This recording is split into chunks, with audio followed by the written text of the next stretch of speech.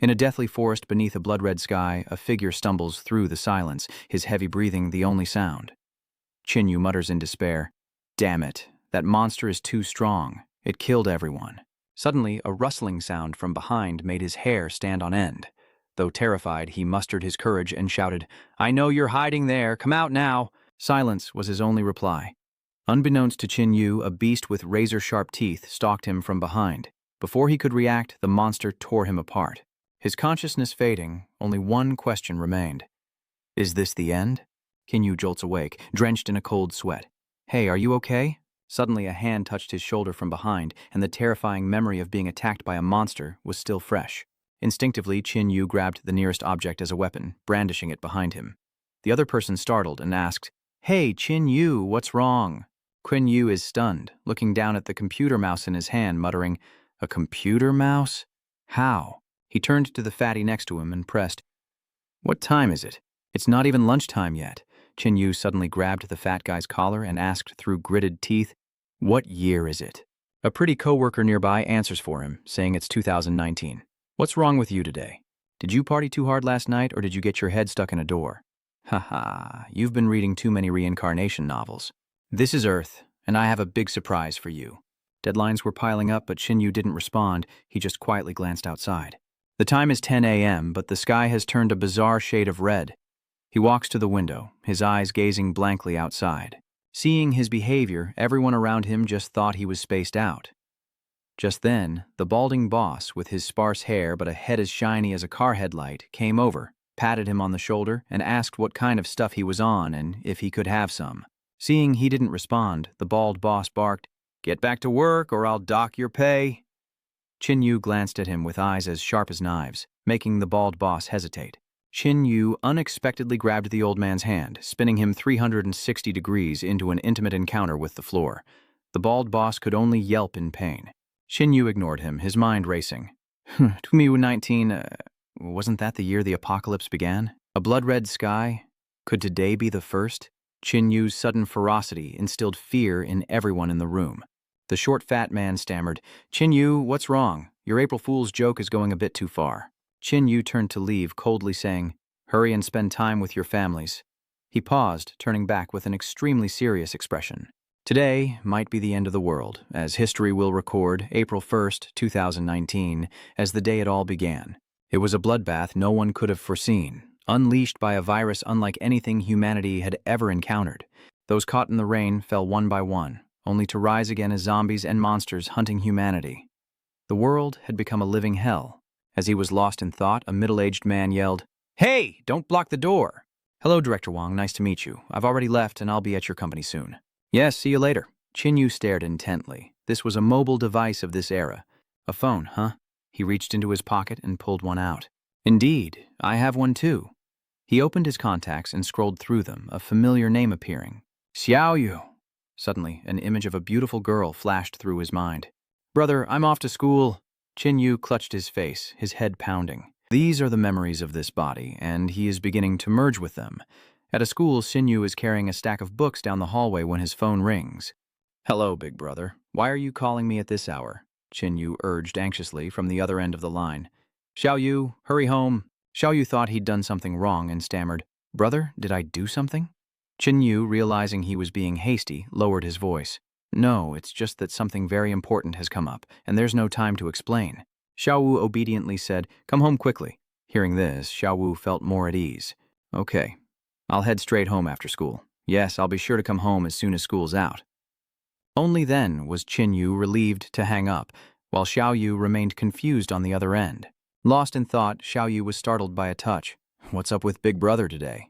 She turned and asked, "Xiaoting, what's wrong?" Xiaoting, her face flushed with fever, hugged her friend. "It must be the rain this morning. I think I caught a cold." Xiaoyu checked. "You're burning up. I'll take you to the infirmary." Chinyu looked up at the sky. The blood rain was coming, and he had to prepare quickly. Food is the priority, and he rushes into the supermarket, quickly filling a basket with food and water, then weapons. He picks up an iron rod and tests it. This will have to do. Chinyu closed his eyes, recalling the past. Back then, he was like most people, possessing the power of a mutant but still unable to withstand a single blow from zombies and monsters. He had been forced to watch his loved ones and comrades slaughtered one by one, until he too fell to the claws of monsters. But heaven has granted me a second chance, reborn 100 years before the apocalypse. This time I must grow stronger before our enemies do. This time I'll use my power to protect my comrades and loved ones. Outside, the streets are already growing restless.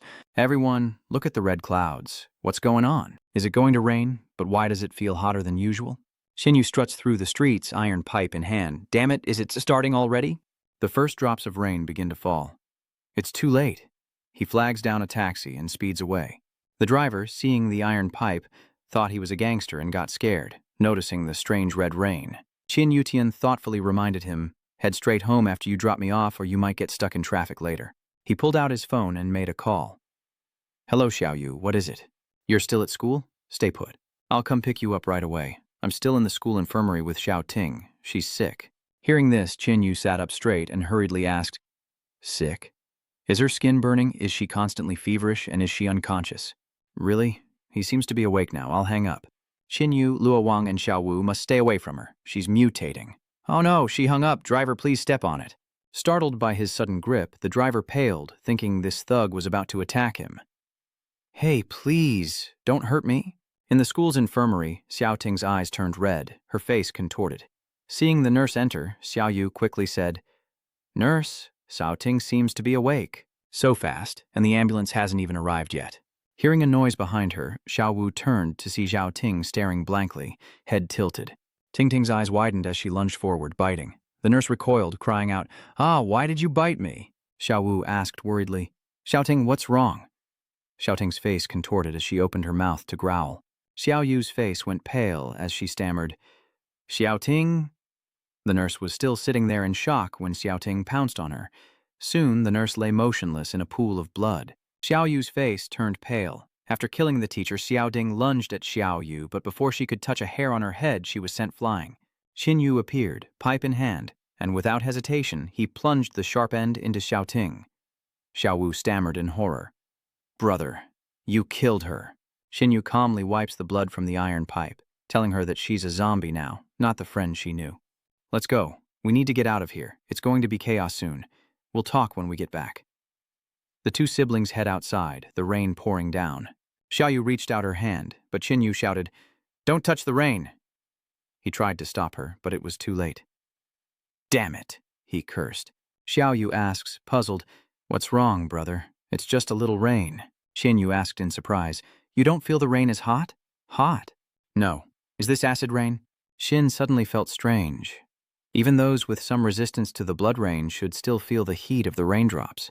Qinyu, out of nowhere, produced 2 raincoats and said, "Don't worry about it for now. Just put this on and try not to get wet."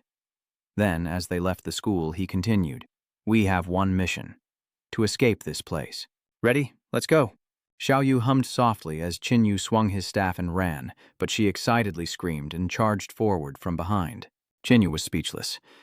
Every side has its liabilities. He quickly whispered, "Shh, don't shout." Xiaoyu, realizing her slip-up, quickly covers her mouth as chaos erupts outside, and the rain pours down relentlessly.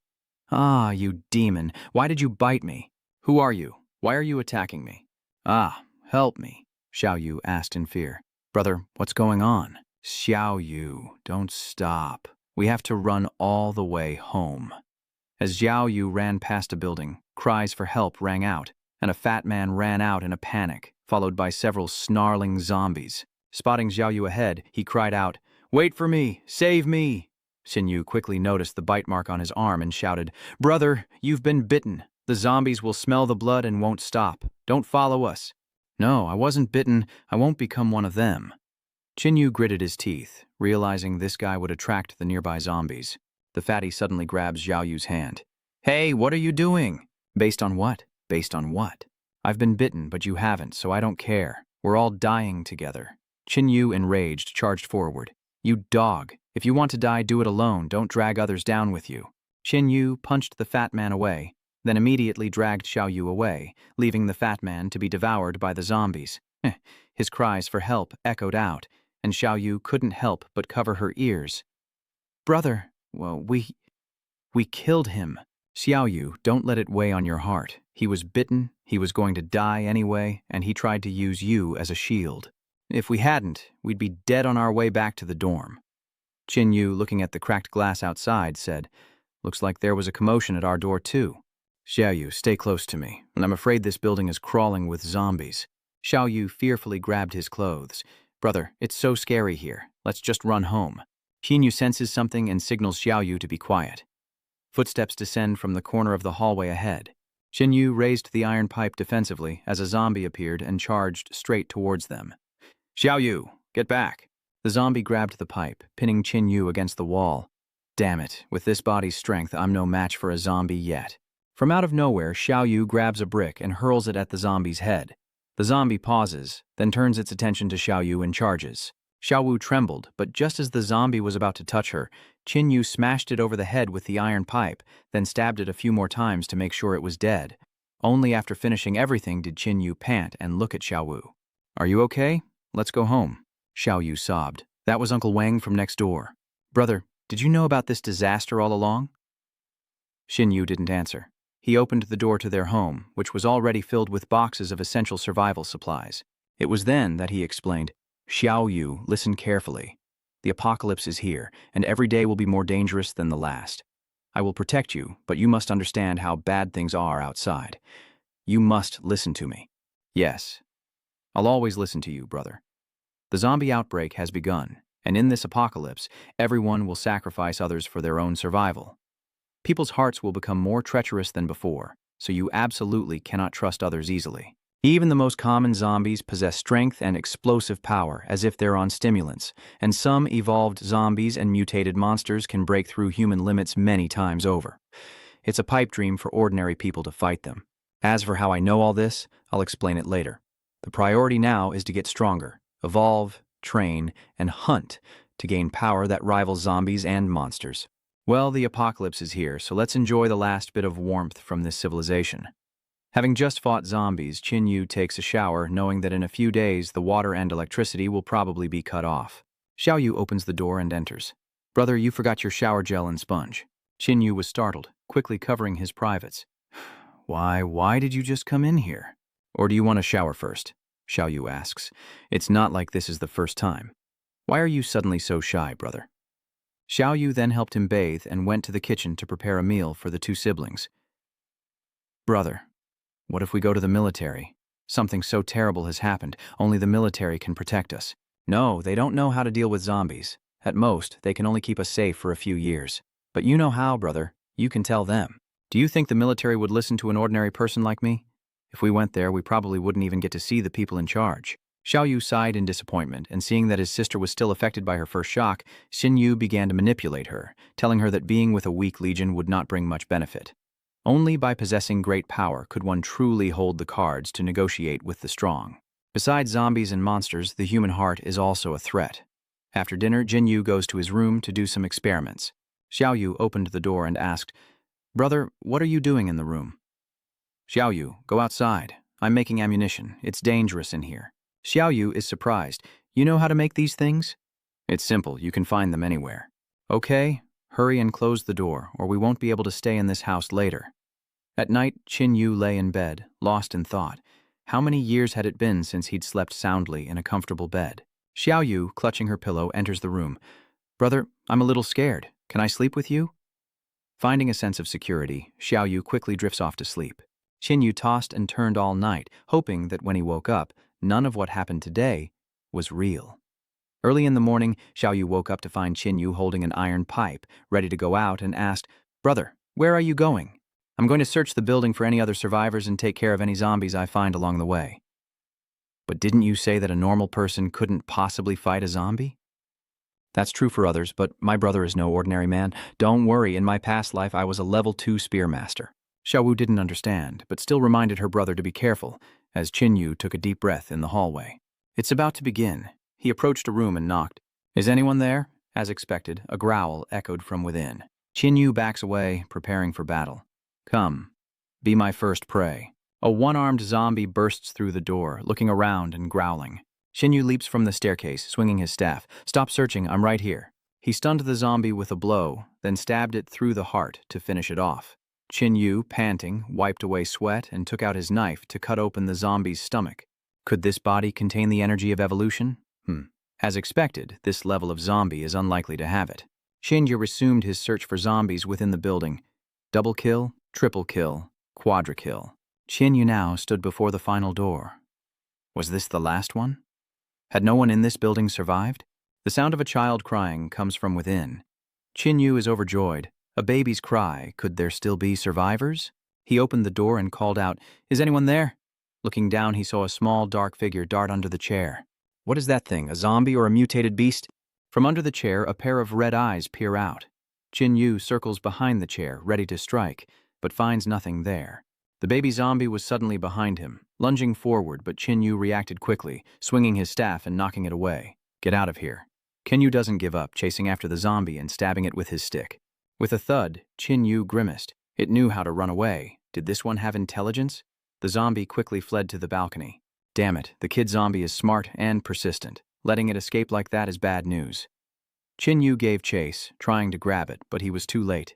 It turned to Shinju with a provocative look. His face darkened. Damn, it got away. With a splat, the zombie fell from the high-rise into a pile of mush. Shinju's expression was priceless. After all, it was just a low-level zombie, and he'd overestimated it. He looked inside the house, pinching his nose at the sight of the two mangled corpses. Looks like the child's guardian was eaten alive like this. He checks the kitchen for anything useful. As evening fell, Shinju returned home with 2 large bags. "Xiaoyu, I'm back." Xiaoyu rushed out of the kitchen. "Brother, where did you get all this?" "Our building has no other survivors, and there are plenty of supplies, so I need to make a few more trips." "You want to shower again, brother?" "Oh no, I just want to shower, don't get the wrong idea." The next morning, as Shinju stood on the balcony, Xiaoyu woke up and asked, "Are you going out again today?" "That's right, I need to become an evolved being within 3 days, and also find some food to stockpile." Xiaoyu gets up and says, "I want to go too, but it's too dangerous. With your current strength and survival skills, it'll be hard to survive." Seeing his sister's gloomy face, Shinju patted her head, comforting her. "Don't worry. When I'm strong enough to protect you completely, I'll take you out with me." "Yes. Be careful out there, brother." Outside on the streets, Shinju hid in a corner, clutching an iron pipe.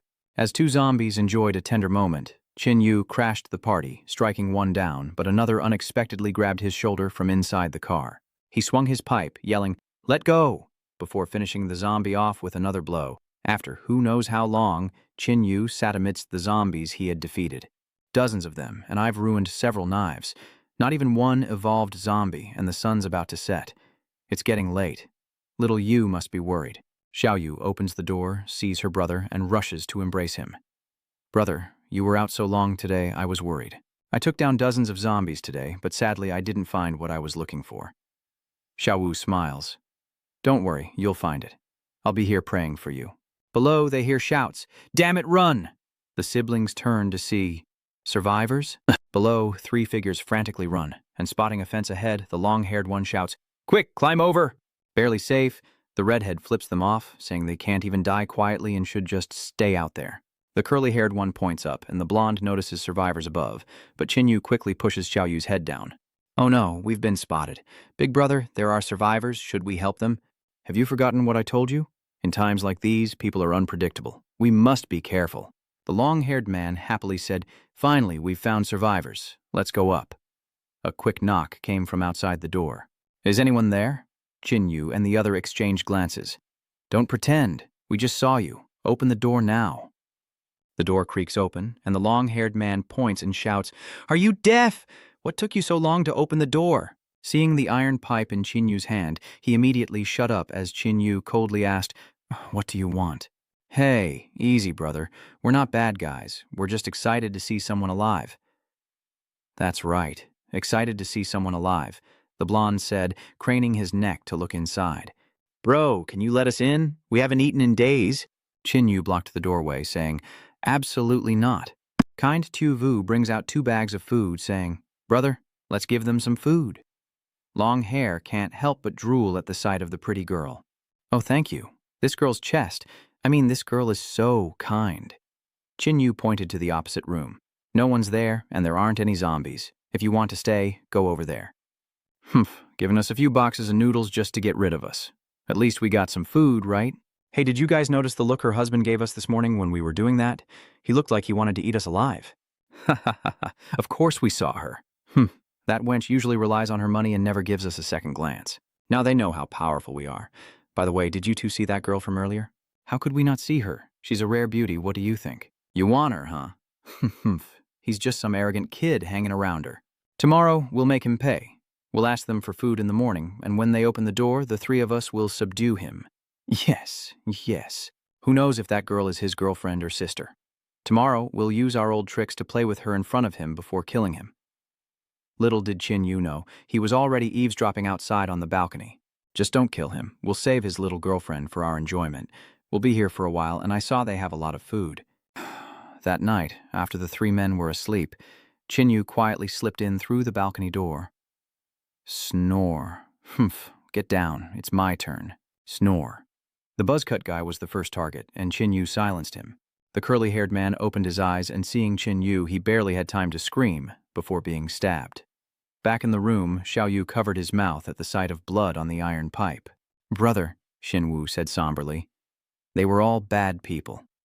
In the days that followed, Xin Yu continued to venture out and destroy the zombies. With a sickening squelch, he retrieves a pellet from the zombie's stomach. How can my luck be this bad? He's killed over 100 zombies, but they're all low-level. Hasn't even found one that's evolved. Is it because the outbreak is too recent to create evolutionary energy? He glanced at the building ahead, realizing he'd unknowingly arrived at a supermarket, a perfect place to scavenge for supplies. In the distance, a noise drew Qin Yu's curiosity, and he rushed towards the sound. Before him stood a monster resembling a giant lizard. A mutated beast? Perfect. It looks to be about 60 or 70 pounds. It might have evolution energy. This mutated beast is a bit dangerous with my current strength, but I should be fine if I'm careful. He stealthily followed the beast into the supermarket, but his face fell when he saw the mutated creature from before get flung out, and a massive hand reached out from within, trying to grab it. The beast quickly detached its tail to escape, prompting the monster inside to roar. Qin Yu was secretly horrified. What was in that supermarket?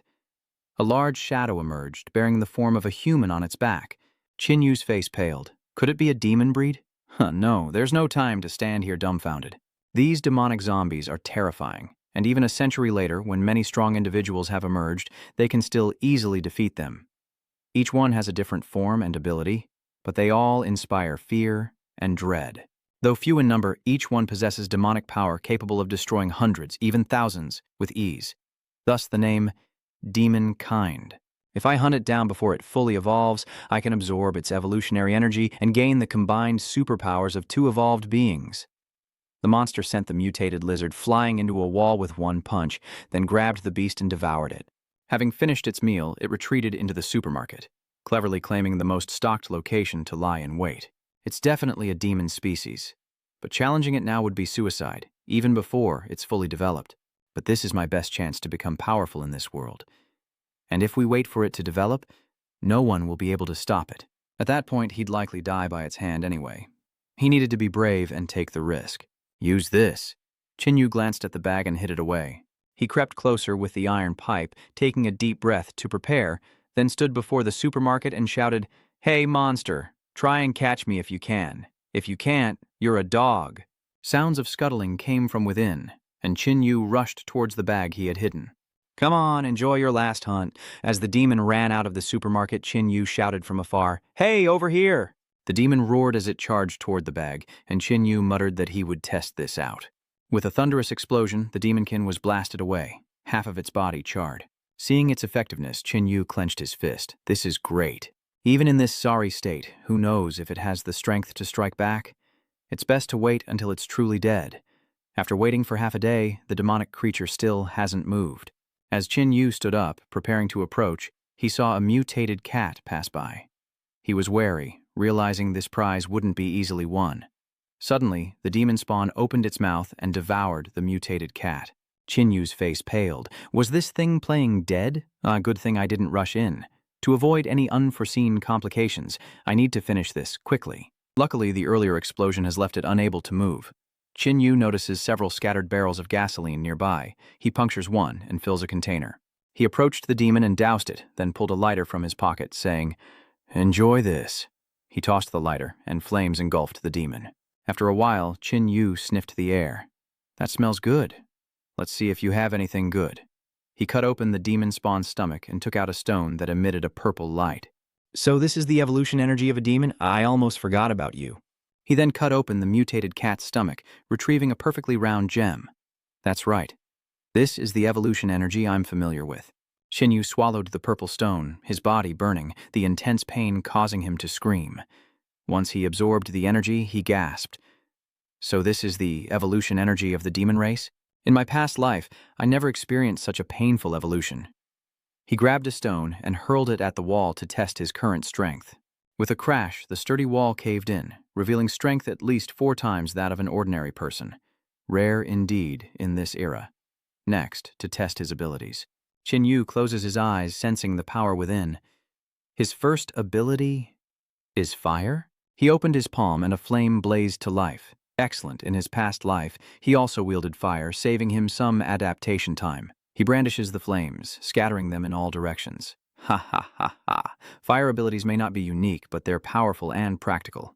Min was very pleased as Qin Yu closed his eyes again to feel his power. As for the second ability, oh, this is strange. Let's try it on something. Qin Yu channeled the ability into a rock, and his eyes widened in surprise. The power to copy? I'm not sure about this ability, but there's no doubt about it. This is an incredibly rare ability, and it seems the copying power can only be used once on the same object. If he can copy the stone, what about the evolution energy? He can copy that too. He swallowed 2 evolution stones to test their effect, then created another copy. As expected, the effect doubled. This ability is stronger than he anticipated. There are zombies approaching from behind. Are they drawn to the demon's presence? Let's try an even bolder idea. Qin Yu uses his copy ability to create a clone. Heavens, it actually worked, but the zombies are closing in. Qin Yu rushes forward, and with a knowing glance, one uses their staff to vault the other into the air. Qin Yu uses his fire ability to heat up the iron rod, bringing it down in a fiery strike. The zombies are incinerated, and he's thrilled by this newfound power. The two exchange a look and say in unison, "We can't live with 2 forms like this. We have to see if this copying ability can erase it." One of them gradually returns to normal, proving his worries were unfounded. This ability can be erased. Qin Yu suddenly clutches his chest, realizing his body must endure twice the strain. Times have changed. These zombies carry evolution energy, perfect for Xiaoyu. As soon as he returned home, Xiaoyu ran out and happily hugged him. "Brother, you're late again. I was so worried." "Don't worry, I'm not the same person I was before, and I won't let you worry anymore. If I'm gone for that long again, I'll definitely take you with me, no matter what." He then took an evolution energy orb from his pocket and handed it to Xiaoyu, saying, "Eat this, and you'll become an evolved being, too." Xiaoyu takes it with both hands, muttering, "An evolved human?" "That's right. As an evolved human, low-level zombies won't pose a threat to you." Xiaoyu swallows it without hesitation. "How does it feel? Do you feel anything?" "Well, it would probably taste better with some sugar." Qin Yu dejectedly covered his face. "Who asked you that? I mean, do you feel like it's a source of power erupting?" "A surge of power, nope." Qin Yu scratched his head, puzzled. "Eating evolution energy will make you an evolved human. How about you try this? Try eating this with some sugar. Still nothing?" Xiao Wu replied blankly, "Nope. This is beyond my understanding. Even consuming 2 sources of evolutionary energy yields no reaction. This has never happened before." Xiao Wu is a little sad. "Brother, is this thing very precious? It's a waste to let me eat it if it has no effect." Qin Yu reassured her, "It's okay. For us now, this isn't precious, so don't blame yourself. It wasn't just a little bit, but Xiaoyu didn't feel anything special. I just feel like this stuff is so delicious and it's so satisfying to eat." "Satisfying, huh?" Xiaoyu gestures excitedly as she speaks. "Yes, it feels so good to eat, I just want to keep eating." Qin Yu tapped his finger on the table, lost in thought. "Let me think. Perhaps it's because your potential is so great that you need to eat a lot to become an evolved being.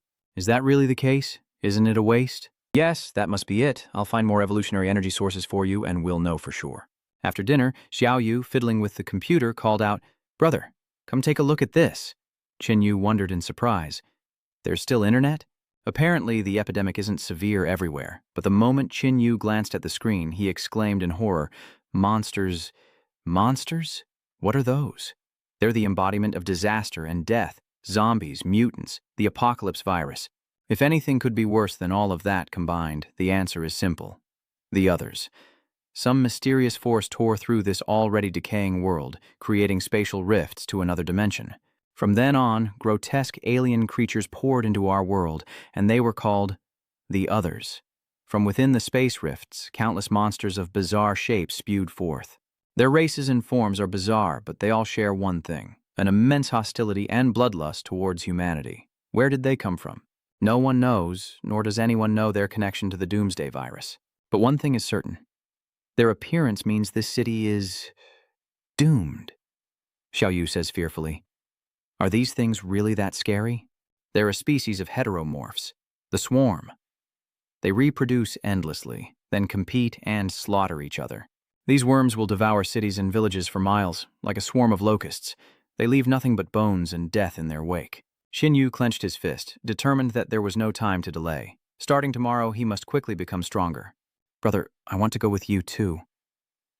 Xinyu looked at his sister, his eyes filled with determination. All right, it's time for you to adapt to this apocalyptic life. 2 days later, 2 charred zombie corpses lay sprawled before Xinyu. From behind, Xiaoyu's voice rang out with admiration. You're amazing, brother. Xinyu looked at the 2 corpses. Here you go. The zombies were getting stronger. He cuts open the zombie's stomach with his knife, retrieving an energy stone. His eyes light up. Yes, this one has a very high-quality color. He quickly copies the stone and feeds it to Xiaoyu. 10 in total with these 2. How does it feel? Do you feel anything? Xiaoyu closed her eyes for a moment, then exclaimed. Yes, I can feel it now. Xinwu hurriedly pressed him. Do you feel it? What does it feel like? Excited, Xiaoyu throws a punch, feeling like she could kill a pig with one blow. Hearing this, Xinyu reminded her that as an evolved human, her physical abilities and reactions would be far superior to those of ordinary people. Try to sense it again. Perhaps you have other special abilities? Special. Hearing her brother's words, Xiaoyu focused her senses, her eyes subtly changing. It was as he said. She couldn't explain it, but there was a feeling that she could make things stronger. Xinyu was stunned. Could it be enhancement? He picked up a brick, broke it in half, and handed it to his sister. If it really is enhancement, then this is great. Let's see you enhance this with your power. Xiaoyu focuses her power into half of the brick. Okay, here you go. Xinyu took the other half of the brick, the one that wasn't enhanced, and easily crushed it. See, I can easily crush the brick that you didn't enhance. Now, he'll try the other half that she enhanced, with Xiaoyu by his side. Go, second brother. Qinyu's giving it his all. Wow, this is hard. This half anyway. With a crash, the reinforced brick shattered, and Xiaoyu cheered with delight. Ah, it worked. Xinwu laughed. That's right, it's enhancement. Xiaoyu, it seems you've become a top-tier evolved human. Really? Am I that strong?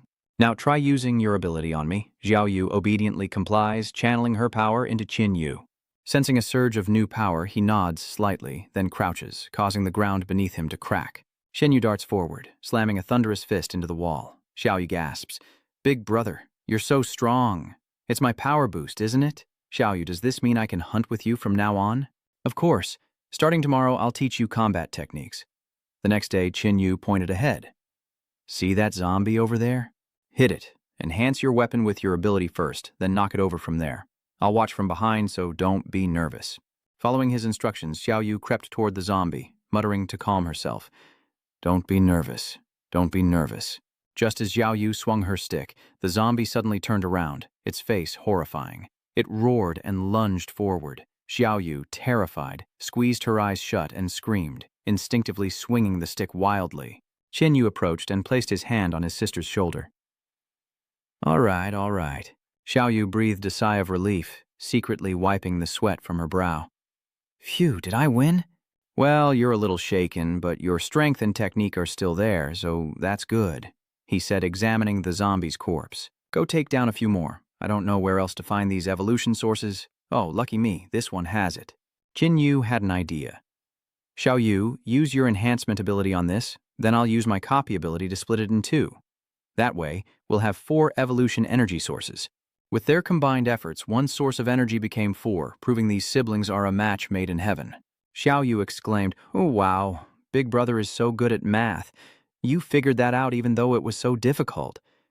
After a moment, Xinyu nodded in satisfaction. His hunch was right. Though copied, the enhanced evolutionary energy is nearly twice as effective. At this rate, he might even gain a new ability. Xinyu was surprised, really. He suddenly recalled Xiaoyu's unusual behavior. From not being afraid of the hot blood rain? No. Is this acid rain? And what's with this strange craving for evolutionary energy, this overflowing power? I don't feel anything at all. Is this a good thing or a bad thing? How will Xiaoyu change in the future? Lost in thought, they were startled by the sound of gunfire.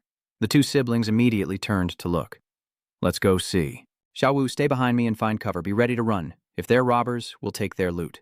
Nearby, a group of soldiers is being surrounded by zombies. Captain, we just fought them off and these zombies won't be taken down with just a few shots. Little Zhang, don't you get it? The higher-ups want to get rid of our captain. Why else would they only send 4 of us to rescue General Li? Even if we complete it, we'll be punished if we fail. Still, that's better than dying here as zombie bait. I'm almost out of ammo. That's right, Captain. Even if we're lucky enough to defeat these zombies, there will be more. This mission is impossible and your exceptional skills have been sabotaged. In my opinion, the 4 of us should quickly find another place to survive. Why didn't I think of what you guys said? But with just the 4 of us, a soldier cried out, seeing people on the other side, the Qin Yu brothers, looking down from above. Are they soldiers? The zombies seem to sense something, changing targets and rushing towards Qin Yu. Why are all the zombies rushing towards us? Do our powers have some kind of magnetic pull on them? Captain, while those 2 are drawing the zombies' attention, we should retreat. How can you even say that? Are you even a soldier? On my command, use all firepower. Even if we run out of ammo, we must save those 2 civilians. Little you, enhance me. Stay here and protect yourself. I'll take care of these small fries. Be careful, big brother. An explosion rocks the area, leaving the soldiers speechless. Could this be the legendary ancient martial artist? Even ancient martial artists couldn't take down that many zombies so quickly. After dealing with the small fry, the Qin brothers approached the soldiers. Hello, we're soldiers dispatched on a mission. I'm Captain Lin Feng. Lin Feng, are you a martial artist? That was close, thank you so much. Ancient martial artists are the pinnacle of human strength. They possess extraordinary skills, the potential for extreme cultivation, and an unwavering will. They don't even need to evolve to stand against the terrifying zombies. Some possess skills so advanced they put even the evolved to shame, compensating for their physical shortcomings. Xin Yu replied, I'm not a martial artist. With your skills, why not join the army? You'd surely go far. I'm not one for constraints. Forget about the army, but thanks for the thought. That's a pity. If you don't want to join, we'll be going now. If you ever need help, I'll be there for you. After they left, Xiaoyu asked curiously, Brother, before, when we met survivors, you couldn't wait to defeat them, so why do you respect this Lin Feng now? You recognized him. Qin Yu suddenly recalled something from the past. Why is there a statue here? It's of Lin Feng, a rare S-rank evolver during the darkest times, who possessed great power and fought to help the weak, ultimately dying in a battle in the Black Forest, becoming a martyr revered by later generations.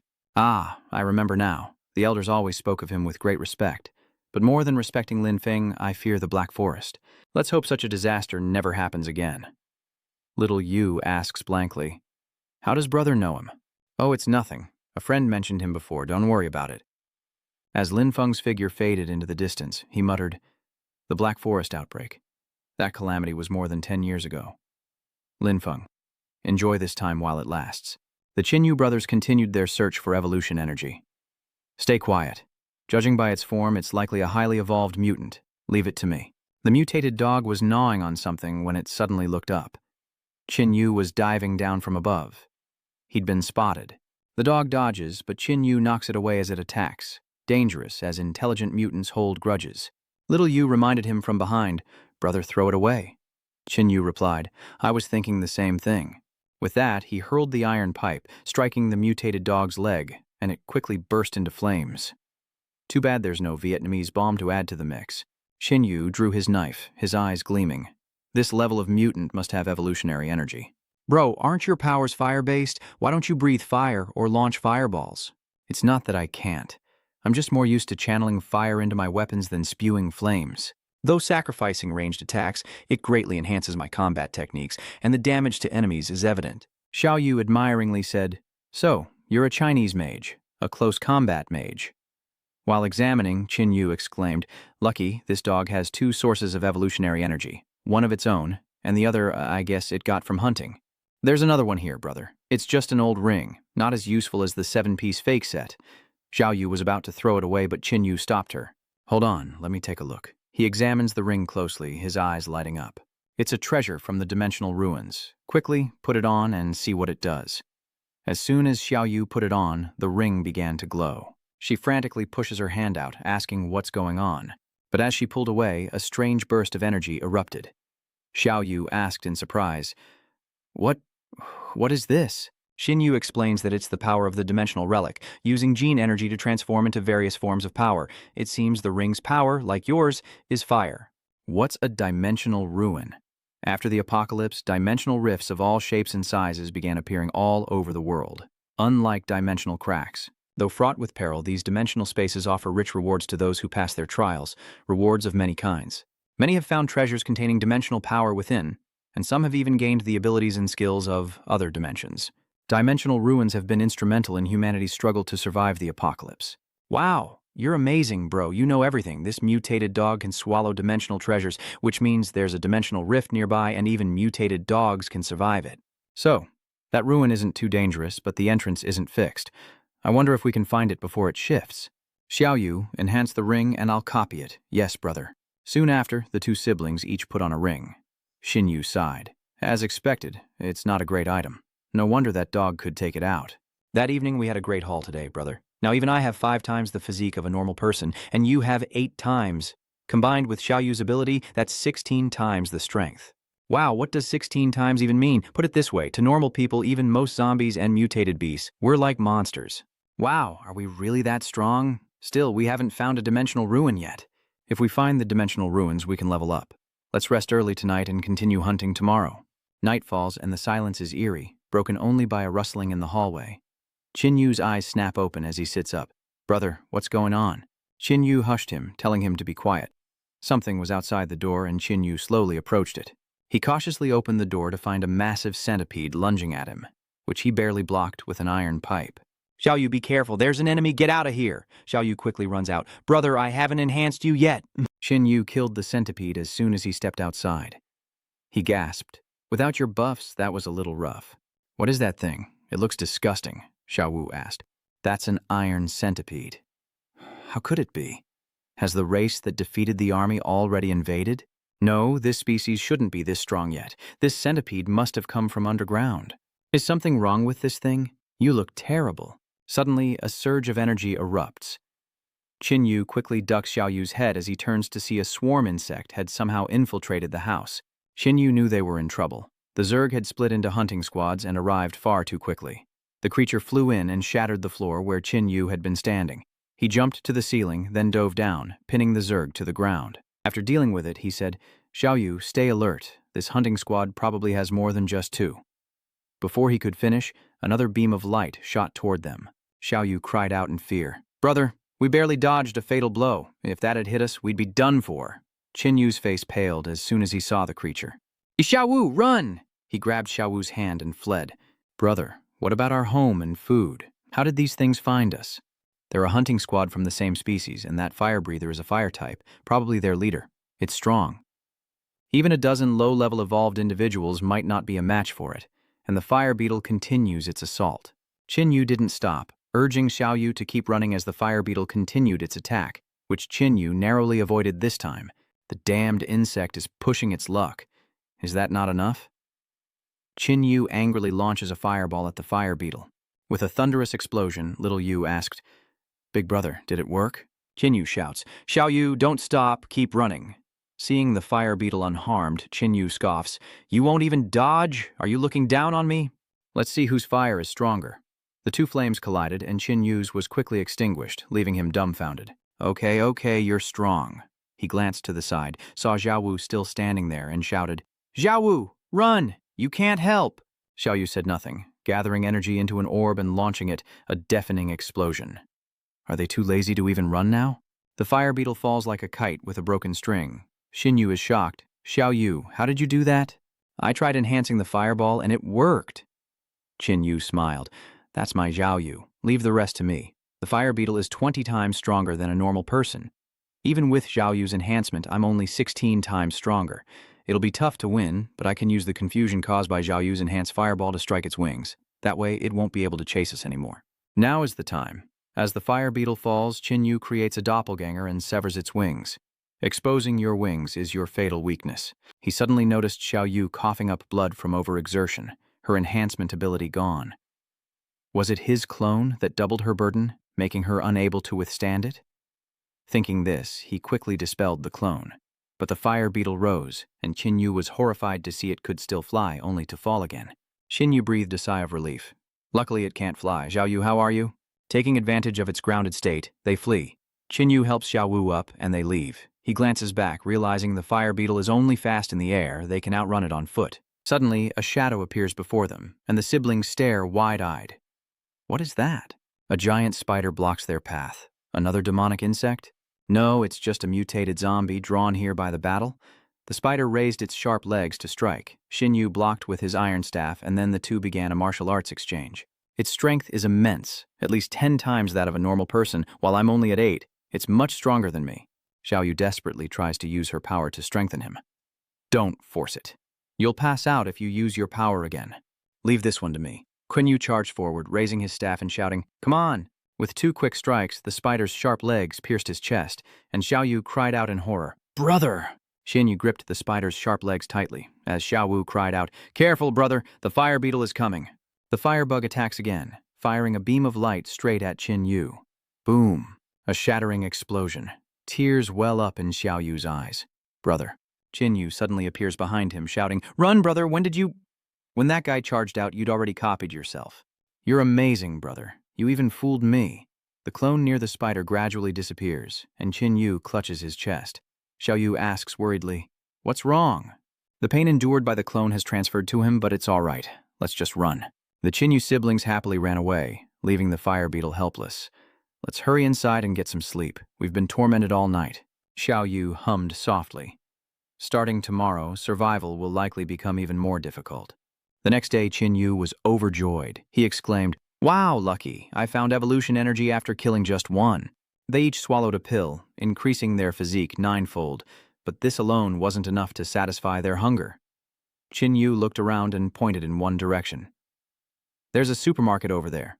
Perfect. As they approached the supermarket, they overheard someone say, "Hey, Zhangfeng, what are you so afraid of? I've got it pinned. Hurry up." Good grief. What a useless coward. Qin Yu paused, saying, "There are people inside. Go in first and be careful." "Zhang Feng, you little brat, I can't hold on much longer. If I die here today, it's your fault," Zhang Feng stammered. I'm sorry, it's not my fault." Oh no, the zombie threw Ding away. He crashed into a nearby shelf, knocking it over, and Zhang Feng was pinned, unable to move. The zombie lunges, ready to tear them apart. "We're done for. Zhang Feng is trapped under the shelf." "Ha! Help me. Help me." Suddenly, the zombie is struck in the head with a stick, and Xiaona is seen behind it, trembling and holding the handle. Enraged, the zombie lunges at Xiaona as the others scream in terror. Just then, Qin Yu rushed over, grabbed the zombie's head and slammed it into the floor, crushing it. With that done, he reached out his hand to Xiaona. "Get up," Xiaona stammered. "Thank you." Tiovu recognized her and called out, "Tiona? Tiovu, is that you?" Xiao Yu never expected to meet his good friend here. "Second brother, this is Xiao Na, my best friend from school." Xiaona said shyly, "Thank you for saving me." Qin Yu found the girl familiar, then remembered. They were surrounded. What now? There were too many zombies of this level to break through. Damn it, am I going to die here? Suddenly, the zombies are sliced apart. What's going on? That woman is incredibly strong. Seeing her brother staring blankly, Xiao Yu shook him. "Hey, why are you staring at her?" "Oh, it was nothing," Ding hummed as he walked over. "My friend, you're incredibly skilled. Thank you for what you did back there. Is Xiaona hurt?" "Uncle Liu, I'm fine. Don't worry." Zhang Feng, feeling ignored, quickly added, "Could you all help me out of here before we talk?" Qin Yu stepped forward and swept the shelf aside, as Zhang Feng finally stood up and said, "No, thank you so much for that. It truly was a damsel saving her hero." Ding scoffed. "Please, your cowardly behavior hardly makes you a hero. A dog would have done better. Uncle Liu says, the 4 of us have weapons. Taking down one zombie shouldn't be a problem. Zhang Feng, you almost got us all killed, you know that?" Zhang Feng deflects, saying, "Didn't this kid act in time? No one got hurt. Besides, it was my first time. Why did you assign me the finishing blow?" Uncle Liu retorted, "My command plan seized the opportunity." Xiaonan risked his life as bait, controlling the zombies from behind. What can you even do? Our strategy has already killed several zombies, but you're the problem, endangering everyone, and you're still making excuses. Okay, I was wrong, all right? He then noticed the beautiful Xiao Yu still standing there and quickly struck up a conversation saying, "You must be Qin Xiao Yu, right? My name is Zhang Feng, the high school heartthrob of number 2 high. You must have heard of me. I've certainly heard of you. Haha, so it's Senior Zhang. I've heard the rumors. Suddenly, a rustling sound echoed, startling everyone. A noise. Are there still zombies? But it was Qin Yu, eating. This guy must have been starving. Is everyone else hungry? Let's grab a bite, then head back to the outpost. Little Na asked softly. Xiao Wu, how come your brother is nothing like you? Xiao Wu replied. Well, we're not blood-related. What's this? You've taken a liking to my second brother? Xiaona blushed, wondering when this little brat started joking around like this. After they were full, Uncle Lu and the others took the supplies and returned to the camp. This is it. Everyone's back. Xin Yu looked around, realizing the shelter was full of the elderly and disabled, their fighting strength weak. No wonder a girl like Xiao Na had to scavenge for food. At this rate, these people will have a hard time surviving. Xiaona runs to her grandfather. Are you hungry? We found a lot of food this time. Cough, cough. Xiaona, it's dangerous out there. You must be careful. Uncle Liu called out, everyone must be hungry, right?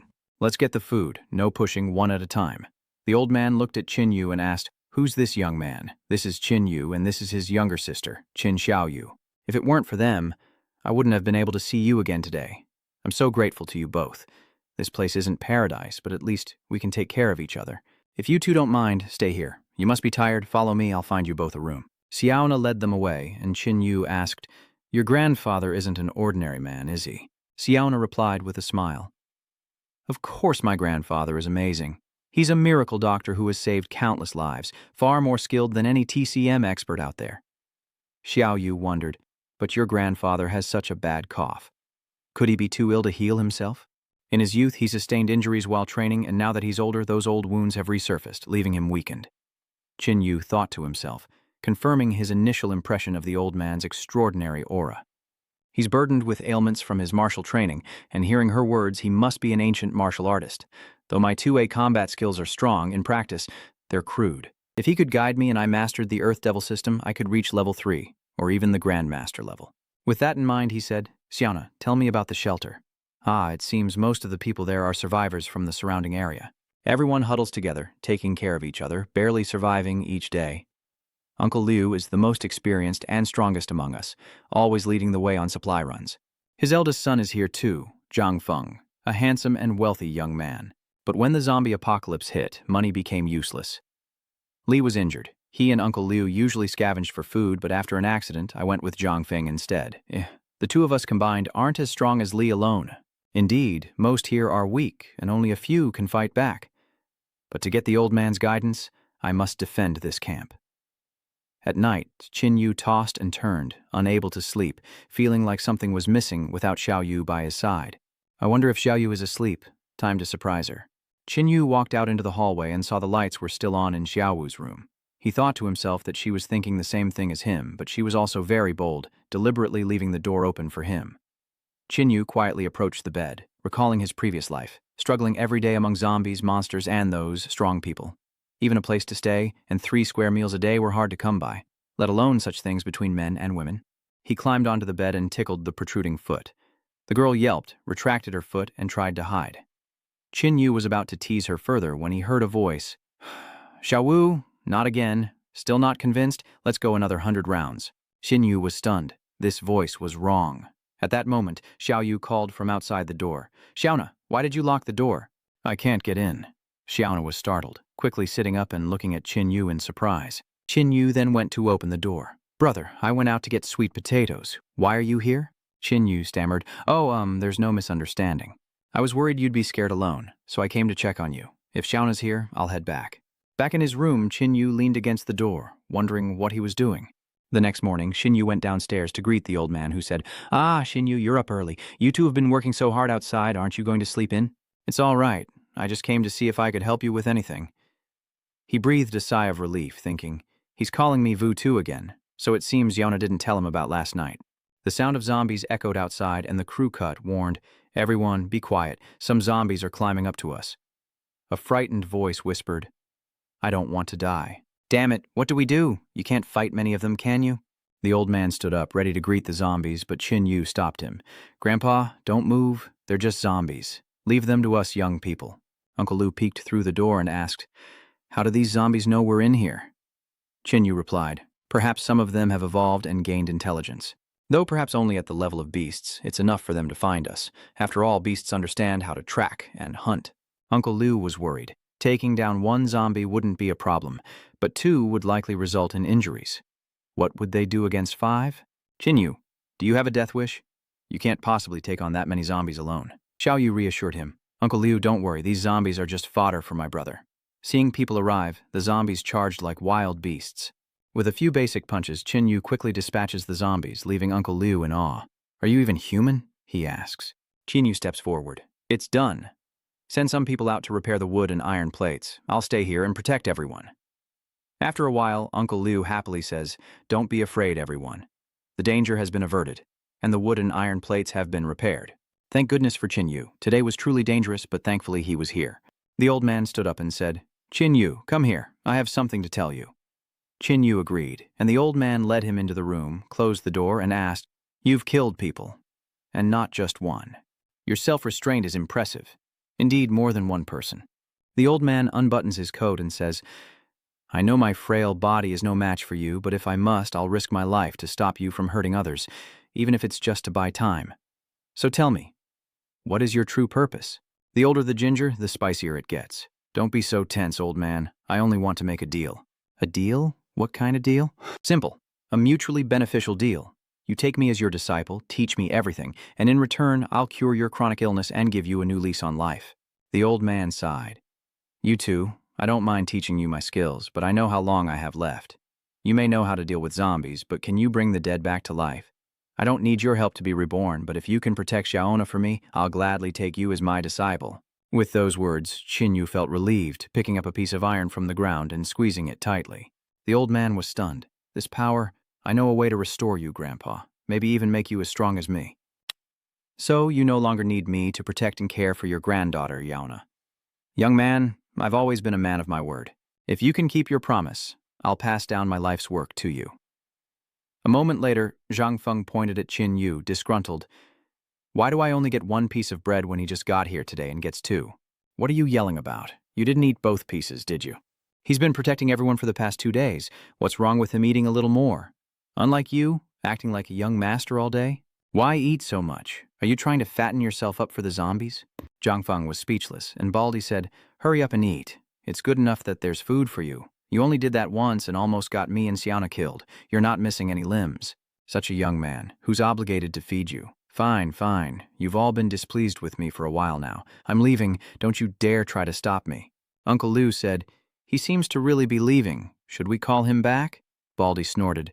He's not going anywhere. He'll come crawling back later. His father wasn't a good man either, a nouveau riche who often incurred debts of affection and money.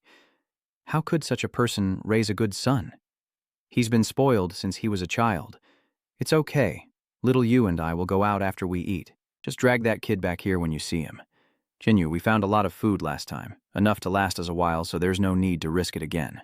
Xiaoyu said, Uncle, don't worry. My brother and I are strong. Those zombies can't do anything to us. As soon as the 2 siblings went outside, Xiaoyu asked him, Whose body feels better to touch, mine or Sioana's? Qin Yu quickly explained, That's not it. I even told you, who knew I'd end up sleeping in the same bed as her? Xiaoyu scoffed, turning his head away. I'll let it slide this time. But next time I catch you sneaking around, I won't forgive you. Qin Yu's face darkened as he asked, Sneaking around? Where did you learn that term? Outside, the siblings questioned each zombie they encountered. Not this one either, nor these 2. Looks like we're off to a bad start today. Xiaoyu sniffs and says, Brother, did you drop a bomb? Why does it smell so weird?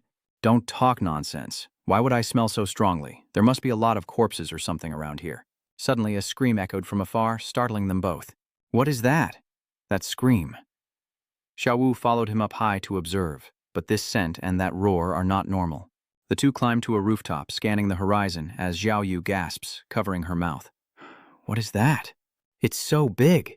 In the distance, a massive creature resembling a dragon from Legends.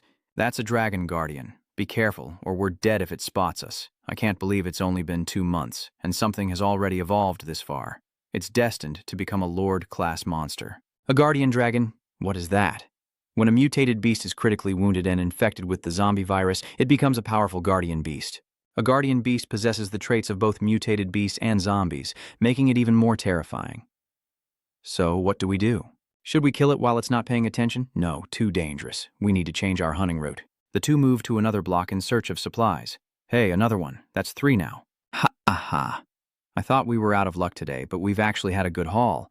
Tu Vu, looking a little tired, suggested, let's take a break. After hunting for so long, let's rest inside and see if there's any food. While eating noodles, Xinyu mused, it's too quiet around here. We must have killed all the zombies. Impossible. We only killed 70 or 80 this morning, and don't forget, we're evolved. With our heightened senses, we'd feel any zombie activity within a kilometer.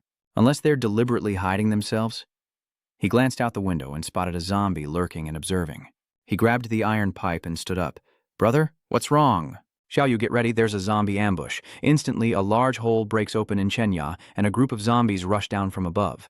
Xinyu quickly takes one down, urgently ordering, quickly use the evolutionary energy. Leave one for the old man. We'll use the rest. After a brief fight, the wall explodes and Xinyu bursts through. He scanned the surroundings as more zombies lunged from above. Xiaoyu, run! We've been ambushed.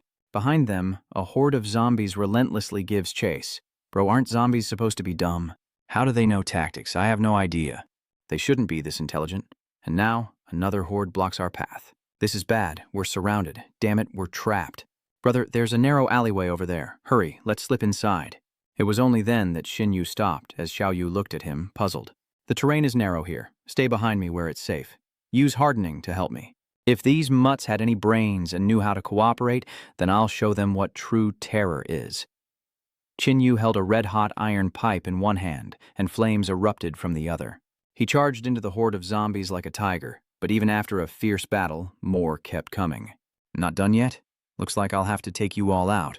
Xiaoyu pointed upwards, shouting, Brother, look up there! There are 3 zombies observing us from the rooftop of a nearby building. You were right, zombies with combat abilities. It must be those guys up there. You have to stick close to me. We're going to find those 3 and settle the score. Xinyu smashed through the wall and led Xiaowu to the opposite building. As they entered, Xinyu blocked the stairs. Go on up. I'll destroy the stairs so they can't follow. With one swing, the staircase below collapses, and Xiaoyu sticks out her tongue, taunting the zombies. They're piling on top of each other to make a staircase. Xiaoyu exclaims, Look, they know how to make a human staircase. Never mind them, let's go up and deal with those 3. They'll scatter like sand, nothing to worry about. The 2 of them open the door to find 3 zombies waiting for them. Be careful. If I'm not mistaken, the zombie in the middle controls the others, including the 2 beside it. So, the zombies below are cooperating because it's controlling them? That's right, it's in control. Controlling so many zombies, this one might be even stronger than I was after my enhancement. The bald zombie pointed forward, and the red zombie charged, spitting a fireball. Xiaoyu instructs, Second brother, use your fire against it. The 2 flames collide, and the blue zombie seizes the opportunity to attack, forcing Xinyu to raise his staff in defense. Seeing Xinwu struggle, Xiaowu used her ring to unleash a fire blast, knocking the green zombie away. Stay away from him.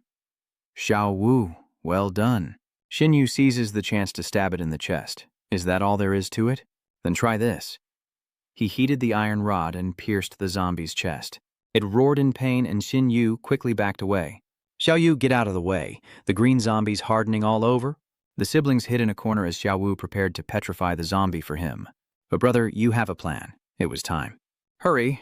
As the 2 zombies searched for Xinyu, they heard his voice from behind. Hey, where do you think you're looking? Come here, you mongrels. Instantly, the 2 zombies seized control of him, and the bald zombie thought he had it in the bag.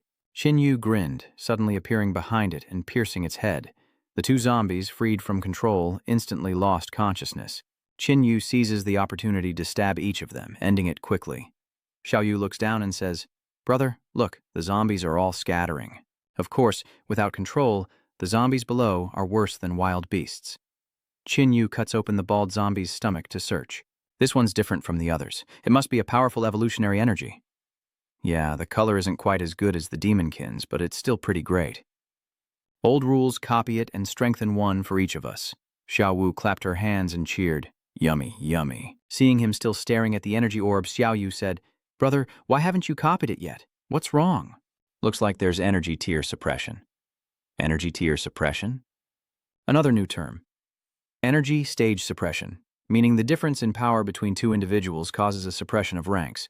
Simply put, if my energy level surpasses yours, your enhancements on me will be greatly weakened. Similarly, this evolved being's energy level is far above mine, so copying it will take a lot of effort. So, that big-headed guy is even stronger than we thought. just like I guessed. It's just that his power is quite special. It can't increase his own combat ability, and his luck is bad. We only encountered one ice and one fire type. Their abilities are just a little strong. I'm guessing it controlled the zombies to attack us in order to defeat us, then control our bodies and expand its zombie army. Looks like it'll take us a while to copy and enhance this. After a long moment, whoosh, finally done. I wonder how much it'll boost us. Chinyu stuffed it down, and his body cramped up again. After a moment, he exhaled. He could feel that his current strength was 15 or 16 times that of an ordinary person. Why do you always make such a big deal out of eating these things? Little you, don't you feel anything? No, I feel much stronger, like 12 or 13 times stronger, but why would I roar just because of that? Why would I need to roar? Don't you see me roar every time? That's why I say you're overreacting. The two siblings continue on their way. During our hunting trips these past few days, we've had great success, both growing stronger and finding evolution energy for the old man, which could give him a new lease on life, so I won't feel guilty about learning kung fu from him. Xiaoyu stretched. I'm exhausted. Let's go back and eat a lot more. And then eat some more. In this apocalypse, everyone's starving, and you're getting plumper. Xiaoyu, fuming, punches him. I'm not fat. Xinyu said with a bit of pain. Xiaoyu, your physique is now 12 or 13 times stronger. That punch... Xiaoyu suddenly looks in one direction, sensing something is wrong. Yes, I can smell fresh blood too. That's our shelter up ahead. It couldn't have been zombies, could it? Rushing back, they find everyone lying motionless on the ground, and Xiaoyu cries out in shock. What happened? Why?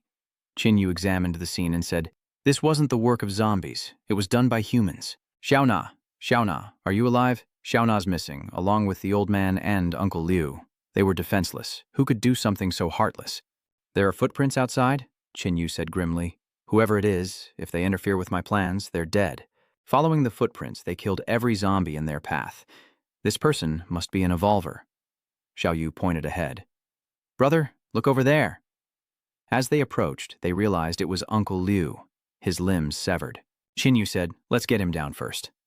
They helped Uncle Liu down. Uncle Liu, tell me, who did this? That beast? Was it the ingrate Zhang Feng? Yes, it was him. I will avenge you all. Uncle Liu struggled to say, Please, do me one last favor. End my life, and set me free. Qinyu agreed as Xiaoyu covered her mouth, sobbing. Thank you. Why Zhang Feng? Does he have what it takes to do something like this? Unless he also became an evolved being. Zhang Feng either has the power to attack zombies, or he met someone who helped him evolve, or he evolved on his own. Xiaoyu is shocked. Self-awakening? Yes, I think that's more likely. Some people, when faced with danger and hardship, have their potential unlocked, awakening as evolved beings. Outside a building, 3 men stand guard. Ugh, I'm exhausted. Be careful. The new leader will have your head if he sees you slacking.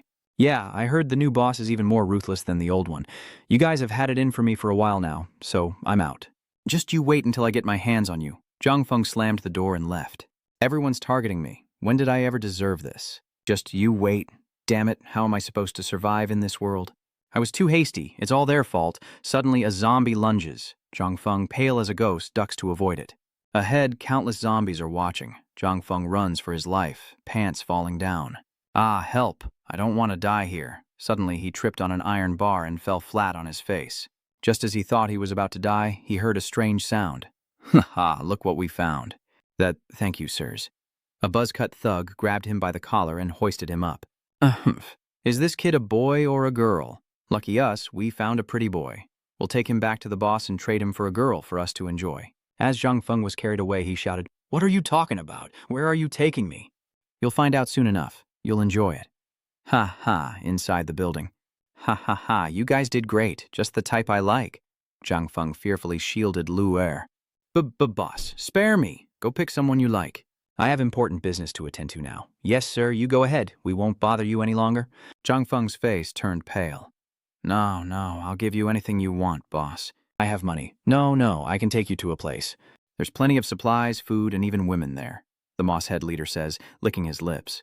I have no interest in those beauties. I only want you. Zhang Feng moaned in response. After an unknown amount of time, Moss Head pulled up his pants and said, Little Feng, you've given me unprecedented joy. I will cherish you, and from now on you are my personal male concubine. Yes, master, I'll be obedient, but you can't betray me. Especially with those women. I won't allow you to even look at them, so I have to find a way to completely cut off your interest in women. Realizing what was about to happen, Zhang Feng cried out in horror, "You don't mean to—" Mosshead pulled out a knife and called for a doctor to stop the bleeding. "I must castrate my male concubine." "Please, master. I promise to be obedient and forget about women." "No, please." And with that, the songbird sang no more. Zhang Feng's miserable screams echoed, and after an unknown amount of time, he finally opened his eyes. "Yes, this is my good little treasure." Zhang Feng sat up abruptly, looking down at himself in shock. "I'll cherish you more from now on. You don't need to use that thing." "Crack!" Mosshead exclaimed. What are you doing?" "Why can't I move?" The doctor, sensing danger, tried to flee. "Ah, there's a monster." Zhang Feng raised his hand, and another crack echoed. "Don't kill me. I was only helping you stop the bleeding. He's the one who hurt you." Zhang Feng smiled strangely, holding the moss-covered knife. "You, what do you want? I'm your master. Don't come any closer." Screams echoed out. "Ah, stop, help me." "Where is everyone?" "Ah, please, no, ah, ha." After an unknown amount of time, Zhang Feng stood before the old man and Xiao Na. "I used this knife to cut away pieces of that mongrel's flesh. His life was indeed tenacious, lasting over 2 hours before he died." Xiao Na shouted, A demon, you say? I'm a devil, and you all made me this way. If you hadn't all opposed me, would I have left? Was I to be captured by that bastard, violated by that beast, and fall into this situation?"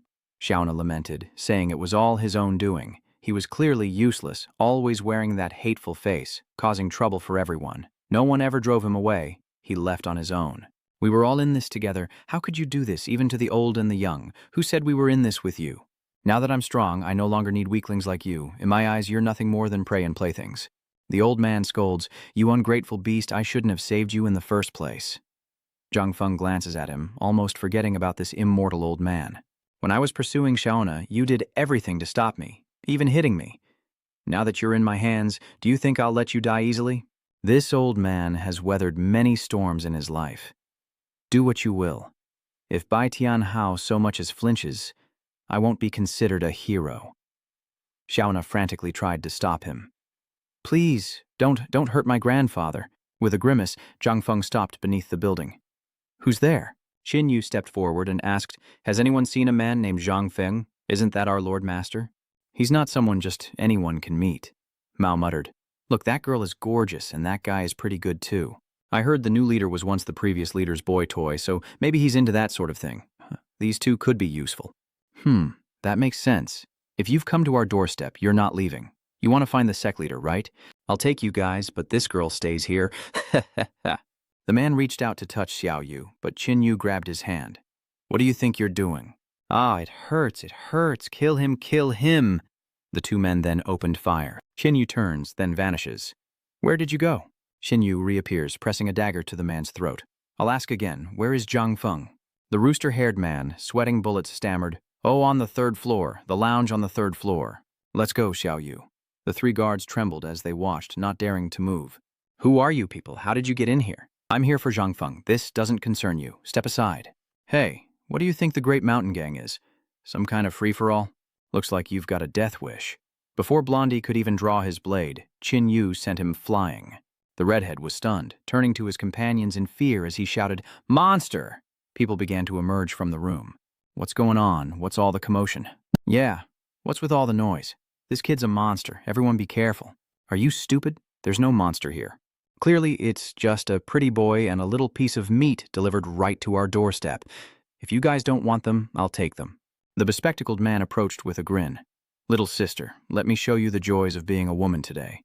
Qin Yu said nothing, slamming his head into the wall. The others were shocked. "Is this kid trying to ambush us? Get him!" Up on the 3rd floor, Xiao Na calls out to her grandfather. "Ha ha, see that? This is your end." Xiao Na cried, looking at her grandfather as Zhang Feng reached out, saying she was next. Xiao Na cried out in pain as the sounds of fighting echoed from outside. Zhang Feng was confused, but soon Qin Yu burst through the door. Zhang Feng was shocked. "It's you guys. How did you get in here?"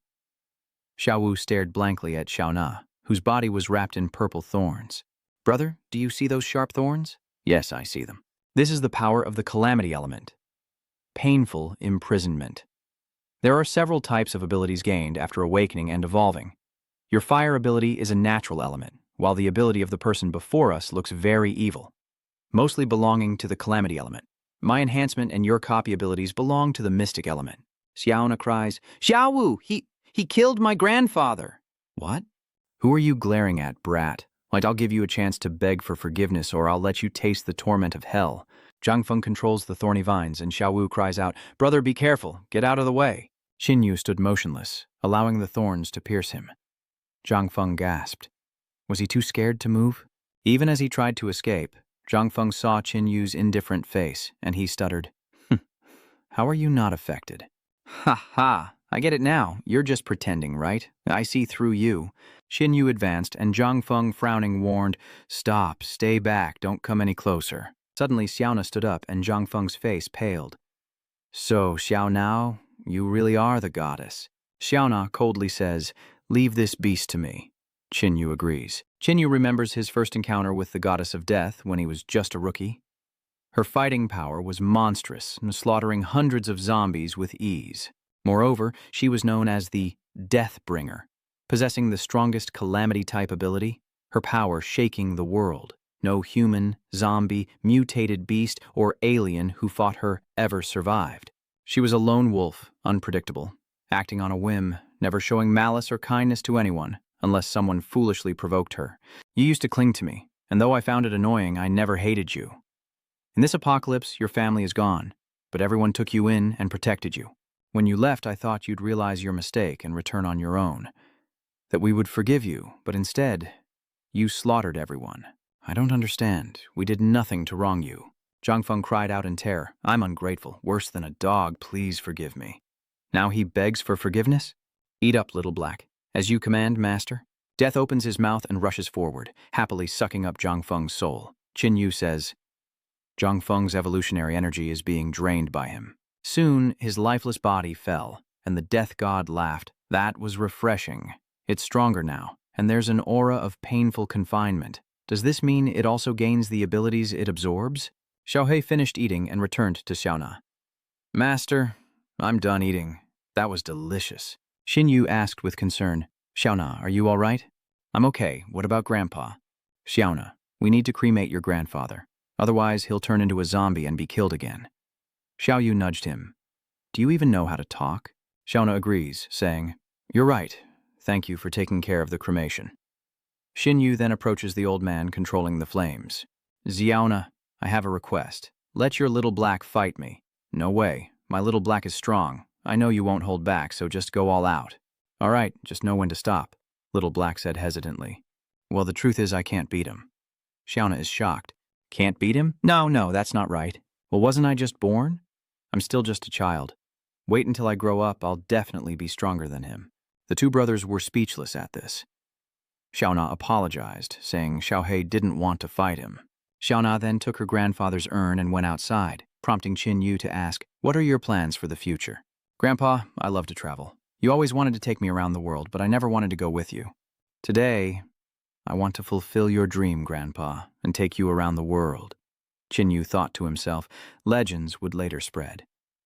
The goddess traveled alone, some said to train, others to seek treasure, but she only wished to fulfill her grandfather's regret.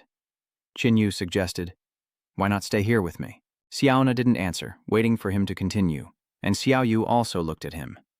What I mean is, the world out there is too dangerous. You can go with me first. No, go with Xiao Yu. Once you're stronger, we'll take your grandfather around the world together. And I promise, with me, you'll become powerful, an existence revered by all beings, like gods. That's right, Xiaona, stay. My brother and I will protect you, Xiaohei said. Even though I'm still a kid, I'm more than capable of protecting my boss. Xiaona replied, I really don't want to be connected to anyone anymore. I just want to be alone. I'm sorry, are you really just going to leave like that? I saved you twice, and you're just going to leave? Xiaona stopped in her tracks. Xiao Yu advises, Brother, let it go, Xiaona. Xiaona turns and says, I will remember this debt and repay you in the future, but right now I just want to be alone. Qin Yu sighed inwardly, and Xiao Wu echoed his words, don't go, stay with me, I'll protect you. What? Are you upset that such a beauty slipped through your fingers? And you dare laugh at me? He set his sights on her ability. It must be S-class, perhaps even far beyond that. If she joins us, our strength will increase significantly. I understand. You want to be the king of the apocalypse, defeat the emperor, conquer the heavens, and seize the throne to become immortal. Where did you learn all that nonsense? If we couldn't keep Xiaona, it's your fault, Xiao Yu said angrily. Why is it my fault? Who told you to come home so early that night? A little later, and she would have been mine. Xiao Wu furiously punches him, damn it, outside the building. Big brother, from now on, you're our new boss. If you tell us to go east, we will never go west. Spare me your formalities, I'm not interested. Find someone else. You wouldn't happen to have a lot of weapons in your private club, would you?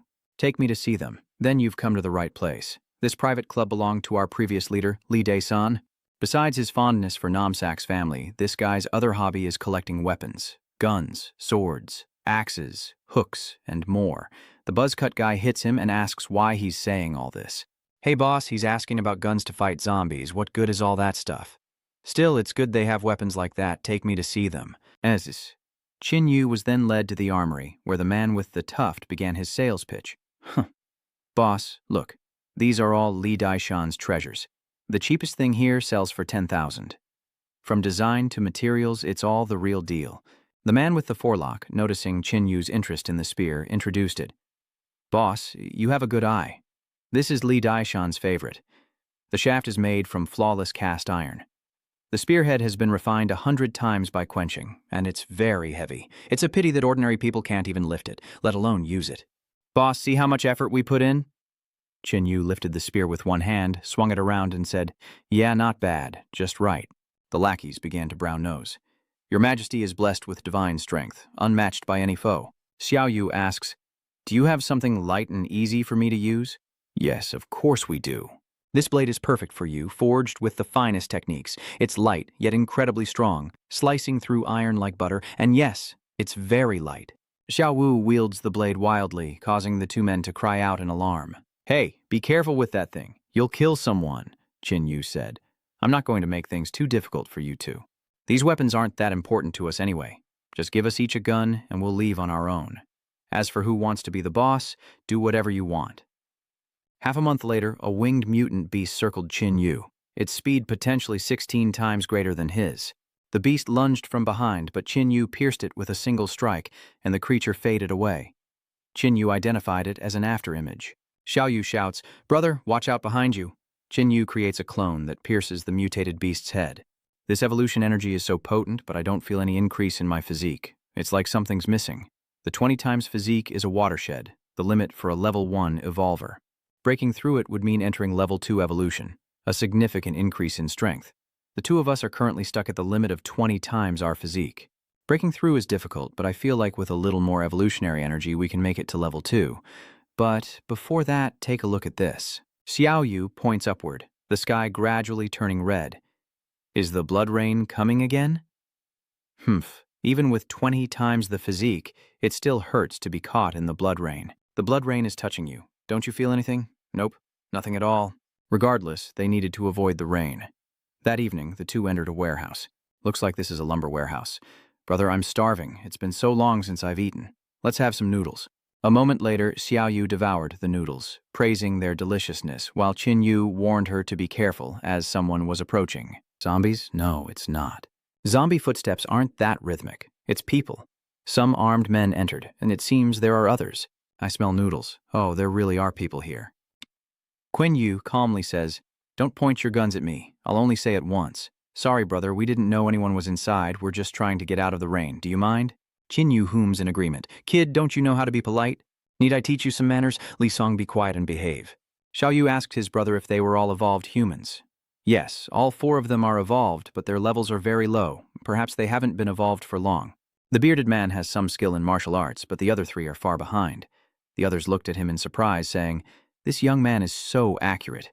He must be skilled.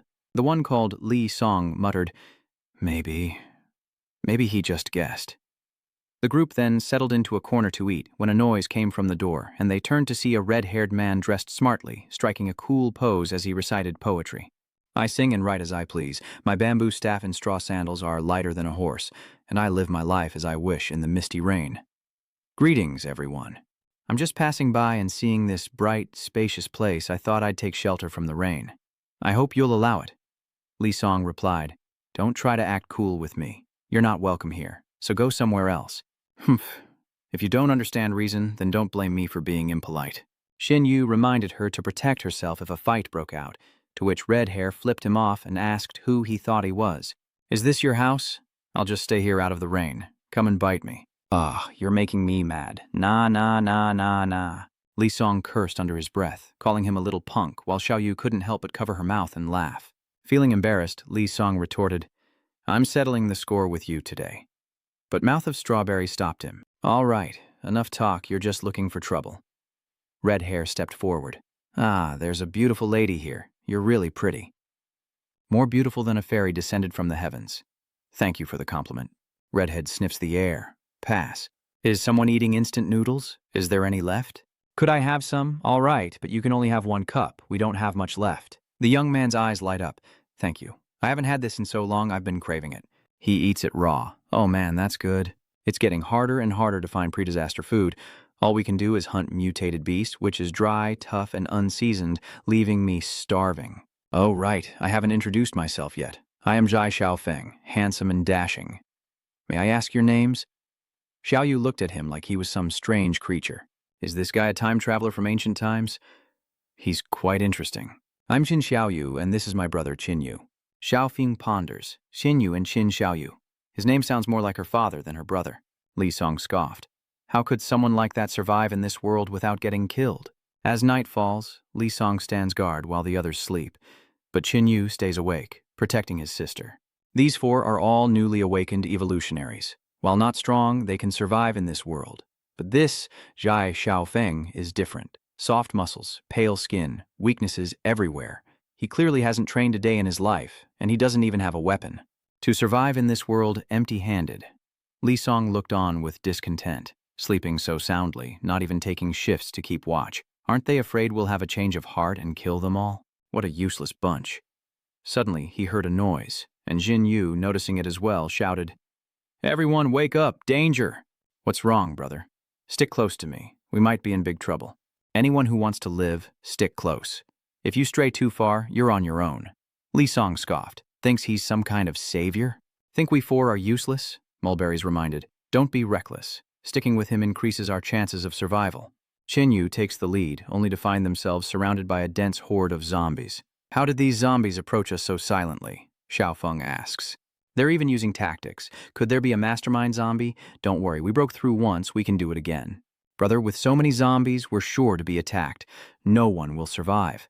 Let's focus on finding a breakthrough point, watch out for each other, and maybe we'll have a chance." He points in a direction, saying they'll break through the encirclement there, and that there's no time to lose. They must kill.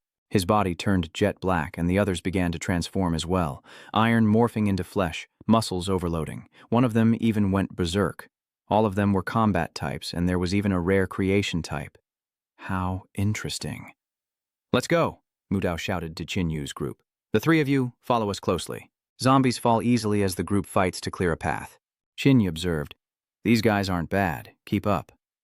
Holding the burning spear, he instructed, "The 4 of you split up on both sides, surrounding the area we need to break through. What do you want to do? Just do as I say. I don't want any friendly fire. Little Yu, enhance me." Immediately, Qin Yu exploded with incredible power. He charged into the zombies, slaughtering everything in his path, leaving the bearded man in shock.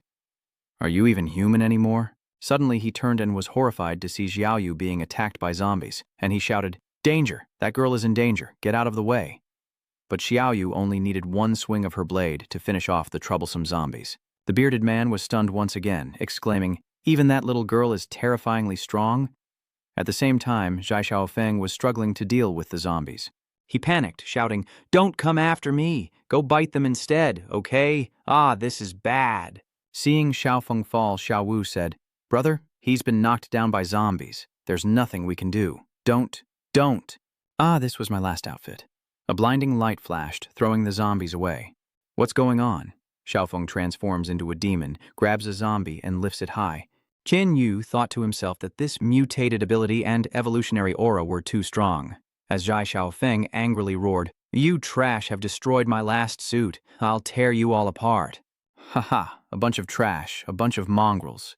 Qin Yu frowned. It seemed this guy's power would affect his mind. Suddenly, a hand shot out from the ground, grabbing his leg. Qin Yu quickly stabbed down with his spear, and the arm retreated. Qin Yu muttered, "Shadow walk?" He quickly shouted, There's a mutated zombie among them. Everyone be careful. The bald man cursed in frustration. Damn it, the regular zombies are annoying enough. Li Song lamented, my strength is almost at its limit. I can't hold on much longer. Just then, a poisonous snake lunged to bite, and Qin Yu immediately swung his spear, cutting it in two. This is getting annoying. Why is another mutated zombie coming? More snakes continued their assault, but Qin Yu took the initiative, swiftly dispatching the mutated zombie and claiming its evolution energy. He swallowed the energy without hesitation, thinking that as long as he could evolve to the second level, dealing with these zombies would be much easier. Baldy was now panting, exhausted. A zombie seized the opportunity and bit him. Get out! A shadow suddenly rose from his fate, pinning Baldy to the ground. He only managed a miserable scream. Beardy heard the scream and turned around, shouting, Zhang Kuai! In his distraction, he was also bitten by a zombie.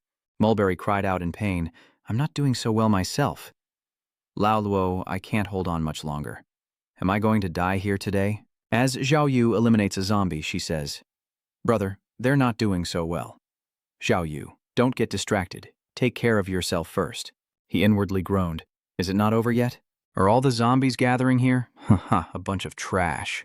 Die, just die already. Qin Yu looked at Xiaofeng somewhat speechless. What's with this guy? When he first transformed, his physique was only 10 times greater, but now it's over 15 times and still growing. Could his physique be increasing with the intensity of the battle? He smiled, realizing this guy might be a top-tier evolved human, someone worth recruiting. A roar echoed from above, and Xiao Yu asked, What's that?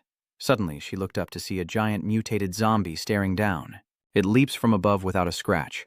Xiao Yu, stay away. This is not something we can easily deal with. It's a level 2 zombie. Even with your enhancement, the best we can hope for is a mutual demise. If I want to win completely, I can't do it now, Xiaofeng shouts excitedly. Ah ha! Finally a big guy who knows how to fight has appeared. Qin Yu hurriedly shouted, Wait, you're no match for him. Xiaofeng didn't listen, raising his claws to attack, but the level 2 zombie easily grabbed his neck and lifted him up. Xiaofeng's eyes flashed. Try my claws. He tore at the zombie's face, breaking free of its grasp. Xiaofeng stared at his hands in shock, feeling a surge of power he'd never known before. What's going on?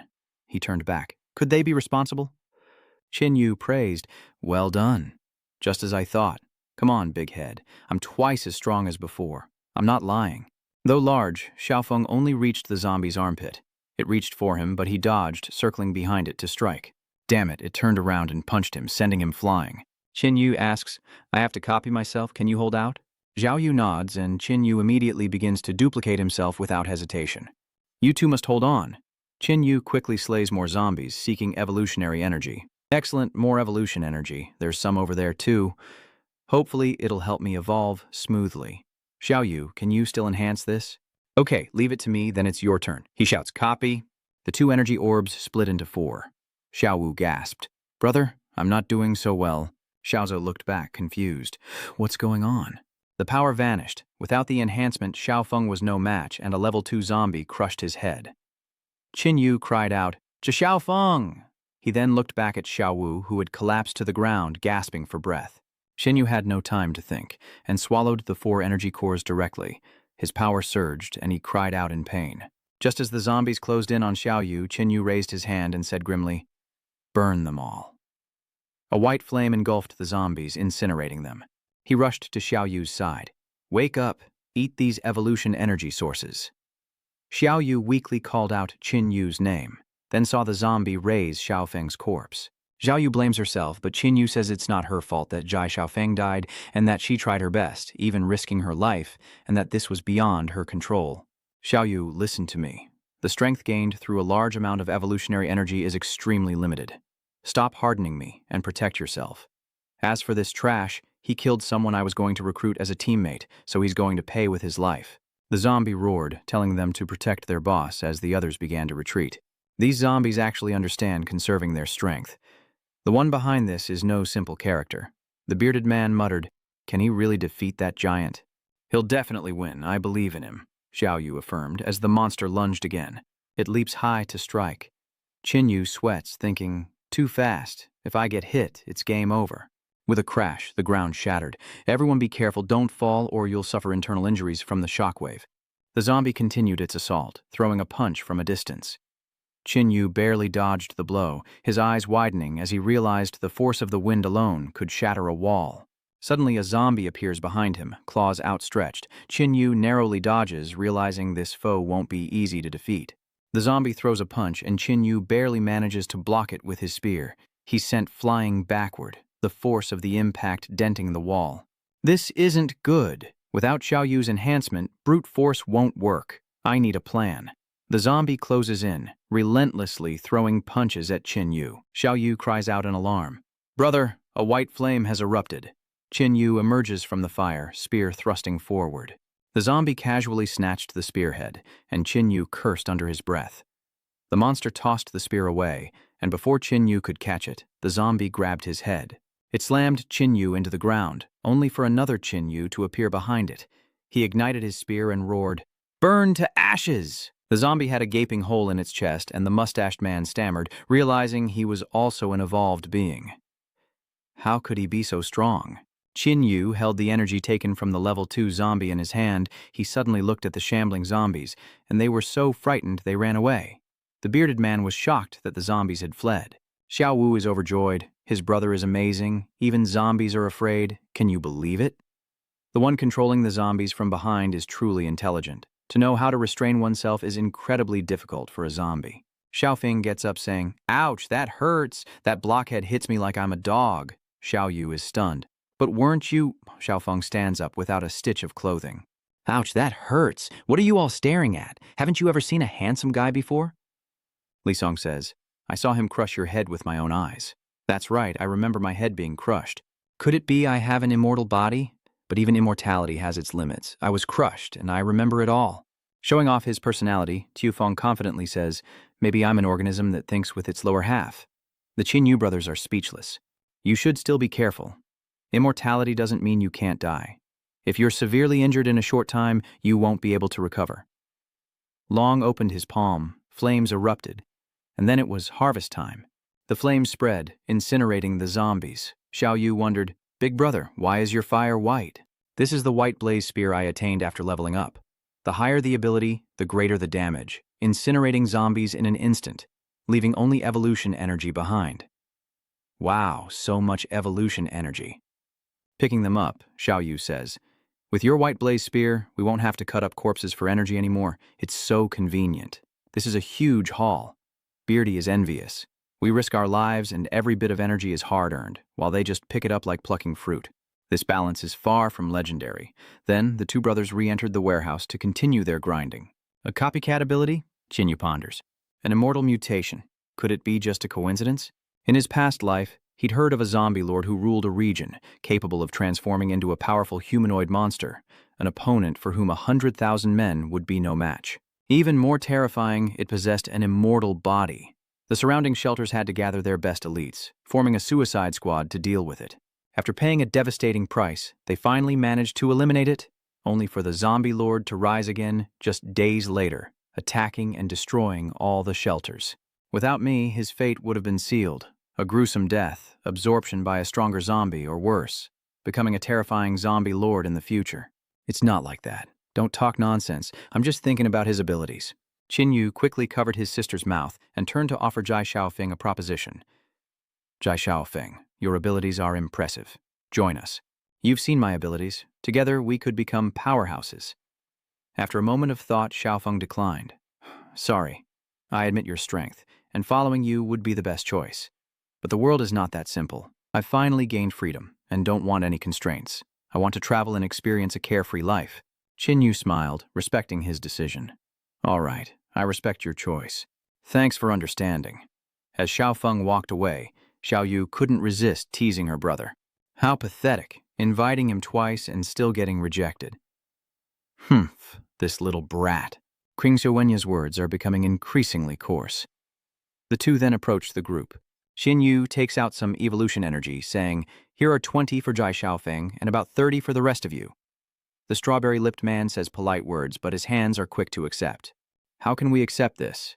I'm already level 2, and Xiao Yu will consume a large amount of evolutionary energy soon and probably reach level 2 as well. It's more useful in your hands, so don't be shy." "Well, thank you." "We'll take it. If you have other important matters, we won't keep you. I hope we meet again someday."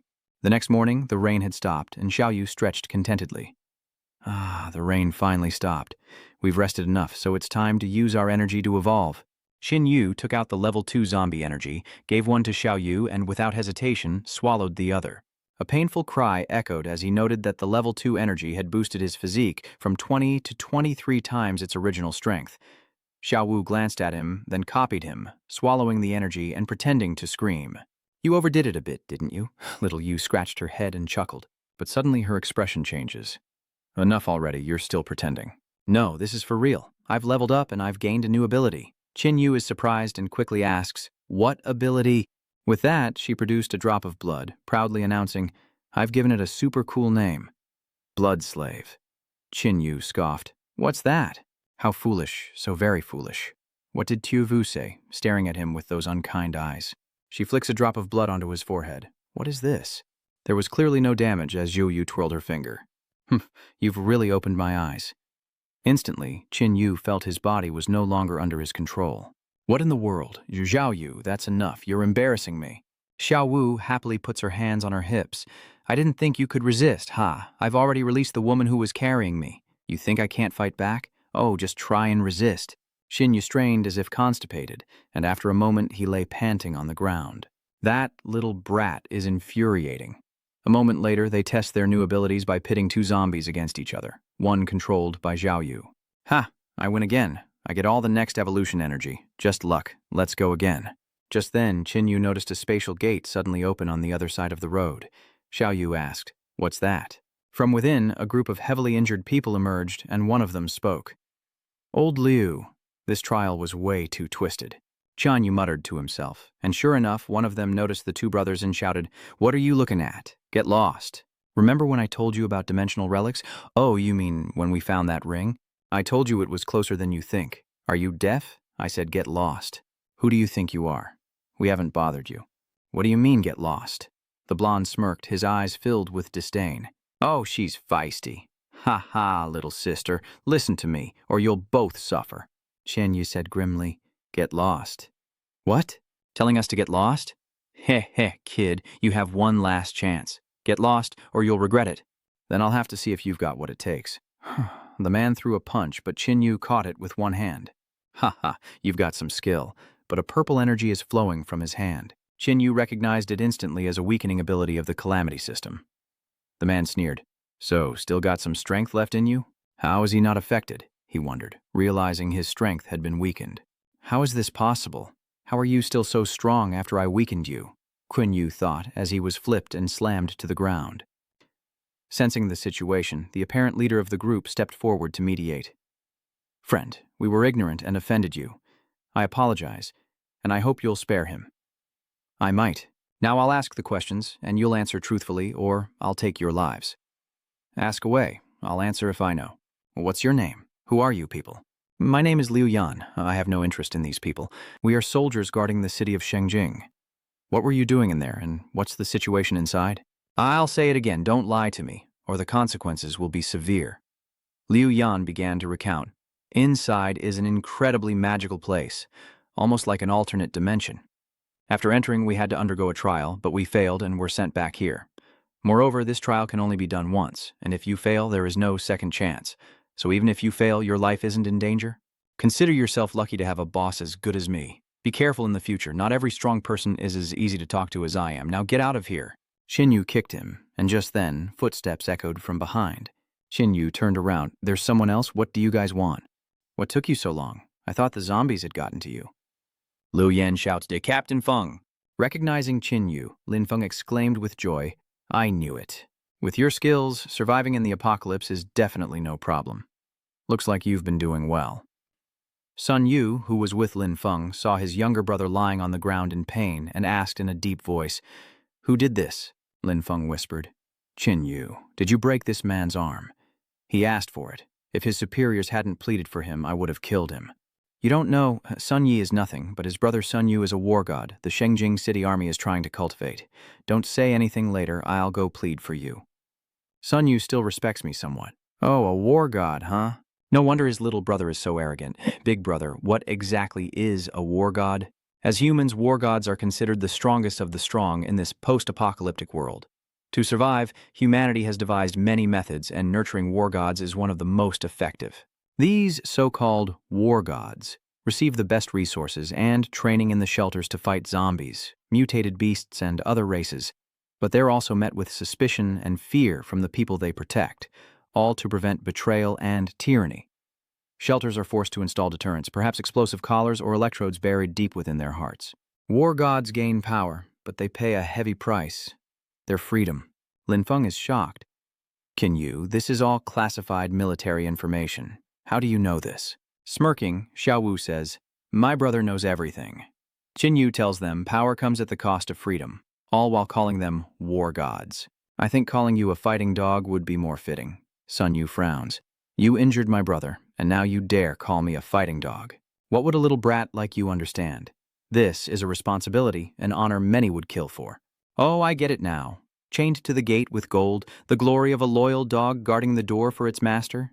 Lin Feng quickly interjected. Can you please just say less? Very well, then I'll show you the terrifying power of a loyal dog. Sun Wu, I'm your superior officer. I order you to stop.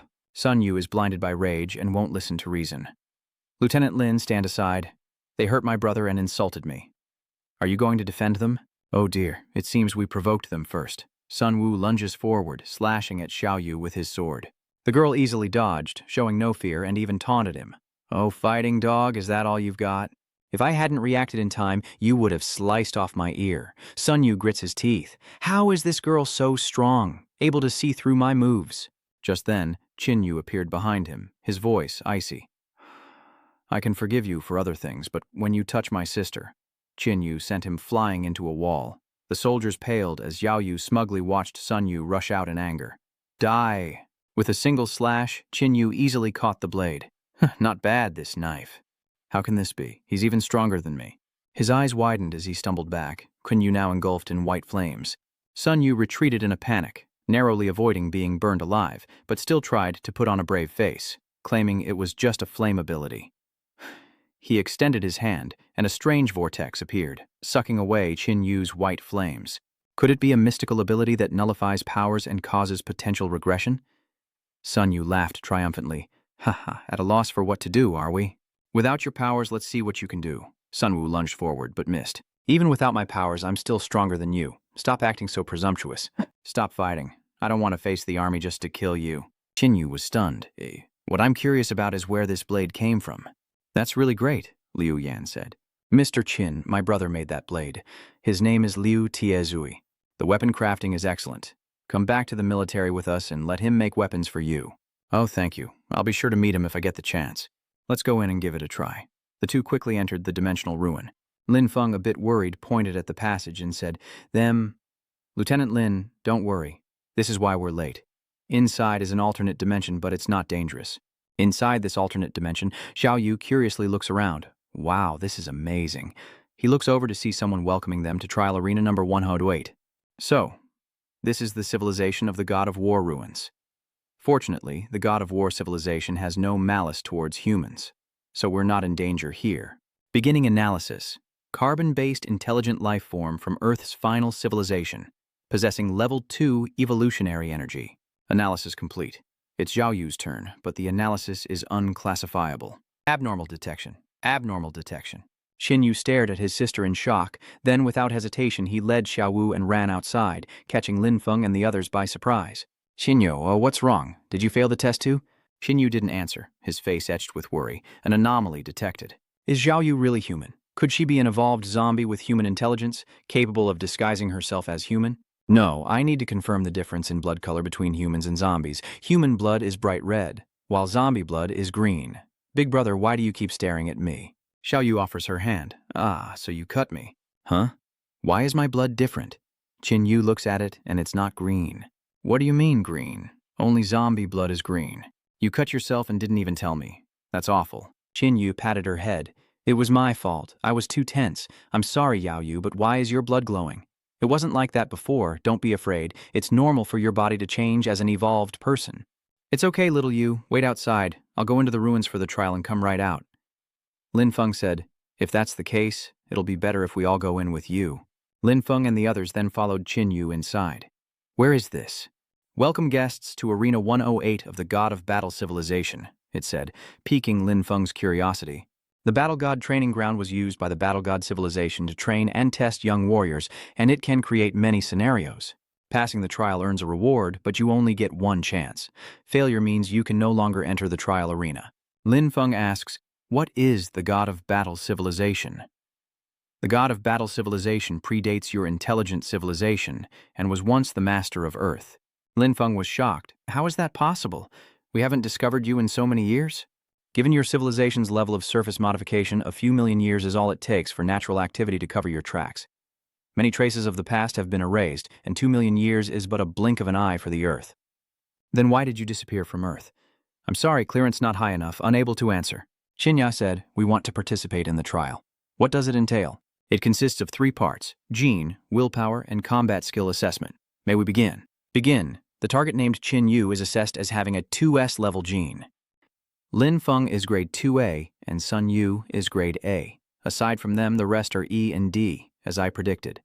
Next, we'll test their will. A tentacle shoots out and pierces each of their heads. Qin Yu opens his eyes to find lightning all around him.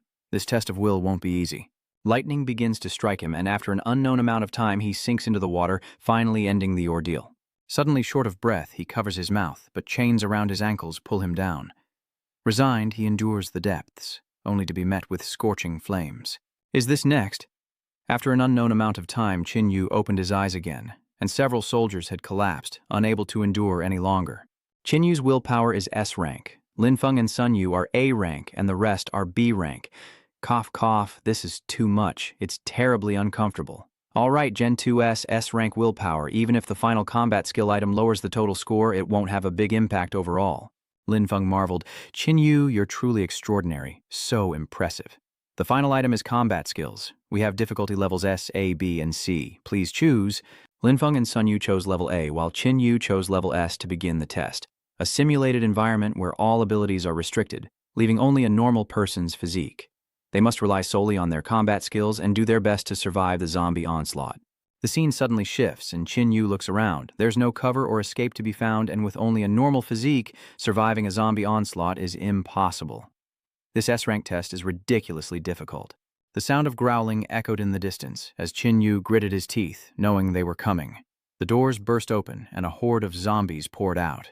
Qin Yu was already exhausted after just one hit, his return to a normal physique making even basic spear techniques difficult. He thrust again, but his hand couldn't bear the weight, and he dropped the spear. A zombie lunges, Qin Yu elbows it in the face, then he's quickly swarmed. The scene resets, and Lin Feng asks, how was it, Qin Yu? I'm fine. This S-rank test requires you to face zombies with the strength of an ordinary person.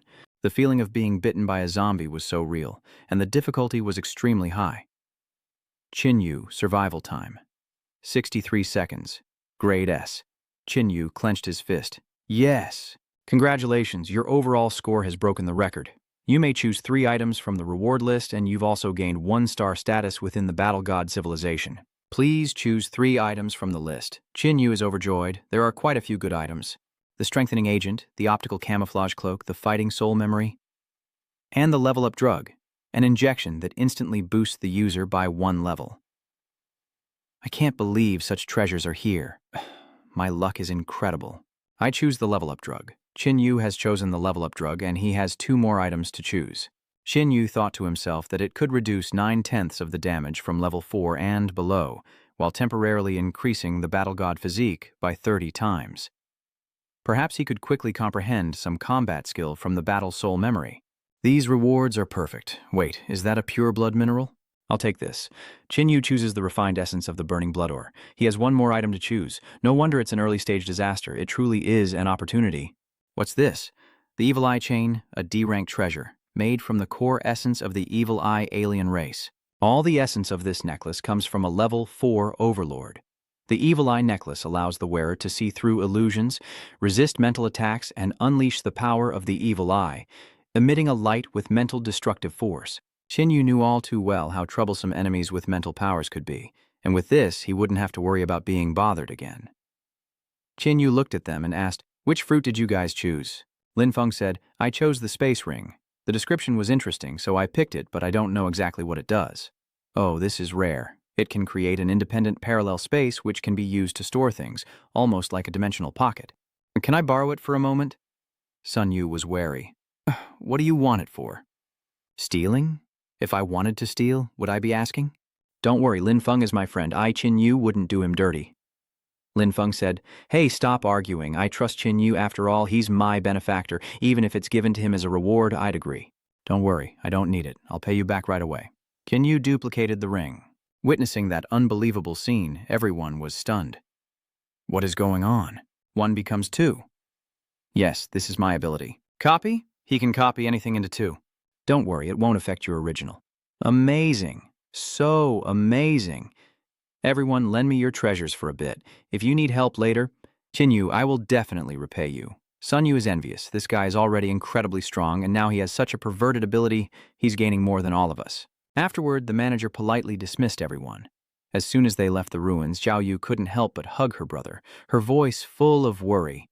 I was so worried about you. Qin Yu boasts, Don't worry, Xiao Yu, I have everything under control. Lin Feng once again tries to persuade Qin Yu to join the army. The army needs men like you to fight the undead and monsters. Qin Yu paused, then replied, We have something we need to do right now. Give me a few days to think and I'll give you my answer. Sun Wu is still bitter about what happened before. Now the Earth is in danger and they have the power but won't use it to help people, instead hiding like cowards.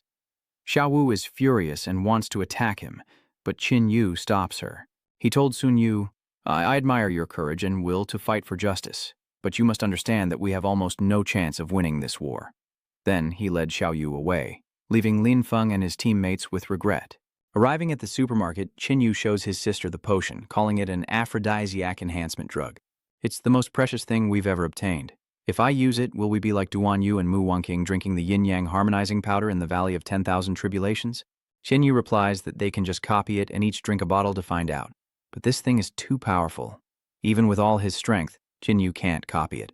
Xiao Yu tells her brother that since she mutated into a level 2 evolved human, her enhancement ability has changed somewhat. Now she can see through and analyze the object she enhances better, and she can also enhance that person's specific abilities. She then bestowed Qin Yu with the ability to copy, and it worked. He successfully replicated the potion. Qin Yu takes a few sips, and his head starts shaking wildly while his sister tells him to knock it off. Qin Yu's annoyed that his sister is laughing at him while he's in pain, acting like he's drunk after only a sip. He then unleashed his power, accompanied by his sister's adorable imitation.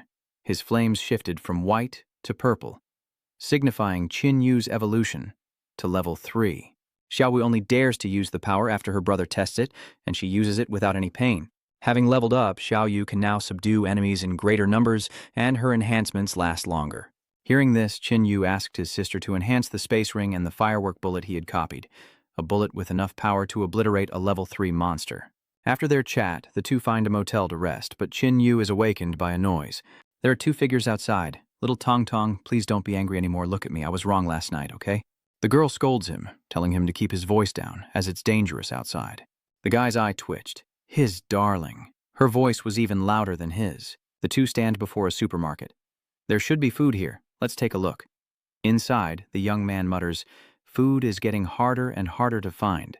Bai Bing, there's a door here. Probably a storage room. Bai Bing tried to open it, but it was locked. Stand back a bit. Let me work my magic with 1 kick. The young man unleashed a powerful kick, but Dong Dong quickly stopped him. Wait, I think I hear something inside. Suddenly, the door bursts open from the inside and a staggering zombie emerges. The horrifying sight drains the color from their faces, and they scramble to escape. Escaping the supermarket, Bai Bing shows his strength, holding the door so his love can escape. Dong Dong, with tears in her eyes, runs to embrace him. I won't leave you behind. The zombies pushed harder against the door, and Bai Bing shouted, I'll hold them off. You have to run. I'll fight you all to the death. The zombies are upon him, ready to tear him apart. Dong Dong cries out in despair, Bak Bin, no! Just then, a figure suddenly appeared in front of them. You're lucky we happened to be nearby? Dong Dong rushed to Bak Bin's side, sobbing, Don't die, it's good that I'm okay. With that, Bai Bing coughed up a mouthful of blood, and Xiao Wu couldn't help but feel a pang of sympathy. The girl turned and said, Brother, let's save him. Hearing this, Dong Dong quickly asked, Can he still be saved? Qin Yu glanced around and said, I've got it. Hang in there, don't die just yet. Hey you, I need to talk to you. A moment later, he returned with something strange in his hand. "Eat this, and you'll be fine," Beibing exclaimed in horror. "Zombie meat? No, I won't eat it." Qin didn't say much, directly shoving the energy pellet into his mouth. "I went through a lot to get this. And you said you wouldn't eat it? Now sit still." "That's right. Swallow it down." The moment he did, Beibing suddenly stood up and shouted. Dongdong worriedly approached and asked, "Bakbin, are you okay? The wounds on your body have disappeared, and not only that, but I can also feel a strange power." Xiao Wu explained. "That zombie meat was the energy source for your evolution. Many people want it, but can't get it, and you were crying and didn't want it." Beibing was embarrassed and wished he had listened to Granny Wang and stayed inside. She said we would be in danger, and she was right. "If it weren't for you two, we'd probably be dead." Granny Wang? She's a centenarian, a bit senile, always rambling, and claims she can see the future. Oh, I think I can feel some kind of strange superpower within me. Becoming an evolved being grants you a unique ability? Why don't you see what yours is? Suddenly, Beichbing looks back at Dongdong, confusing her before raising his hand. Purple threads shoot out, wrapping around her. "What's happening? I can't control my body." Happily, Beibing says, "Ha ha, so it really works." Then he tried another move, yelling, "What are you doing?" "So it's an evil puppet." "Haha, it's just as effective as my blood enslavement," Little Yu said disdainfully. "Humph, you're far inferior to me in both quantity and intensity." Qin then followed the two back to their hideout, knocking a few times. "Uncle Zhang, Uncle Wang, it's us. What's wrong? We barely escaped with our lives from a horde of zombies." "Little Yangzi, were you bitten by a zombie? Is this it? You were bitten. But rest assured, I know I've been bitten. So why would I come back? You want to use us as a shield?" "Leave now. Forget about Little Zhang and let them in," Grandma Wang said, hobbling forward. Granny Wang coughed repeatedly, and old Zhang rushed over asking, "Are you all right?" "I'm fine. Just let them in." Old Zhang had no choice but to obey. "Follow me. I'm responsible for everyone's safety until I confirm you're not a zombie. I can't let you out of my sight. You two, come with me. I have something to say." "Little Zhang, you and the others don't need to follow." Qin Yu narrowed his eyes. "This old woman is no ordinary person." Xiao Yu pushed over a chair. "Grandma, please, sit down first." "Little girl, you're a good person. I have nothing to give you but this necklace. Don't refuse. You must keep it safe for me." "Oh, thank you, Grandma. Now let me take a good look at you." Granny Wang's eyes flickered. Then she laughed. "Good, good. May the flames grow ever brighter, never to be extinguished." The brothers' eyes twitched. Had this old woman escaped from an asylum? Cough, cough. "Child, no matter the hardship, don't give up. You are the most perfect being in this world." "Grandma, what did you say? Can you be more specific?" "Go south. Reach the pinnacle of evolution and quickly leave this place. Danger is coming." With those strained words, Granny Wang collapsed. Xiao Yu checks for a pulse and somberly announces, "Brother, she's gone. She held on just long enough to tell us those things." Xiao Yu picked up the necklace and asked, "What is this? It doesn't feel abnormal. Maybe it's just a normal necklace." Let me try to copy it." Qin Yu tried, but failed. Xiao Yu is shocked. "How is that possible? With your level 3 ability, you can't replicate this?" "Xiao Yu, try enhancing my copying ability." "But it still didn't work. Didn't you say you couldn't copy zombies? The initial failure was mainly due to their strong resistance to your ability, and your genetic power was too weak back then. But unlike copying other things, this drains his energy, yet yields no success. Like having a truck full of sand when facing an endless ocean." "Oh, is it that scary? I'll store it in my spatial ring. It might be useful later." "What's that?" A massive rift has opened in the sky, and the brothers rush outside to investigate the commotion. Above, grotesque creatures emerge from the sky, and something falls from above.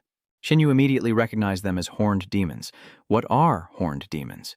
Why are there so many? The aliens from the space rift, mostly humanoid, are called demons. Those with horns are naturally called bullhorn demons.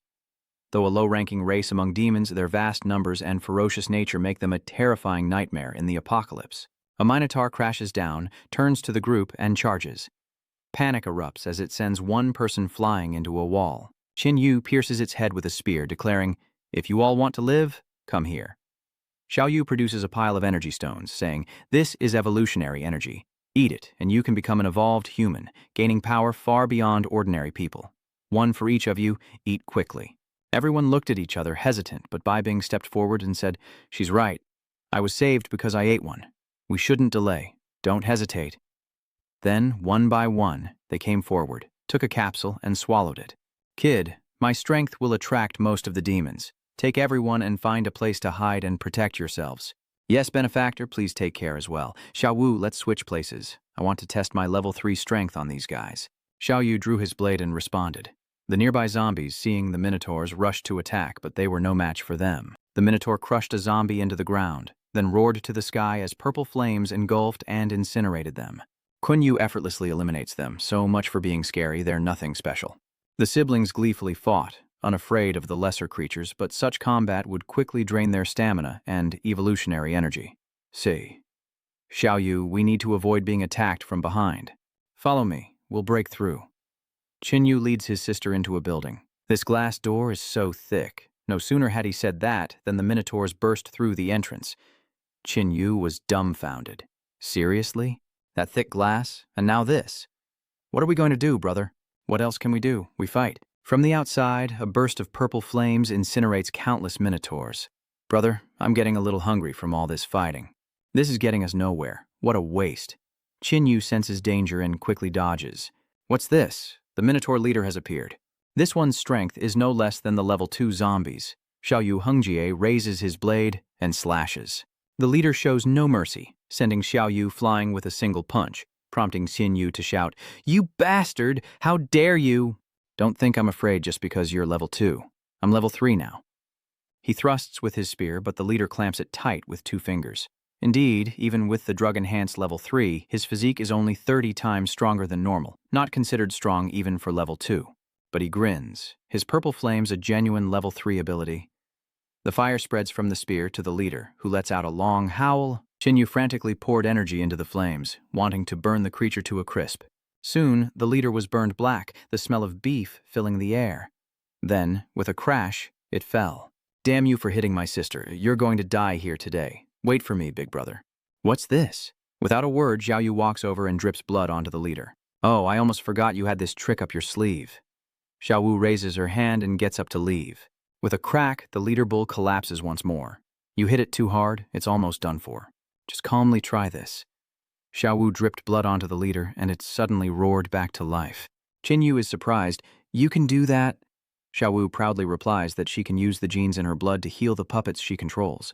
Another horned cow rushes over, only to be smashed to pieces by Bingu's punch. But wait, there's another one. Control it, Xiao Yu, she shouts. Bingu hold it steady. Bingu subdues the bull, allowing Tu Vu to mark it with her blood. Before long, Xiao Wu had gained control, and Qin Yu excitedly said, "With these two, our operation will be much easier." Throw a few more over here, Bai Wang ordered, punching a bullhorn and tossing it to Xiao Wu. Huh, the third one. The fourth, the fifth, the sixth. Xiao Yu, are you addicted to this? With the Blood Slave enhancement, he can now control 6 beasts, effectively 12 with the added power-up. The enhanced pick bulls are far stronger than those wild beasts. Qin Yu was speechless. You're exploiting a glitch. Xiao Yu was enjoying the best moment of her life when a tearing sound came from above. That's the sound of space tearing. Is another place about to be ripped apart? Sensing danger, the horned bulls turn tail and run. The Pika bulls are in pursuit. They dare to run? Let's check the rooftop. I wonder what else will fall. On the rooftop, the brothers looked up, noticing this rift was unlike any they'd seen before. Brother, why do you look so pale? With my Pika ox here, what's there to be afraid of? Qin Yu said, a little flustered. Ah, this rift is different. It's been torn open.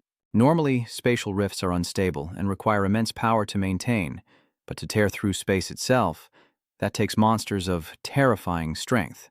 Qin Yu said, "Let's run," a voice echoed. Hey, where do you think you're going? I went through all this trouble to tear this open. You can't just run away and waste my efforts. Someone from the crack is trying to break through the barrier of the River of the Dead. Ah, don't stop me. With a crash, the figure landed and a horned girl appeared. Hey, I've forgotten how many years it's been since I came to this world, but I never expected it to have such delicious prey. Such a pretty girl. What brings you here, brother? This one's a demon at first glance. Can't let my guard down, especially since it's for you. And another thing, my name is Zhui Li Ti. Don't call me girl this, girl that, or you'll regret looking down on me. Xiao Wu is surprised I'm here. It takes a lot to get me to come down. I've never tasted blood as delicious as yours. Sister, your world is too dangerous. Come with me and I'll protect you. You want to imprison her, to feast on her blood and flesh every day? Do you even have a say in this? In my eyes, she's prey, and you're just trash, not even worthy of being prey. Chinyu feels insulted. Are you sick? He spouts nonsense. Does he really think he's a god? And all that, this lord stuff, how disgusting. Do you want me to beat your ass right now? You little ant, do you know who you're talking to? Just some aliens. I slaughtered a bunch earlier. Leave now, or you'll end up like they did. Little Yu watched him, thinking his brother was just putting on a show. Suliki was furious. How dare you compare me to those beasts? Ignorant ant, if you knew my power, you wouldn't dare speak to me like that. Ha! I know you're strong, and I'm no match for you today, but your true form hasn't crossed the rift. What stands before me is just an illusion. Li Tai was stunned. How did you know? You never attacked, just kept telling her to leave, so I knew you were just bluffing. I figured your projection wouldn't be a match for me. In his heart, he couldn't help but feel smug. Ha, I guessed right, thank goodness. Li Tai grits her teeth, saying even an avatar is enough to deal with him. Li Tai's body blurs, and Xinyu is stunned. Damn, she's fast. Li Tai appears before him, surprised. With one strike, the spear is split in two. Haha. Your spear is broken by me, what will you use to defend yourself? With another swish, Chinyu couldn't dodge in time, and his clothes were torn. Little Yu cried out in worry. Chinyu grabbed her hand. Hey, I've got you now. Being held by a man made Li Tai blush, and she quickly retracted her hand, thinking, heavens, what a soft and smooth hand. Li Tai slapped him across the face, blushing as she said, how dare an ant like you do such a thing to me? Suddenly, another sinister hand reaches out, grabbing her chest as she cries, release me, you mongrel beastly male, Chinyu whispers. Burn completely, and flames erupt as Li Tai seethes with rage. I'll tear you to pieces. With 2 slashes, the doppelganger is destroyed. Chinyu, struck by the backlash, clutches his arm. Infuriating, half of my jealous power has been wasted. With a flash of malice, Li Tai roared, die, insect! But then, you audacious fiend, stop harming people. A talisman flew towards her. Who dares interfere with my execution of this ant? A Taoist appeared, throwing out a talisman, but Li Tai brushed it aside, scoffing at its flashy but ineffective display. A flash of light erupts, scattering rays that quickly bind Li Tai. What sorcery is this?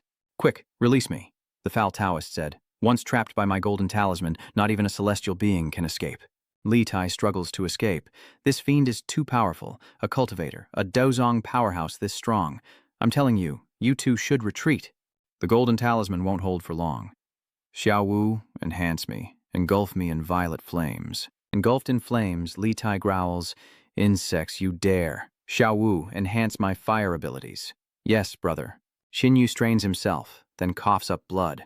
Brother, what's wrong? Cough, cough. I'm fine, just overexerted. Too much power consumed, and my injured body can barely handle it. How dare you do this to me? Xinyu is shocked. She's still not defeated? The Taoist's face is grave. Will I fall to this demon today? Lighty's clothes are almost burned away. The Taoist gets an eyeful and a nosebleed. What a vixen. Xiao Yu is displeased. Brother, how could you do something like that? With a flushed face, Li Tai cried, ants, turn away. Don't look, and you, stop your nosebleed. Just you wait, this isn't over. Just you wait. Just you wait. With that, Li Tai vanished, and the Taoist took a deep breath. My Taoist name is Dao Ye. May I ask your names? I'm Qin Xiao Yu, and this is my brother. Qin Yu's Dao Ye cosplay is giving off Jai Xiao Feng vibes. Qin Yu, Qin Xiao Wu. Those names sound more like father and son than brothers. Xiao Wu blushed. Oh dear, someone else said that. I won't mention our names next time. Dao Ye waved his hand. I apologize. I'm a monk and not used to interacting with others. Please forgive me if I've offended you. Seeing you draw talismans and chant incantations, are you a cultivator? To seek enlightenment is the lifelong lesson of a monk. I've studied Taoist scriptures and yang magic since I was a child, but I'm afraid I'm not quite a cultivator yet. He rummages through his bag. You even carry medicine and needles? I often travel to learn, so I'm used to carrying medicine and needles for emergencies. Please bear with the pain, benefactor. I was an orphan. What's your name? They all call me Little Demon Fan. So I shall give you the Taoist name, Dao Yi. After that, my master took me to the mountains to cultivate. Great wisdom is generous, petty wisdom is contentious. Great words are fiery, and small words are incessant. Just like that, 10 years passed in the blink of an eye, and master, you departed peacefully. Suddenly, his master's eyes snapped open, and Dao Yi was shocked as the zombified master lunged at him. Humph, you audacious fiend, get out of my master's body. That was Dao Yi's past. After hearing his story, Xiao Yu comforted him. Don't feel burdened. That's no longer your master. Thank you. After that, I heard on the radio that many people were like my master, definitely caused by evil spirits. We Taoists live in seclusion in the deep mountains, but in times of chaos, we must descend the mountain to save the world. So that's why I came here. I never imagined the world would become like this, with so few normal people left. But it was then that I felt my years of practicing yin-yang techniques had finally reached a breakthrough. So what are your plans now? I'm planning to leave this place. The city sky is thick with a murderous aura, a sign of great calamity, and Xin Yu begins to recruit. We were just about to head south anyway. Come with us. Great, the outside world is full of crazed cannibals and I was wondering where to go. They're actually called zombies, haven't you ever seen a movie? I've been training with my master in the mountains since I was little, only occasionally descending for ascetic practices, so I don't know much about the outside world. Then come with us, and we'll catch you up on a few things later. So, the talisman incantation you just learned may be because you've awakened as an evolved human. Huh. Wow, I knew it. Why else would I suddenly become so powerful? The two led Dao Yi back to Bai Bing and the others, laughter echoing from within. Ha ha ha, that's refreshing. What's going on? Bai Bing was controlling a bullhorn, playing around. The three fell silent. Oh, brother, you're back? Xin Yu ends the ox with a spark of fire. Hey, don't kill it. I wasn't done playing with it. Save your jealousy. Why don't you get someone to clean up those bodies and fix the door, or else those zombies will come? Dao Yi looked at the old woman's corpse and said, Isn't this Ancestor Wang? Oh, you knew her? Master Wang was a highly respected and influential eccentric in Taoism. I met her a few times when I was little, and even my master respected her greatly. We were planning to visit her, but I never imagined she was such a senior figure in the Taoist community. You told us to leave here as soon as possible and go south. That night, Xin Yu pondered going south as Madame Wang had instructed. Little Yu touched his chest and said, Brother, you're so tense. You're injured. Be good and get some rest. I'm going to sleep. No, it's still early. Should I rub it for you? Keep your voice down. Someone might hear us. Master, your unworthy disciple is unable to save more people in Prosperity City with my own strength. I can only leave temporarily to protect myself and save more lives when I am stronger. Sounds came from the next room. Big brother, you're so stiff. Dao Yi's face twitched. Are they really siblings? Ouch, stop it. Just go to sleep. No, it's still early. Should I give you a massage? The Qin brothers' voices relentlessly assaulted Dao Yi's ears. He decided to just make a talisman. He had barely started drawing when Xiao Yu's voice drifted over. Brother, you have an amazing body. The Qin Yu brothers changed into matching red outfits that morning, and Xiao Yu stretched, saying, I slept so well. Looking to the next room, he saw Dao Yi with dark circles under his eyes, asking, Couldn't you sleep last night? Ha ha. The talismans are almost used up, so I had to draw all night. After telling Bai Bing that they were leaving, Bai Bing reluctantly asked, Won't you stay a few more days? Okay. I know it wasn't easy for you to find a place to stay, especially with so many sick and weak people to carry. It must be difficult to move around. Bak Bin remained silent. When danger strikes, don't hesitate to seek out the army. There's still a chance of survival. Okay. Thank you all, goodbye. Xiao Wu excitedly says, Big brother, does this count as a trip for us? I'm so happy. She doesn't yet realize that the wilderness is far more dangerous than the city. In zombie movies, isn't the most dangerous place the densely populated city? There's no one in the wild. Even if there are zombies, there'll only be a few. Those directors are just full of it. Don't forget about mutated beasts. There are more wild animals and even mutated plants out here than in the city. A moment of carelessness, and they'll attack. Xiao Yu, hearing this, lowered her head in frustration. Xin Yu continued, Let's head to where Lin Feng is stationed. I need their help with something. The three were stopped at the camp entrance. Halt, I'm here to see Lin Feng. My name is Qin Yu, and I'm a friend of his. Please let him know I'm here, so you're Major Lin Feng's friend. Please wait while I inform him. These are critical times, so I hope you understand. Just days ago, infections broke out among the refugees, causing countless deaths. I understand. I'll wait. Before long, Lin Feng came to greet him. Kun Yu, you've arrived. Led inside by Lin Feng, the three saw the listless commoners, and Xiao Yu asked, Are they all this weak? Hai helplessly replied, Food is scarce here, and we can't accept these new refugees. Even strong young men going to the battlefield don't have enough to eat, let alone you weaklings and women. If we can't live, neither will you. Beat them to death. He pauses. What are you all doing? The men panicked, saying, Officer Lin, they're not getting enough to eat? Not enough to eat? Ask anyone in this camp if they're full. You're all strong young men, so why aren't you fighting alongside everyone else? Hiding in the refugee camp isn't very manly, is it? Fight? Even if we fight to the death, we'll only get a little more food, and we'll still be hungry. You know even the soldiers are starving, so what are you complaining about? If the soldiers fall, there's more food for you. Just become sacrifices for the race. A while later, Lin Feng departed, having witnessed the internal and external threats and the people's hidden pressure and despair. I came here to see Liu Tiechui, hoping he'll make me a weapon. I'll leave once I'm done. I won't be a burden. Is that why you came here?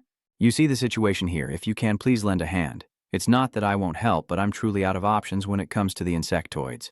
I'm telling you all, this mission is nearly impossible. Our best bet is to retreat and find another camp. Why didn't I think of what you said?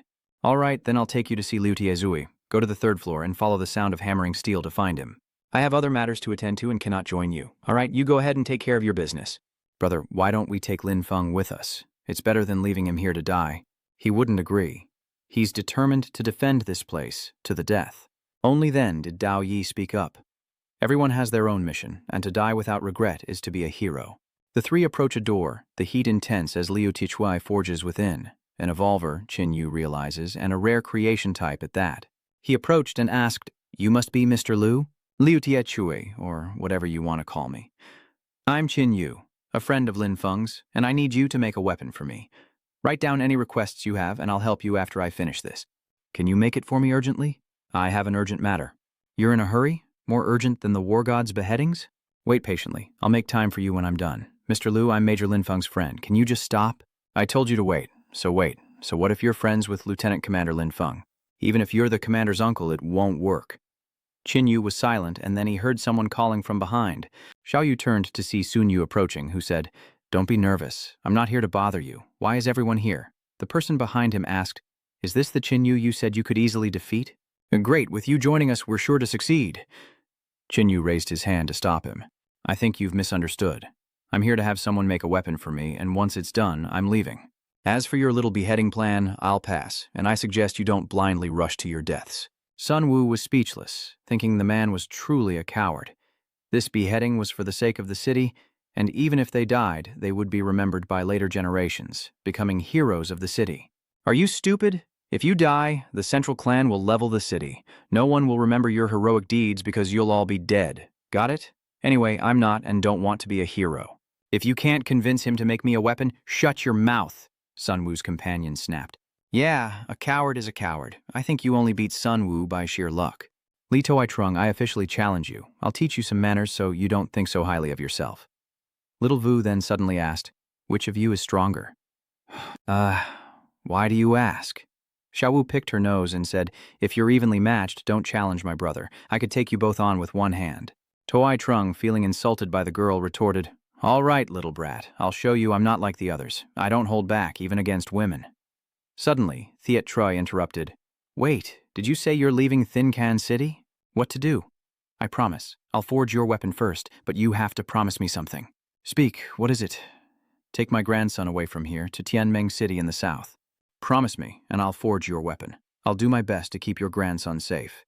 Losing patience, Sui Zhang said, "Are you two done yet?" "Yes, I can make my move." Xiao Wu suddenly appears behind him, holding a knife to his neck. "Okay, it's over. Hurry up and let that Uncle Liu forge a weapon for my brother." Sweat beads on Toai Trung's brow. How is this possible? Even Hammer was shocked. "Are they really that strong?" "With your strength, I'm relieved my grandson is following you. What kind of weapon do you want to make?" "I'll get right to it." Qin Yu retrieves the material from the space ring, startling Zhang. "Isn't that Lieutenant Lin's spatial ring? Or maybe not. This guy's abilities are too insane to explain." Tai Chui asked, "What is this? It's still warm. Is it bloodstone? Please use it to help me make a 2-meter-long spear. This feels extraordinary to the touch. It's definitely something special. The weapon made from this will surely be a divine instrument. Good as it is, there's not enough for a 2-meter spear. These 2 pieces will only make the spearhead. I think the shaft should be made of star essence." "What's brimstone star, brother? Do you remember the fire beetles that chased us?" asks Xiao Yu. "This brimstone is the organ firebugs use to create fire. It's hard, retains heat for a long time, and although not as good as bloodstone, it's still a rare material." Thiet Troi puts the bloodstone into the furnace.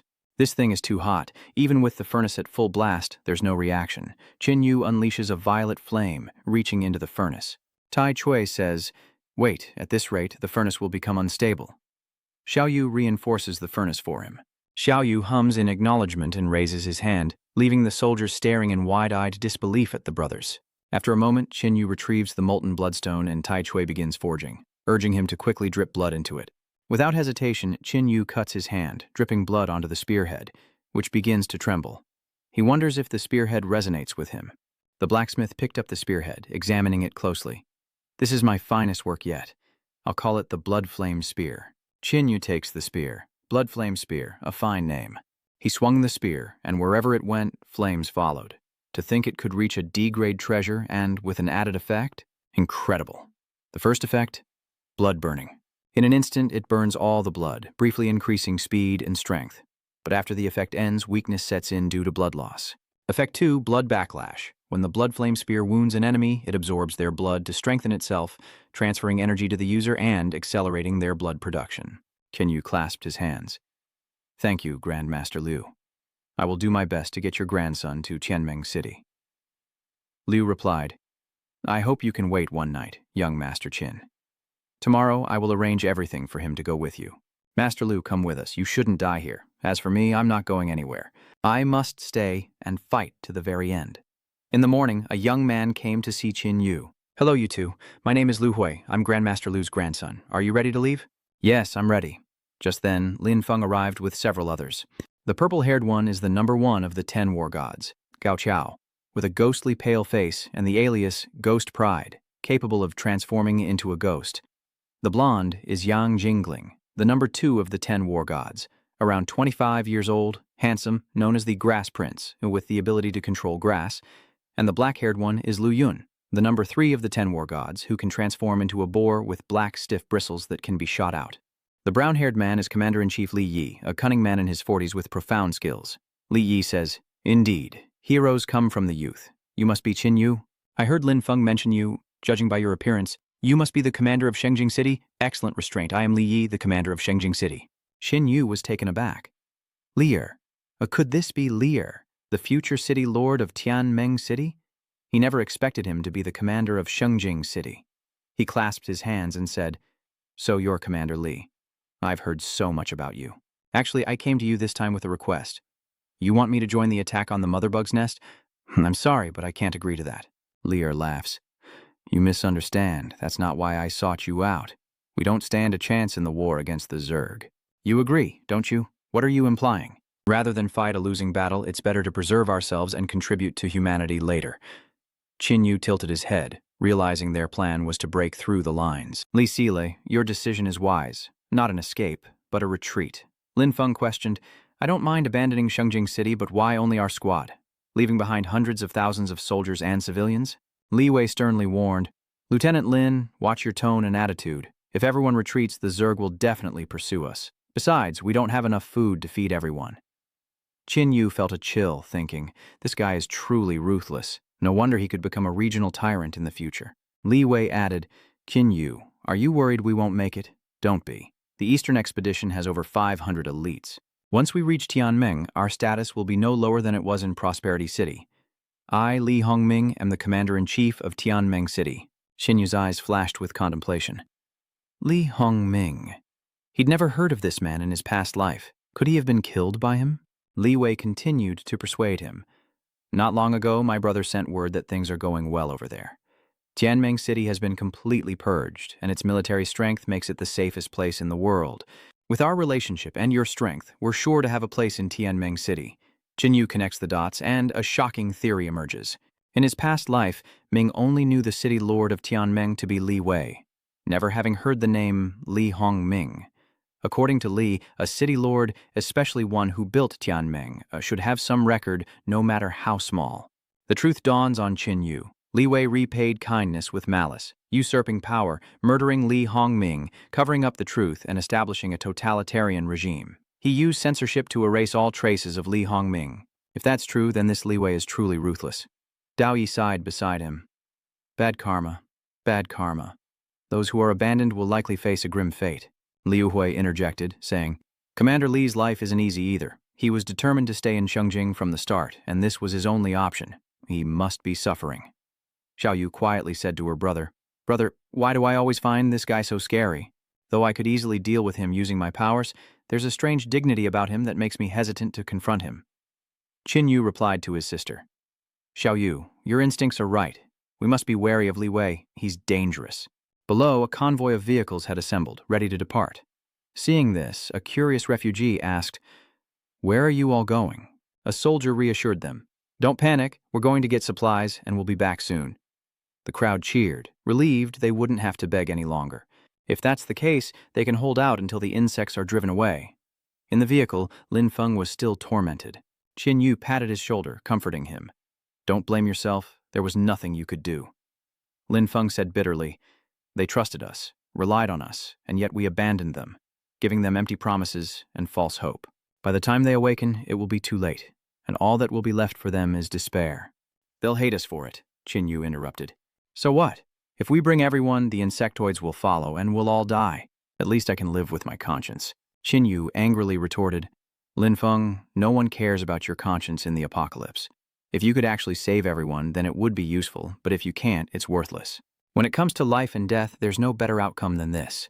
Keep your conscience, and burn it when it truly matters." Lin Feng was silent for a long time before finally speaking. "Qin Yu, you're right. I'm too weak now. I have no voice, and conscience alone means nothing." The convoy departed, when suddenly the lead vehicle reported over the radio, "Situation ahead, road blocked, zombies in front." Immediately, the elite soldiers dismounted and quickly took their battle positions, unleashing a barrage on the zombies. The commander's voice came over the radio. "Change positions. Receive fire support from above. Heavy weapons. Prepare to suppress." Qin Yu got out of the car, impressed by the elite unit's seamless coordination. After wiping out the zombies, they began collecting spoils and evolution energy, stopping at an abandoned gas station for the night. Qin Yu's group of 4 was in a separate room when Dao Yi uneasily said, "I feel a little uneasy, like something bad is about to happen." Xiao Yu asked while eating, "Why is the little Taoist always so suspicious?" Qin Yu warned, "My intuition is always right. Be careful tonight, don't sleep too soundly. If there's danger, Liu Hui, stay close to the Taoist. Then you two quickly find me and Xiao Wu." In another room, Li Wei was eating noodles alone, thinking, "Everything will be better. When I get to Tianmeng and join forces with my brother, we'll definitely make a great success." 3 war gods stood guard outside the door when a man approached, and Lu Yun asked, "Zhao Kuei, what brings you here?" The man replied, "I have urgent news for Commander Li." "It's late. He's probably asleep. Can it wait until morning?" "Fine. I'll come first thing in the morning." Just then, Li Wei's voice echoed from inside the room. "Let him in. What needs to be done today should be done today. No waiting." Zhao Kuei entered, and Li Wei asked, "What do you have to report?" The man suddenly sneered. "Li Wei, today is your day." Sensing danger, Li Wei shouted, "Something's wrong." Outside, the 3 war gods sensed the commotion and knew something was wrong. Inside Qin Yu's room, as the 2 slept soundly, a poisonous insect quietly appeared. It stealthily approached Xiao Yu, but before it could act, Qin Yu incinerated it with a burst of flames. Immediately after, screams erupted from outside. "Enemy attack! Enemy attack! It's the insectoids." Awakened by the noise, Xiao Yu asked, "Brother, what's going on?" "It's the Zerg. Judging by the sound, there are many of them. Get ready. We're going to find Dao Di and Liu Hui." Qin Yu kicked open the door to the next room, anxiously asking, "Are you 2 all right?" Finding them unharmed, he said, "The insectoids are attacking. It's dangerous out there. Everyone, hide in a corner and don't reveal yourselves." Outside, the soldiers frantically fired at the insectoids. "Ha, die, you ants. We are the elite of the elite. Watch out for the claw worms." Thwack. Someone is impaled by a claw. The clawed insect spewed sharp objects from its mouth, which rained down on the soldiers, followed by the sound of piercing flesh. Take cover! Suddenly, a clawed insect's head explodes. Finally, the snipers are in position. The soldiers begin to encircle the poison insects, determined to wipe out the beasts. More spikes fly, killing many. Turning, they cry out in horror, "Attack it! It's the leader!" The sniper received his orders and took aim, but a mutant appeared behind him and swiftly killed him. Someone shouted in alarm, "It's an armored beetle." Sun Yu takes command, and as the enemies close in, they switch to hybrid weapons, but a clawed insect lunges at him. With a leap, Sun Yu jumps high into the air, shouting, "Didn't expect I could jump this high, did you?" He somersaults through the air and slams into the clawed insect, freezing it solid. Well done. These beasts didn't expect us to have this trick up our sleeves. Let's take down that big one together. Let's go, blow it up and destroy it at the same time.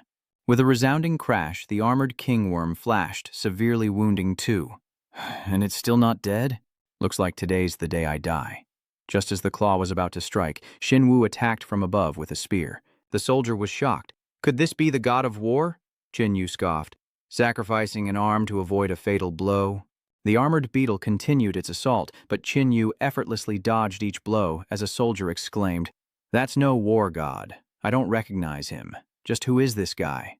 Qinyu smirked at the armored beetle, marveling at the weapon's power. Even a normal strike was this effective. The blood flame spear truly was a divine weapon. On the beetle's severed arm, a new limb grew. If a normal strike could do this to you. Xinyu plants his spear, activating its burning ability, then closes in on the beetle, landing a stunning blow. Just as he was about to finish it off, Xiaoyu stopped him. "Leave it to me." A drop of blood landed, and the armored beetle was soon restored. Perfect. She hops onto its back, riding it like a mount. "Brother, I've got a helicopter now." Everyone stares in disbelief, wondering what kind of monsters these two are. Inside the command center, Li Wei, "Today is the day you die." Ha ha ha ha. Gao Xiao rushes into the room, using his soul-shifting ability to phase through the insect and grab Li Wei. Missing its target, the insect tries to flee. Yang Jingling shouts, "Don't let it escape!" And Lu Yun transforms into a beastly demon, covered in fur. Yang Jingling threw a seed onto the insect and vines quickly wrapped around it, while Lu Yun snapped off the remaining sharp claws on its back. Li Wei then grunted, wondering how he had suddenly turned into such a disgusting monster. Outside, shouts and gunfire erupted. Li Wei urgently asked, "What's happening out there?" A soldier rushed in to report.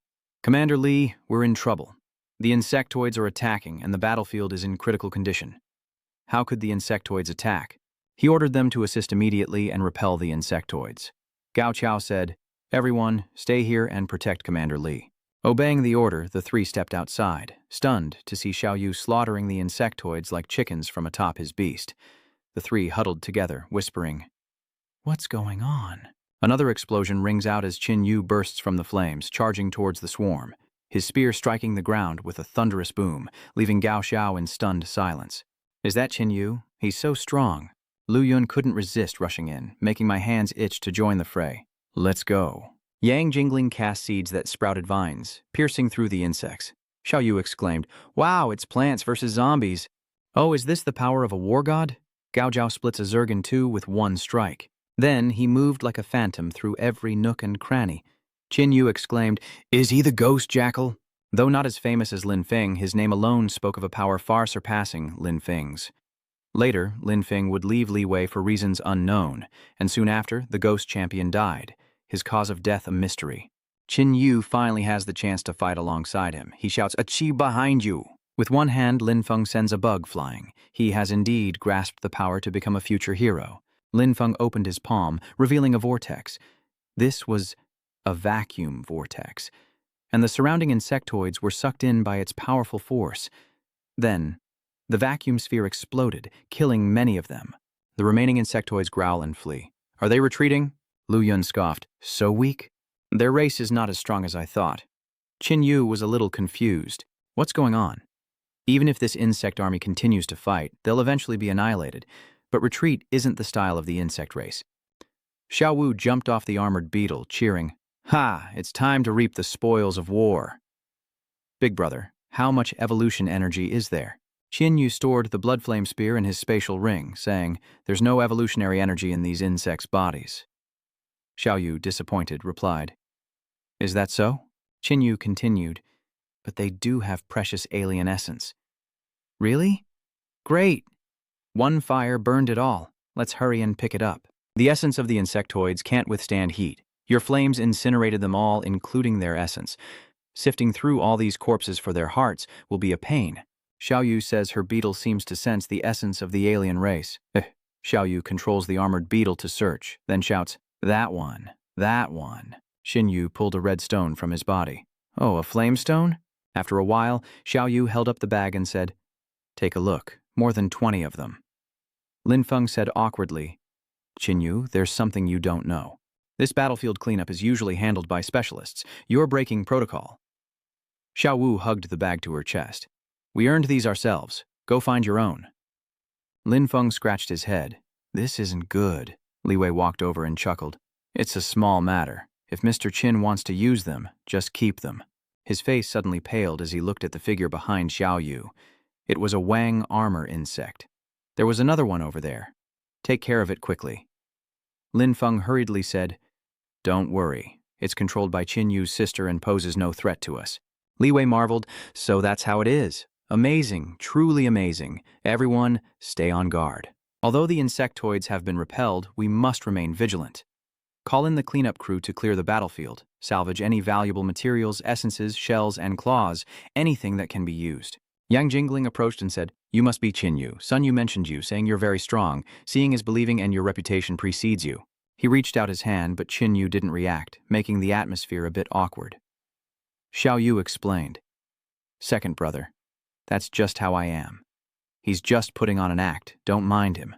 No worries, no worries. You've got the strength, so you're entitled to show off. I get it. Lu Yun chuckled, saying it's what he gets for acting friendly with everyone. How embarrassing. Learn from Gao Yao. If you can fight, don't talk.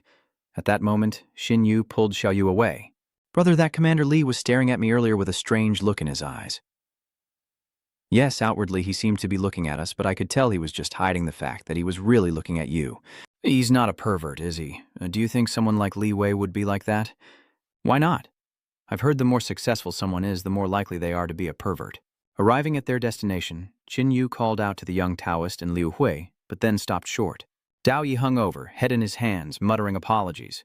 So Qin Yu asked, What happened here? It's all my fault. I should have held on to him. Dao Yi recounted as Liu Hui sobbed.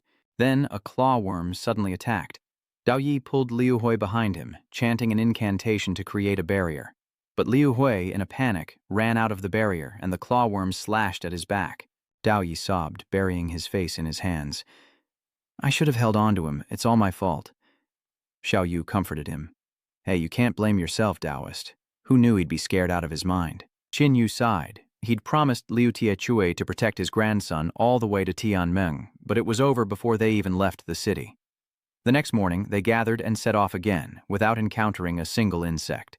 Ha ha! Were you hoping to run into something? Xiao Yu said, guiding the armored beetle to follow.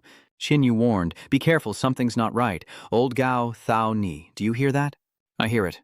A mournful wail. Someone fearfully asks, What's that sound? Is that crying? How terrifying.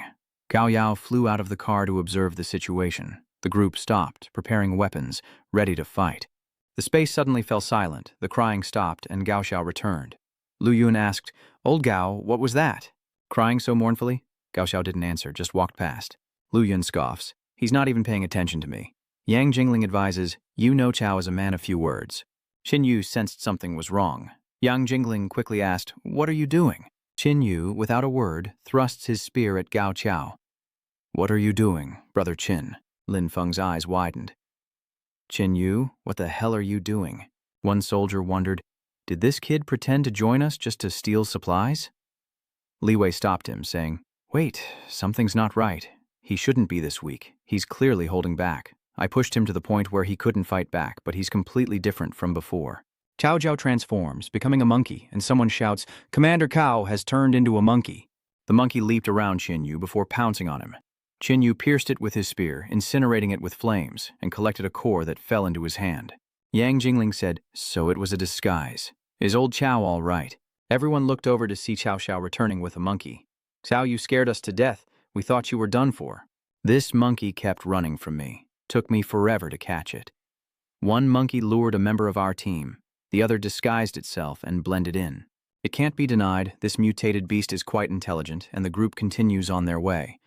Qin Yu offers the energy orb to Dao Yi, urging him to eat it quickly. Dao Yi hesitated, wondering if this thing was even edible, but Qin Yu assured him that it would enhance his abilities and make him stronger. Xiao Yu added, Eat up, it's delicious. Here I go. Lin Feng asks Qin Yu, Come to think of it, doesn't your bug need to eat? Xiao Yu suddenly realizes, Oh, I almost forgot. She flicks a drop of blood onto the beetle, causing it to shrink. Xiao Wu picks it up, saying, It can eat meat, energy to evolve, and even flame crystals. It can eat anything valuable, but my blood is the most effective. Qin Yu wondered if it seemed to get stronger after drinking her blood, even though it shrunk. Is this also an effect of your ability? I don't know, maybe it's just full and has more energy? That night, the group camped in the forest. Xiao Yu complained. Traveling all day, that car is so shaky and slow, I'm exhausted. Qin Yu teased, give me a break, Grandma. At least you have a ride. Otherwise, you'd be walking. Hearing movement in the bushes, Qin Yu rushed off, startling the guards who thought it was an enemy. Qin Yu emerged from the bushes with a rabbit, adding to their dinner. Seeing the adorable rabbit about to be roasted, Xiao Yu felt a pang of sympathy. How could you eat such a cute bunny? Fine, I'll eat it myself. Xiao Yu shouts, add more chili! Yang Jingling and Lu Yun are drawn in by the smell of the barbecue. Lu Yun scratched his head. You guys go ahead and eat. We were just passing by to take a look. But if you insist, we'll join you. How embarrassing. All right, thanks. The group begins to feast. I'm stuffed. Carry me back to bed. Qin Yu pushes her away. Your mouth is all greasy. Don't get it on me. Early in the morning, everyone packs up. Qin Yu wakes up and stretches, suddenly noticing a strange insect. He's about to skewer it when Xiao Yu stops him. Wait, that's my helicopter. Why has it changed? It looks different, I'm not sure, but it must be it. Even its aura has become stronger. How could it evolve after breaking away from the insect clan? Is it Xiao Yu's ability or her blood? After an unknown amount of time, the convoy stopped again. Xiaowa wonders, why have we stopped? The forest seems endless, and who knows what dangers lie within. Or we could just take a different route, Yang Jingling suggests. Ah, I know this place. It's called the Red Pine Forest, and it's huge. Detouring around it would take us at least 4 days at our speed. Li Wei asked, is there a path through this forest? And when will our carriages be able to pass? There's a wide enough road leading to a small town called Lam Dao County, where we can rest and reorganize for 2 days before setting off again. Lin Gui immediately ordered, announcing to the others, beyond this forest lies a town where we can rest for 2 days. The men cheered. Great, we can finally rest for 2 days.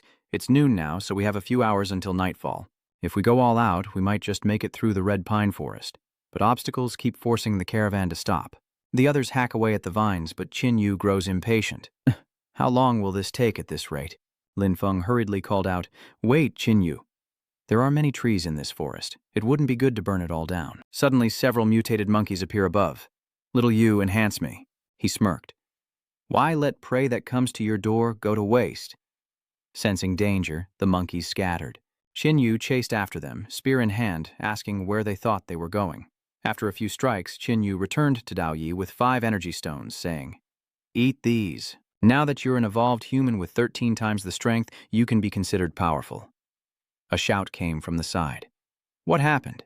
Ah, something bit me. A snake bite. This guy collapses to the ground as a snake slithers away. Everyone be careful. Mutated snake venom is extremely potent and can kill with a single bite.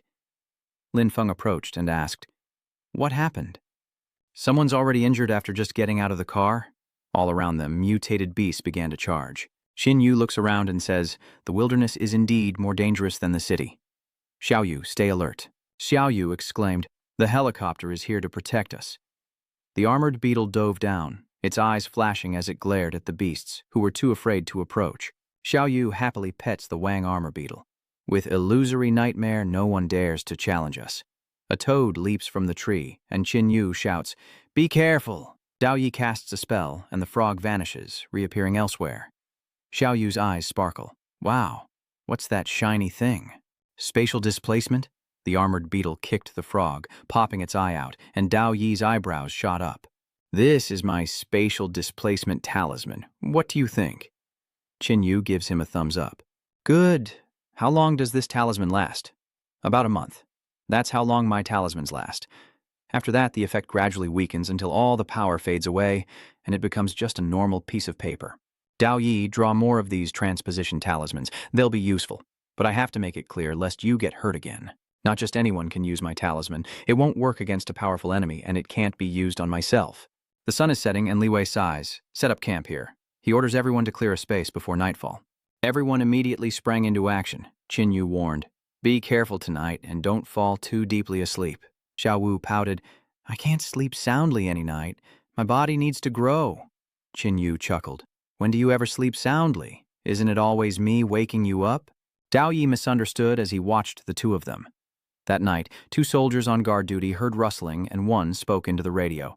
"Hello, we have a problem here." Instantly, 2 reinforcements arrive. "What's going on?" "There's movement over there, probably mutated beasts. Let's not rush in. We'll check it out first. The 3 of us will go ahead. You stay back and keep your distance. If we have to fight and the enemy is too strong, your most important job is to warn the others."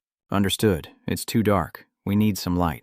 The man raised his hand, conjuring a ball of fire, and hurled it at the snake lunging towards him. But another snake appeared, constricting him, while yet another attacked. The remaining soldier frantically shouts, "Oh, attack, attack!" Waking everyone up, they rush out with torches. Li Wei asked, "What's the situation?" A soldier reported, "Snakes?" Looking at the swarm of snakes, Luke Van asks, "Who stole the snake eggs? Why are there so many?" Yang Jingling blames himself, but Li Wei insists that he is the one responsible. "Everyone, stop blaming yourselves. Right now, breaking through this is what matters most." Lang Gui, shout it out. Everyone attack together, help each other, and absolutely don't get separated. A black-scaled snake bit 2 soldiers, and as the others opened fire, another one emerged, swiftly biting a man. "Ah, help me." The man cried out, then instantly died. Lu Yun said, "Something's wrong. They're not scaled snakes, but venomous snakes that mutated and grew larger." The venomous snakes spew toxic fumes, killing 2, and chaos erupts. Gao Xiao, blade in hand, rushes to assist. Luke Van warns, "Cao, be careful. The smoke that snake spits is poisonous." Cao transforms into a spirit and flies forward, slicing a venomous snake to pieces. No sooner were the words out of his mouth than he leaned back, narrowly avoiding the venom. "This poison is strong. Don't touch it." As they get used to the situation, they begin to fight in formation, reloading their weapons as the enemy attacks from the right. Suppressing fire, enemies on the left are breaking through to intercept us. Lin Feng waves Qin Yu over. "What are you waiting for?" "Let's go," Qin Yu replied. "You guys break through first, I'll catch up later." "Why aren't we leaving?" Zhao Yu asks. "Does anyone else smell a faint fragrance?" "What fragrance? All I smell is stench." "It's true, though faint, it's definitely there. No wonder there are so many poisonous creatures in a place like this." "What are you trying to say?" "If I'm not mistaken, these poisonous snakes and that gas frog from before are all being controlled by it. The 5 Venoms Beast." "What's a 5 Venoms Beast?" "And I've heard they're kings of all poisons, able to control all kinds of venomous creatures.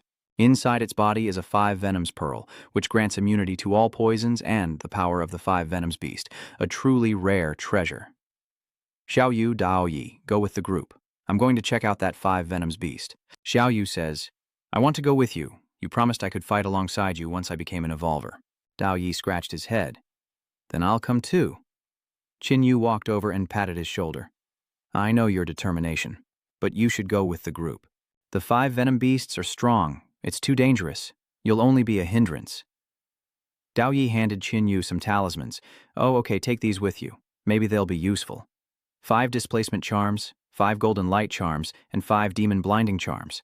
Qin Yu thanked him and copied the charms, then said, "Xiao Yu, I copied this antidote pill from the others in the God of Fighting test. Enhance it and drink it." A venomous snake lunges at Lin Feng, who shouts, unleashing a vacuum kick, tearing the snake to pieces. Dao Yi suddenly appears behind him, startling him into another vacuum kick. Dao Yi quickly waves his hand. "Wait, benefactor, it's me, it's you. Where are Qin Yu and the others?" They sensed their prey and went hunting. Lin Feng sighed. "As expected of them. We're struggling to survive, and they're already hunting." The men exclaimed, "The enemy stopped attacking!" "What's going on?" "Be careful. They may be focusing their power for one massive attack." The snakes looked around blankly, then collectively left. "A soldier says it's them." They lured the snakes away. The snakes slithered toward Qin Yu and his brother as he raised his spear and effortlessly began to cut them down. Qin Yu softly calls out as fresh blood ignites, "Drink your fill, blood flame spear." Xiao Yu and the Wang armor bug also begin to fight. If it were them, it probably wouldn't be a problem. Qin Yu, after slaying a viper, sensed a strange odor and cried out, "Xiao Yu, get away!" Xiao Yu, riding Wang Jiachong, yelped and leaped off. The snake lunges, missing its bite on the beetle's back. The brothers are shocked. It's huge, and the beetle's armor is starting to crack. Xiao Yu encourages the beetle, telling it not to be afraid. Xiao Yu empowers it, saying it now has 60 times the strength. Wang Jiachong slashed at the snake with its claws, and in response, the serpent flung Wang Jiachong high into the air. That was the girl's armored beetle. The snake continues to whip the beetle away with its tail. The beetle lies motionless, and Xiaoyu looks at Qinyu with some distress, saying, "This thing has at least 60 times the strength. Otherwise, it couldn't have taken out my beetle so easily. How could such a powerful mutated beast be in the Red Pine Forest?" It seems that even with rebirth and key information, climbing to the top won't be easy. My physique is probably around 28, and with Xiaoyu's enhancements, I'm still far from 60. I can't win with just my physique alone. But with the added power of replication and third-stage flames, there's still a chance. That giant snake was able to approach without Xiao Wu or the armored beetle noticing, so its ability is probably stealth or concealment. This ability is great for ambushes, but not direct combat, so I can win. Xiao Wu worried, "Be careful with your enhancement." Xinyu charges forward, dodging the giant serpent's poisonous bone projectiles, and strikes the snake to the ground, but its massive tail whips around. Xinyu ducks to avoid it, then slashes the tail with his spear. The tail quickly bursts into flames, and it slams the ground to extinguish them. Xinyu wipes his brow, relieved his spear technique is so refined. If that spear thrust had gone any deeper, both spear and man would have been sent flying by that tail. Xiaoyu stared intently at Qinyu, then looked at the armored beetle lying below and dripped a drop of blood onto its head. The armored beetle suddenly opened its eyes. "Oh, my blood can save you more than once. After all, I'm so powerful now that even if I get hurt, I'll recover quickly." Xiaoyu cut her wrist to let more blood flow, then transferred it all to the armored beetle. Xinyu summons a fireball from his spatial ring and hurls it. The snake is caught off guard and hit. This ring allows someone like him, who isn't skilled at controlling long-range flames, to cast them with ease. It's a great help. Unfortunately, the ring isn't high-grade enough to withstand my third-stage violet flames. Continuous use will surely destroy it. A direct attack won't work. I'll have to wear it down. The snake reels from the blow, stunned for a moment. Xinyu was about to seize the opportunity to finish it off when suddenly it spat a venomous mist. Qinyu quickly used flames to create a wall, blocking the poison. Damn it, all that effort to create an opening, wasted. If it gets time to recover, it won't be so easy to beat. Just then, the armored beetle king suddenly appears behind the snake, plunging its sharp hand straight into its body, causing the snake to cry out in pain. The snake lunges, but Qinyu teleports the beetle king to safety, who slashes the snake's head, drawing blood. Qinyu seizes the moment for a fatal blow. Die already. Not yet. Qinyu uses purple flames to burn its head. Yes. Finally, he succeeded. The snake is engulfed in flames, and the energy core within it is revealed. Watching the beetle king wave its arms and legs, Qinyu said, "Your abilities are amazing." Xiaoyu puffed out her chest. "Yeah, if that guy hadn't ambushed me, my helicopter wouldn't have been defeated so easily." Such pure evolutionary energy is a first, the old rules say. Strengthen and then copy. Xiaoyu says, "Just eat it. We still have to kill some 5 poison beasts later. Don't be silly.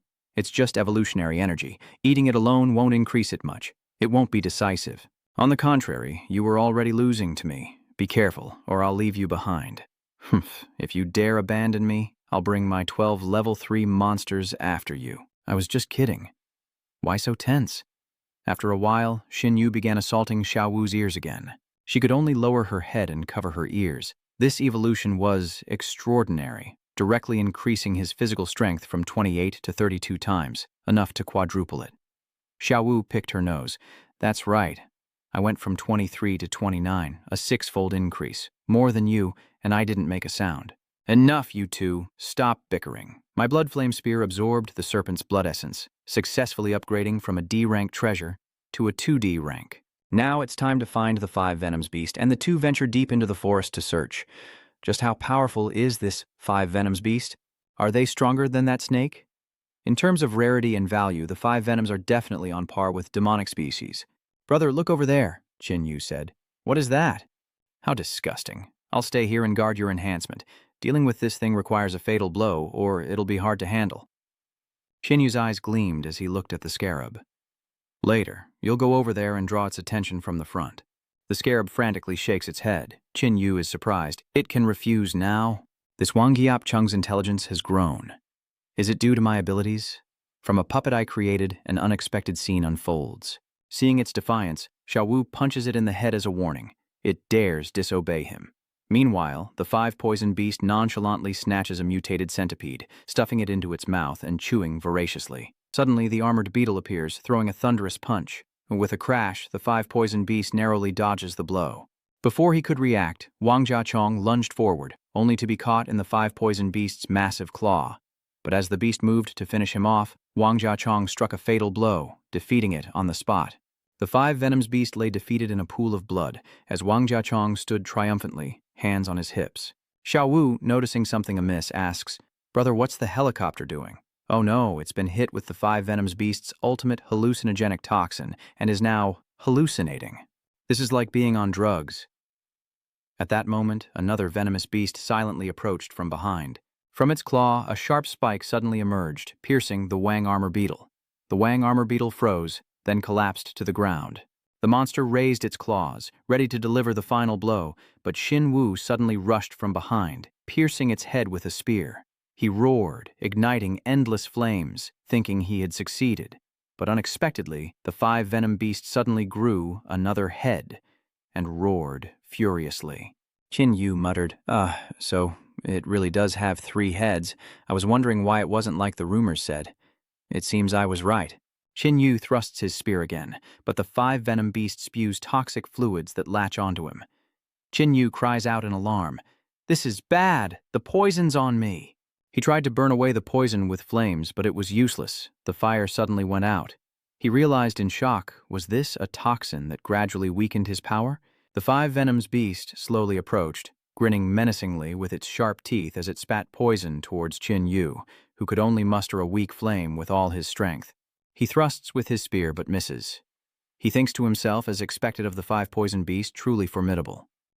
While the degenerating toxins haven't affected his body, there's still a chance if he's careful. A thick cloud of toxic gas begins to emanate from the five poison beast. Xiongyu narrows his eyes. More poison gas? He sweeps his spear, using its length to keep his distance while using the remaining flames to repel the toxic fumes. Unable to get close, the five poison beast continuously spews toxic fumes. Qin Yu dodges and observes, realizing its fighting style is airtight, leaving no openings. Just as he faltered, its claw suddenly clamped down on the blood flame spear, and Qin Yu thought, "I'm screwed." Its claw forcefully pulls Qin Yu closer, and a cloud of poison gas blasts into his face. Qin Yu quickly retreats, covering his mouth as he coughs violently, having inhaled a large amount of the toxic fumes. He gritted his teeth as the image of the five venoms beast blurred before him. "Brother, watch out!" Xiao Yu cried.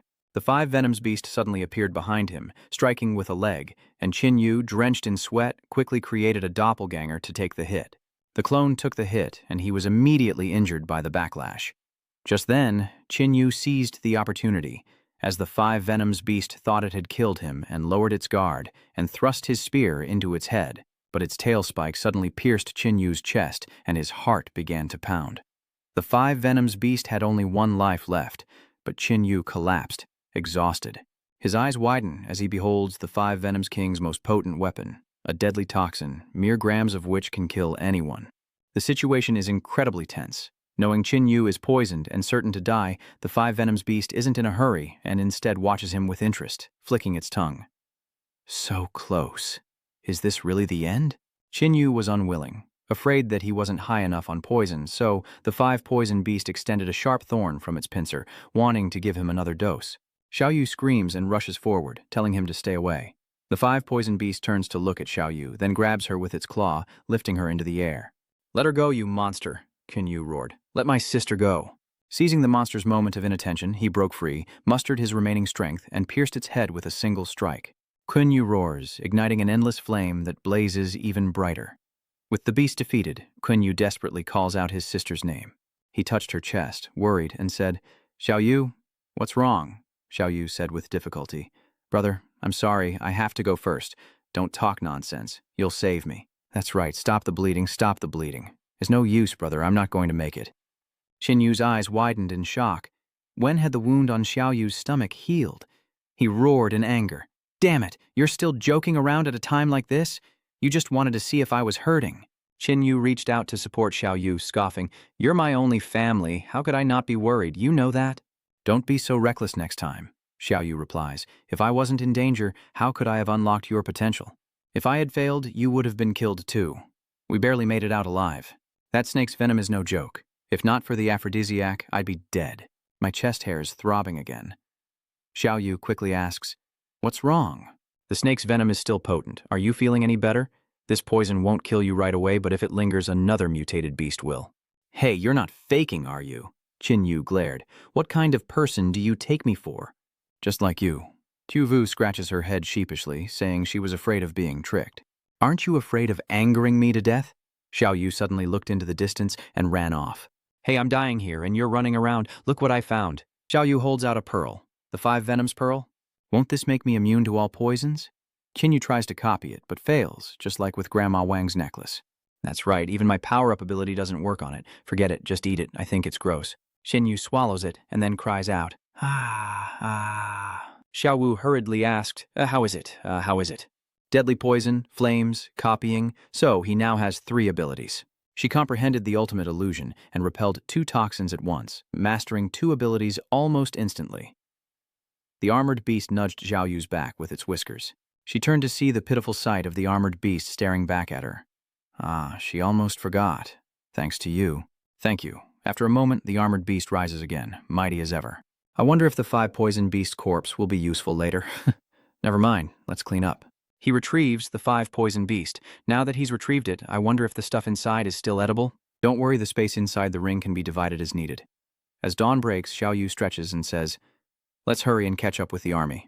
The siblings arrived at their meeting point with Lin Feng's group, but no one was there. Xiao Yu muttered, did they not arrive ahead of us? With that, she ordered her rice-powered helicopter to scout the surroundings, but Qin Yu sensed something strange. The village was eerily silent.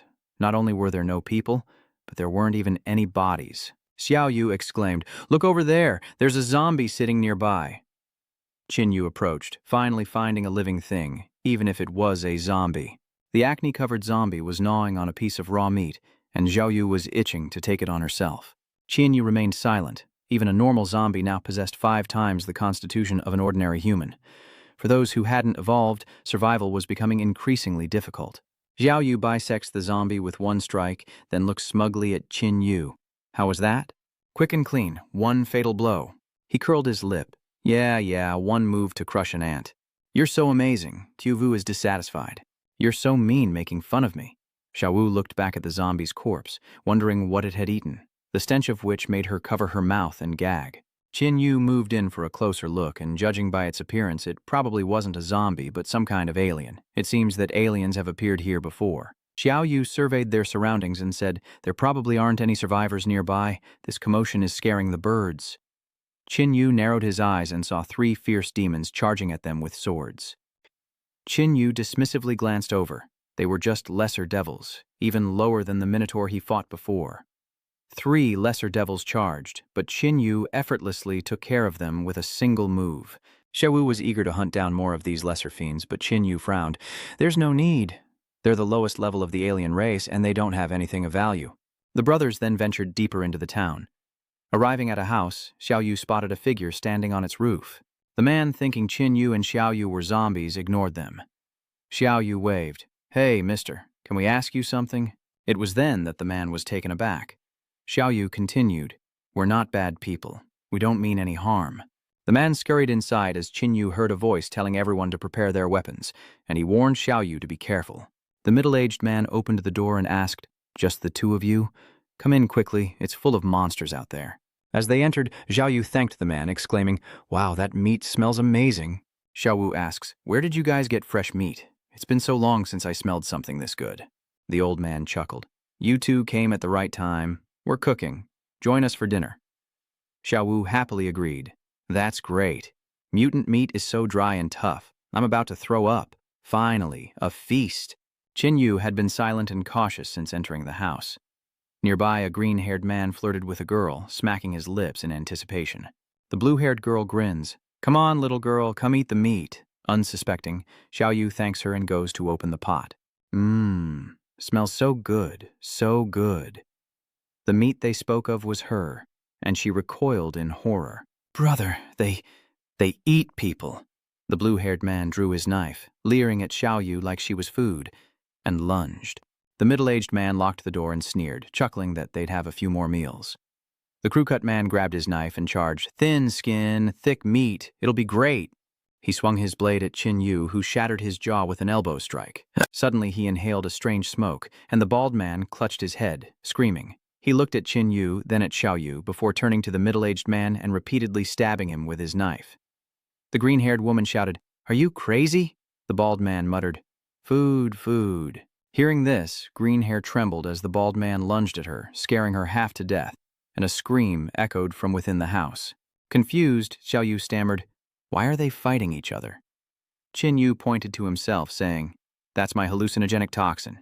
Xiao Yu wondered if the lack of people and zombies meant they had resorted to cannibalism, but Qin Yu reassured her that even in the apocalypse, not everyone would sink so low. There are very few people who would sink so low. Outside, a commotion arose as several people surrounded the armored beetle. Someone shouts, "What is that monster? It's terrifying." It doesn't seem very strong, and doesn't seem to have any killing intent.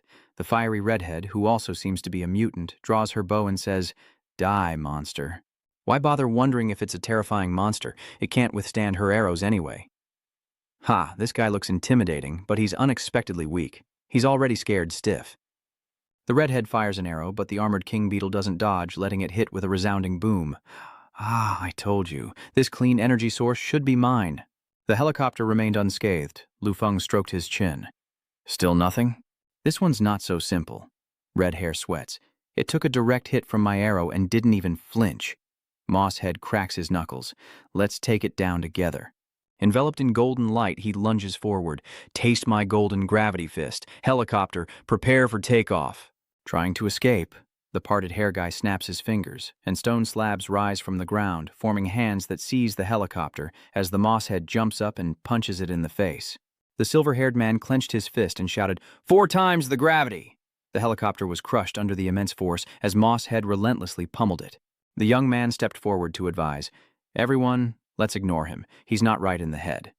The helicopter seemed to lose patience, its eyes flashing menacingly as the parted hair man teased, "Mazong, only you are timid." Ma Song quickly said, "Brother Xiao, this one is different from the enemies we've faced before." The man with the parted hair grinned. "If you say so, it seems he's not so simple. But before me, it's nothing more than prey." With that, he raised his hand and the stones assembled into a massive figure. "Crush him!" The stone figure raised its hand and slammed down, snatching the stone men with one grab, leaving the parted hair man thunderstruck. How is this possible? Mahjong pulled at his hand. "Run, he's in a completely different league than us." Red Hair fires a few arrows for cover. "Everyone, fall back. My light arrows are the strongest. I'll cover the rear." But as soon as he spoke, helicopter attacked with lightning speed. Everyone watches in shock as Mosshead yells out. Just as the helicopter's hand is about to touch the soft, full breasts of little Zhu, a shout rings out. "Helicopter, stop!" The helicopter looked away regretfully, just as Mosshead asked, "Who are you people? Get out of here. This monster is too strong." Taking the opportunity, Xiao said, "Brother Lu, let's go, and let these two hold it back for us." Ignoring him, the seaweed head shouted as Xiao Yu approached the monster, "Hey, does this girl have a death wish?" Ma Kong said, "They're too strong." Xiao Yu pets the helicopter's head. "Good boy, I'm sorry, I won't leave you alone next time." The seaweed head is shocked. What is going on? The monster isn't attacking her and seems docile. Could it be a pet she trained? Perhaps she has abilities like mine, a summoned creature. But why is this insect stronger than my giant puppet? Xiao Yu asks, annoyed. "Why did you attack it? It didn't even bother you." Yao quickly apologized. "We didn't know it was your pet." Jin Yu coldly asked, "Who are you people?" The Mosshead introduced himself. "I'm Lu Wen, this is Li Xiao, the taller one is my cousin, Lu Feng, and the youngest is Ma Song. Up there is my sister, Lu Shui. You two don't look like locals, do you?" Qin Yu replied, "We're from Prosper City." The group was startled, looking at the two brothers with shocked expressions. Xiao Yu asked, puzzled, "Is something wrong?" Luke Van replied, "Oh, it's nothing. We wanted to go to Thincon City to seek refuge before, but we were stopped by the Ho-Tung Lamb monster. Otherwise, it would have been a wasted trip. This isn't the place to talk. Let me make it up to you with a meal. Food is hard to come by these days." Speaking of food, Xiao Yu remembers the 3 people from before, and she can't help but gag. Lu Wen quickly asked, "What's wrong?" "Oh, it's nothing. Speaking of eating just reminds me of something disgusting I encountered." Then Lu Wen led the two to their camp. "Sorry, our people saw your pets and got scared, so we came out to eliminate them." Qin Yu replied, "I understand. No one feels safe with monsters nearby. We're all locals, and not long after the disaster, while killing a zombie, we accidentally discovered a strange crystal inside it. It looked very tempting, so I, being the oldest, tried it. Xiao Yu was shocked. You dared to eat something from a zombie's corpse? Weren't you afraid of germs or poison? Lu Wen scratched his head. I used to read web novels, and the main characters always got stronger by eating internal elixirs, right? That's why I dared to eat it, and unexpectedly gained superpowers. Qin Yu says, if I'm not mistaken, your ability is the golden body, like a steel body enhancement, but with a slightly higher killing power. Lu Xue's ability is the most outstanding among you all. The bow and arrow she creates are not only effective, but also have strong penetrating power, making them very effective against opponents with hard armor. The door opens and a middle-aged woman says, Xiaowen, you're back? She sees the helicopter in front of the door and screams in terror. Lu Wen quickly explained, don't be afraid. It's their pet. It's not dangerous. Lu Shen, go prepare some food, the best dishes you can make. Inside the warehouse, Xiao Yu sits with a box of noodles on her lap and a sausage in her hand, happily exclaiming, wow, it's been so long since I've had something this good. Lu Wen asks Qin Yu, you said you came from Shengjing City? How is it over there now? Qin Yu replied, Shengjing City is nothing but zombies and mutated beasts. It will soon be attacked by the insectoids. It's already a dead city. I'm curious, what's the situation here? Why are there so few people? Lu Wen grits his teeth, no longer daring to hide the truth. After the apocalypse, a massive rift appeared in the sky, and countless demons poured out, killing anyone they saw, and then strange things began to happen. People here are vanishing into thin air. Qin Yu asks, vanishing? Lu Wen nods. Yes, truly vanishing, neither alive nor dead. They simply vanished, never to be seen again. Qin Yu suspects it might be related to the dimensional ruins, a dimensional ruin that can make people vanish. The danger must be immense. If people know so many have disappeared here, why haven't they left? Lu Wen replied, because we discovered the reason for their disappearances. We saw that it was caused by a monster. Lu Xue added, that's right. That monster secretly devoured them all. Our little sister, Liu Meng, was also eaten by it. The reason we haven't left is because of that monster. I must avenge my sister. Qin Yu noticed Lu Wen's clenched hands and asked, a monster that can devour an entire village must be strong. How did you manage to defeat it? Li Xiao scoffed. We injured it last time, scared it off. We'll kill it next time we meet. Qin Yu said, describe the monster's appearance and the battle you fought. It was about half a month ago when Lu Wen began to recount the story. Phew, we finally beat it. Min Man is for this little brother. Vines erupt from the ground, ensnaring Lu Man as everyone watches in shock. What's going on? A giant mouth emerges, swallowing Lu Man whole before retreating back into the earth. It all happened too fast for Lu Wen and the others to react. Qin Yu suspects they may be dealing with mutated plants as Lu Wen asks if he knows more about these man-eating flowers. Qin Yu shook his head, admitting he didn't know, then asked if they'd seen a large group of over 100 soldiers pass through. Lu Wen replied, no, we would have known if that many people had passed by. They weren't eaten by the man-eating flower, were they? Qin Yu remained silent. Lu Wen continued, Qin Yu, are you like us, people with special abilities? I hope you two can help us kill that monster. Qin Yu reasoned that even if the man-eating plant was powerful, it couldn't possibly devour everything. And Li Wei's group felt there was more to the story. With that in mind, Qin Yu agreed to help. Lu Wen stood up and said, that's great, but this county is so big, where do we even start looking? Qin Yu says, according to you all, there were 6 people at the time, and it swallowed your sister. I'm guessing she wasn't its prey. Lu Wen didn't understand what he meant, so Qin Yu explained, whether it's a zombie or a mutated beast, hunting evolution energy is pure instinct. Its target was probably the evolutionary energy from her hands. Lu Wen nodded. You have a point. Qin Yu continued, if it's coming for evolutionary energy, then we don't need to find it. We have the energy. It'll come to us. He turned to Ma Zong and asked, Kid, is your ability sensing? Can you sense zombies or mutated beasts? Startled by the question, Ma Kong quickly replied, ah, yes, I can. Lu Wen said, we'll go with you both. It's dangerous here, and if you two go off on your own, Qin Yu will refuse and return quickly. Li Xiao scoffed, whatever, who cares? After a moment, Ma Song closed his eyes, sensing 2 zombies on the second floor of the building across from them. Entering the building, Ma Tung pointed to a room. That's where they were. Hearing the noise, 2 zombies burst through the door. Seeing Qin Yu slowly approach, Ma Kong panicked. Brother Yu, what are you doing? Qin Yu remained silent, grabbing the zombies' heads and slamming them into the wall, quickly finishing them off. Ma Zhang was shocked.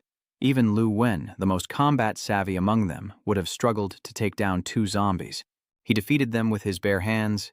Is he even human? Qin Yu picked up 2 energy stones, saying, "Lucky, both of them had one." Ma Song pointed. "Brother Yu, there's an evolved zombie over there."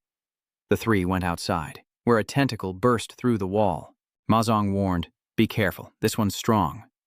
Qin Yu grabbed the tendril and pulled the evolved zombie out. The zombie roared, attempting to attack, but Qin Yu incinerated it with purple flames, quickly burning the mutated creature to ash. Ma Song was stunned. "This power is terrifying. What a beast!" Xiao Yu picked up the energy stone and said, "Now this is a good find." Seeing Ma Tung's shocked expression, Qin Yu urged him to keep moving, snapping Ma Tung back to attention. Before long, another zombie fell flat on its back, and Xiao Yu retrieved a core from its chest. "Aha, more loot." Qin Yu, eyeing the bag full of energy, says, "This should be enough." He takes the bag and duplicates it, then gives Ma Zhong 4 energy stones. "You should have these. Eat up." Ma Zhong was stunned. For me? I've never gotten so many at once. Thank you." Qin Yu then returned to Lu Wen, who looked at him in astonishment. 20-something evolution stones in under 2 hours. That's incredibly fast. Qin Yu smiled at Ma Zhong, grateful for his ability to find so many targets so quickly. Ma Song explained, "It hasn't even been 2 hours. It just took time to travel. They see a zombie and just use vines to take care of it." Lu Wen asked, "All right, what do we do next?" Qin Yu said that everyone should take turns guarding in pairs, and if there's any movement, report it to everyone immediately. That night, the Qin brothers kept watch together. Xiao Yu asked, "Brother, will it come?" Lu Xiu says, "Brother, I don't think those 2 really want to help us." Lu Wen indifferently replied, "In this world, who sincerely wants to help strangers? They must have ulterior motives, but I don't think they intend to harm us. As long as we avenge Xiaomeng, none of this matters. When the monster is lured here, we will do everything we can to kill it." Lu Jua hummed in response. Late that night, Lu Wen shot up, eyes wide open, and shouted, "Be careful! Wake everyone up." Some were still half asleep, asking, "What's wrong?" Lu Wen said, "Enemies are here." The sounds outside terrified everyone. Lu Wen called out, "Xiaojie, Li Xiao, Yingfeng, Ma Song, let's go see what's happening, and everyone else be ready to run." Judging by the sounds, there are a lot of enemies. The 5 of them stepped outside to find a horde of mutated cats surrounding the energy core. Startled, Li Xiao exclaimed, "There are so many. Let's run before they see us." Lu Feng scoffs, "If we run, what about the others?" "Ma Song, keep an eye on them and see if we can win." Ma Song grimly states, "Brother Lu, we can't win without casualties." A cat spots them and pounces. Lu Wen grabs the cat, yelling that they've been spotted, and the cats turn with friendly eyes. Lu Wen shouts, "Form up, the enemy has found us." The mutated cats slowly approach. "Xiao Shui, get up high!" "Yes, be careful, brother." Lu Feng shouts softly, "Gravity suppression." He uses his ability to increase the gravity on the mutated cats, immobilizing them. Lu Wen and the others begin their attack as Li Xiao shouts, "Kill them all!" He summons stone men to attack the cats above. Xiao Yu asks, "Brother, shouldn't we help?" "Don't rush, let's wait." Lu Wen is ambushed by a cat, which slashes at his chest, sending him collapsing to the ground, exhausted. The black cat continues its assault. Li Xiao grits his teeth. "Get through me first." He commanded the stone man to grab the cat, but it retaliated, taking out half its head. Li Xiao turned to Lu Jue. "My puppet can't hold on much longer. Shoot them while you have the chance." Hearing this, Lu Jue fired at the cat, but with a loud bang, it dodged the attack. It lunged at Lu Jue, ready to give her a tattoo, but luckily she ducked. The scratch marks on the wall behind her sent shivers down her spine. Ma Song cries out in fear, "It's not something we can beat. Everyone, run."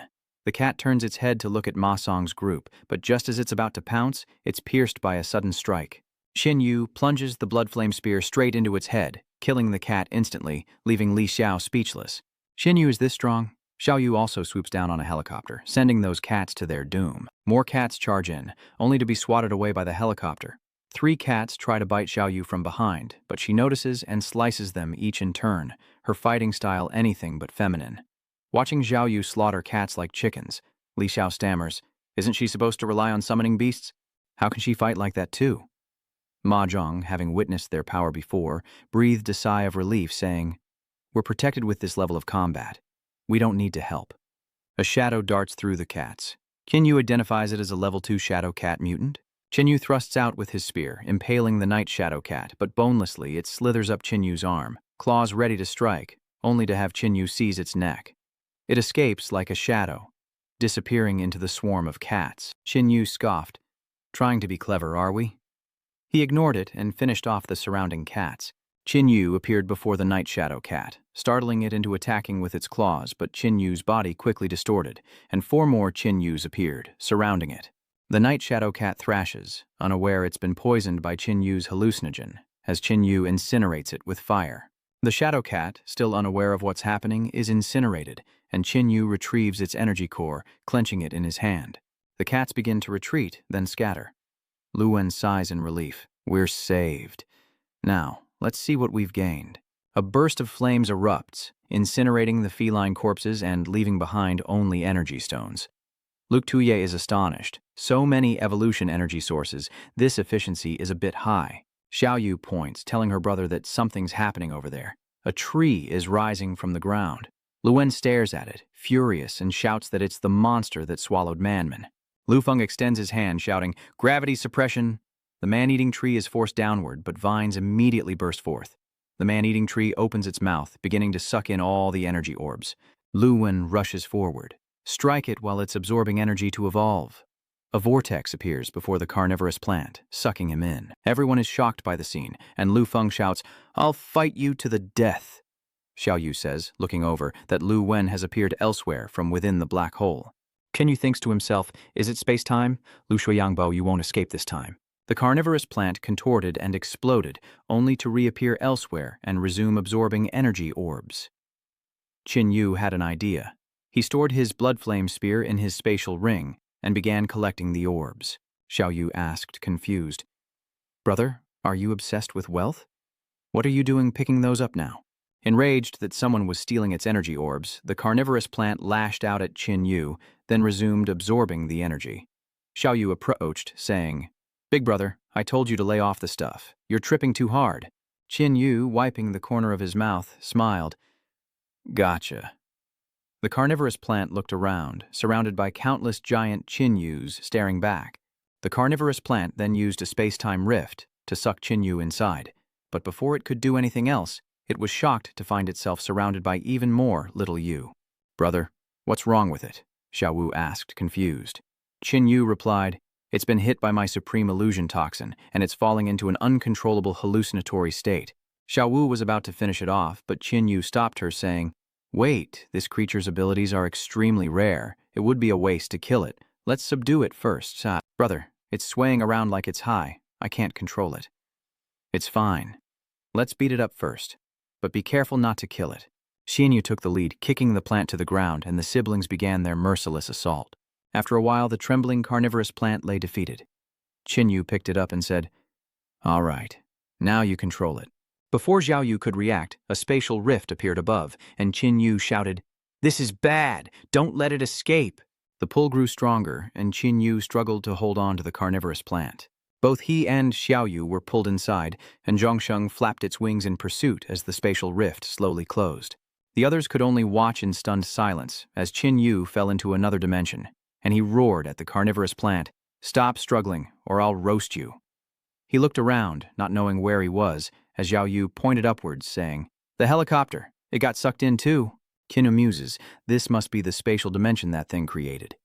"Xiaoyu, don't mind it. Let it take us out of here." Xiaowu didn't answer, dripping a drop of blood and firing it towards the carnivorous plant. The petals shifted slightly, and then Xiaowu announced that it had been successfully controlled.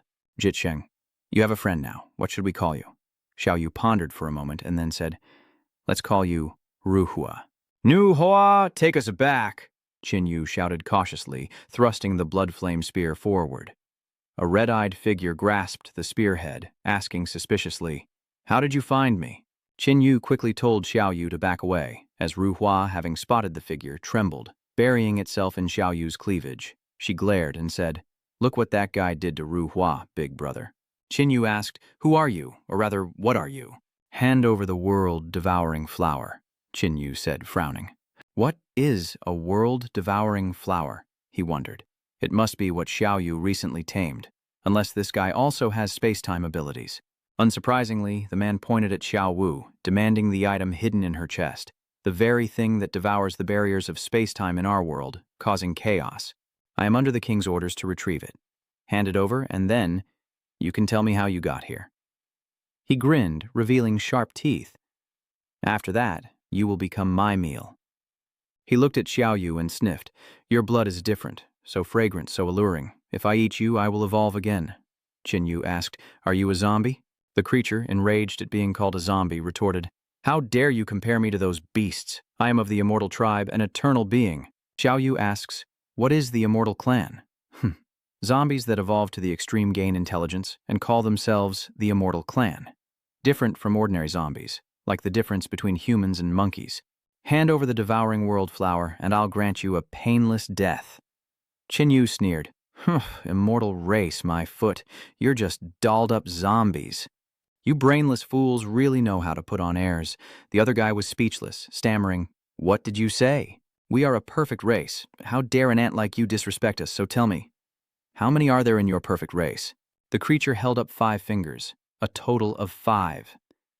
Qin Yu was shocked. The apocalypse hadn't been around for long, yet the zombies had evolved into an immortal race of that size already, faster than he'd imagined. Qin Yu followed up. What's your name? What's your king's name? Instinctively, he answered, My name is… Absolutely not. My king's name is… Realizing his mistake, he roared, You ant! How dare you trick me into revealing that? I should at least know the name of the one who kills me. Humph, shameless boasting. Do you even realize the greatness you face? Qin Yu yanked his spear, slamming the man face first into the ground as he smirked. Not bad. I bet you've never faced anyone stronger than you before. No wonder you're so arrogant. Wen Yu says, A physique of 60 far surpasses an unenhanced person like me, but unfortunately, even if you were 60 times stronger, you're still only level 2. Watch as Qin Yu thrusts his spear, never daring to grab the tip. Don't you get it? With your strength, it's simply impossible. As he said this, he stopped, his arm burning with purple flames. He looked at the fire and said, This is no ordinary flame. He quickly opens a spatial rift, sucking up all the flames. Another spatial rift suddenly appears, and the ferocious flames immediately engulf the unlucky, bewildered zombies. He remained silent, a flicker of interest in his eyes. You're clearly weaker than me, yet you wield such powerful flames. Intriguing. Qin Yu thought to himself that it was indeed a spatial ability. Zhu didn't reply, his eyes turning cold, but it was a pity that even if your fire was stronger. He tears through space, appearing behind Qin Yu, but he's no match for my elusive movements. Qin Yu reacts quickly, spinning his spear to block his razor claws. He analyzes that his opponent's physique is almost 60 times stronger than his, while he is only 30 times stronger. In terms of raw power, his opponent has an absolute advantage and is more than capable of suppressing him. Moreover, this subspace lacks physicality and power, preventing me from fully utilizing my strength. I wanted to enhance him, but he refused. Now I want to see if my skills can defeat an enemy with superior physical strength. Sneering, Zhukong taunts, Kid, are you lucid or delusional? Knowing you're weaker, why the bravado? Don't get confused, my physique is weaker, but my skill surpasses yours tenfold. Behind Qin Yu, 2 streams of fire erupted, looking like fiery wings, and he used them to blast Tu Yet Kong away and fly off. Clever tricks, Zhukong scoffed, opening another spatial rift and disappearing inside. Qin Yu warily scanned his surroundings, left and right. Suddenly, Zhui Kong appeared behind him, launching a surprise attack. Qin Yu quickly retreats to evade the attack. Zhu sneers inwardly, annoyed that Qin Yu's flames are blocking all the spatial rifts. I see through your little tricks now. Take this! Qin Yu roared, charging forward, and before Zhu could slip into a fissure, he was blasted away by a devastating blow. He gritted his teeth, realizing the other's combat skills were superior. If he didn't go all out, he might lose. With that thought, he appeared before Qin Yu, his eyes serious. All right, I admit your skills are superior. You're the only one I'll kill who will see this move. With that, Tu Yet created countless razor-sharp shards of glass, launching a simultaneous attack. Qin Yu immediately used a flame barrier to defend himself, but cracks quickly appeared in his defense. He looked at the scene in shock as Jubu grinned maniacally. Those aren't glass shards, they're space shards. No matter how tough your bones are, space will slice through you like soft tofu. Ha ha. He threw a punch, shattering the space in front of him, and the crack spread towards Qin Yu. As space broke apart, Juekong roared, and a vortex of nothingness appeared around Qin Yu, the razor-sharp shards tearing into his skin. Qin Yu muttered, "It's not working yet?" In Juekong's palm, a sphere of space appeared. He roared, shattering space and sending shards flying, but as they neared Qin Yu, they lost control and fell to the ground. Utterly shocked, he asked, "Why has my power suddenly vanished?" He pointed at Qin Yu, shouting, "What have you done, Ant?" Qin Yu calmly replied, "Remember what you said? My fire fills the sky with dust. My fire burns everything, leaving no dust behind. The dust you see is something else. I originally intended to use the Supreme Illusion Toxin on you, but its color was too bright, and I feared you'd notice. Luckily, the degenerate toxin has a dark color, perfectly concealed by the dim environment and my flames. That's why I say, no matter how great your power, when it comes to skill and combat experience, you're still too green." Absolutely furious, he... "Just you wait. When my king arrives, you'll be torn to pieces." Qin Yu's spear bursts into flames. "You're out of chances. What do you mean?" Cui Buhui frowned. With a sickening thud, the spear pierced his head. Qin Yu coughed and Xiao Wu rushed over, asking, "Brother, are you all right? It's just a light wound. You'll recover quickly." "Xiao Yu, hurry and get the evolutionary energy. It's endlessly dark here, and it'll be hard to find him if he gets away." Xiao Yu obeyed and ordered Ru Hua to retrieve the evolutionary energy for her. A moment later, Ru Hua brought over a radiant golden orb. Xiao Yu picked it up, examining it, and muttered, "This one's a little different from the others." "Of course it's different. This one is equal to 5 of the ones we got from the big snake's scales." Xiao Wu perks up, "Wow, so if we copy and enhance this, it'll be 20 times more effective than the snake." Qin Yu awkwardly explains, "We copied and enhanced the snakes before eating it, so it's really only 5 times as effective." Ru Hua suddenly opens her mouth, startling Xiao Wu. "Are you trying to swallow it again? If it weren't for him protecting you, you would have been captured already. The zombie corpse over there is yours." Hearing this, Ru Hua tried to absorb the corpse, but Xiao Yu's face darkened. "We'll eat it after we've copied and strengthened it. Can't you wait?"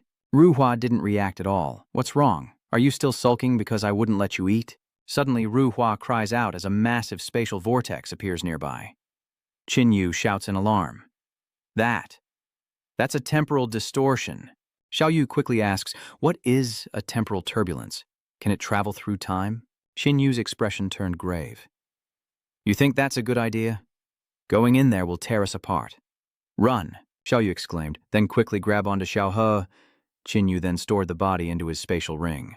Ru Hua immediately wrapped around the 3 of them and sped off, Qin Yu urging it to go even faster. "Ah!" Ru Hua cried out, and Xiao Yu explained, "Ru Hua says she's reached her limit and can't go any faster. We're about to be crushed, brother." Just then, Ru Hua suddenly dove downwards. "Ru Hua, what are you doing?" Qin Yu exclaimed in shock. In a crimson dimension, a rift appears, and Qin Yu and the others fall through, saved at the last moment by Ji Sheng, who keeps them afloat. "Brother, where are we?" Xiao Yu asks. Below them were crimson trees, and scattered around were human skeletons. As Ru Hua cried out, it seemed to say, "Ah, is this your home?" Xiao Wu said, "Oh, you can understand what they're saying?"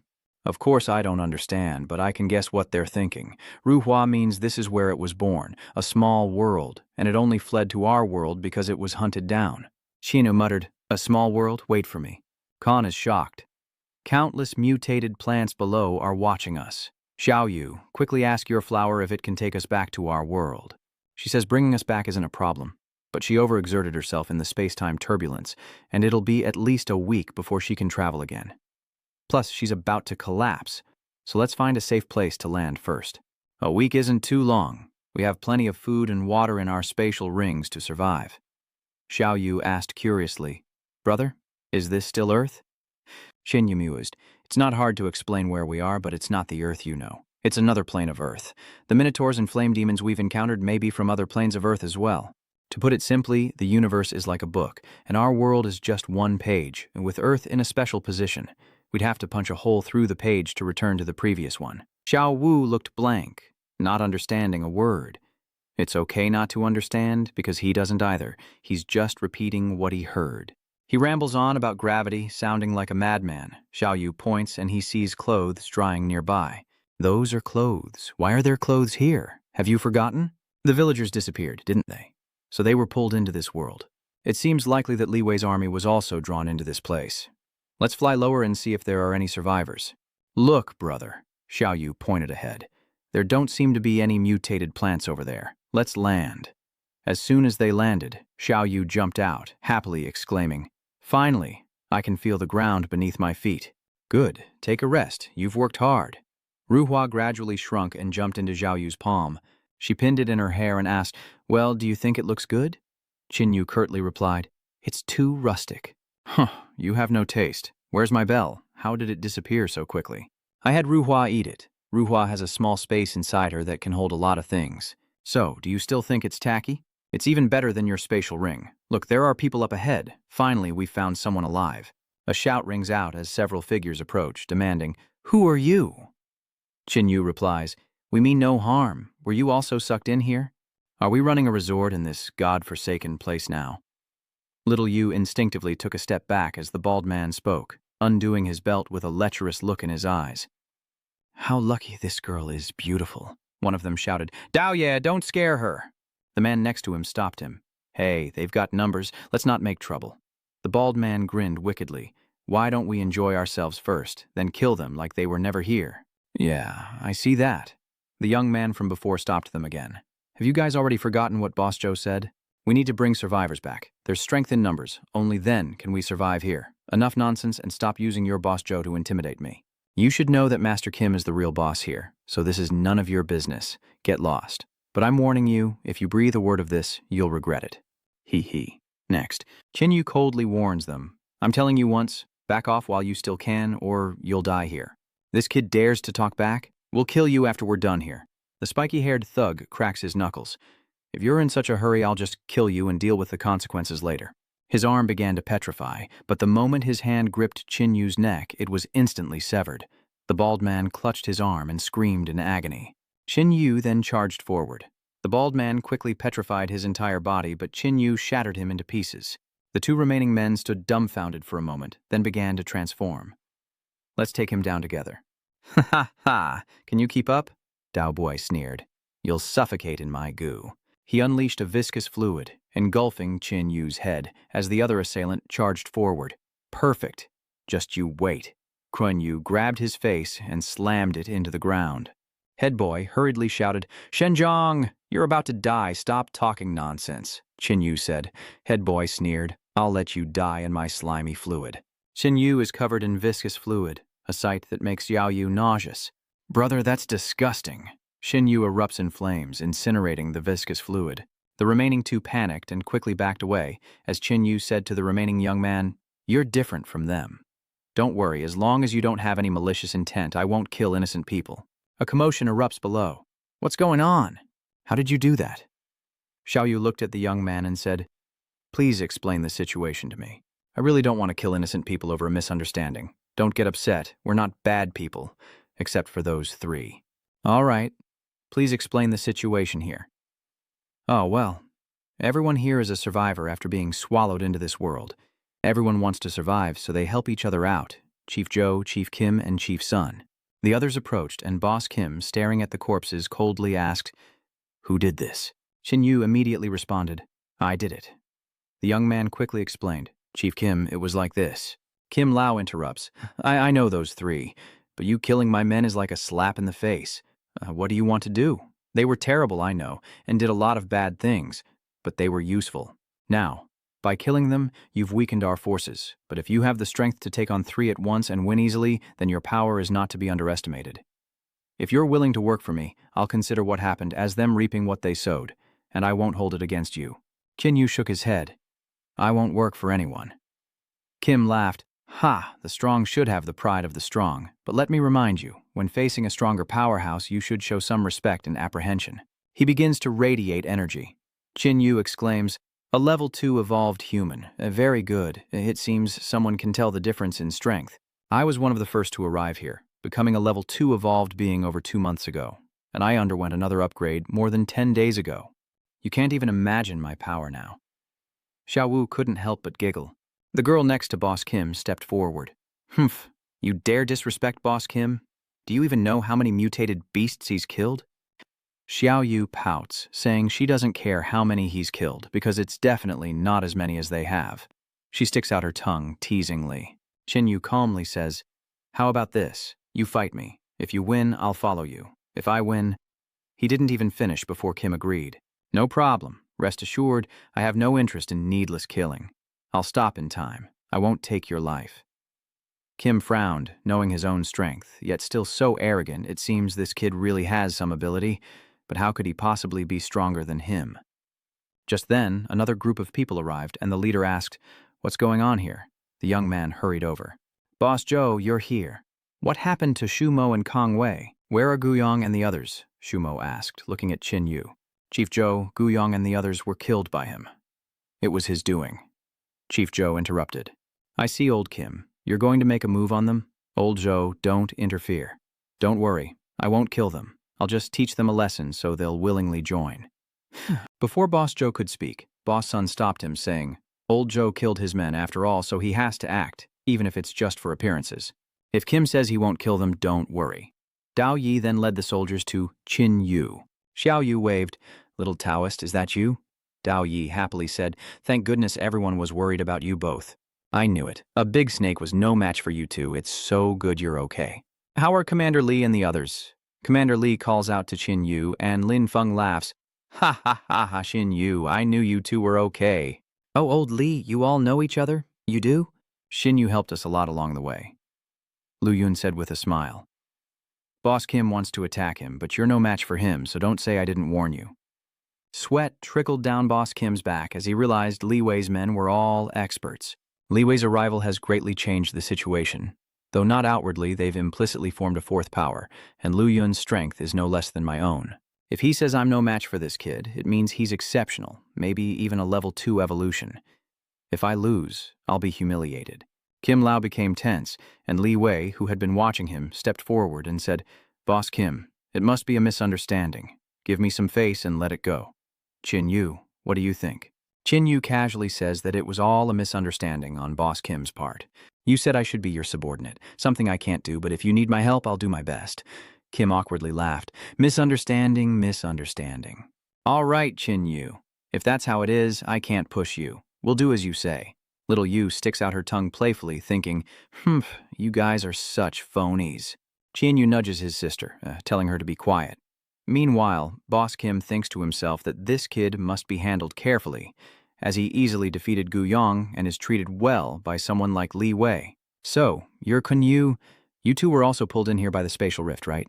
You can't get out right now, so why not stay and discuss it with us?" Old Sun added, "It's dangerous outside with many powerful death beasts. We must do our best to survive in this harsh place, uniting to overcome difficulties." The group then entered their gathering place, and Dao Ye whispered, "Qin Yu, I was so worried about you all. You have no idea what we've been through." "What happened?" Xiao Yu asked. Dao Ye lowered his head and replied, "We had a brutal breakout, and many of our brothers couldn't hold on. Suddenly, a rift appeared in the sky, pulling us into a strange place, a dark, endless expanse where we were attacked by an unknown force. That power was incredibly eerie. Those it consumed were pulverized before they could even scream. The survivors desperately fled, only to be suddenly sucked into another rift. Of the 100-man squad, only 20 or 30 survived. A true tragedy." Boss Kim gestured ahead, saying, "This place may be simple, but it's the result of our hard work." Tian Yu says, "It must have been difficult to build a stronghold in such a harsh place." Elder Kim suggests, "Not long ago, we found a lot of wine berries. It's been a while, hasn't it, Lao Sun and Lao Zhou? Why don't we have a get-together to celebrate Qin Yu joining us?" Xiao Yu asks. "I've noticed many people here on defense duty are often attacked by enemies." Kim Lao sighed. "Exactly. We're attacked by zombie beasts every 3 to 5 days, so we never get a moment's peace." The term zombie beast was new to Qin Yu. Master Sun explained, "They're incredibly powerful animals, somewhat like mutated beasts, but more like zombies. They're incredibly ferocious and fearless, giving us a real headache." "Oh, so zombie beasts?" "We once encountered a huge zombie dragon," Qin Yu asked. "Chief Joe, are the zombie beasts the main threat here?" "No zombies?" Sun spoke up. "Almost none. Not enough to feed the plants, but there are exceptions. We encountered 4 beings, not typical zombies, but monstrous entities, terrifyingly strong. They even spoke, calling themselves the Undying." Qin Yu realized these must be the other 4 he hadn't mentioned. Qin Yu, you've met them too? They thrashed dozens of our elites, forcing them to flee in disgrace. If it weren't for 2 powerful figures who helped us, we might have been annihilated." Qin Yu would have remained silent. "Experts, you say?" Just dealing with that strongest one took a lot of effort. For 2 people to handle 4, they're not to be underestimated. I'll introduce you to them later. They're all gathered inside a house. Master Sun told his men, invite the 2 experts and Mr. Ling. A voice came from outside. Ha ha ha. Master Sun is so funny, inviting us to dinner again. Xiao Yu muttered, why does that voice sound like that guy? As the 2 people pulled back the curtain and entered, Xiao Yu exclaimed, it's brothers Xiao Feng and Xiao Na. Aha, Qin Yu, Xiao Yu, what a coincidence. Xiao Na glanced at Qin Yu, then went to sit next to Xiao Yu. Xiao Yu was overjoyed to see her again, embracing her tightly. This is great. I thought I wouldn't get to see you, Tiona said, blushing. Xiao Wu, people are staring, Zhe Xiaofeng said as he rushed over. I want a hug too, little Yu cried out. Nice try, get lost. Boss Sun laughed, saying, ha, so you all know each other? Of course, Qin Yu once saved my life. And then another person entered. Chu says, Mr. Ling, come sit over here. Qin Yu observes that from the way he walks, he must be a martial artist. When everyone had arrived, Boss Joe ordered the servers to bring up the food and several beautiful girls carried it in from outside. Xiao Yu picks one up. What is this? I've never seen it before. Joe explains, there are no animals here, only us, zombie beasts and mutated plants. We can't keep eating zombie beasts. There's no choice. There are only mutated plants. Xiao Yu took a bite and grimaced. Ugh, this is awful, bitter and tough. Kim sighs, resigned to their limited options. This stuff is hard to swallow, but it's packed with energy. As Chief Joe says, no fine dining, but a fine death. He turned to the server and asked for the wine fruits, and the servers brought over plates of them. Young Master Trake's mouth watered as he looked at the 4 fruits. Here they are, the wine fruits. Qin Yu stares intently as someone speaks up. These wine fruits are rare and dangerous to harvest, but their rich aroma and wine-like taste make them a delicacy. Xiao Yu takes a sniff. It smells so good. I want to drink it. Qin Yu suddenly stops her. Chu is a little angry. Qin Yu, what do you mean by that? Are you afraid I poisoned you? I, Lao Zhou, may not be a hero, but I consider myself an honorable man. Don't misunderstand, Chief Joe. I'm not saying you poisoned it. There's something wrong with this fruit. Chief Sun looked at the wine fruit and asked, there's something wrong with the fruit? We've eaten it several times, and it's never been poisonous. If I'm not mistaken, this fruit grows on piles of zombie and zombie beast corpses, with vines and roots winding through the bodies. Is there a problem? Xin Yu asked gravely. This isn't a wine fruit called corpse fruit. It's a poisonous fruit formed from corpse vines. They hastily ask, what is it? Zombies, zombified beasts, or mutated creatures. After a large number of them die, their corpses pile up and rot, and the viruses or sources of mutation in their bodies may reorganize, producing all kinds of corpse vines. It's not a plant, but a source of mutation that clings to the host's body in another form. In a sense, they are extensions of corpses. The blood corpse vines are covered in poisonous thorns that infect any nearby animal or person they prick. Some spores release toxins into the air, others contaminate the water, and some form delicious-looking but poisonous and infectious fruit. Hearing this, someone drops the corpse fruit. Lin Feng said, oh my God, how is that possible? But we drank it and we're fine? Xiao Wu quickly throws away the blood fruit, and Qin Yu continues. A normal person would likely turn into a zombie after just one taste. You're all evolved, with strong resistance, but repeated exposure will eventually turn you into zombies. It's a shame they can't drink it, says Zhai Xiaofeng. Elder Kim is annoyed. There's nothing good in this god-forsaken place, and now the wine fruit is useless too, rubbing salt in the wound. Li Wei asks, we're new here and don't know anything. Are there any other places worth exploring? Is there another way to escape this place? Impossible, Sun replies. We've searched far and wide, reaching either endless voids or boundless seas of mutated plants. But Zhai Xiaofeng says there's actually one more way we could try. The 3 leaders' expressions turned grim. Noticing this, Li Wei said, if you leaders know something important, please don't keep it to yourselves. We're all in this together now, and I think everyone wants out. No one wants to stay in this god-forsaken place forever. Elder Kim reluctantly spoke, figuring it wouldn't hurt to tell everyone. A month ago, while hunting outside, we encountered strange beings resembling humans, but they were zombies.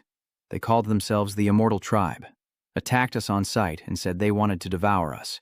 They were terrifyingly strong. 4 of them made our 7 elite fighters run and piss their pants. Many brothers died by their hands.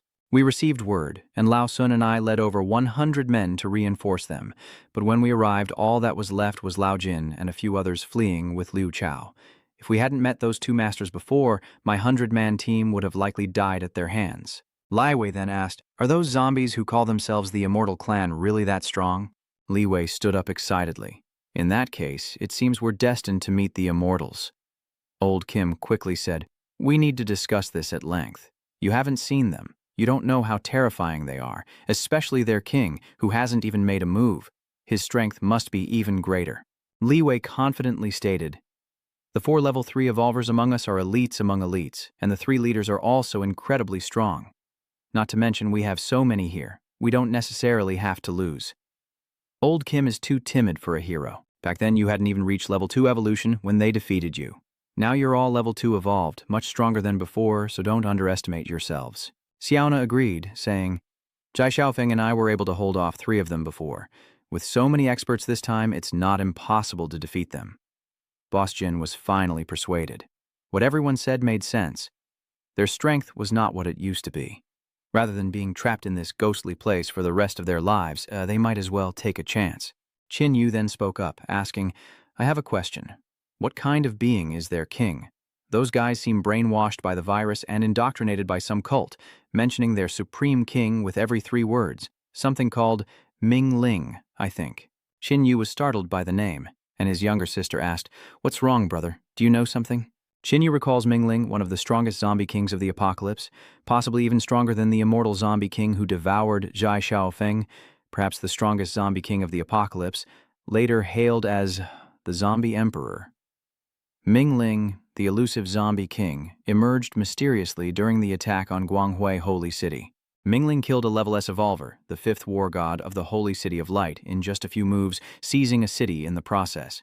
The Holy City Lord, ranked 14th among the strong, was furious, sending experts to besiege Ming Ling's nest, but they couldn't kill him. His escape shows just how terrifying his strength was. The S-rank powerhouses of Holy Light City are far stronger than A ranks like Li Wei from Sky Origin City, and they never expected the king they spoke of to be the infamous Ming Ling Corpse King.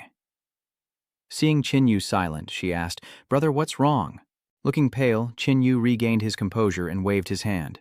"I'm fine." He began to calculate. His physique was definitely not 60 times stronger, and the zombie king Min Lin could be much stronger than him, perhaps even 80 times stronger, making a breakthrough to level 3 not impossible. To confront him or not, that is the question. Sometime later, Qin Yu's friends gathered together. "Xiaona, here's some spicy cake for you. I hid it away because I usually can't bear to eat it." Ze Xiaofeng was a little envious. "Xiao Yu, you guys have such a good life, so much good food. What's so good about it? It's almost gone anyway, and if it's not, it's expiring soon." Qin Yu said, "I couldn't say much earlier, but I really think it's best not to openly provoke the Corpse King, Ming Ling." "Then how do we get out?" "Don't worry, I have a way and I'll take you guys with me." Hearing this, Jai Xiaofeng hurriedly asked, "Really? That's great." Dao Ye hesitated. "What about the others?" Xiao Yu replied, "I can't help it. My powers can't transport that many people." "Right, brother. Why did you space out when I mentioned Corpse King Ming Ling?" "Well, Xiao Yu, there's something I want to tell you." "Fei, oh? What is it?" "Actually, I had a very, very long dream. A dream that foreshadowed the future." The room fell silent. This guy must be high out of his mind. Xiao Yu touches his forehead. "Does he have a fever?" Qin Yu said seriously, "Don't interrupt."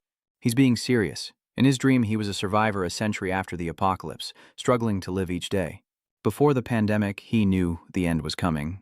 Zhai Xiaofeng, thinking Qin Yu was just trying to be funny, said, "Qin Yu, your jokes aren't funny at all. If I told one, everyone would laugh." Xiao Yu suddenly clapped her hands. "Ah, so that's it. No wonder you know everything." Zhai Xiaofeng burst out laughing. "Ha ha ha, Xiao Yu, that's quite the cover-up." Xiao Yu, having had enough, punches him. "Who's covering up? I'm just stating the facts." She finished speaking and looked at Xiaona, who was also smiling. "No, listen to me, everyone. My brother did remind me before the apocalypse. He also bought a lot of supplies in advance. Furthermore, during the epidemic, he knew the effects of evolutionary abilities. Who would dare eat something from a zombie without knowing what it was? I knew it. How does he know everything and do everything so efficiently? So, my brother traveled back from the future to save me. I'm so lucky. murmured Jai Xiaofeng. Oh, I get it now, Sister Na. I'll listen to you from now on. Should we follow the steps or just get married? Xiaona remained silent. Xinyu continued. My future visions also differ from what we've experienced. For example, the zombie that defeated Jai Xiaofeng, who was supposed to eat Yi Xiaofeng and gain immortality to become a zombie king, was killed by our intervention. That's right, like the blood rain. If it weren't for my brother saving me, I might have been bitten to death by my zombie classmate. That zombie king would later become a super overlord, and I won't lie, we killed one of his subordinates, who had 60 times the physique. To be their king, its physique must be at least 80 times greater, making it a formidable level 3 enemy. With our current strength, victory is far from certain. That's right, I almost forgot we hadn't fed our absolutes yet. Qin Yu, reminded by his sister, takes out the copy, and as soon as Ru Hua smells the energy, it comes out. Xiao Yu scolded, No way, that's too precious. Qin Yu took out a purple energy stone, which belonged to the Night Shadow Cat. Although it couldn't compare to the other one, it was still rare energy. He gave it to her to eat so she could recover quickly. Now Nu Hoa's drooling, and Tiu Vu offers, This is for you. Nu Hoa throws the energy orb into its mouth, and the energy within it begins to surge. Xin Yu asked, This creature has its own pocket dimension inside. Can we take a look? Ru Hua then created a void tunnel, and the Qin brothers dove right in. Everyone gasped in surprise as the two fell freely inside, and Xiao Yu screamed. Qin Yu steadied his sister, looking around as he said, This place is huge, and something's coming fast. It's the helicopter. It snuggled into Xiao Yu's chest, sniffing. I know, you've been wronged. Big Brother's helicopter, with such a large space inside Rouge, maybe we can bring everyone out. Indeed, if filled, this place could easily accommodate 200 or 300 people, and we could bring everyone out in a few trips. I wonder if it can let sunlight in. If possible, we could plant some crops here so we won't have to worry about food in the future. The two then took the helicopter outside. Kunyu stroked Ru Hua's head. I'll definitely give you what I promised. Eat up. Qin Yu retrieves Zhu Kong's corpse from his spatial ring. Without hesitation, Ru Hua swallows Zhu Kong whole, its body flashes, and then it withers. Xiao Yu rushes over to embrace her, panicked. Brother, what's wrong with Ru Hua? Wasn't it supposed to evolve? Why is it withering? Suddenly, a seed falls onto her head. Xiao Yu is overjoyed. It seems Ru Hua has evolved. It has evolved. Now it's our turn to strengthen ourselves. Qin Yu swallowed a pill, and once again he began to strain, laugh, and shout. Xiao Yu says, Here it comes, the exaggerated acting. A moment later, his physique increases tenfold. My brother, my physique has increased 40 times, and yours is 41. Next, with my enhancement, it'll be at least 80 times. Adding to the effects of the previous drug, we're now genuine level 3 evolved beings. Outside, roars and clashing weapons can be heard. Kun Yu then asked his sister to go over and take a look. They really have a death wish. By right, this thing's energy should belong to me. Everyone, pull it up together. Qin Yu watched them struggle to haul up the mutated beast's corpse, feeling a pang of regret. Its flesh was inedible, otherwise they'd have meat to eat. Seeing Xiaona and the others head out, Xiao Yu asked curiously, Xiaona, where are you all going? Xiaona replies, We're going to find food. Jai Xiaofeng stretches, taking the opportunity to loosen his muscles. This creepy place is so boring. What do you say? Want to come with us? Xiao Yu happily agrees. Xiaofeng introduced them. These two are Shumo and Kong Wei, and this long-haired guy is Chen Lixin. Seeing Shumo and Kong Wei still wary, Xiao Yu said, Don't be afraid, my brother isn't a bloodthirsty maniac. You can relax. After a moment, Qin Yu asked, What's the strength of the zombies here? Jai Feng replied, Mostly level 1 with a few level 2, but they're rare. You might not see more than a few in a month. As long as you stay away from the border, it's usually not dangerous. Kong Wei's eyes lit up as he exclaimed, Oh, La Jing Yu Mi! Xiao Yu followed his gaze and asked, Where? How could there be any North Wu? Xiao Feng says, Of course you can't see it. Xiao Kong has telescopic vision. He can see a mosquito flying a kilometer away. Qin Yu exclaimed, That's an incredibly convenient ability. Qin Yu was dissatisfied with his own powers, feeling useless as everyone else fought while he was stuck with surveillance duty. But Qin Yu didn't think so. Reconnaissance was far more useful than fighting in this world. See, even Qin Yu agrees. Before long, the group arrives at a field. Xiao Yu points to a plant and asks, Is this corn? Are you bullying me because I can't tell the difference? Xiao Feng replies, No one said it was corn. We just said it was star jade maize. This stuff is common here. It's not great, but it's edible. Huamak, I'm counting on you. Yes, Brother Trek. Huamek began to conjure the wind. Xiaoyu watches him. Oh, wind abilities? Shumo raised his hand and gusts of wind began to lift the Starjade rice. Qinyu marveled, cutting only the fruit without harming the plant. This kid's got some skill. Though a bit weak, he has a good grasp of his abilities, meaning he's practiced quite a bit. Thanks to him, the Starjade corn is growing quickly. As long as the branches and leaves aren't damaged, it'll bear fruit again in a few days. Smelling something strange, Xiaoyu identified it as a zombie beast, and Zhe Xiaofeng volunteered to take care of it. Xiaoyu taunts, "If you get beaten back to your original form later," Zhai Xiaofeng wonders what he'll use to cover up his embarrassment. He scoffed, showing contempt for the zombie before him. "Humph, underestimating me to deal with this thing? I can take care of it easily, even without transforming."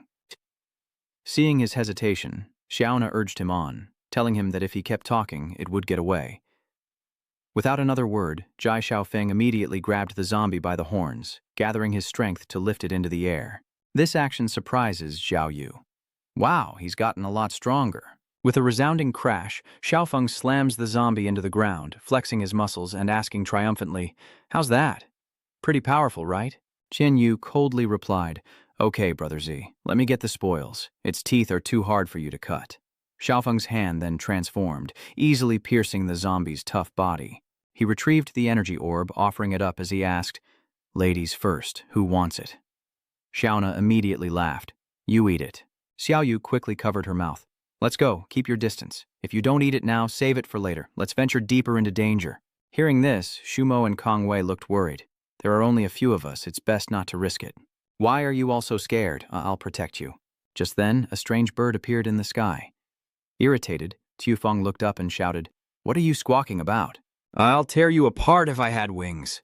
Xiaoyu realized the bird was calling for its kind and urged his brother. "It's calling for its flock. Brother, shoot it down. It's too high for you to hit." Suddenly, Ruhua conveyed something to Xiaoyu, who excitedly announced, "Big brother, Ruhua seems to have finished evolving." As soon as Xiaoyu released Ruhua to the ground, it immediately transformed into a giant, shocking Shumo and Kongwei. The boy pointed to the sky and commanded, "Nu Hoa, bring it down!" Nu Hoa then created a spatial portal and vanished. Thinking they were under attack, Shumo and Kongwei quickly retreated. But then, Ruhua appeared in the sky, firing seeds at the bird. The seeds sprouted countless vines that quickly ensnared the bird, leaving Xiaofeng astonished by the creature's power. The bird was soon dragged to the ground, and Xiaofeng sneered, "So much for thinking you could fly above it all?" Huamo approached with a knife, offering, "Let me help you all extract the evolution energy." "Hey, little Zhu, you don't have to serve everyone like that." Shumo just smiled. "It's okay, I'm used to it, I'm not scared anymore." Xinyu conjures a flame. "No need, stand back." Shumo quickly reminds him, "Xinyu, you can't burn the body completely in a short time." Xinyu ignored him, and with a wave of his hand incinerated the bird. Tianli Xin, seeing this, wondered, "Why is Qinyu's fire purple, and it looks so powerful?" Qinyu explained, "Your fire abilities will evolve through different stages, and the color of the flames will change accordingly."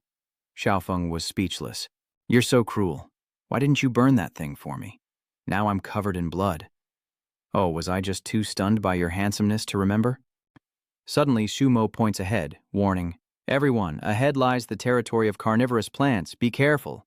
He and Xiaoyu then chop away the vines blocking their path. Unfortunately, Shumo was ensnared by a vine, and terrified by the nearby man-eating plant, he screamed. Xiaoyu casually chopped down the plant, saying, "Did you have to yell so loud?" "I heard you, my head is ringing." Shumo awkwardly apologized. "Ah, sorry." Suddenly, Qinyu stepped on a bone and warned, "Careful, danger!" Just then, vines shot up from the ground and wrapped around them. "Everyone be careful. Don't stand up." Qinyu immediately used flames to burn everything around them. Soon, human bones were revealed. Xiaoyu exclaimed, "Brother, look, human bones." Xiaona picks up a bone to examine it. It's not human. Human bones have 12 segments, but these have 13.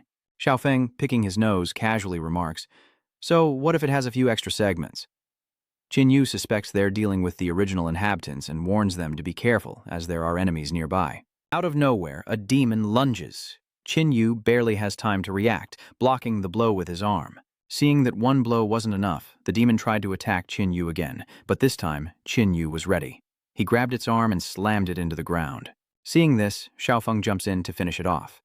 Xiaoyu walks over to the corpse and says, I recognize this. Isn't this the same violent demon we met in that village? Qin Yu replied, "This one doesn't seem right. Those arms clearly don't belong to it." Xiao Wu guessed if it was a mutation, recalling the strangely shaped zombie monsters they'd seen before. "No, this one's different. The seams are obvious, like it was made by someone." Kong Wei wondered, who would do this? Could it be the work of mad scientists? Don't you all feel it? It feels like someone's watching us. Kong Wei scratched his head. Where? I can't see anything, Little Na replies. I also felt something was watching us, but strangely, I couldn't sense its presence. It seems to be deliberately concealed. I noticed it when we first arrived, but I didn't sense any hostility and nothing unexpected happened, so I didn't pay attention to it. To avoid any surprises, we should head back to the gathering place. Brother, you discovered something today, didn't you? Yes. He suspects this world may be the territory of the evil sorcerer clan. The evil sorcerer clan? What is this? Like the fighting god clan, they're an ancient race, but the evil sorcerer clan is incredibly cruel, obsessively pursuing power, striving for perfection, and engaging in ruthless, bloody infighting. To gain power, the evil sorcerer clan would modify their bodies and harbor jealousy. Remember the 5 venoms? Rumor has it they were experimental creations of the evil sorcerer clan. The escaped 5 venoms beasts suggest the evil sorcerer clan faced some danger, or they wouldn't have let these creatures live this long. I wonder if any of them are still alive. Seeing his pensive expression, Xiao Yu comforted him. Don't worry, after Ruhua evolved, her power has recovered a lot. We can leave here any time now. Suddenly, a loud shout came from outside. Who's there? Identify yourselves. Don't come any closer or we'll open fire. But the figures didn't respond, continuing to advance. Were they survivors trapped here? Answer us, or we will open fire. Do they look like zombies? Damn it, there are so many. Call for backup, everyone fire and hold them back.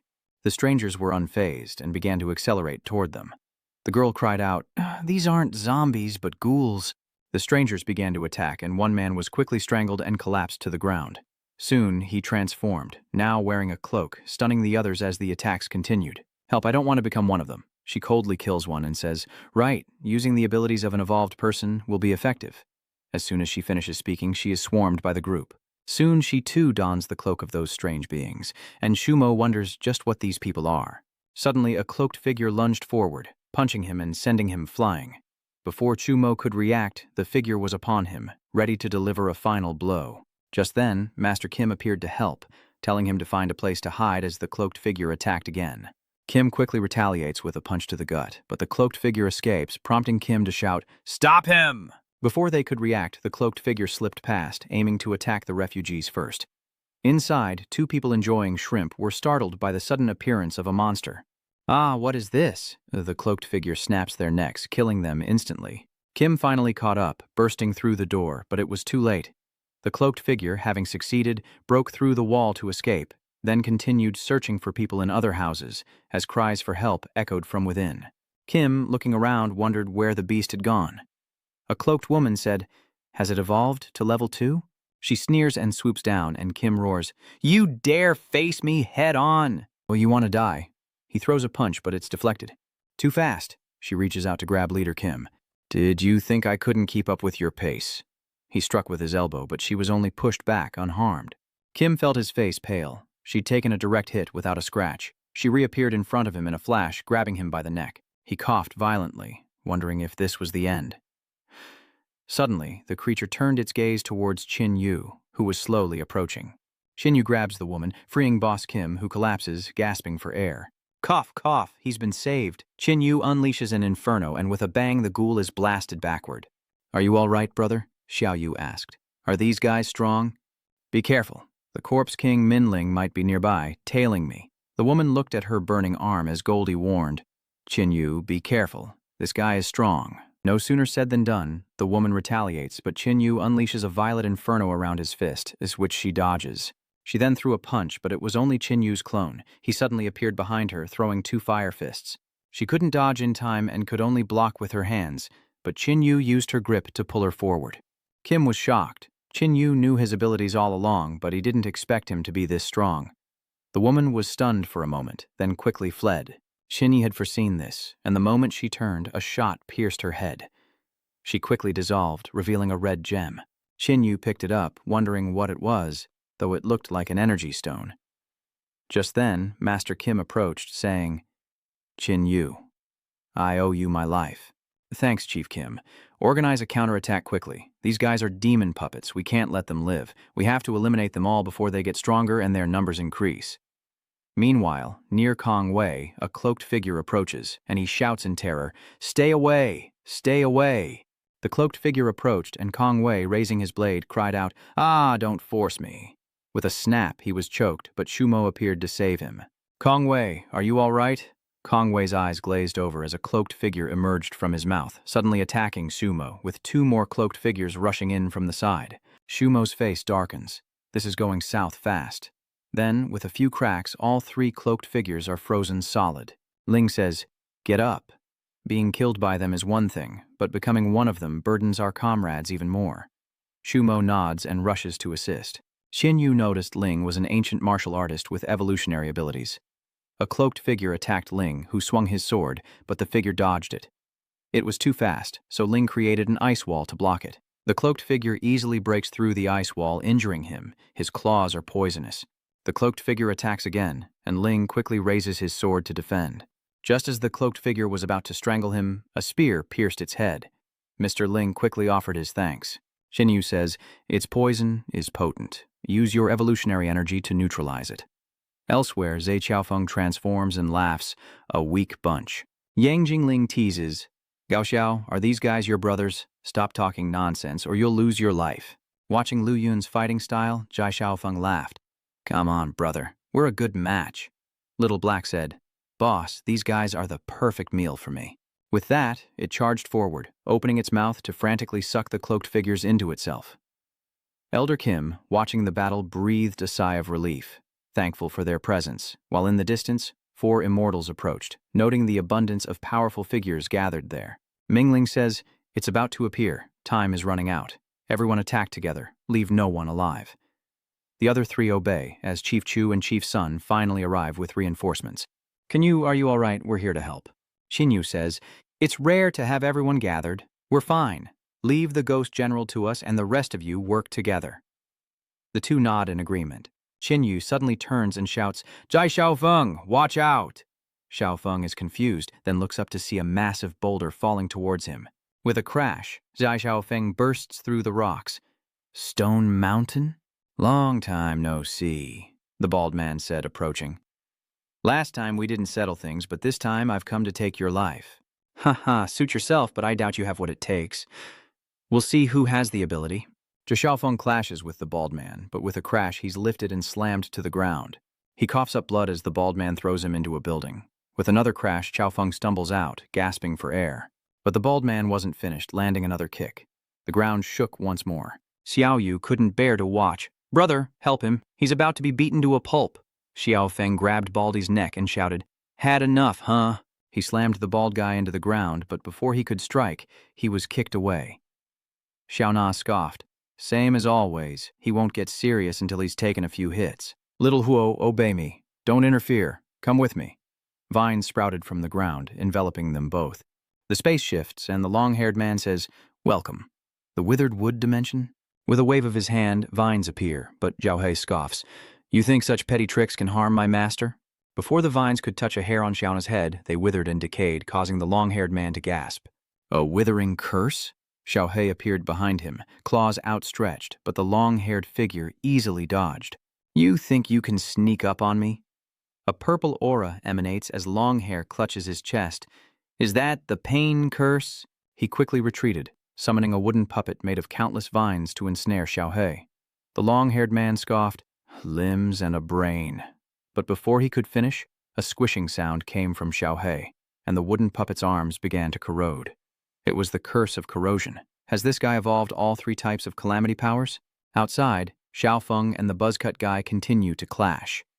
Luke Van, seeing Xiaofeng struggle, says he'll help but doesn't specify when. With a thunderous explosion, Yang Jingling stared into the smoke and asked, "Who's next?" A dreamy figure in purple appeared, offering a friendly smile. This one seems like a man of few words, attacking as soon as he appears, sprouting 2 more heads and transforming into a dog.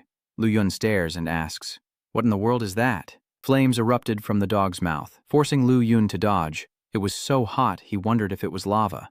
Another head turned towards the refugees who cried out for help, proving that even the weak love to meddle. A shout rings out, followed by a vacuum explosion as Lin Feng yells, "Everyone, get away! Stay as far from him as possible." The last head prepares to breathe fire, but Lin Feng quickly interlocks his hands, creating a vacuum barrier to block the two heads' attack. Dust fills the air as Yang Jingling uses vines to muzzle one of the dog's heads, then quickly restrains the other two before they can unleash their fire. Taking the opportunity, Lu Yun throws a bomb. The dog barks, "Insolent insect, you dare anger me." It strains and breaks free of the vines. Gao Yao's figure flashes past like a ghost, landing a long cut, but the dog seems unfazed. Watching the chaotic battle, Xiao Yu says, "Brother, they're in a fierce fight. Should we help?" Qin Yu looks behind them and says, "We have a tougher opponent to deal with here." The Nether King hovered in the air, saying, "Tremble, ants!" before vanishing. Qin Yu shouted, "Xiao Yu!" Understanding her intent, she empowered him, and with a clang, the ground around them sank. Qin Yu was shocked. This guy was definitely a level 3, burning at full power. Enveloped in violet flames, he asks, "Are you Mingling?" Without answering, the Nether Spirit looked at Xiao Wu. "I smell the aura of Jukong. It seems you've taken care of him." Panicked, Xiao Yu stammered, covering Ruhua. "Absolutely nothing what?" I don't know him." "Oh, devourer of world's flower, I sent Jukong to capture you, and now it seems he was not only dealt with, but eaten by you. Am I right?" Hearing this, Ruhua quickly hid in Xiao Yu's hair. Qin Yu said, "Are you asking if that's a Nether Spirit?" "Indeed, I am the king. Your strength is impressive. No wonder Jukong fell to you. Mortal, why not serve under me? I can grant you eternal life. What do you say?" "Hold on. I don't want to be a zombie. No, not a zombie, an immortal. Whatever, I prefer being human, so I'll avenge Jukong." Mingling vanishes and reappears behind Qin Yu, slashing with his blade. With a clang, Qin Yu blocks the blow with his blood flame spear, but the force sends him flying backward as Mingling continues his relentless assault. Seizing an opening, Qin Yu thrusts his spear, unleashing a burst of flames, and with a resounding crash, 3 cloaked figures charge forward. Qin Yu leaps into the air, incinerating the 3 men, but Mingling emerges from the smoke, catching him off guard.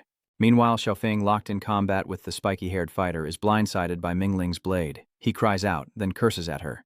"Don't hit the face. Have some class," the bald man roared. How dare they get distracted?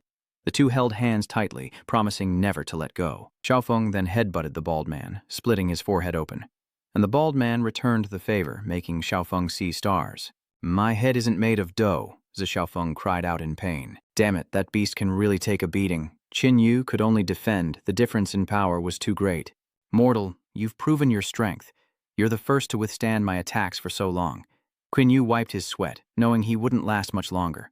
"Too bad you foolishly decided not to join us, leaving me no choice but to kill you." He lunges forward at lightning speed, striking a blow that Qin Yu barely dodges. Haha, he's revealed his weakness. Mingling grabs Qin Yu's face and slams it into the ground. Xiao Yu cries out in alarm, "Big brother, let go!" Minlin lifts Qin Yu and asks, "How is it?" "Now do you know what it's like to be weak? There's still time to regret it." "I'd rather die than become someone like you," he spat, "a zombie." Mingling, reminding him that he's immortal, throws Qin Yu and proclaims, "The noble immortal race." Xiao Yu furiously attacks with her blade, but the undead swats her away. "Oh, don't worry, I'll kill your brother first, then you're next." He laughs, plunging a sword into Qin Yu's chest. "See that? This is the difference in power." Qin Yu suddenly laughs. "See, this is the difference in wisdom." Mingling asked, stunned. "What?" Qin Yu emanates an aura that envelops Mingling. "Damn you, what have you done?" "Why is my power fading?" he wondered, bringing his blade down to finish Qin Yu. "You ant, you dare scheme against me? I'll tear you to pieces and see what you can do then." Qin Yu muttered, igniting the endless flames. Mingling was stunned, then engulfed in purple flames. Soon after, he collapsed. Kim Lao exclaimed, He won?" "Second brother, you're amazing," Qin Yu shouted. "Don't come over here." Xiao Yu looked at him uncomprehending. Qin Yu said, "He's not dead yet." Elder Chu is shocked. Even after being burned like that, he's still not dead? With a creak, a crack slowly opens. Qin Yu quickly retreated as a 2-horned beast emerged from the crack. What kind of monster is that? The beast unleashed a green energy that enveloped Ming Ling, who rose to his feet, completely unharmed, and said, You were actually able to kill me once?" In another dimension, Longhair, who was fighting Xiao He, suddenly sensed something. He stopped and said, "Someone has pushed the king this far? Let's end this here. Prepare to die. He extends his arms, dispelling the space. Xiaohui looks in one direction and says, Master, look. Qinyu looks at Mingling and says, This is the profound meaning. Oh, you know your stuff. Looks like you're no ordinary person. Xiaoyu asks, What is the profound mystery? He's reached the highest level of the pure flame realm, mastering the esoteric ability to control his own power, like his flame ability, which is the embodiment of flames. If I'm not mistaken, that giant beast behind you is your ultimate ability. What do you call it? The undying underworld king beast. Mingling is shocked. I've never told anyone the name I gave my ultimate technique. How did you know? But no matter, from this day forward, I officially declare its name to be the immortal underworld king beast. Ha ha ha. The immortal underworld king beast. Qinyu quickly said, Xiaoyu, this guy is beyond our abilities. Tell the world-devouring flower to take us away. Xiaoyu says, Forget about the others, there's no time. Save whoever is closest. Mingling sneers, Running? You're too optimistic. None of you are escaping today. A rumbling sound echoes as someone is called an ant for interfering with the king's affairs. A spaceship appears, and Longhair warns, Your Majesty, you must conserve your strength. The affairs of state are paramount. Minlin says to Qinyu, Ant, you're lucky to be alive. But don't get too happy. You're just prolonging the inevitable. Let's go.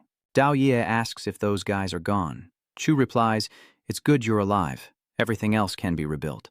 Elder Sun asks, What do we do if those people come back? Tu Vu, hearing Nu Hoa's thoughts, says, Nu Hoa's powers are suppressed. She can't get us out of here. Qinyu is shocked. How can this be? It seems to be suppressed by the legendary ship.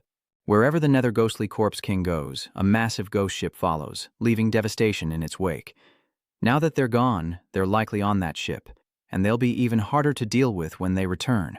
Xiaohei says, Boss, I sensed a massive power earlier. Even we might not be a match. There's only one way. Li Wei says, Take the initiative. Someone asks, Attack them head on? How? Li Wei pondered, everyone having heard his previous words. That large ship originally belonged to them, but they likely lost it for some reason. Remember what that subordinate said? He said to conserve strength that the main objective was important, so I dare to guess that ship is fraught with danger, even for them. Why don't we take this opportunity to follow them and strike while they're preoccupied with the ship? What do you think? Xinyu said, It's worth a try. But Jin Lao asked, Even if we defeat them, what good will it do? Don't forget that guy is still alive. Li Wei replied, Nothing is impossible. If we defeat him again, I'm confident I can vanquish him. Xinyu exclaims, You have a way? Yes, speaking too soon won't make it work. If you all kill him again, I'll make sure he can't be resurrected. We can't delay. Let's quickly choose elites to set off. The chosen ones followed the ship, and Zhao Yu asked, There are carnivorous plants ahead. How do we get through? This is easy. Just burn it. Li Wei stopped him. Qinyu, you should save your strength. Leave this small matter to us. Then, the fire-type users began to set the path ablaze. Xiao Wu gazed at the ship in awe. That ship is huge. They then approached the ship. Minling scoffs, wasting their remaining time to come here and die? Be gone. The immortal Nether King beast is so strong. After a moment of nothing, Mingling assumed Qinyu's group was responsible and shouted, What have you done? I was going to ask you, aren't you supposed to be a big shot? Looks like our opponents are clueless. Everyone be careful. Suddenly, light bursts from the ship. Ah, what's going on now? After a moment, they opened their eyes to find themselves inside the spaceship. The three-headed dog asked, King, what's going on? Mingling was just as confused, and Boss Kim asked, Where are we? Weren't we just outside the ship? Qinyu pondered. Could this be... Did an AI assistant suddenly appear? Welcome to the evil shaman's testing ground. Mingling is stunned. How can this be? Weren't the evil shamans extinct? How are there still survivors? Just as I suspected, this is another dimensional ruin. The AI assistant says, I'm not a necromancer. I'm the intelligent guidance system of this warship.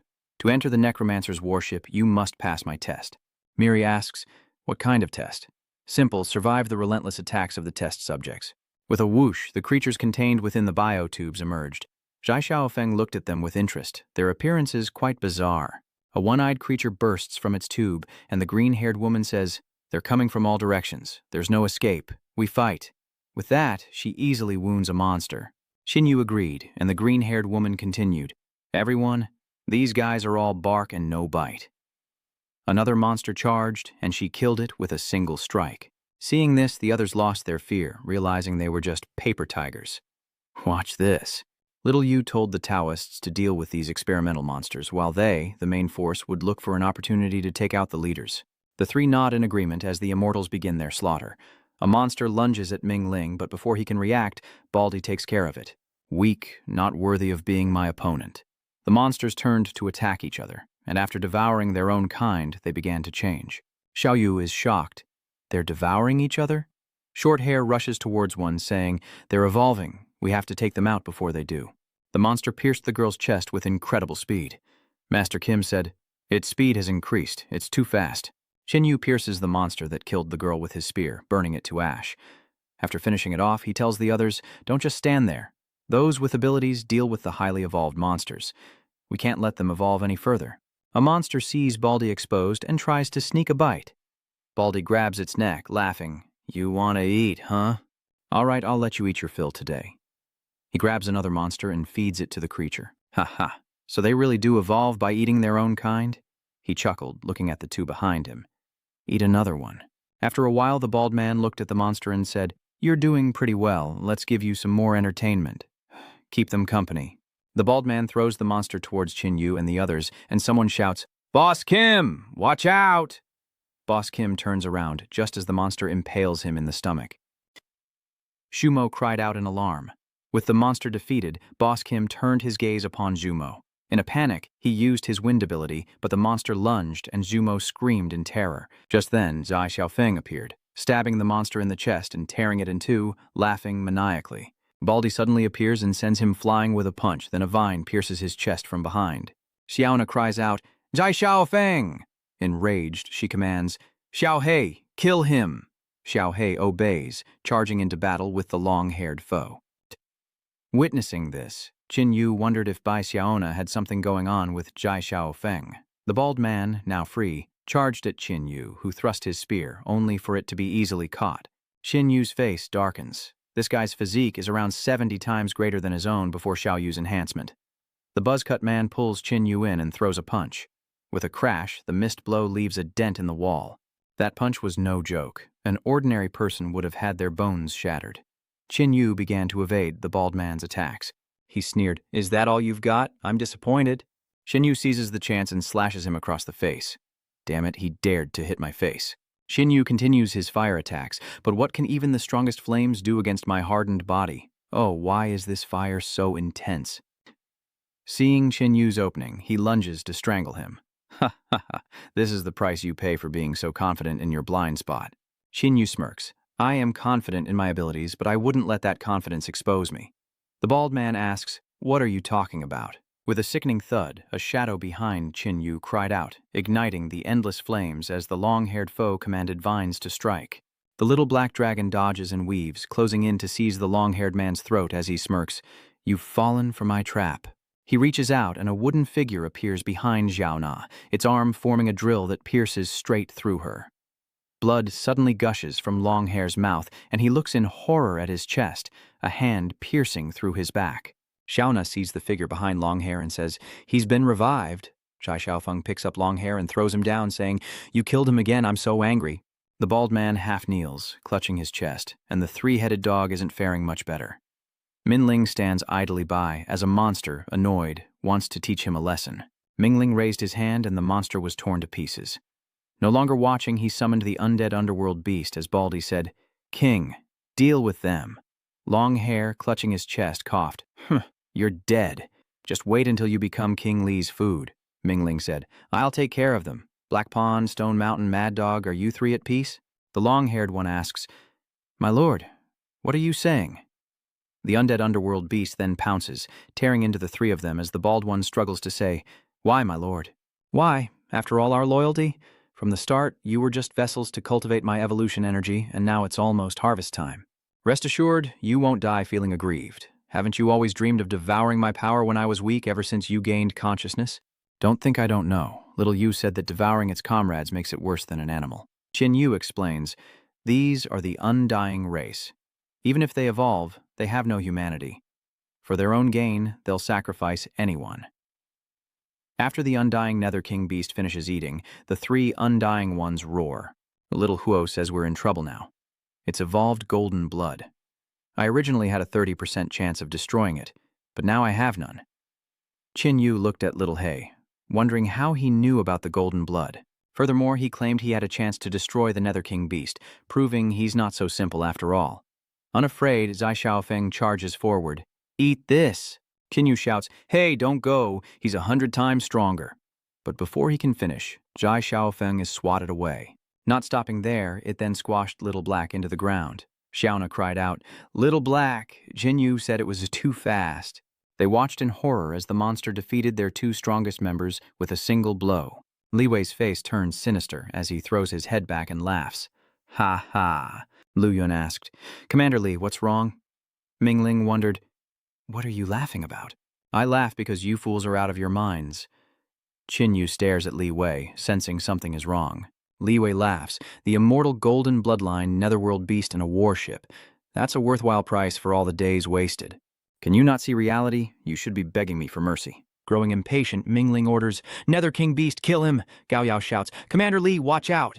The underworld beast lunges, claws outstretched. Li Wei swiftly dodges, prompting Qin Shu to ask Lin Feng, "How did Commander Li suddenly become so strong?" Lin Feng was equally puzzled. Kuan Yu thought to himself, something's wrong with Li Wei. If he had this power, saving all the refugees of Shengjing would have been no problem.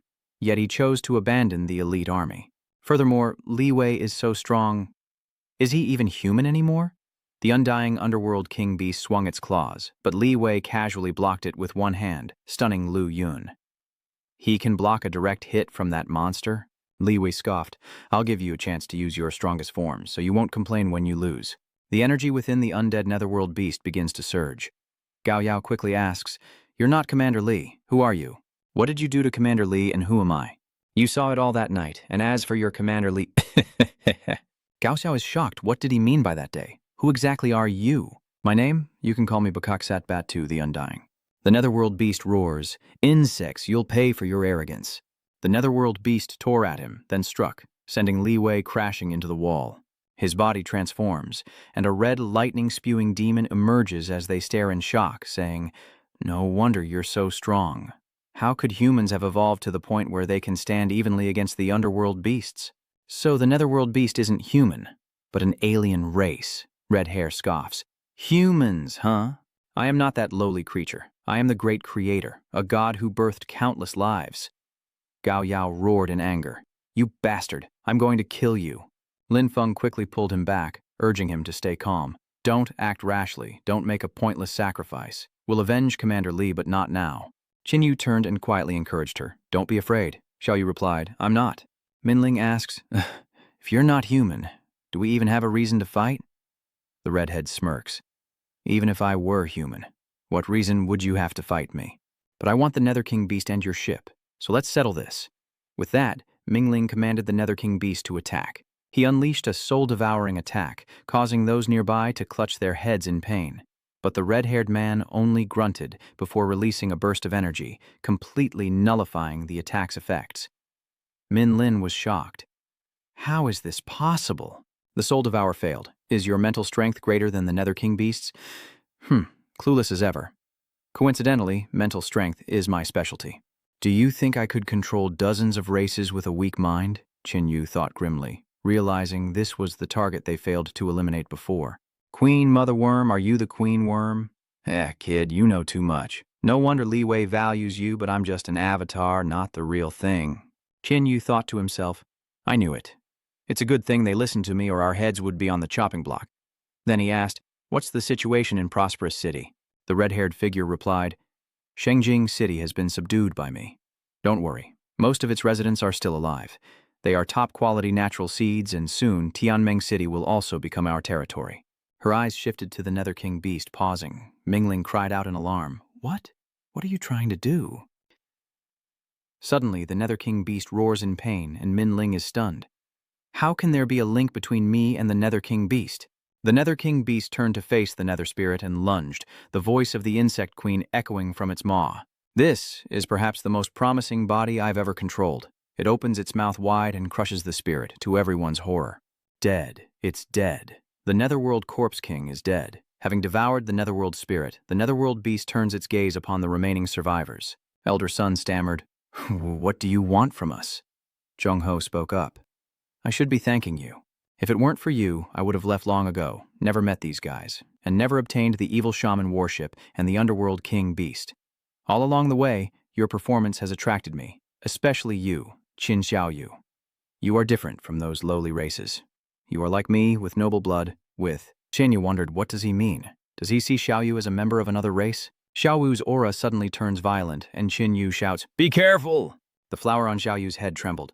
"Ruhua, what's wrong?" Xiaoyu asks, and immediately the helicopter is launched by Ruhua. Zhongho says, "To be able to free my insect offspring from control, you're truly talented.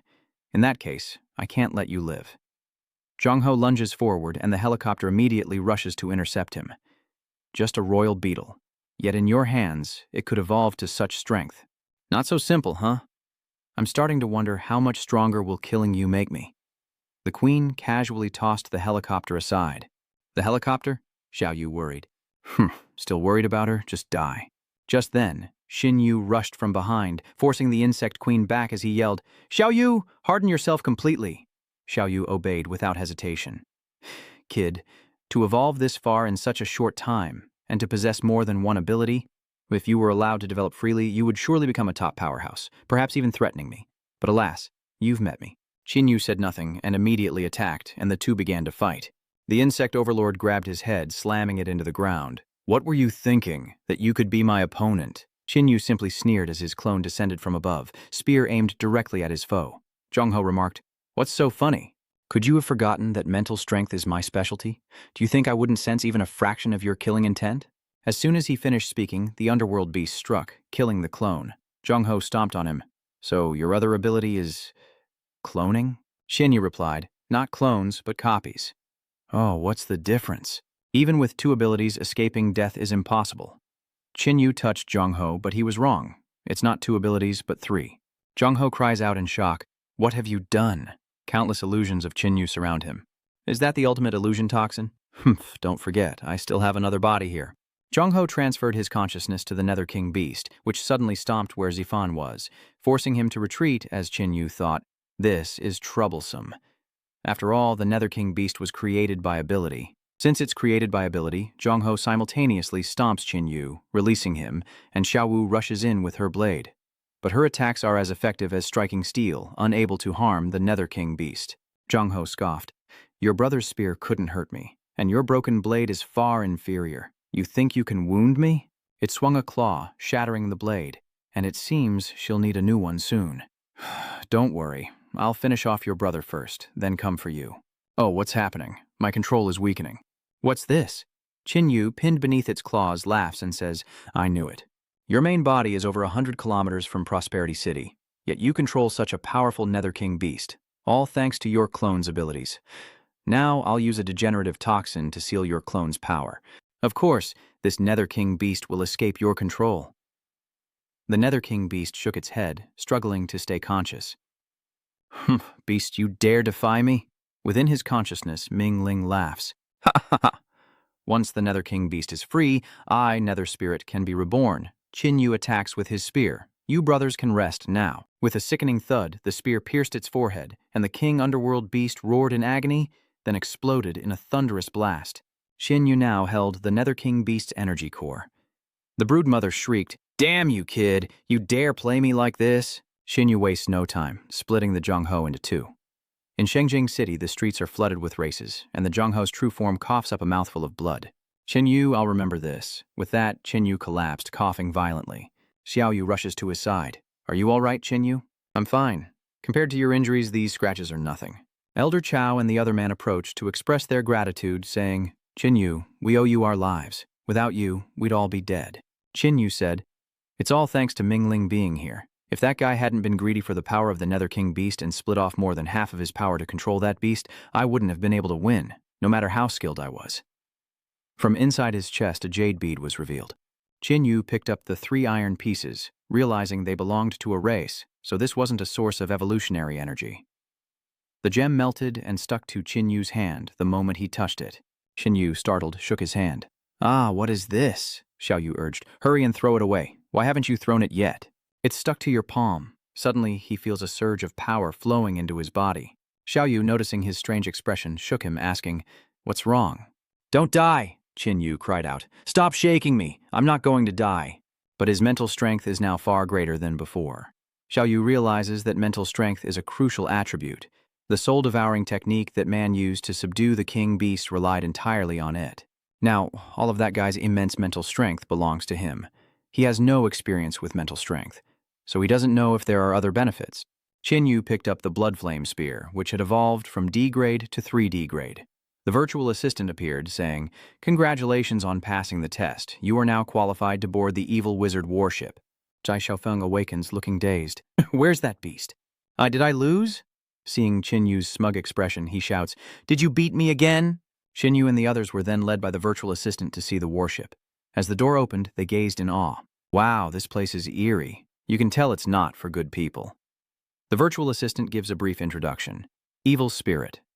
Warship number 233 has 3 floors, each over 2,000 square meters. Qin Yu asked, What's with the number 233? In the heyday of the Necromancers, there were no fewer than 2,000 Class A Necro warships like this one. You are on vessel number 233, a ship with the ability to traverse and seal space, equipped with 3 main turrets and 12 secondary gun ports. Qin Yu asked Lin Feng and the others, Do you still want to go to Tianmeng? Lin Feng scratched his head. We were originally protecting Commander Li to join them, but now that he's dead, we have no face to go. Qin Yu consoled them. I also regret Commander Li's death, but the living must look ahead. Why don't you build a stronghold and dominate a region so you won't have lived in vain? Upon hearing this, old Zhou shouted, Mr. Qin, if you become our leader, you can definitely help us build a powerful force. I have no interest in being a leader, nor am I suited for it. Lin Feng, you'd be a better leader than I would. Lin Feng is surprised. Young Master Qin, you don't want this evil warlock warship? It doesn't benefit me much, but it's important to everyone else. With its help and support, you can definitely make the career you've always wanted even bigger. Lin Feng scratches his head. What did I want to do again? Oh, never mind. I just think you're more suited to be a leader than I am. Do you have confidence? After a moment's thought, Lin Feng shouted, I'm confident. Qin Yu smiled to himself. So, will this change his fate of dying in the dark forest? Lin Feng excitedly replied, I can definitely build a powerful force and help more people. Suddenly, the AI said, This warship contains a treasure, the ultimate weapon that the Necromancers spent 10 years developing. It's just a prototype. You follow the Necro... Qin Yu followed up, asking what the ultimate weapon was and to tell him more. Opening the door, they found only an energy orb and Qin Yu reached out to touch it. Xiao Yu scoffs. You call this the ultimate weapon? It's not even as good as my broken blade. Qin Yu tries to take the weapon from the sphere but is thrown back. Xiao Yu is worried and rushes to ask, Are you okay? This weapon is no ordinary object, the AI explained. If it doesn't acknowledge you, you can't become its master. Qin Yu thought to himself, Master, huh? This black blade is actually a soul weapon, an existence even more powerful than an S-class weapon. Each one possesses immense power, shaking the world, and I know only a few who can control a soul weapon. This blade is called Thunderlord, the sidearm of the hero Merkaiser, a great figure of our Zavyu family, until she fell in battle. This blade is damaged, and though we've tried to repair it, its power is greatly reduced. The Thunder King blade is now considered little more than half a soul weapon, Qin Yu said. Even if it's only considered half a soul weapon, it's enough to suppress most S-rank daggers. The AI assistant replied, Of course, if used properly, it could unleash power comparable to a soul weapon. It just doesn't seem to acknowledge us yet. Zhai Xiaofeng rushes forward. Let me give it a try. He grips the blade tightly. Come on, come to Papa. Xiao Yu cheers a Xiaofeng, hang in there. But in the end, Xiaofeng is sent flying, landing on his rear. Sweating, he says, This thing is strong. Even I can't withstand it. Trying it one by one won't work. Xiao Na crossed her arms, watching. Ha ha, I don't need that thing. She probably just doesn't want to lose face in front of everyone. Qin Yu said, It doesn't think much of anyone here. How arrogant. You're the only one left. Xiao Yu, do you want to try? Hi, I'm not going. I already felt pain from the lighter. This electricity will definitely hurt more. Qin Yu patted his sister's head. We can't be afraid of any difficulties we face. He pushed Tiovu forward, smiling as he faced it. Let's go. Xiao Yu pouted. You just want to see me humiliated. She closed her eyes, reaching out, and muttered to herself, The best way to eliminate fear is to face it. Persistence is victory. Come on, reach for the blade. Seeing no reaction, Xiao Yu was stunned for a moment. Then she laughed. Wow, really? Ha ha, big brother. Out with the old, in with the new. I have a new weapon. What's going on? The blade is suddenly emitting lightning. The AI assistant is shocked. How is this possible? The most important factors for the Thunder King blade to choose an owner are the attributes of death and lightning. But this evolved girl doesn't seem to have anything to do with either of those powers. Why is the ownership ritual proceeding in such an inexplicable way? Xiaoyu exclaimed. Ah, I'm just like you, big brother. This is too exaggerated, so embarrassing. After a moment, Xiaoyu looked at her hands and said, I'm completely healed. I didn't expect the lightning's effects could also heal wounds. Big brother, I'll heal you. Xiaoyu shocks Qinyu with electricity, sending jolts through his brain, until he's astonished to find every cell in his body has been activated. Ha ha, I should open an electric therapy clinic. I'll change my name to Yang. Ha ha ha ha. Qinyu thought to himself, as far as he knew, using electricity for treatment required extremely high skill. Yet Xiaoyu, who never had electrical powers before, did it so easily. He says, the king's lightning blade also has death properties. If it wounds you, it will spread, like the poison of the 5 venomous beasts. Without life force defense, you'll die once the poison takes hold. Truly a powerful soul weapon. Zhai Xiaofeng said, Hey, I'm injured too. I need treatment as well. Xiaoyu happily electrocuted him. Xiaofeng cries out, I'm healed. Stop shocking me. Haha, a friendly price plus 2 extra treatments. Qinyu looked at the virtual assistant and asked, Are there any other rewards? You're so greedy. The final treasure is the most valuable record left behind by our evil witch clan after years of research and modification. Xiaoyu scoffs. I thought it would be something good. The virtual assistant, displeased, retorted, Does a mortal like you even know quality when you see it? Don't you recognize this great technology? It can... Qinyu, not wanting to hear its nonsense, interrupted, All right, just get it out. Back at the gathering point, they looked up at the ship in the sky. Had their leader returned, or the immortals? As the ship landed, the crowd cheered, We're saved! We're finally saved!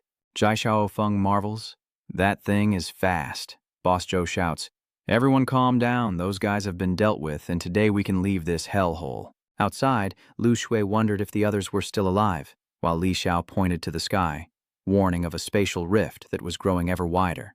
Ma Song asked, What is that?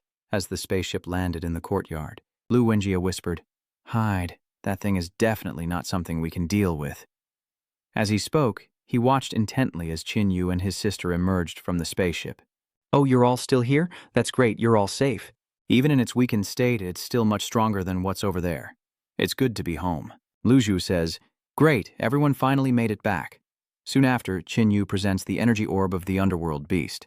Following the old rules, copy and strengthen, Xiaoyu held the energy orb and said, My strengthening isn't effective again. Qinyu also couldn't copy it, perhaps because it was too powerful, a golden-blooded evolution energy. Xiaowu returned the gem, saying, You use it. I got a powerful weapon just now, and you're better at this stuff anyway. Qinyu swallowed the energy orb and then roared. How is it? Xiaowu asked. His physique has increased from 41 to 46, truly extraordinary, and now he possesses the power of golden blood. The golden bloodline energy can increase your physical strength 5-fold, and not only that, but your whole body feels different. Try focusing the golden bloodline energy at one point.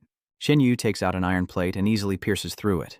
Such a thick plate, pierced with a flick of the finger, truly the power of golden blood. Xiaoyu says, Keep feeling around and see if anything else has improved. The next day, Lin Feng asked Qinyu, Do you really have to leave? Qinyu replied, We have no choice. We have another mission. Fellow cultivators, this place is full of experts and protected by the evil shaman warship, so you'll be safer here. Dao Ye clasped his hands. Qinyu, Xiaoyu, take care. Lin Feng then asked, Young Master Zhai, Miss Bai, what about you two? Xiaona replied, We'll stay for a few more days, then leave. Where are we going? Asks the Xiaofeng. You go east and I'll go west. Lin Feng told Jinyu, If that's the case, I won't force you. If you ever change your mind, you're always welcome here. The siblings then arrived at Tianming City, where zombies rushed out to greet them like honored guests, and Xiaoyu drew his blade, eager to test its edge. She leaps into action, swiftly dispatching the zombies. Lucky us, we've got a haul. Same rules as before. Brother, it's not fair, Xiaoyu complains. I've been eating them the whole way, a dozen or so, and it's still nothing compared to that golden one you ate. Qinyu replies, We're almost there. Let's hurry. Let's get into the city before nightfall. It's been a while since we've seen any zombies. This Tianming City must have built a disciplined army that patrols regularly. Passing by a hotel, Qin Yu suggests we rest for the night and enter the city tomorrow morning. As Xiao Yu served the food, she said, "Brother, there are people upstairs." "Yes, 3 men, 3 women, and a child. Don't worry, their energy isn't strong enough to threaten us, so rest easy." As Xiaowu eats, she notices a little girl in the corner, longingly gazing at the food. Poor thing. Give her some chocolate. Are you hungry? Here, take this. Slow down, no one's going to take it from you. You must be starving, even biting your own hand. The girl quickly apologized as a shout rang out, Hey, you two, hand over your food! The group approached, weapons in hand. Xiao Yu frowned. We don't have any, and even if we did, we wouldn't give it to you. Find your own food. Stop pretending. You don't look like you're starving. You must have food on you. If you don't hand it over, we'll eat you instead. You look clean and tasty. Xin Yu's hand ignited with flames as he said, Get lost! The girl was terrified. He was blessed by the gods. If they didn't leave, they'd be burned to a crisp. The others fled in a panic. We were wrong. We'll leave at once. Spare us, sir. Qin Yu looked at his sister and asked, How are you? How's your finger? It's all healed up. Pack up and let's go. We need to get into Tianmeng before nightfall. Outside, soldiers prepare for battle as armed men emerge from their vehicles. Captain Liu, this is where the 7 survivors are. Good. Go check on them and bring them back. The soldiers cautiously entered the building, searching every corner for survivors. Don't move. Don't move. Hands up. Qin Yu said, We're not zombies, we're people. Captain Liu stepped forward and said, Hello, we're Search Team 3 from the 9th City Central District. We're taking you 2 back to the center. You're safe now. There are probably 5 more inside. Xiao Yu warns that there are 7 more people inside, so be careful. They're starving and tried to attack us last night. Hearing this, Captain Liu turned back and asked, Xiaozhang, didn't you say there were 7 people inside? Xiaozhang scratched his head. I guess my ability glitched. After an unknown amount of time, the group was led to a walled-in area, prompting Xiao Yu to exclaim, Wow, so majestic. With this wall, we won't have to fear any number of zombies. Captain Liu introduced the wall, saying it was 3.4 meters thick, made of steel, and could withstand artillery fire. All thanks to Commander Li's brilliance. Xiao Wu muttered, I can feel it. Something inside is drawing us in. Qin Yu recalled, It seems Madame Wang was right. Please proceed with the safety inspection. At the checkpoint, a man says, Boss, I wasn't touched by those things. I'm definitely not infected. I don't need to be checked. The soldier replies, It's not just bites that transmit the disease. There are viral particles in the air, too. If you're weak, you can get infected through the respiratory system. Line up for inspection, everyone. Xiao Yu worriedly said, Brother, my blood spurted out. Don't worry. Then it was Qin Yu's turn, and the 3-headed nurse drew his blood. Was that an illusion? Did that blood just look golden? Qin Yu finishes his test, and next is Qin Xiao Yu. Seeing Qin Yu's worried expression, the nurse reassures her. Don't be afraid, miss. It's just a little blood. It won't hurt. You sit at your computer and declare her infected. Qin Xiao Yu is infected. Xiao Yu quickly retorted, Don't talk nonsense. I'm not infected. That's right. There's no way my sister is infected. The soldiers warily draw their guns. The infected must not resist. Don't force us to shoot. Please check again. There must have been a mistake. The girl who performed the test earlier stepped forward and said, Wait, there's been a mistake. She's not infected. How could they make such a mistake? If they had resisted, we would have had to shoot. Can you take responsibility for that? I apologize for my oversight, but she is indeed infected, though not with the zombie virus, but with the cyan virus. Xiao Yu asks what the cyan virus is. In the apocalypse, not only plants and animals mutate, but microorganisms do as well. Zombie and cyan viruses are forms of evolution within the pandemic. Cyanosis patients gradually lose strength. Their skin and blood turn blue, and they eventually die from tracheal fluid exhaustion. This virus is incurable, but the infection rate is extremely low, usually only affecting weak children. Something clicks in Qin Yu's mind, and he rushes towards the girl. The soldier was shocked. Was he an evolver? Seeing Xiao Yu pick up the girl, the soldier shouted, Hey, what are you doing? There are laws here. Let her go. Qin Yu brought her to the nurse and said, Check her for cyanosis. After a moment, the nurse said, She also has cyanosis, and it's very serious. She probably won't live more than 5 days. The little girl cried, No, you're lying. I don't want to die. I don't want to die. It must have been when I was feeding it, and it bit my hand, Xiao Yu said. Qin Yu touched her chest, and the nurse hurriedly asked, Is there really no cure for this disease? As you can see, we are evolved humans. If you can heal her, I will dedicate myself to Tianmeng. The nurse apologized. It's not that we don't want to, but we are truly powerless. Not long ago, a general's son died of the same disease, despite their best efforts. Xiaoyu blames herself. It's all my fault, brother. If I hadn't fed it, I wouldn't have been infected. Qinyu patted her head, reassuring her. It's okay. How could it be your fault? Don't worry, we'll find a way. A soldier said, please come with us, you can receive special care. No, I can take care of him myself. But they must ensure they check on his condition every 3 days. Once it becomes severe, you must cooperate with us for quarantine and observation. Come on out now. Someone will be there to assign you tasks at the entrance. Nearby, the examinations continued. This person is infected with the zombie virus. Please come with us to the quarantine zone. Impossible. I'm not infected. Please cooperate or we will open fire. Inside the city, Lieutenant Gong, these are the recently tested evolved humans, some of whom have special circumstances. The lieutenant looked at the Qin siblings and asked, May I have your names? Judging by your appearance and accent, you're not from around here, are you? Qinyu said, My name is Qinyu, and this is my younger sister, Qin Xiaoyu. We're from Shengjing City. You're from Shengjing? What's the situation there? Qinyu shook his head. We left early, so we don't know the specifics, but it didn't look good. Now listen carefully, these are unprecedentedly difficult times, and everyone must prove their worth to have a chance of survival. You are all strong young men, and you have 2 paths before you. One is to stay here and do manual labor, which is hard but safe. The other is to join the army, which is dangerous but offers resources and status. Someone spoke up. I want to be a soldier, kill those monsters, and avenge my family. Good. Anyone else like him? Me too. I want to join the army as well. Qinyu, are you going to show some initiative? You survived all the way from Shengjing City without being killed by zombies. That counts for something. Don't you want to be a soldier? Qinyu replies bluntly. I have no interest. If you don't join the military, are you willing to do hard labor at the base? Gong Xiaoyu asks. Kunja retorts, I don't have that kind of time. Gong Xiaowei says, Qinyu, please face reality. To survive here, you have to work hard.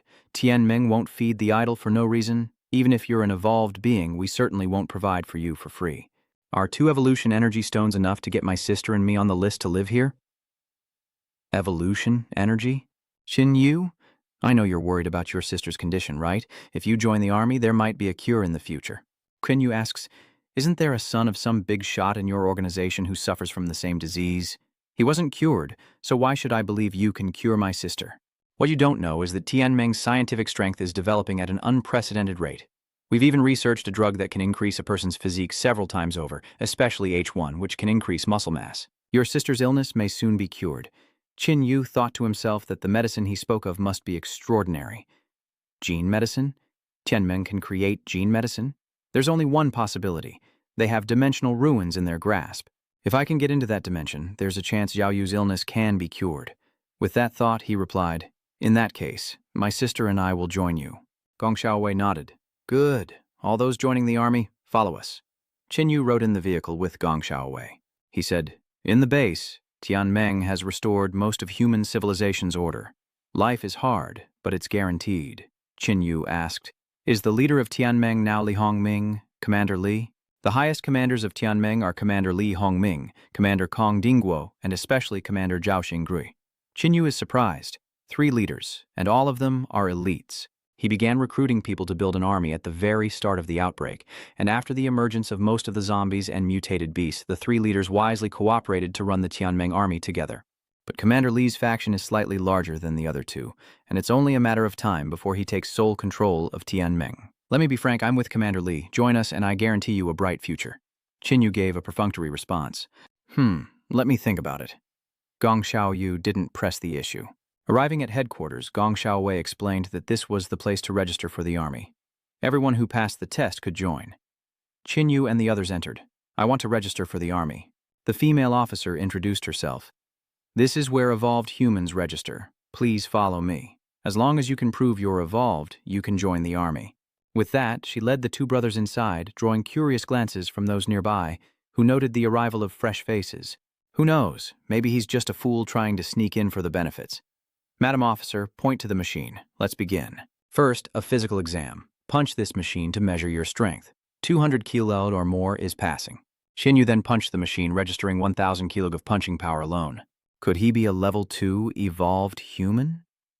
Qinyu, not wanting to reveal his strength, scratched his head and said, No, my ability just happens to enhance punching power. It can increase the strength of my fists. The female officer had no doubts. Well, the average person's punching power is only about 50 kilos, so it seems you have 10 times the physique. Very good. Next, Xiao Yu swiftly snatches a hat from someone nearby. My ability is speed. Ah, my hat. Excellent. You two have proven you're evolved humans. Welcome to the team. The bald man sitting nearby laughs. Ha ha ha, not bad. The female officer salutes. Lieutenant Zhou, these two are newly joined evolved soldiers. Please take them to the barracks to report. Understood. I'll make arrangements. Hello, I'm Zhou Gong. From now on, you'll be members of the awakened military camp. You'll undergo training, and outstanding performance earns you a direct military rank. Xiao Wu asks dejectedly, Do we have to train? Lieutenant Zhou said, The training includes physical conditioning, combat techniques, reconnaissance skills, wilderness survival, and weapon control. But don't worry, for evolved beings like you two, it'll be nothing. Let's get you checked in, then you can all head back to the dorms. The military camp has specially arranged dormitories, clean, tidy, warm, and comfortable. They may not compare to pre-apocalypse life, but they're much better than the ruins outside. That's right, the military is a complicated place. Before becoming an evolver, people did all sorts of things, so you have to be careful and not cause trouble. Before long, Qin Yu arrived at his assigned room. As soon as he opened the door, someone said they were getting new recruits, so quickly, Hey you, new guy, come and greet Brother Tho. Qin Yu, without answering, pointed to a bed and said, That empty bed is mine. The man shouted, Kid, do you understand the rules? We told you to greet Brother Tho. This kid's got a real attitude. Ignoring us like that? You think the evolution military camp is like the outside world? Anyone here can beat you to death. Qin Yu says coldly, Let go. You son of a bitch, today I'll teach you some manners. And with that, he threw a punch. Qin Yu gently grabbed his wrist, then twisted it. Ouch, ouch, ouch. Let go, the crew cut shouts, demanding he stop. The man clutched his wrist, trembling as he collapsed. The bald man approached, saying, Maybe you have some skill, but you better be humble in front of me. Teach him a lesson, though, and let him know who's in charge here. The bald man cracked his knuckles. Or do I cripple you? Oh, creation-type abilities. Kid, I'm giving you one last chance. Kneel and call me Brother Tho. Admit you're wrong, and I'll forgive you. Otherwise, I'll beat you until you can't even beg for mercy. Qin Yu's face darkens. He thinks, I'm not in the mood, don't cause any trouble, I don't want any more complications. Baldy attacked, and he was instantly slammed against the wall, knocked out cold. The others in the room paled, realizing he'd taken down An Tho with a single blow. A moment later, Qin Yu changed into his uniform. The material was excellent, allowing for free movement and absorbing sweat well, perfect for high-intensity combat. The city's army was indeed different. He then went outside and met Xiao Yu, who had also changed into her military uniform and looked stunning. Second brother, you look so handsome in your uniform. Qin Yu coughed awkwardly. Let's go eat first. Xiao Wu, clearly smitten, nods in agreement. In the dining hall, Xiao Wu eats voraciously, marveling at how the chef can make mutated meat taste so good. A blonde girl approaches, and Xiao Yu scoffs. It's them again? Oh, do you know these people? They're my roommates, and they're so annoying. The one in front is Sun Yan. She's the worst. Sun Yan says, What a coincidence, Qin Xiao Yu, why don't you join us? Xiao Yu refuses. You guys go ahead and eat. We're almost done. Xiao Wu has good news. Young Master Kong wants you to join them for a meal on the third floor, where only someone of his status can dine. Xiao Wu said she wasn't interested, so don't blame me for not warning you. Not many people in Tianming dare to refuse Master Kong, so don't regret it. Up on the third floor, one man toasts Kong, saying, Young Master Kong, I salute you. Tianming is honored to have such a talented young man. Kong Rulong said, You're too kind, Lao Huang. Everyone here is a brother to my father, and therefore brothers and elders to me. Rulong toast to you all. Sun Yan then approached to call him away. Kong Rulong embraced her waist, laughing, Sweet girl, what brings you to me? At that moment, Sun Yan whispered Xiao Yu's situation into his ear. Who cares if she leaves? She's just a woman. Her loss if she doesn't show. With his status, is he really lacking for women? And with that, he smacked Sun Yan's butt and licked his lips. Don't you have me? Not to sound arrogant, but that girl is as beautiful as a fairy, and more importantly, she's pure, untouched by the world. Trust me, you won't find another like her in Tianming. You really understand me. Don't worry, I won't go back on my promise to you once I succeed. Of course, with Master Kong taking action, success is guaranteed. Kong Rulong said to his generals, Gentlemen, I'm off to get acquainted with that girl. If I succeed, I'll definitely bring back a beauty. Let us feast our eyes then. It won't be for naught following Master Kong. Ha ha! As Kong Rulong appears, he immediately attracts attention and whispers. One person scoffs. Kong Rulong is all brawn and no brains, only thinking about women. He has no real skills. The bald man reminded him, who told him to have a good father? Quiet, let's not interfere in his affairs. The long-haired man eagerly stood up. Let's go watch the drama. Meanwhile, Qin Yu was attentively picking food for his sister, making her pout. Brother, I'm not a child, you don't need to keep feeding me. Just then, Sun Yan arrived, her tone provocative. Qin Xiaoyu, didn't you say you were almost done? Why aren't you finished yet? Why does it matter to you whether I'm done or not? It's none of your business. Ignoring her, Kong Rulong pushed Sun Yan aside and introduced himself. This girl is quite something. I'm Kong Rulong. I'm sure you've heard of me. Xiao Wu glared at the smug young man, frowning as she replied, Never heard of you. We're eating. Can you please not bother us? He chuckled. Are you new here? How could you not know me? Let me introduce myself. Kong Rulong, son of Commander Kong Dingguo, one of the 3 great leaders of Tianming City, says, My words carry weight here. Sun Yan quickly chimed in. Young Master Kong is a big shot in Tianming City. Following him will bring you countless benefits. If you don't, you'll suffer later. Be smart. Kong Rulong chimed in. The food here is terrible, and there's no wine. Why don't you come with me to the 3rd floor for a chat? Xiao Yu stood up, annoyed. Whoever you are, Mr. Kong, I'm not interested. Please leave. Don't bother us while we eat. Huang Feng, Kong Rulong's follower, shouted, Little girl, young Master Kong is doing you a favor. Do you really think you're somebody special? Don't refuse a toast only to be forced to drink. Qin Yu coldly retorted, Sorry, I won't accept either. I don't drink. At another table, Su Yuan spoke up in outrage, saying Huang Long was truly shameless, a top-ranked member of the Tianming 100, stooping to threaten a girl. His bald friend quickly pulled him back, saying, Stop causing trouble. You're about to become a substitute war god. Don't mess up at this crucial moment. Offending Kong Rulong won't end well. Don't ruin your own future over a stranger's problem, especially when her own brother hasn't said anything. Why are you sticking your nose into other people's business? Su Yuan frowned, his eyes fixed on Qin Yu. That's her brother. How can he stay silent while his sister is being bullied? Sun Yan approached, her voice full of threat. Qin Xiaoyu, don't think your looks will bring men flocking. No one truly cherishes beauty in this world, and offending young Master Kong will be the death of you. Qin Yu scoffs, were you a madam in a past life? You can't stop talking shop. Stop acting so high and mighty. Get lost. Sun Yan, humiliated and enraged, shouted, What did you say? Without a word, Qin Yu slapped Sun Yan across the face, sending her reeling as she pointed at him, trembling. Are you even a man? Hitting a woman? Is he your brother? Kong Rulong asked. You better come with me now, and I might spare him, but Qin Yu interrupted. Or what? Get lost. Kong Rulong ordered. Huang Feng, take care of him, and don't hold back. Huang Feng accepts the order and steps forward, looking fierce. You're unlucky to have provoked Master Kong. Qin Yu coldly asked, What do you want? What do you want to do? Of course, I'm sending you to the afterlife. With that, he threw a punch. Qin Yu easily dodges, and Huang Feng follows up with a sweeping kick, but Qin Yu is one step ahead, leaping into the air to evade.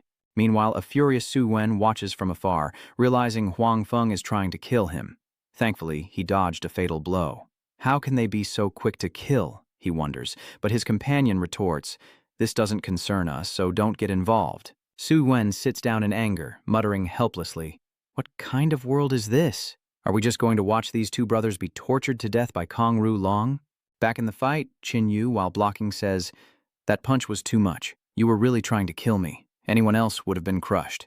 Huang Feng grabbed Qin Yu's head, gloating, You think you can cross Kong Shao and live? You regret it now, don't you? If I hadn't dodged that last blow, you might have died without even feeling it. He tried to crush Qin Yu's head, but couldn't, and cried out in shock. How can this be? Qin Yu's punch shattered Huang Feng's teeth. My head isn't made of dough. This punch sends Huang Feng flying, shattering the wall. He spat out a mouthful of blood and fainted, causing an immediate uproar. What was his background? To defeat someone with 20 times the physique of Huang Feng in one move? Is he level 2? What did he just do? Why can't I see anything? Kong Rulong roared in anger. You're lawless. I'll kill you myself. Killing Huang Feng shows some strength, but level 2 and level 1 are worlds apart. He threw a punch, but Qin Yu easily dodged it and landed a blow that sent Kong Rulong reeling back as he mocked, Honestly, you're the weakest level 2 I've ever met. Qin Yu slowly approaches. Damn you, I'm going to kill you! And your sister? I'll cut her into 1,000 pieces. Kong Rulong roared maniacally. Qin Yu forced him to kneel. Kong Rulong screamed, "You dog, how dare you make me kneel before you? What are you useless fools waiting for? Come save me." The men beside him quickly said, "Don't be rash. If you kill him, you won't survive either. What are you doing? Release young Master Kong now." Suddenly, a loud voice boomed, "Everyone, stand aside. Lord Tianchang has arrived." "Kid, you better let him go." Su Yuan was shocked. This kid, no matter how strong, couldn't possibly be a match for Gu Tianchang, one of the 10 great war gods. Xin Yu simply retorted, "Is that so?" Then he snapped Kong Rulong's fingers, and Tianchang shouted, "You dare make a move?" Xin Yu glanced at him, assessing him. This guy's physique is probably 20 times greater than average. No wonder he's so arrogant. Amidst the tension, another voice rang out, drawing everyone's attention. "What's all the commotion? What happened here?" The crowd murmurs as the great Lord Yuan Gao arrives, and even Tianchang seems displeased, asking, "What brings you here?" "Where I go is my business, and I'm not breaking any laws. Where you go is your business, but I advise you not to meddle." I think you know how angry Commander Kongsi would be if Kong Rulong died here. Yuan Gao turned to Qin Yu and said, "Friend, can you spare Kong Rulong? If you kill him, things will get really complicated." Qin Yu smiled. "You want me to spare him." With that, he kicked Kong Rulong, sending him flying. The others cried out, "Young Master Kong, are you all right?" Yuan Gao smirked inwardly, impressed by Qin Yu's audacity, who then asked, "Are we free to go?" "Leaving?" "Think again." "Gao Xianchang, kill him!" Kong Rulong roared. Yuan Gao quickly intervened. "Enough, let's all back down, the show's over." Kong Rulong glared as Qin Yu pulled Xiao Yu away. "Just you wait, I'll make you pay." Kong Rulong roared. Yuan Gao felt a tinge of regret. Had they not provoked Kong Rulong, he would have been a talent worth recruiting. A pity indeed. 3 days later, Xiao Yu happily runs over. "Big brother, is your training over too?" Qin Yu asked, "Xiao Yu, what is it? Has Sun Yan been bothering you?" "No, she moved out the other day. She probably saw you kill that fungi and got scared out of her wits. As for me, I don't know if people are afraid of me because I killed that guy, or if I offended Kong Rulong, but everyone is avoiding me for fear of being implicated." Xiao Yu took out a bottle of medicine. "Look at this. Oh, this is L1 medicine. Can it increase physical fitness? Yeah, we had a competition today, and I won." Qin Yu is surprised. "What? You won with a sea-level combat skill? They underestimate me. I'm strong. Defeating them was effortless." Qin Yu was silent, thinking, "Isn't that obvious? Her physique is 40 times greater. People are considered strong if they exceed it tenfold. Beating them was like an adult bullying kindergartners." Xiao Yu said, annoyed, "I'm not letting you use it. I'll use the enhancement myself." Qin Yu quickly stopped her. "Don't use it recklessly. This L1 serum can increase a low-level evolver's physique by 3.5 times. For someone at our level, it's useless. More importantly, it's not like evolution energy, and it will cause a conflict between evolution and physical enhancement." Xiao Yu exclaimed, "Then why are so many people fighting over it? You're not trying to trick me into using it all by myself, are you? When have I ever lied to you? They're fighting over it because evolutionary energy is too precious for them, and they have no choice but to use substitutes. All right, Ruhua, put it away. It's time to eat." Su Yuan then approached the two. Qin Yu asks, "What's wrong? There's no one here. Can I sit?"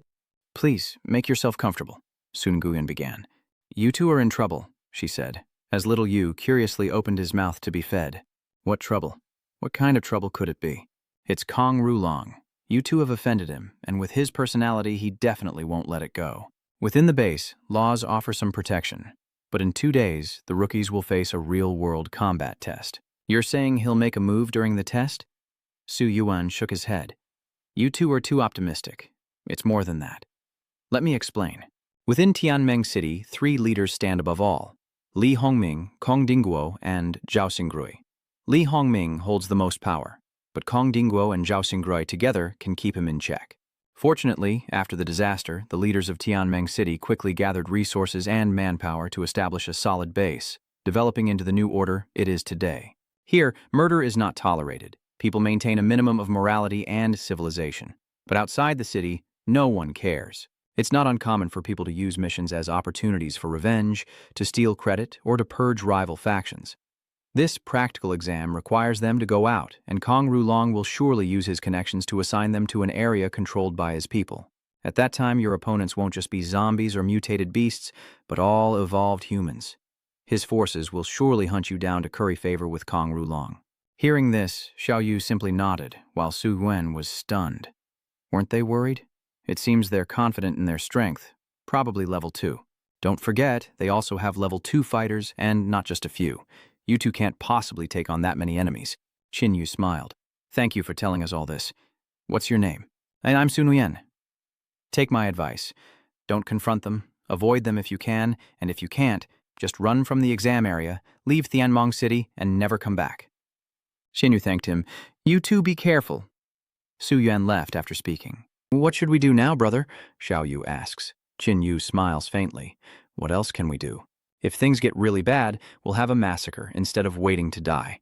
The officer announced, I believe you've all heard that we'll be having a combat assessment today, and everyone must participate. The test is simple. Outside the city center are many uncleared zones, and your task is to go to your assigned area and eliminate zombies and mutated beasts with the quantity and quality of the evolutionary energy determining your final score. Don't worry. All evolutionary energy you gather will be yours to keep. And if you perform the best, you can choose any treasure from the Heavenly Dream Vault as a reward. All right, next I'll announce everyone's designated areas. Go on, find the vehicle that corresponds to your area. During the journey, someone bumped into Xiao Yu, causing her to cry out, sorry. The blue-haired man startled and said, Is Xiao Yu hurt? How could I be so careless? Forget it, he apologized. The blue-haired man apologized again and hurried away. She frowned, acting all mysterious for some reason. Qin Yu scoffed. These people were really something else. Oh, what's wrong? That guy just bumped into me on purpose. He sensed the evolutionary energy shifting within him.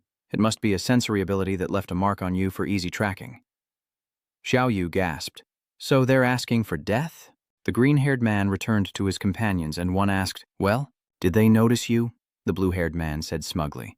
All right, those two are complete fools. I left a tracking mark and they didn't even notice. The green-haired man said, It's heaven-sent riches. Killing him will get us on the list of supplementary war gods.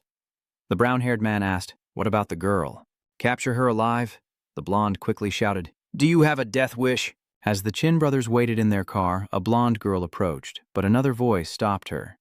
That's young Master Kong's girl. Don't ruin the big picture for something small, or you'll be the target next time. Hello, gentlemen. Is this seat taken?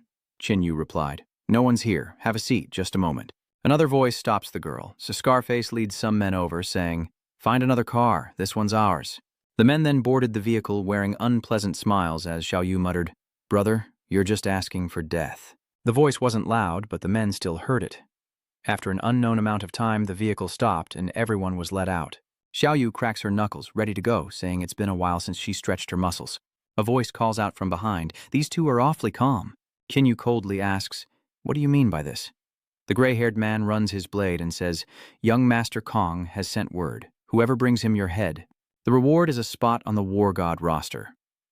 Qin Yu emanates a dark aura, thinking, This guy is generous, but too bad this reward isn't just for you. Gray hair quickly dodges. I'm confident in my speed. Scarface suddenly shouted, Hey, move! What are you doing standing there? Gray hair was stunned. Standing around like an idiot? He rubs his head. What was that? Was that an illusion? A punch to the face sends the gray-haired thug sprawling, teeth and blood mixing on the ground. The blue-haired guy shakes his head. He bragged about his superior speed, and that's his reaction time. The blonde pulled out his cleaver, yelling for them to attack Qin Yu together. He slashed at Qin Yu's neck, sneering, So weak, yet you dared offend young Master Kong. Scarface shouted, Hey, are you crazy? The blonde looks back to see that he didn't cut Qin Yu, but the blue-haired guy. He panics. Why you? Scarface eyed him warily. Are you trying to take all the credit for yourself? I'll take care of you first. I think you're the one trying to hog all the credit. Scarface then bashes the blonde's head in. Suddenly realizing something was wrong, he pointed at Qin Yu and shouted, It's you two! You've been messing with their minds, making them hallucinate. He clutched his head and screamed, What's happening? Then he collapsed to the ground. Xiao Yu stepped on his head and scoffed, People die for money, birds die for food. You'd kill for a selection list, only to lose your own life. Serves you right. Qin Yu, not wanting to waste any more time, pulled Xiao Yu away. Soon after, Xiao Yu happily pulled an energy orb from the zombie and said, Ha ha, another score. Qin Yu looked up and said, Are there still people who don't want to live? A green-haired figure in the distance chuckled. Surprised? I left a mark on you both. Qin Yu chuckled, then vanished. He's fast. Where did he go? Qin Yu appears above, coldly declaring, annihilating fire. Xiao Wu sighs. We haven't hunted many zombies this morning, and your evolution has killed off 30 or 40, leaving nothing for us? A moment later, Xiao Yu killed one zombie, but another lunged from behind, and she suddenly froze. Qin Yu cried out in alarm, "Be careful!" Just as the zombie was about to bite, Qin Yu appeared in time to kill it. What's wrong? Why were you so distracted during the fight?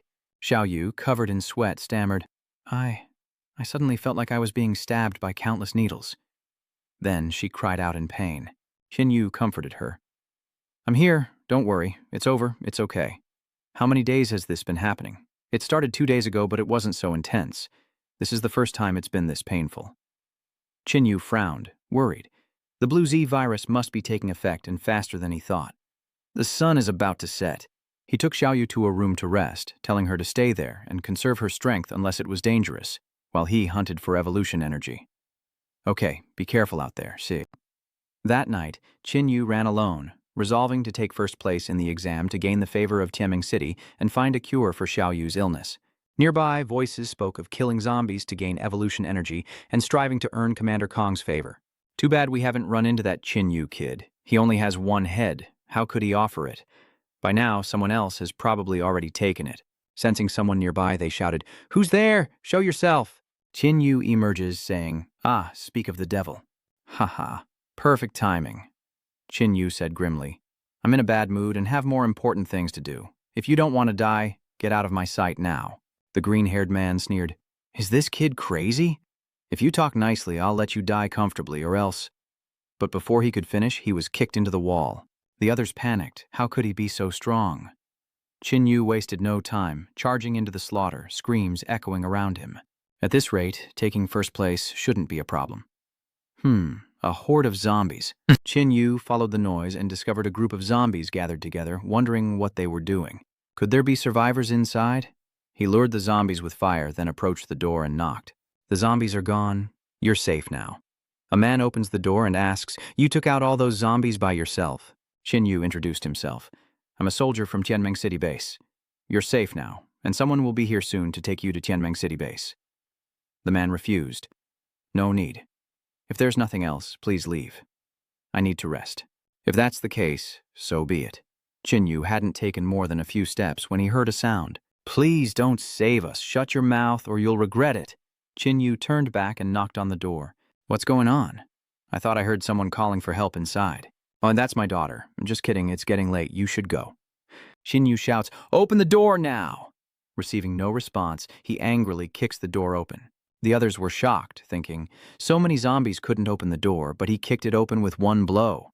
Hey, how can you just barge into someone's house like that? Qin Yu brushed him aside and headed upstairs, asking, Do you want to stay here? It's chaos up there, but there's room downstairs. Follow me. Qin Yu went upstairs to find many people sitting there, and he asked, What's going on here? Ah, these are all refugees, relying on each other to barely survive the apocalypse. Qin Yu said, You're all safe now. Tomorrow, the army will come to take you to the Earthly Alliance base, where your lives will be more secure.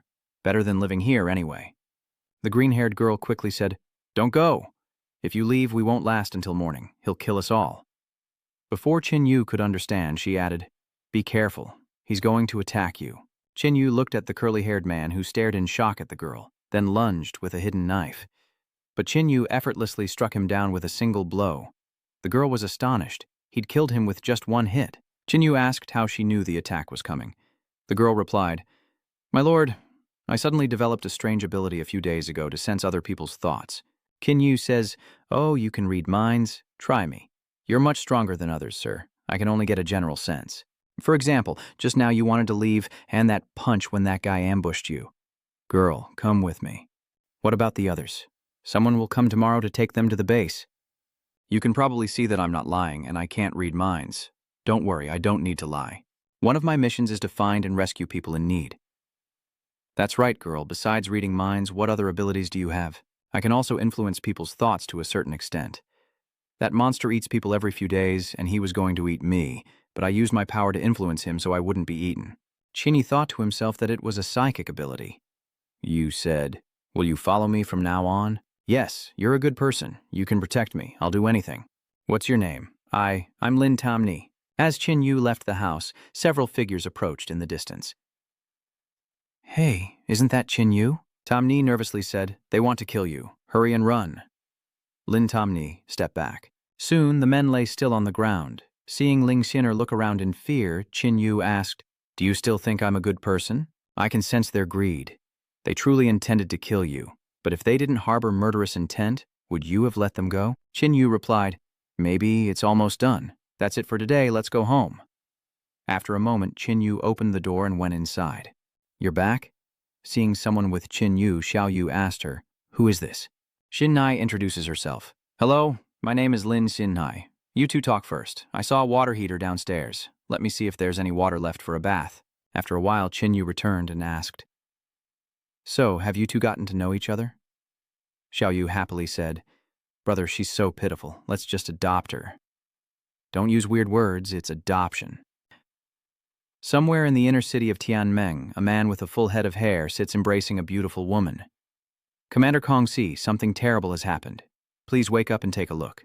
"Couldn't this wait until morning?" He then enters the surveillance room to check the cameras. "Is that Qin Yu?" "Yes, he's killed many of our people." Kong Dingo asked, "How many has he killed?" "Nearly 5,600 people are missing." He was shocked. Of the 8,000 or 9,000 evolved individuals in the area, he'd killed 2/3 of them. Why wasn't this reported sooner? Once Qin Yu strikes, no one survives, so no distress signals ever get out. Kong Dingguo is furious and orders the assessment to be stopped. "Those who are still alive, return quickly. We can't afford to lose any more people. Call Gu Tianchang, Zhang Hong, and Pan Wen Ami. I want that kid to wish he were never born." The walkie-talkie crackled to life. "The practical exam is terminated early. Everyone, return to your original positions and await orders. Wait for the helicopter to pick you up and return you to the Tianmeng base." Xiao Yu wakes up and asks, "Is this one of your good deeds?" Qin Yu replies, "Haha, let's go." Several helicopters fly overhead as a pool of black liquid below begins to stir. "Ah, finally awake. Humph, as expected. All my power has been erased, leaving less than 1,000th of my prime. But even so, I'm still considered lucky compared to them. I wonder how humanity has progressed in this era." He looks up at the sky and says, "So many aircraft, it seems like things are about to get interesting. I'll go take a look, maybe I'll find a good spokesperson." After an unknown amount of time, the helicopters returned to the central sector. Su Yuan said, "How strange. I wonder what happened. Why did the inspection end ahead of schedule? Indeed, this is the first time this has happened. What a pain. It was a good opportunity to show off my skills. This has never happened before. I wonder why?" "I bet it has something to do with Qin Yu. Don't be ridiculous. He was assigned to the Goat District, Kong Dingguo's territory. He's definitely dead by now." Looking at the men emerging from the helicopter, Su Yuan said, "The low-level district is late. After all this time, less than half have returned." He didn't know these were the last survivors to escape Qin Yu's clutches. "Hey everyone, look, Commander Kong is here. What's going on? Did something big happen? Who exactly is this Jin Wu dog brother? What did he do to make the Commander-in-Chief halt inspections in all areas?" Xiao Yu gets off the helicopter, surveys the scene, and gathers all the inspectors. "So many?" Shinner looked at Kong Dingo and whispered, "Brother, does that person want to kill you?" Qin Yu said, "You two wait here for a moment." Xiao Wu warned him to be careful as someone shouted, "Look over there." Commander Li and Commander Zhao had arrived, and the purple-haired man asked, "Is that Qin Yu?" After killing so many evolved people, he still dares to come back. Yuan Gao said, "This guy's got guts." As Qin Yu approached, Kong Dingo asked, "What's this? Are you here to beg for mercy?" "Beg for forgiveness?" "I'm here to ask you to announce the results." Kong Dingo was stunned. Li Hongming was a little surprised. "Announce the results? Does this kid even care about that right now?" Qin Yu spoke. "Even though the test was cut short, the results still count, right? You said before that the one with the most and best evolution energy could choose a treasure from Tianmeng City's vault. This is what I've got. I've already counted them, Yanzusu 231. Count them yourselves." With that, he drops the bag of energy. Kong Dingguo was shocked. How could this be? How could you possibly gather so much evolution energy on your own? Qin Yu replied, "It's not all mine. I also took the evolution energy from the hundreds of evolved beings I killed. Adding it all up, a little over 1,000 isn't that much. But even so, no one else could have more than me, right?" "All right, announce the results already," Kong Dingo barked. "Qin Yu, do you know the penalty for killing other participants in the combat exercises? You killed 600 of the 900 people in District D. How could he have done that?" No wonder there were so few people in District D. Chinyu retorts, "Stop pinning things on me. Your son provoked me and tried to kill me. Those people were just trying to suck up to your son and ran to their deaths. Why blame me?"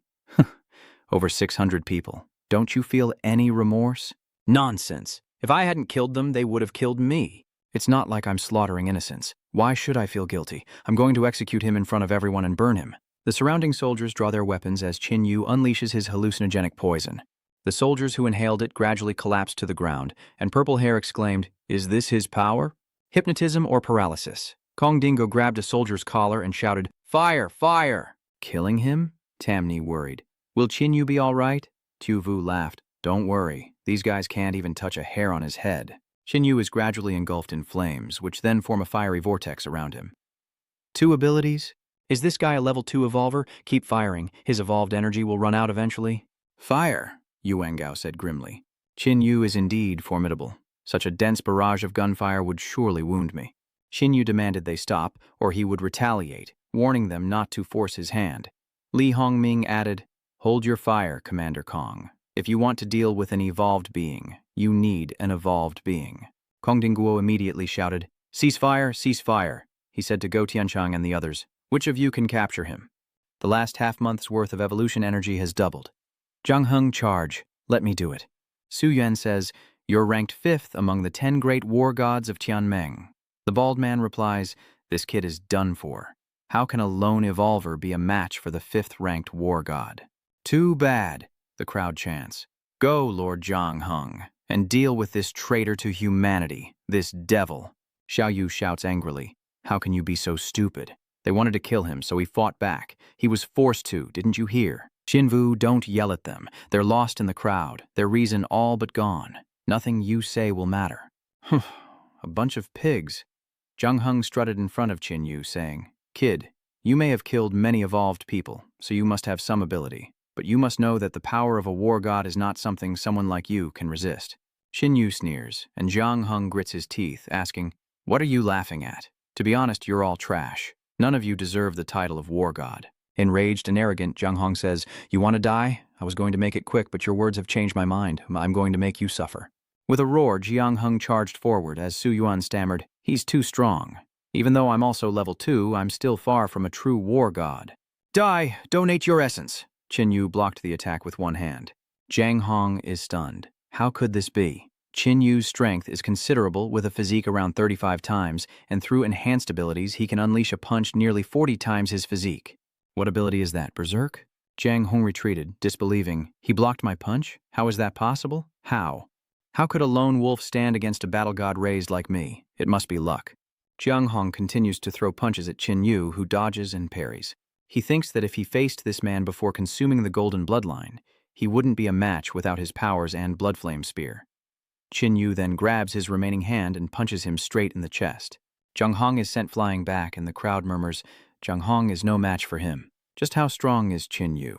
Enraged, Zhang Hong says, "You're asking for death, forcing me to use this move." His entire body turned to lava, and somehow his pants were fireproof while his shirt burned away. He continued forward, saying, "Come on, if you don't need your hands, then take my fist." Xinyu still uses his hands to block. Zhang Heng scoffs, "He's courting death. He wants to let the lava burn Xinyu." Someone shouts, "Is he stupid? Why didn't he dodge? If Zhang Heng's lava hits him, he'll be crushed to dust." Xinyu's arm bursts into flames, shattering the rock. Zhang Heng is shocked. How is this possible?" "Ha ha, looks like you've met your match. Can you really win when it comes to heat?" Burned to nothingness. Zhang Heng lost an arm and quickly retreated, but Chinyu suddenly closed in, grabbing him by the neck. Zhang Heng is horrified. "What are you trying to do? Didn't you say you wanted to torture me?" "Forget it, you're too annoying to listen to." Chinyu incinerated his head, shocking everyone around him. Chinyu finished the job, and Zhang Hong said, "The celebratory flames are enough, let's settle the rewards." Kong Dingguo then said from behind, "Qianshen, check Chinyu's constitution." The man scoffed and used his observation ability, thinking Chinyu was indeed strong. But what was that golden color? The light forced him to cover his eyes. Chinyu scoffs. They don't know their own strength. Kong Dingguo orders them to contact Asura and tell them to return at once. Gutianchang asked if it was necessary, but Kong Dingguo felt that something big was about to happen, so he wanted them back, just in case. "Both of you take him down no matter what. The two men exchanged a nod. Qinyu's face darkens. Are you even keeping score? Gu Tianchang steps forward, saying, I admit, I underestimated you. King retorts, I hope I haven't overestimated you. The man with glasses adds, don't hold back. Tianchang unleashes an icy attack, but Qinyu counters with his violet flames, asking, is that all you've got? Tianchang smirked, summoning a wall of earth behind him. Qinyu, even if your fire is strong, can it burn through earth? Qinyu looked at him, realizing it was telekinesis. Ice and earth combined to trap Qinyu. Tianchang urges, hurry, don't let him escape. Don't worry, we can crush this kid in under a minute. Xinyi worried, will Qinyu really be all right? If only she had strengthened him a bit earlier. The cage begins to shatter, and the glasses wearer is horrified. How could this be? A deafening explosion rocks the scene as Qinyu emerges, asking if that's all they've got. Kong Dingguo cursed, useless trash! All of you, get up there and take care of this kid. As soon as he finished speaking, the 5 super brothers appeared. Were they all going in? All right, you're wasting my time. Yuan Gao advised, kid, you should still consider surrendering. No matter how strong you are, you can't beat all of us working together. Just drop your weapon, and I might put in a good word for you. Kong Dingguo barked. Vian Gao, why waste words? Just kill him for me. And Qinyu chuckles. Looks like your master doesn't want to talk to me. It seems we'll have to see a joint attack from the lieutenant colonels. I'll use my vines to restrain him, then it's up to you, said Dong Qingyan. Qinyu urged, hurry up, I'm getting impatient. Just then, a voice called out, it's rare for someone to evolve this far on their own. If you swear loyalty to me, I can vouch for you and absolve you of all charges.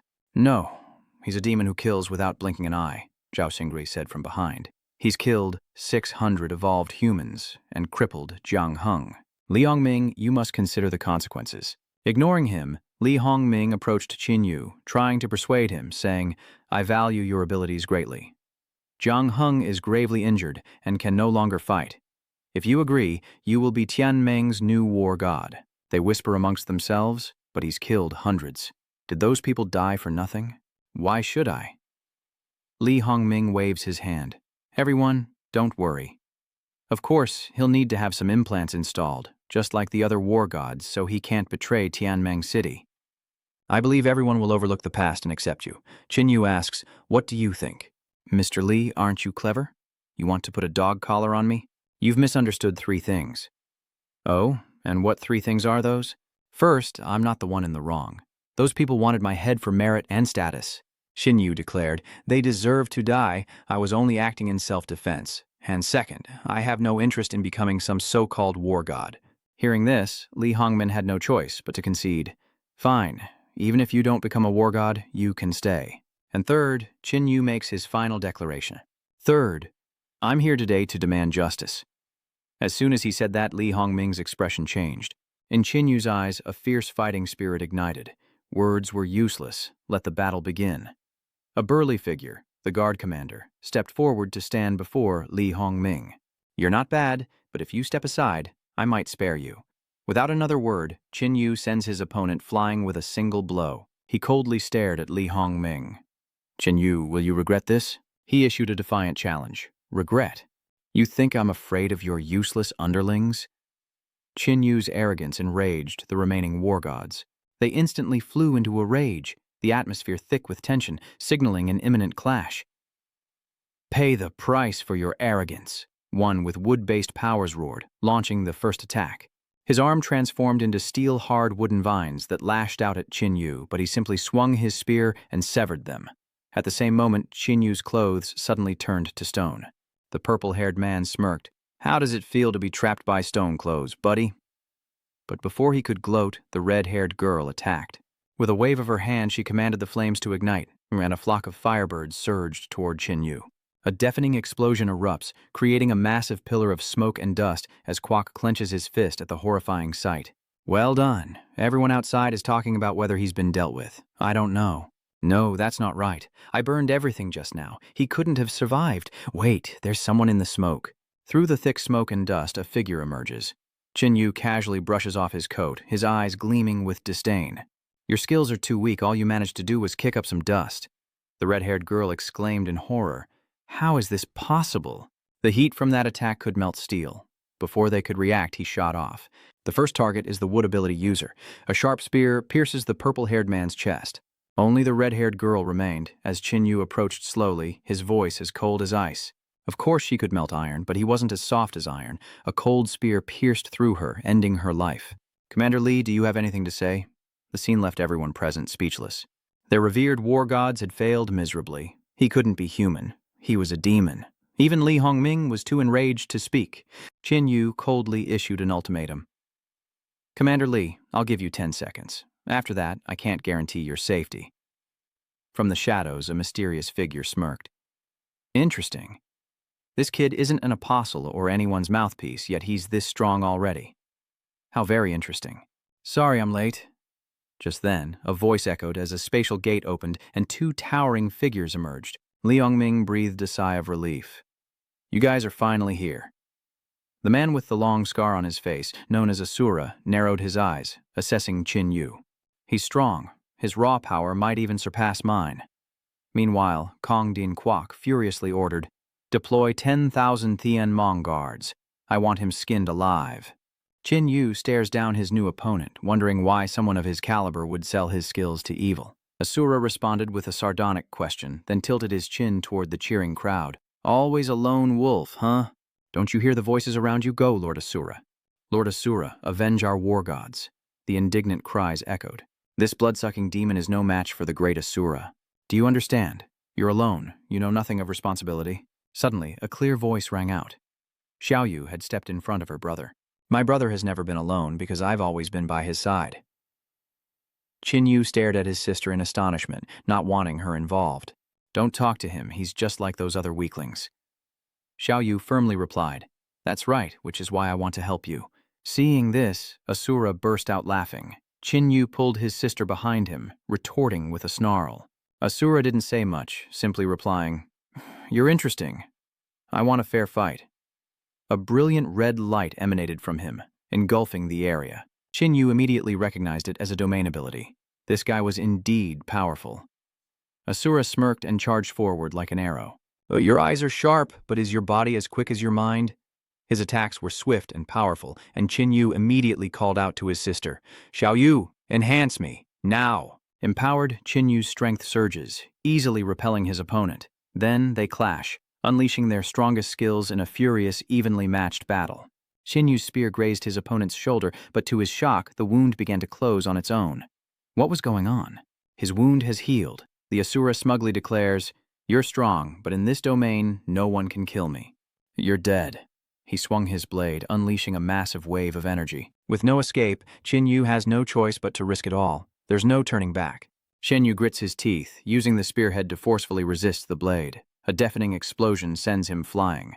Xiao Yu rushes to his side, asking if he's all right.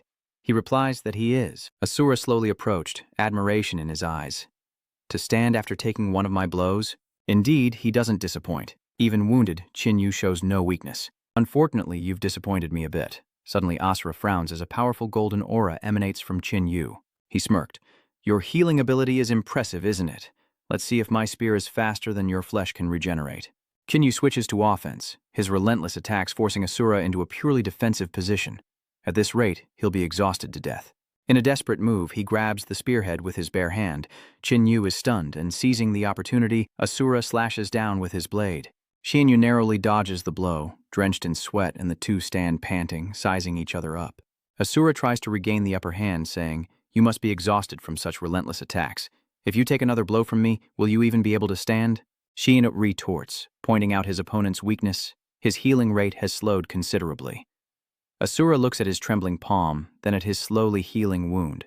He knew he was at his limit, but he wasn't out of options. I was no longer injured. He roared, his body contorting, clothes tearing, muscles bulging. He looked like a demon crawling out of hell.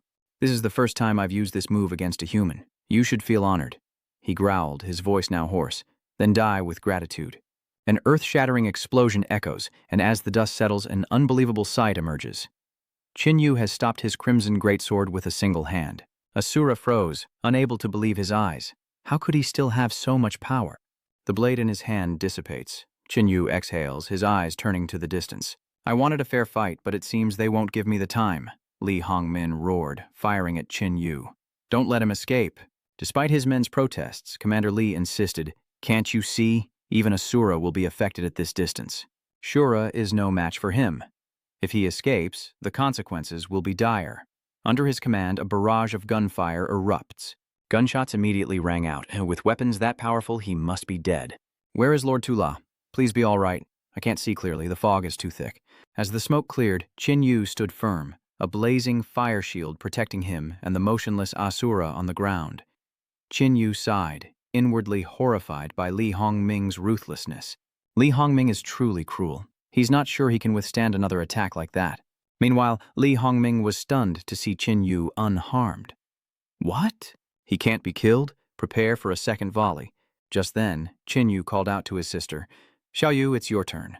Xiao Yu immediately summoned a bizarre creature resembling a giant flower. Like a flower, it will help us. The two quickly jumped onto its back. The space around them began to distort as the blue-haired man frantically ordered the spatial ability user to eliminate them. But bullets take time to reload, and it's too late to attack a bunch of nobodies. Just as the green-haired man is raging, a figure silently appears behind him. He barely managed to shout a warning, cautiously protecting Commander Li. Qin Yu landed a thunderous punch, knocking him out for his meddling. Li Hongming was terrified. "How did you get here?" He turned to the soldiers. "What are you waiting for? Take care of them." As the soldiers loaded their weapons and aimed at Qin Yu, Xiao Yu swiftly drew his blade, holding it to Li Hongming's throat, warning everyone to stand down. Qin Yu coldly warned, "Do you still want to fire? Idiots, do you want Commander Li to go down with him?" At that moment, Qin Yu seized Kong Dingo by the throat as he was about to speak. Kong Dingo panicked. "What do you think you're doing?" Qin Yu said nothing, his grip tightening, until Kong Dingo breathed his last, and he released him. Stammering in horror, Li Hongming said, You killed him." Qin Yu approached and whispered in Li Hongming's ear, "I advise you to consider whether you should change your attitude." Trembling, Li Hongming raised his hands in surrender. "I give up." Seeing this, Qin Yu smiled, walked over, and patted Xiao Yu on the shoulder. "Don't be rude to Commander Li." After a moment, Li Hongming regained his composure, forcing a smile. "This was our fault. Whatever you want, whether it's choosing treasures from the vault or exploring the relics, we'll grant it."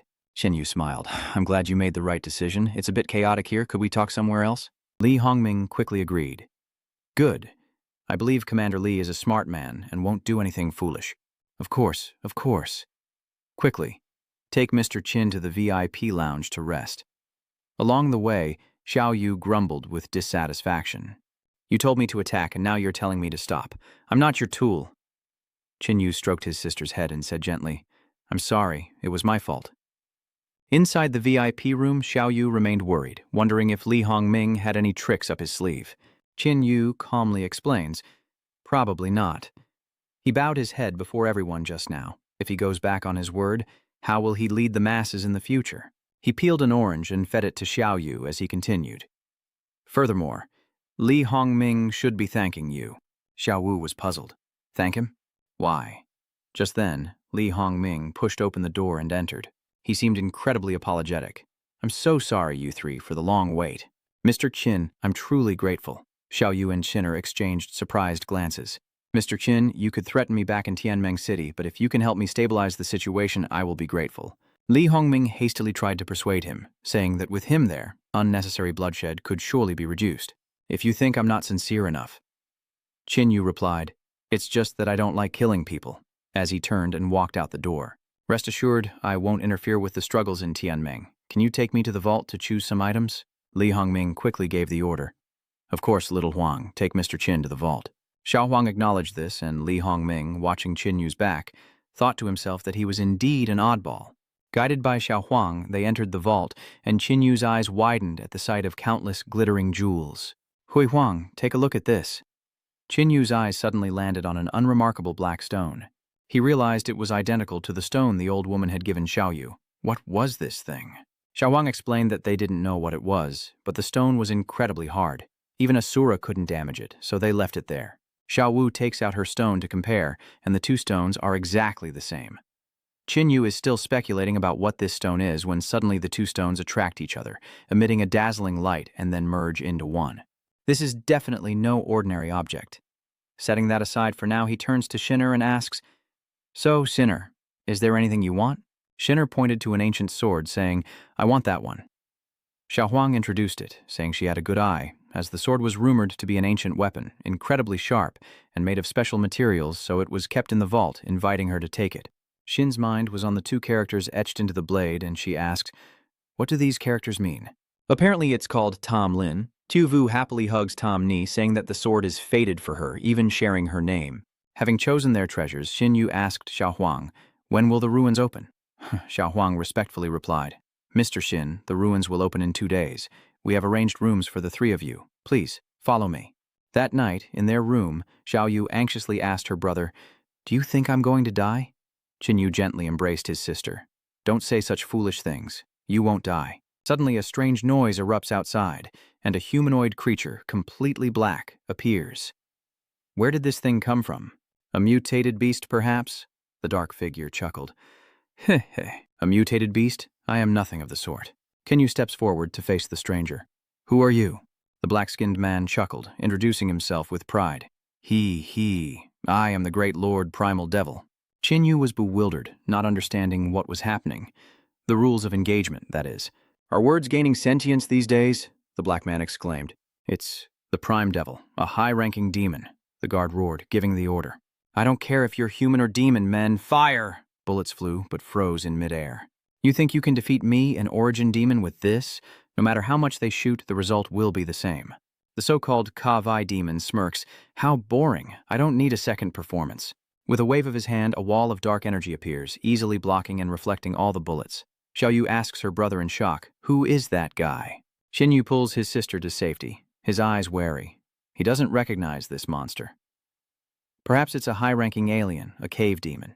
You little devils could never comprehend my greatness, so don't go jumping to conclusions. He snaps his fingers, and a barrier engulfs the entire villa. Xin Yu asked sternly, "What do you want?" The Kawi demon crossed his arms, looking superior. "My purpose here is simple. I, Lord Prime Devil, have chosen you." Xin Yu is stunned. "What do you mean?" "Exactly what it sounds like. You are an ability user who can stand at the forefront of this era. Become my follower, and I will help you become the overlord of this world." "Sorry, I refuse. I don't have time to play games with a psychopath." Kavai Kwai didn't give up, listing a bunch of benefits. "Hey, are you sure you won't reconsider? Following me has many benefits. Full insurance, paid vacation." "No, I'm not interested in any of that. Xiao Yu, let's go." Rejected, he turns his attention to Xiao Yu. "Hey girl, you're not bad either. How about becoming my follower?" The girl didn't hesitate to curse him to his face. "Get lost. No one wants to work with the likes of you." Rejected twice, the cave spirit lost his patience. "What a pity. In that case, I'll just have to kill you all." He appeared, blocking the way. He lunged forward, but Chin Yu severed his outstretched arm. "Even so," he sneered, "you're certainly impressive, but still not strong enough." Xiao Yu angrily cursed him. How despicable, resorting to such underhanded tactics. The demon was speechless. "Hey, you can't do that. Aren't you supposed to ask me why I'm not afraid of your blood flame spear? You're not following the script at all. You're not letting your opponent talk trash." Chin Yu lunged forward, shattering the Kavi demon's body with a single strike. Xiao Yu excitedly runs over. "Is he dead?" "Not yet." Though he struck him, he knew it wasn't a fatal blow. Just as he predicted, the shattered body turned into black smoke, slipped into the villa, and materialized before Shinni, who screamed in fear. Who are you?" Seeing her, he grinned grotesquely. "Little girl, you're perfect too. Want to come with me?" Tamni pulls out the clarity sword, trembling as she warns, Don't come any closer. Stay right there." The ghostly Ka Vai feigned compliance, then suddenly snatched the spirit sword and grabbed the girl, lifting her into the air with a look of shock. How unexpected, to find someone who understands the human heart here. Hearing Shinni's cries for help, Xin Yu and Xiao Wu immediately rush in. Shinni roars, "Release her." "Why would I listen to you?" and immediately attacks. "Resorting to hostages because you can't win? What a pathetic attempt at appearing profound." Sei-Vai laughed maniacally, leaping away. "Hostages? You underestimate me. I myself have never needed hostages to threaten anyone. Farewell."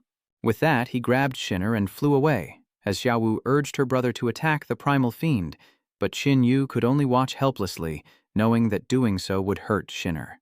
Just then a sharp pain struck Xiao Yu, causing her to collapse. After a moment, she struggled to say, I'm okay." "What about Jinner?" Jin Yu quickly picked up his sister to comfort her. "She'll be all right." That demon doesn't seem to be harming her for now. Let's go back to our room, heal you, and then we'll go save Zinner. And he vowed to rescue Qin Ni. The next day, Qin Yu was brought before the dimensional ruins. Mr. Qin, are you really not bringing that girl into the ruins? They only open every 3 days, and the next time will be in 3 days. Qin Yu turned to his sister, making a silent vow. Little Yu, I will heal you within the ruins. Qin Yu was pulled into the relic by a powerful force, and as soon as he disappeared, the 2 guards began to whisper. General Huang, do you think this Qin will make it out of the ruins? Who knows if it's good if he comes back alive? It's even better if he doesn't. When Qin Yu opened his eyes, he found himself in a stone chamber with several others, all eyeing each other warily. Why were there other people in the ruins? Who are you people, and who are you? Qin Yu speculated to himself. They didn't know each other, so could this ruin have more than one entrance? A blonde girl spoke first. Hello, my name is Wang Feng. We're from a hunter branch in Kuaivong City.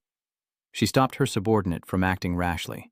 We have no quarrel, no need for violence. Qin Yu then said, could you let me pass? Immediately after, the bald man from the other group spoke up. Yang She, we're all civilized people here. Let's not ruin the mood. We're from Hero City. You can call me Three Snakes. Qin Yu responded politely. Hungvuong City. Hearing that name, he couldn't help but frown. It's a lawless land where the strong rule, and Hungvuong City is a powerful stronghold among the A-rank forces.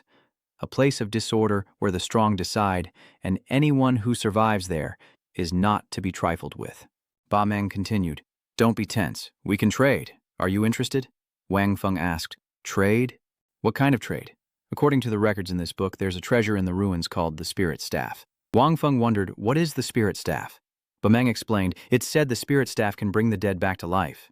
Hearing the word healing, Qin Yu was immediately intrigued, asking, what about mutated diseases? Can it cure those? Ba Meng says, I'm not sure about that. Revival might be an exaggeration, but restoring someone from severe injury, that shouldn't be a problem. The Spirit Scepter's healing powers are potent, and our Lord Xiong is gathering healing artifacts, so we don't want to waste time. Qin Yu then departed. Yang Shi called out, Boss, Ba Meng said it's no problem, let him go. Unexpectedly, one of Wang Feng's group called him back. Hey, hold on, are you going into the ruins alone? That's too dangerous. Besides, those guys don't look friendly, you'd better come with us.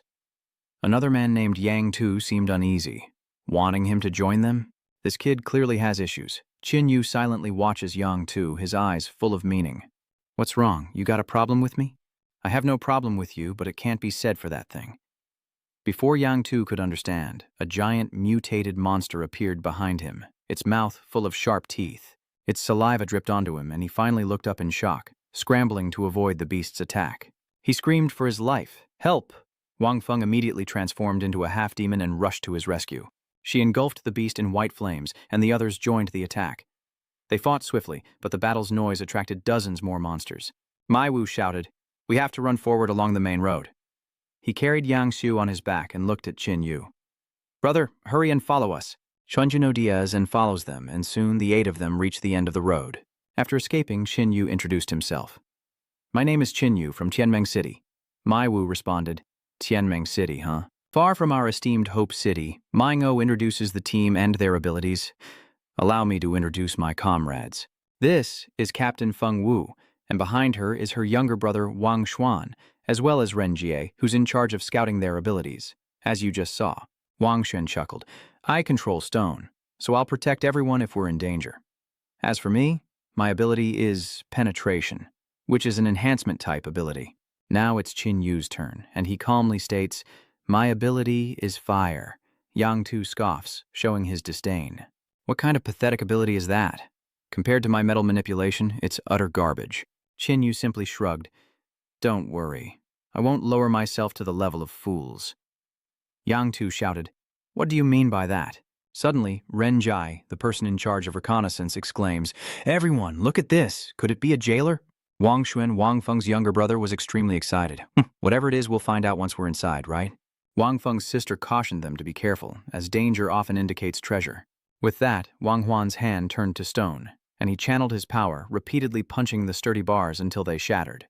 Inside, a strange zombie stands with its back to them, possibly guarding a treasure. Wang Feng warns everyone to be careful and take care of the zombie first. This one looks tough. Empowered by his green-haired teammate, Wang Xuan charges in with confidence. Try this on for size, he shouts, unleashing a palm strike. Qin Yu was speechless. thinking to himself that his sister seemed to understand quite a bit. However, Wang Xuan's powerful punch had no effect on the zombie, and he was instead knocked away. Wang Feng rushed over in a panic as her brother Wang Xuan sat up and said, "I'm okay, but this guy's skin is too tough." Just as the zombie was about to attack Wang Xuan, a middle-aged man named Duan Xin intervened. He used his knife to block the attack, then casually slashed the zombie's waist, followed by a diagonal cut across its chest, causing it to fall. Wang Xuan awkwardly says, "Uncle Duan is amazing. I tried it earlier, and that zombie's skin is as hard as steel." Wang Feng helps her brother up, saying, "Lao Duan's ability is weapon enhancement with piercing power, which happens to be the bane of this type of monster." Suddenly, Duan Xin shouts, "Don't come any closer, it's not dead yet, let me handle it." The zombie rises, its body emitting black smoke. Duan Xin, who was closest, was affected and slumped to the ground, saying, "It's poisonous." The zombie's hand reached out to crush Duan Xin's head. Just as the zombie was about to finish him off, Qin Yu appeared, grabbing its arm, wondering why a level 1 monster was so persistent. Duan Xin asked in surprise, "Brother, weren't you affected by the bone poison?" The zombie, engulfed in Qin Yu's flames, screamed in agony. Qin Yu replied, "The poison isn't strong. As evolved humans, you'll recover with some rest." He then pulled a stone from the zombie, saying, "This is a star life stone." Wang Feng asked curiously, "A life stone? You know about this?" Qin Yu explained, "Life stones are the hearts of the star tribe, useless to us. As for the star tribe, just remember to run if you see them." The sisters exchanged a tense look, as Qin Yu wondered if Li Hongming had lied about the relic's intel. He'd said the first level was safe, and that level 2 evolutionaries could pass it alone. Yet Wang Feng and Duan Xin, both level 2, were almost wiped out. If Li Hongming has no reason to harm me, then there must be a secret in this urn. He approaches the urn in the prison cell, opens it, and discovers another passage inside. "Qin Yu, what's in the chest?" "A path. I'm guessing some kind of shortcut." A man hurriedly asks, "A shortcut? Then can't we just take the treasures from the upper levels of the ruins?" Yang Tu suddenly said from behind, "I don't think we should hinder Qin Yu anymore. This friend is right." Ba Meng laughs, "Thanks for your hard work. Just stay here." Wang Feng shouts, Ba Meng, were you following us?" Ba Meng grins, "Following you? Using you as guide dogs is all you're good for." Wang Xuan shouts, "You bastard!" Qin Yu says, "What a pity. I only wanted the spirit staff to heal someone." Yang Shi clutches his stomach, laughing. "Ha ha, the boss was just saying the spirit staff had healing powers. This kid really believed it. Does he have a sick relative? No wonder he got so worked up when the boss said the spirit scepter could cure any disease." Qin Yu's eyes flashed. "You deceived me. Tell me, the spirit scepter can only summon a powerful spirit. Its power has nothing to do with healing." In a flash, Qin Yu appears before Yang Shi and strikes him. "Hello, is he there?" Yang Shi flips away, and Ba Meng is shocked. "Oh, how did you get here?" Qin Yu's eyes flash, and the Ba Meng gang opens fire. With incredible speed, Qin Yu dodges, then rushes Ba Meng, knocking his gun aside. Ba Meng quickly retrieved Thor's hammer and attacked. "Fool, my ability is weakening. Now you can only use 2 or 3 parts of your strength at most. Just let me mince you into pieces." With a crack, Qin Yu shattered the hammer with flames, then struck Ba Meng's groin. Before he could speak in fear, he was engulfed in violet flames, quickly turning into a charred corpse. Qin Yu raised his hand and continued to incinerate the remaining men with flames as Wang Feng softly called out, "Qin Yu, are you all right?" "I'm fine," Duan Xin asked. "What are you planning to do next? Will you continue to venture forth?" Qin Yu smiled. "Now that I'm here, I have to give it a try. I'll go down myself. It could be dangerous down there. You all wait at the relic's entrance for it to open." Wang Feng agreed. "Be careful, and watch the time, or you'll miss the relic opening and the chance to return to the city." Qin Yu offered a reminder, then jumped into the passage, finding himself in a long, narrow space as he descended the stairs. Descending the stairs, he found a wooden door. Pushing it open, he entered a chaotic space, exclaiming in shock, "How is this possible? I was just going down. Is this spatial manipulation?" He suddenly noticed 3 chests nearby. Why were there 3 chests here? He approached to investigate, poking them with his blood flame spear, but there was no reaction, not even a trap. It was too safe. Something felt off. Qin Yu opened the smallest box and something shot out. Qin Yu turned to look. "Ha ha ha. Finally, I have a chance to escape. I will make this world tremble at my feet." Qin Yu picked up the tiny man and stared at him. "You want to conquer the world? Of course, I'm a genius destined to become the supreme overlord of this era. It's just unfortunate that the timing was off. First, I was enslaved, and then I became a burial item. Fortunately, I have gained new power, death and rebirth, and this epoch will surely be mine. Shen Yu, placing the tiny figure on his shoulder, asked, "So, how did you end up inside the Yang? Isn't the Staff of the Spirits inside?" The tiny figure replied, "The Staff of the Spirits? Only a fool would believe that divine weapon is hidden on the 4th floor. The Staff of the Spirits is indeed in the spirit-locking tower, but it's on the 8th floor." Shin Yu exclaimed, "The 8th floor is so high." The dwarf continued, "Moreover, taking the scepter will alert the one imprisoned on the 9th floor. If you dare disturb him in your current state, just wait for the world to end. But sooner or later, I will drain that guy of his blood." "Now what, little devil? Release me out of respect, and I'll grant you a less painful death." Yu scoffed. "Don't be ridiculous, I'm busy." "Is there anything in these ruins that can cure mutation sickness?" The tiny figure responded. "Of course, if they have spirit scepters, they must have that too." Yu asks urgently, "Where is that treasure?" "Ha ha, I'll never tell you." Yu throws a punch. "Did you want to be hit?" The tiny creature flies up, a proboscis extending from its chest and piercing Yu's hand. "You asked for it." "Huh, you think your little flames can hurt me?" Yu suddenly collapses, weakened. "This is bad. It's sucking my blood and it's doing it fast." "Are you okay, Tuvu? What's that on your hand?" "It's an immortal beast, and it's dangerous right after being reborn." "Run quickly." Xiao Wu draws her blade. "An immortal beast? Don't worry. My undead lightning blade is perfect for dealing with this." The little guy sweats as he stares at the necro lightning ring. "Wait. My leg is neurally linked to his arm. If I die, his arm is useless." "What is it?" "Unless you want your brother to become an arm, you'll be good for me." Xiao Yu smiled at him, then dripped a drop of blood. "Since you like sucking blood so much, I'll call you Little Red from now on, got it?" The tiny creature is filled with question marks.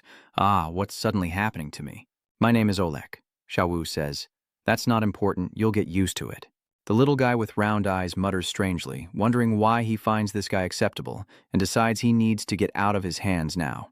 Xiao Hong said, "This is a bit difficult. My nerves are entangled with his. If we forcibly separate them, his hand might be ruined." Xiao Wu smiled and said, "Then how about I just kill you?" Hearing that, Little Red broke out in a cold sweat. "No, I can extract pure golden blood essence from his blood." This is extremely beneficial to her brother. Xiao Yu asks for his opinion. What should he do? Xin Yu replied, "We'll have to do that for now. We can separate it later." "More importantly, Xiao Yu, are you okay?" Xiao Yu replied, "I don't know. I was resting when I heard someone calling my name repeatedly, saying her brother was in danger and needed her. When I woke up, I was already here." "Xiao Yu, where's your necklace?" It's gone." "It was just there, a moment ago." Xin Yu thought to himself. The black gem was gone, and when Xiao Wu appeared, there was a lot of black smoke around, meaning that the stone saved Xiao Wu.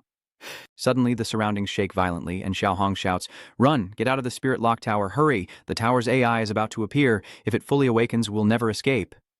Sounds echo continuously within the tower. Anomaly detected. Anomaly detected. Qin Yu wondered, why did the core brain suddenly awaken? Xiao Hong said embarrassedly, "Before I escaped, I tampered with things, and it was discovered. Now, in the mind's eye, I'm a dangerous element. It discovered that I escaped from the Yang, and it will definitely hunt me down." The two brothers shouted at the same time, "Why didn't you say so earlier?" "Little Yu, quickly have Ruhua take us away."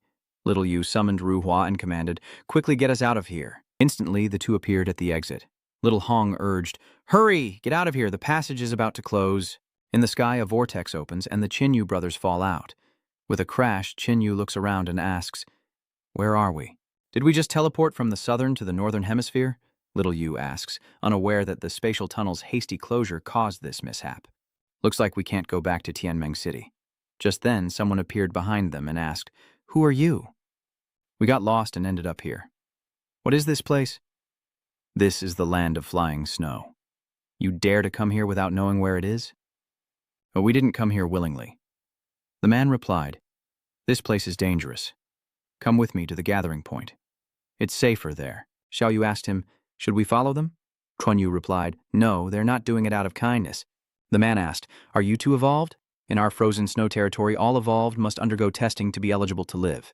The man drew his blade and attacked, but Qin Yu caught his wrist and asked, "Where do we live?" "I don't need anyone's permission," the man shouts. "Everyone in the Fei Shui zone belongs to the king. You must come back with me." Qin Yu broke his wrist and asked, "Who are you calling king?" The man trembled as he replied, "The king is the king. I am protected by the king. Kill me, and the king will never forgive you." Qin Yu silenced him with a final blow. "You're insane. Xiao Yu, let's find a place to rest first. You smelled it too, right? Yeah, that guy's breath reeked of human flesh. It seems this place is far from peaceful. And by nightfall, they've already found him. Daluo is dead." Dala was killed with a single blow, seemingly without any chance to resist. Dala was no weakling, with 16 times the physique of a normal person. Was it a level 2 evolver from another gathering point, or someone from outside? Whoever it was that dared kill one of us will pay. Give his body to the scavengers, and in less than 3 days we'll find his killer. A second stage evolver dares to challenge us? Qin Yu and Xiao Yu arrived at a wooden house, likely a refuge for hunters in the forest. This place is so dusty, it's probably been a while since anyone's been here. Suddenly, Xiao Yu's stomach rumbles. "Brother, I'm hungry. You must be too. Let's eat." The fire is lit. Seeing Qin Yu rummaging through his spatial ring, Xiao Yu asks, "What's wrong, brother?" "It's nothing. We don't have much food left in the space, probably only enough for 2 days. "Then what do we do?" "It's okay. We'll find some food. It's not like there's no one around here." A faint noise suddenly echoes from inside the house.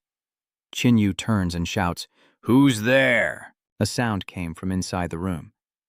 "Let's go take a look." Inside, the room was bare, except for a bed and wardrobe. Qin Yu opened the wardrobe door, saying, "Did you think we wouldn't find you hiding in here?" Qin Yu was surprised to find a child with the ability to hide. No wonder they hadn't noticed her. Seeing the girl tremble, Qin Yu reassured her. "Little one, don't be afraid. We won't hurt you." The little girl asked timidly, "You're not going to eat me, are you?" Xiao Yu smiles. "Of course we have food. What's your name?" "Are you from around here? Eat up and we can talk after we're done." The little girl's eyes sparkled as she looked at the fully loaded bowl of noodles. Qin Yu and Xiao Yu smiled, waiting for her to finish. A moment later, she said, "My name is Feng Zidie, and I used to live in a small town not far from here." Xiao Yu asked, "A small town nearby?" "What about your parents?" The little girl said sadly. They were eaten by those people. They're demons. They took us to a camp and killed us one by one, storing us as food. Then I ran away in the night and hid here until I met you two." Qin Yu thought to himself that he couldn't leave Feihu City anytime soon. Those man-eating beasts were a threat. With that thought, he said, "Xiao Dai, can you take us to the nearest town?" ZDO is alarmed. The city is very dangerous. Although there are some supplies, there are many zombies, and they are more powerful than the evolved. It's fine. The more zombies, the better. I want to go where there are a lot of zombies. Not far from the cabin, a group of people were moving. "Hey, Lao Li, are you sure they entered the city?" "Relax, my tracking art never fails. A man, a woman, and a child are all within this city." The green-haired leader warns, "Be careful." According to their trail, one of the 3 can use fire and is a level 2 evolved being. I must conserve my powers to deal with him. If you run into danger, don't expect me to save you. With that, she yelled, "All right, brothers, let the hunt begin." Inside the ruined city, one of the group cautiously asks, "Boss, are they definitely in this supermarket? They must be close, probably on the 2nd floor." "Boss, something feels off. I can't explain it." As they advanced, the green-haired leader suddenly raised a hand, stopping the team in their tracks. She whispered, "Everyone, stop. Don't make a sound." Then, perplexed, she muttered, "How is this possible? Why isn't there even a sound?" One of them wondered, questioning the eerie silence. In that instant, the ceiling collapsed, and with lightning reflexes, a team member erected an energy shield just in time. A zombie burst from the rubble, horrifying the group. Still struggling to escape the rubble, choking on dust, someone suddenly cried out, "Look, we're surrounded by zombies." The blue-haired leader froze, his face paling. How is this happening? The zombies didn't just appear here, did they? Why haven't we heard them until now? Upstairs, Qin Yu smiled approvingly. "Xiao Dai, well done. Without your interference, the zombies wouldn't have fallen for it so easily." Xiao Dai replied shyly, No, I don't have such terrifying power. I only temporarily disrupted their hearing." Xiao Wu patted her shoulder. "Encouragement, but you made them fall into the trap. This way, I can avenge my parents." Zidai happily replied, "I'm so grateful for your help." "Thank you, Xiao Yu, and thank you, Qin Yu." Qin Yu secretly calculated that Zidai's abilities, though controlled, still had great potential. Though her constitution is weak, she'll surely be useful to have around. If I leave Zidai here alone, she'll likely be eaten by those zombies. Let's go, I don't want to see them eating each other. Suddenly, an explosion rumbled from below. Shinyu turned back to see the green-haired leader escaping to the second floor, roaring, "You've ruined us!" Shinyu said nothing, immediately using his purple iron flames. The flames touched her, and a sizzling sound filled the air. "Ha ha, didn't expect that, did you? We knew you'd use fire, which is why we called me in to deal with you. My powers will overcome yours. Just die quietly." Sharp icicles shot forth, but Shinyu touched them with his bare hands. The green-haired leader sneered, "To think you'd block that with your hands. Foolish." Shinyu's body began to freeze. "You thought I was only capable of simple attacks?" she said, rushing forward as Shinyu felt himself freezing, regretting his carelessness. She slashed with her ice sword and Shinyu gritted his teeth, out of time to dodge. With a flash, Shinyu vanished before her eyes. The green-haired leader was shocked. Where did he go? What is this? Not even a sound, a scent, or a trace. The scene before me has vanished. What's happening to me? Shinyu was stunned. Could this be the girl's ability? Regaining control, he immediately shatters the ice sword, and Zhao Yu rushes over to ask Han if he's all right. "Yeah, I'm fine." Shinyu turns to Zijai. "Did you stop her?" "Hurry, she's about to move again. Don't worry, she won't get the chance." With that, Shinyu impales the blue-haired woman, ending her life in a burst of blood. Shinyu looks at Zijai and sincerely says, "You saved me this time, I owe you one." "Ah, no, it was nothing. I was just trying my hand at it." Just then, Xiao Yu's stomach rumbled loudly. This girl must be a reincarnated pig. Shinyu looks at her somberly. "Xiao Yu, are you hungry again?" Xiao Yu blushes, explaining softly, "What can I do? I've been working non-stop for the past 2 days. Let's eat then. Quickly find a place to rest. The food here has been taken. We must find a new source of supplies soon." A day later, the three wandered along the snow-covered road, half a day since their last meal. Shinyu thought to himself that while he and Xiao Yu would be fine, even if they went hungry for a few days, Zidi was just a child, and she might collapse if they continued like this. Just then, Zijai tripped on a rock and fell. Xiao Wu rushed to help her up, asking, "Are you all right?" "I'm okay, Sister Xiao Yu." Her eyes began to glaze over. Xiao Yu cried out, "Zijie, the ground is covered in snow. You can't collapse here." Shinyu sighed, never expecting to be in such dire straits. Suddenly, his eyes locked onto something ahead. "Xiao Wu, let me carry Zijai. We're going over there." "There are people over there?" "Brother, they're not enemies, are they?" Shinyu gritted his teeth and replied, "There's no time to think about that anymore. Even if they're enemies, I'll eliminate them all." As Shinyu and the others approached, they were stopped by a person with a gun, who asked in a deep voice, "Hold on, who are you people? You're not with those zombies, are you?" Shinyu quickly explained, "We're from outside this area, and a child has fainted from hunger. We hope you can help us. We're willing to trade supplies for food." "No. Anyone who wants to enter this cave is here for the test." A girl emerged from the cave and asked a strange question. "Have you ever eaten human flesh?" Shinyu nodded, "No." The girl's eyes and the 2 green dots on her forehead flashed, confirming he wasn't lying. She allowed them in, and the bald man handed Shinyu a bag. "She'll lead you, and here's the food you need." Han Yu thanked him and accepted it. Xiao Yu stroked her chin, wondering if she had awakened the ability to detect honesty. How impressive! Inside the cave, many people are rummaging around. Who knew such a small opening could lead to so many different rooms? Life here must be pretty rough. There aren't many evolved people, and with the snow outside, these are hard times. A man approached and introduced himself. "Hello, I'm Zirui, the leader of this area. This is Qin Yu, and behind me are my younger sister, Xiao Yu, and Zijie. We've come from outside and can only trouble you all in this difficult time." Shirui smiled and said, "It's no problem at all. Are you both evolved? We're short on people anyway. Just stay here, and we'll give you regular rations as long as you complete your weekly tasks." Suddenly, someone rushed in, shouting, "Enemies are here!" Several people followed, including a bald, fat man. Xiao Yu eyed the man and whispered to Qin Yu, "Brother, they reek of human flesh. Probably the same gang as before." Xie Rui stepped forward and asked, "Fat Mao, what brings you here?" The bald man sneers, clearly here to collect protection money. Zirui shouts, "We just gave you food 4 days ago. It hasn't even been a week." Helpless, Fatty Mao spread his hands, saying, "Times are tough, food is scarce, so the boss has ordered protection money twice a week." Zirui angrily retorted, "How could we possibly have that much food to spare?" Fat Mao grinned, "Your camp can house so many people, and you're telling me you don't have any food?" Zirui stood firm. "We don't have any food, and you don't need to threaten us with your boss. We don't have it, and we won't have it even if you kill us. We won't say much more. If you have no food, hand over 5 people, and we'll call it even." Zijie trembled on Qin Yu's back, and Qin Yu asked worriedly, "Zijie, what's wrong? It's them. They're the ones who killed your parents." Growing impatient, Fatty Mao urged, "What are you waiting for?" Xiao Yu suggested. "Brother, should we—" But Qin Yu shook his head, stopping him. "Not so fast. If we act now, we'll become hostages." Mao Mop roared, "We're not negotiating with you. This is fate." The people inside panicked and scattered. Kun Yu patted Ji Rui's shoulder. "Looks like you guys are in trouble." A Carrot Top whispered to Mao Map, "Boss, aren't those the people you're looking for?" Fatty Mao exclaimed, comparing them to the paper in his hand. "They're a perfect match." "I can't believe I found them first. Ha ha ha! I'm definitely going to stand out today." Qin Yu frowned and asked, "Who are you, and why are you looking for us?" "We're the fiercest leaders in the Gulf of Tonkin. As for why we're looking for you, we don't know. But you're coming with us, and you'll find out soon enough."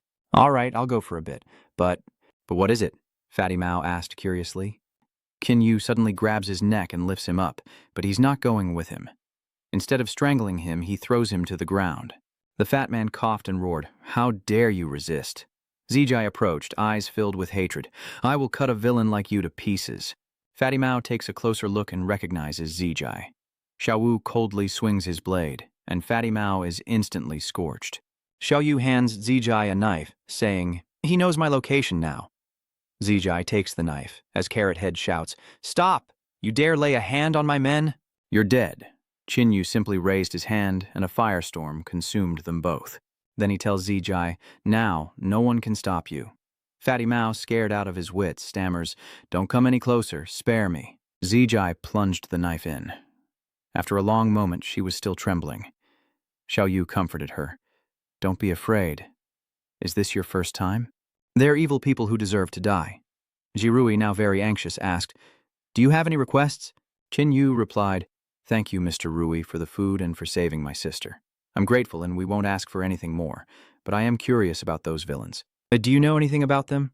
Jirui replied, "I don't know the specifics, only that those villains have been getting stronger lately. They have over 200 evolved individuals, yet they slaughter innocent people without restraint." Qin Yu grinned. "So why would I want to meet them?" Elsewhere, a man stares at himself in the mirror, gazing at his sharp teeth as he mutters, "Why is this happening? Could it be from eating too much human flesh lately? I can't even tell what I want to eat anymore. If those bad guys hadn't eaten you, I wouldn't have become like this." Suddenly, a panicked subordinate runs in. "Boss, we've got a problem," the green-haired man shouted. "Are those zombies here, or is it a mutated beast?" "It's neither zombies nor mutated beasts, but someone far worse. They defeated our brothers with their bare hands." The blue-haired man was surprised. "They're that strong, I'll go take a look." Before he could leave, the door exploded. "No need to trouble yourself. We've come to find you." The blue-haired man asked, "Are you Qin Yu?" "Yes, how do you know my name?" "Lord Hung Tin wants you, so of course we know your name." Qin Yu asked, "Who is Hung Xing?" The blue-haired man sneered. "Am I supposed to tell you that? Besides, I have no intention of handing you over to him. An evolved human like you is a rare delicacy. Why would I give you to someone else?" With that, he roared, transforming into a savage beast. A transformation-type evolved human. Not a bad ability? He grabbed the subordinate who had just run in to report, and before the terrified man could speak, he was devoured. Qin Yu scoffs, "Do you guys recharge by eating your comrades before a fight?" The green-haired man apologizes, saying he can't control himself once he transforms. He lunges with his mouth open. Qin Yu is shocked. How is this possible? Could his physical enhancements be even greater than mine? Zijai worriedly said, "Brother Qin Yu, let me help you." "No need, both of you fall back," An Yu said, pushing the green-haired man away with his gun. Xiao Yu frowned, observing that he seemed to be going mad, probably from eating human flesh. Before, anyone would have been poisoned by it, but normal people are barely affected. He must have eaten a lot of human flesh to turn into such a beastly form. The green-haired man lunged, slamming Qin Yu against the wall. Xiao Yu rushes in. "Brother, I'm here to help!" Qin Yu quickly shouts, "Don't come over here." As he finishes, the green-haired man's tail sends little Yu flying. Just then, his eyes were plunged into darkness. Shuji shouted, "Qin Yu, now's your chance. He can't see any more." Qin Yu kicks the blue-haired man away as Shujie catches Xiao Wu, warning, "Be careful, Qin Yu. He's too strong. I could only temporarily seal his sight, but he can still smell our exact location." The visual seal should be enough, Qin Yu said, thrusting his spear forward. The blue-haired man grabbed the spear with one hand, but Qin Yu immediately changed his attack, leaping onto him and engulfing them both in purple flames. Whether they're zombies or beastmen, they all fear the light. Though they're strong, I just need to fight fire with fire. Unexpectedly, the blue-haired man shook Qin Yu off. He could actually fight back? He breathed a torrent of flames back at Qin Yu, blowing away a corner of the house. Qin Yu knew he was in trouble. The fire was following the wind, helping him to destroy himself. Xiao Hong, from within Qin Yu's sleeve, was displeased. To be so miserable against such a creature. This time, I, the great master, must truly act. I was created by the Star Clan to enhance bloodlines, and I've already strengthened that bloodline greatly. Qin Yu sensed the change, activating his golden bloodline, and asked, "Did you activate my golden bloodline?" The green-haired man opened his mouth, preparing to attack. Qin Yu confidently raises his hand. "Die, you beast!" He blows hard, but Qin Yu remains still. Impressive. So this is what it's like when the bloodline is enhanced? The scarlet flame can now easily incinerate the blue-haired guy. Qin Yu praised, "Little Red, I didn't expect you to have such a powerful origin." Little Red warned, "You better be careful. Speaking of that monster, it may be related to the Star Cluster race, and this is the only way I can protect you." Qin Yu calls out to Xiao Yu, "Let's go take a look at that fiend." "Big brother, do you know where it is? If even humans are subservient to it, it must be extraordinary. The largest city in the Flying Snow region, we're sure to find it there." Meanwhile, in Tianming City, Wengao leads a group to the entrance of a dimensional ruin.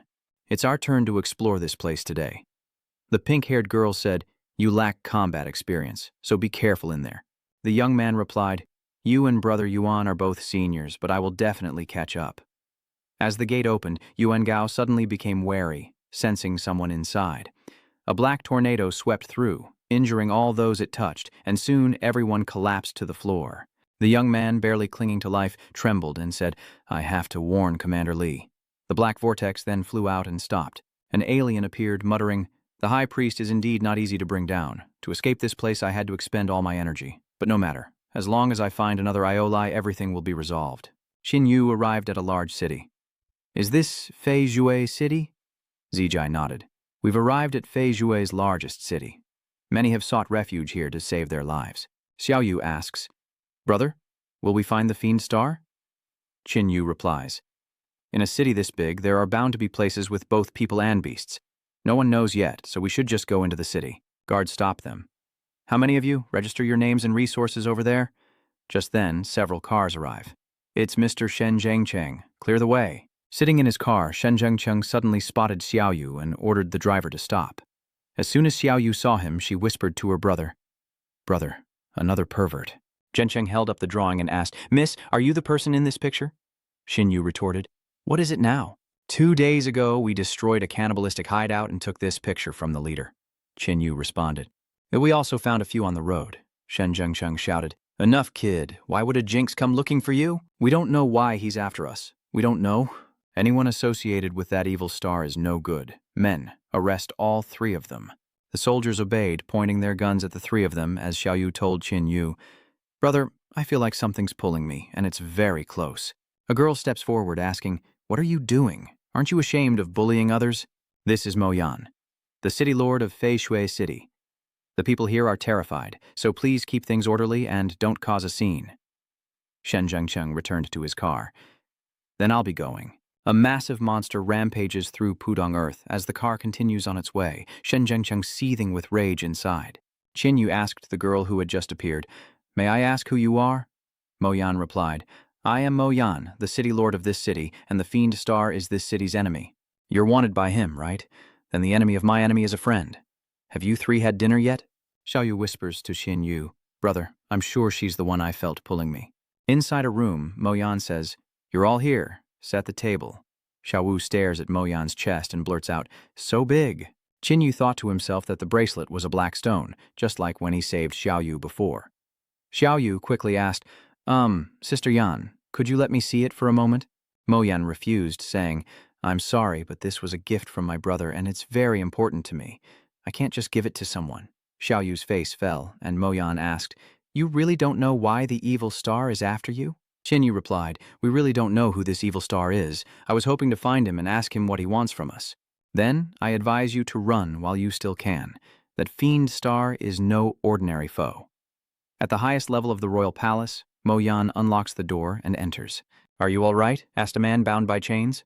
Has the evil star found the evil star? Mo Yan asked, giving him a drink.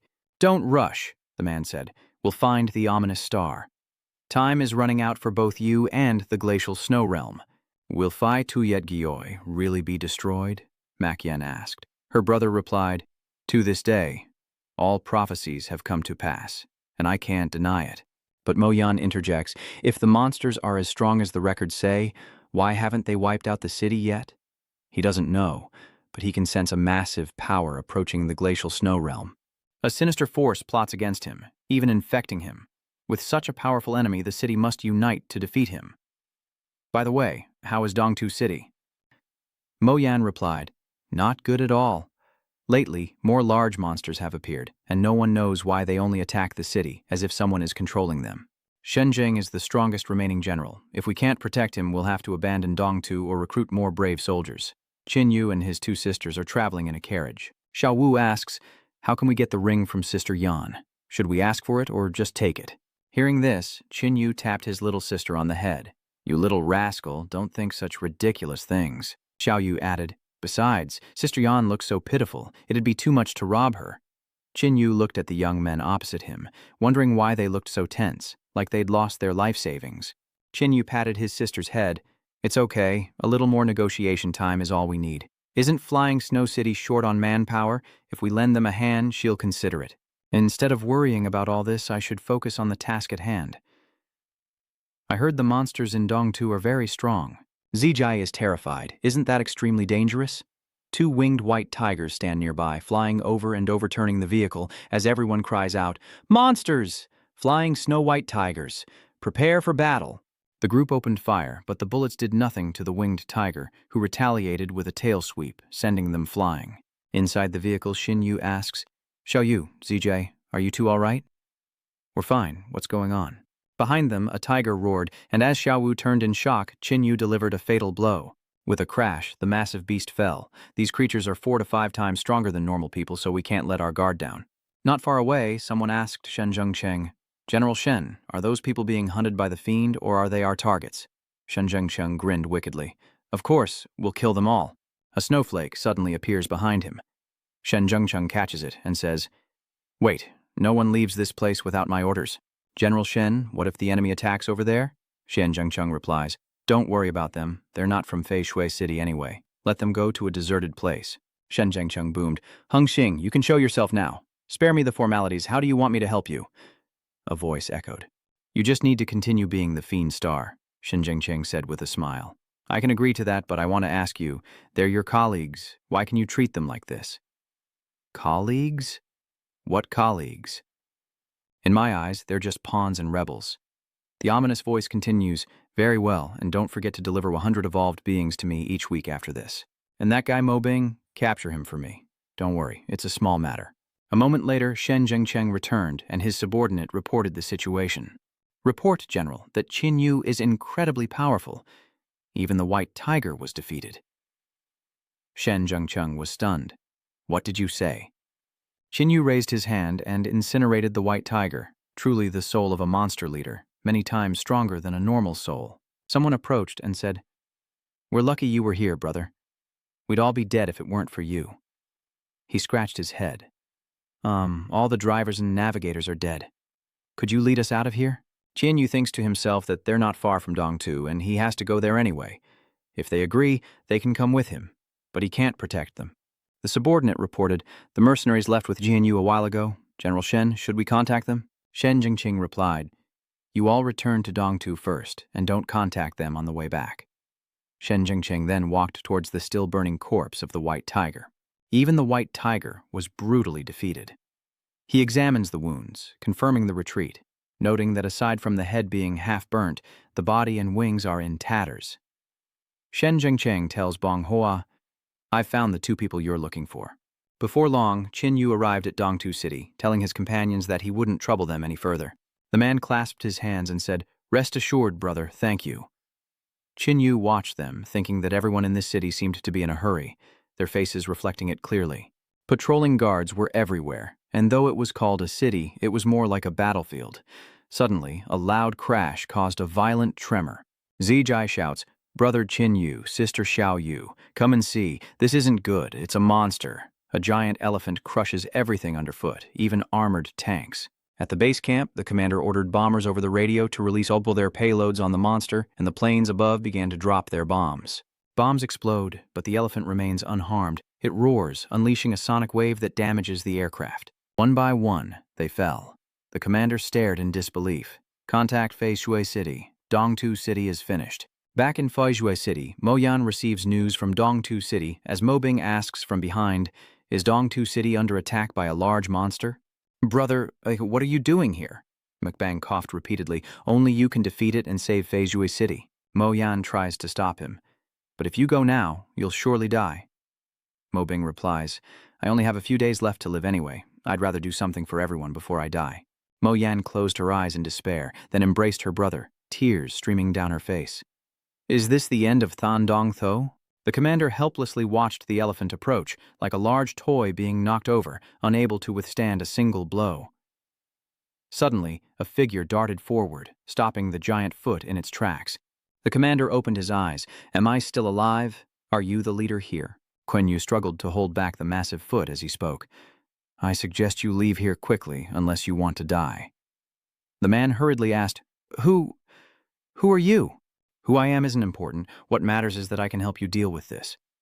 Qin Yu strained to lift the foot. "That elephant's physique is 100 times more evolved than normal. If you don't run, I can't protect you."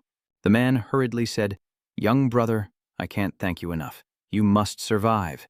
Qin Yu grinned. "Me? Die under the foot of this elephant?" The elephant roared, its trunk sending Qin Yu flying. He thought to himself, "For a mindless beast, it sure packs a punch." "No brain?" The elephant suddenly spoke. "You're the one with no brain." Qin Yu is stunned. It can talk? It's evolved into a talking animal so quickly. "If I'd waited any longer, you monsters would have razed Feishui City to the ground." No wonder I've never heard of it before. Qin Yu leaps and stabs with his spear, tearing the elephant's trunk. "That jump cost me 10% of my energy. Its hide is thick." The elephant said, "Don't think you're all that just because you can jump, kid. I have no choice but to use fire." Qin Yu whispered, "Little Red.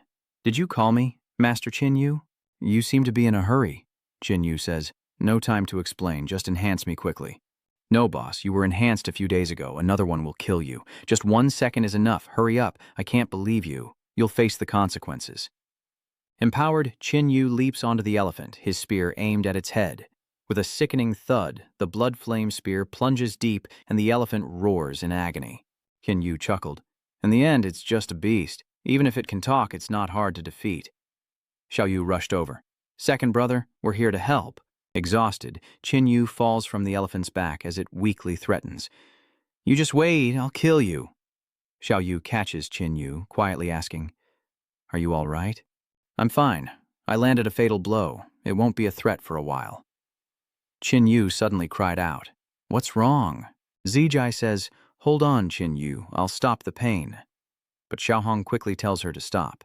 "Xiaohong, do you know what happened to him?" Qin Yu was seriously injured after using bloodline enhancement. 2 enhancements have left their leader's life hanging by a thread. Qin Yu trembles violently, and Xiao Yu asks, "Xiaohong, what do we do?" Xiaohong shook her head. "We can't help him. The boss has to save himself. Because of using bloodline enhancement, his blood vessels have mutated. If he can overcome this hurdle, his power will increase significantly. Otherwise, Qin Yu's consciousness begins to fade." "What are they saying? I'm so tired." After an unknown amount of time, he opened his eyes once more. Little Yu hugged him, crying, "You're finally awake." He asked, "How long was I out?" Mo Yan replied, "Mr. Qin Yu, it's been 3 days. Thanks to your help, Dongtu City would have fallen into enemy hands. If Dongtu falls, Chengfei Shui will lose its last stronghold and quickly decline." She bowed her head. "Thank you so much." Qin Yu scratched his head. "Actually, I wasn't thinking too much about it. Miss Qin seemed to really like this bracelet before." "As thanks, I'll give you all this bracelet," Little Yu said happily. "Really?" "Thank you, Sister Mo." Qin Yu asked, "Is this okay?" "It's important to you, isn't it?" "It's okay. It's just a memento for me. A birthday gift from my brother when I was 10. I believe this bracelet will be put to better use with Miss Qin. Oh, and my brother wanted to thank you both, but his condition makes it difficult." Oh, would you three follow me? Qin Yu, though confused, nodded in agreement. Mo Yan led them to an ice chamber where Xiao Yu shivered and asked, Sister Mo Yan, your brother lives in a place like this? Mo Yan replied with some guilt. Yes, I'm sorry, my brother can't control his powers.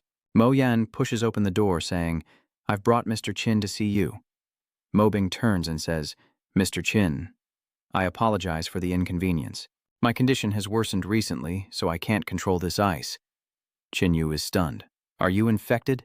Why did it turn out like this? It's a long story, better left untold. Mr. Qin, my sister mentioned you're wanted by the Dire Star? Qin Yu asked. Is something wrong? Who exactly is Hung Tin? I've gathered you all here to discuss him. Hung Sang is a man-eating beast. Qin Yu says, I know, he even devours his own subordinates. No, that's not what I mean, Ma Bing replied. I'm saying that before the apocalypse, the evil star was already a cannibal. Before that, he was already a madman. He devoured a family of 3 and was sentenced to death. Shin Ayu muttered, cannibalism can make people stronger, but they'll gradually lose their minds. For those cannibalistic madmen, this world is truly paradise. That's how I ended up like this. Qin Yu asked what his goal was. I don't know, but I do know he'll do anything to destroy Snowfall City. A moment later, the 3 departed, and Xiao Yu asked, What do you think of City Lord Mo and Sister Mo? They seem like good people, but they're hiding something, and the City Lord clearly knows more. Something perhaps even more terrifying than the Fiend Star, but he's afraid to speak. Qin Yu suddenly stopped them. Xiao Yu, Zijie, wait. Zijie asked Qin Yu, Are they zombies? No, but they're not exactly alive either. Qin Yu scoffed, mystifying charlatans, burn them all. Zijie admired Qin Yu, who had grown so much stronger. Was this the power of the golden bloodline? Suddenly, a sharp shard of bone shot toward them. Qin Yu brushed it aside, then shouted at the figure on the rooftop, Who's there? The figure chuckled. Ha ha, you should know who I am, shouldn't you? Xiao Yu retorts, Take off the mask. How can anyone recognize you? Moron? The figure removes his mask. Little girl, I've been looking for you for so long and you don't even recognize me. Qin Yu is surprised. Did you change your appearance? You're just a nobody, so I'll grant you the quickest death possible.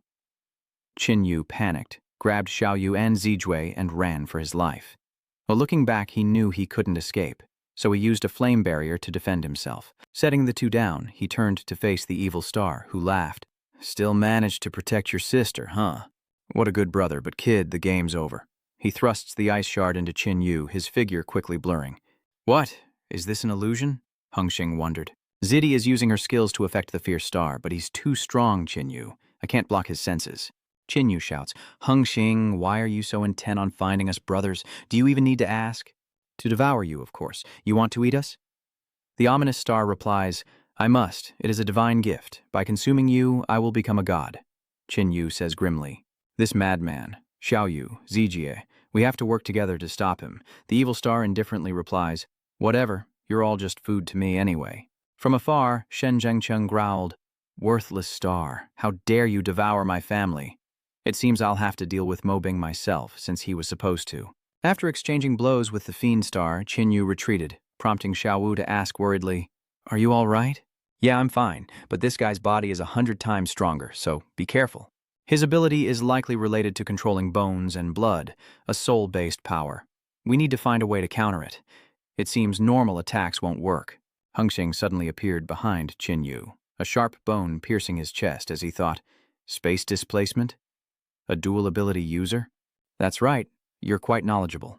Continuous teleportation does have its limits, but I wonder if pulling out my bones and a piercing wound that makes you lose so much blood will be enough to bring you down? Qin Yu grips the bone tightly, and the fiend frowns, yelling, You're controlling my teleportation? How is that possible? Xiao Wuchao conjures more flowers, laughing, You think you're the only one with that ability? Qin Yu says, You won't be able to run next.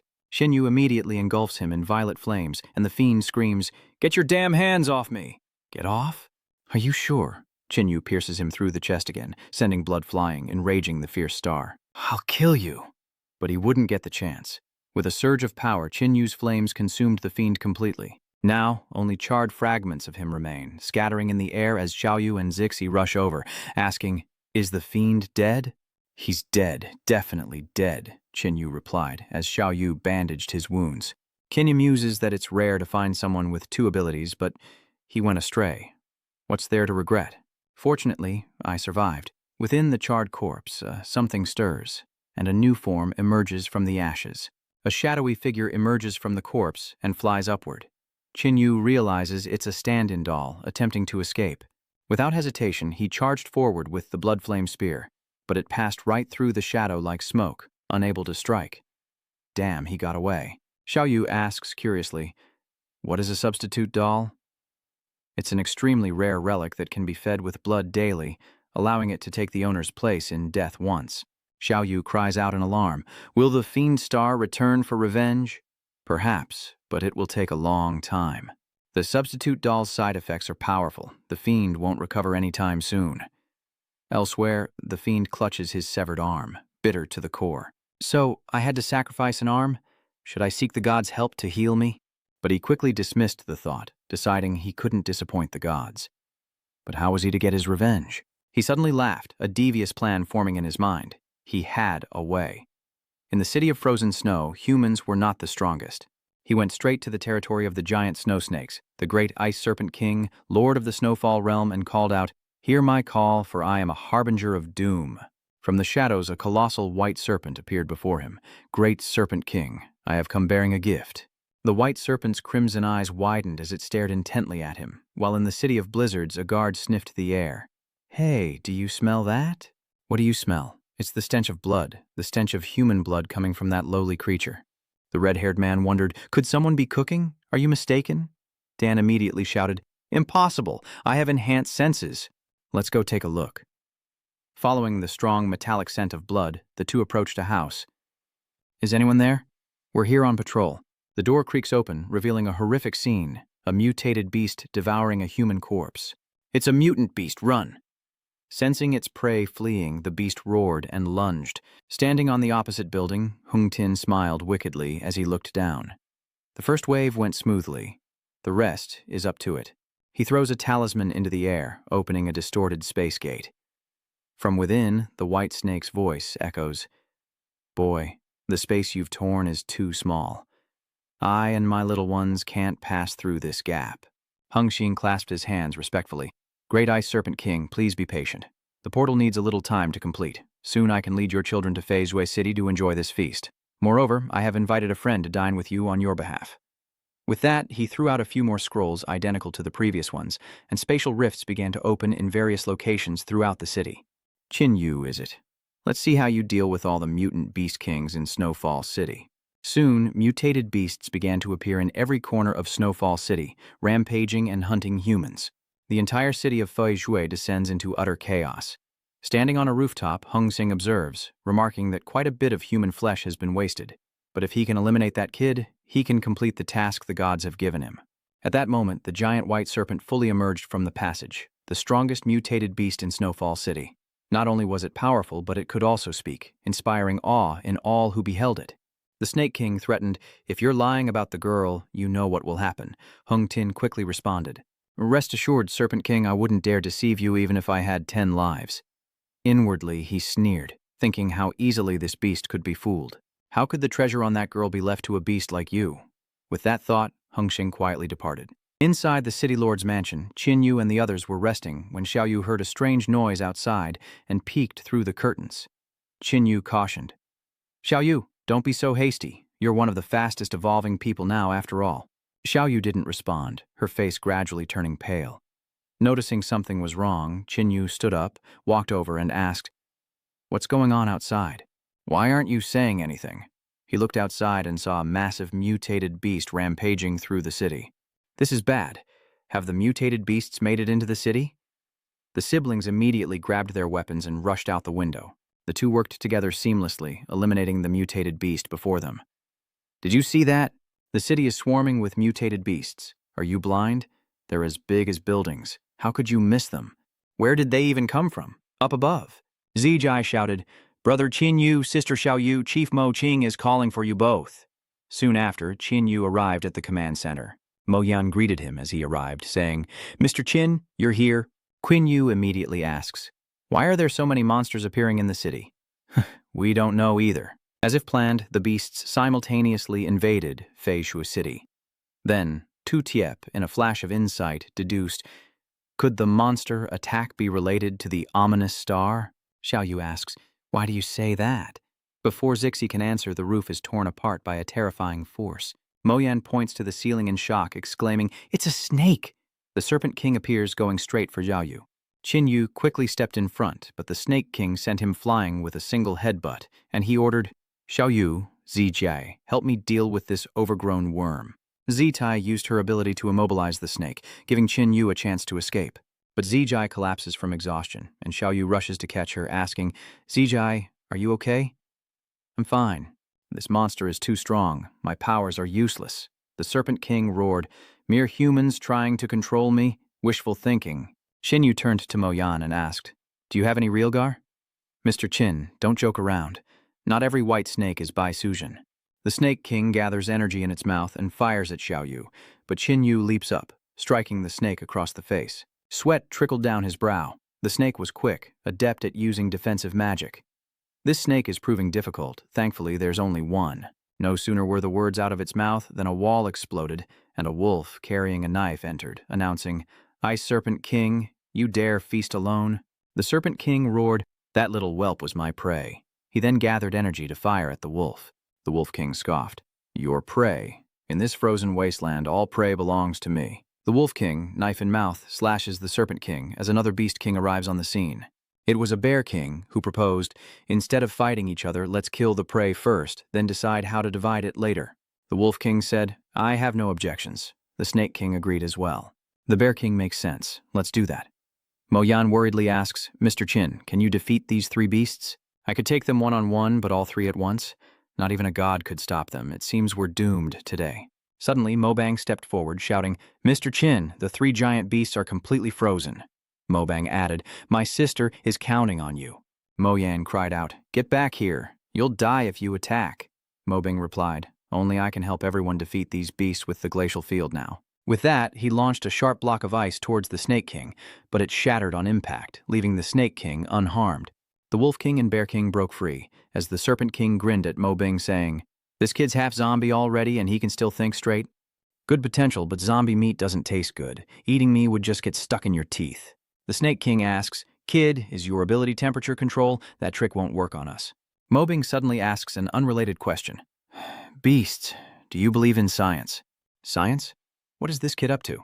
Or is he trying to escape? He's still nearby. Besides, the aura of the other four remains, and the surrounding temperature is suddenly rising. The Serpent King cried out, it's hot, so hot. It feels like a bomb is exploding inside me. What's happening? This is strange. After all, they're just mutated beasts. It's normal they don't understand. We're just manipulating water and temperature. Qin Yu praised himself. I'm glad I thought of this, suddenly wanting me to raise the water temperature inside the mutated beast's body to evaporate it. Mobing replies, because I have great faith in Mr. Qin, knowing he would succeed. It's not as simple as you make it sound, is it? It was difficult, but it was a success, wasn't it? The heated water droplets instantly turned into vapor, expanding rapidly and causing the temperature to skyrocket, as if exploding from within. Qin Yu remarked, this was just luck. Who knew your thick fog would be like rain with so many water molecules? Just as Qin Yu was about to finish off the three mutated beasts, he saw the Wolf King turn tail and run. The giant bear then tore itself into pieces, saying, your moves have left a deep impression on me, until we meet again. But Bing suddenly gasped for air, and Qin Yu anxiously asked, Lao Mo, what's wrong? Bing struggled to say, run, this isn't right. Mo Yan pleads, Mr. Qin, please save my brother. You're so strong, there must be a way. Qin Yu hesitates. I can destroy him, but to save him...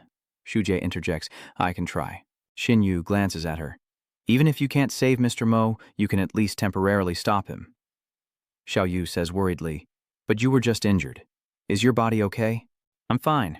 If I can save someone, I don't mind being a little tired. The gruesome veins on Mo Bing's face gradually recede. Seeing this, Mo Yan was overjoyed as the ominous star in the sky looked down. Why is the Serpent King's aura weakening? Could it be that he was defeated? Impossible.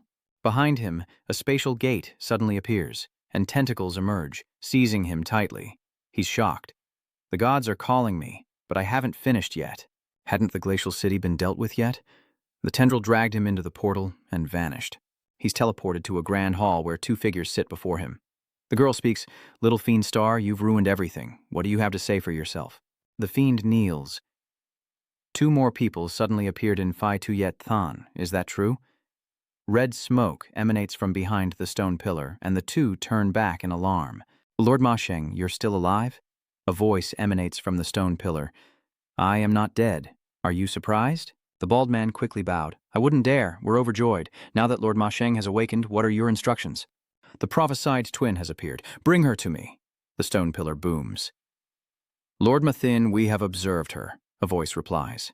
That girl's talent is remarkable for a human, but she's hardly worth your attention. Why do you ask us to bring her here? The stone pillar roared. Fools! That girl carries my sacred artifact. Seize her at once. The bald man knelt respectfully. We will fulfill Lord Ma Sheng's wish, even if it costs us our lives. But we are sealed in this wretched place, and that ominous star is a useless wretch. Ma Sheng says, though I can't break my own seal, releasing weaklings like you is child's play. Now bring me that girl. And with that, the three are teleported outside. The future of the Darkwing clan rests on your shoulders. We will do our best. The evil star watches in horror as the two are released. He hastily knelt down, congratulating them on their successful escape. The little ominous star is as polite as ever. The two begin to tear into the ominous star as inside Feijue City, Mo Bing thanks Zijai. If not for you, I wouldn't be alive. Brother Qin, what are your plans now? If you have nowhere else to go, why not stay in Snowdrift City? You're all benefactors of Snowdrift City, and I'll treat you like my own brothers. Qin Yu glanced at his sister and replied, Lord Mo, the matter of Feijue City is over. We'll be leaving tomorrow. So soon? Can't you stay a few more days? We appreciate the City Lord's kindness, but we have other matters to attend to. And Bing didn't try to stop them. I'll have someone prepare some food for you, and please come back when you have time. The Snowfall City will always welcome you. Qin Yu looked at Zi Tai and said, We have to leave Snowfall City, and the outside world is more dangerous than here. So why don't you stay? This girl is from the Phi Jue realm. Her parents were killed, so she followed us. Can you take care of her for me? Of course, no problem. Ms. Feng is my benefactor. I won't mistreat her. Seeing Zijai's sad face, Xiao Yu asks, Zijai, what's wrong? Xiao Yu, I want to go with you both. Wherever you go, I'll follow. Xiao Yu couldn't bear it and said, Let Zidi come with us. Xin Yu nodded. Okay. Far from the city of Snowdrift, the Wolf King trudges through the snow, vowing revenge. But suddenly, a figure appears ahead, the very one who escaped the ruins in Timong City. Perfect, I was just looking for a weapon. My name is Augustus. The Wolf King is wary. Augustus, aren't you a human from the frozen snow realm? More precisely, I'm not from this era. You're not from this era? Humph, playing mysterious. The Wolf King lunges to attack. These beasts are as intelligent as humans, and this one is a rare find. The Wolf King is sucked into a black orb, a perfect source of energy. A shadow darts nearby. What kind of monster is that? It's too strong. Is he really human? How can he be so strong? He's quite clever, but sadly, too weak. Just as Augustus was about to strike, he felt a disturbance within himself. What is this? If I get serious, this feeling overwhelms me. Could this be a limitation of this dimension? No matter. As long as I obtain the treasure from that girl, these things won't matter. He arrives at Snowfall City, where a gatekeeper announces, This is Snowfall City. Are you here to join us? Pass the test, and you may enter. Augustus was puzzled. What kind of test? Are you an evolved human? Where do you come from? Augustus replied, An evolved being? I suppose you could say that. I come from a place far away, one I may never return to. The two nodded and followed up with, Have you ever eaten human flesh? Human flesh? I've eaten quite a few, maybe 8,000 or 9,000 people, but I found it didn't increase my strength much and made me prone to madness. So I stopped. One of the men exclaimed in horror, My ability confirms he's telling the truth. The other guard pointed his gun at Augustus. Leave now. Snowfall City does not welcome cannibals. Augustus's eyes turned red as he said, Leave? Sorry, I have important business here, so I advise you not to interfere. The guards opened fire as he approached, but before they could shoot, they were corroded and collapsed along with their weapons. In the dining hall, Mo Bing asked, How do you plan to leave? As far as I know, the Snowfall realm is blocked off by the snow mountains. There's no way out. Qin Yu replied, I can just fly out. Mo Bing was dumbfounded as he flew out. Qin Yu stood up and created a pair of fiery wings on his back. Mr. Qin, How can you control your powers so well? How is this possible? Mabing exclaimed. He recalled how Ruhua had pulled him and Xiaoyu into the escape tunnel, the space around them constricting. Even closed, the pressure in this space tunnel is too great. Could someone be secretly leaving the game? Xin Yu glanced back at the tower, where Augustus was bound to a chair. He opened his eyes and saw the necklace around Xiaoyu's neck and thought, a fragment of the dark race's sacred relic. If I have that, even if I risk serious injury to break the seal, I can quickly return to my strongest state. Qin Yu shouts, Ru Hua, get us out of here now. That monster is too dangerous. I risked my life to practice controlling fire while being hunted, and now I can control flames into simple structures. Though it won't last long, it's enough to get us out of the snowdrift domain. You truly are gifted, Mr. Qin, and this journey will take you far. I wish you success, Chen Yu. Phasia City will always welcome you. While everyone toasted outside the city lord's mansion, Augustus eliminated the guards and looked up, saying, Found you. He bursts through the window and Qin Yu demands, Who's there? Xiaohong cried out in alarm. Augustus is here. He was my original master, one of the strongest of the Chong clan. The ruins you two found me in were built to seal him. Augustus lunges toward Tiovu. I can't be wrong. It's a fragment of the Black Different Race's sacred object. Xin Yu grabbed his arm and was immediately enveloped in dark energy. What's happening? My hand is slowly decaying and turning black. Little Red explains, Augustus's power is destruction. Avoid any contact with his body. Qin Yu asks, Then is there any way to deal with him? No, he's far too strong for you. Just run. Augustus is pulling out a black orb of golden bloodline power. Did Oleg forge that? He evolved this far in such a short time, but he's still too weak. His dark orb suddenly transforms into a dark spear. With a crack, he's frozen solid. Mobing shouts, Get out of here. I can't hold on much longer. Qin Yu urgently replies, We can't outrun him. We might as well fight. The ice shattered, sending Qin Yu crashing into a wall. Your instincts are sharp, he thought, but your skills don't match your brains. Just then, two tendrils lashed out. Ma Sheng's subordinates. Baldy laughs. So strong. Eating him will definitely let us evolve again. Let's tear him in two. All right, half for each of you. The white-haired one asks, Why is his body so hard? Baldy suggests they pull harder. Augustus glances over. Are you done yet? He grabs their tongues, pulling them down. Augustus studies them, muttering, The dark races? Xiaowu whispers, What an awful name. The bald man laughs. Indeed, we are the origin and ancient calamity of the dark races. You're not from this era either, are you? Give me your location now. Augustus replied, I am Augustus, warrior of the insectoid race. Yan is stunned. You're Augustus, the strongest warrior of the Star Beetle clan. Augustus scoffs. You dare sneak attack me? Kneel now and I might spare your lives. You call yourself Augustus? If you had even a tenth of your former power, we'd beg for mercy. But judging by the looks of you, you're not even a thousandth of what you once were, are you? Two nobodies dare to be insolent with me? Yuan glanced at Qin Yu. Lord Augustus, why don't we take care of these people first? After all, we're from the same era. If we fight to the point of mutual destruction, wouldn't that benefit these ants? Qin Yu whispers, Xiaoyu, lend me your necklace. It's precious, but we don't know how to use it. In the end, it's only worth so much, so we might as well give it to them. Qin Yu threw the necklace. Yuan snatched it with his tongue, thinking he could use a sacred object to win Augustus over and save his life. Augustus lunged forward.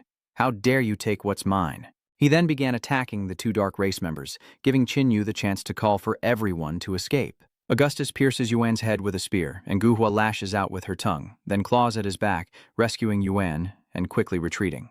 Augustus picked up the necklace. You think the two of you are worthy to fight me for this? Guhua quickly said, Lord Augustus, this gem is our clan's sacred treasure. We hope you'll return it to us. The dark races will be eternally grateful. Give it back to you. Augustus swallowed the necklace whole. Want it? Come and get it. Tear me open, and it's yours. Guhua seethed. Very well, very well. You'll pay for your arrogance.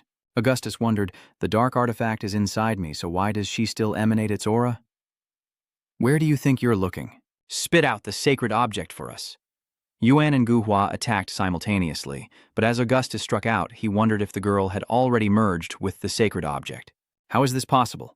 Qin Yu and the others have already escaped the City Lord's mansion, but Ice Whisper, Brother Qin, and Miss Qin are their targets. You two need to run. These three monsters will need time to settle things. Qin Yu nodded. Brother Mo is right, we'll go first. Qin Yu picked up Xiao Yu and said goodbye. Zhu Tai quickly said, Brother Qin, Sister Xiao Yu, I'll go with you. Qin Yu said, those three will definitely come after us. It's too dangerous for you to come along. Stay in Floating Snow City, and we'll come back for you out when we're safe. Xiaoji was reluctant to see them go. Brother Qin Yu, Sister Qin Yu, you have to come back. Xiao Yu patted the girl's head, comforting her. Be good, Xiaojie. We'll be back. They said their goodbyes and flew away, promising to return. Inside, Augustus was being relentlessly harassed by two dark aliens, and seeing Qin Yu fly past the window, Gu Hua said, Yuan, that little girl has escaped, and she still has the remaining power of the dark artifact on her. Hurry and chase after her. Then be careful. Run if you have to. Your life is what matters. With that, he spread his wings and flew off, only to be intercepted by Mo Bing. Enraged, Yuan lunges forward. Do you have a death wish? A kick lands, a crystal ice clone. Is this an illusion? Mo Bing unleashed shards of ice, striking Yuan, his face pale. Perhaps buying them some time. A blade pierced through the thick ice, directly striking Mo Bing in the chest. Yuan, having no time to waste, said, Consider yourselves lucky. We'll deal with you after we capture the girl. In the sky, Xiao Yu asked, Are they going to be okay? Qin Yu replied, They'll be fine. Laughter echoes from behind them. You should be worrying about yourselves. Yan swung his baseball bat, sending Qin Yu crashing down below, where Xiao Yu summoned a flower to cushion his fall. As Qin Yu landed, he tried to pull Xiao Yu away, but it was too late. Yuan stood before them, raising his bat. You can't escape. Qin Yu could only block Yuan's attack, ordering Xiao Hong to empower him as golden blood enveloped his body. Wen chuckled, Impressive to have evolved this far at this stage. Hand over our dark alien sacred relic, kid, and I'll grant you a swift death. Otherwise, the relic in your hands will only be destroyed. Xiao Yu asks, How do you know we can't use the sacred relic? Oh, you confuse the sacred relic? I've already merged 2 sacred relic fragments. You've merged 2 fragments? Excellent. Yuan raises his claws to strike. Tell me how to fuse the sacred relic fragments. All right, let him go. Once he's far away, I'll tell you. Yuan agrees with a laugh. This kid is just an ant. Letting him go is no problem. Yuan throws a punch. Qin Yu enhances his golden bloodline on his arm to block, and Xiao Wu enhances him from behind. With a bang, all 3 are blown away. Xiao Hong says, Boss, this is bad. I'm about to crack. Xiao Wu cries out, What are you doing? Don't you want to know how to fuse sacred objects? Of course, but I hate releasing a tiger back into the forest even more. With a single strike, Yuan sends Qin Yu scrambling to save Xiao Yu as Yuan's lightning relentlessly pursues them.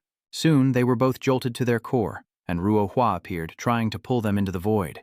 Yuan appeared behind them, laughing, trying to run. He sweeps his staff, sending Hua flying. Xiao Wu struggles to her feet. Damn you! How dare you hurt my summoned beast? Xiao Wu slashes, but Yuan slaps her, saying, Be good for a moment. It's not time for your father's test. Qin Yu angrily shouts, You son of a bitch, how dare you hit my sister? Qin Yu summons flames and charges forward. Kid, you should just accept your fate and die like an ant. With a sickening thud, Yuan's hand plunged into Qin Yu's chest, tearing out his heart. Qin Yu lay on the ground, muttering, Xiao Yu, an ant. Yes, an ant. Augustus suddenly appeared behind him, bisecting him with a sweeping blow. Augustus stomped on his head. You dare compete with me with these 2 wastes? Wen gritted his teeth. Where's the ancient painting? What about her? She's been destroyed, my true self reduced to dust, 1 step ahead of you like an ant.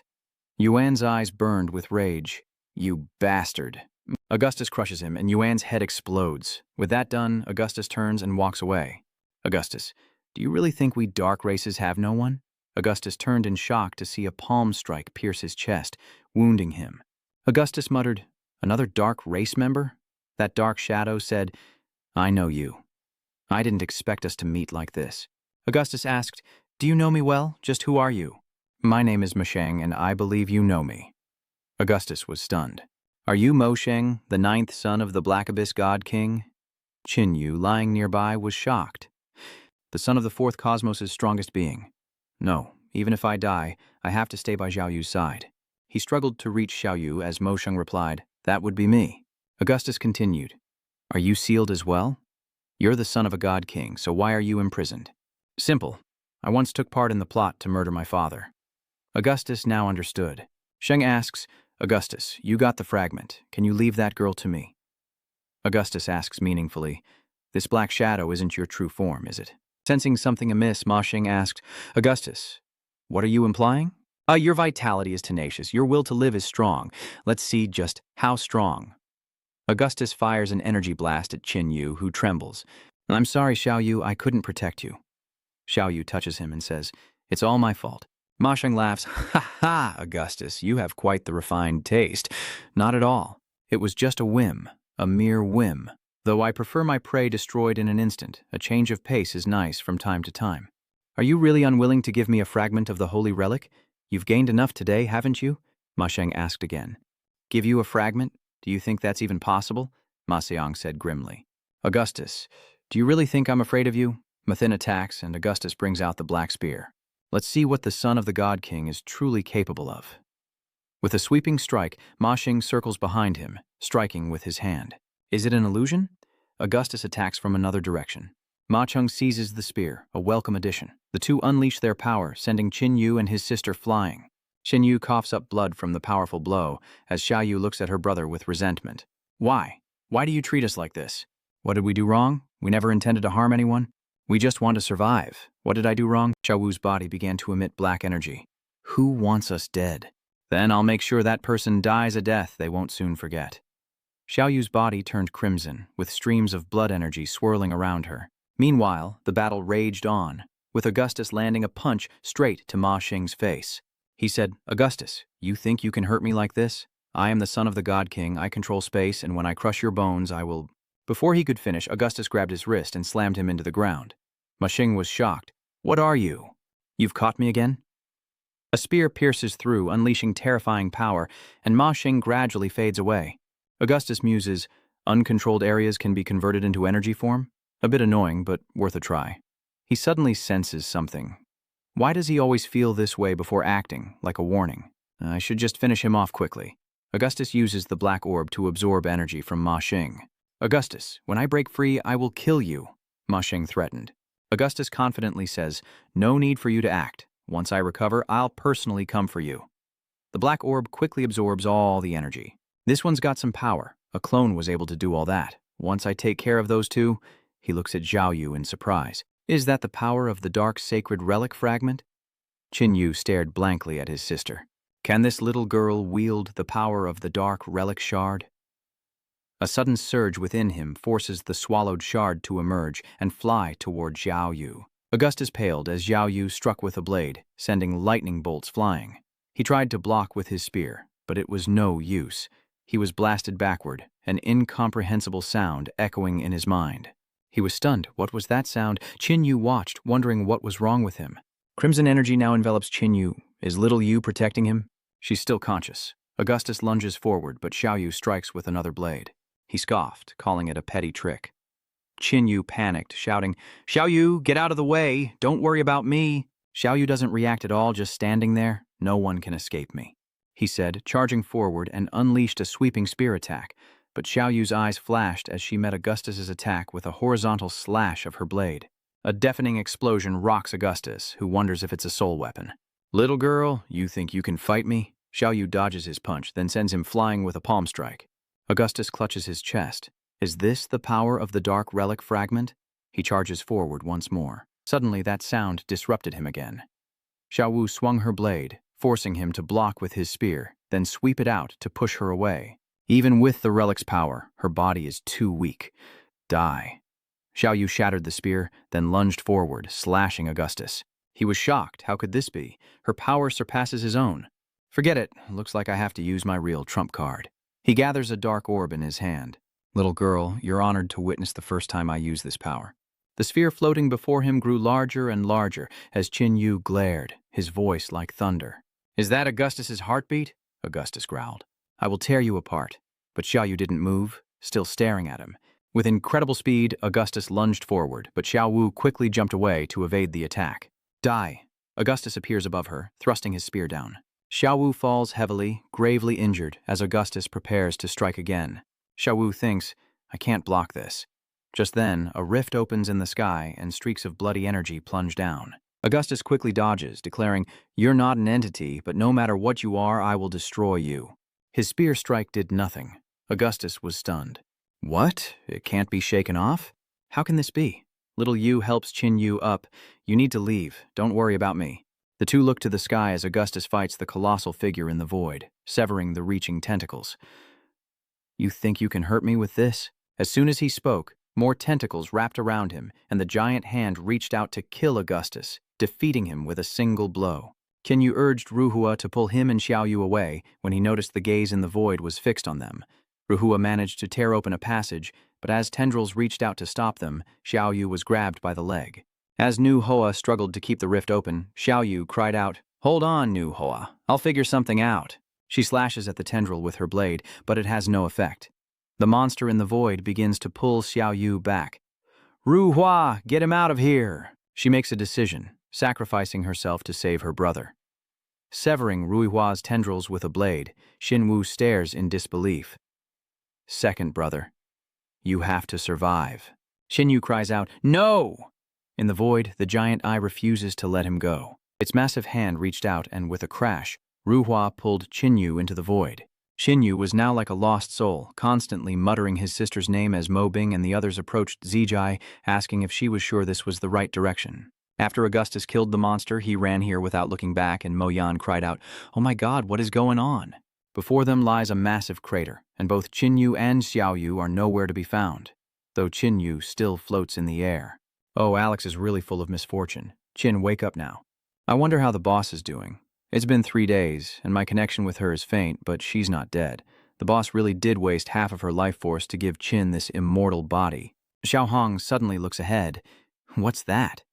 Approaching for a closer look, it's Augustus's corpse. The fissure even pulled Augustus' corpse in. Little Red then looked towards Qin Yu. "Qin, you lucky kid, I'll help you today. You Little Red will act as an intermediary, connecting Qin Yu with Augustus. Augustus deserved to die, leaving our leader in limbo and treating me like a slave. Today, you'll repay everything you owe us." A stream of pure energy from Augustus's corpse is being channeled into Qin Yu, and Little Red is starting to sweat. "Qin, you owe me big time for this." After an indeterminate amount of time, Xiao Hong finally sighed in relief. "Good, I'm exhausted." Qin Yu's body is probably half golden blood now. Qin Yu's eyes darted, and he suddenly shot up, crying out in a strangled voice, "No!" "You're awake, Little Hong. Where are we?" This is within a spatial rift. You're awake, kid. This great one has done you a great service." Qin Yu was a little lost. "Why am I still not dead?" Little Red grumbled. "This isn't good, Qin. I need to find a way to trick him." With that in mind, it roared, "Hey, kid! Buck up! The boss isn't dead!" Qin Yu was startled. She wasn't dead? How could that be? "Qin, don't you find it strange? Am I not dead? How do you know about the third ability the boss awakened? Her third ability is a life pact. Once a person with that ability makes a pact with another, they share a life." Qin Yu suddenly realizes, "So I didn't die because Zhao Yu is still alive?" "Yes, the leader must be imprisoned. We have to rescue her quickly." Qin Yu stood up straight, his eyes firm. "Okay, I believe you, but how do we get out of here?" Xiao Hong replied. "Well, maybe I can find something useful on Augustus. I've already transferred all of his golden blood to you, which is why he looks like this. Hopefully he had some treasures on him." Qin Yu remages through Augustus's belongings, pulls out a book and asks, "What's this?" Xiao Hong was shocked. "How is this possible? It's the Sprite book. An elven book can predict the future. With this, we're sure to escape." Qin Yu asks, "How do we use it?" "It's simple. Just use your blood to claim it." Qin Yu does so, then commands, "Lead us to the exit of this rift." Suddenly, a blinding light shot from the book, drawing a path before them. Qin Yu wondered, will this path lead us out? Xiao Hong explains, the High Priest is said to possess the power of foresight and destiny, able to enter and exit various ruins at will. With this book, you can too. The spirit book suddenly dims, its uses apparently limited. "Xiao Yu, is she still alive?" "The boss will be fine. Don't kill yourself. Don't worry. I won't do anything rash." Outside, a desolate city lay buried under a thick layer of dust, with trees growing atop the skyscrapers. Xiao Hong quickly warns, "Something's coming, be careful." Qin Yu sighs, "I'm too weak right now, being careful is useless." From all sides, countless eager zombies rushed forth to greet them. Little Hong said, "You really are useless. I'll help you out this one time." It unleashed red silk threads, piercing through each zombie, and in an instant, they all collapsed. Little Red then retracted its silk, exhausted. "Don't talk. They're coming again." Before long, Qin Yu was surrounded by a horde of zombies. "Xiao Hong, do you have a way out of this?" "Stop yapping. Can't you see how tired I am?" growled Xiao Hong. As some zombies charged forward, Little Red unleashed its crimson threads once more. Laughing maniacally, it shouts, "Die!" to the rabble. The sharp threads sliced the zombies to pieces, leaving none alive in an instant. Perhaps the zombie cores will help me recover. I wonder if I should try. Xiaohong then plunged its threads into the zombies' bodies, helping Qin Yu absorb their energy, and warned that more people were coming. These don't look like zombies. Not zombies? Thinking quickly, Qin Yu played dead on the ground as figures approached in the distance. Be careful, let's go take a look. The short-haired girl examined the corpses and spoke. Judging by the wounds and how they died, it was likely the same monster that killed over a dozen of them. A normal monster couldn't kill so many. Judging by the wounds, it was probably a scythe beast. No way. Their wounds are too smooth, and their heads were pierced by something small, like a needle. Xiaowan, please, no more. Let's just go. Lily, don't be scared. I'm here to protect you. Who needs your protection? The evolutionary energy inside these zombies has all been taken. Xiao Zhuan laughs. Everyone knows it's a treasure, so of course the monsters do too. Uncle Meng, let's go. This time we're going home empty-handed. The spiky-haired man suddenly pointed and shouted, "Wait, everyone, look, there's a corpse over here." Uncle Meng wondered, how can there be such a complete corpse? The bald man's eyes gleam. Whatever. Let me cut you open and see if you have any surprises for me. Suddenly, Qin Yu's eyes snap open, startling the man so badly his hair stands on end. He's alive? Was he trying to ambush me? You've got a death wish. Uncle Meng suddenly pulled him back. What are you doing? Xiaowan said. He's not a zombie. He's still alive. Qin Yu coldly stared at the bald man, causing him to tremble with anger. Are you crazy? Pretending to scare people. If it weren't for him stopping me, you'd be dead right now. Can you stop talking for a bit? What are you doing lying here? Xiaowan asked. Did you kill these zombies? Qin Yu ignored them, and the buzzcut guy angrily cursed. What does this guy mean? Before he could finish, Qin Yu shouted, "Get lost!" The resounding noise startled Xiaohuan. Uncle, you're fierce. Let's hurry and go. Okay, let's go. Little did they know, he was a formidable opponent. Lily turned to Qin Yu and asked if he needed help with his injuries. The three were stunned, turning to the bald man, and hurriedly said, Lily, let's go. Lily replied, I can sense he's badly injured. We can't just ignore him. With that, she looked back at Qin Yu and sat down to heal him directly. Qin Yu asked, Is this a healing ability? Lily blushed and nodded as Xiaohuan asked, Mighty uncle, should we go help Lily? If anything goes wrong, we'll get Lily out of there. My name is Lily and I'll examine your injuries. She hesitated to check, but when she did, she was shocked. His injuries were severe. Every cell was dried up. Qin Yu asked casually, Can you hurry it up? Okay, but your injuries are so severe I can only give you basic treatment. Lily began to heal him, but Qin Yu thought to himself, it's something, but not enough. A moment later, the energy faded, and Lily apologized. My healing energy is all used up. If someone with healing abilities could help, it might shorten the recovery time. With that thought, he asks, Are you all from a settlement? I want to join. The buzzcut guy shouts, We can't let people with unknown origins join. Xiao Zhuan and Uncle Ma exchanged glances, then stepped forward, saying, Let him join. If we leave him to die, aren't we just like those people? All right, let's get him back to the camp first. We'll figure out the rest later. Qin Yu remained silent. Qijinglong, you carry him. The bald guy thought he misheard. Me? Carry him? Stop with the nonsense. If you don't, do you expect us to carry him? All right, Zhaoquan, I'll carry him, okay? Is he injured? Is this position okay?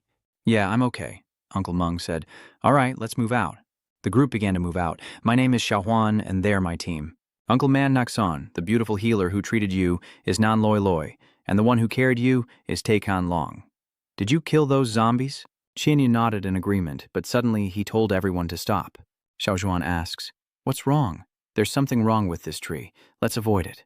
Jinglong asks Meng what they should do, and Meng Leshan replies, Listen to him and take the detour. Uncle Man, do we really have to take such a long way around? Xiao Quan said annoyedly, Just say less. It's better to be safe. As they left, an eye appeared on a tree leading to the training camp, and a person on the city wall asked, Who's there? It's me, Meng Leshan. So it's old Ma. Who is he? He wants to join our Kunpeng gang. The leader said we don't accept the old, weak, or sick, but he's not crippled, just injured, and he's an evolved being. Come in. Once he's healed, we'll assign him a task. The Kunpeng Association doesn't support idlers. Qin Yu was led inside, and he looked around, asking, Don't you only accept the strong? Yueshan sighed. That's not how it is. But you understand, everyone has their own difficulties these days. I'm new to this city. Could someone give me a quick rundown of this place? A man asked with a smile. Is this your first time here? Yeah, is that so strange? This is High Plateau City, shrouded in mist since the apocalypse, a place of mutated plants and frequent rifts. Everyone here is going to die sooner or later, so why would outsiders come? Qin Yu thought, realizing the space here was unstable, which explained his appearance. He asked, Highland City is so dangerous, why don't you leave? If we could, we would have left long ago. After the apocalypse, the city's borders vanished into the mist, and no one has ever survived within it. In the mist? If that's the case, then we're in trouble. His eyes lit up as he asked, Big brother, do you have a way out? Qin Yu's eyes flashed, knowing his secret was safe with her, and the next morning a knock on the door revealed a blushing Lily asking if she could come in. Lily examines Qin Yu, saying, You're recovering quickly. Well, it's mostly thanks to your healing. Lily shyly turns her face away, realizing that's all for today. Qin Yu gets up and says, All right, let's go. Lily is bewildered. Where are we going? To accept a mission. Lily hurriedly spoke, But you've only just recovered. Soon after, Lily followed Qin Yu outside. Don't you need a weapon? Qin Yu turned back, holding out his hand as he said, Give me yours. Qin Yu takes the axe and duplicates it, and Lily asks, Is this your ability? Never mind that, let's go. Lily stared at him, wondering why she had followed him out here alone. What if he had ulterior motives? But his aura is cold, and he doesn't look like a bad person. Qin Yu suddenly notices something and immediately points his axe towards Lily. With a thud, the snake behind Loi Loi was sliced in two. Be careful, this place is dangerous. Lily breathed a sigh of relief as Qin Yu pondered along the way. It was as he suspected. The fog was released by the alien race. He wondered which high-ranking member was responsible for this.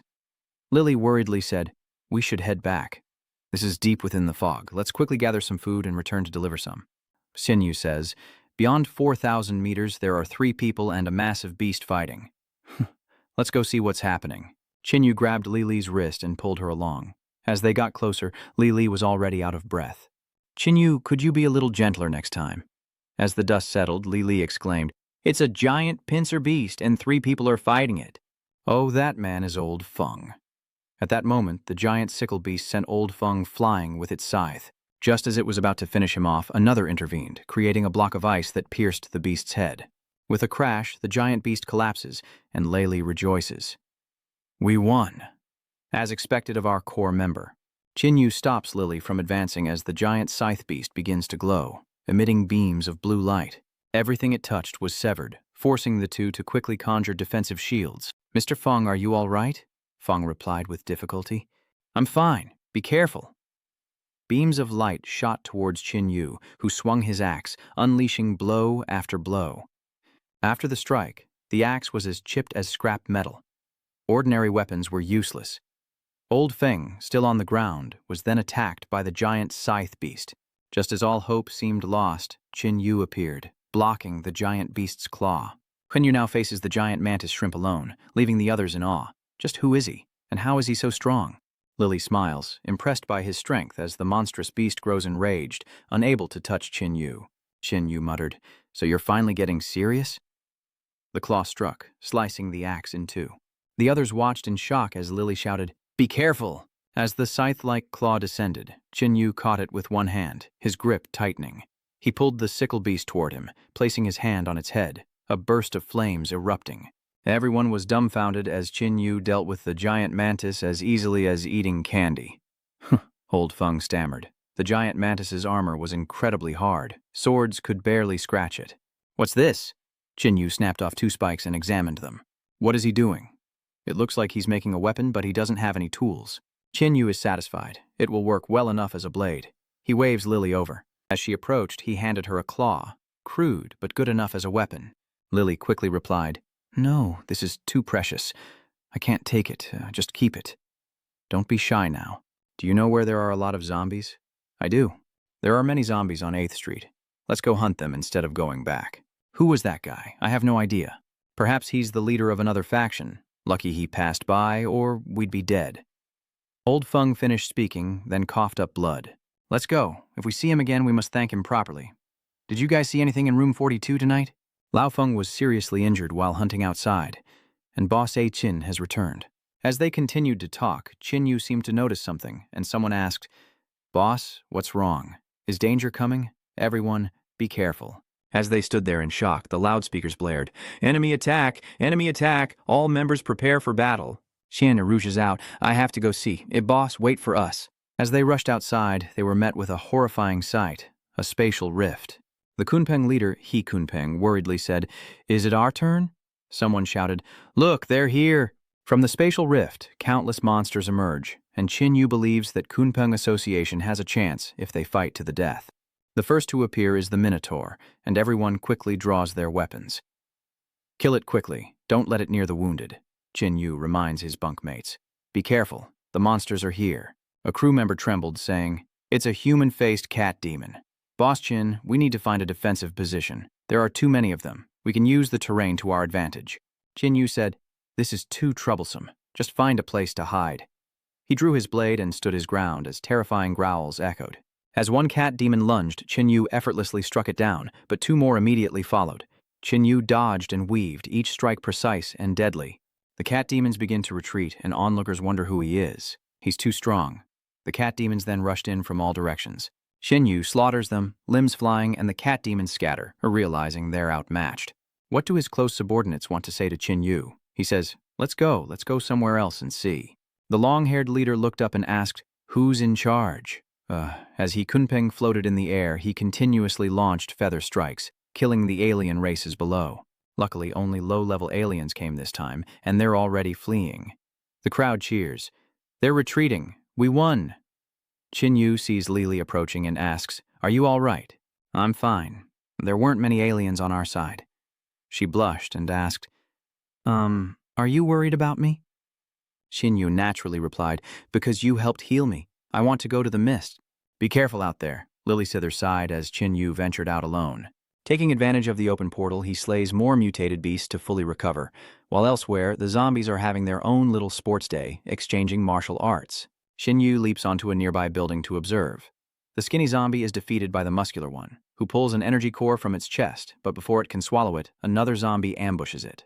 It clung to the muscular zombie as two others tore into it. Seeing this, the other zombies swarmed in, eager for a taste. Shinna wondered if the zombies were competing for resources to evolve. But why? The muscular zombie wasn't dead. It threw off the others and began attacking the remaining zombies. Qin Yu realized this one had potential. After killing the zombies, it extracts their energy stones and devours them, triggering a transformation as the blood vessels on its body gradually recede. It's recovering, seemingly reverting to a human form. The zombie doesn't linger and leaves immediately. Qin Yu found this guy interesting. 3 days from now, haha, I'll be the winner.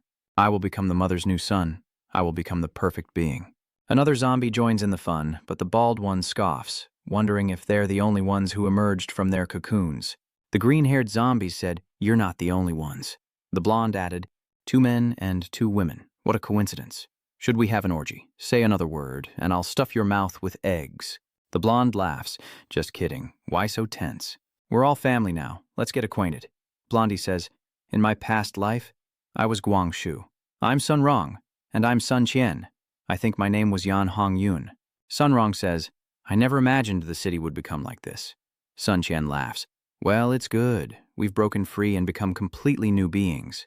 The Holy Envoy will be here soon to pick us up. Someone approached and asked, Who is the Holy Envoy? Guangshu frowned. Who are you? My name is Qin Yu. Sun Rong was wary. How did you get here? I passed by and arrived 3 days ago. I've answered you. Can you answer me a few questions? The 4 exchanged glances and Hong Yun asked, What do you want to know? Qin Yu replied, Why are you killing each other? You're all of the same race. Guangshu said, Not anymore. Now we are the great immortal race. And as for why we fight, it's to evolve into that immortal race, of course. You were just ordinary zombies before. How do you know all this? Sun Qian replied, The mother told us, of course. Qin Yu asked, Who is this mother? The disciple replied reverently, She is a god, a great god. Qin Yu narrowed his eyes, sensing that their souls were somehow sealed, causing them to instinctively revere their mother. He asked, Can you take me to meet your mother? Hong Yun suddenly attacks, but Qin Yu blocks with his bare hands, the immense force shaking the ground as Guangshu marvels at Hong Yun's power. This guy's strong. Hong Yun continued to strike. Qin Yu effortlessly dodges the blow as Hong Yun gathers his strength for a devastating punch, thinking, This human is as good as dead. The punch lands squarely in Qinyu's gut, and Hong Yun breaks out in a sweat. What is he? His hand suddenly bursts into flames, and Hong Yun quickly retracts his hand, striking with his other arm, only for Qinyu to grab and crush it. Hong Yun cried, "I can't die!" But Qinyu struck a blow, turning him to dust. The remaining three, terrified, looked at Qinyu and asked, "Where is Mother? Who does this kid think he is? How dare you challenge us?" He summoned lightning to his hand, striking Qinyu's arm. The twin sisters combined to create a white snake that lunged forward, exploding with a bang. And Sun Qian asked, "Is it over?" Of course, one punch is all it takes to crumble even mountains. Qinzi emerged from the smoke, clutching the snake, and smiled as he watched the three begin to panic. "We should run." "Okay, let's retreat for now and regroup with Mother." The three began to flee, but Qinyu smirked, and fiery wings emerged from his back as he grabbed the snake and took to the sky. Sunrong looked back and shouted, He's catching up!" Qinyu ignited the snake's head and swept forward, annihilating the twin sisters. Meanwhile, Guangshu was relieved that Qinyu wasn't chasing him, thinking he was safe. But suddenly, a hand reached out and grabbed his throat. Qinyu swiftly eliminates Guangshu. Little Red asks, "Are you all right?" Qinyu frowned, saying, "I'm fine. If I'm fine, that's good. What do we do now?" They said something would come to pick them up. Before long, an immortal arrived, calling out, "I am Tie of the Mist Clan. Come, I will take you to see the Mother Empress." As he spoke, someone approached. Tie exclaimed, "Only one person? Good, saves me a trip." As the figure approached, Tie exclaimed in surprise, "You're human. What are you doing here?" Qinyu slowly said, "I'm here to kill zombies. Are you a holy messenger?" Realizing something, she quickly said, "Kill zombies? Of course I killed the newly born undead. Can you take me to meet your matriarch?" Hearing this, Tai Yi clenched her fist. "Of course I can, but first I'll tear you limb from limb," she said, charging forward, but Qinyu casually threw a punch, sending her flying. She cried out in shock, "How is this possible?" Before she could recover, Qinyu was already in front of her, asking, "Why not?" Another punch lands, and Ironclad coughs up blood in anger. You're dead." Qinyu was pleased with his newfound power. Consuming the 4 pills from those immortals had indeed made him stronger. Suddenly, he felt a surge within him. Was this the power of guidance? Tai Yi asks, "Well, how does it feel to have your organs crushed?" "Little devil, you'll pay for your actions." Qinyu looked at her and suddenly asked, "Immortals, why are you so confident?" Tai Yi was stunned. You're not affected?" Qinyu grabbed Tai Yi's neck and said coldly, "Where is that Mother Superior? Tell me, and I can grant you a painless death." Ironhide gritted her teeth. Not a chance. Qinyu grunts, "Then die." Little Red says, "These immortals are marked and very loyal." Qinyu chuckled, "It's all right, we have the spirit book." He then summoned the book to help him find the immortal clan known as the Matriarch. The Book of Spirits emits a beam of light, and Qinyu creates fiery wings to soar away. As Qinyu departed, a human emerged from the ground, his eyes still filled with fear as he watched Qinyu's direction. Impressive. Who is he? I've never seen him before. Could he be an evolved being from Mist City?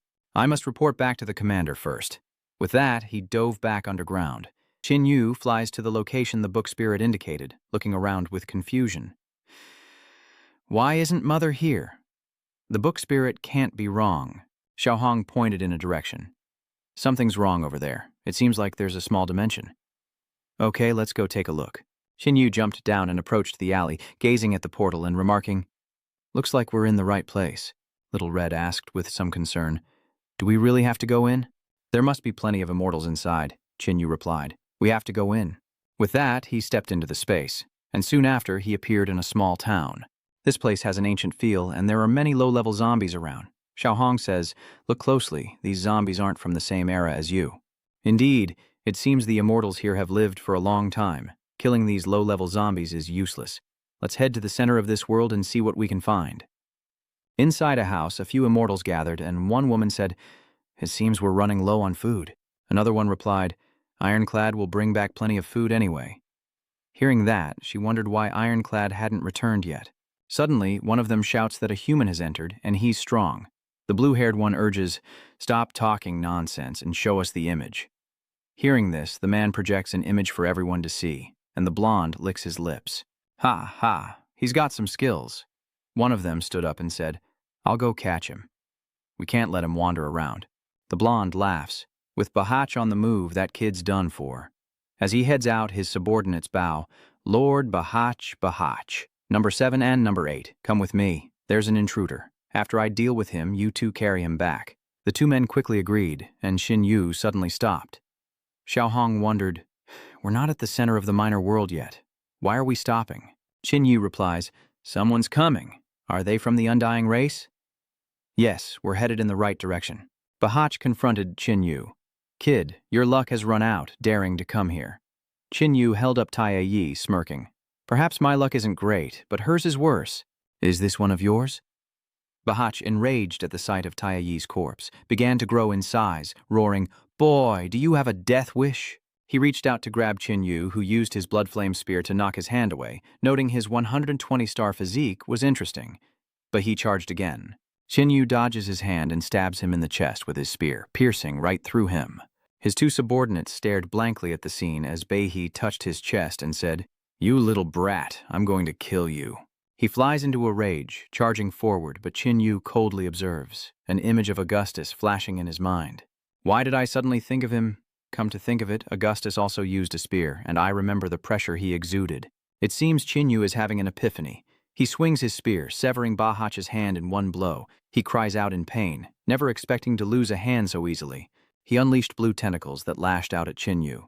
Xin Yu fought them all back, but Bahach seized the opportunity, and with Xin Yu distracted, he charged once more. Xin Yu blocked with his spear, the overwhelming force cracking the ground beneath his feet, then sent Bahach flying. You think you can leave here alive, kid? Die!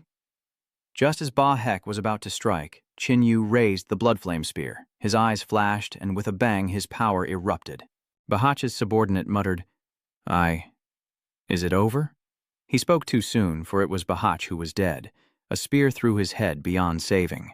But inside the room, the group had been observing the situation outside, and Purple Hair said irritably, This human brat is looking down on us. Let's all go and kill him. Chu Yi suddenly stopped him, and Purple Hair asked, What is it? You don't think we can handle him? Ku Yi responded. Of course he's no match for you, but we might suffer casualties. The purple-haired man frowned. You mean we should call the general? They exchanged glances, and soon after, Xin Yu arrived at a castle where an immortal pointed and laughed, Everyone, look, a human has wandered in. A human? How did you get in here? Xin Yu asked. How many immortals live in your city? The man replied. Over 100. What? Why do you ask? Xin Yu muttered. So many? He continued. If you're so numerous, why are you hiding here? One of them raised a finger and scolded, Stop talking nonsense. What kind of food asks so many questions? Xin Yu, unconcerned, wondered aloud, Could it be because of the alien races? The others erupted in noise, and two men, addressed as generals, appeared, one claiming he killed Tia Yi. Bahach? The others were shocked to hear that. What? He killed Lord Bahach and Lord Thiet Wai? Hyo Yi replied, Reporting to General Huolan, he killed Bahe and Tia Yi. He's very strong and seemed to have power to spare when attacking Bahe. The blue-haired man looked at Xin Yu and said, Human. I am Di Jing. You are worthy of giving your name. My name is Xin Yu. Are you not from this starfield? Di Jing replies, It seems you know quite a bit. Xin Yu asks, Your queen and the other generals are also inside? Huolan replies, Rest assured, we don't need to ambush you. Di Jing added, The queen and 3 other generals have already entered the relic. Only the 2 of us remain to guard it, so you don't need to worry. Are you concerned about the relic's small world? Without hesitation, Di Jing replied, Yes, this is a treasure we obtained from the ruins. Qin Yu, eyeing the black ring on his wrist, said, A powerful protective ring, I see. Do you want to come to the ruins with me? We promise we won't stop you. Qin Yu sinisterly smiled. I have to see the relic, but before I do, I need to have a little chat with you all. Just you? Suddenly, Huolan appears behind him and attacks. Qin Yu thrusts his spear backward, but it fails to pierce his hand. What is that thin membrane in the palm of his hand? Qin Yu is forced back by Huolan's attack, and just as he regains his footing, Huolan charges again, his hands clasped together, creating droplets of water that fly towards Qin Yu. It seems his ability is water. Qin Yu spins his spear at incredible speed, creating a vortex to block the attacks. Huolan says, Very quick reflexes. Let's see how you handle this. He spits out water orbs, attacking Qin Yu, who bends the blood flame spear, preparing to block. Huolan sneered, Fool, water is formless. You think your attacks will work? Qin Yu swung his spear, scattering the water spheres, and Huolan cried out in alarm. Impossible? Are you surprised? There's something even more interesting. Huolan shouted arrogantly, before being crushed into dust. Qin Yu was surrounded by water, and he said, "Is that all you've got?" The temperature around him rose, evaporating the water. "Show me what you've got," Qin Yu roared, unleashing a spear. Not daring to confront him, Huolan retreated. "You take an inch, you want a mile, be torn apart by the currents." The tidal wave of water crashes down on Qin Yu, but he simply watches, then suddenly bursts into blue flames and appears in the air. Huolan broke out in a cold sweat as Qin Yu roared, unleashing his flames. The surrounding water explodes, leaving nothing behind. Qin Yu leaps down with a cold laugh, and Huolan knows he's in trouble. Just as Qin Yu is about to finish him, Dijing intervenes, creating a barrier. Qin Yu was a little disappointed, having missed his chance. He shattered the barrier and stood, watching the two figures. Dijing says, "Your strength is indeed considerable." Huolan retorts, "I haven't used my full power yet, so stay out of this." Huolan, don't be reckless. We can't fight him alone. Join forces and capture him, or the queen will be displeased. Qin Yu thought to himself. These two immortals are equivalent to mutated Lord-class beasts. It seems I'll have to use my golden bloodline. Horrified, Huolan cries, "He has backup?" Dijing waves his hand, and sharp spikes erupt from the ground, targeting Qin Yu. He dodges each attack with incredible speed, launching himself upward. Dijing is stunned, shouting, "You think you can overcome my powerful protective barrier?" He throws a punch to meet the spearhead, and the two forces clash. Dijing is thrown back, shocked. How could this be? Qin Yu mutters that his physique is 200 times stronger, plus the powerful protective bracelet, making him a match. Huolan pats Dijing's shoulder, saying, "Let's attack together." The two of them combined. A sand serpent emerges, encircled by streams of water, and lunges at Qin Yu. Qin Yu unleashes blue flames that coil around his body, raising his spear and launching the fire. With a crash, Qin Yu's brow furrows slightly as he sees the flames' heat being absorbed into the sand.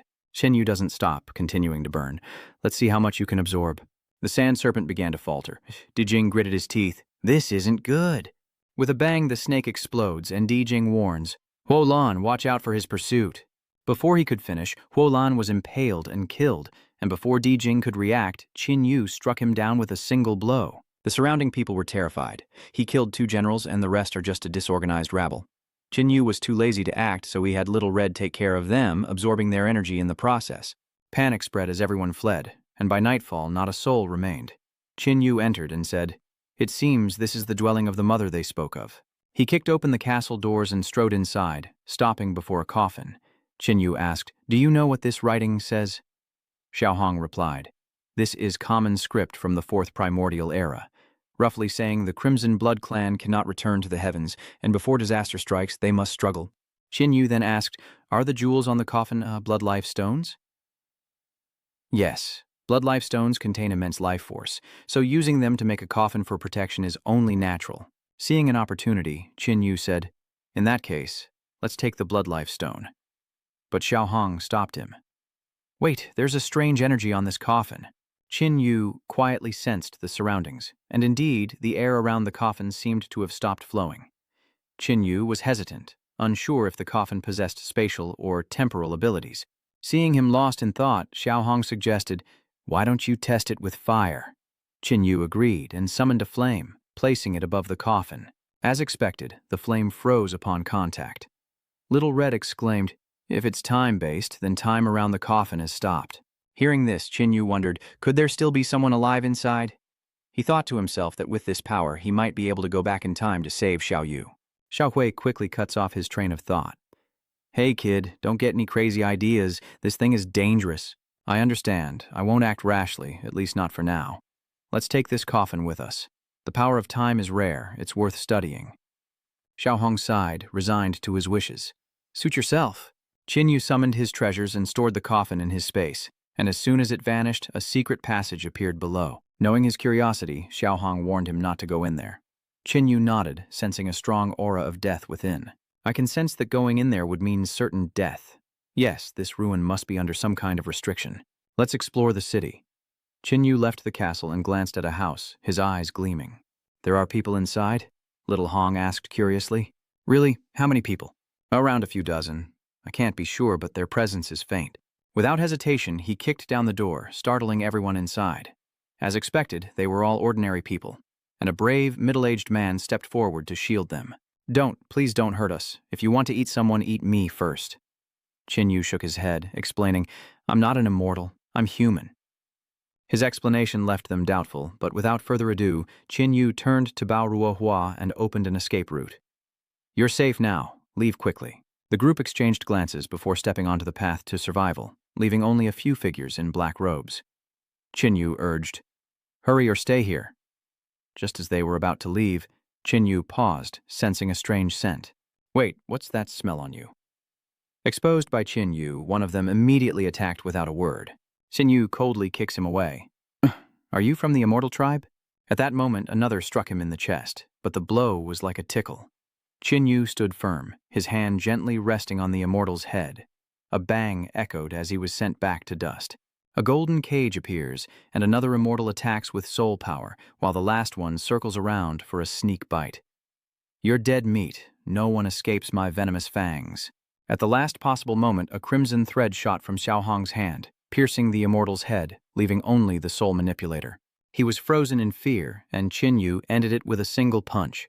With the pests dealt with, Xiaohong asked, Shall we leave or search some more? Qin had lost his appetite for exploration. Let's leave. We've gained enough. Just then, inside the castle, a noble figure emerged from the secret realm with 3 trusted henchmen. Surveying the devastated landscape, she coldly asks, Who did this? A general immediately responds, I'll find the culprit at once. With a wave of his hand, a screen of light appeared, replaying the scene of Qin entering the castle. Mother, this kid isn't one of ours. The 3 generals exchanged glances and gave chase. Quickly, after him! As Qin prepared to leave through the exit, Xiaohong suddenly sensed a terrifying aura approaching. Qin kid, someone dangerous is coming. Yes, I sense it too. A familiar figure slowly emerges before them. Qin doesn't hesitate to throw a punch, colliding directly with his opponent, whose strength proves superior. Qin was pushed back, and the matriarch didn't give him a chance to breathe, continuing her attack. This time, Qin was prepared, and he threw a punch in response, both of them being pushed back, maintaining a safe distance. The woman spoke, Little brat, you're not weak. Little Red was shocked to recognize her identity. She's Empress Mo Yuan. Qin was shocked. Empress Mo Yuan, a name that would terrify countless powerful figures in later generations, was unexpectedly hiding here in the early days of this world. She continued, State your name. I am Chihan Yun of the Undying Clan, and you are worthy of being remembered. Qin replied, My name is Qin Yu. You've killed many of my people and stolen the coffin. Tell me, how should I deal with you? Qin coldly replied, Return the coffin and submit to me, and I will make you as great as I am. I can overlook everything else. Qin pondered, intrigued. Her offer was interesting. I'm curious, is the coffin more important than her clansmen's lives? Who could be inside? It's my Crimson Ice pupil sister. Xiaohong laughs maniacally, taunting them, revealing that the person in the coffin is her sister. So what is she being arrogant about? Why doesn't she just kneel down and submit, or they'll kill her? Qin flicks her lightly, signaling her to be quiet. Shut your trap. Han Yun simply smiled, seemingly unconcerned. You want to threaten me with my sister? Go ahead and try. Xiaohong's face pales. This tactic doesn't seem to be working. Young Qin, I'm counting on you. Qin held his spear forward, making his intentions clear. Sorry, but while your offer is interesting, I'm not planning on dying just yet. Without another word, Han Yun charges forward. Qin also turned serious, raising his spear to block. Just before Han Yun's fist, a dark sphere appeared, constantly sucking in the surrounding power. Qin sensed danger. The black hole was draining his power, and he couldn't let it continue. He unleashed a burst of flames, forcing Han Yun back. Just then, the 3 generals finally arrived. The queen and the human brat are fighting. Qin expression turned serious. He knew she hadn't used her full power, truly a demon who rampaged through the later generations. At this stage, she was already one of the strongest evolutionaries. But he couldn't fall here. Qin channeled his flames and charged. Han Yun scoffs, dismissing it as a mere trick. With contempt, she draws a black sword and charges forward, the 2 forces colliding once more. Qin began to speculate about her abilities, perhaps lightning. He used his flames again, sweeping his spear to push back Han Yun. She was secretly surprised that this guy could be on par with her, even though she had received so many benefits from the ruins. She raises her hand, and crimson lightning streaks across the sky. Qin Yu is stunned. Can she command the elements? Han Yun sneers. I'll give him one last chance. I'm giving you one last chance. Will you submit to me? Little Red shouted urgently. Run! Qin Yu was helpless. He knew her power had altered the surrounding magnetic field, making escape impossible. Han Yun waved her hand, and bolts of lightning converged into a massive beam, striking Qin Yu. She felt a tinge of regret. Now, not even his body would be found, and she hoped the Blood Life Stone coffin was all right. Her feet touched the ground, and Han Yun suddenly sensed something was wrong. She looked down to see a spear emerging from the earth. She cried out in horror, "You were hiding underground?" The spear continued its assault. Han Yu scoffs, unimpressed. Trying to sneak attack me? Don't even dream about it. She threw a palm strike to block it, but the spear pierced through, straight into her right breast. Han Yun retreated, a deep wound already visible on her chest, as Xiaohong cheered with excitement. Kill her! Kill her! 3 generals rushed over in concern, but Han Yun snapped, Fall back! Xiaohong smugly continues to provoke her. He, little beauty, are you about to beg for mercy? Bring all your men, and the king and Qin Yu will kill them one by one. Qin Yu was speechless. Han Yun scoffed, ready to show them her true power. As she healed her wounds, Qin Yu realized she also possessed regenerative abilities. Seeing the situation, Xiaohong advised, Qin, we should retreat. Do you think you can escape? Han Yun waved her hand, and a domain enveloped the surrounding space. In this devouring domain, all your attacks will only nourish me. You won't survive. Every domain has its limits. A strong enough attack can shatter it. Qin Yu's mouth twitched. Wasn't this stating the obvious? What was the point of saying that? If I were strong enough, I would have killed her already. He sighed, knowing he could only try his best. Qin Yu creates a doppelganger, and Han Yun scoffs, unimpressed, saying that even with double the power, he can't escape. Doubled mental power? Has she never fought alongside her sister? Qin Yu recalled the twin sisters he had killed. Han Yun's eyes widened as Qin Yu and his clone combined their flames, creating a massive fire dragon. Han Yun is shocked. Isn't that the skill those twin sisters used to summon the snake? He truly is a Chinese mage. He can copy it after seeing it just once. Qin Yu points forward and the fire dragon surges ahead. Go! It pierced right through Han Yun's domain. She broke out in a cold sweat, narrowly dodging it. Even her domain couldn't stop it. With a massive explosion, Han Yun is blown away. Qin, your attack's burst of power rivals a full-force strike from a level 5 evolver, but it's a pity you're not familiar with controlling it. Qin Yu shakes his head, then spreads his wings and flies away. Never mind, let's get out of here first. Han Yun didn't dare to chase, and could only watch him leave with resentment. Human brat, next time we meet I'll swallow you whole. Back in Ruhua's dimension, Qin Yu approached the people he'd saved, beside the pile of corpses he'd created. The middle-aged man trembled as he asked, Brother, did you kill all these people? Qin Yu simply nodded and walked over to the corpse of the armored Beetle King. He vowed to himself that he would see her again, no matter what. Then he turned to the others and said, Don't bother me. There's food over there if you're hungry. Go get food over there yourselves. Qin Yu approached the immortals, draining their energy, gritting his teeth in pain, seemingly reaching his limit. After 160 level-ups, it seems he's about to explode. Moments later, the crowd is drawn to the coffin. What is this thing? It looks like it's moving. The coffin shook violently. Was Crimson Copper about to awaken? As Qin Yu arrived, the middle-aged man hurriedly explained, It's been like this for a minute now. We didn't dare disturb you. Qin Yu said nothing and pulled open the coffin. Qiantong shot up, yelling and screaming. I'm suffocating. Who locked me in here? Why are you all staring at me like that? Qin Yu closed his eyes and reminded her, You should put some clothes on. Reminded by him, Han Dong noticed and screamed. Ah, a sensible middle-aged man, he said, quickly shooing everyone away. Let's go, no more looking. A moment later, Han Dong finished dressing and went to thank Qin Yu. He asked, Do you remember what happened before? Han Dong mumbled, then suddenly collapsed, utterly terrified. The events of the past. Her parents and sisters are all dead. Qin Yu thought to himself that even though her sisters loved her dearly, she was now an immortal and had no family left. Steadying her emotions, Han Dong asks, Is this the 5th era? Thank you for saving me. What do you plan to do now? I must return home. The treasures of my people await me there. Qin Yu thought to himself, that place is now the territory of the immortal race. She would only be walking to her death. He said, I discovered you a long time ago, and now you're who knows how far from your homeland. Then I must return quickly, or perhaps you're mistaken about this treasure. Qin Yu grabbed Han Dong's neck and lifted her up. I saved your life, and you haven't repaid that debt yet.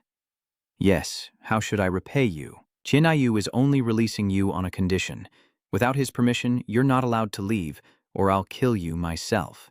You're a bad person. Qin Yu, unconcerned, simply gave instructions and left. There's food in the space. Help yourself if you're hungry. I'll take you out of here in a few days. Han Dong watched him leave, fear gripping her heart. He's a devil. Did he kill all those people? Qin Yu continued to absorb energy. 160 times was the limit. It was time to upgrade the golden bloodline. Then, Qin Yu led the group back to the gathering area, telling them they could either enter the area or leave as they wished. The bald gatekeeper recognized Qin Yu and didn't stop him. Qin Yu sensed the changes in the world. There was no hope for ordinary people. He had to leave quickly. Seeing him, Lily cried out, "Qin Yu, I'm okay. My wounds have healed. I'm so glad you're all right. This person is Han Dong." She immediately began acting. "Save me. I've been kidnapped by this bad guy. He bullies me every night, sister. Please save me." Lily was stunned, while Han Dong covered her mouth and laughed. Qin Yu reluctantly explained, "Her name is Han Dong. I found her outside. Also, please prepare yourself. Tomorrow you'll leave this place with me." He added, "You can see that this place is no longer fit for humans. If we don't leave Mist City, we'll all die." Lily quickly grabbed his hand, asking, "You know how to leave? Can you take everyone?" Blushing, Qin Yu said, "Just be prepared." He added, "If you have any friends who want to leave, bring them along. We'll set off tomorrow." Han Dong waved goodbye and followed Qin Yu, teasing him, "You're so kind." He shut his mouth and returned to his room, as Qin Yu's loyal followers rejoiced, wondering if they could really leave this place. "This is great. Let's pack our things."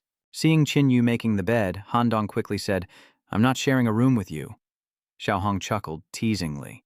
"Don't worry, kid. Qin Yu isn't interested in women." Han Dong cries out in shock, saying his hand can talk. Qin Yu didn't explain, simply saying, "If you don't want to stay here, you can go to the dimensional space. There are beds there, too." Han Dong opened the door and left, and it slammed shut. "I don't need it. I'll find another room to sleep in." Just then, Little Red urged, "Use the spirit book quickly while you can and leave this hellhole. We'll be free to roam." Qin Yu looked at the book and muttered, "How do I leave this Mist City?"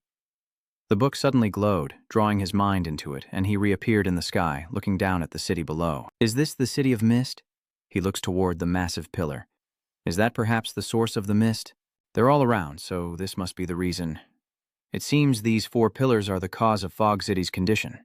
He suddenly smirks, knowing what to do. Suddenly, he senses someone approaching, and his mind snaps back. Han Tong covers her mouth in shock. "Brother, that's the Star Spirit's Book of Spirits. How do you have it?" "This isn't her concern. She needs to sleep. They're leaving tomorrow." Hadong looked at him thoughtfully as he went to open the door, where the middle-aged man from before and Ha Kunpeng were about to knock. Qin Yu said, "Come in." The middle-aged man introduced himself. "Thank you for your help, Mr. Qin. My name is Feng Hengji, and I was the commander of this highland city." Qin Yu sat at the table and asked, "What's this about?" Feng Hengji replied, "We planned to leave this city months ago. Then, I led the Highland Army to scout the city's border." He recounted, "We were attacked by countless monsters, our ranks were decimated, and I and some of my men were captured by the monsters in the chaos." "I need your help," Qin Yu interrupted. "I can help, but whether you escape depends on you." The 2 men exchanged glances and nodded. "Thank you, Mr. Qin. How do you plan to do it?" Qin Yu tossed him a piece of paper, a map that looked like it was drawn by a kindergartner, and explained, "The reason the Tam Plateau is shrouded in mist is because there are strange pillars around its borders. These pillars are about 100 meters tall and spew out mist. If you destroy them, the mist will disappear and you can leave this place. Whether you believe me or not is up to you, but I'll head in one direction tomorrow, and your survival is up to fate. If destroying one pillar opens one path, I wonder if we could trouble you." Qin Yu stated bluntly, "I can't destroy all 4 pillars."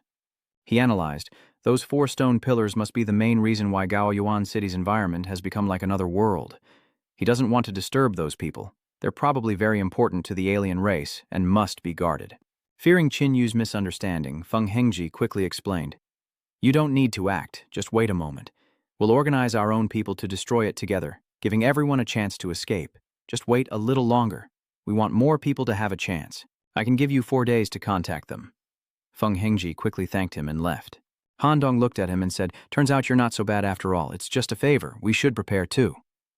3 days later, Feng Hengji reported, "I've contacted my old team and everything is ready. Later, we can attack from all 4 directions simultaneously. Leave the south pillar to me. I'll draw their attention while you take care of the other 3. "Thank you, Mr. Qin." Qin Yu turned to Han Dong. "You don't want to enter my space like Yan Lily and the others?" Han Tong confidently replies. "Don't look at me like that. I'm the last of the Crimson Blood clan and I can protect myself." "All right, you stay out here." Qin Yuang gave the order to depart, and the 2 headed to the forest south of the city. The stone pillar must be at its center. Han Dong looked around and said, "I feel like this place is very dangerous. There are many mutated species among these plants." Hengji said over the radio, "Mr. Qin, we've arrived at our position." Qin Yu acknowledged, continuing forward as Han Dong called out from behind, "I told you it was dangerous, be careful. Danger doesn't cease to exist just because you're aware of it." Just like now, vines lash out from all around, but they stop as soon as they get close to Qin Yu, cracks already forming on their surfaces. Qin Yu barely touched them, and they crumbled. He looked at Han Dong and said, "The power of time is indeed formidable." Han Dong proudly waved her hand, boasting, "Of course, this is the time-slash skill of the time element that I've mastered. Anything cut by the time-slash will have its time slowed down along the wound until it disintegrates." Qin Yu pondered. "So, can you reverse time?" Han Dong proudly boasted, "Of course I can slow down, speed up, or reverse time, but it's a bit more costly. For example, if you were injured, I could reverse time on your wound, healing it directly, directly reversing time to a certain point." Startled, Han Dong exclaimed, "That's impossible. Even with the greatest time abilities, influencing the time of the entire world is completely impossible." He recalled his time traveling from the future and shook his head. "More important matters are at hand?" Han Dong watched him, thinking, "This guy seems troubled." As they walked, Han Dong saw a dark figure rushing toward Qin Yu. She barely had time to shout a warning before Qin Yu finished off the figure. "Take care of yourself. Leave the rest to me." Many figures attacked from all around, but with a flash, Qin Yu cut the monsters in 2. Han Tong was stunned with admiration. He was too strong. Even the Crimson Blood clan didn't have such spear techniques. Seeing her still dazed, Qin Yu couldn't help but urge her to leave. Deeper in, they find a flower radiating light, an unexpected sight in this forest, but it looks dangerous. Ruhua suddenly appeared and asked, "What do you want?" Ruhua pointed to the center of the flower, and Qin Yu asked, "You want that pearl?" Qin Yu rushes forward, snatches the pearl from the flower, and throws it into Ruhua's mouth. The golden flower withers, and Ruhua leaps up, severing the thorny vines that lash out. Qin Yu is surprised. It seems that pearl was very nourishing, granting the ability to cut through space. You've also become stronger. It seems that pearl had an effect, but suddenly he sensed a murderous aura. A horned beast emerged from the depths of the forest. Qin Yu warily draws out the blood flame spear, as Han Tong explains. This is a gold-devouring beast, a monster that only lives in other dimensions. It's said that the Demon Metal King, a super-strong expert on the top 100 ranking, captured one of these. She continued, saying that the metal-devouring beast could swallow metals and refine them into pure metal. Even ordinary iron ore could be turned into something precious, making it easy to create valuable weapons and treasures. Qin Yu gripped his blood flame spear, determined to subdue it. This is a must-have. A direct attack is the only way to subdue it. The metal-eating beast lunges, and Qin Yu grins. Here it comes. He throws a punch, colliding with the gluttonous gold beast's foot, then blasts flames at its head. The flames seem to do no damage to the beast, its body too tough. It swats Qin Yu's hand away. "Looks like that trick isn't very effective against you." Qin Yu vanishes, reappearing beneath the beast to unleash a flurry of blows. The beast slams its foot down, but Qin Yu reappears, taunting, "Is that all you've got?" Golden spikes erupt from the ground beneath him. Qin Yu dodges and taunts, "Show me what else you've got. I'll take it all." Enraged, the beast roared, and lightning erupted around it, converging into a massive sword. Qin Yu waited for the blade to materialize before striking, shattering it with a single punch. The Golden Devourer tilted its head, ceasing its attacks as Qin Yu emanated a dangerous aura, issuing an ultimatum: submit or die. He weighed his options. Subduing the gold-devouring beast would be ideal, but if not, he'd have to kill it and claim its horn. Qin Yu leaps into the air as it continues its attack, sending those sharp spikes flying. "Stubborn fool!" Qin Yu dodged and shouted, "Obey me!" He spins the blood flame spear, shattering the incoming spikes. A transformation into metal. Too bad it won't work on me. Qin Yu thrusts straight into the gold-devouring beast's jaws. "Before me!" You have no choice. His hand tightened and flames erupted, engulfing everything. Far away, Handong muttered, "He's too strong. How did he do that?" The gold-devouring beast knew it was outmatched and fled. Xin Yu takes flight, relentlessly striking the gold-devouring beast, sending it reeling. Then, with one final blow, he sends it spiraling to the ground. "I told you, before me, you have no other choice." He gripped the horn tightly and asked again with force, "Submit or die?" The gold-devouring beast is now sweating in fear, while Handong rushes to catch up, leaving her behind. When Handong finally saw Qin Yu, his jaw dropped. He really had subdued it. As Handong approached, Qin Yu suddenly used his dragon claw hand to grope her breasts, sending her flying. Red-faced, she yelled, "How dare you!" Before he could finish, a bizarre figure emerged. A formidable creature guarding the pillar, no doubt. "Get inside my dimensional space. It might get dangerous later." But Handong stubbornly refused, saying, "As the last member of the Crimson Blood clan, running from a strong enemy would shame my people." This isn't the time to be stubborn. He suddenly turned his head, and with a crash, the creature slammed down where they had just been standing. Xin Yu grabbed Handong and flew up. "So agile?" The long thing suddenly spoke. "How rare. It's been a long time since I've seen such a bold person. To dare trespass on the territory of the 13th Prince." "Who is the 13th Prince?" The monster replied, "His Highness the 13th is the Emeth son of the great blood demon god. He will soon descend upon this place, and this land will become his domain." Qin Yu thought to himself, no wonder he sensed this was the most dangerous direction. So there was a high-level alien race here.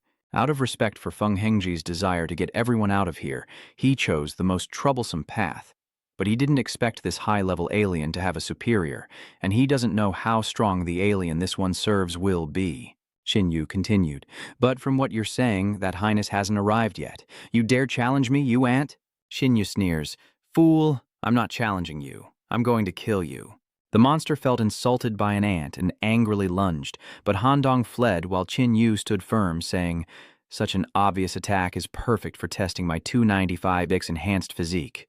He unleashes a devastating blow, sending tremors through the giant's body, shocking Handong with its immense power and sending the colossal figure flying backward as it cries out in astonishment.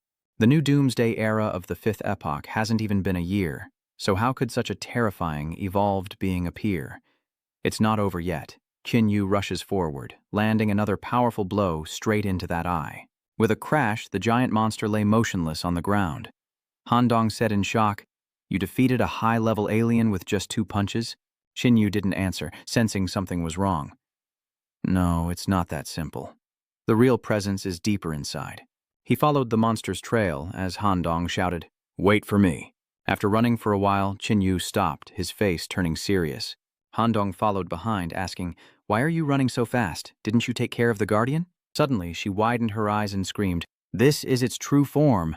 "Demon Dragon Tree," Handong explained. "It's a living plant from the alien world. They feed on flesh and blood and possess considerable intelligence. Powerful alien races like to plant demon dragon trees to guard their territory. The more flesh and blood they provide, the stronger it becomes." In his past life, a stronghold killed a blood tree that went on a rampage in a city, slaughtering thousands and destroying countless war machines before finally being defeated. Xin Yu looked up. Was this the true form of the demon dragon tree? It seemed it really was protecting this pillar.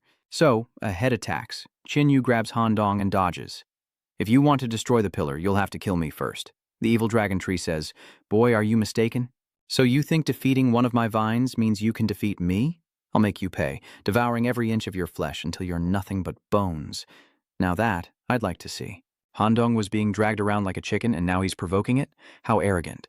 Attacks rained down, but Qin Yu and Handong dodged them all. It's only arrogance if you can't back it up. Otherwise, it's strength. Fireballs erupted from his palm, exploding and shattering the surrounding branches.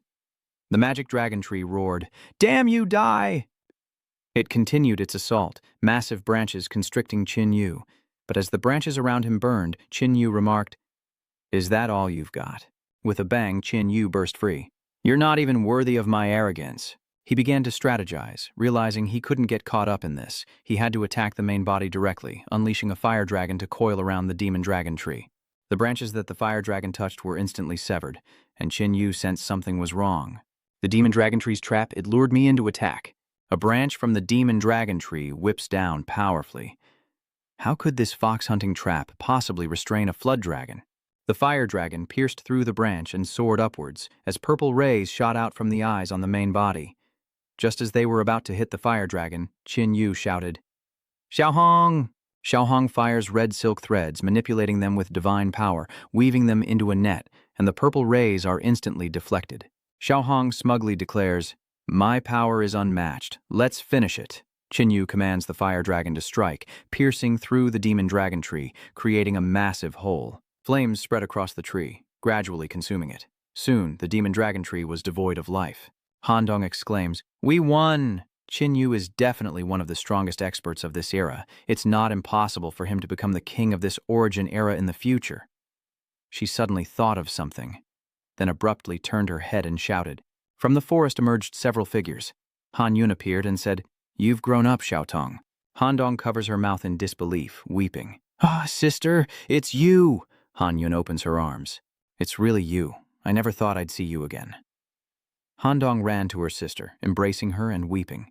"Sister, you're okay. That's wonderful." Little Dong missed her so much. Han Yun pats her sister's head, comforting her. It's okay now. Aren't I still here?" "Oh right, sis. How are you okay?" Han Yun didn't know how to explain, so she just smiled and wiped away her sister's tears. Changing the subject, she asked, "Were you fighting that monster with Qin Yu?" "How did you know?" Han Dong studies. Han Yun carefully. "You seem different. Inside, Long Shu and Qin Yu are struggling. This is bad. Its physique is too large to inflict any real damage." Just then, Nu Hua leaps forward, looking ahead. "Is it trying to warn me?" Qin Yu breaks through the wood in front of him. "Is this the central area?" Looks like he's found something interesting. Outside, the demon dragon tree suddenly stiffens, and Han Tong wonders, why isn't the demon dragon tree moving? It suddenly cried out, "Save me, 13th Prince! Save me!" Qin Yu had severed the connection between the magic dragon tree and the energy orb, and as he was about to crush it, Ru Hua stopped him. It bent down and sucked the energy orb inside, proving that you only get what you take. Qin Yu said, "Looks like you've gained the most from this mission, having eaten twice already." He senses the change in Ru Hua. Swallowing the life seed of a high-level alien race like the demon dragon tree will surely bring about a huge transformation. Judging by her appearance, it seems to be working. It's time to leave. Qin Yu smashes the tree and flies towards the stone pillar, delivering a powerful blow. The pillar cracks, crumbles, and collapses, and the mist gradually dissipates, clearing a path. Qin Yu picked up the debris, thinking it might be useful, and had Ru Hua store it away. Having a mobile storage unit was so convenient. He suddenly turned back, saying, "This is troublesome. We meet again. You seem to have gotten stronger. Let her go. She's my sister. Why should I?" "Don't be like this, sister. Do you know Qin Yu? He barged into our territory, abducted me, and almost killed you. Do you think you should know him? Are you misunderstanding something? Being with him these past few days, I know he's not that kind of person." Qin Yu is shocked. This girl is actually defending him. How rare. You survived because she gave up her slot for you, and you dare defend him? With that, she let go, saying, "Sorry for scaring you. I was influenced by my past memories just now." "No, not memories. She's not my sister. This girl is smarter than I thought. Your sister is me, but I am truly not your sister. Don't be deceived. She's from the immortal race." Han Tong was stunned. "Has my sister become a man-eating monster? Are you afraid of me?" "No, that's not it at all." Han Yun grinned. "Seeing your face like that really makes me feel good. That fool sacrificed his life to save you. Utterly hopeless. So, to make up for his foolishness, I'll devour your flesh and blood. Here I come." Using her powers, Ru Hua helps Qin Yu close the gap with Han Yun, and he shouts, "I told you, let her go!" Qin Yu strikes, forcing Han Yun back, then teleports Han Tong to safety, sneering, "Looks like you haven't improved. I snatched the food right from your mouth." He turns to Han Tong. "Accept it. She's dead. You're only facing a monster now." Han Dong trembled, struggling to stand. "I know now. I'm the last of the Crimson Blood clan. I must survive. If you understand, please step aside. I need to have a little chat with these uninvited guests. A heart-to-heart? I'd rather eat you alive. At your current level, you're no match for me like before." Xiaohong jumped out, boasting, "The last time, the immortals you nurtured gave this king a full meal. Are you willingly delivering more this time?" Han Yun retrieves a red stone. "I'll devour you all and let you taste power beyond your comprehension." Hidong urgently warns, "Careful, that's the Crimson Blood Holy Stone, our clan's most precious artifact." She explains, It's the sacred stone passed down through generations of the Crimson Blood clan, always managed by the clan leader. With it, one can burn their own blood to gain power, multiplying their abilities. Her ability is a devouring domain, and if its power is doubled, it will become incredibly terrifying. Qinyu cursed inwardly. It was already difficult enough to break through with my fusion ability, and now it's even stronger. Is there no end to this? He said. Now I can only face it head on. Above, the clouds began to swirl. To dare fight in my territory is a bold move. The sky swirled with thunderous lightning as something fell from the vortex's center, destroying my maze pillar. Through the dust and haze, a voice filled with murderous intent echoes. To dare fight here is a death wish. Qinyu brushed away the thick dust in front of him, finally realizing that this giant pillar was called the Primal Chaos Pillar.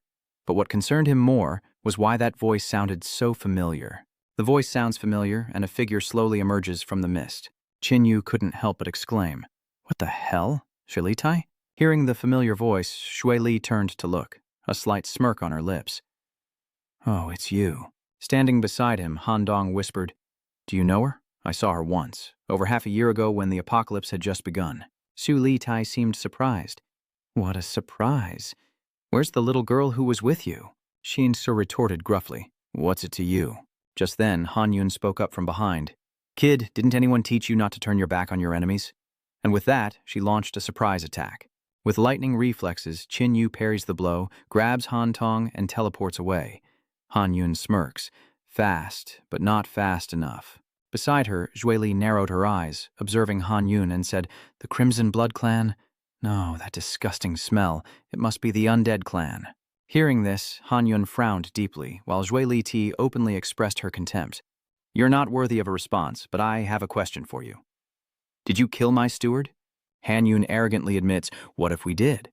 If that's the case, then die." Without warning, Shui Li charged forward with impossible speed, appearing before Han Yun in the blink of an eye. Qinyu secretly compares their speed, realizing even his teleportation might not keep up. Can Han Yun withstand this? At that moment, Han Yun quickly raised his black sword to parry, but with a crack, the sword shattered into pieces. Han Yun was blasted backward by an immense force, as Zhui Li Tai coldly mocked, "Just an immortal clan fledgling. If I weren't an avatar, but my true self, I could crush you with a finger." Han Yun scoffed, "You only have the advantage of time. Give me time, and I'll reach a realm where I can crush your true form." Han Yun's Black Abyss sword quickly recovers, but now I'll let you feel my power. With that, Han Yun takes out the Crimson Blood Holy Stone to amplify his strength. Zhui Li's expression betrayed her surprise. "I didn't expect you to possess such a treasure." Meanwhile, Qinyu pulled Han Tong into a nearby banana grove to observe. Is this the power of the Scarlet Blood Holy Stone? No wonder she dares to face Yue Li Ti. Yue Li Ti's true form must have reached its peak evolution. Its strength is no less than Augustus. Even an avatar is terrifying. Forget it. Since Han Yun is taking the fall, I'll just watch them fight. Han Yun turned to his subordinates, saying, "Fall back, all of you. You'll only get in my way." Her black sword is now enhanced with crackling white lightning.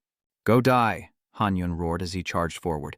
But Shui Li Tai caught the sword with her bare hands, muttering, "Useless, useless, useless. Does it even work? You don't get to decide." Han Yun amps up his power, trying to suppress Shui Li Tai, but again she crushes the sword. What now? Han Yun, shaken, quickly retreated as Shui Li Tai smirked. "Not so fast." A pair of wings sprouted from her back, and she soared after him. Han Yun shouts, "Violet Mystery Domain!" Just as Zhui Li's hand strikes, Han Yun transforms into lightning and vanishes. In the sky, lightning began to gather, ready to strike, as Zhui Li Ti casually dismissed it as a mere parlor trick. Her wings contracted, enveloping her entire body as lightning rained down. But a small ray of light struck Han Yun's shoulder. She quickly healed her wounds as Qinyu watched from afar, feeling frustrated. Without her regenerative abilities, Han Yun would have already lost, and without that holy stone, she might already be dead. "We should go. Things are about to get serious, and we don't need to be here." Suddenly, Shui Li turned to look at him. "You think I'd forget you?" She began to fade away, and Qinyu broke into a cold sweat as a clone of Shui Li Ti appeared before him. She laughs mockingly. "Where do you think you're going, little devil?" Qinyu narrowed his eyes. It seemed she wouldn't yield, no matter where he went. Shui Li Ti coldly said, "There's only one place for you to go. Hell." Qinyu, full of confidence, says, "Don't look at me like you used to." His hand erupts in flames as he throws a punch, meeting Shui Li Tai head-on. As their fists collided, a terrifying force erupted once more. Han Dong watched, sweating. Even the aftershock of the blow was almost unbearable. Are these two monsters? Su Litai was somewhat surprised. Golden bloodline? This intensity suggests more than half the blood has evolved. Just how many beast kings have you killed? Qin Yu didn't answer, continuing his relentless assault. Once I kill you, I'll tell your corpse. Suiliki seemed somewhat excited. I didn't expect such a great reward this time. I'll take you and that immortal girl. Far away, Han Yun and another Zhui Li Tai are still locked in fierce combat as her clone continues to attack Qin Yu. Killing me won't be that easy. The two clash again, her fingers piercing Qin Yu's hand. Ha ha, excellent, I've wounded you. Qin Yu coldly retorts, it's not that you hurt me, but that I've caught you. Sui Li Ti's eyes widen as Qin Yu grips her hand and unleashes a burning flame. Su Li Ti cries out in alarm, realizing she's in trouble. Her hand is trapped and she can't escape. Qin Yu throws a punch with his free hand and Zhui Li Tai grits her teeth. Then this is the only way. Qin Yu misses his strike and Sui Li Tai's body begins to fade away. Han Dong excitedly asks, is it over? Qin Yu shook his head. Could it really be that simple? She escaped and Sui Li Tai reappeared not far away. You almost destroyed my clone. You're worthy of being called an opponent, but I wonder if you can still throw a punch. Qin Yu clenched his fists. Don't worry about me. He glanced at Han Dong, who immediately understood, using time reversal to restore Qin Yu's arm. At this rate, fighting and recovering is just like cheating. Regaining his confidence, Qin Yu notes that this is only the second round, as Wei Li curiously glances at Han Dong. Time abilities? Your opponent is me now, so don't think about anything else. Qin Yu frowned. Do you really think you can stop me? The two continue to fight, and the surrounding atmosphere suddenly becomes violent. Qin Yu and Su Li Tai looked up in shock to see the sky enveloped in a thick barrier. Qin Yu cried out in horror. This is a devouring domain. He looked towards Han Yun, realizing she was responsible, her body now crackling with lightning. Alien girl, feel my true power. Zhui Li didn't care. Was she really relying on such childish tricks? Looks useless to me. I'll just keep attacking, and your turtle shell will break easily. With that, Sui Li Tai relentlessly attacked the barrier. Han Yun, clutching the crimson bloodstone, smirked, naive girl. Before Zhui Li Tai could retort, she was violently shaken. What's going on? Han Yun coldly declares, this is the true devour. The power of those within the barrier is being drained, and Han Yun grins menacingly. You will all become my prey. Qin Yu felt uneasy. The effects of the devouring domain had grown stronger.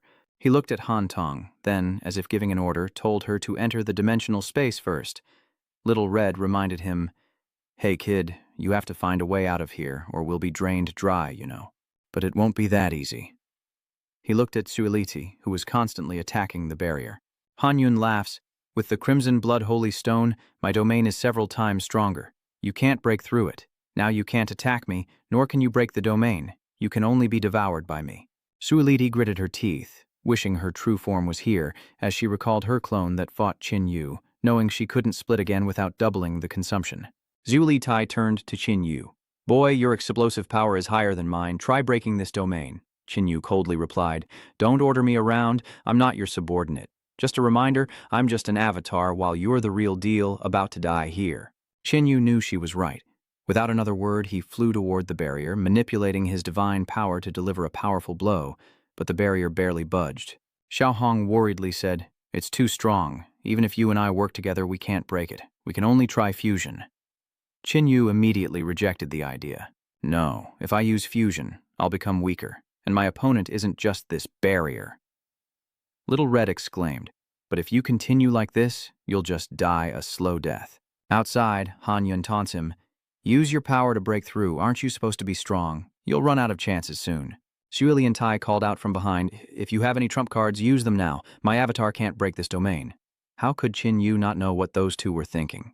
They're both waiting for me to exhaust myself, but I have to break this barrier. The longer this drags on, the worse it'll be for me. I have to bet it all. Use fusion to break this devouring domain, and then have Nu Hoa teleport us out of here. Life or death, it all comes down to this. Qin Yu summons a fire dragon, but just as it's about to attack the barrier, something unexpected happens. A massive bolt of lightning strikes the shield. The fire dragon halts its attack as Qin Yu mutters, this feeling, all three are stunned at the same time. The maze pillars have been destroyed. Shui Li Tai exclaims in shock. How could it be so fast? Qin Yu glances at her, thinking, indeed, I defeated the maze pillars too quickly. causing Shueliti to find me first, only to be stopped by me. Judging by her reaction, the consequences aren't as simple as the Fog City people leaving. There's an unknown variable. A massive rift tears open in the sky, unleashing countless alien races as a beam of red light descends, carrying a voice. 13th Imperial Sister, well done, Shueliti exclaimed in shock. Grr! What are you doing here? A voice echoed from within the carriage. You've gone too far, sister. Father is very disappointed in you, so your little brother is here to replace you. Qin landed, relieved he wouldn't have to risk his life for now, but wondered how she would handle things, how to deal with it. Shueliti vanished without hesitation. Qin was fuming. She just left without a word. It seems trouble always comes in waves. This is hopeless. Looking down at Qin and Han Yun, Geyer spoke with arrogance. Oh, just a bunch of ants. Kneel and pledge your loyalty to me. One of the immortals couldn't help but curse. Who do you think you are? Go die. A fireball erupts from his mouth. Geyer merely sneered, amused. Boom! With a bang, the fireball exploded, revealing several high-ranking members of the alien race before Kyer. He commanded, kill them. At his word, the high-ranking aliens charged forward, slaughtering the immortal race as easily as cutting vegetables. The others cried out in terror. What kind of monster is that? Save us! Kar laughed coldly. The god blood guards I raised are nearly immune to all energy. How could you be their match? He turned to his subordinates and said, bring over all the remaining Mystic Realm pillars. I must help my sister settle the aftermath.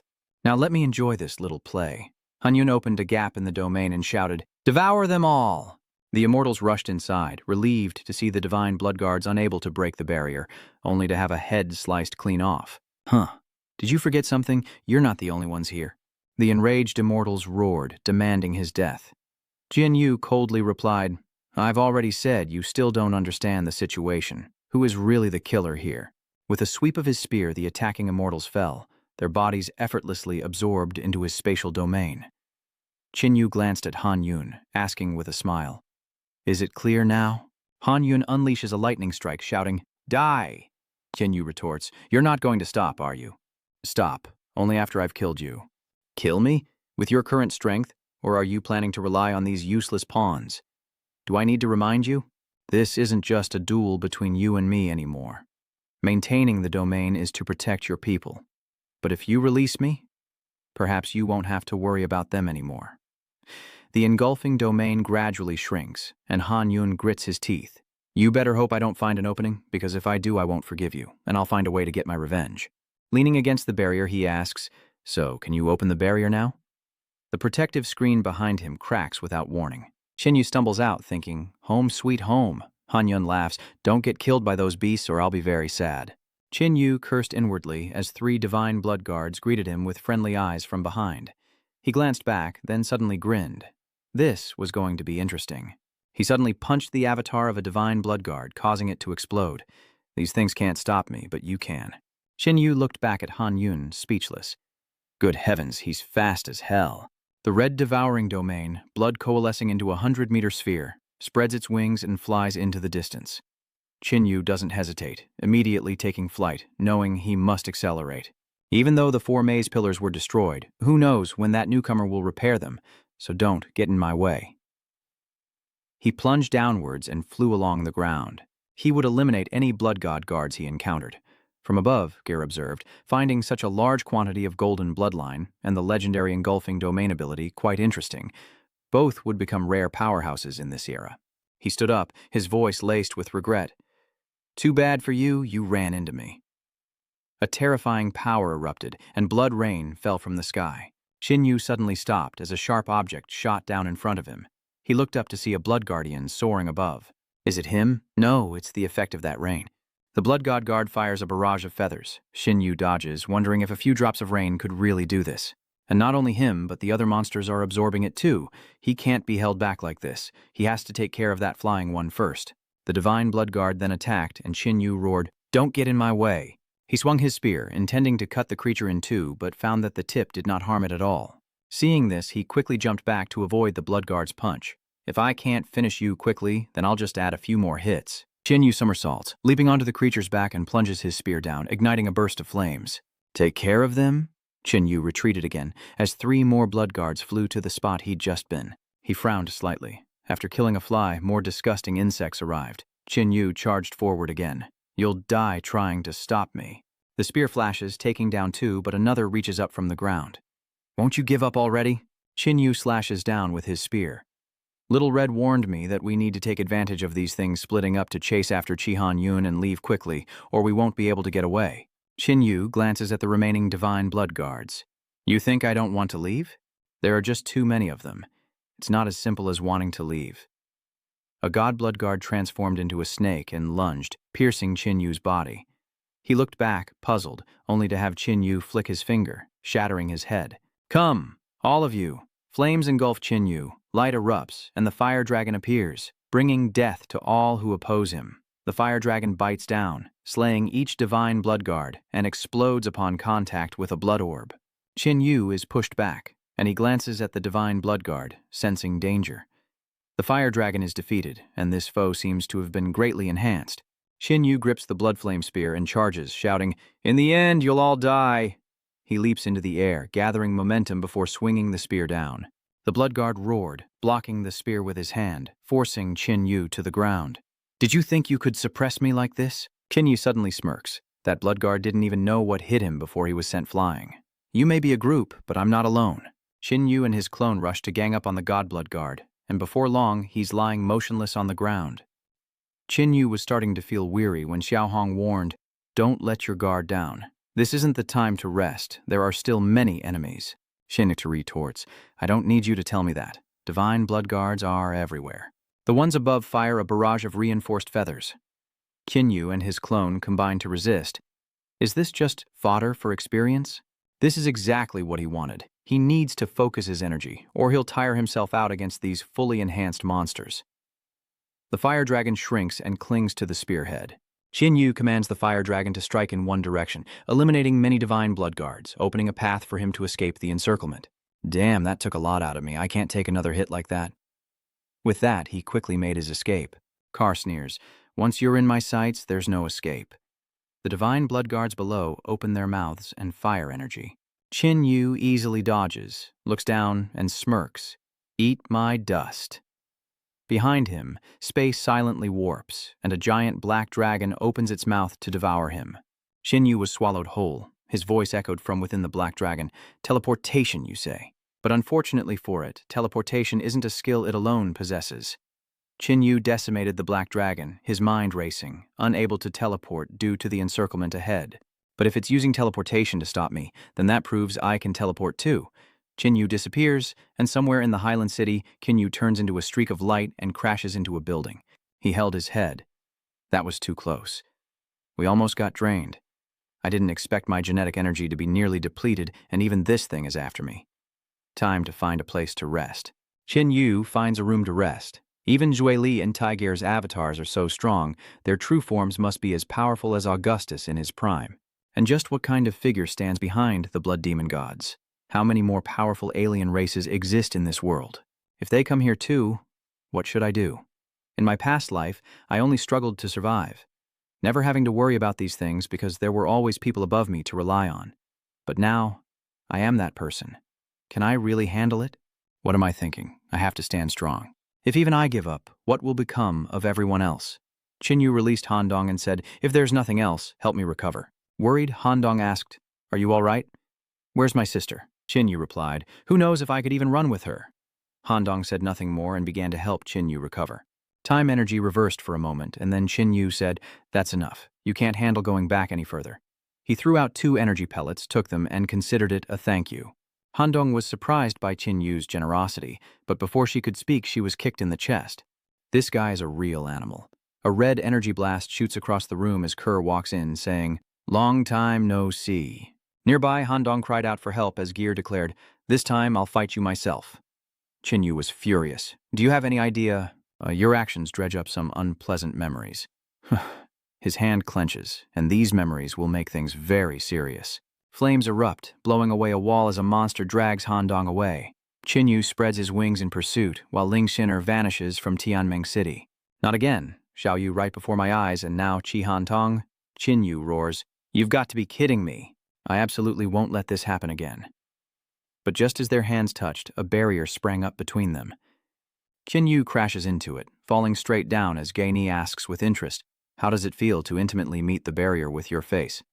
After your escape just now, I deliberately set up this barrier. You should feel honored. Not everyone can escape my divine blood guards, and not everyone is worthy of my personal attention. But here are two of you already." Qin cursed inwardly. "So you're saying Chi Hanyun ran away too, so why are you chasing me?" Gaini replied, "Don't flatter yourself. If I can create one avatar, I can naturally create two." Qin used to retorted. "The energy that interdimensional beings carry is limited. Creating two avatars means your current strength is only half of what it was." Gar responded, "Isn't half my power enough to deal with you? Besides, if I didn't, how would I give you the courage to stay? Abandon all thoughts of running because your aura is now locked onto me. If you don't kill this avatar of mine, there will be nowhere for you to hide. I said this is just an avatar. Aren't you getting ahead of yourself?" Qin clashes with Gear, their power colliding in an explosion. Qin was pushed back and Gear complimented, "You're not bad, but still not enough." Qin asked, "Is that just boasting?" Gar grins, "Unexpected. Your attack actually worked. You're indeed strong, worthy of my personal attention, but this is as far as you go. As an avatar, I can remain complete as long as I have energy. You'll tire yourself out before you can defeat me. I don't think I need to tire myself out to destroy you." Qin created a doppelganger and charged forward, causing Goni to exclaim, "A doppelganger? Who doesn't have one?" Gel creates more clones, grabs two spears, and the two sides begin to clash. "Since you've been playing around for so long, let me show you my true power." He transformed into countless bats, declaring he'd start with Qin clones. The bats then swarmed and pierced through the clones' bodies.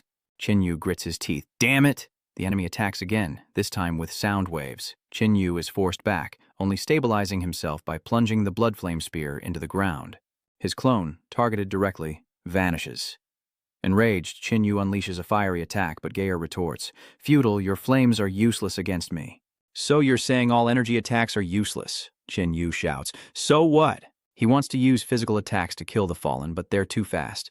Qin can't hit a single one. Kachi knows his plan and says, "Then you'll have to be faster, or you won't hurt me at all." Qin mind raced. If energy is ineffective, then even his fusion abilities won't be of much use. After the clone was destroyed, his energy was significantly depleted, preventing him from probing further. Qin eyes sharpened. There was only one option left. Flames engulfed his body once more. Kyle was confused. "I told you, flames are useless against me." Qin replied, "This isn't for you, it's for me." Gaskell was even more confused, but Qin didn't elaborate, throwing the blood flame spear with force. Gerard now understands. He's using the flames to enhance himself and gain absolute speed. But it's still not enough, as Gerard grabs the blood flame spear. Qin sneers. "Not enough, huh?" The blood flame spear shatters and explodes, and Qin roar echoes, "It's not over yet!" One punch shatters Greel's defenses, causing him to cough up blood, the force sending him crashing through several buildings. Qin wearily clutches his chest, burning his genetic and cellular energy. A costly move, but worth it to land a devastating blow. Emerging from the rubble, Gil roared, "You dare treat the son of the blood demon god like this? I will kill you." As Gil flew forward, Qin created an energy barrier, saying, "Coincidentally, I feel the same way." With a flash, Geralt appeared behind Qin sneering, "You think you can kill me like that?" And with a sickening thud, Qin heart was ripped from his chest. Qin muttered, "Still not enough." He turned to strike, but Geir quickly retreated. "Not enough? You certainly don't look like it's not enough." Qin replied, "Of course it's not enough." He swallowed a red energy orb and his heart automatically regenerated. Khan is shocked. Regeneration? Even that has its limits. Let's see how many times you can revive. Another fist pierces his chest, and Qin grits his teeth. "I may not be able to regenerate many times, but it's definitely enough to kill you." Gaskell frowns as Qin bursts into flames once more. Qin grabbed the arm piercing his chest and broke it, then kicked him away. Qin calmly approached. "Are you ready to be killed by me? A fist flies, death comes. Do you see? These are the grave consequences I spoke of." Gar is critically injured, his body fading away. Before disappearing, he threatens, "Next time we meet, endless torment awaits you." Qin scoffs, "Next time. The next time you see me, I won't be the same. Time is always on my side, but the cost is too great." Qin collapses, trembling, unaware of what's happening to Chi Han Tong. "I'm out of strength, and being held up by Kerr for so long I can't sense any aura. Is this going to happen again?" Meanwhile, Han Dong continues to fight for her life, knowing Qin is being pursued and she must save herself. With the blade of time, the monster's spikes cracked and shattered, and she plummeted to the ground. As she neared the ground, Han Dong slowed time, gradually reducing her falling speed until it vanished. Then she collapsed to the ground with a thud, crying out in pain. As she sat up, she looked back at the monster, knowing it wasn't time to relax just yet. She had to finish it off. Han Dong used Time Stop to freeze the monster, then used Time Slash to obliterate it. Only now could Han Dong breathe a sigh of relief. I won, I actually won. Now to use Time Reversal to heal my wounds? I've spent too much. I can't even fully heal. I need to find Qin Yu, quickly. Han Dong falters and collapses as voices echo nearby. Ha ha, boss. There's a little girl here and a beautiful one at that. Judging by her eyes, she's an evolved being, but it looks like she's overexerted herself. Wouldn't that be convenient for us? Let's take her back to the hotel for some fun. And so, Han Dong was carried away by the three men, too weak to speak, her mind only repeating Qin Yu's name.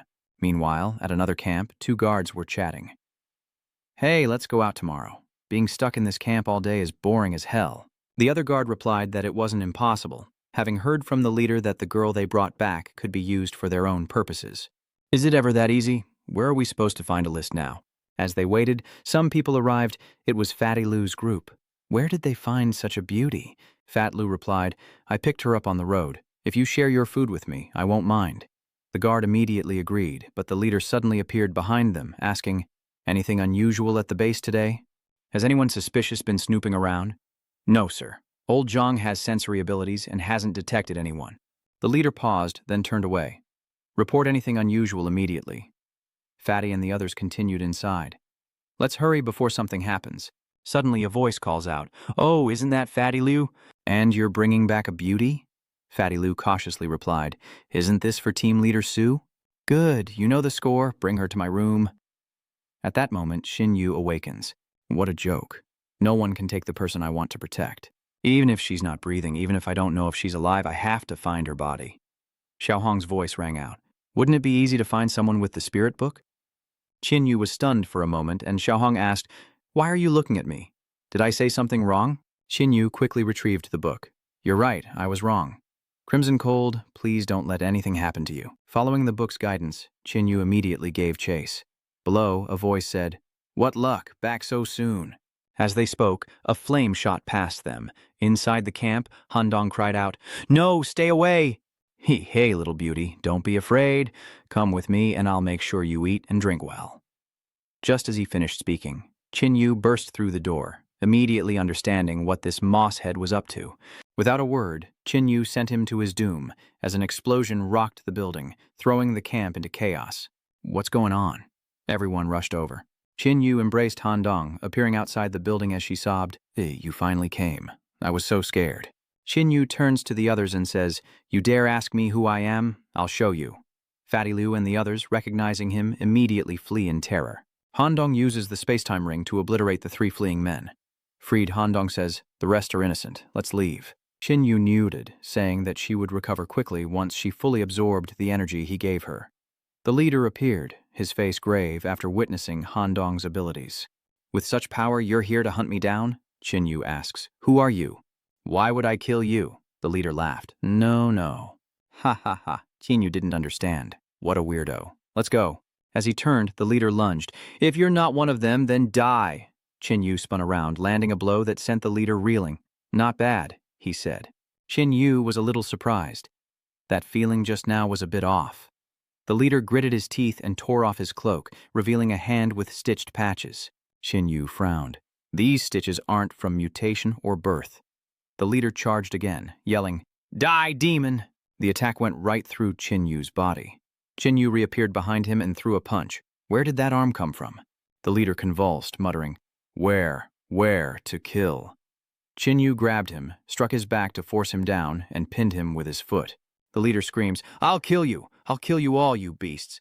Qin Yu shouts, Answer me, and presses down harder with his foot.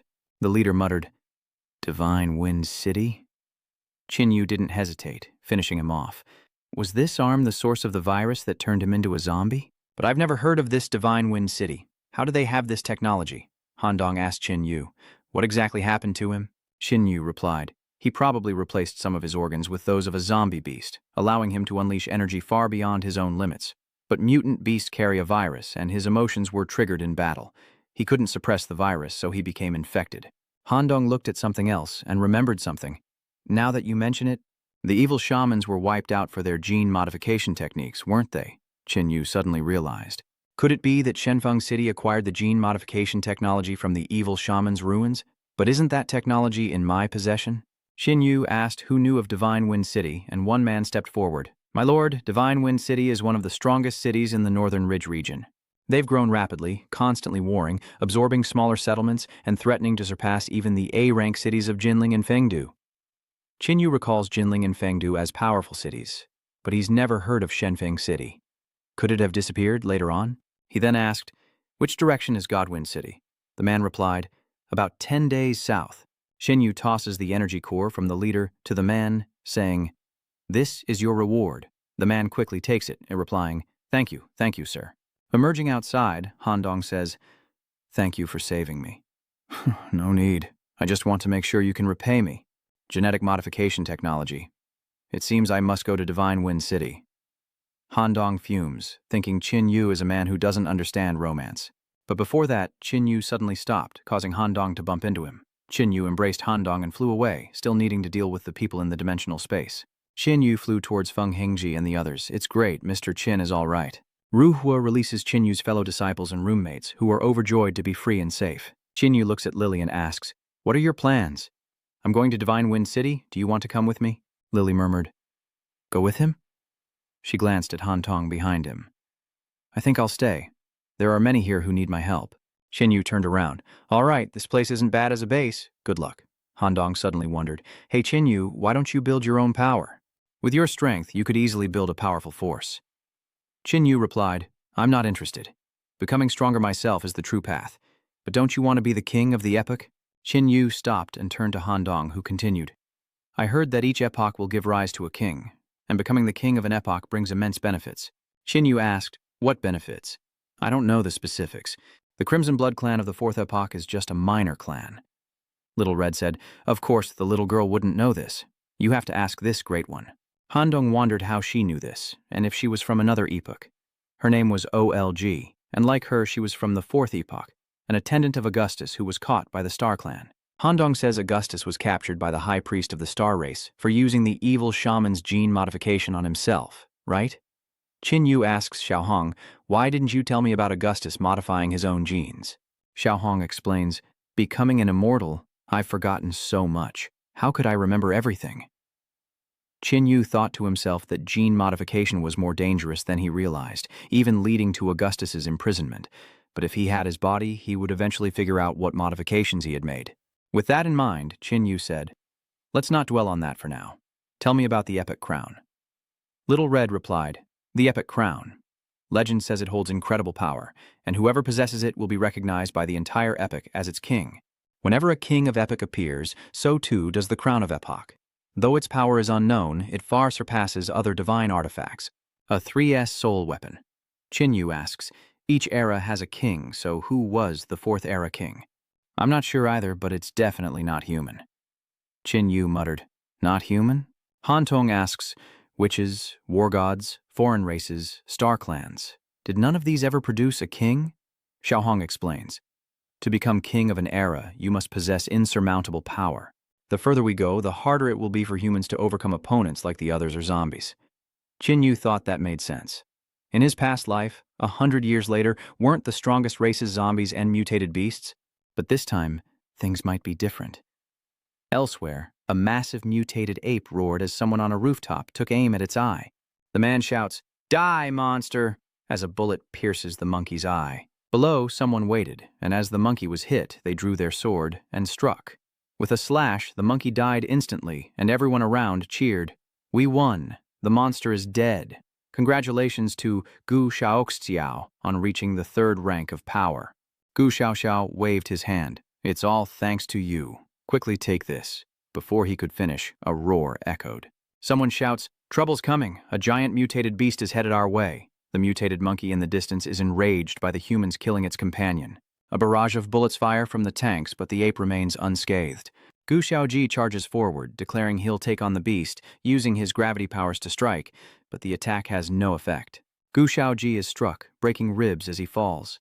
The ape prepares to grab him, and he cries out, "A lord? I didn't expect another lord-level monster here." The others cry out Gu Shaoxiao's name as a blaze descends from the sky, striking the ape and sending it flying.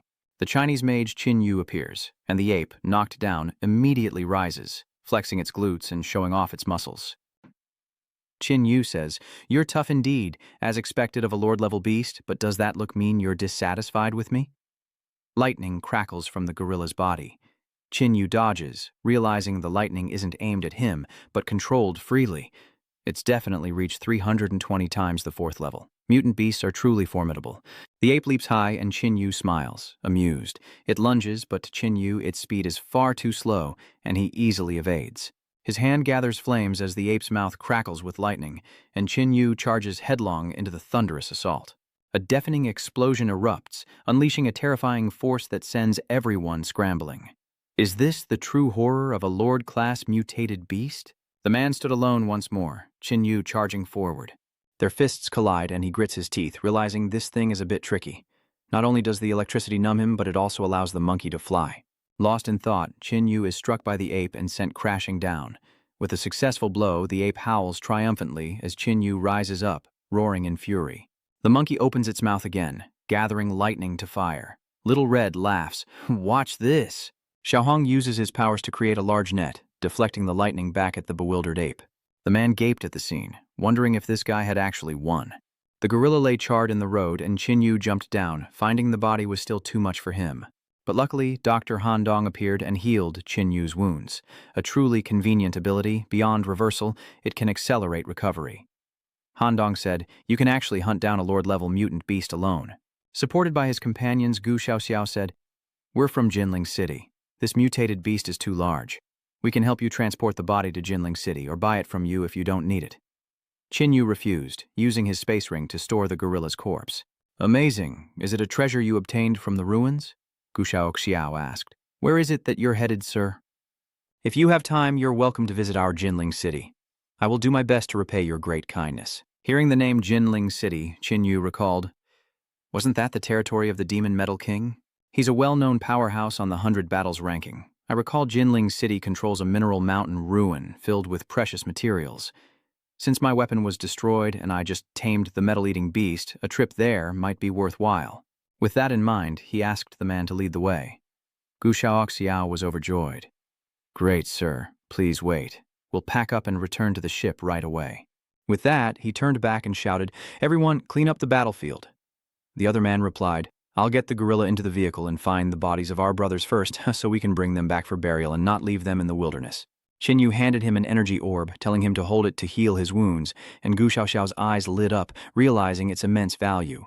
Han Dong took it back after he was healed, saying, "I wasn't going to give it to you. What does it matter how precious it is?" Qin Yu urged them to leave, as the Star Ape's corpse was dragged away by 3 armored vehicles. Inside the vehicle, Gu Shaoxiao offered his gratitude. "Mr. Qin, for saving my life and healing my arm." Qin Yu interjects, "No need to thank me. Do you know anything about Divine Wind City?" Gu Shaoxiao pondered. "Not really. Divine Wind City suddenly rose to power about 6 months ago." Qin Yu frowned. "Half a year ago? Their rise has been rapid. They're constantly fighting to expand their territory. In half a year, they've become one of the major forces in our northern territory. I've even heard rumors that Shenfeng City is conducting forbidden human experimentation." Qin Yu said, "It seems that gene modification technology is showing its first signs. I wonder if they'll follow in the footsteps of the evil shamans. Jinling City is constantly being built by the City Lord's ability user, Jin Lang, and will become even more magnificent in the future." The guard shouted upon seeing the person arrive, "It's young Master Gu. I heard he hunted a level 3 mutated beast. I didn't expect him to actually succeed. Looks like you earned a lot of merit this time, Gu, and becoming a level 3 evolver. Promotion can't be far off." Gu Shaoji said, "I owe it all to Mr. Qin. I'll show you to your room." After a while, Gu Shaoxiao led 2 people to a room and said, "Mr. Qin, please rest. I won't bother you any longer." Han Dong said, "This guy left in a hurry." Qin Yu replied, "With the strength I've shown, he'll definitely contact his superiors to discuss how to recruit me, so rest assured they'll call me later." Qin Yu approached Augustus's corpse, thinking that death absolves all, and even if he was involved in Qin Xiaoyu's accident, he wouldn't desecrate his body. But little did he know, It held a secret, so we had no choice but to settle the score. Qinyu places his hand on Augustus's chest, holding the position for a moment. Xiaohong can't help but ask, "What are you doing?" Qinyu says, "That's not how it's supposed to go. Shouldn't something special happen when I touch him?" Xiaohong questioned his intelligence. "Are you even thinking with your brain? He must have modified his internal organs. Touching the body won't do anything." Qinyu realized this and slashed Augustus's chest open with flames. There's a thumping sound inside. Qinyu asks, "Do you hear that?" Xiaohong replied, "This daddy probably sucked all his blood dry. There's no way it could have a heartbeat." Qinyu cut open Augustus's chest, but we couldn't have misheard. This only proves that what Augustus modified was his heart. What kind of monster's heart is this to retain life for so long? I don't know, but whatever imprisoned Augustus must be extraordinary. If it still has life, Qinyu might as well drip a drop of golden blood onto the heart, and the heart beats even more violently as it receives blood. Xiaohong, sweating, hurriedly stops him, telling him to stop. Augustus's chest wound closes. Qinyu is shocked. Its life force is too strong. Even the corpse begins to regenerate when supplied with enough energy. This gene modification technique is truly terrifying. It seems that if enough golden blood is applied to this heart, this headless corpse might even be able to transform again. But then it would only be the heart that lives, not Augustus. I've underestimated him all along. Even Zhui Li and the others might not be a match for him. It would take at least a demon god to stand a chance. I wonder what level the Star Clan's high priest must be to capture him. Qinyu punches Augustus in the chest, cursing, "Damn it! Augustus's strength is becoming clearer and clearer, and I know the gap between me and him is getting bigger and bigger. Even he was killed by that monster, so how long must I wait for revenge?" Little Red encourages him, saying, "That's why you must keep moving forward." You're right. Qinyu took out the heart and placed it in a box, deciding to keep it safe from Augustus. Little Hong then fired a red silk thread, helping Qinyu absorb 200 times the nutrients, bringing him closer to fully transforming his golden bloodline. Wait, I will become stronger. Elsewhere, a bald man sits with his arms around two women as someone sighs. He really doesn't care about the occasion. Gu Xiaoxiao approached and said, "General Fei, today I led a team to a small city not far from Gold Wolf City to hunt a mutated beast, and we encountered a mutated Lord-level beast." General Fei was stunned. "Then how are you still alive?" Gu Xiaoxiao began to recount the entire story.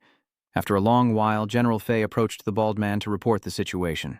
The city lord sat up in shock. Defeated a Lord-class mutant alone? He wondered if they might be mistaken. "He's just a kid," Gu Xiaoxiao said. "Although my strength is low, I've seen General Fei lead hunts against mutated beasts at the Lord level, so I wouldn't misjudge." Someone below asks, "In the entire Northern Territory, only 2 people, including the Lord, are capable of killing a mutated Lord-level beast. Is this person one of those 2? The city lord said, "Whether he's a Lord class or not, he's still powerful. Bring him here." After a moment, Qinyu was led in. "Lord City Master, everyone. This is Mr. Qin." "Good, please, have a seat." Qinyu settles into his side and looks at the city lord. Is this the future magic Crystal King? He just seems like a lustful ghost. Sensing Qinyu's gaze, the city lord, realizing he was being looked down upon, slammed the table and said that everyone here was extraordinary, unlike Gu Xiao, who brought him here without the qualifications. Qinyu scoffs, "If you're worthy of sitting here, why wouldn't Gu Xiao be? Don't jump to conclusions about him just yet." Gu Xiao claims you can defeat a Lord-class monster? I don't see it. Everyone can see you're smart, but I don't see it. Being stubborn isn't enough. You need to be tough. You're not even worth my time. Han Dong nodded in agreement. Qinyu is right, you're too weak. There's no room for mercy, so let me take over. Qinyu raised his hand to stop him, and the man angrily shouted, "I'll cut your tongue out later." Qinyu replied, "Qi Han Dong isn't a hothouse flower. Someone who can control other people's bodies isn't enough to do anything to her." Han Dong confidently replies, "Worry about yourself first. You might not even be able to speak later, let alone lick your lips." The man retorts, "I really like it when you're silenced like that." The city lord cautioned, "Be careful not to hurt this young lady." "Rest assured, my lord." He smugly thought that the city lord seemed quite pleased with him, then charged forward. "Then let me give you a taste of incomprehensible power." As he charged, Han Tong simply said, "Too slow." Han Tong summoned the power of time, and Gu Xiaoxiao gasped, "Seeing you so weak, I'll just take 20 years of your life as punishment." With that, the man collapsed, aging rapidly before their eyes, his hair falling out completely. Seeing his condition, Qinyu remarked, "Looks like you didn't control it very well." Gu Xiao thought to himself, did he just leave? No, his life force has weakened permanently. The city lord laughed. Have a seat, both of you, just as Gu Xiao had said. Gu Xiao, consider this your accomplishment. Sit down and celebrate with us. Gu Xiao thanked him and sat next to Qin Yu, who put down his chopsticks. I know what the city lord wants, but I won't be joining Jinling City. I've heard that Jinling City has a lot of rare metals, and I want a large amount to forge weapons. The city lord replied, my Jinling City has a lot of precious metals, but not enough to just give away to someone who won't join us. I'll trade treasures for them. Oh, what treasures? A young Master Gu must have told you about me. The city lord stood up and replied, then I have to see if you can produce the corpse of a lord-level mutated beast. Not here. Let's go to the plaza. Give me a moment to admire the mutated lord-level beast you hunted. This city lord still couldn't believe that someone could kill a lord-level monster alone. Even he would struggle. So how could this kid do it? Qin Yu released the Lord-class ape from his dimensional space, causing an uproar. It really is Lord-class, Qin Yu asked City Lord Zheng. How much gold can this corpse be exchanged for? The City Lord said, a Lord-tier mutant beast corpse this large could cultivate many elite evolutionaries. Qin Yu agreed to trade the corpse for a reason. While the meat of a mutant beast is effective, it tastes awful and isn't as good as using the blood to make golden blood. Just take the meat and consider it an exchange. Besides, I've already extracted all the venomous blood from the mutated beast I provided, so the remaining meat is safe to consume. This deal is a bargain for them.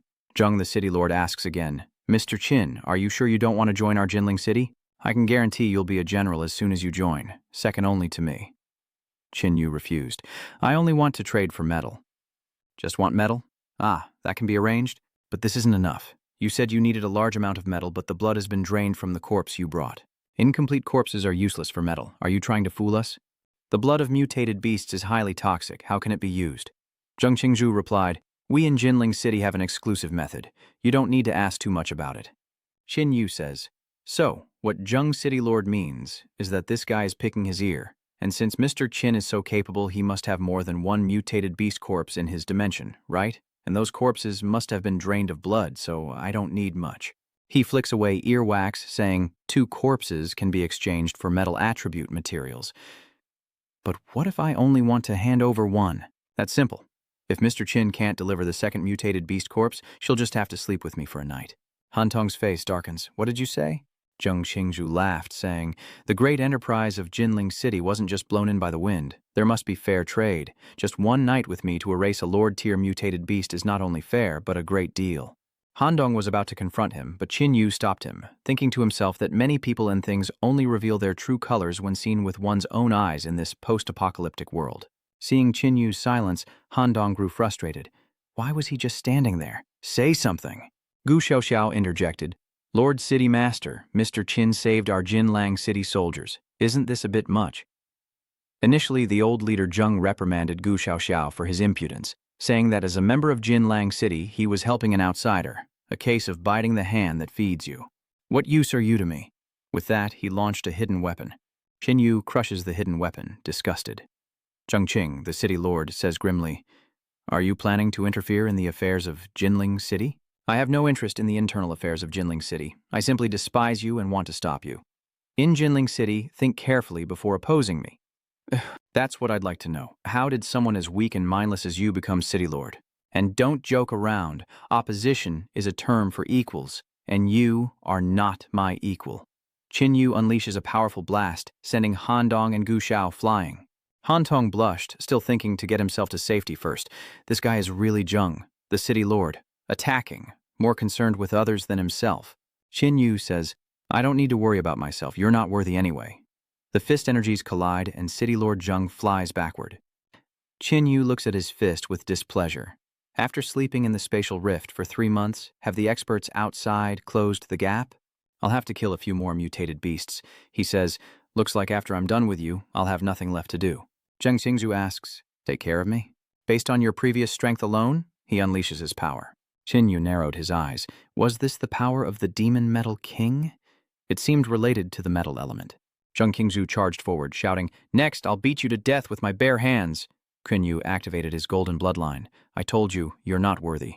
The 2 fists collided, the shockwave making it hard for those nearby to withstand the pressure. Zheng Qingzhu was once again pushed back. He sneered. Is that all you've got? Qin Yu thought, no wonder he's called the Demon Metal King, he's so tough. Is this guy's whole body made of metal? Qin Yu taunted, you're not good enough to be my opponent. Zheng Qingzhu continues his assault, and Qin Yu counters with his golden bloodline. Zheng Qing's eyes widened in disbelief as he was sent flying once again. Shen X retorts, because I'm stronger, of course. And with that, he lunges forward. The young lady muttered, can Mr. Qin really defeat the city lord? Han Dong proudly replied, of course, Qin Yu is undefeated. Jing sneers, so what if you're strong? My demon metal body is impervious to your attacks. Go die. He hurled a spike, but Qin Yu vanished, reappearing behind the city lord. Overconfidence is never a good thing. Zheng, shocked, turns to strike, but misses as red threads wrap around him. These parlor tricks won't work on me. You can't break my defense. What can you possibly do? Qin Yu smirks. Who said I only had strength? Flames erupt, but Zheng Qingzhu scoffs, futile. I've become magic gold, immune to all attacks. I am invincible. Your flames are useless. Your attacks are ineffective. What about this? Qin Yu pulls him up high, and Zheng Qingzhu shouts, let me go! Don't worry, I'll let you go right away. Qin Yu said this and kicked him down hard. With a crash, Qin Yu observed, is that it? A spike shoots up from the ground. It seems he's not done yet. Zheng Qing shouts, I am invincible. If you can't break my defense, you can't touch me. Qin Yu replied, perhaps, or maybe your ability is truly invincible, so much so that I really can't break your defense. Zheng Qingzhu grinned. So, are you admitting defeat? Too late for that. Qin Yu glances over. Surrender? Don't be ridiculous, I'm just going to carry out my initial plan. No matter the ability, it must rely on genetic power to activate. And how long can you maintain that strength? You may look tough, but you're just a turtle in its shell. What I have is the means to deal with you, so I intend to fulfill my initial statement by beating you to death, blow by blow. A series of thuds echoed as distant observers swallowed hard, thinking how awful it looked. Zheng Qingzhu is kicked away and he shouts, what are you all standing around for? Hurry up and help me take care of him.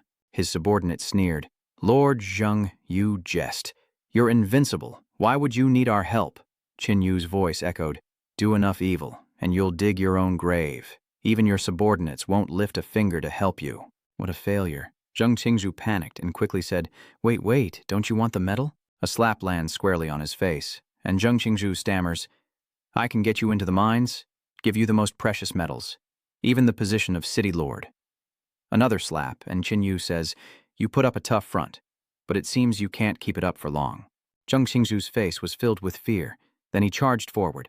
I'll fight you to the death. But his feet stopped, and he turned to run. Truly just a rat, unable to even put up a fight.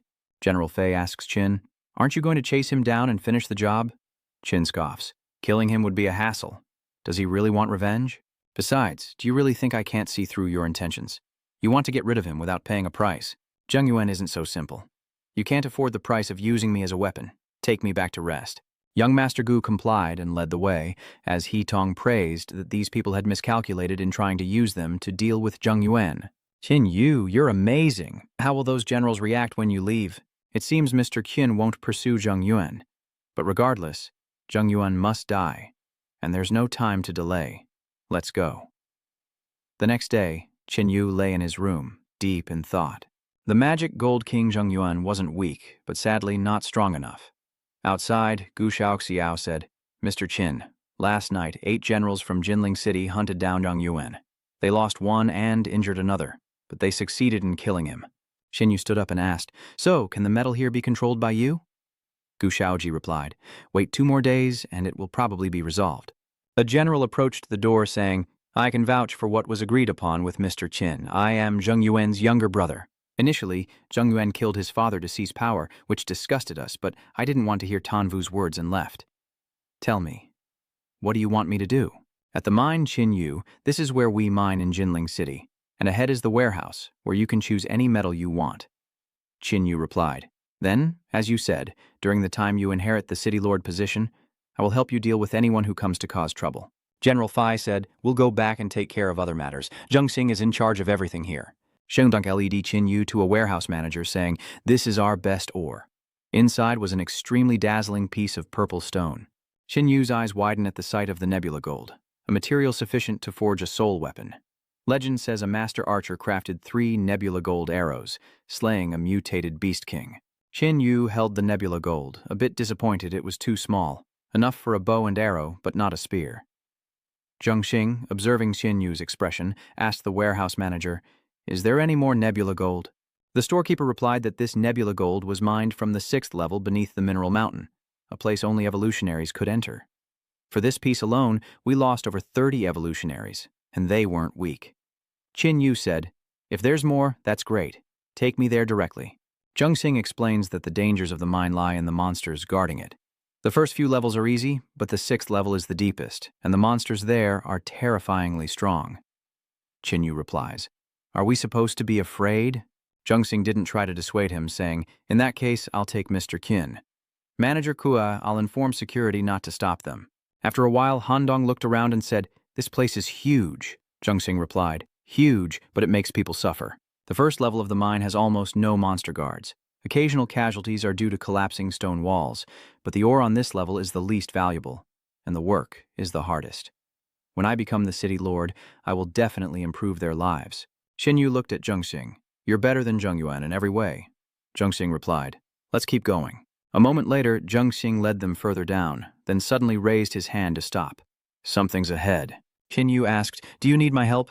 "No need. It's just the 4th level." "No need. Mr. Chen has worked hard. In that case, you need to be careful." Above, a monster opens its mouth to bite. Zhengxing glanced at him and told him to rest, assured. With one punch, the monster was instantly defeated. Examining the beast's demise, Xin Yu asks, "What happened here?"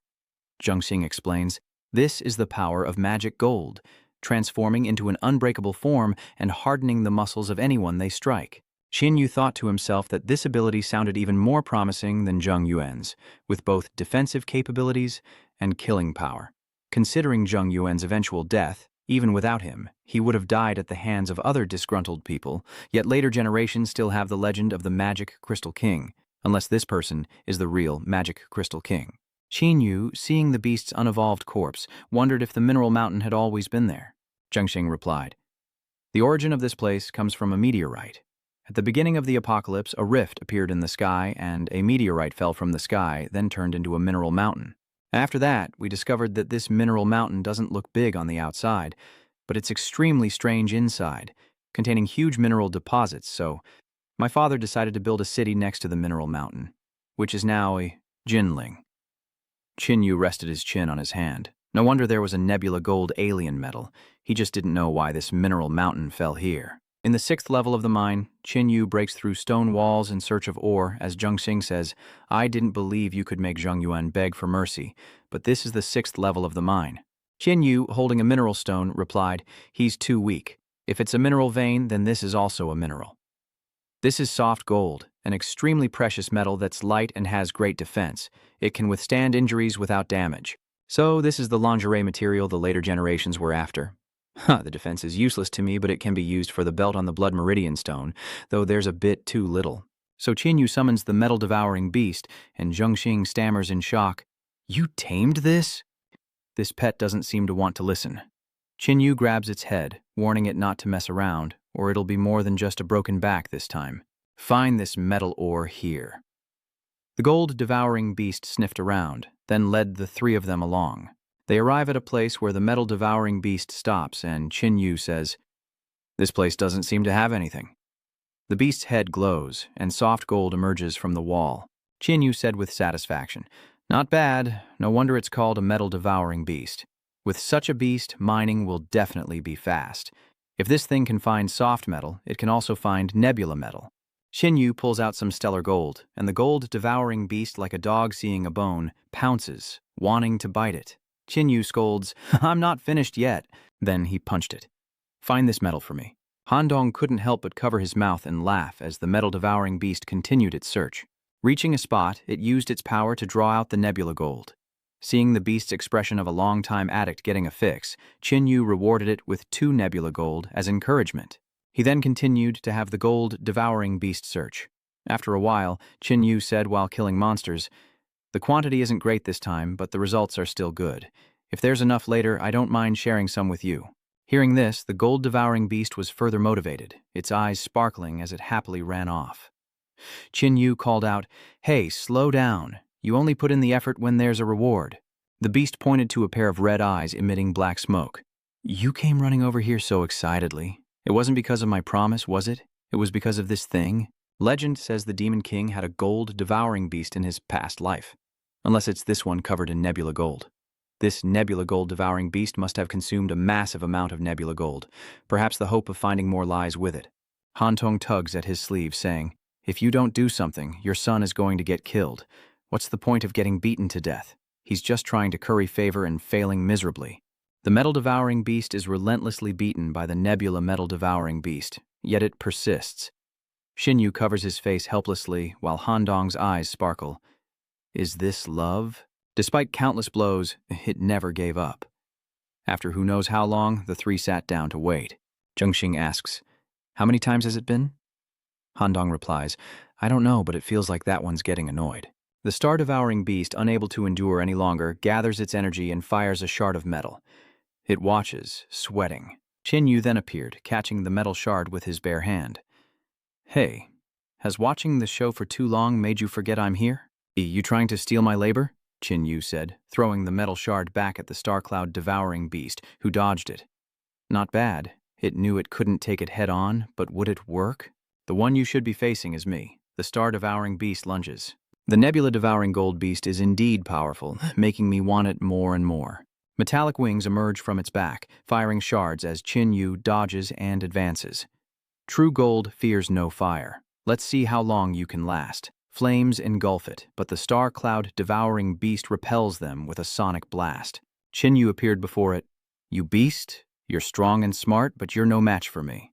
Qin leaps high, then descends with a devastating blow, using his divine power to deliver a punch that shatters the earth.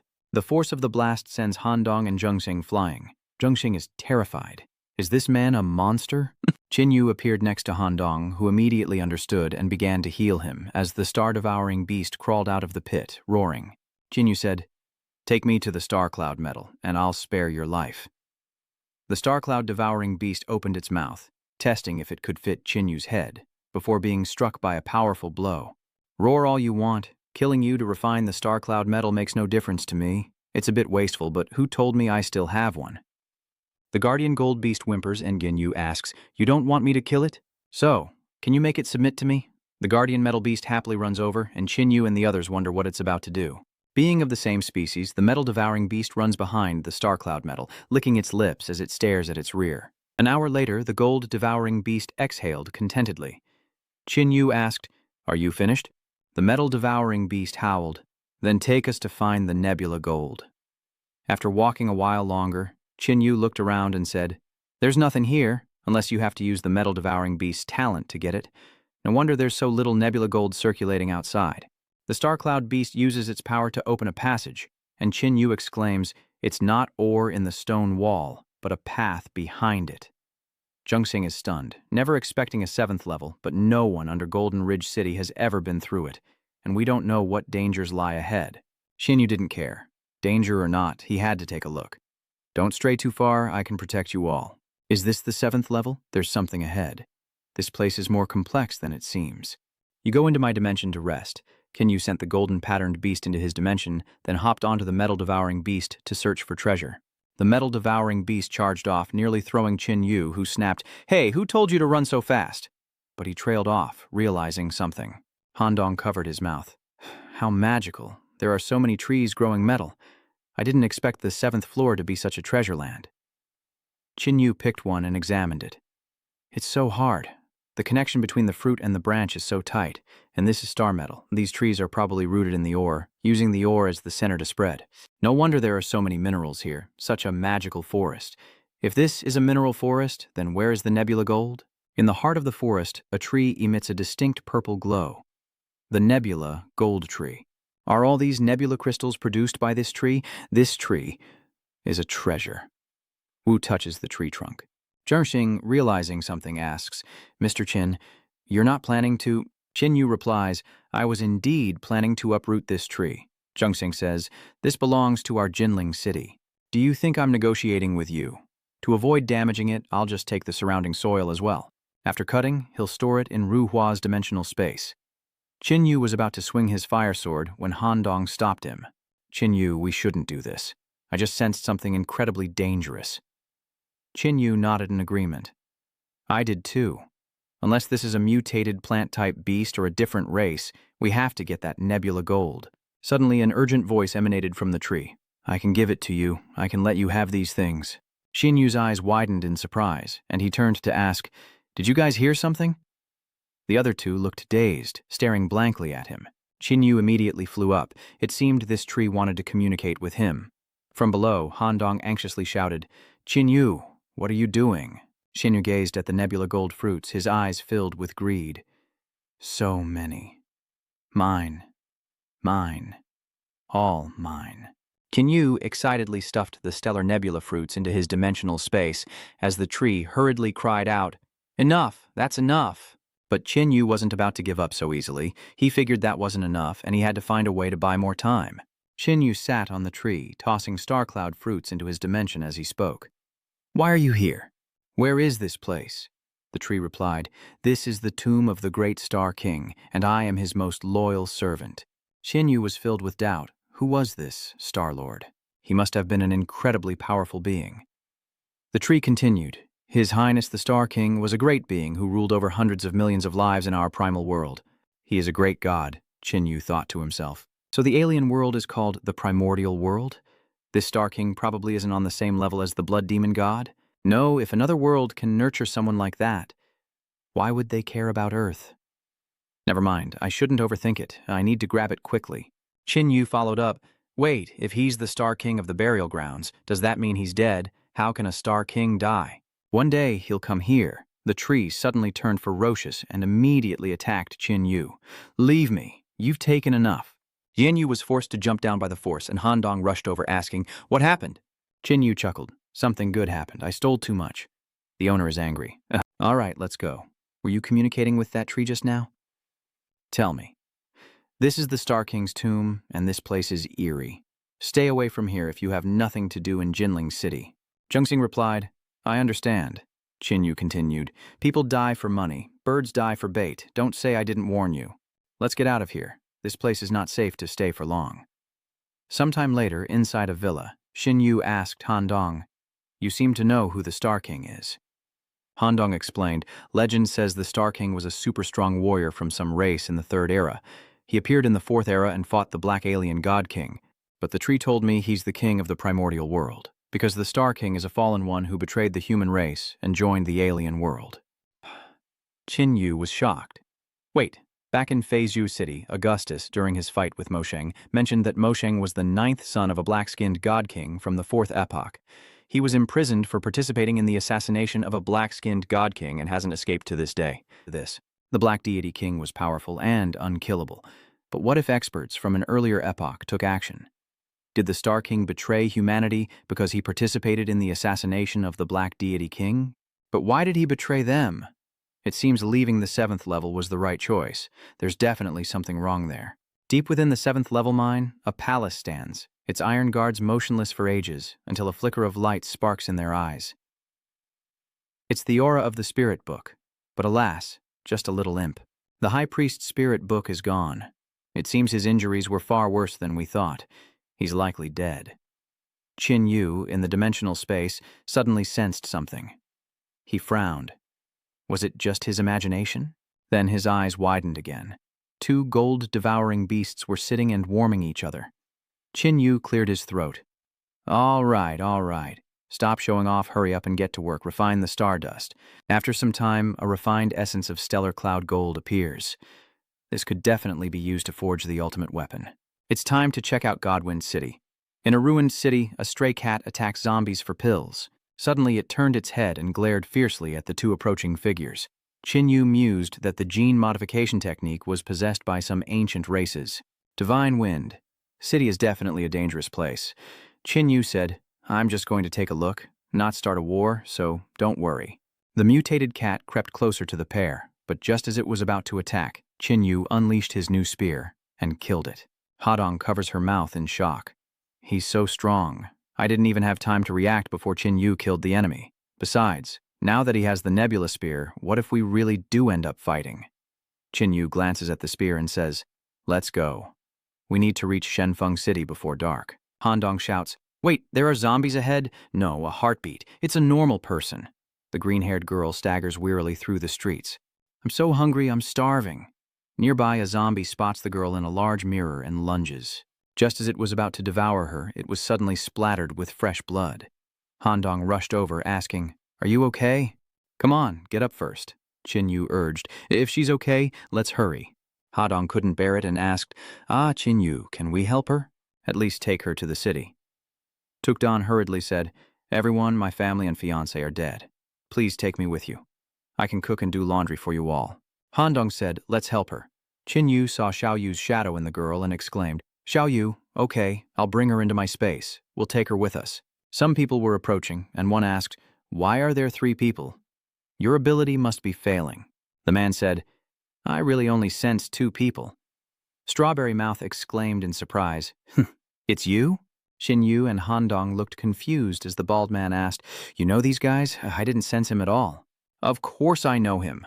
We faced the zombie horde together," Mom Dao said. "Mr. Qin, I never expected to see you again after so long." Qin Yu replied, "Yes, Shengjing City was destroyed by the Queen Zerg. It's rare to meet acquaintances again. Where are you headed, Mr. Qin, with these 2 ladies?" Qin Yu replied, "We're going to Divine Wind City." Hearing this, the others were a little angry. "Are you from Divine Wind City?" Mulberry Mouth quickly waved his hands, explaining, "Mr. Qin, don't misunderstand. Wei Yongshuang's daughter was killed by someone from Divine Wind City." Qin Yu brushed it off. "This has nothing to do with me. I have to get to Divine Wind City," he said as Mouth of Mulberry reminded him. "Mr. Qin, unless you're joining Divine Wind City, you should wait before going there. It's been turbulent lately." Li Song added, "That's right, Mr. Qin. Besides, it's late, and Divine Wind City must be under curfew. We haven't seen each other in ages. Let's catch up." Qin Yu looked at the sky. "All right, I'm not in a rush anyway." The group gradually departed, unaware of a zombie feasting on a rodent ahead. Startled by their presence, it abandoned its meal and lunged forward. No one paid it any mind, except for the girl with the green hair. With a slash, the zombie dropped dead, and the green-haired girl was shocked by their power. No wonder they weren't afraid. As they walked, they talked. After separating from Mr. Qin, they survived outside for a time before joining Sheng Jingcheng's army. They were ready to devote all their efforts to destroying the insectoids, but they hadn't expected to join the army so soon. Shengjing City. "Captain Luo, are you all from there?" the crew cut asked in surprise. Mom Rao cursed that detestable Li Wei, the commander of Shengjing City, for abandoning everyone and fleeing. Qin Yu felt a twinge of guilt. Did that sound like he was talking about himself? But speaking of that escape, it was anything but safe. It was even more dangerous.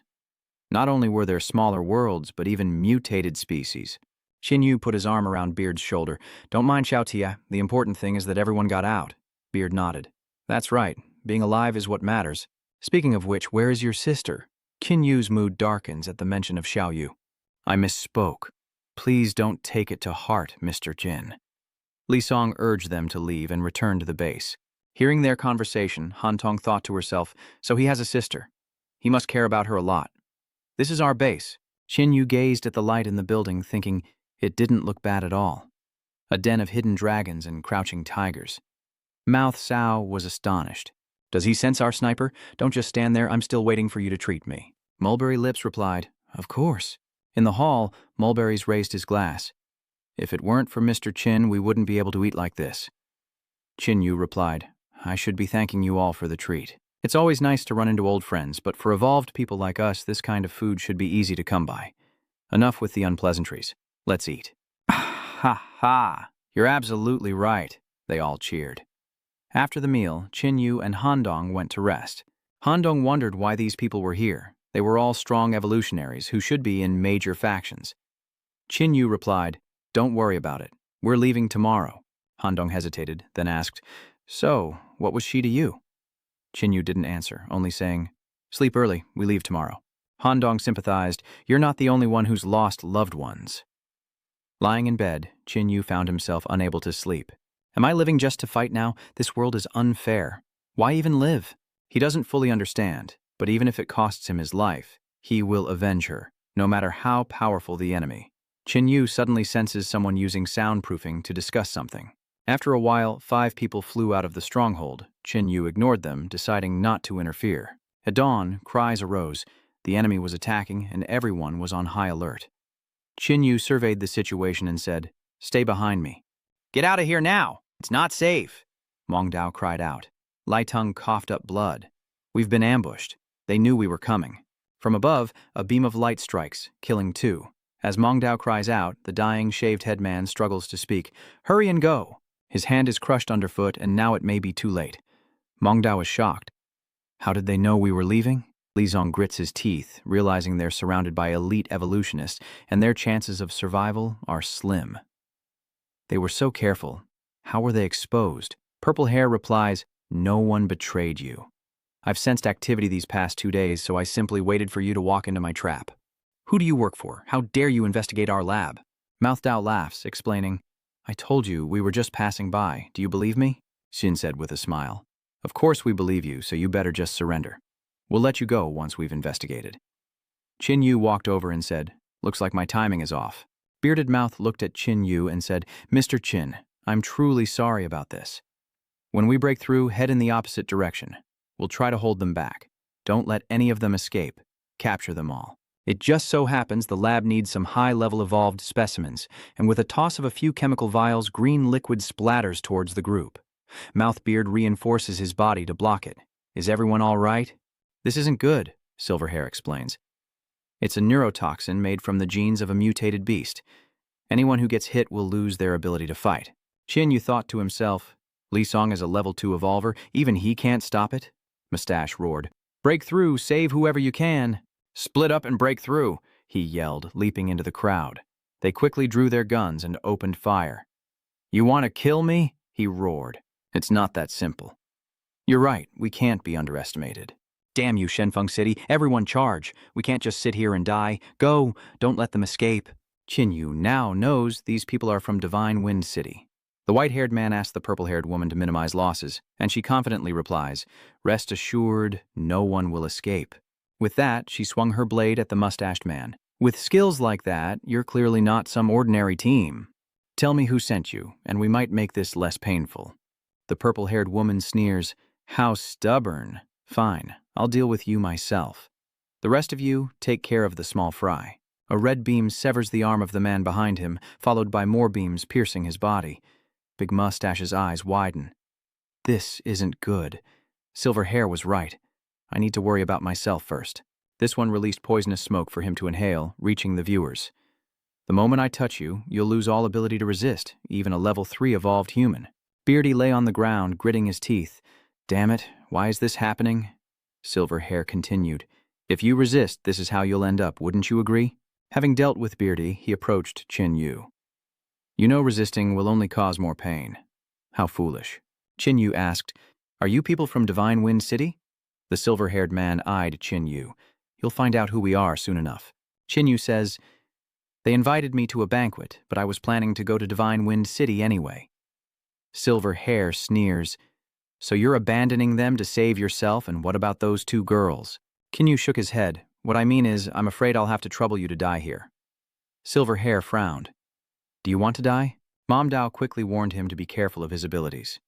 Talkback lunged forward, but Tan Vu caught his hand in an instant. He's dead. Even a level 3 evolved human couldn't stop that. He then cried out in pain. Qin Yu crushes his hand, saying, don't lay a hand on me. The silver-haired man grits his teeth. I'll kill you. I'll kill you. The bald man's face turned serious. Mr. Qin, be careful. That's genetically modified power. Qin Yu responded. Genetic modification? So it's true. Shenfeng really does have gene modification technology. All the more reason to eliminate you? Qin Yu begins to erupt, shocking the bearded man. So strong, still leading the way. After finishing off the silver hair, Qin Yu tilted his head and asked, any last words? One of them throws a blue liquid, hoping to dissolve Qin Yu's powers, saying, this trick won't work a second time. Purple hair appears behind him. Then how about this? A slash of her blade, but with a crack, Qin Yu crushes it, leaving purple hair in shock. How could this be?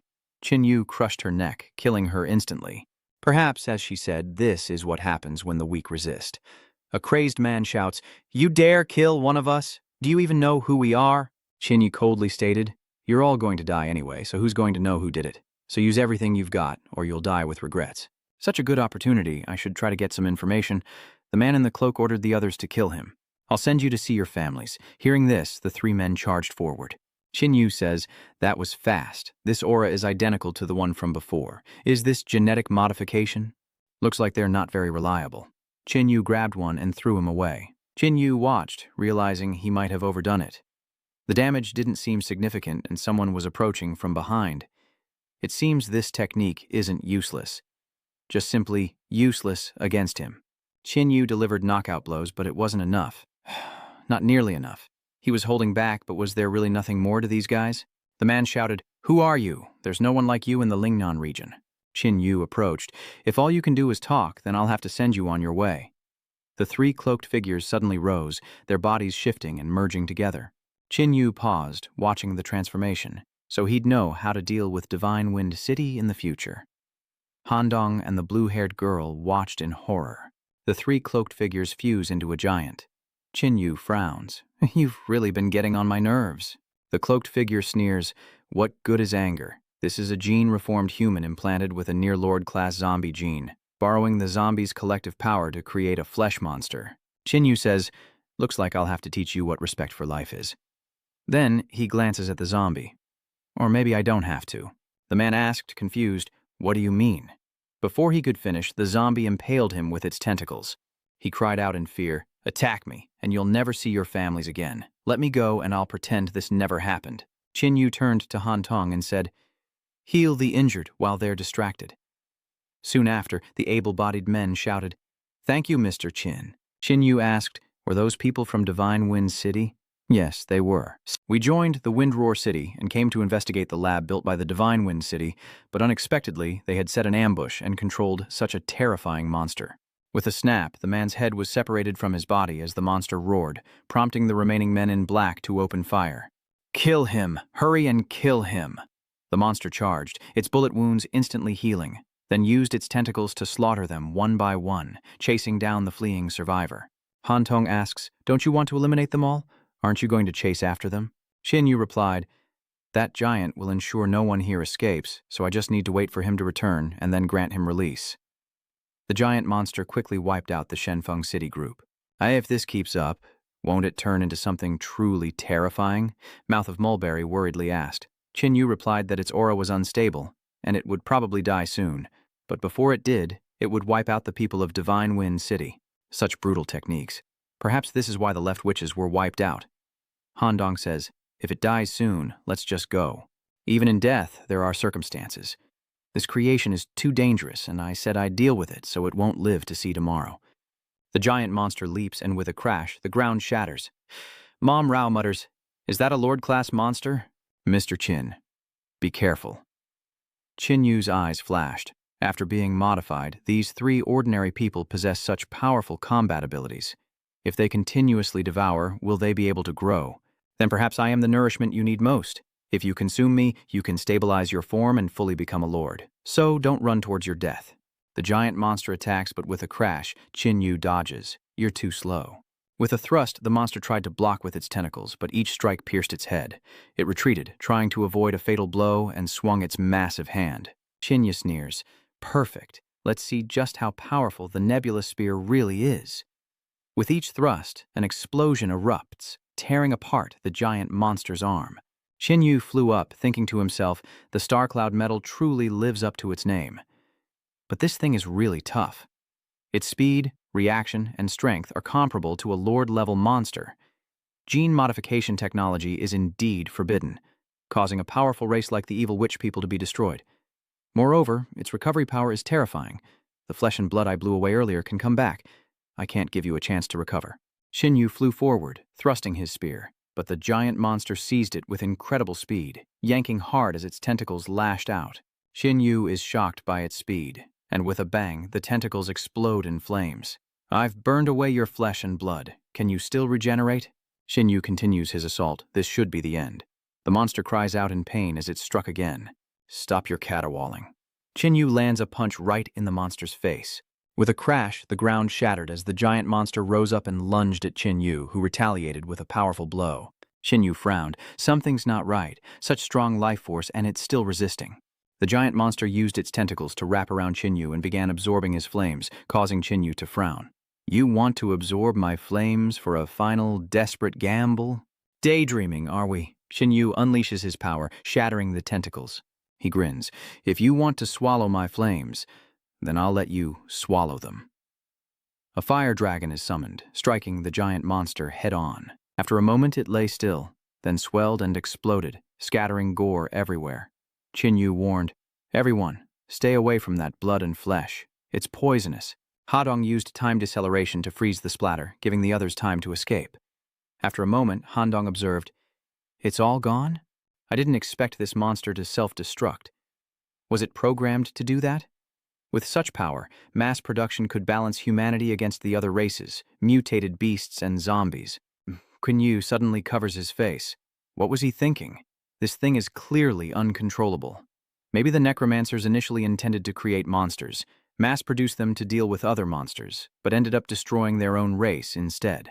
Xin Yu suddenly noticed a gem in the pit below. He flew down to take a closer look. Was it evolutionary energy? The evolutionary energy of the flesh monster? Why does it generate evolution energy, and Lord-level evolution energy, at that? Come to think of it, I found an evolution source when I killed that leader last time. I thought the virus would infect and turn people into zombies when the arm was transplanted, and that's why there was evolution energy in their bodies. Xin Yu threw the energy orb into his dimensional space and flew out, wondering why this monster, clearly not a zombie, also possessed evolutionary energy. How many secrets does this genetic modification technology hold? Xin Yu approached the group and asked, "Are you all right?" Mao Do and Li Song replied, "Thank you, Mr. Qin and Miss Chi Han Tong. We're all right, but Lu Yang and Zhao Zixiang died in the ambush earlier." Mao Do looked at Li Song and said, "It's a blessing in disguise. To ensure their sacrifice wasn't in vain, we should strike back while they're unaware of their team's demise." Xin Yu added, "I'll join you. I'll need to visit Shenfeng City later to avoid trouble, so it's best if these people are eliminated." At a research facility outside Divine Wind City, test subjects are running low. "Don't worry, Dr. Cao. Gao Xiang's group has gone to catch some rats. We'll have more subjects soon. If we can successfully research the gene drug, the combat power of our Divine Wind City's evolved humans will increase considerably." Xiaoqiu says, "At that time, I will become a hero to all of humanity. Let's prepare for the next experiment." In the lab, a girl is restrained as 50 grams of gene serum is injected into her, and the transformation begins. Her eyes snap open, emitting a guttural growl, not unlike a zombie. Xiao Chok sighs, another failure. Her strength and speed are clearly enhanced, and her size has increased, but sadly she's too violent. Chao Chuo turned to leave, realizing that this drug would only create killing machines if used on humans, a complete failure of an experiment. Then a laser beam shot out, killing the girl. Chao Chuo asks a man in black why the people from Gaoxiang haven't returned yet, but before he can answer, a red alert blares, and chaos erupts as enemies approach. Qin Yu outside observes the impressive defenses and skilled snipers. Mao Dao smiles. Even the best sniper is no match for Mr. Qin. Qin Yu says, "Looks like the ones hunting us are a large force. This place is probably the Void's interior." Inside the lab, the man in black said urgently, "Gaoxiang hasn't returned. He must be dead. We need to leave through the underground passage now." Xiao Chuo was also sweating profusely. "All right, let's go." And so, hand in hand, the two made their way to the end of the path, only to be stopped by Qin Yu. "You guys are well prepared," the man in black said. "We're from Divine Wind City." Qin Yu nodded. "Perfect. I'm not afraid of killing the wrong person." The man in black continued, "My friend, when the experts from Gaoshou City arrive, you won't escape, so why not let me kill you now?" Qin Yu is shocked. Can this guy affect his mental shock? Besides mutation, there's also a mental type? Seeing the man's incessant screaming, Qin Yu simply choked him, thinking, so gene modification is useful? Oh well, it doesn't matter anyway. The black-robed man was quickly strangled to death, and Xiao Zhuo panicked. Don't kill me. I surrender." "Your surrender is useless to someone who trifles with life, like you. I'm doing this for humanity. If I can research advanced gene modification techniques, I can completely change humanity's fate. Death is nothing compared to the salvation that awaits." Qin Yu ignored the plea. "Tell them that after you're dead. I'm just here to deliver you." The voice of the mustached man echoed from behind. "Mr. Qin, please have mercy. Please don't kill him." Soon, Shenfeng Cheng was quickly subdued by the mustached men. Those who resisted were killed, and the rest were restrained. Qin Yu then asked, "What does this have to do with you telling me to spare that guy's life?" The bearded man explained, Some of these people were captured for experiments, and their families are ordinary people. There's no need to kill them. We'll take that person away so Mr. Chin doesn't have to worry about revealing his identity. Chin-yu kicks Chao Chuo, saying, "You don't seem trustworthy at all." Beardmouth says, "Our mission is to capture a research member from Shenfeng City." Chin-yu reminds him, "You should advise him when you get back that this technology is very dangerous. You've seen what happens when the monster turns on you. Be careful you don't destroy yourselves." Chin-yu then incinerated any trace of their presence. This way, all traces of their presence will be covered. "Thank you, Mr. Chin. If you have time, please visit Fenglu City. We will definitely welcome you warmly." Chin-yu opened a dimensional space, pulling the green-haired woman in, saying, "You go in first." Then he said to Han-dong, "It's getting late. Let's get going." In Divine Wind City, Han-dong hadn't seen so many people in a long time and was a little excited by the hustle and bustle. Chin-yu replies, "One of the 3 major cities in the northern mountain region, many hunters and small gatherings consider this a trading hub. Of course it's lively." Han-dong asks, puzzled, "What are hunters?" Chin-yu pointed ahead, explaining that they hunt mutated beasts, then sell them to various factions for money, weapons, equipment, or treasures, usually in groups of 3 to 5 or solo if they're very confident. "How do you know so much? Maybe you did this in a past life." The bald man searched Chin-yu and asked, "Can you stay here?" "It's our first time, so we'll go over there and get temporary residence cards." Wouldn't he know what's required for temporary residence, or what conditions are needed to stay in Divine Wind City long term? "Stop your nonsense and get out of here." "What? Didn't you hear me tell you to get lost?" The man clenched his fist, then glanced warily at the guard and left. Chin-yu watched him go, saying, "That bald guy just got lucky. If that old man wasn't wary of the guard, he'd be dead. He's a master. Shenfeng City is full of hidden dragons and crouching tigers." Chin-yu looked at the baldy, wondering how someone like that had survived this long. The bald man saw the beautiful woman looking at him and started drooling. "What's up, beautiful? Why are you looking at us?" Chin-yu glanced at Han-dong. "Why do you care so much? Just worry about our own affairs." As they approached the counter, the clerk said, "To apply for a temporary residence card, please pay 100 new yuan per person." Post-apocalyptic currency is issued jointly by the 10 great holy cities and other major powers. Have the 10 great holy cities and those strongest people already risen? Chin-yu said, "We don't have money." The bald man next to him laughed loudly. "Ha ha, no money? Have your girls sleep with me." Before he could finish, the fatty was punched to the ground. He roared, "You dare hit me!" "You dare hit me in Divine Wind City?" Chin-yu asked, feigning innocence. "Are you talking about me? You little punk faking your moves for me. I can see you're a spy, guards." "Guards," the old man thought to himself. "This kid is strong but arrogant, acting so cocky in someone else's territory." The guards surround Chin-yu, saying, "Friend, no matter the reason, you were wrong to strike someone in Divine Wind City. Come with us to the guard station for questioning." Chin-yu asked, "What if I don't go?" The bald man hid behind the guards, who pointed and said, "If you don't go, what do you take Divine Wind City for? Sneaking around like that, you must be a wanted criminal." "I was careless before, but now in front of the guards, if you dare—" Before he could finish, he was punched, sending his teeth flying. The old man's eyes widened. Too fast. Even if he were ready, he couldn't have seen it. Chin-yu sighed. Why did this person suddenly fly out of nowhere? How strange. The guards broke out in a cold sweat. Indeed, how strange. This fool dared to hit me in public. Such stupidity tarnishes the image of Divine Wind City. Lock him up. The old man sighed, not surprised that the Divine Wind City guards could resolve things so smoothly. But with such powerful individuals arriving, I should still be careful. The evolutionary energy is 30 times that of a mutated beast's physique, which could be sold for 30,000 new yuan based on the material value in Divine Wind City. Chin-yu said, "Give me 3 temporary resident cards." Chin-yu took the stack of money and said, "I didn't expect that after only a year someone would use this kind of money as authority." The two of them walked outside, and the old man muttered to himself, "Don't get involved, don't get involved." Chin-yu handed him the temporary residence card. Chin-yu chuckled. "Seeing your earlier troubles, you must be new to Divine Wind City. Take this. With your skills, why let someone like that bully you?" Before the old man could thank him, Chin-yu had already left. Reaching a secluded spot, Han-dong remarked, "I didn't realize you were so kind. Just making friends with a future powerhouse." Chin-yu releases the green-haired girl, who looks around and asks, "Is this Godwind City?" "Yes, you're safe here now, and it's time for us to part ways." Hearing this, Blue Hair quickly said, "Can I follow you? I can cook and even steal things for you." Kunyu shook his head. No one can help her forever. If she wants to survive, she has to try on her own. Blue Hair takes the temporary residence card and the stack of money, offering a word of thanks. It was just a gesture, She'll have to walk her own path from here on out.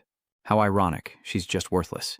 If I didn't have my time abilities and I was no longer of use to you, would you still let me follow you? Chinyu replied, Of course I would. We're kindred spirits after all. I have top-grade weapons, purple death armor, medicine, and materials. Chinyu marveled at how much the city had developed in under a year, wondering what it would become in the future. And why Hadong seemed so happy. At that moment, Hadong stared blankly at Chinyu, replaying his words in her mind. People in the same boat. People who are alike. I'm like him. Just then, someone approached and asked, Do you two need a guide? My name is Xiaojian, and I've been here since Divine Wind City was built.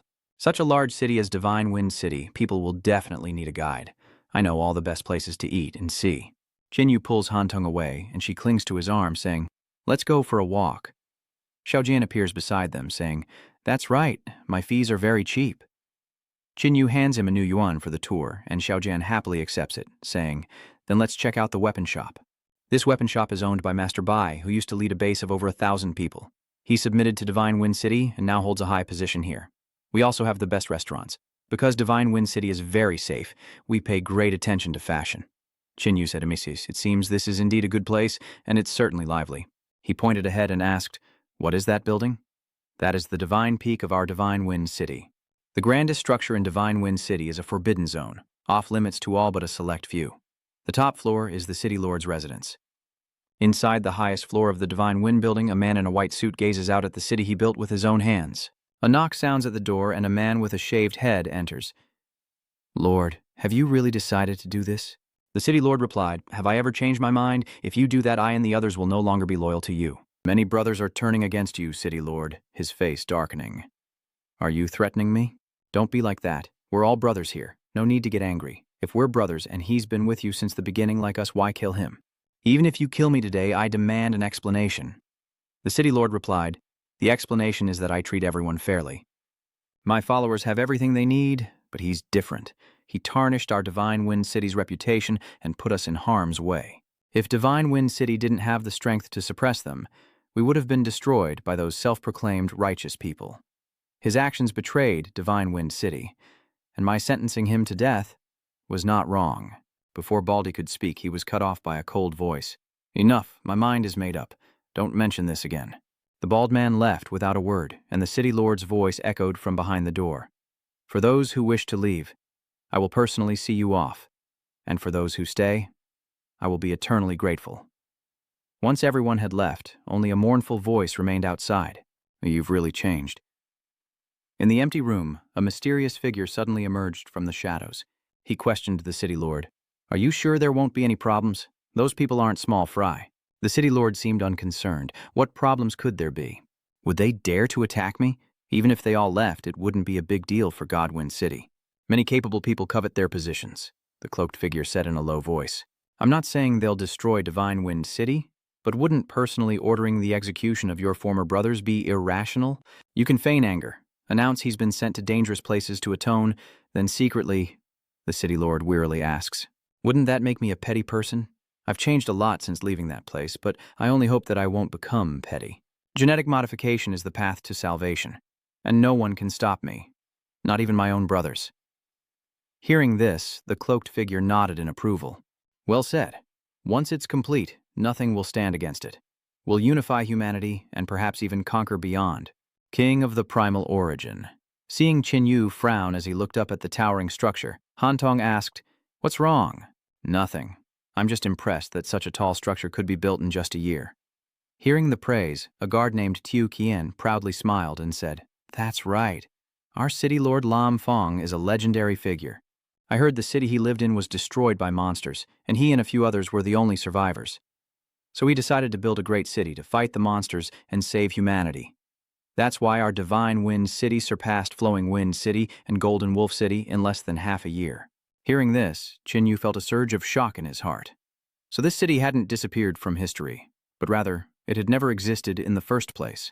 Could his very existence be altering history? He recalled finding the evil shaman's warship in the Scarlet World's miniature world and handing it over to Lin Feng. It seems records of genetic modification aren't limited to the notes in his hands. Just how terrifying is the magic hidden within this? that it could lead someone who once held justice in their heart down a path of depravity, using living people as test subjects. Whether it's human jealousy or monstrous envy, all things in this world are imperfect and flawed. But gene modification promises to fix all those shortcomings, creating an absolutely perfect life form.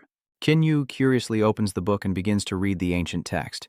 The calamity of the second era is coming, and we, the shamans, as members of the human race, must contribute our strength. But the enemy is too strong. Some have fallen, mutated beasts have evolved to their limits, and even the ancient immortals of the first era may appear.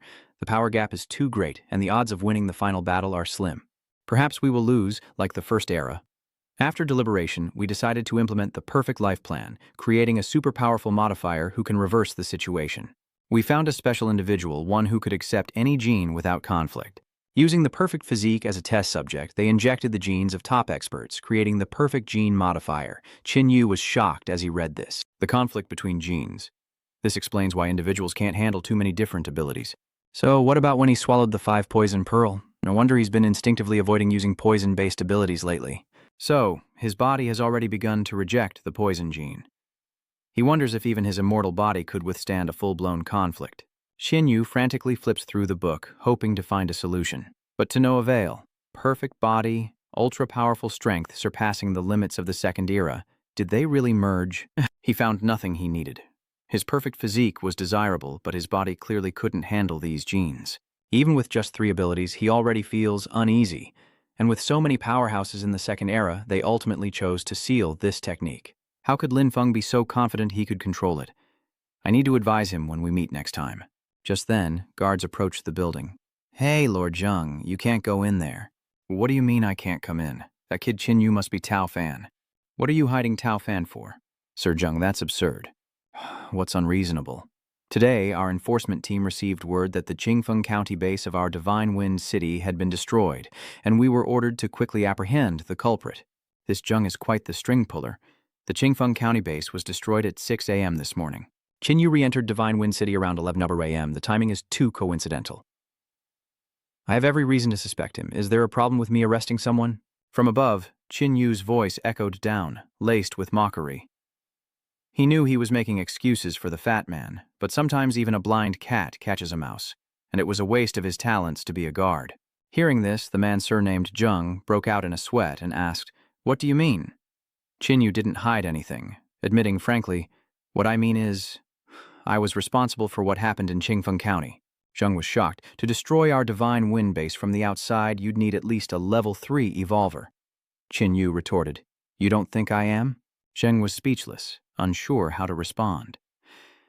At 5 a.m. this morning, I was in Qingfeng County, burning down your lab with a single spark. Time, place, method. It all lines up. Weren't you going to bring me to justice? I've laid out the evidence. The Trin stammered in a panic. Misunderstanding. Ha ha, it must be a misunderstanding. Brother, you jest. Just then, a loud shout came from the doorway. What's going on?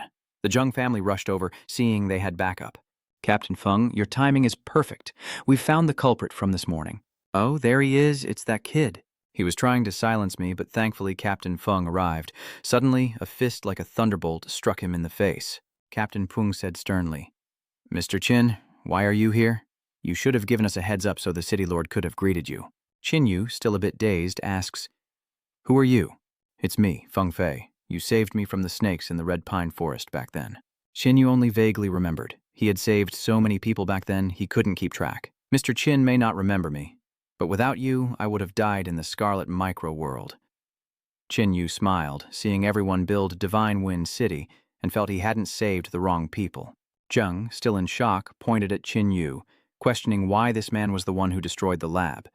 But Feng Fei retorted that without Mr. Qin, there would be no Divine Wind City. You dare slander him today? Slandering a distinguished guest of Divine Wind City? Seize him and send him to the front lines. The Zheng family cried out in despair, "No, you can't do this." Hanyu said, "You saved his life." Feng Fei scratched his head, looking embarrassed. "This kind of person isn't worth Mr. Qin's time. I should take you to see the City Lord. Seeing Mr. Qin, the City Lord will be very happy." Handong was curious. "You know the City Lord here?" "Well, consider him a friend I escaped with once. But how could someone who once sacrificed himself to protect others become like this after his fate was changed?" Lin Feng, Dao Yi. Zai Xiaofeng, Bai Xiaona, Lang Yuqi. Have they all changed? Han Dong wondered if someone like him could even have friends. Mr. Qin, we can go up from here. You're blocking the entrance. Captain Feng, not just anyone can be brought in here. Who are these two? Feng Fei replied. Lieutenant Luo, you better step aside. I'm a guardian of Divine Wind City, and anyone who enters must be investigated. These two aren't from our city, are they? This man is Master Qin. Lieutenant Luo was stunned. Are you Qin Yu? That's right. Wait a moment, I need to ask the City Lord for permission. After a while, the City Lord invited them in. As they reached the City Lord's chamber, Feng Fei stopped. I'll wait here, please. Just go ahead. Qin Yu opened the door and stepped inside, as a voice echoed through the room. Is this the Qin Yu you mentioned? Yes, he's the most gifted, evolved individual I've ever seen, even capable of killing a Mother Ancestor's avatar in the early days of the apocalypse. The cloaked figure scoffed. Potential doesn't equal strength, and besides, that was just the early days of the apocalypse. He might not even be a match for your 10 war gods now. The City Lord replied that they were brothers, no matter what, when a knock came at the door. City Lord, Mr. Qin is here, please come in. As soon as he finished speaking, the cloaked man vanished without a trace. Qin Yu pushed open the door and entered, and Lin Feng strode forward with a hearty laugh. Qin, it really is you. I heard you never came out after entering the ruins in Tianmeng City, and I was so worried. Qin Yu smiled and replied, It was indeed very dangerous, but I was lucky enough to escape. Lin Feng invited him to sit and said, The prosperity of Divine Wind City today is thanks to your efforts. Development by one person isn't too slow. Join my 10 war gods, Qin Yu. With these resources, I believe your physique will rapidly improve. I only gave you the evil shaman warship. Shenfeng City's growth has exceeded my expectations. It hasn't been easy. Although we've come this far, it's still not enough. Qin Yu narrowed his eyes and cut to the chase. So, you started the starship modification experiment? Lin Feng scratched his head with a wry smile. So it's true, you're making such big moves that everyone knows. Well, I won't hide anything from you either. Indeed, I've initiated this research using gene modification technology recovered from the Necromancer's warship. This is a monumental project, one that could change the fate of humanity. It may be inhumane, but if we can create controllable gene-modified humans, their strength alone will be enough to help humanity fight monsters. Though many lives were lost in the research, their sacrifices will be remembered. They are all heroes of humanity. Qin Yu only said one sentence, but he changed so much, all for the future of humanity. Enough of that. I'll have someone show you to your room so you can rest, and we'll have a welcoming banquet for you tonight. Qin Yu stood up, offering a final word. The heretics of the Second Origin and other top experts couldn't control the remodeling gene, and paid a painful price. I hope you'll pay attention to these things. I've said my piece. Think it over carefully. The door closed, and Lin Feng muttered to himself, Why aren't I as happy as I thought I'd be? The cloaked figure reappears, laughing heartily. This one is not so simple. Lin Feng asks, What did you see? The girl beside him is likely a member of the Crimson Blood clan from the 4th epoch. Though a small clan, the Crimson Blood Holy Stone they possess is a true treasure, but her physique is only about 100 times normal. Lin Feng says, If it's only 100 times, it's not worth paying attention to. The cloaked figure continues, But your friend is different. His aura is sealed, making it difficult to judge his physique from his heartbeat and blood, but even so, he can't hide it from me. If I'm not mistaken, his physique is 200 times stronger. Even the strongest of the 10 war gods only reached 150 with concentrated resources. Looking out the window, Lin Feng muttered, He was alone. Yet he accomplished so much. The cloaked figure replied, Indeed, a talent. But without a stroke of luck, it would have been impossible. Tell me everything you know about him. Lin Feng recounted, We first met in Prosperity City, and he was last seen in Tianmeng City. I heard that in the early days of the apocalypse, he single-handedly killed hundreds of evolved humans in Tianmeng City, forcing the leader of Tianmeng City to bow his head. Afterward, he entered a ruin in Tianmeng City and was never heard from again. The cloaked figure asked, Which ruin? Lin Feng replied, It was called the Spirit Locking Pagoda, I think. The cloaked figure muttered, The Spirit Locking Tower? Lin Feng asked, What's so special about this Spirit Locking Tower? The cloaked figure said, The Spirit Locking Pagoda is one of the 3 treasures of the Star Divination High Priest. It seems he encountered a lucky chance inside, allowing him to evolve so quickly, but even the Spirit Locking Pagoda has been set up as a relic. It seems the High Priest is truly dead. Inheriting the legacy of the great priest of the Star Curse clan. Someone like that is best brought under our wing. Lin Feng shook his head. With his pride, it will be difficult. Don't worry, I'll help you. External power is irrelevant. As long as you don't disappoint me, you're destined to become a hero." With that, the cloak vanished. That evening, seeing Qin Yu's unhappy face, Han Tong asked, "Are you very disappointed?" "Not disappointed. Just, he's changed too much, so much that I can't believe it." Han Dong said, "But I see him as a charismatic leader, someone who does great things. He's the right leader now, but he's no longer purely good. And now that I think about it, it's not just Lin Feng." Xiao Hong asks, "You noticed too?" "Qin kid, there weren't just 3 of us in that room." Han Dong was stunned. There was nowhere to hide in there. Xiao Hong replies, "So that person is no ordinary figure, possibly in existence from another epoch like Augustus, so you best be careful." Qin Yu asks, "If a conflict breaks out, what are our chances of winning?" Xiao Hong wants to bail. "I think it's best to avoid conflict and just leave this trouble behind." Qin Yu shakes his head. "No, Lin Feng is my friend. I need to know if he's being forced or if he's really changed. I need to be clear on things. I can't just leave." Han Dong asks, "You're always so kind in this strange place. Are we just going to wait around?" "It won't be long. Lin Feng invited us to a party tonight." Screams echo from a street corner. "Catch him!" The old man who Qin Yu had given a temporary residence card to was on the run. How annoying. "So, this is Shenfeng City, a den of dragons and tigers. I can't die here. Up ahead is the VIP reception area. The old man has no choice but to jump in." The guards opened fire, determined to stop him from hurting anyone. The old man used his energy to block the bullets and slipped inside as someone asked, "Hiqing, why didn't you stop him?" "Now is not the time for blame. We must pursue him. Those people are all guests of Divine Wind City, and I'm severely injured. I can't hold on much longer. To survive, I must take a hostage. This place is full of VIPs. I'll just grab someone." Han Tong said someone was coming. Qin Yu nodded as the old man burst through the door, apologizing for disturbing him so late at night. The old man is shocked. It's him. He clearly entered the city with me, so why is he in the VIP area? Outside, voices shout, "Hurry! He's in that area! Catch him!" Although I appreciate you helping me into the city, this isn't the time for reminiscing. Forgive me. The old man lunged, but Qin Yu easily gripped his wrist with one hand. There's nothing to forgive. Because to offend me, you have to be strong enough.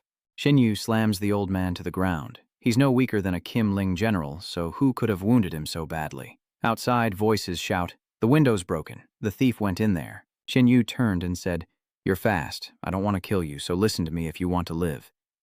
The old man replied, "Do I have a choice?" "Indeed, there is no choice." Qin Yu strikes, and just then, the doors kicked open as a bald man shouts, "Search!" Qin Yu scoffed as Qing approached, asking, "May I inquire as to your identities?" Qin Yu replied, "It's obvious. I'm a distinguished guest of your city lord." "Sir, we haven't found him. Could he have escaped?" "Impossible. We've surrounded him from all sides. There's nowhere for him to run. Keep searching." The bald man noticed the blood and went to examine it. It was still warm, and with the broken window, it could only be the assassin. Hathan asked, "Sir, did you see a man dressed in black?" "Shen Yano Diaz. I saw him." Hawking quickly asks, "Then where is he?" "I slashed him." Hiqing gritted his teeth. "Is Sir toying with me?" "If you killed him, where's the body? As for the body, I'm too strong, so I pulverized him." "You brat, that man is an assassin who tried to kill the city lord." Qin Yu asks, "Is the city lord all right?" "Though the city lord is safe, he must be torn to pieces to warn others, so you best not have any thoughts or no one can protect you. It would be best if you revealed the whereabouts of that man in black." "I'll say it again." "I already killed him." Hathan lunged forward. "Then I'll just cut you down too." Just then, someone grabbed his arm. "This is the city lord's guest. It's not your place to act." Hathan scoffed. "Huh, you got lucky." Han Tong says, "Someone here did get a lucky break, but it wasn't Qin Yu." Baldy adds, "The person who assassinated the city lord must have been ordered to do it, and we need to investigate, so please cooperate with our search." Qin Yu asks, "How do you want me to cooperate?" "I want to search your spatial inventory, and if I find anything." Qin Yu smirks, "You're not worthy, let me see if I am." Hiqing angrily charges with his blade, but Qin Yu grabs it and an explosion rings out, throwing the surroundings into chaos. What's going on? It looks like a fight broke out. Who's causing trouble over there? Are those guys bodyguards? The leader appears to be Hathan, one of the 10 war gods. Who's fighting him? Hathan says, "Not bad. To withstand one of my strikes means you're a rare master, but it's not enough to cause trouble in Divine Wind City." Qin Yu replies, "I don't know if it's enough, but you certainly won't have a chance for a second strike." As Hathan was about to speak, Lin Feng arrived and everyone immediately bowed. "Greetings, City Lord." With his hands clasped behind him, Lin Feng asks, "Is it really necessary to make such a scene just to catch a fugitive?" Hathan reported, "Reporting to the City Lord, we suspect this man of harboring an assassin." Lin Feng replied, "He's my brother. How could he harbor an assassin?" Hathan wanted to say more, but Lin Feng's expression turned grim. "Are you suspecting me? I wouldn't dare." Lin Feng approached Qin Yu, saying that he had made a fool of himself and that he couldn't let a petty thief spoil their reunion. "The banquet is ready," Qin Yu smiled. "Then I shall respectfully obey." Someone approached and called out, "City Lord Lin, hold on. You've troubled City Lord Lin for so long, you must contribute something." Her ability is replay, allowing her to project any scene from within an area. How convenient, Hathan thought. With this, the truth will be revealed to all. Qin Yu scratches his head. Another troublesome ability? Lin Feng says, "This is a matter for my divine Wind City. No need for you, Liang, to help. Tit for tat, no need to be polite. Make your move." As the girl began to cast her spell, she was suddenly lifted into the air. Lin Feng said coldly, "I told you, this is a matter for divine Wind City. You needn't trouble yourself." The girl is crushed. Lin Feng says grimly, "Some things you can do, some things you can't. I don't think I need to teach you again, do I?" The man trembled. "Well done. You killed well. It was my ignorance of the rules that made the City Lord laugh." Lin Feng departs, saying, "Clean this up. You guards act like kings all day. Now you know Shenfeng City isn't so easy to mess with, huh? Who is this person that Lin Feng is so concerned about? I've never heard of anyone like that in Shenfeng City. I need to find out more." Nearby, a figure silently observed the limousine. "I refused to deal with young Master Liang, so he deliberately set you up. I only care why that assassin wanted to kill you." Hantong thought to himself, "Qin Yu's friend is quite strange." Lin Feng replied, "Perhaps it's because of gene modification research. I feel this could be a life-saving endeavor, but everyone calls it an evil technique. I just came down from Divine Wind when he ambushed me. Seems he sees himself as some kind of righteous envoy," Qin Yu said. "With your strength, how could he have succeeded?" He thought to himself. "But you feel more and more distant to me. If you still see me as a friend, I'll naturally help you deal with your enemies. If he can't give a reason, he's not leaving." In the reception hall, Master Zhou happily greeted him. "Young Master Qin, it really is you. I didn't believe the City Lord when he told me, but it's true. What a pleasant surprise." Qin replied, "I'm also surprised to see you all again, but why are there so few of you?" "Where are Gaoju Yang, Jingling, and Dao Yi?" Lin Feng asked. "Battles with other factions, fighting monsters, building a city? Of course there were casualties, but Gao Xiao is fine. They just went to explore some ruins and haven't returned yet. This ruin is a small world where the remnants of a certain race live, and there are many other races from the origin world living outside. That race seems to be called Aranoia." Qin Yu was startled to hear that name, remembering how the flame heart of the Aranoia ruins in Snow City had greatly enhanced his abilities. "To think I'd find the Aranoia race here? Aside from the chance to evolve my fire abilities, my poison abilities are becoming increasingly unstable. I have to go." Lin Feng asks, "Are you interested, Mr. Qin?" Of course, the Aranoia clan is top-notch when it comes to unlocking abilities. Lin Feng smiled. "With your strength, Mr. Qin, this ruin will be a piece of cake. This ruin only opens every 7 days, and the next opening is in 2 days. I'll have some of Godwin City's experts accompany you then."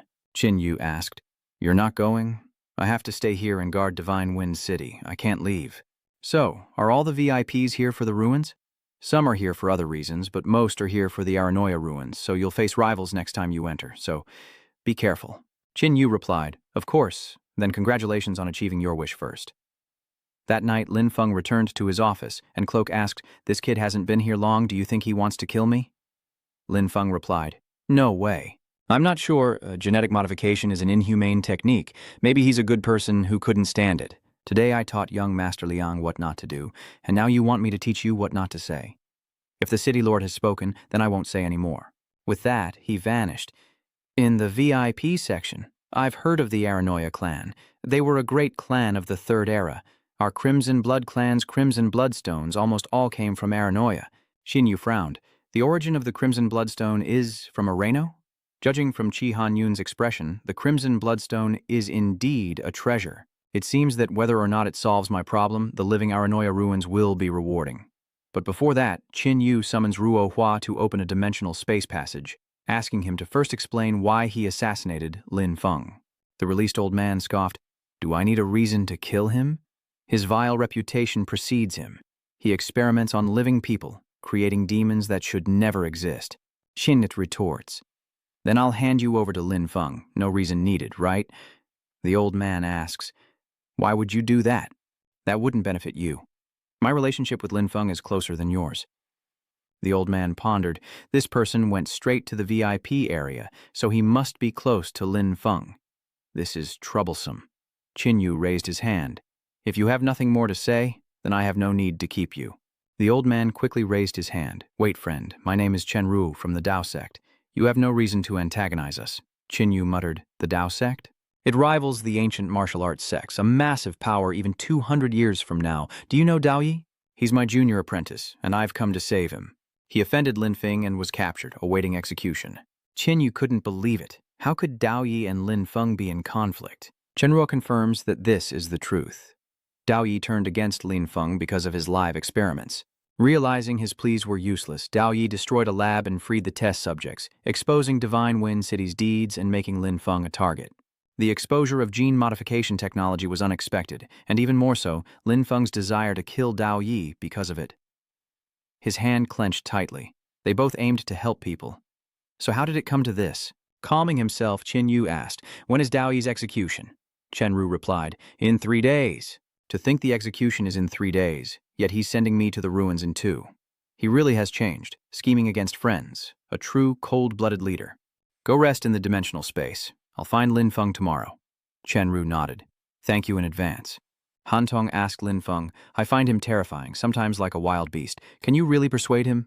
Qin Yu popped an energy pill into his mouth, knowing that sometimes reasoning with people requires more than just words. It requires fists. Qin Yu's physique was now 225 times stronger. A fire burned within Qin Yu. I'm not recruiting, I'm rescuing a friend. That night, Qin Yu entered the dimensional space. You want to learn ancient martial arts from me? Qin Yu nodded. I'm very interested in it. I didn't know about you before, but I sensed that you knew this. Watching you heal just now has further convinced me. Chen Ru smiled. You have a good eye. Many evolved people only seek great power and neglect this skill. Qin Yu tossed him an energy pellet, saying martial arts are good, but healing is better with medicine, so heal yourself first. The old man took the energy pellet and said, looks like you can't handle it and want me to teach you. Though my initial goal was learning, I won't force you if you're Dao Di's martial uncle. It's fine. There's no point in keeping it to myself. If you want to learn, I'll teach you. Qin Yu clasped his hands. Thank you very much. Once I've healed, I'll formally teach you Xingyi Quan, which has 5 forms, Pai, Zuan, Beng, Pao, and Hing, corresponding to metal, wood, water, fire, and earth, as well as the heart, liver, spleen, lungs, and kidneys, the 5 elements and 5 viscera. If it strengthens the internal organs, could it strengthen the body as well? The old man emanates streams of energy, shouting, watch closely, Xingyi, water whirl, metal chop, wood sweep. After a moment, Chen Ruo praised, very good, you're very perceptive, and his teaching is top-notch. Chen Ruo raised his hand, but my skills don't stop there. Earth's steadiness, followed by a punch that forces Qin Yu back, then, watch closely, the final form. Fire's explosion. A powerful burst of flames erupts towards Qin Yu, detonating on impact. As the dust settles, Qin Yu stares intently. So, this is Xing Yi? Shenruo uses the Yong Yi strike. A decent technique indeed. Qin Yu grabs his hand, shocking him. You wholeheartedly taught me. If I didn't learn, wouldn't I be letting you down? First it was Beng, then Pili. Shenruo was forced back, secretly shocked. Was this kid a monster? He's already learned it this quickly. Qin Yu approached and asked, Are you satisfied with my progress, master? To satisfy me, you must display everything you've learned. Qin Yu smirks. Then watch closely.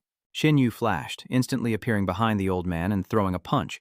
This time it was a horizontal punch, which Chen Ruo blocked but was still pushed back. The old man smiled and met Qin Yu's punch head-on, both of them staggering back. Qin Yu was elated. The 5 styles corresponded to the 5 elements, and the 5 elements to the 5 viscera. With each punch, his organs are strengthened according to the 5 elements, as if his potential is being unleashed. Though the 5 elements are just concepts, if he had to choose the one that suits him best, it would definitely be fire, the Firebreaker Fist. Qin Yu gathers his strength, and Chen Ruo, preparing to attack, stares wide-eyed as a massive fire fist hurtles towards him. He's shocked. How could there be such a monster? Luckily, the fire fist struck behind him. Clutching his chest, he slumped to the ground. Kid, you really are frighteningly fast, but with that kind of power, you can achieve anything. Xinyu clenches his fist. I feel like this fist technique can unlock even more of my potential. Then practice even more. Chenrua continued to teach Qinyu the Kung Yiquan. In the morning, Feng Fei came to his door. As Qinyu approached the gate, Feng Fei said, "Congratulations, Mr. Qin." Qinyu was surprised. "What are you congratulating me for? Have you heard of the Yuan Ling armor, Mr. Qin? It's a life-saving treasure created by a hyper-advanced civilization using the most precious materials. Injecting your own genetic energy activates its powerful defense. The City Lord, fearing for their safety in the ruins, has instructed them to choose an energy armor set at Divine Wind. Feng Fei leads them inside, where Divine Wind City's energy armor is limited to a dozen or so sets. The City Lord is personally gifting you 2 suits this time. So Hantong asks, does that mean one of them is for me? Indeed, the City Lord holds Mr. Qin in high regard. Even you get a suit. Someone's waiting ahead. Truly a wonderful gesture. No wonder he's the City Lord's savior. He's become a distinguished guest upon arrival. Impressive skills, one can't help but want to learn more. Feng Fei introduced, this is Zhou Xiaofeng, ranked 6th among the 10 war gods.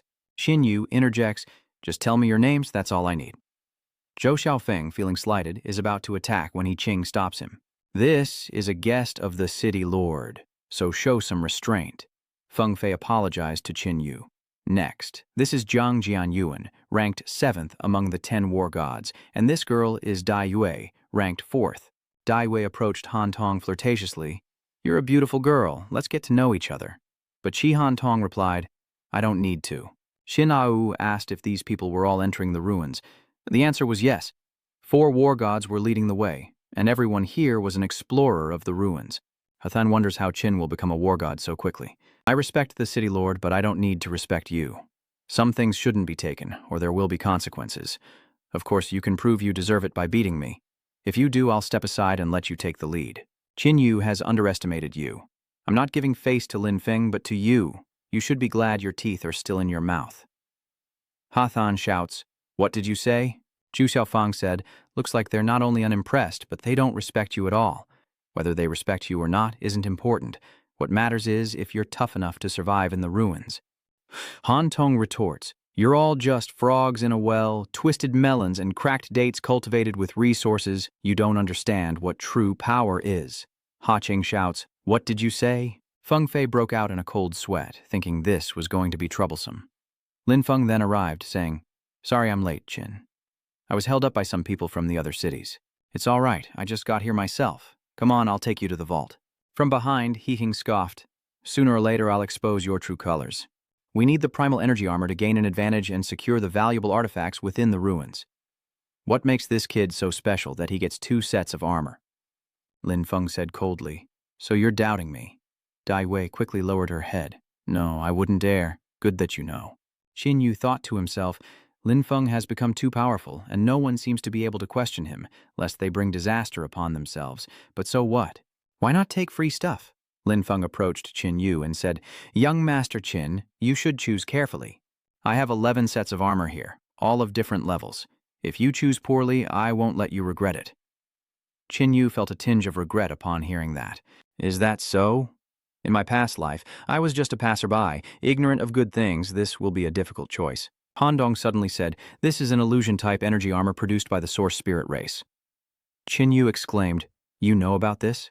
Yes, the Spirit race was a major race in the Second Era, known for their source energy technology. This source energy armor is a well-known product of their race, featuring 3 systems: Divine, Original, and Illusion. The original power armor is unique. The Divine type not only provides powerful defense, but also enhances the wearer's strength and speed.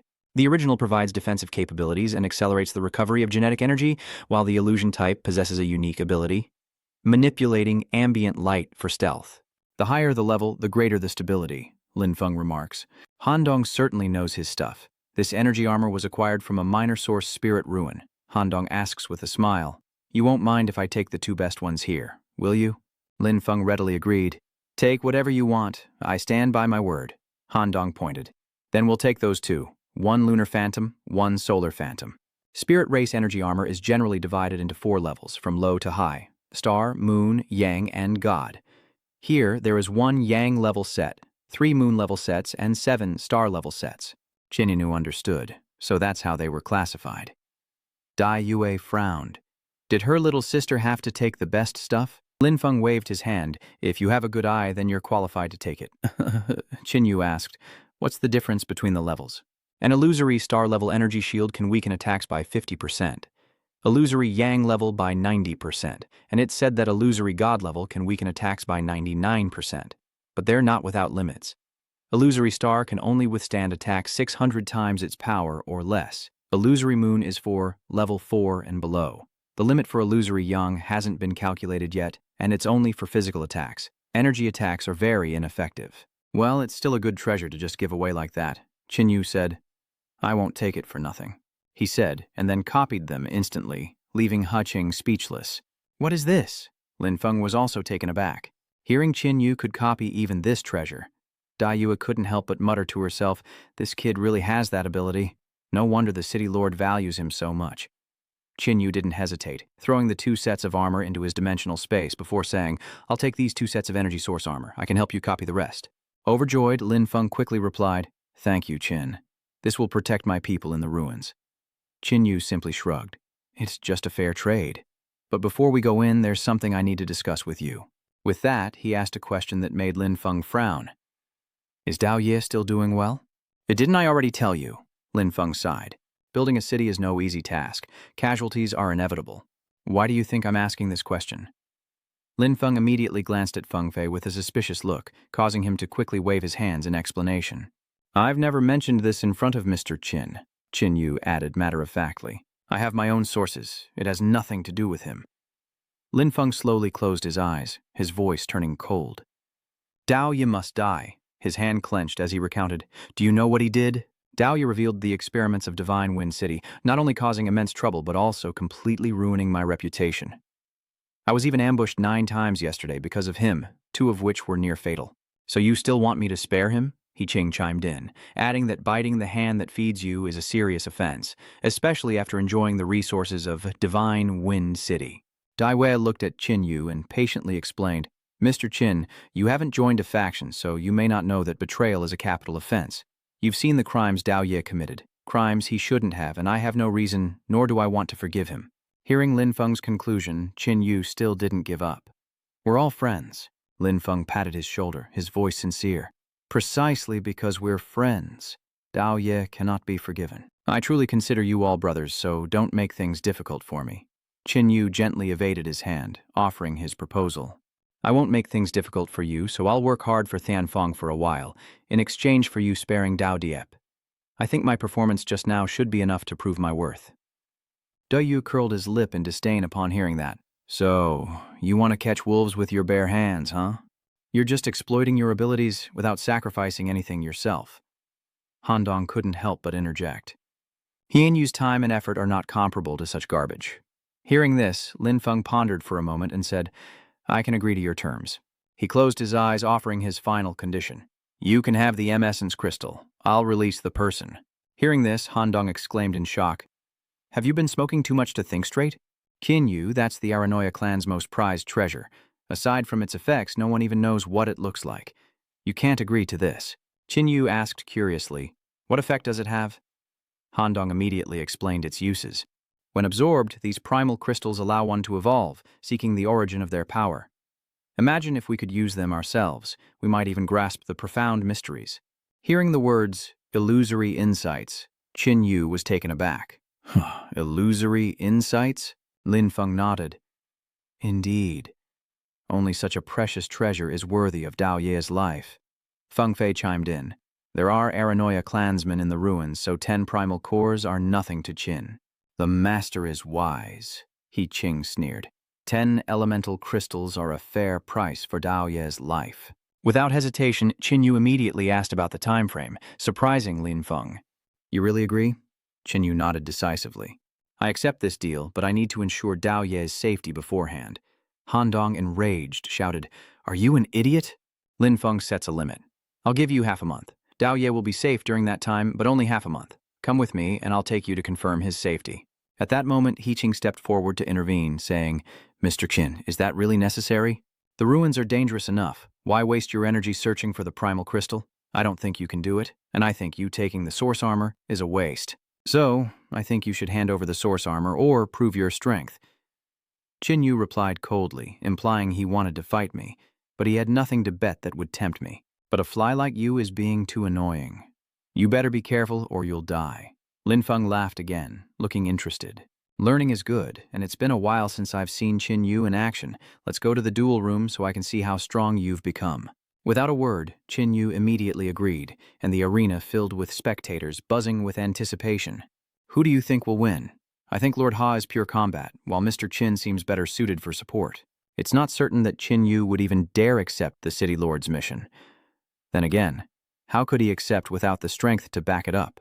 Xiaofeng curiously asked his City Lord, "City Lord, who do you think?" Without hesitation, Lin Feng replied, "Qin Yu will win.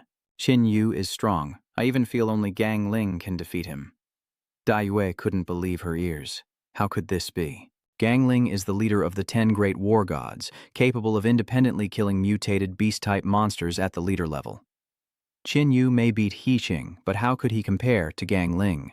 On the platform, He Qing asked, "Did you hear what they said? Everyone thinks I'll lose to you." Qin Yu simply smiled. "Looks like they have good eyes." Ha Qing plunged his blade into the ground, declaring, "Battles are fought with hands, not mouths." Qin Yu nonchalantly cleaned his ear. "I think your mouth is harder than your hands." This angered He Qing, who immediately charged, "Die! Let me chop off your hands." Qin Yu takes a step back, smirks, and says, "Too slow. Are you having fun? You're the first enemy to taste my fist." As soon as he finished speaking, Xin Wu shouted, "Bang!" A loud crash echoed through the arena, and below, Lin Feng muttered, "I told you Xin Wu would win." Ha Than, now drenched in sweat, thought in horror, how can his strength be so immense? Xin Yu shook his head, sounding somewhat disappointed. "You're a bit weaker than I thought. All talk, it seems. Good thing I hit your blade, or you'd be in pieces." Ha Than roared in anger. "You want to die?" His hand, veins bulging, gripped his sword hilt as he roared, "I'll kill you." He was exactly as Chen Ruo described, a blockhead who only knows how to use brute force. Before he could react, Qin Yu struck him in the back, sending up a cloud of dust, and Ha Than coughed violently. He gritted his teeth, ready to retort, but Qin Yu rewarded him with a punch to the face. Ha Than flew into the air, but Qin Yu simply looked up and coldly said, "Against you, one hand is enough." Ha Than dove down, his mind racing with memories of the past, of such terrible pain he never wanted to feel again. Ha Than roared in desperation, "I won't lose! I can't lose!" Qin Yu frowned, recognizing it immediately. "This is genetic modification." He suddenly looked at Lin Feng, saying meaningfully, "You're even more insane than I imagined." Just then, Ha Than attacked. "Where do you think you're looking?" Qin Yu casually caught his blade and retorted, "So, what if I looked?" With a flick of his finger, He Qing's blade shattered into pieces. With the ultimate power of fire magic, Ha Than is knocked off the stage and immediately loses consciousness. Qin Yu looked at him, thinking, Guangxing is the last of the 10 war gods and has undergone gene modification. What about the other 9? If I'm not careful, they could become uncontrollable monsters. Lin Feng, have you really thought this through? Lin Feng approached, clapping in admiration. Excellent. With Qin here, Divine Wind City is sure to reap great rewards this time. Qin Yu says, "Since I promised, I'll do my best. Take me to see Dao Ye." "Rest assured, Dao Ye will be fine." Lin Feng told Feng Fei, "Take Mr. Qin to see him later." Feng Fei was secretly shocked, thinking, "We're both level 3 evolved, but the difference in strength is too great." Qin Yu explained, "I didn't take his life. He'll be fine after some treatment and rest." Feng Fei quickly replied, "Of course, I don't doubt Mr. Qin's good intentions. Let's hurry to the prison." Duyat was hesitant, thinking, the City Lord was right, only Gang Ling is this man's match. Qian Yuan added, "And he doesn't lie. He Qing really can be saved." Dai Yue muttered, "Even facing He Qing like that, he could still show mercy." Lin Feng took a breath and ordered, "Quick, call the medical staff. If we waste any more time, He Qing might not make it. I have to go now."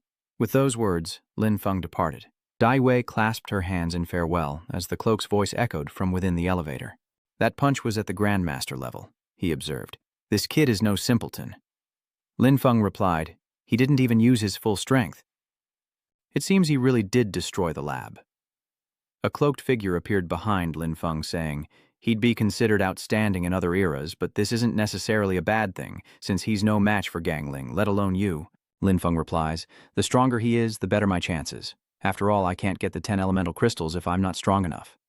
At the Divine Wind City prison, Han Tong asks, why does this prison only have one door? Feng Fei explains, this prison is built underground with a total of 18 floors.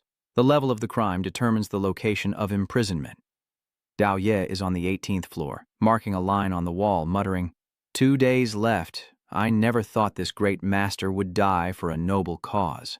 Footsteps approach and a voice rings out. Mr. Dao Ye, here's your meal. Dao Ye replies, you've been bringing me good food lately. I appreciate it. Dao Ye deserves this. Unfortunately, I don't have the energy now. I can't make the talisman you want. Besides, I don't have many days left. Let me rest for these last 2 days. Anyway, I've given you guys a lot of talismans before, enough for you to make a fortune. Hearing this, the man's face darkened and he kicked him. You refused to drink when offered and now you want to be forced. It seems I've been too respectful, making you forget that I can do more than just provide food and drink. I can also torture you. Dao Ye was beaten mercilessly by the 2 guards. If there are only 2 days left, then use that time to make more talismans for me, or you won't have a comfortable departure. I'll have you watched for the next 2 days, and if you can't do it, I will. Feng Fei called out from behind. You'll what? The man turns back in surprise. Oh, isn't that Feng Fei? Seeing Qin Yu enter, he shouts, Kid, this is no place for you to wander around. Dao Ye is shocked. Qin Yu, is that you? Weren't you supposed to be dead in Tianming City? Qin Yu helped him up, laughing. Do you think I'm so easily killed? The man shouted. You little punk, didn't you hear me? Qin Yu coldly stared at him, and sensing a dangerous aura, the man broke out in a sweat. He turned to Feng Fei and asked, What do you mean by this? This is a criminal the city lord wants dead, Feng Fei replies. He's the city lord's good brother, who even gifted him 2 sets of energy armor. You'd be better off worrying about yourself right now, Qin Yu said grimly. Did you cause Dao Ye's injuries? The man hastily replied, He's a crim. But before he could finish, Qin Yu killed him. The 2 men panicked and knelt down. Sir, we were just following orders. We had no choice. Qin Yu said, Dispose of the bodies, then. I won't interrupt Mr. Qin's reminiscing any longer. After they left, Qin Yu asked Han Tong to heal Dao Ye, who mistook him for Qin Yu's new lover and asked for his address. Qin Yu introduced her. She's a friend of mine with some healing abilities. Just focus on recovering and I'll get you out of here in half a month. Dao Ye asked, Lin Feng hates me so much. Will he really let me go? Don't worry about it. I have a plan. Qin Yu then opened the dimensional space to let Chen Ruo out. As he emerged, he cursed, That kid almost killed your uncle. If it weren't for your friend's righteousness, we'd both be dead. Dao Ye lowered his head in embarrassment, unable to speak. Qin Yu says, Don't worry about it, it was nothing. But in his heart, he laments, 10 origin stones are no small price, but hopefully it'll all work out. Chen Ruo then entered the dimensional space, and after Qin Yu told him to wait for good news, Dao Ye asked, Where's Xiao Yu? Why isn't she with you? Qin Yu laments that he couldn't protect her, and Dao Ye exclaims in disbelief that nothing could have happened to Xiao Yu. Qin Yu smiles, telling him not to bother comforting him. He's not that weak. Dao Ye replies that he wasn't trying to comfort him. He once read Xiao Wu's fortune, and she wasn't destined for an early grave. Qin Yu interjects, Are you saying that's why I always followed you 2 when things were so dangerous? Didn't you ever wonder? It's because your luck is the strongest I've ever seen. Following you 2 is sure to turn danger into safety. Qin Yu thought about it, and he made sense, but even Augustus died without resistance. How could Xiao Yu still have hope? Dao Ye asks, Did you see the body? There's still hope. The 2 men looked at each other and burst out laughing. Han Dong, utterly confused, wondered, Are these 2 old friends? If you've come to rescue me, then you must know what Lin Feng did. What do you think? Honestly, I neither support nor oppose it. You must know I'm no saint. Morality isn't on my mind. Dao Ye is bored. If he could really save the world, he wouldn't necessarily object. But as I said before, I can see fortune. Initially relying on the Cthulhu battleship, Divine Wind City developed very well, and its fortune continued to rise. But ever since Lin Feng started researching gene modification, I noticed Shenfeng City's luck rapidly declining, almost as bad as when Shengjing City fell. I couldn't watch Shenfeng City be destroyed. Chen Shu and I desperately tried to get Lin Feng to abandon the experiment, but he was just like us. In the end, I chose to reveal the gene modification experiments in Shenfeng City, but it seemed to have no effect, instead bringing great trouble to Shenfeng City. Qin Yu asks Lin Feng why he's changed so much. He wasn't like this before. Though decisive, he was a qualified leader, but everything changed half a year ago. It was a dangerous ruin, but clearly held great treasures. Though I felt we shouldn't enter, the relics were too valuable, and we couldn't resist the possibility of finding artifacts. Then, as fate would have it, the ruins began to collapse, and we scrambled to escape with our lives. Thankfully, most of us made it out unscathed. Except for Lin Feng, everyone behind Lu Yun was gone. We searched the ruins for a long time, eventually discovering that Lu Yun and his group had become zombies. Theoretically, if Lu Yun's group turned into zombies, Lin Feng, who was with them, wouldn't have escaped it either. But somehow, Lin Feng was fine. He wasn't even hurt. It defied all logic, and it was from that point on that Lin Feng changed. After that expedition, we began building Divine Wind City, and it was as if Lin Feng had been blessed, always able to find relics and obtain what he needed from them. Divine Wind City grew better and better, but his temperament became stranger and stranger. Everyone said it was normal, rising from nothing. Becoming power-hungry was only natural, but I don't believe Lin Feng is that kind of man. Qin thought to himself, Lin Feng wouldn't be corrupted by power, so the source of all this must be that person. Qin smiled and said, I understand now. Wait here for good news. Dahlia nodded. I won't say more. If it's too difficult, you don't need to save me. If I didn't disregard life and death, I wouldn't have done it in the first place. This isn't for you to decide, it's for me. Qin turned and left, pondering as he exited the prison. That person seemed to be a monster, left over from another era. After awakening in those ruins, he's been following Lin Feng, wanting to use him to achieve some goal. So for now, we don't need to worry about Lin Feng's safety. But he won't listen to my advice. After all, that person has always been helping him. Outside, Feng Fei asked, Has Mr. Qin come out? Qin Yu explained, There will be time to reminisce after I rescue him. There's no rush. Understanding immediately, Feng Fei replied, Leave it to me. I won't let what happened before occur again. Then I can rest assured. Farewell. Once they reached a secluded spot, Xin Yu released Chen Ruo. I'm entering the ruins tomorrow. It might take half a month. Do you have any plans? Chen Ruo clasped her hands, knowing that with him here, Dao Ye would be safe. It's been so long since I left the Dao sect, I should pay them a visit. Qin Yu nodded. Then, farewell for now. The next morning, Qin Yu took a grab to the relic site. Han Dong looked around and said, Everyone here is a powerhouse. Qin Yu smiled. So cautious. This must be the entrance to the ruins. Someone came up to greet him. Mr. Qin, the way you stood your ground against Ha Qing's blade that day was truly eye-opening. This person didn't know that Qin Yu had defeated Ha Qing yesterday. Han Dong said, Qin Yu did more than just withstand one blow. Qin Yu asked, What do you want? I'm a lone wolf too, and I was wondering if we could team up. After all, there's a lot of good stuff in the ruins. Han Dong muses that if he could see Qin Yu block He Qing's blade, he must be from the VIP area. A lone wolf in that area must be strong. Qin Yu reflects that in his past life, he tried everything to latch onto the big shots. But now, they're coming to him. Unfortunately, Qin Yu declines, saying, No need. I prefer to rely on my own strength. The bald man replies, That's a pity. Just then, someone shouted, Lord Lin is here. As Lin Feng arrived, the crowd erupted in cheers. Qin Yu narrowed his eyes, thinking, So Ha Qing could come too. Does Divine Wind City have such technology? Lin Feng announced the relic's activation, and a black hole appeared in the sky, causing a stir among the crowd. Was this the relic? Anything inside would be a treasure, and finding one would bring riches. Lin Feng declares that not everyone is worthy to enter the relic, as Qin Yu spreads his wings, thinking that the real game is about to begin. As he passed by, Lin Feng overheard his reminder, Be careful.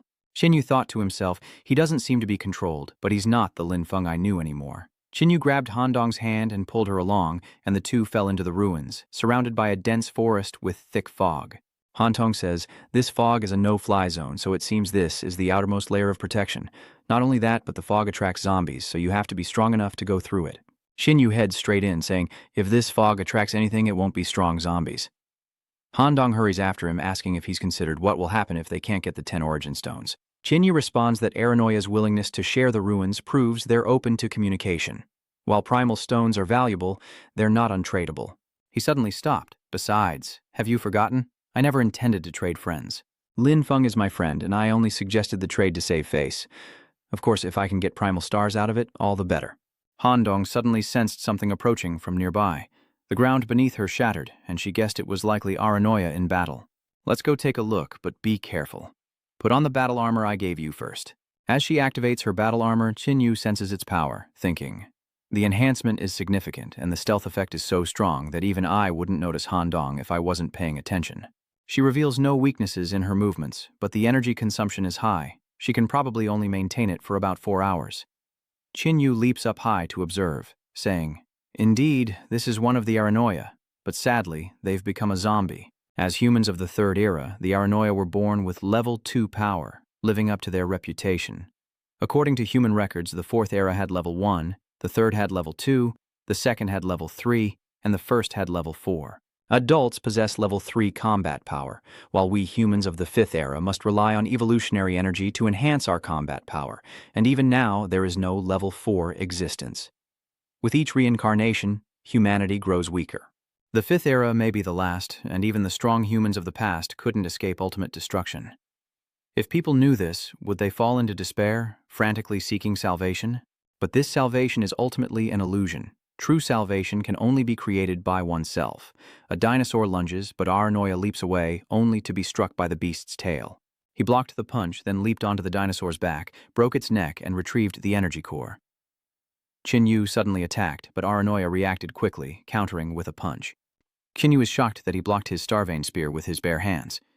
A bone-related ability? Bone enhancement becomes the ultimate weapon. He laughs. "Ha ha, you're not so weak after all, this is great. Let me see what the previous generation of humans was capable of." Qin Yu raised his spear, and Aranoia threw out 3 pieces of bone. Qin Yu dodged, thinking, not only is he enhanced, but he can also use abilities from a distance. To think I'd encounter a monster of this caliber right away, this is too good. Qin Yu sweeps his spear, sending Aranoia flying. If even the entrance has monsters of your caliber, then there must be plenty more here, right? Which means I'll have all the opponents I need to spar with and all the energy I need to evolve and grow. And when I leave this place, I will welcome a new transformation. Fists embody clouds, and weapons are an extension of the body. On this battlefield, he merges fist and spear, transforming spear into fist. With accumulated power, Qin Yu unleashes a devastating blow upon Aranoia. He gripped the spear tightly. Qin Yu smiled. Indeed, it's strong enough, but not quite.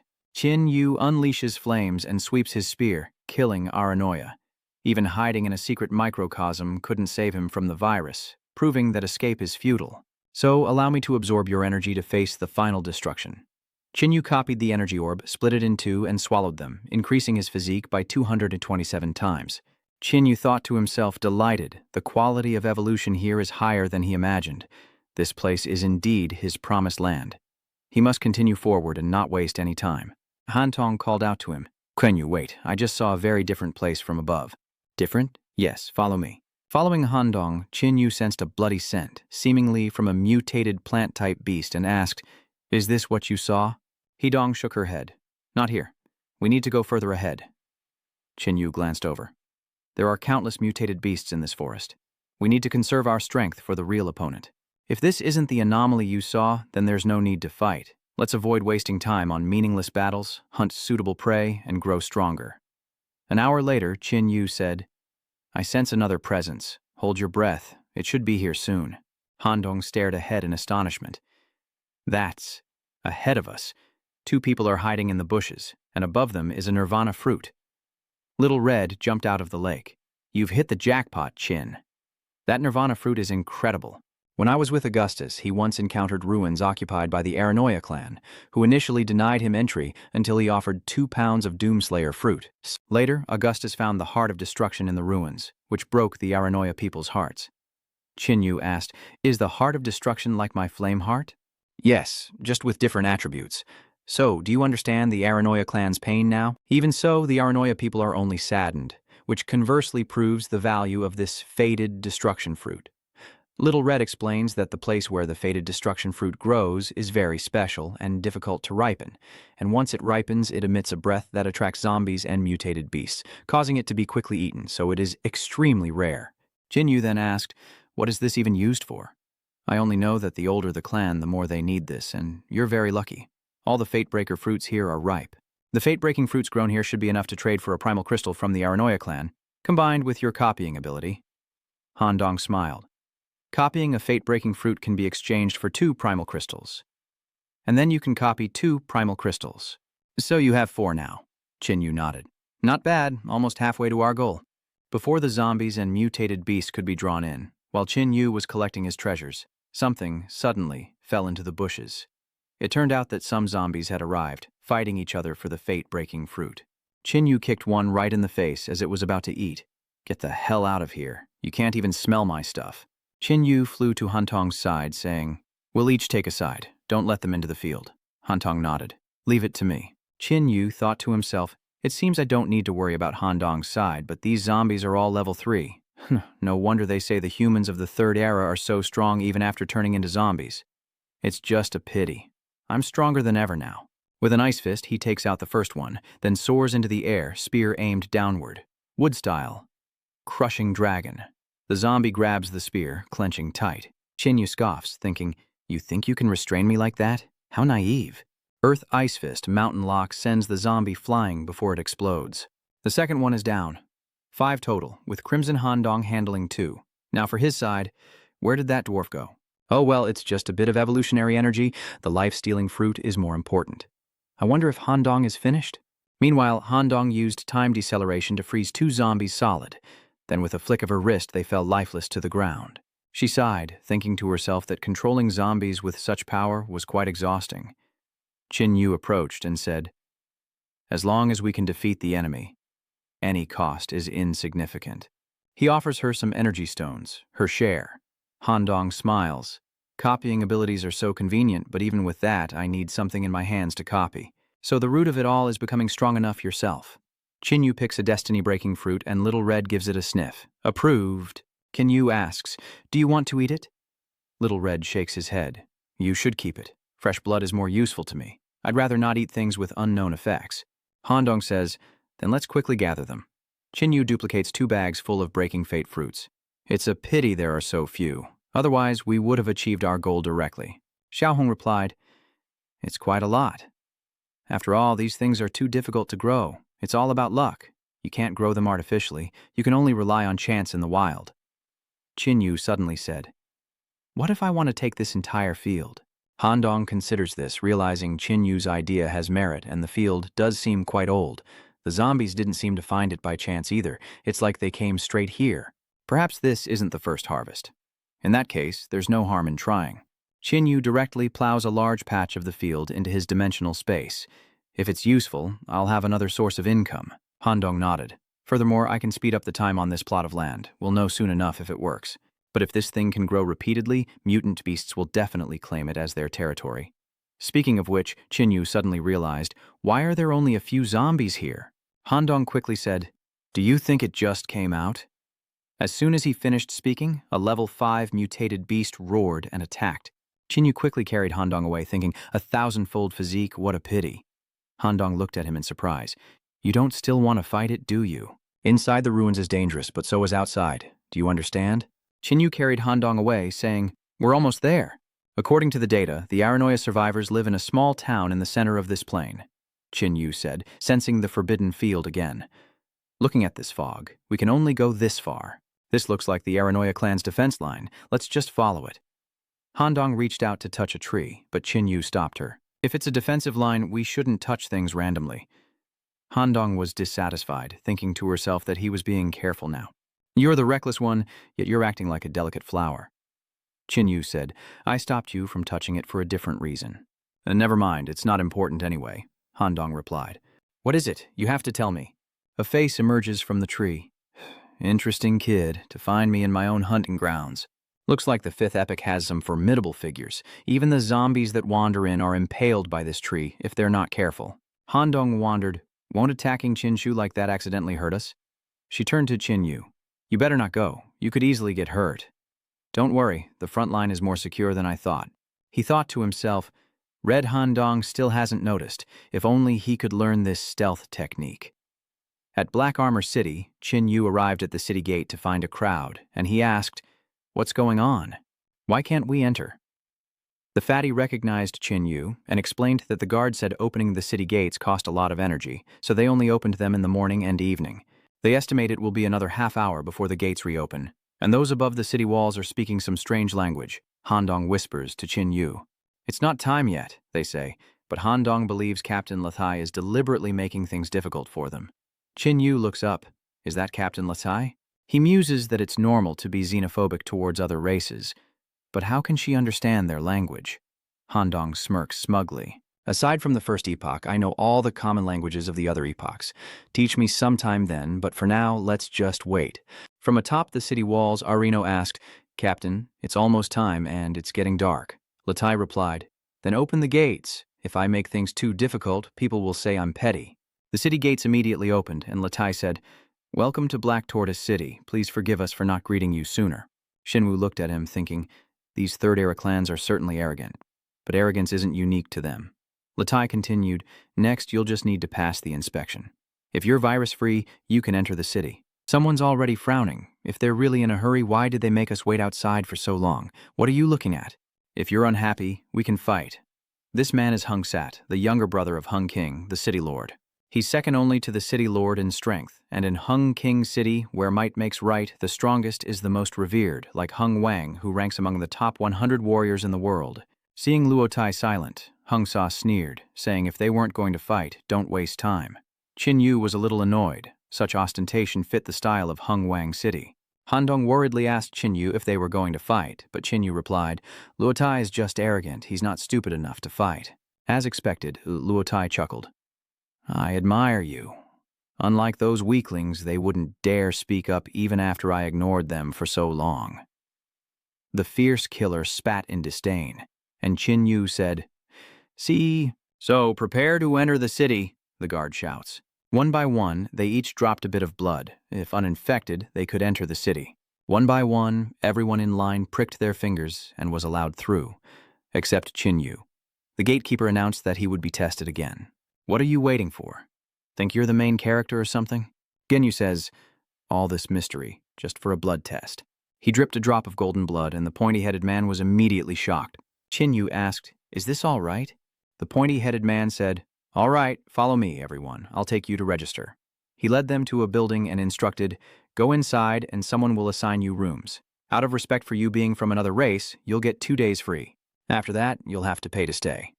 The pointy-headed man asked, so how do we earn money? Don't sugarcoat it. We all know your goal. If you want treasures, you'll have to contribute to Black Armor City. Hung Sha nodded in agreement. It was fair.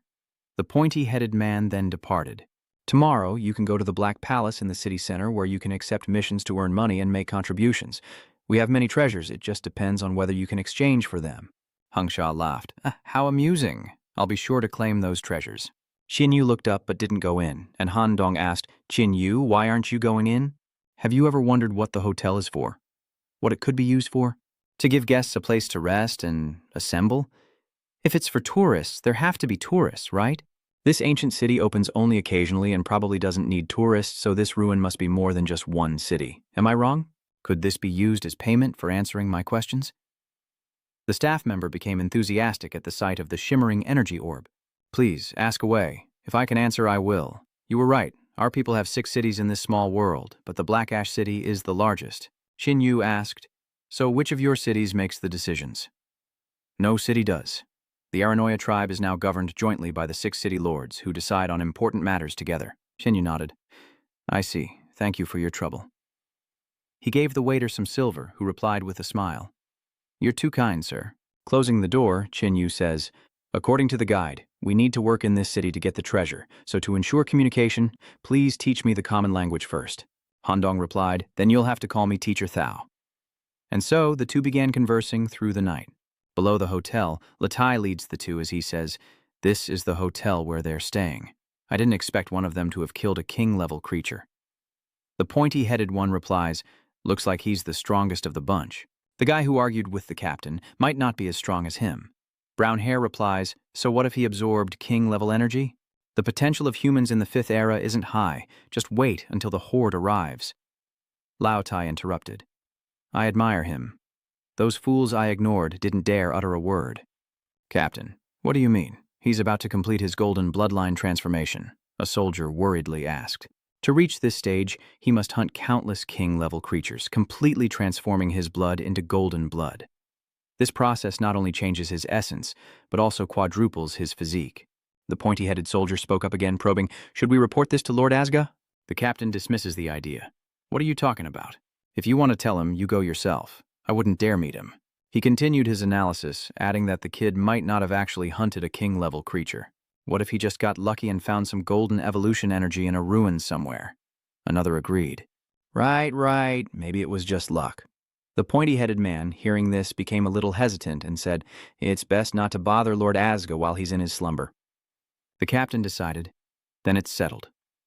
After their discussion, the three men departed. After all, Lord Asga is still in the process of preparing. Inside a treatment room, Asga awakens and screams in pain. A doctor quickly asked, "Lord Asga, should we give you a painkiller?" Asga refused. "No, the pain helps me feel alive. Keep injecting the microorganisms." After a while, Asga's condition finally stabilized, and the doctors breathed a collective sigh of relief. Asga felt his body and said, "It feels good to be able to stand. Is it nighttime outside? I'm going for a walk." With that, he vanished into thin air. The doctors stayed behind, whispering amongst themselves. Asga was so weak that he relied on supplements just to function. But the side effects are too great. The more he uses, the weaker the effect. This can't continue. Hearing the whispers, the glasses. Wearing Man kicked one of them to the ground, coldly warning them that some things are better left unsaid. As night falls, Chinyu and Handong go out for a stroll, and Handong asks curiously, "Aren't you going to continue studying?" Chinyu replied, "We're fine for now. We'll check out that Black Palace he mentioned first. Apparently, we can only trade treasures there." The two then arrived at a bustling district. Chinyu wondered if this place was suitable for trading, but who would trade life-breaking fruit for primal stones? Just then, an old man approached and respectfully asked, "Are you two from the outside world?" "My name is Warren, and I manage this trading hall. How can I help you both?" Chinyu cut to the chase. "Who should I see about selling some valuable treasures?" The old man smiled. "For valuable treasures, go to Anjin. He'll assign contribution points based on their worth, which you can exchange for Aranoia treasures. Furthermore, contribution points can be earned through missions, as Anjan is the Aranoia's central processing unit. It controls all of Black Armor City, the safety systems of other smaller cities, and even the weather patterns of this entire little world. The target is absolutely fair and secure." A mechanical voice echoes. "Anjane, greetings and welcome, 5th Epoch Elite."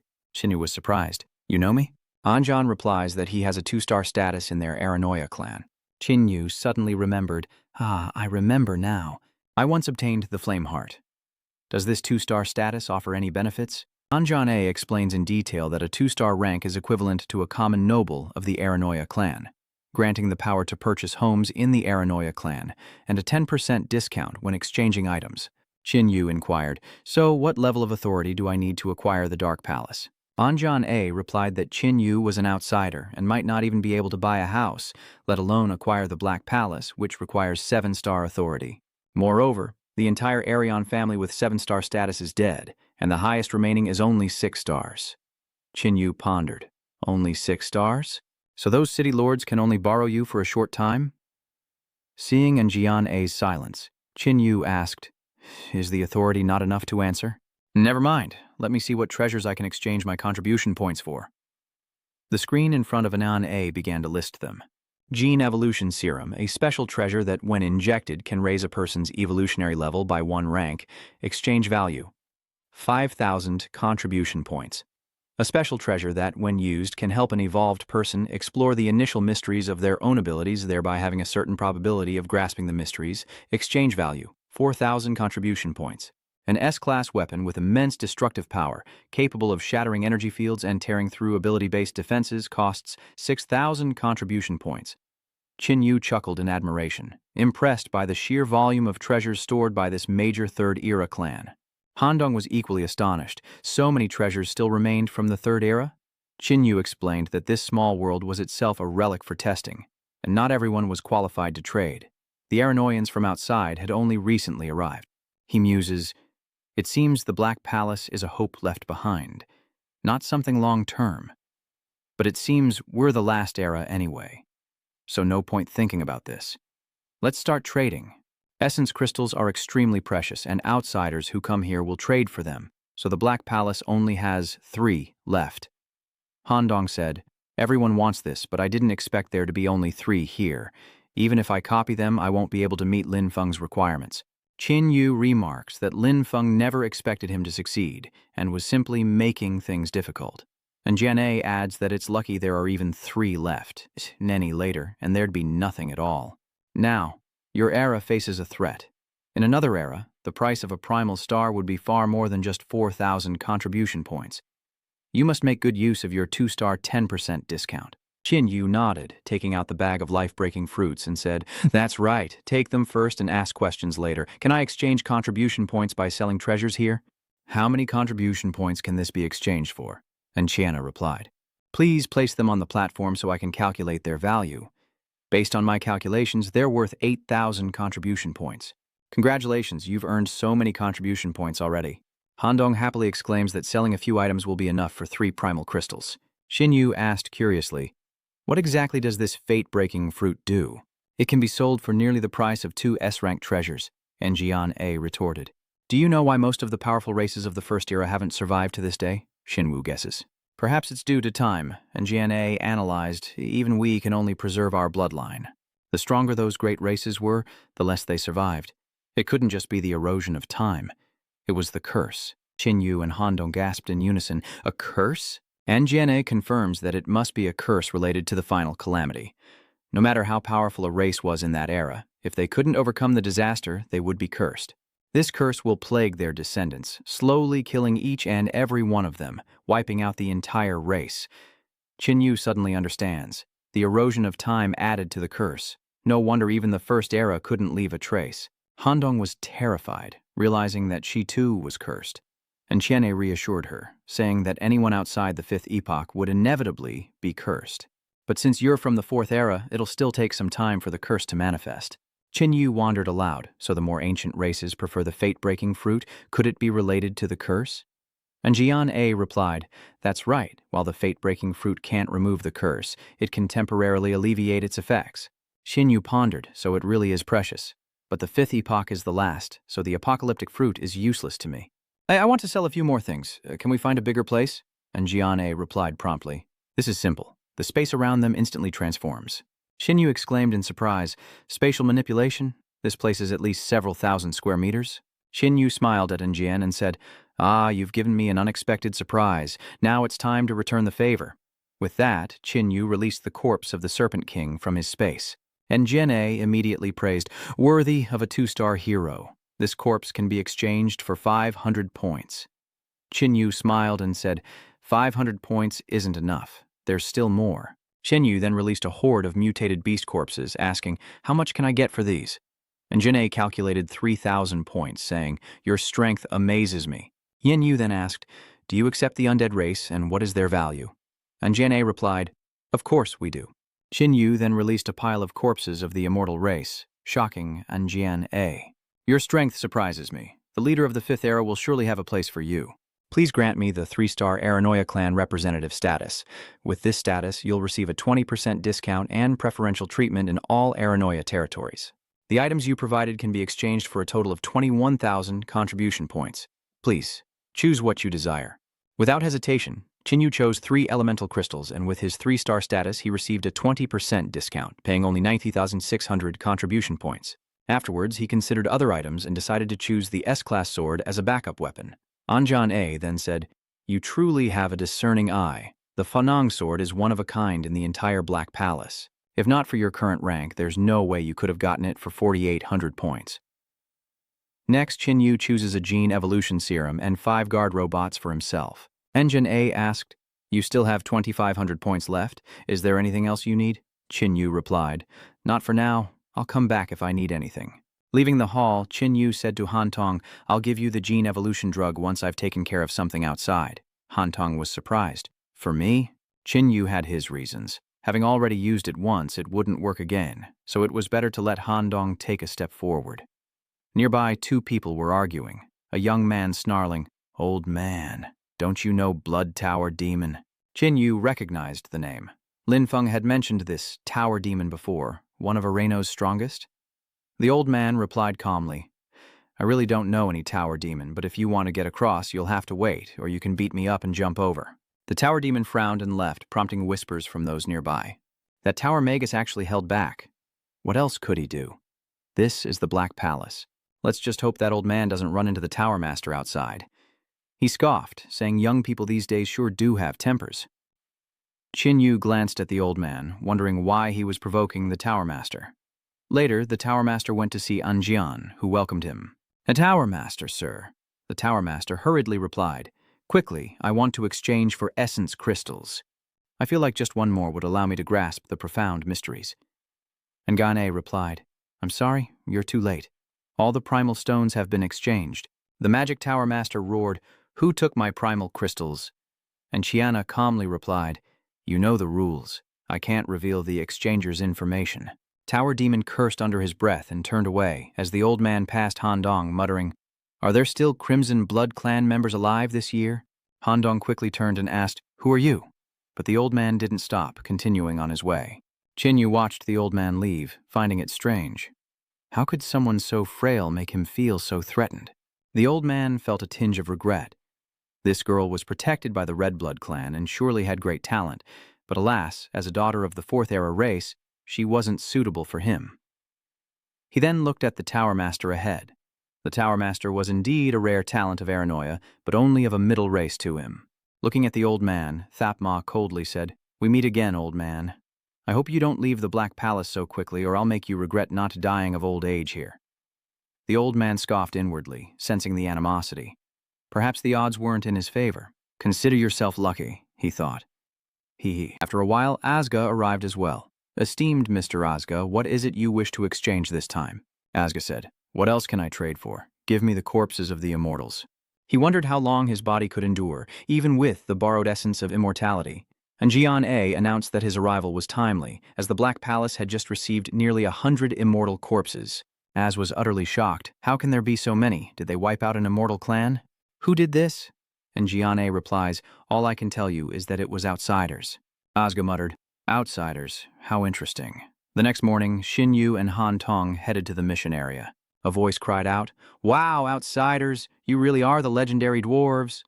Handong was annoyed, but Xin Yu thought to himself, with so many strong people here, it would be a waste not to take advantage of them. He asked the clerk, "The Black Palace buys corpses of Lord-level beasts for 100 to 200, right? I'll double that." The man was astonished. "You have that many contribution points? We charge a fee for posting tasks." Xin Yu replied, "This place is connected to the Dark Zone, right?" He knew it right away. Xin Yu was extremely eager. This time, he would completely transform the Golden Bloodline. After a moment, the man said, "The mission conditions I posted are excellent. Someone will complete it in a few days." Xin Yu waved his hand. "Then I'll come again later." Nearby, Dai Yue saw Xin Yu and Han Tong and said, "Isn't that the little sister? Did she take a mission so quickly?" "How could that be?" Hathan replied. "He's probably just wandering around looking for opportunities. How long has that kid been here? There's no way he's got a mission already." Having used the gene-altering drug, Anum, Handong sat down, panting, as Xin Yu asked worriedly, "How do you feel?" Handong tests his time reversal ability and happily says, "The gene evolution drug is really amazing. The 4th level time ability is several times stronger than before." She happily jumps to hug Xin Yu. "Thank you, Xin Yu. This place is really good." Xin Yu pushes Handong away as Xiaohong chimes in, "This is indeed a good place. It seems it can help you completely transform your golden bloodline, achieving 4 times the basic physical growth." Xin Yu asks how many Lord-level mutated beasts are needed. Xiaohong thought for a moment and replied, "About 20, but since I absorb half of your golden blood each time you test it, you'll need 40. Handong calculated for a moment and said, "At 400 contribution points each, wouldn't that be 16,000 points? Xin Yu shook his head, explaining, "We can't calculate it like that. After I extract their blood, I'll sell those mutated beasts back to the Black Palace. At most, it'll only cost 8,000 contribution points, but it's still quite a bit." Xiaohong scolds, "Don't be ungrateful, Kinbrat. 8,000 points not only help you evolve into a Lord-level life form, but also allow you to surpass the limits of evolution." Kinyu was stunned. "Exceed the limits of evolution?" Xiaohong chuckled. "Even Augustus doesn't know this. After all, that guy never fed me enough. No one has ever been able to transform all of their blood, not even the mutated royal beasts." Qin Ni wondered, "Then why are the mutated royal beasts so powerful?" Little Red explained, "It's because they chose to improve the quality of the golden royal blood within them. This is the proper path to true strength, you know. No one has ever used the refining god worm to evolve like this, nor has anyone ever brought it to the king level." Qin Yu asks, "What do you mean?" Little Red continues, "When all the blood inside you transforms into golden blood and I reach king level, I'll temper your bones with golden blood.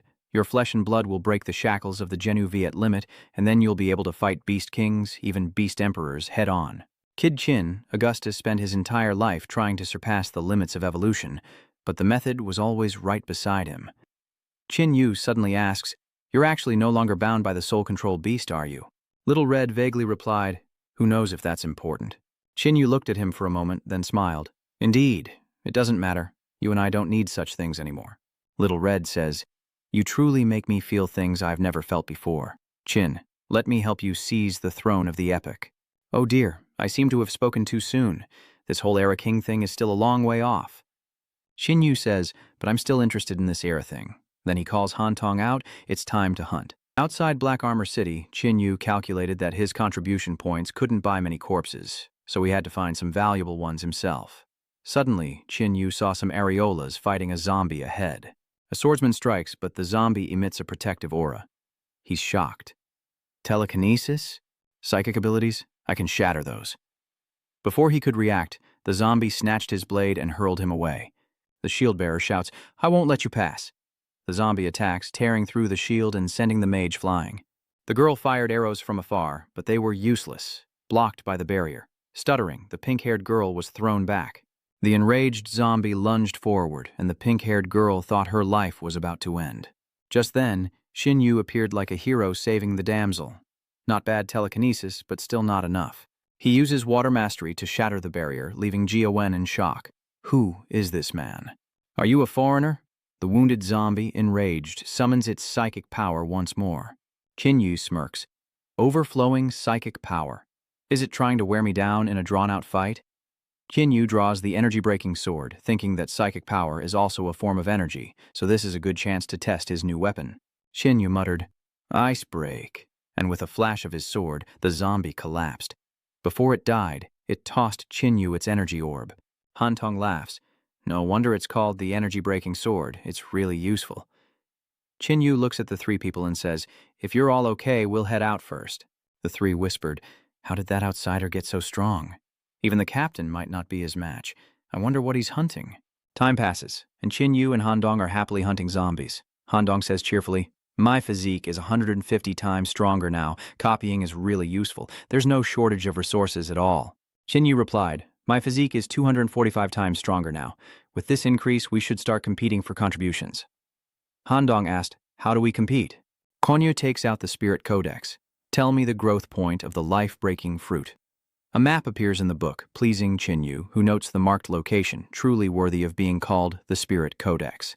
Let's check the green dot first. After a while, the two stopped. "What is this?" asked Han Dong. Xiao Hong explains, "This is the legendary moon heart fruit, containing the essence of the moon, a supreme ingredient for making gene medicine, and can increase the effectiveness of the medicine several times." Chin Yu asks, "How does this compare to the life breakthrough fruit?" Xiao Hong replies, "Definitely not as good as the life-breaking fruit, may be worth a quarter." Chin Yu miscalculates, but that's still 2,000 contribution points worth taking action. As Chin Yu reaches for the fruit, countless sharp roots erupt from below, but he's ready, engulfing himself in flames. He says, "I've been waiting for you to show your true colors." A head sprouts from the tree, followed by two hands. Chin Yu channels his divine power, and as the massive hand hurtles towards him, he calmly states, "To deal with such an idiot, you need a big cannon to blow them up." He unleashes a punch. The flame cannon fist, and with a resounding boom, one of the tree's arms cracks. Chin Yu didn't stop. "Is this your limit? I haven't even tried yet." He unleashed a fiery punch straight into its face, and the tree gradually cracked open, shattering into pieces. Han Dong broke out in a cold sweat. No matter how many times I see it, his fighting style is still shocking. Little Hong chimes in. "Luckily, I was here. Otherwise, your fighting style would have destroyed the Moonheart fruit." Chin Yu chuckled. "That's why I fought like that? Because you were here." Han Dong blushed, embarrassed. What was he saying? It's always so confusing. Chin Yu ignored her, deciding to deal with this tree like he did with the Doom fruit. He summoned Ru Hua, who absorbed the tree, leaving behind a jade stone. Chin Yu takes a look and wonders if it's bloodstone. "This thing is so big it should fetch 1,000 contribution points. Not a bad haul, let's keep going." After Han Tong harvested the fruit, Chin Yu unleashed his full power to incinerate the zombies, but soon after, they were being chased by a monster. "Chin Yu, weren't you regretting something before?" Now's your chance. Xin Yu replied, I figured it's better to stay calm after getting the goods. After a day of struggling, Qin Yu earned nearly 14,000 contribution points. Han Dong said, there's only one green dot left. Let's go. Qin Yu nodded. Then let's head out. But when they arrived at the designated spot, there was nothing there. Han Dong asked, are you sure you remembered correctly? There's absolutely nothing here. Qin Yu was confused. That's impossible. Are we too late? Little Red interjected. Not late, but early. Han Dong looked down and asked, are you saying this is a fate-breaking fruit? Little Hong confirmed, that's right, but it's not ripe yet, so it's worthless. Xin Yu nonchalantly replies, if it works, great. If not, it's fate. If it's not ripe, so be it. Han Dong says she has a way to speed up time, but Qin Yu stops her. Forcing these treasures to ripen will cost you, even at level 4, never mind. Han Dong smiled, I want to help you, don't stop me. Qin Yu relents, don't push yourself. Han Dong continues to accelerate time, and soon the fate-breaking fruit is ripe. Exhausted, Han Dong collapses and Qin Yu rushes to catch her. I did it. Was I amazing? Qin Yu replies, you were amazing, get some rest. Qin Yu then opens a dimensional space for Han Dong to enter. Little Red muttered, Aish, some debts are hard to repay. Qin Yu snapped, shut up. Xiao Hong asks, hey, don't keep it to yourself. Where are you going? You've already taken everything. Qin Yu replied, I'm planning to check out a black spot on the map. Xiao Hong quickly stopped him. You're crazy. That place is extremely dangerous. Qin Yu explains, Chi Han Tong paid such a high price to help me get treasures and earn contribution points. If I don't work hard, wouldn't I be embarrassed? Xiao Hong retorts, who knows what you're really thinking? Qin Yu coldly replied, shut up. After a while, Qin Yu was fighting a mutated beast, and every time he fought one, he felt that the human body was too weak, which made him look forward even more to the moment he could temper his body with gold. Qin Yu hurled the spear at the mutated beast, declaring, for my growth, you're better off dying here. As the mutated beast struggled to remove the spear, Qin Yu kicked it squarely in the face. With the beast defeated, Qin Yu retrieved his weapon and began to drain its essence. Xiao Hong warns, don't do that again. You almost drained it dry. As your golden blood concentration increases, upgrading will become more and more difficult, so don't waste a single drop. Qin Yu senses it and says, I don't feel much different. No wonder you said I need 4 overlords to reach completion. Xiao Hong nods. It's okay now. But later, anything weaker than a mutated overlord will be useless to you. Qin Yu interjects, don't talk. Something's coming. Xiao Hong is alarmed. This is bad. It's a proto-beast king about to give birth to golden blood. Qin Yu gulped. A level like the Ice Serpent King, but a complete level 4? It might not be weaker than a level 5 Tyrannosaurus Rex. The Serpent King stared at Qin Yu, making him wary. Human, you're different from those evolved people, and the mist. Who are you? Qin Yu was taken aback. You can communicate? The Serpent King opened its mouth. Who do you think I am? I am the strongest king in this forest, Qingtian Snake King. Did you kill that black ape? Qin Yu thought to himself, that's right. Lord-level mutated beasts are intelligent enough, they just look down on communicating with humans. This is a mutated beast approaching the Beast King level. Seeing Qin Yu's silence, the Serpent King continued. Don't be nervous. I respect the strong, and you, who killed that dark star ape, have earned that respect. So, accept my gift. A giant monkey brought a bag filled with countless fruits. Qin Yu exclaimed, heavens, so many, even level 4 fruits are in there. This gift is too much. You're not just giving it to me, are you? What do you need me to do? The Snake King replied, what I need you to do is simple, effortless. Just lure a few evolved beings here for me. Qin Yu exclaimed in surprise, lure some evolved beings? Do you want to fully evolve into a Beast King? The Snake King roared, watch your tongue! I am already a Beast King! Qin Yu ignited his flames. In my eyes, you're just a long worm, and I won't abandon my humanity for a worm. Is that royal golden blood I see? The Snake King hissed, squinting at the golden light. Ha ha ha ha! Why bother evolving humans when I can just absorb you and become a Beast King myself? The Azure Serpent King lunges, but Qin Yu retorts, how convenient. By killing you, I can evolve even further. Qin Yu clashes with the serpent, sending it flying back with a powerful explosion. Mutual destruction. You want to devour people to become a Beast King, and I want to drain you dry. Die! Qin Yu yelled, flying forward as the Azure Serpent King spewed poisonous gas. You're the one who's going to die. Qin Yu creates a protective barrier, saying, petty tricks, meet your end. He thrusts his spear forward, a powerful flame piercing the Serpent King's head. It hissed. "Insolent insect, you dare wound me?" Qin Yu sneered. "I'll do more than wound you. I'll kill you."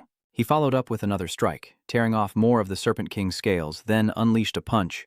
"Taste my earth-shattering ice fist." A devastating blow lands, sending the Serpent King crashing to the ground. Qin Yu leaps to a nearby tree to observe, as the Serpent King's voice booms. The golden elixir is indeed powerful, but alas, the human body is too weak. An ant is still an ant, no matter how strong it becomes. Watch as I crush you into 100 pieces. In this space, you have nowhere to escape. The Serpent King coils around Qin Yu, who unleashes his power, declaring, "I don't need to escape. Let's see if I crush you first or if your flames break my defense." The Serpent King scoffs. "Who told you? Fire was all I had." Qin Yu stabs the star-patterned spear into the Serpent King and slashes a straight line. "Crush me? I'll blow you to pieces first." "Die!" Qin Yu pierces its head with a spear. Was it taken care of? Qin Yu suddenly glanced to the side. From the King Cobra's wound, a snake emerges, instantly whipping Qin Yu's star-patterned spear away before lunging to bite. "Die," Qin Yu said with a chilling smile. A horizontal slash and blood splatters everywhere. "You didn't think I only had one weapon, did you? Now, you're the one who should die." Just as Qin Yu was about to finish him off, an explosion rang out, and the Snake King was gone. Qin Yu is shocked that it escaped. Was it originally an earthworm? Forget it. The chase isn't worth it. I should check the other black markers. After Qin Yu left, the little snake emerged from the crack. "Damn you, I'm going to kill you." With that, it slithered out. Soon, Qin Yu arrives at another marked black spot. Aren't these black marks supposed to be dangerous? Why is there only one corpse? Qin Yu reached out, but Little Red warned him. "Qin, be careful. That thing might not be dead yet." The mutated beast begins to stir. Qin Yu is stunned. It's a corpse beast, and it's exhaling black smoke. Qin Yu quickly retreated. The stench was overwhelming. He had to end this quickly. Qin Yu dodged the sweeping tail and punched the zombie beast in the head, quickly realizing something was off. The wounds Qin Yu inflicted quickly healed. Qin Yu charged forward. "Let me teach you. Regeneration without strategy just makes you a target." Another punch lands, instantly killing the corpse beast, revealing a black gem that Qin Yu examines closely. Xiaohong says uncertainly, "It seems to be immortal matter, the key to the immortal's eternal life, and can be used to make various potions. Rumor has it this can extend one's lifespan. This is probably worth around 50 contribution points." Qin Yu tries to copy it, but fails. This thing is quite mysterious, and it seems there's plenty around. "Kid Qin, go kill some more." Qin Yu agrees and begins to hunt down the surrounding corpses, slaughtering them all. This has disturbed 2 nearby corpse beasts. They spoke amongst themselves, quite lively, about another nuisance.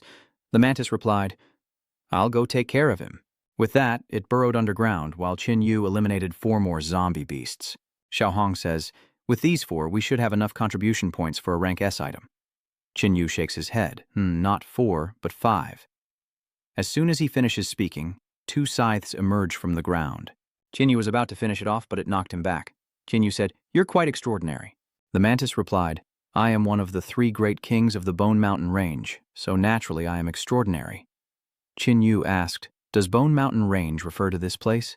The mantis replied, "Indeed, this is the mountain of corpses. Creatures that die here are reborn as skeletons." Qin Yu then asked, "Why have you never thought of leaving? Leave this place, or explore why you can live again after death?" The mantis replied. "Why? Because everything that enters the Bone Mountain Range stays here forever, becoming bones." Qin Yu muttered that there seemed to be a great secret, then pointed at the mantis, saying he would kill it and investigate the reason. The mantis brushed off Shangjia's attack, scoffing, "You think such petty tricks can hurt me?" Qin Yu's face turned cold as he threw a punch at the giant claw, shattering it instantly. Mere flesh and blood, now dead. The mantis thrust with its remaining claw, but Qin Yu dodged back. Little Red clutched his head. "Qin brat, get a grip. That hurts."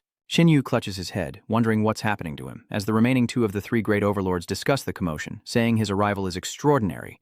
"Don't waste time. Let's attack together." Suddenly a voice echoed. "Stay where you are." The dinosaur asked, "Did you hear me?" Then the voice echoed again. "I told you not to move." But at that moment, Qin Yu was consumed only by thoughts of slaughter. "Die, die for me," Little Red chanted incessantly from the side. "Kid, what the hell are you doing?" Qin Yu didn't answer, smashing a book into the mantis's head, causing it to explode. He smirked triumphantly. "So much for being one of the 3 kings. You're nothing special." Xiaohong, calm down, Qin Yu frowned. Why are you stopping me? Could it be that you… Qin, what are you doing? Hong shouts.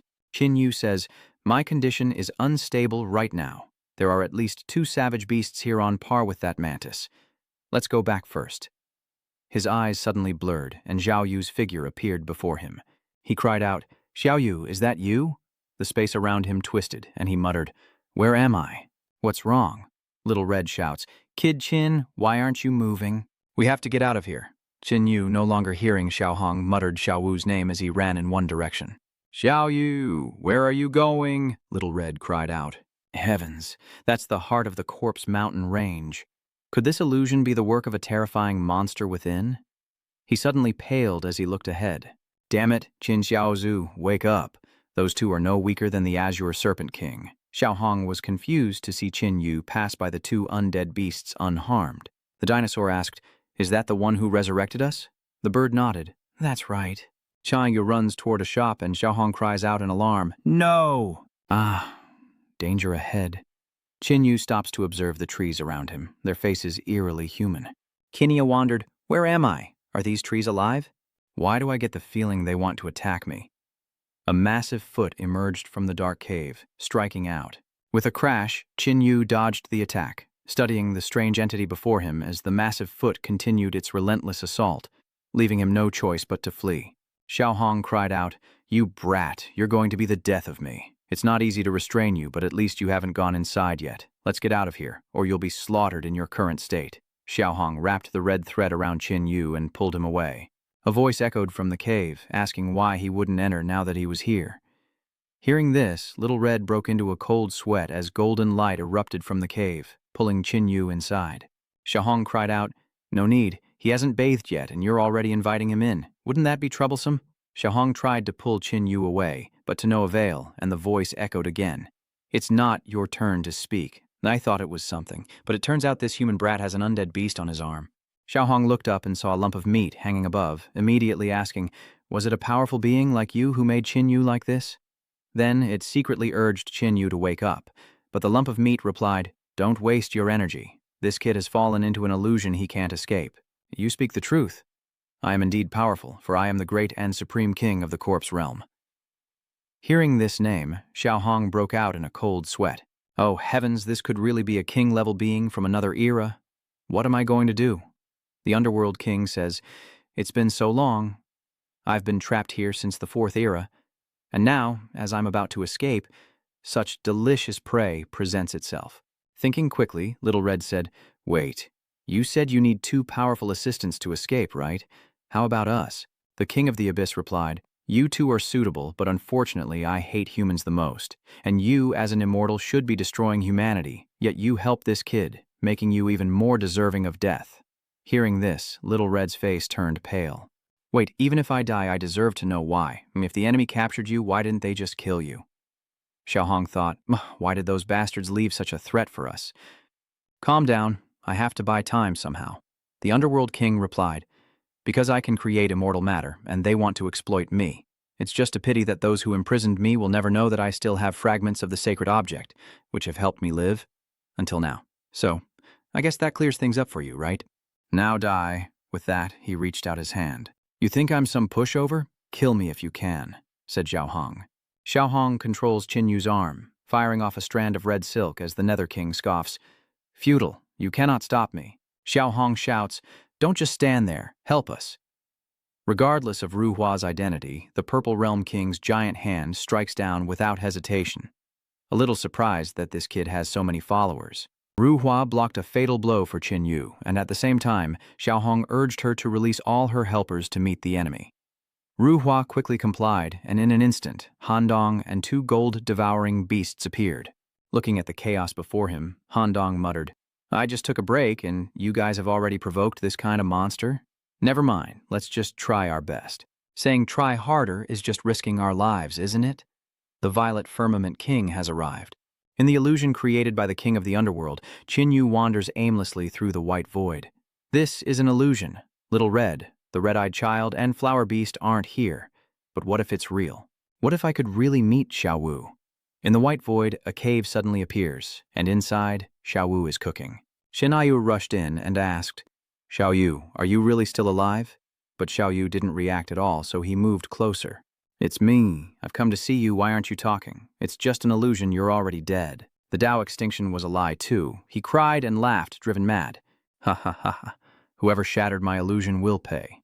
I just wanted to keep looking at you like this. Even if you're fake, my friends outside might be in danger, so I have to wake up. Yu closed his eyes, and as soon as he disappeared, Xiao Yu picked up the meat and sniffed it. It smells so good. Suddenly, she noticed a few drops of water on the ground. What is this? Why do I suddenly feel so sad? Meanwhile, the cold fellows are getting pummeled by the King of the Purple Realm, their desperate attacks only causing minor damage. With the fragments of the holy relic within him, the King of the Purple Realm can recover at any time. Little Red urgently asked, How is it?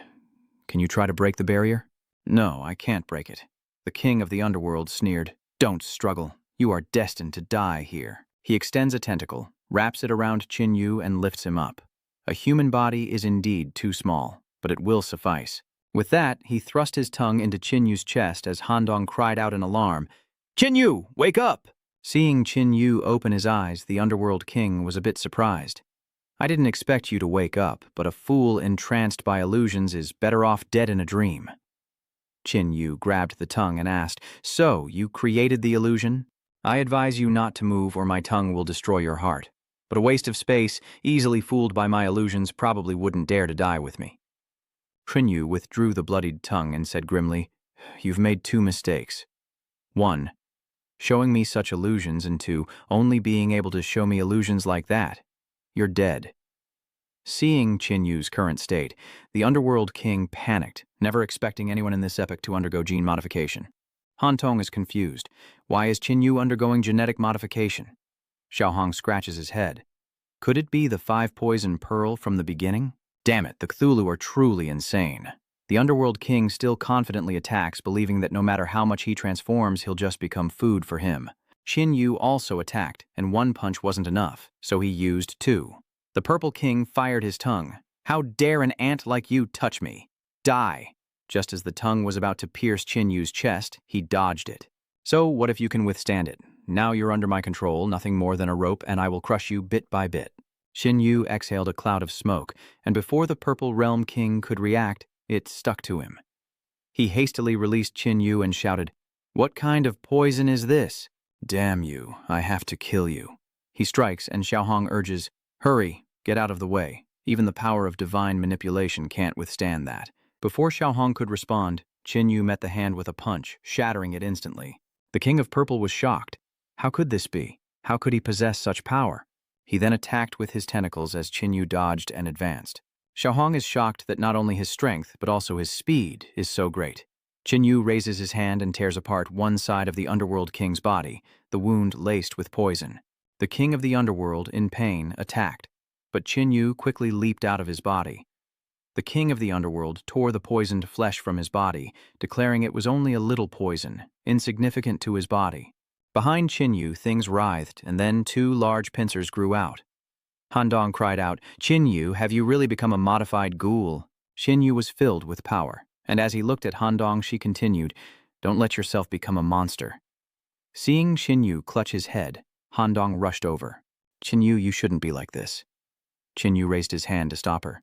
Get out of here. Don't worry, I'll be fine. Hearing this, Handong leaves with a peace of mind as the King of the Dead asks, Have you finished your last words? Yu looked at him and asked, Why didn't you stop me? The King of the Purple Realm replied, This is the reward I'm giving you for forging the golden blood. But coincidentally, I was also planning to reward you for letting Han Tong leave. A swift death. The King of the Dead muttered, the poison growing stronger. His tentacles lash out, only to be sliced apart by Yu's pincers, as he declares, This is your end. The Realm King roared with arrogance as black gas emanated from his forehead. Yu was startled as darkness fell, and he could no longer see. The Realm King smugly asks, Surprised? This is the power of the holy relic fragment. You can't see anything here. Yu scoffed. Without sight, I still have my instincts. It's useless. You can't get near me now, but I can easily attack you. Yu is knocked to the ground, and the giant hand then crushes him. You can't even evade. Yu struggles below, but it's futile. Your poison is strong, but the gap between us is too great. I can revive countless times.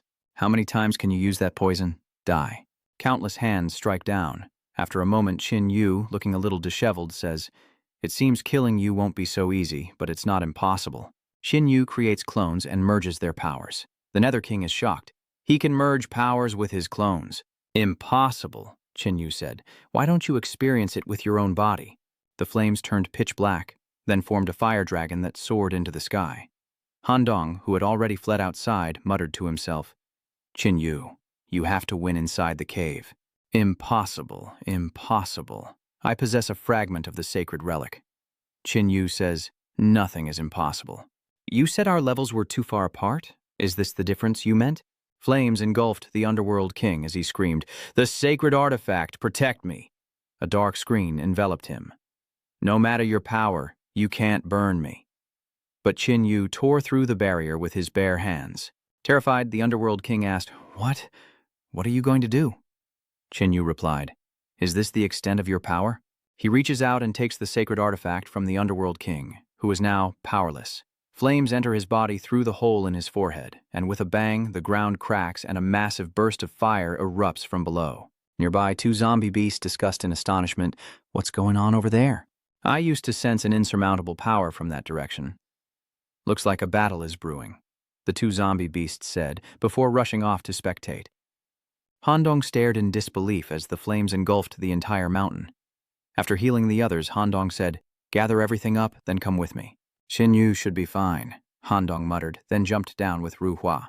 Qin Yu lay motionless next to the corpse of the Death Realm King, and Xiao Hong, seeing Han Dong, immediately called out, "Over here! Over here!" Han Dong quickly used time reversal to help Qin Yu recover, but it wasn't enough. "I can only slow the worsening of his injuries. I can't restore his condition." Xiao Hong laments, "Did this kid survive the monster only to die from his wounds?" In the distance, dust rises, and Han Dong says, "Something's coming." "Ru Hua, get us out of here. The supercomputer in the Black Palace might have a solution." Ru Hua wrapped around the two and left, as two corpse beasts approached the edge of the pit, saying, "It's that kid from before. Should we chase after him?" "Forget it. That's not what's important right now. Looking at this corpse, I feel like the previous constraint has disappeared." "Is that the kid? If he killed that thing, does that mean we're free?" The King of the Underworld's voice echoes, "Are you truly free?" "It's not for you to say, it's for me to decide. You three call yourselves kings, but you're just a snack after my escape. That little brat burned the entire mountain range, allowing my true form to escape completely. Could he be of the Kainyan human royalty? But daring to steal my sacred object, the consequence is only death. Return your immortal substance to me." With that, the King of the Underworld raised his hand towards the two zombie beasts, while Han Tong carried Qin Yu back to Black Armor City by noon, pleading for the gates to open quickly so his injured friend could receive treatment. "No, Black Armor City only opens its gates at dawn and dusk. You'll have to wait. We're all human. Help us out here. Is he supposed to just suffer from his wounds from the mutated beasts or zombies? What if he has a virus? Letting him in would be a dereliction of duty. You can inspect us as much as you want. We definitely don't have the virus. Do the inspection when you open the gate. You guys wait." Helpless, Han Dong clutches Qin Yu, saying, "At this rate, he's going to die." Xiao Hong angrily retorts, "These bastards deserve to be wiped out. If anything happens to Qin Yu, I swear." Just then, the Tower Demon returned from his hunt, shouting, "Open the gate! Tower Demon is back! Open it now!" Han Dong was stunned. "Are we really just going to open the gate and go in like this?" Xiao Hong says, "Never mind, let's go in first and see." The Dharma in front suddenly attacks, and Han Dong dodges with Yun Yu in his arms. "What are you doing?" The Tower Devil replied, "You're walking my path, and you ask me what I'm doing? This gate opens only for me. Can't anyone else pass through once it's open?" "You're right. The weak truly don't deserve to enter the city at the same time as me." Han Dong said, holding Qin Yu, "I can give you 1,000 contribution points." The Magic Tower laughs. "Transferring contribution points requires the Black Palace. But if I let you in, what if you play tricks? What do you want to do?" "I don't want anything. The fact that you outsiders exchanged for the last primal crystal already makes me uncomfortable. I have no intention of helping you. What if I just give you a primal crystal? Let us into the city, and this primal crystal is yours." The Tower Demon slammed his axe into the ground. "You took my primal crystal. Give it to me, and I'll let you in." Han Dong shakes his head, saying he's afraid of tricks and wants to be let in first. "Let's get the protection of Black Tortoise City first. You wouldn't want to be punished for murder in the city, would you?" The Tower Master pondered, then turned around, saying, "If you don't hand it over once we're inside, I'll kill you, even if I'm punished." Once safely inside the city, Handong hands over the primal crystal to the tower demon, hoping he keeps his word. The tower demon departs, thinking the boy's spatial ring might hold even more treasures, but decides to absorb the primal crystal first and collect from the injured boy later. Inside the Black Palace, Handong asks Anjian-A if Qinyu can be healed. After examining Qinyu, Anjian-A says an immortal clan is parasitizing him, and his blood has almost completely transformed into a golden bloodline. Seeing Qinyu's secrets exposed, Handong is worried, but Anjian continues. Don't worry, it's not unheard of for evolved humans to tame monsters, and I won't use this against him. What about Qinyu? Can he be saved? He must have undergone gene modification, right? He should have died from exhaustion because of it, but she slowed his condition. Handong asks, so he can be saved? And Jian-A replies, he can, but there's a price. If it were contribution points, Xinwu would wake up and pay without hesitation. But it's not contribution points she has to pay. Handong didn't understand. Me? Yes, to save him is simple. Use your power to take him back to when he hadn't collapsed. But your power isn't enough, so you'll have to use this primal orb to amplify it, forcing its activation, costing you at least a third of your lifespan. This is why most peak-level time manipulators are nearly decrepit. Are you willing to pay the price? Handong didn't hesitate for a moment. Was there even a question? I will save him, no matter the cost. Handong activates time reversal, his hair gradually turning white. Meanwhile, at the City Lord's mansion. My lord, we've discovered an outsider of interest. His blood is golden, like that of the golden bloodline. Az asks if they've acquired the blood, and the man presents a vial. He was severely injured, and I collected the blood that spilled on the ground. Az examined it, saying, golden blood? Such an incredible concentration. As he finished speaking, he coughed up blood. I don't have much time left. Test this blood and see how compatible he is with me. After an unknown amount of time, Handong takes Qinyu back to rest, but he still shows no signs of waking after her treatment. Handong asked, so, Qinyu will be all right? And Jinan replied that they just need to wait for him to wake up. But Miss Handong says he won't remember anything. Still, she paid a heavy price this time. If she overuses her power again, she could die. We'll worry about that later. Tio Hong looks at Qinyu. This kid owes a heavy debt now. Let's see how he pays it back. The door suddenly bursts open. We're doctors here to examine him. Handong is confused. Isn't Qinyu's condition stable? Why bother checking up on him? Because we want to examine him, not care for him. Before Handong could react, the bespectacled man injected her, and she immediately collapsed. Don't worry, this drug will only paralyze you for half an hour. It's not life-threatening. Don't waste any more time. Inject him. Little Hong shouted in Qinyu's ear. Qin, wake up quickly. Hurry. This is bad. A hand shot out, grabbing the doctor's wrist as Qinyu opened his eyes, asking, who are you?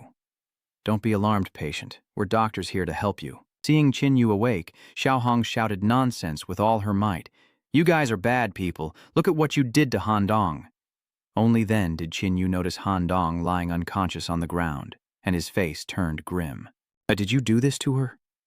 The doctors tried to attack, but Qinyu sent them flying with a single punch before rushing to Handong's side. Are you all right? It seems I've had a stroke of luck and eliminated the toxins. Handong said with relief. Qinyu, I'm so glad you're okay. Of course I'm okay, though I can't say the same for them. What do you intend to do? We're doctors here. Outsider, attacking the doctors trying to save you. Do you think Black Rock City is a lawless place? Handong retorted angrily. Who are you trying to fool? You were the ones who attacked me just now. Jinwu asked, who do you think I'm going to believe? The two doctors exchanged a sweaty glance. What do we do? Just then, more people entered, drawn by the commotion. You knocked out our nurse. She might be here. Seeing the newcomers, the doctor hurriedly said, Captain Latai, help. This man is insane. Handong seethed. How despicable. One of the doctors said, what do you mean, save your life? You're not a doctor from our hospital. Latai asks, why are you here? Captain Latai, this involves that great man. Latai was shocked, clearing his throat. No matter whose orders you follow, attacking others in Black Tortoise City is a serious crime. Come with me to the Ministry of Justice for investigation at once. The man replied, yes, we will gladly accept our punishment. Xinyu frowned. Hold on, you attack me, and you think you can just take him away? Latai replied, I will see that you get justice. The doctor next to him shouted, the captain is already showing leniency, don't push it. Don't push it. Handong, seeing the man about to attack, tried to defuse the situation. Qinyu, let it go. This is Black Tortoise City. That's right. Our right and wrong only. Before he could finish, Qinyu grabbed him by the neck and lifted him up, making it clear he didn't care about showing respect to Black Tortoise City. Luotai shouts, "What do you think you're doing? Don't worry, I won't kill them." But once he attacks, bones begin to crack. Luotai couldn't hold back and struck Chinyu, meeting him with a punch. Luotai was no match for him and was pushed back. He gritted his teeth, shocked by the sheer power, as were the others. The captain is at a disadvantage. Just who is this kid? Chinyu says. They said you should back down, so I'll back down too and not kill them. Breaking their bones is a lesson. Luotai frowned. A lesson? An outsider dares to lecture the Black Tortoise clan. Chinyu responds, "This is my concession." The doctor shouts, "Don't forget where you are." Handong replied, "Well, this is a hospital, isn't it?" Somewhat angered, Luotai takes the two men away, the fake doctors being dragged off. "I won't bother you any longer."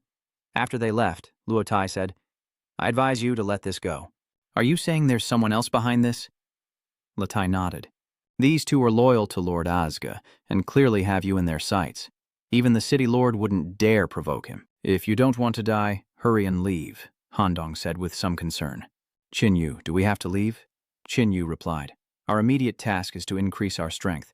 The 5 poisons orb affects me too much. Even if we leave without seeing Njian A again, our safety isn't guaranteed." He grabbed Handong's hand and left for the Black Palace.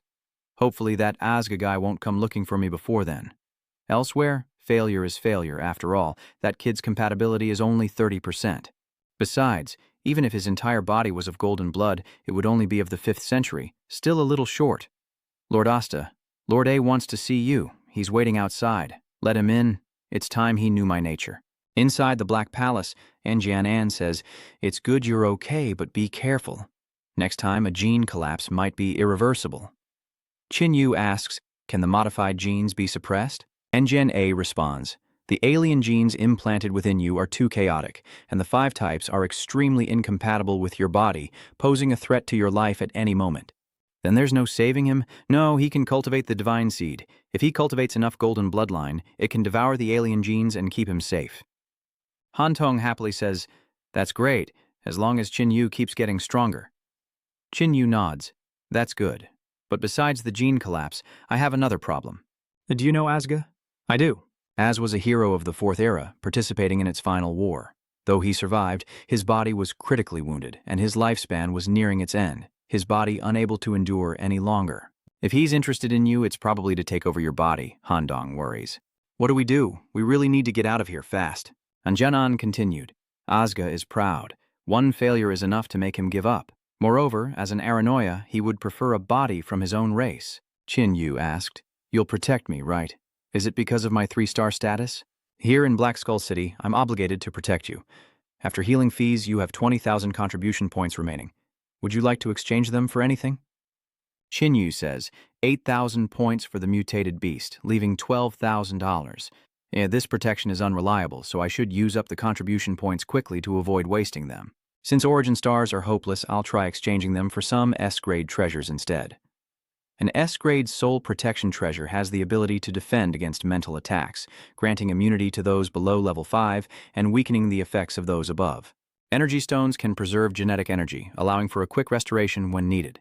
Having acquired what he needed, Chinyu left with Hantong. And Chenna watched Chinyu's back, saying, "I hope you become a hero, not a traitor to humanity." Chinyu arrived at the mission drop-off point with 14 mutated leader-level beast corpses and 2 quasi-king-level mutated beast corpses. Chinyu had Ruhua collect the beasts' corpses, saying, "We can continue this arrangement at the same price, since I can still sell them after extracting the golden bloodline." The employee replied, "Rest assured, we'll definitely buy more from you." Back at the hotel, Chinyu gave the energy stone to Handong, saying, "Get used to this first. I need to start refining my bloodline." Handong accepted it, saying, "Okay, hurry up. It'd be nice to get out of this jealousy crisis sooner rather than later." Inside the dimensional space, Xiaohong said, "Let's begin, Chin Brat." Chinyu took out the fragment of the holy relic, but first he had to clarify, "If I can fuse with this, will it greatly increase my strength?" Xiaohong replied, "Fusing with such a treasure will definitely make you stronger, but to fuse, you must at least evolve to the extreme. So instead of thinking about fusion, he should focus on reaching his limit."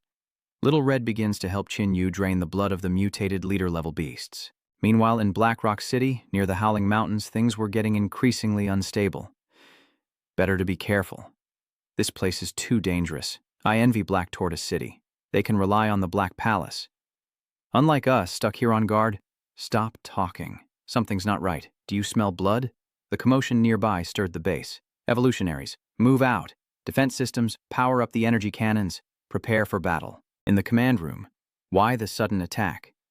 General, come quick. The map is swarming with red dots. Oh my God, there are so many. Have all the monsters from the Howling Mountains come out? Order a retreat, fall back to Black Rock City. But as the soldier left the tent to relay the order, horror struck his face.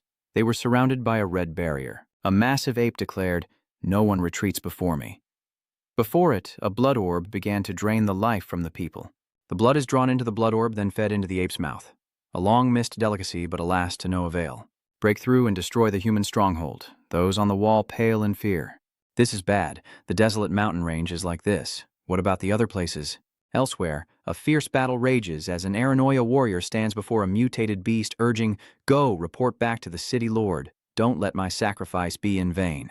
Moments later, the girl and the mutated beast fall. "My lord, should we capture the others?" "No need. They're already dead. Let them die in despair. As for you, I hope your words are true, or the consequences of deceiving me will be severe." The hooded figure said, "This world is indeed too small, just as I said. I've convinced the others. If we work together, we can reach a much larger world." The Azure Serpent King accompanied this group. He still resented Qin Yu for forcing him to flee the other day, vowing not to be a snake if he didn't kill Qin Yu. The hooded figure from before was the Underworld King, and he had a plan. The more you destroy, the more you kill, the more you annihilate, the greater my contribution and the greater my reward. As for that kid, my things aren't so easy to take. You could say Qin Yu is the source of this disaster. He really does bring trouble wherever he goes. At the hotel, Qin Yu and Han Tong are having breakfast and coffee. Seeing that Qin Yu isn't eating, Han Tong asks curiously, "The food here at Aranoia isn't bad. Why aren't you eating?" "I'm thinking about the mutated beasts. We haven't been able to acquire any lately, so we need to take the initiative. I only need a dozen or so more Lord-level mutated beasts to completely purify the bloodline, so the sooner, the better." Outside the city gates, someone shouts, "Open the gates! Lord Lauren of Black Rock City is here." A group of people is seen running towards them. "Lauren insists I meet Angel, but the Black Rock City army has been annihilated." The gatekeeper said, "Lauren, the Lord should wash up first to avoid bringing viruses into the city." Qin Yu watched them leave, wondering, an entire army wiped out. What happened? Naturally curious, Qin Yu invites Han Dong to go and see what's happening. Dai Yue's group is also there, seemingly planning to investigate the situation. In Blackhelm City's Lord's mansion, Lauren slams the table in anger. "If you hadn't taken the Black Palace, we wouldn't be so scattered, losing half our people. It's pointless dwelling on this now. These beasts clearly want to wipe us out. We need to focus on how to fight back." "Yes, that's what we need to be thinking about." As a staff member whispered in his ear, he frowned. How could he possibly meet with them now? Someone asked, "What's wrong?" The outsiders wanted to know the situation. After all, they were elites of the Fifth Era and had status outside. Perhaps they could help, so it wouldn't hurt to let them in. The fierce-looking leader swaggered in, and once everyone was settled, he asked, "We're forbidden from leaving the city today. Does that mean we're preparing for war?" A large group of monsters is headed towards Black Tortoise City, and they should arrive in about half a day. Qin Yu asked the key question. "What's the highest level?" Lauren replied, "King level and probably more than one." Dayuk says, "Looks like we're in for a tough fight." The bald man praises her bravery. Dayu smiled. "I know Lord Jian is in the Black Palace, so let's just hold our ground. Although the Black Palace is strong, those mutated beasts aren't stupid, and wasting the small fries is also a troublesome thing. This battle is dangerous. If you don't want to fight, take shelter in the Black Palace later." With confidence, Hungsat replied. "Dangerous. Perfect timing for me," Jian Yuan agreed. "That's right. Count us in." Qin Yu agreed. How could he miss the chance to hunt mutated Lord-level beasts? "You all truly are elites of the Fifth Origin. After the battle, we'd like to offer our clan's techniques as a token of gratitude. But first, they needed to discuss how to engage the enemy." After a while, everyone gathered outside. Handong looked at the axe-wielding man and said, "That's the Pagoda Demon." The Pagoda Demon approached and asked, "Are you Qin Yu?" "I offended you before." Qin Yu asks, "What do you mean?" "What do I mean? I admit I was wrong last time." "If you don't need me, why would you say that? Just get to the point." Fama says, "I'm one essence crystal away from the profound. I want to use 4,000 points to buy it." Qin Yu replies, "You're not worthy. Kid, you won't lose out on this deal. Trading with you would be my humiliation. The Tower Magus couldn't resist attacking, and the City Lord shouted, "Idiot! This is an emergency! Tower Magus, what are you doing?" The Tower Mage stopped, scoffing. "Consider yourself lucky." Chinyu replied, "Indeed, someone is fortunate. Let's go." Into the Black Palace. Inside, Jian says, "Black Armor City has an energy shield, but continued attacks will drain its energy, so we must weaken the beast before they get close." They divided into 3 battle lines against the beasts. The first outside the Great Thorn Forest, the second within it, and the last, of course, at Black Armor City. This battle is a matter of our life and death. If they fail, this small world will belong to the monsters, and the Aranoia race will be destroyed, but every brave warrior will be rewarded with spoils of war. Take the medals of honor that belong to you, ensure you aren't injured by the Black Palace, and tally everyone's achievements. The City Lord approached, saying, "Don't get too caught up in the fighting. Fight and retreat. Just wear them down a bit." He clasped his hands, deeply grateful for everyone's help. "Our team will protect you all." Jinyu replies, "I'm not as weak as you think." The City Lord laughs heartily. "Ha ha ha, then I'll be sure to watch closely." The old man soared into the sky, shouting, "Enemy attack! Be on your guard!" The cannons begin to fire as the people of Black Rock City look on in awe. Is this the strength of Black Gray City? What is this? Just an appetizer. At the speed those mutated beasts move, bullets and walls won't stop them. Lord Ai shouts, "Zo, it's our turn next," quickly reinforce the defense. The soldiers began installing energy stones into the wall, creating a powerful barrier. A monster tests the wall's defenses and is immediately knocked unconscious. "Captain, this is too draining. Metallization can only last for half an hour." Luotai orders a fissure opened, unleashing a wave of monsters to test the defenses. The tower demon, axe in hand, charges in, finally ready to make his move, while Luotai watches the humans fight, saying with a smile, "It seems you all really do have what it takes. Of course we have the ability, otherwise we wouldn't have come here. It's our turn to act." Someone shouts that there are too many mutated beasts, and the front line is about to collapse. Handong rushes out to attack a giant snake. She uses the power of time to strike the giant serpent's head. The City Lord is shocked. It truly is the power of time, befitting a 5th era elite. Xin Yu isn't one to defend. He slays a beast and charges forward. Handong tells Luotai, "Be careful, we're moving up." "You two should be careful. We can hold our own here." Outside, artillery shells exploded, scattering the severed limbs of monsters. As the main character, these small fries don't stand a chance, falling one after another before Qin Yu's spear. Handong remarks that mutated beasts, usually hard to find, are everywhere on this battlefield. Han Yu replies, "But these are just the vanguard, their constitution isn't high, they're not much use to me. What I need are mutated beasts at the Lord level."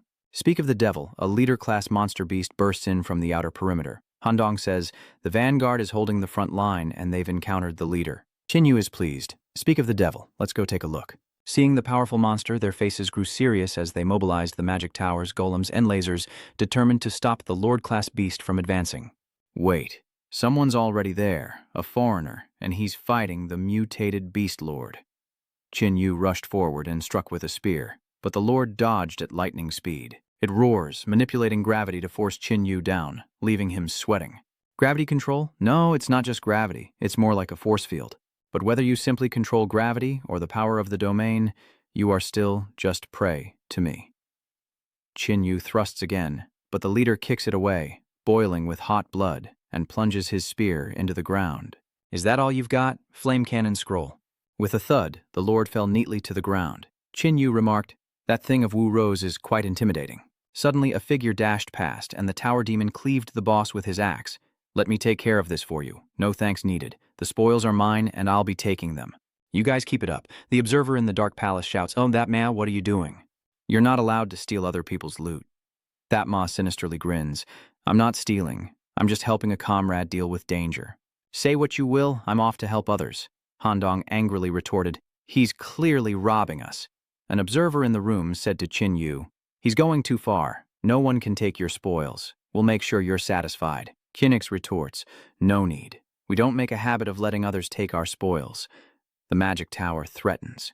"Kid, Black Armor City forbids infighting, but on the battlefield, if I kill enough enemies, I can kill you without punishment." Funny, I was thinking the same thing. Seeing Qin Yu dare to attack him, the tower demon angrily charged forward.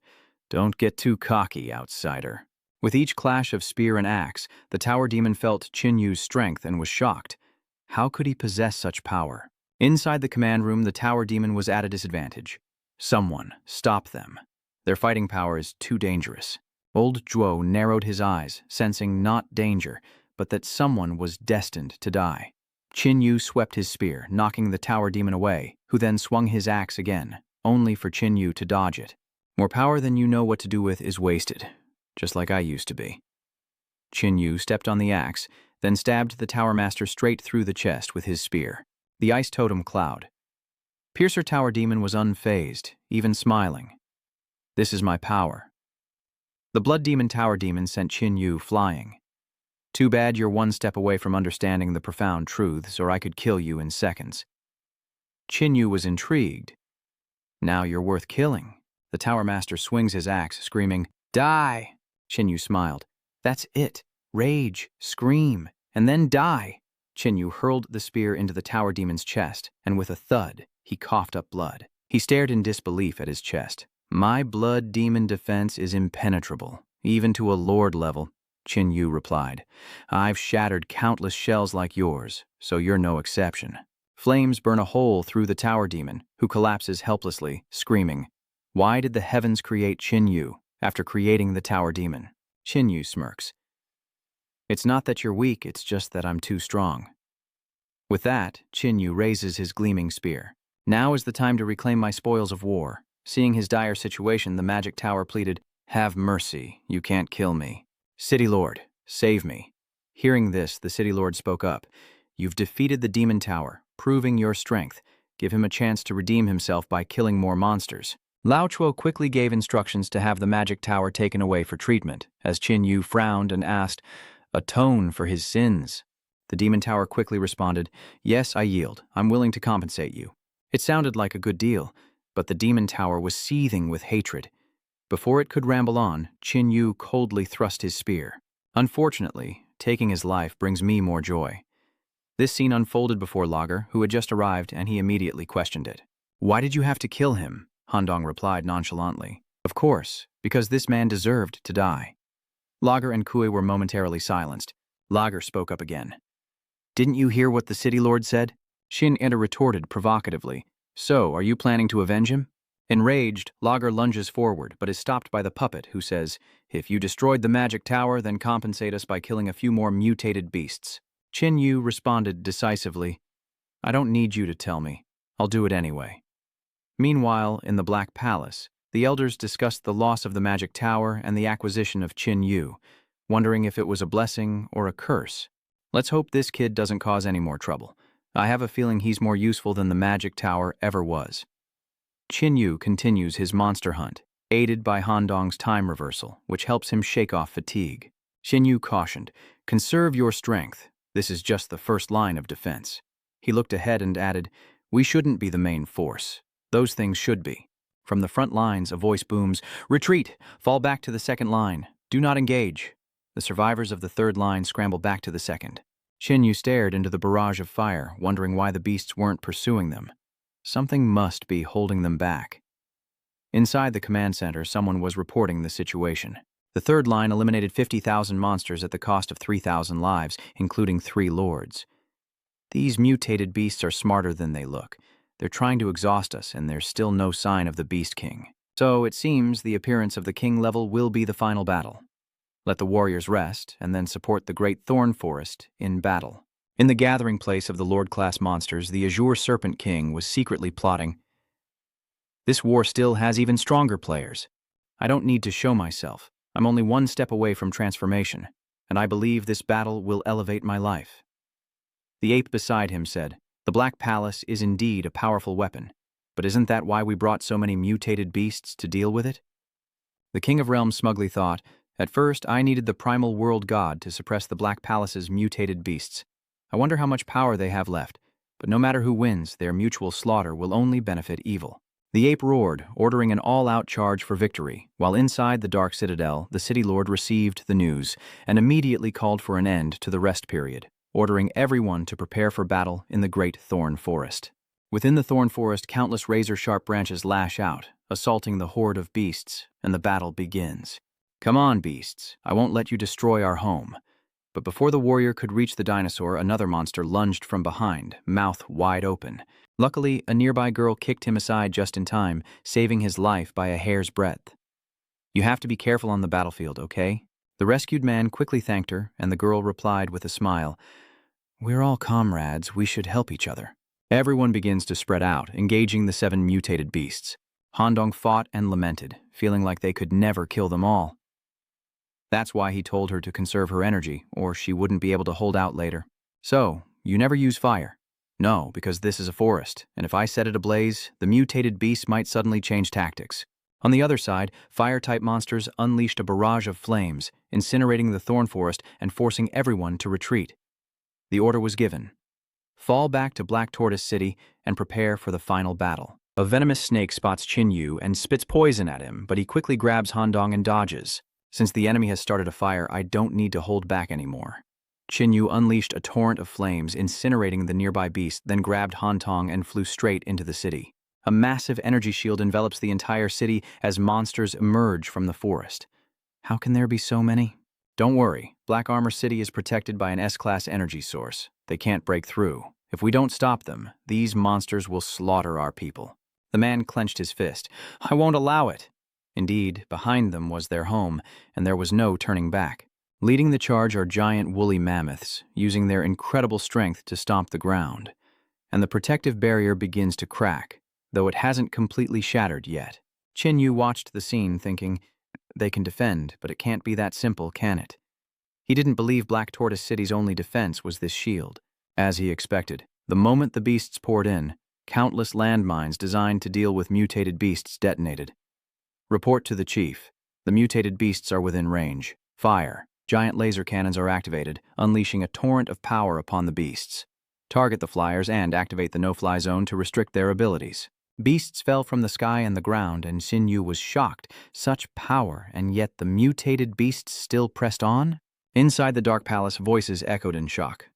Damn it, with casualties like these, the mutated beasts still have morale. Someone explained, they're just cannon fodder. The lords and kings haven't appeared yet, so these pawns won't stop. I don't believe these mutated beasts can withstand this. Fire everything. Laser machine guns were deployed, their concentrated fire immediately halting the monster's advance. Ha ha, I knew it. A little aggression goes a long way. You were right, but you missed one thing. Now that these cannon fodder have retreated, will the Overlord allow it? On the city walls, everyone was stunned by the scene before them, unable to believe what they were seeing. Is this for real? How are there so many? Little Red said, Qin, should we consider ourselves lucky or unlucky? Those things are all mutated Lord-class beasts, Lager exclaimed in terror. Have all the Mist Forest's lords gathered? Can they withstand 50 lords? If we can't hold them back, will we have to retreat? Outside the city, the Underworld King bowed respectfully, thinking, with such power, the king will surely get what he desires. It won't be that easy. The Aranoia are a tough nut to crack. The tall figure beside him responded, then we will gnaw through their bones for the king. Very well, take men with you, but be careful. The tall man replied respectfully. Yes, sir, Xu Jiwang sneered inwardly. Fight, fight. The more deaths, the better. And that kid is in this city. I'm definitely going to kill him. Qin Yu looked at the lords, a slight smirk on his lips, his heart suddenly beating faster. Was it excitement? Little Red replies excitedly, Of course we should be excited. If we're lucky, and this battle ends, we might be able to level up. Qin Yu calmly replies, But we have to survive first. Xiao Hong teased, Are you scared? Qin Yu looked down at the people below, a complex emotion welling up within him. Everyone feels fear, like I once did, helpless and trembling in a corner. In a corner, a mother and child huddle together. Mommy, I'm scared. Can you ask Daddy to come down? The woman gently soothed. Your father is a great warrior, fighting monsters. Once we drive back the monsters, your parents will take you out to play. Qin Yu continued to think. Back then, I could only secretly wish for others to succeed. I may still feel fear, but never of these things, because I am the hunter. With that, Qin Yu spread his wings and soared into the sky. Qin Yu's image is projected in the Black Palace. That outsider? Indeed, heroes transcend race. We can't fall behind. The order is given, inflict as much damage as possible. Koi hears the order and looks at Lager, who clenches his fist, saying, Don't look at me, I can't take it anymore. Then let's go. With those words, the two leaped from the city walls. Hathan muttered, These madmen. Behind him, Kai Nguyen said, Only madmen can survive in this world. Hathan panics. You're not thinking of going too, are you? If we make it out of this barrier alive, we'll all go out for drinks together. With that, he leaps from the city walls as Hathan mutters, "What's the point of surviving? I have to kill all these enemies." And one by one, the others bravely charged out of the city to fight, fleeing from the progenitor insect, fleeing within the spirit, sealing pagoda, fleeing from Phi 2 year outside the city, fleeing from the city of mist. Qin Yu slowly approached a lord and roared, "On what basis?" The giant elephant ignored his roar and swung its trunk down. "You're the ones who should be panicking and running."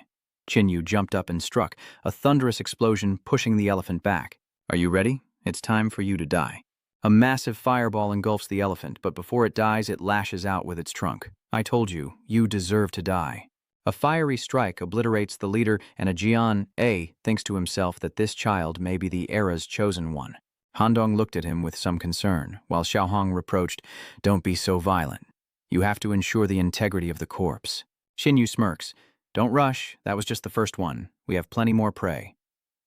Qin Yu continues forward, thinking that just 3 might not be enough. Qin Yu targeted the giant ape, thrusting his spear forward.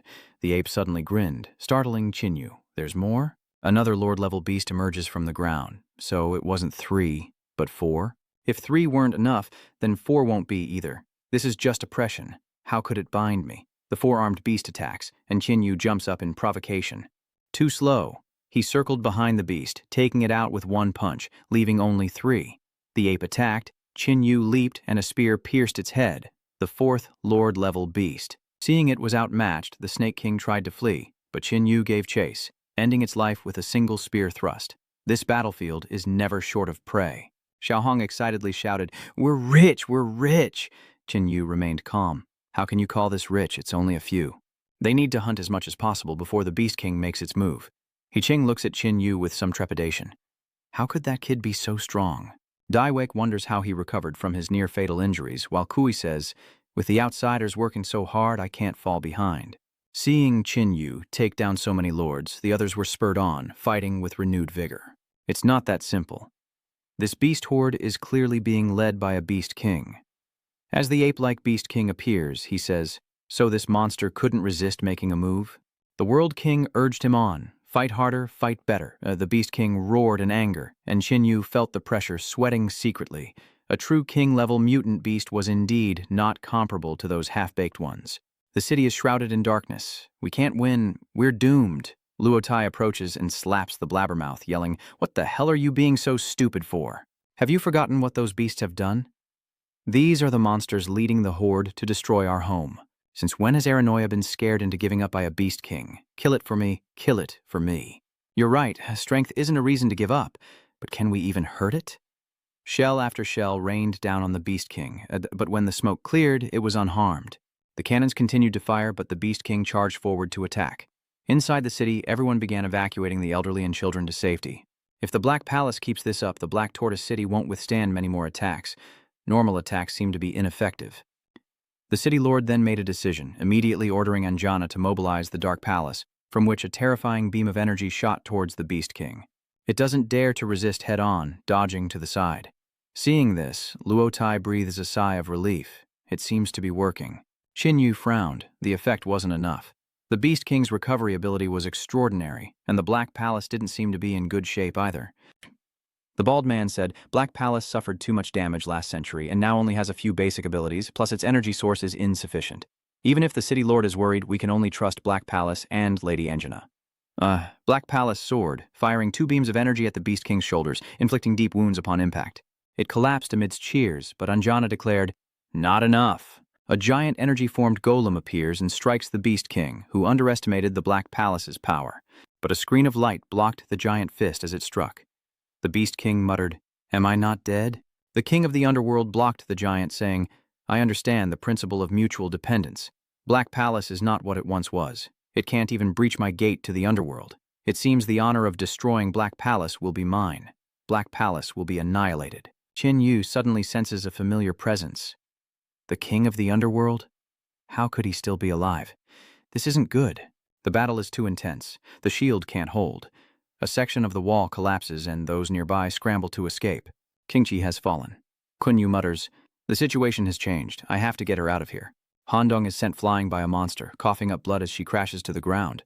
Just when she thinks it's the end, Qin Yu appears once more like a savior. He said, "Never give up the fight." Handong replied, "With so many monsters, I'm bound to be scared." Qin Yu smiled, looking ahead. "You can be afraid now, because I'm here. You go on ahead, I'll get you out of here later." He looked up at the Black Palace. Its attack seemed to be intensifying, but that also meant its energy was running low, and inside, the atmosphere was tense. Og is anxious. "If this continues, we'll fail." Baldy replies, "We must find a way to break this stalemate. Otherwise, even if we win, losing the Black Palace will mean defeat." Og says, "Give me the energy orb. I'll go help Anjana." The City Lord shakes his head. The energy orb is powerful, but it drains life force. Baldy steps out, saying, "We can't afford to think about the future anymore. I have to do my part." Hearing this, the City Lord hands the energy orb to Ogle. "Be careful." Ogle takes it and holds on tight. "Everything rests on my shoulders." Empowered, Ogle charges headfirst into battle with the Ape King. The King of the Underworld muttered, "So only one person has made it this far? It seems the Black Palace is truly out of options. Victory will be ours." The City Lord, unaware of where he was running, knew he had to hold back the mutated beast and buy time for Anjana and the vulnerable in the shelter. Suddenly, an egg appeared before him, cracking open to reveal the Azure Serpent King, who looked at the City Lord and said, "What luck. Just as I fully transform into a king level, such a nutritious meal appears. After I devour you, I'll go after that brat." The City Lord thought to himself that this must be a newly evolved Beast King, and judging by its words, it seems to have an enemy in the city. How could this be? Clenching his fist, the City Lord charged forward, shouting, "I'll grant your wish." Qin Yu sensed another familiar presence, but he couldn't focus on it. He had to deal with these mutated beasts and find Qi Handong. She seemed to be headed this way, and he hoped nothing unexpected had happened. This forest suddenly appeared.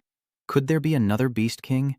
Deep within, Handong and others are bound and hanging from trees, as cloaked figures report, "Your Highness, Qing Wang." The boy has entered. The Azure King stood up and said to Handong, "Do you think someone who can casually kill elite evolutionaries would care about you?" Handong replied, "How would I know?" Qing Wang smiled. "I think he'll care. Otherwise, why would he enter my domain? Though you killed my men, I see your potential and will give you a chance. Serve me, or watch your loved one become a mindless zombie, for my toxin is unstoppable." The others chime in. Her genetic energy is depleted. She can't use her time abilities. Once the king infects her, she's destined to become a zombie. But if you submit, we can have her devour enough evolved humans to retain her consciousness and become an immortal. Qing Wang choked Handong, saying, "Witness the greatness of the immortal race." Qin Yu shouts for him to stop, but with a sickening thud, Qing Wang's hand pierces through Handong's chest. Trembling, she says, "Qin Yu, forget about me. Just go." Qin Yu roars in anger. "You bastard!" Qing Wang laughs. "You want her? Then take her," he said, throwing Handong towards Qin Yu. Darts shot from behind, exploding as Qin Yu caught Handong and retreated. "She's infected with my virus and critically injured. You can watch her become one of my kind, or kill her yourself." Handong sees Qin Yu trying to appear okay. "Qin Yu, are you hurting because of me?" "No, I won't grieve because I won't let anything happen to you."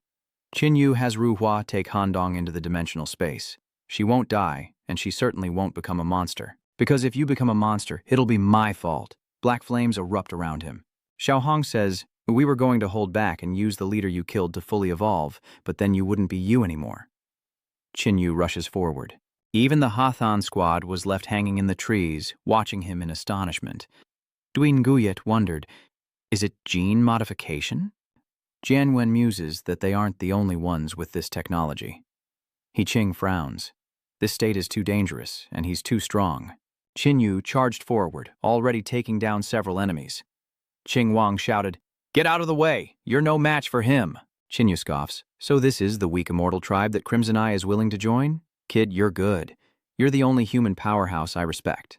Qin Yu coldly states, "You're a rare monster indeed, capable of truly angering me.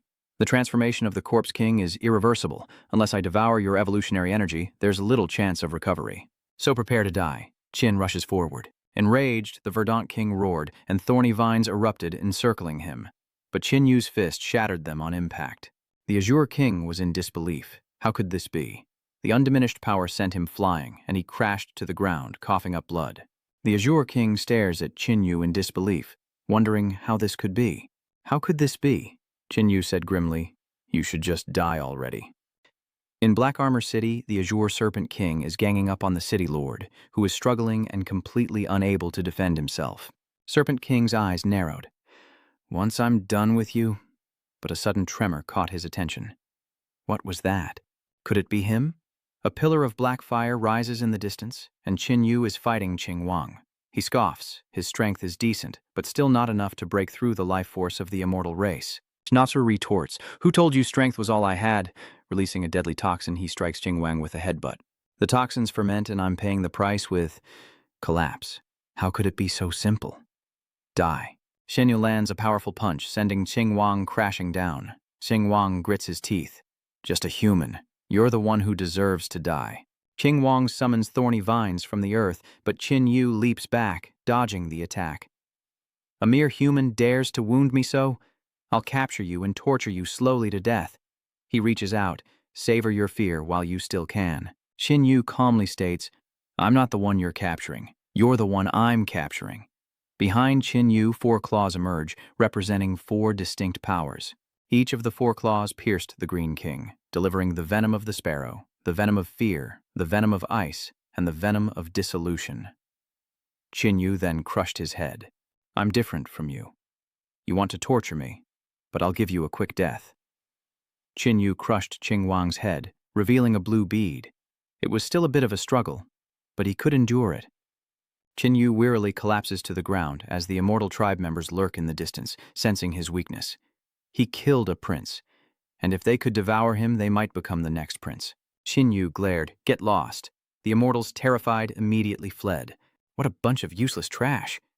Qin Yu opens a dimensional space. 2 gold-devouring beasts sat beside Handong as Qin Yu approached and said, I'm here to save you. Hearing a sound, Handong slowly opens her eyes. Qin Yu, is that you? Am I going to die? What am I even saying? Eat this quickly. Qin Yu fed the energy pellet to Han Tong, but she coughed up blood. Qin Yu urgently asked, What's wrong? Xiao Tong replied, It's her injury. This wound prevents her level 3 body from accepting level 5 energy. Qin Yu pulls out a belt. This is made from blood life stone. Perhaps it can heal her. Xiao Hong says, even without the injury, absorbing level 5 energy is difficult.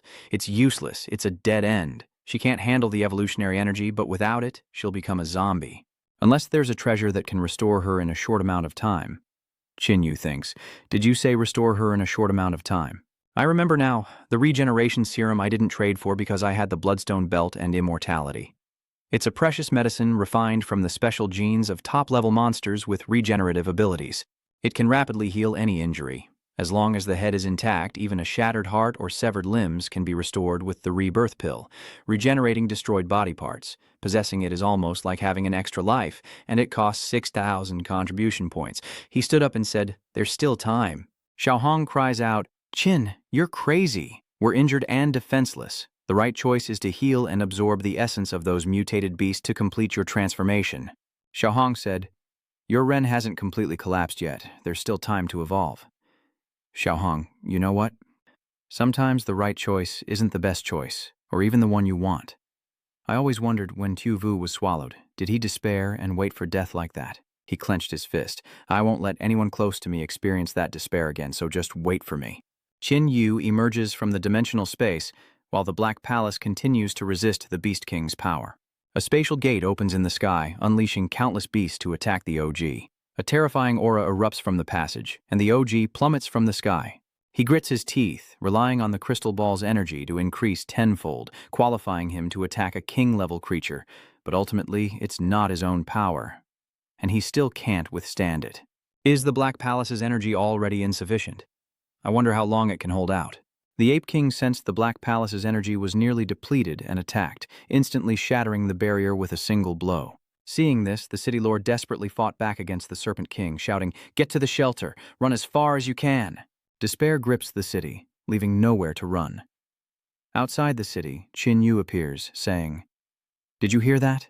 They cry out that there's no way out. Do you also feel there's no way out? With difficulty, Dai Yue spoke, Mr. Qin, Qin Yu cut her off. Regardless of what you think, leave this place quickly. While the flames of war haven't reached here, find your own path to survival. How interesting, Tu Hong. I only wanted to survive, but somehow I'm running headfirst toward death. Little Hong replies, Who told you to be so foolish? But I, a fool, am making a scene with you. And if we're both fools, then let's make a scene together. I was once so alone, but now I have family, friends, and a reason to look forward to tomorrow, and the drive to become stronger. You can't be a hero, but I can banish the darkness for her. Shin Yu begins gathering energy in his palm, gritting his teeth to endure. It's not enough. Still not enough. He can become stronger. This light and heat exist only for her. Chin, your flames steal all the heat around you, burning to the extreme. This is the ultimate energy that Chin Yu has condensed into a jewel and swallowed, unleashing its terrifying power throughout his body. With him at the center, a massive pillar of fire soared into the sky, alarming everyone around. The Star King turned his head, only to be met with a direct hit. Anana's voice echoes, "You truly haven't disappointed me." Chin Yu replies, "I need the rebirth pill. If you survive this, the regeneration medicine is yours and you'll be a lifelong friend of the Areno tribe. If that's how it is, then come forward and die." Chin Yu raised his spear at the Ape King, who roared, "Arrogant! It's not arrogance, but strength. I need a stable black kuai to get the medicine I want, so my power now exists for one reason: to kill you." Chin Yu lunges, unleashing the full power piercing cloud, a fiery dragon elephant strike that sends the Star Beast King flying. Then, a horizontal fist transforms into a spear, a mountain-shattering blow aimed directly at the Star Beast King, who collapses with a crash. Just a human. Just a mixed-blood human. The enraged Ape King roared, "You ant!" From the sidelines, the Realm King observed, "This kid is indeed extraordinary. It seems I need to—" Before he could finish, a blast of energy forced him to dodge. Ogle said, "I won't let you interfere over there." From within the passage, even more monsters emerged. Og was annoyed. "Damn it! How many are there?" He manipulates a series of energy attacks, then turns to ask, "Lady Anjana, is the Black Palace now?" Anjana replies, "The energy is indeed insufficient, but we're betting everything on that person. How can we retreat?" She's right, we're betting on him to kill the venerable king. The Realm King scoffs, "Gamble? You have no more chips to bet with. Your failure is already written, and that boy is no exception." In shock, "What is this?" Anjana warns. "Pay no mind to anything else. Just do your part. We must believe in him." The Ape King scoffs. "Trust, you'll soon have nothing left to believe in. Die for me." A chain snaps, and Chin Yu's hand emerges. "Trust is a precious emotion, so I must repay it. What a truly wonderful feeling." Chin Yu sends the Ape King crashing down. "Before, I only knew how to use flames, but now I feel like I am the flame." The mysteries of the fire element ignite. Little Red is stunned. Mysteries? Chin has actually grasped the mysteries. The Star King roared, commanding the chains to bind him, but Chin Yu effortlessly shattered them with a flick of his wrist. "How can an ant dare to cause trouble?" The Ape King cried out in shock. "How is this possible?" Chin Yu, suspended in the air, coldly says, "If I'm an ant, what does that make you, about to be killed by one?" Chin Yu gathers flames in his palm and fires them downward. Flames engulfed the Ape King, who thought, "At least I can take you with me." He lunged at Chin Yu, attempting a final desperate act, but Chin Yu transformed into flames and reappeared elsewhere. He says, "You can't do anything now." The Star Ape King roars, "How could this be? How can this be?" It struggled desperately. Chin Yu looked at it. "Your strength is indeed great. Even I am inferior, but how can brute force harm a flame?" The Ape King collapsed, and the monster stared in bewilderment. Their king is dead. Chin Yu turned to the Azure Snake King. "Next, you're next." The City Lord was still entangled with the Snake King, unable to break through its defenses despite his best efforts, as the Azure Snake King glared at Chin Yu, saying, "Kid, I've finally found you. Consider yourself lucky this time." Thinking only of escape, it screamed internally, knowing that to stay meant certain death. "Run! Run!" The monsters were stunned, but quickly snapped out of it and fled in droves, leaving Chin Yu standing in an empty space. Chin Yu scoffed.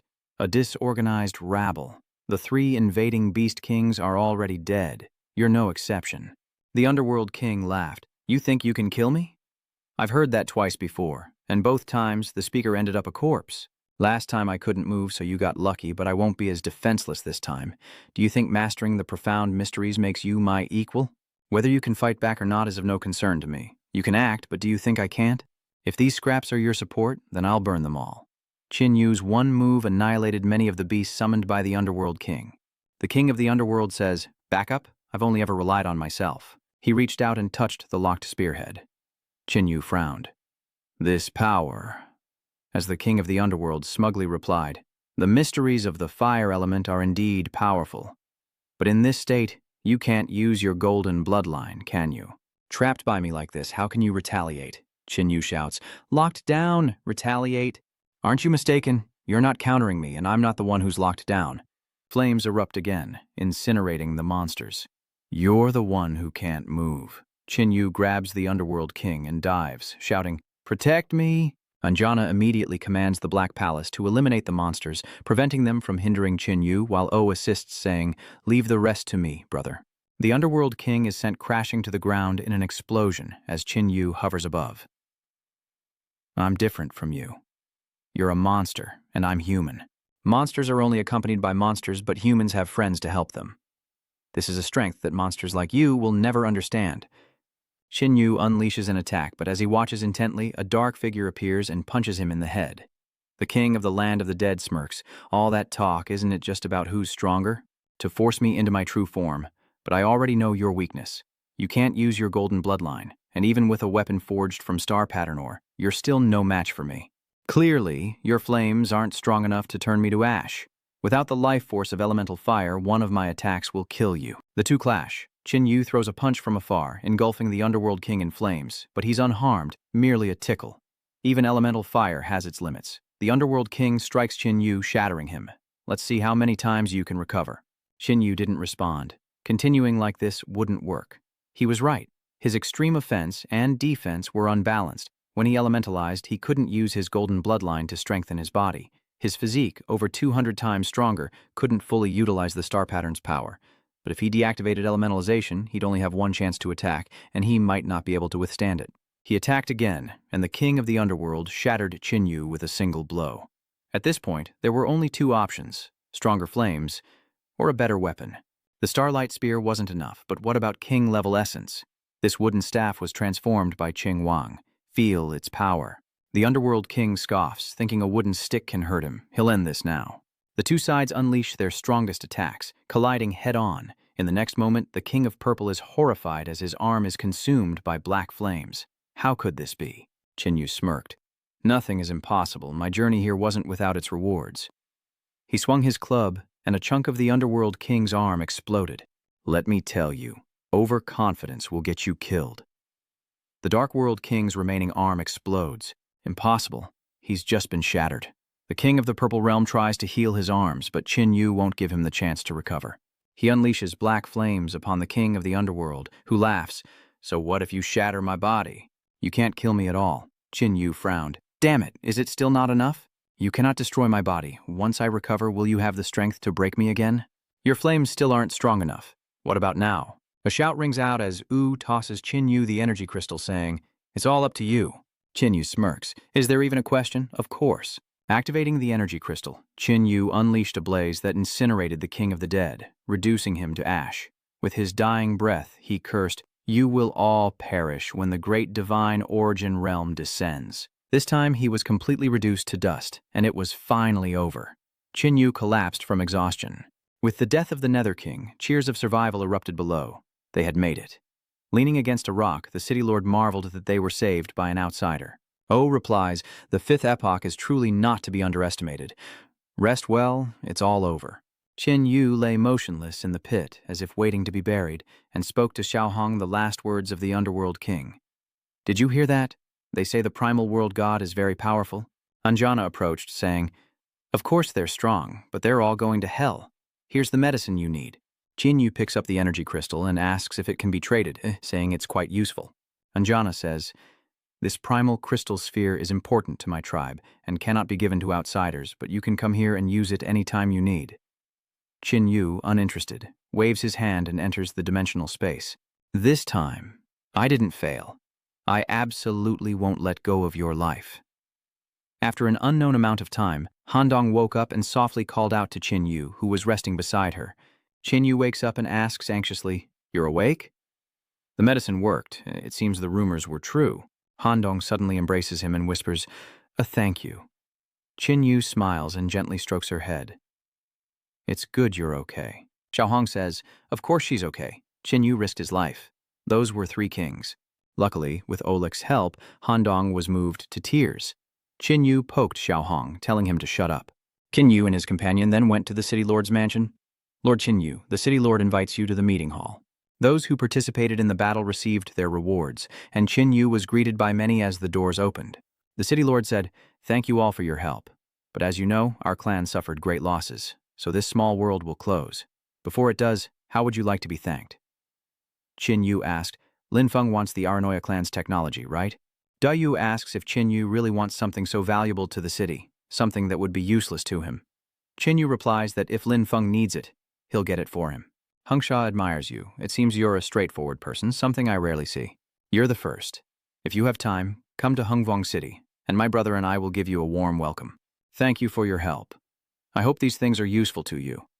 Qin Yu smiled, knowing they definitely would be, and that Lin Feng wouldn't refuse. Lin Feng was with Dao Yi when a guard reported, "Lord, Lady Dai Yue's group has returned ahead of schedule."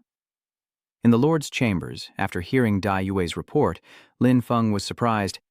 3 king-level creatures? So you returned ahead of schedule? Yes, and although Qin Yu didn't get the 10 essence stones, he did acquire Erino's data. Lin Feng frowned. "Are you telling me how to do my job?"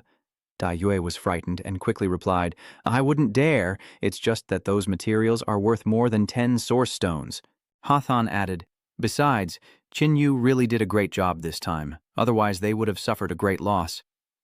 Lin Feng didn't respond, so he must carefully consider the Dao Yi matter, right? Jianyun says, "Let's hope this person isn't our enemy." "What are you talking about?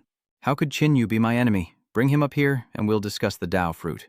After the 3 left, the cloaked figure appeared, killing over a dozen lords, even 3 king-level monsters. This person could only be dealt with at a great cost within Divine Wind City. "What about using her?" Lin Feng asked. The cloaked figure was startled. Could she, so newly born, really be as strong as him? It's hard to say. It seems Dao Ye is unkillable after all. There's no need to tear off the mask with someone who's willing to die for his friends. He treats his friends well. I think we can exploit that. Lin Feng clasped his hands and walked to the window. "I understand. He's my friend too, and we don't have to be enemies. He should be on my side, especially since he's a gene cultivator." After a while, Qin Yu entered the room, thanking him sincerely, saying that without him, they would have lost more than just 3 war gods, but it was a pity that he didn't get enough primal crystals. "Talking about such unpleasant things, I have to give you face, Mr. Qin, and those materials of yours can be exchanged for Daoi's life. I don't need the primal crystals anymore, but I'm giving you face, Mr. Qin, and I hope you'll give me some face as well. I'd like to offer you the honorary position of General of Divine Wind City. You won't have to do anything, but your status will be equal to that of the 10 war gods." Qin Yu pondered for a moment and agreed. Dao Yi was then released, and Qin Yu invited him back to his room for a feast. "I truly thank you this time. Let me offer a toast. I can no longer stay in Divine Wind City and will return to the Dao sect with my martial uncle." Qin Yu nodded. "It's good to go back. The Dao sect is strong." Dao Yi activated his mystic eyes and scrutinized him. "Be careful.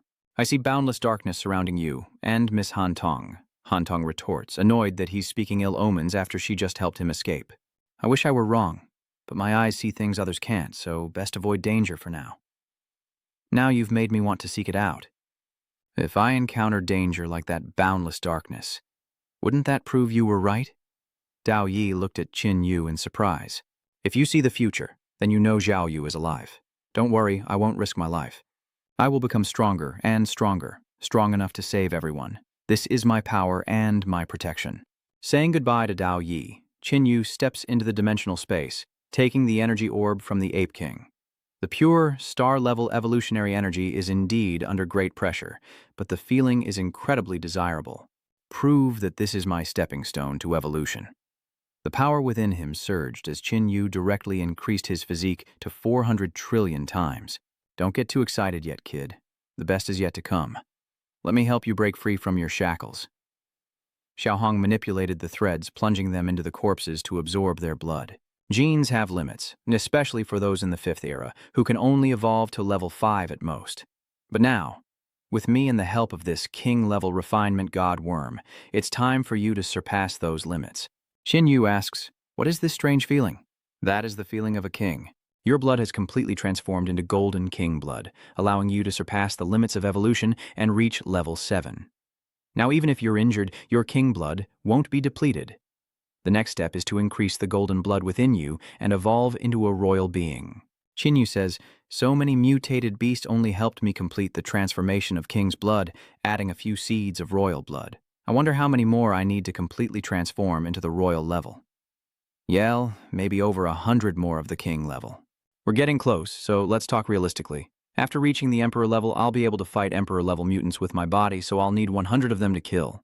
Besides, compared to that uncertain future, I now have the power to protect. Chinyu and Han Tong bid farewell to Dao Yi, who asked, "Are you really not coming back to Dao sect with me?" "I appreciate your kindness, and I know the Dao sect is strong, but with your abilities, your status there would be anything but low." Chinyu shook his head. "That place isn't for me." Han Dong says, "Chinyu will have a high position anywhere. If that's the case, I won't say anymore." After parting ways with Bao Zhang, Chinyu carried Han Dong and flew back, when suddenly a large explosion occurred in the distance. Han Dong says, "It looks like the Snow God Peak defense line. That's a Lord-level monster. The beast is wreaking havoc and the guards are struggling to hold it back. Weren't they supposed to get reinforcements?" The Lord-level monster then hurls rocks at the people and Baldy shouts, "We're done for!" Suddenly, some flames shoot out and shatter the rocks. "Look everyone, that seems to be General Qin." Han Dong says, "You just killed a city boss. After I grow up, I won't be proud of killing this kind of boss." "So, are you strong enough to roam freely now?"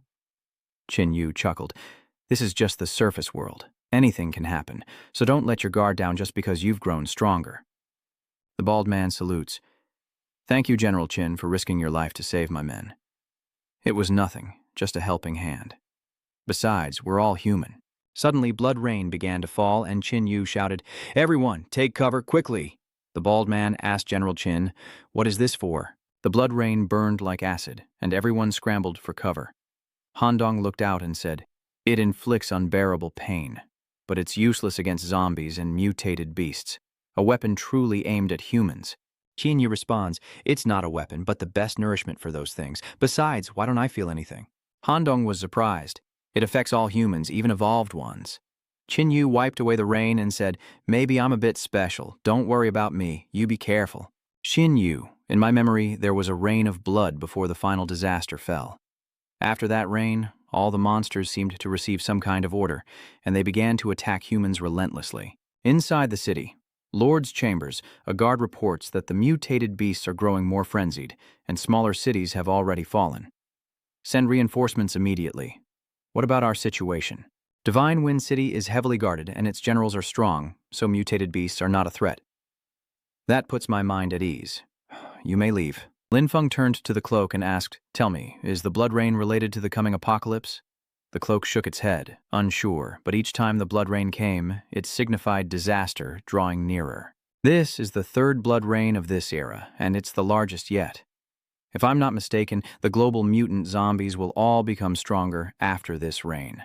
Lords, quasi-kings, beast kings, and even king-level creatures are appearing more and more frequently. The blood rain is a sign of impending disaster, so we must grow stronger, quickly. Otherwise, humanity may be wiped out before the final calamity even arrives." Lin Feng gazed out, saying, "After the blood rain stops, we'll explore the 3 northern district ruins. I believe their exploration will elevate God's Wind City to a new level of power. I must remind you, let the people of Divine Wind City explore the ruins. You can't control that kid." From atop a high tower, a figure gazes out, remarking, "This calamity has escalated." On the beach, a colossal octopus tentacle rises from the water. Those present watched in horror. And this was only the beginning. Were there already monsters evolving to such terrifying levels? Can humanity withstand this disaster? In the skies above Divine Wind City, the void is torn open, and countless Lord-class monsters emerge. With a single spark, Qin Yu obliterates them all. The blood rain has not only caused many monsters to evolve, but even weakened the very fabric of space. As Qin Yu landed, Han Dong asked with concern, "Are you all right?" "I'm fine, but though the blood rain has stopped, humanity's space for survival has shrunk. Since we're staying in Divine Wind City for now, let's do our best to deal with the surrounding threats. I'll help you." He still hadn't adjusted to his enhanced physique, and so the two parted ways. A month later, all the monsters in Shenfeng City had been wiped out. Qin Yu remarked that Shenfeng City was becoming more and more prosperous, as if the apocalypse had never existed. Han Tong asks, So, do we still have to stay here? Why do you ask? Don't you like the peace? But I'm being sidelined. I'm supposedly a general, but I'm not even included in relic explorations or monster hunts. Then why are you still here? Because you needed time to adjust. A king-level evolutionary source isn't so easily digested. Hearing this, Han was deeply moved, only now realizing the sacrifices Xin Yu had made for her. But now, it was time to leave. Han made up her mind that wherever he goes, she will follow. But what lies ahead? A big shot has arrived. Who could it be to warrant such fanfare? Rumor has it they're envoys from Skyfall City, here to see the city lord. Xin Yu pondered, overhearing the whispers. The city of Heaven's Fall, one of the 10 great holy cities. Even he had heard of it in the future. Why would they seek out Lin Feng? He sensed an ill omen. Xin Yu said, "Let's go say goodbye to Lin Feng." Han Tong was surprised. So soon? If we don't, it won't be easy to leave.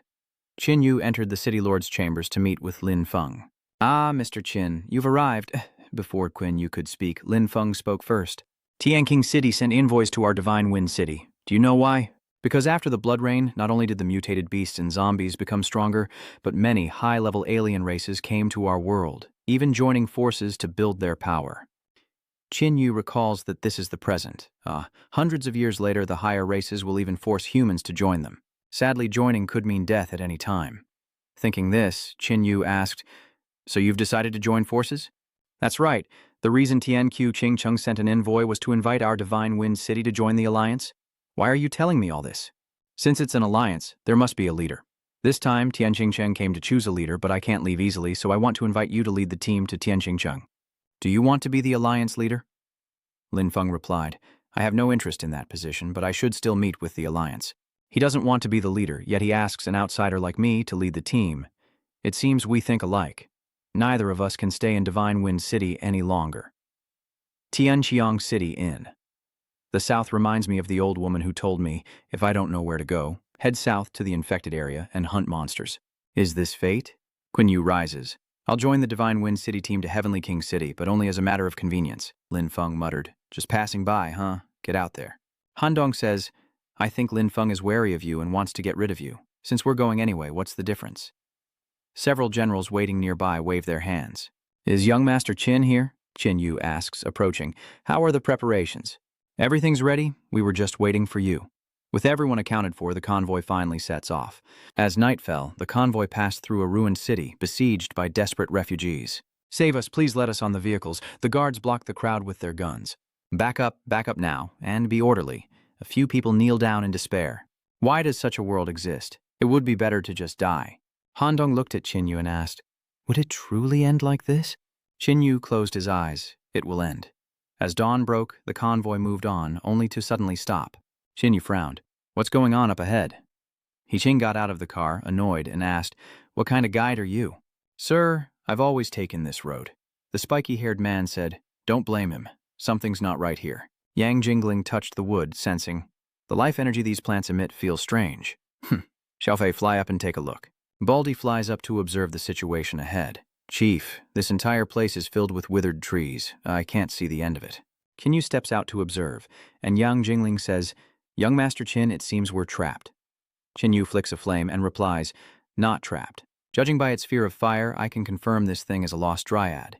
It emits waves that disorient people, so we can either burn it or wait until night when it falls asleep and retracts those waves. You guys choose which way to go." The group began to discuss. "These trees stretch endlessly. Who knows how long we'd have to burn? Besides, we can handle the fire, but the others... Night is falling. Perhaps we should leave tonight." As night fell, they set up camp to rest. Just as Qin Yu had predicted, the life energy emitted by the plants subsided into a deep slumber, signaling it was time to leave.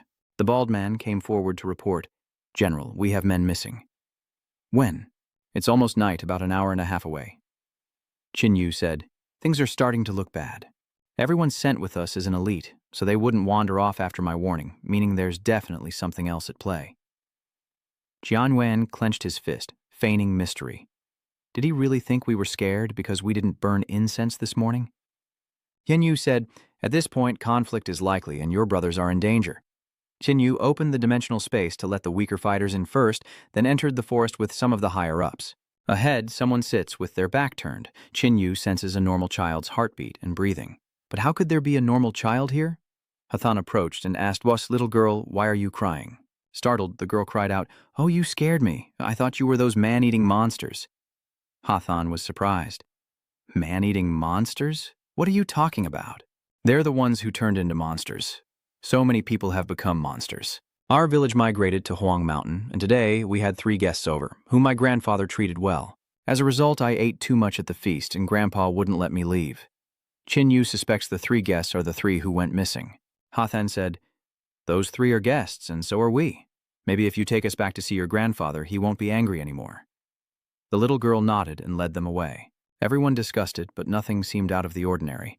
Yet this place being so ordinary was the biggest oddity of all. Our people just went missing, and now there's crying, clearly trying to lure us in. Many have passed through this desolate mountain. A village would have been discovered long ago. Whoever dares touch our people will not be spared. Inside the village, the girl announces, "Uncle, I've brought guests." Qin Yu passes the fat man, sensing that he's like a dead man. The little girl goes to a house and knocks on the door. "I've brought guests, Grandpa." The bald old man poked his head out and scolded, "You dare come back after secretly eating our food?" But it's true that they have guests, so he'll discipline his daughter later. Qin Yu frowned, sensing they were ordinary people. But what was that bloody smell?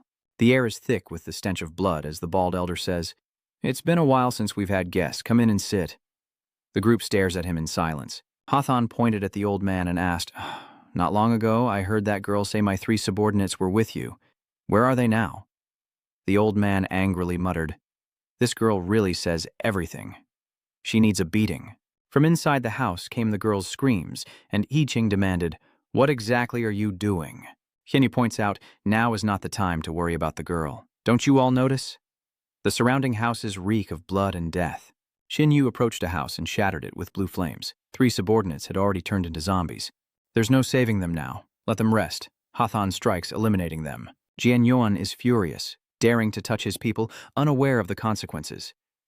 Sadly, they could have died peacefully, but now they'll suffer. 2 more people rushed out of the house. Qin Yu frowned. Why are there always such self-confident fools? "Mr. Qin, the fallen are our brothers, so let us take revenge. Carry on as you were, I'll just watch." Yang Jingling smiled. "Don't worry." Han Tong said, "You seem a little concerned, but they're not weak either." "They're certainly not weak, but these aren't the only opponents they'll face. Judging by the blood and appearance, they were human. But after killing our brothers, they're something else entirely. I think what we need to consider now isn't this, but those things." A crowd of people ran over, drawn by the noise. Qin Yu says, "Look, this is a village, not just one house, and most importantly, it's not these strange, ordinary people, but that thing." In the middle of the village, a giant tree, with a series of heads protruding from the trunk in a very strange way. The heads cried out incessantly, and Qin Yu couldn't take it anymore, striking out at them. "Too noisy, be quiet." Blue flames couldn't destroy the tree, and sharp branches shot out at Qin Yu, who narrowly dodged them. "It still has this much power?" Roots began to emerge from the ground as the pointy head wondered what they were. But I could sense the plants were in an uproar. Roots began to ensnare the villagers as one wondered, how is this helping us? It's not helping us, it's eating us. Qin Yu now understands that the villagers are not just tools for the tree to hunt, but also blood bags when it's injured. The tree, replenished with energy, continues its assault on Qin Yu. He ducks and flies upward, declaring, "The game ends here. I'll just have to pierce you again." Qin Yu throws the star-pattern spear, piercing the tree, but the image suddenly blurs. Teleportation. "Qin Yu, watch out!" Qin Yu is wary as branches attack from behind. Teleportation indeed. Spatial abilities are proving troublesome. He closes his eyes, knowing that as soon as he targets the entity, it will teleport, so he risks waiting for the perfect moment to strike back. Qin Yu abandons his defense and falls, causing Han Dong to cry out in alarm, "Qin Yu, what are you doing?" Roots emerged from the ground, awaiting Qin Yu's descent.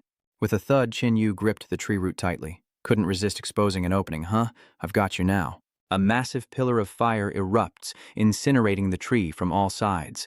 Let's see you recover from that. As Qin Yu descended, Han Dong rushed over, flustered. "Qin Yu, you scared me." Wen Yu says, "Don't let your guard down." Such useful spatial abilities, and it didn't use them at first. I suspect it wasn't its ability at all, but another mutated beast working with it. In the sky, space itself is torn, unleashing an immense gravitational pull.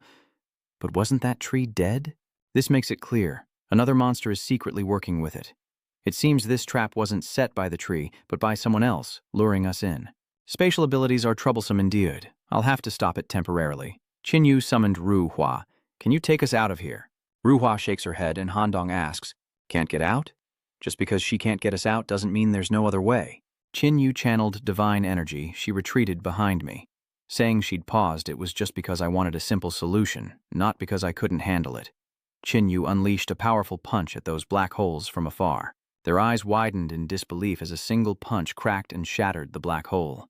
In a nearby house, a figure lurked, and Qinyu narrowed his eyes. Found you. The girl tries to flee, but it's too late, as Qinyu sends her crashing down with a single punch. That's the girl who led us here. Wasn't she punished earlier? Qinyu said. Clearly it was a disguise to lower our guard. How did you figure me out? She gritted her teeth. I thought I was fast enough. You took something you shouldn't have, and even the fastest movements leave traces, especially with something so conspicuous.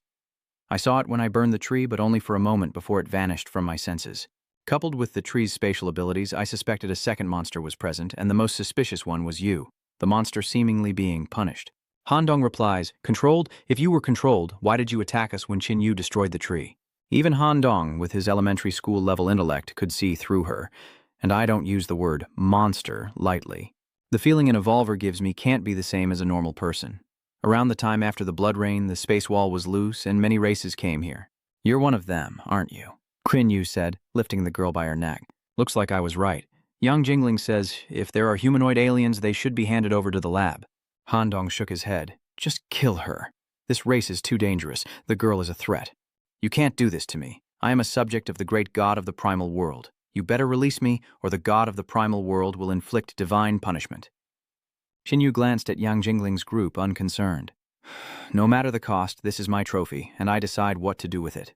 Qinyu silences her by tossing her to Han Dong, who uses time stasis to encase the girl within the dimensional space. As long as I replenish her daily, she won't be able to struggle. Keep watch over her and tell me if anything happens. As for the rest of you, you can leave. The caravan exits the dimensional space. The obstacles are cleared, and we can depart. Qinyu murmurs, It's getting harder and harder. Even in Huang Mountain, we encounter other races.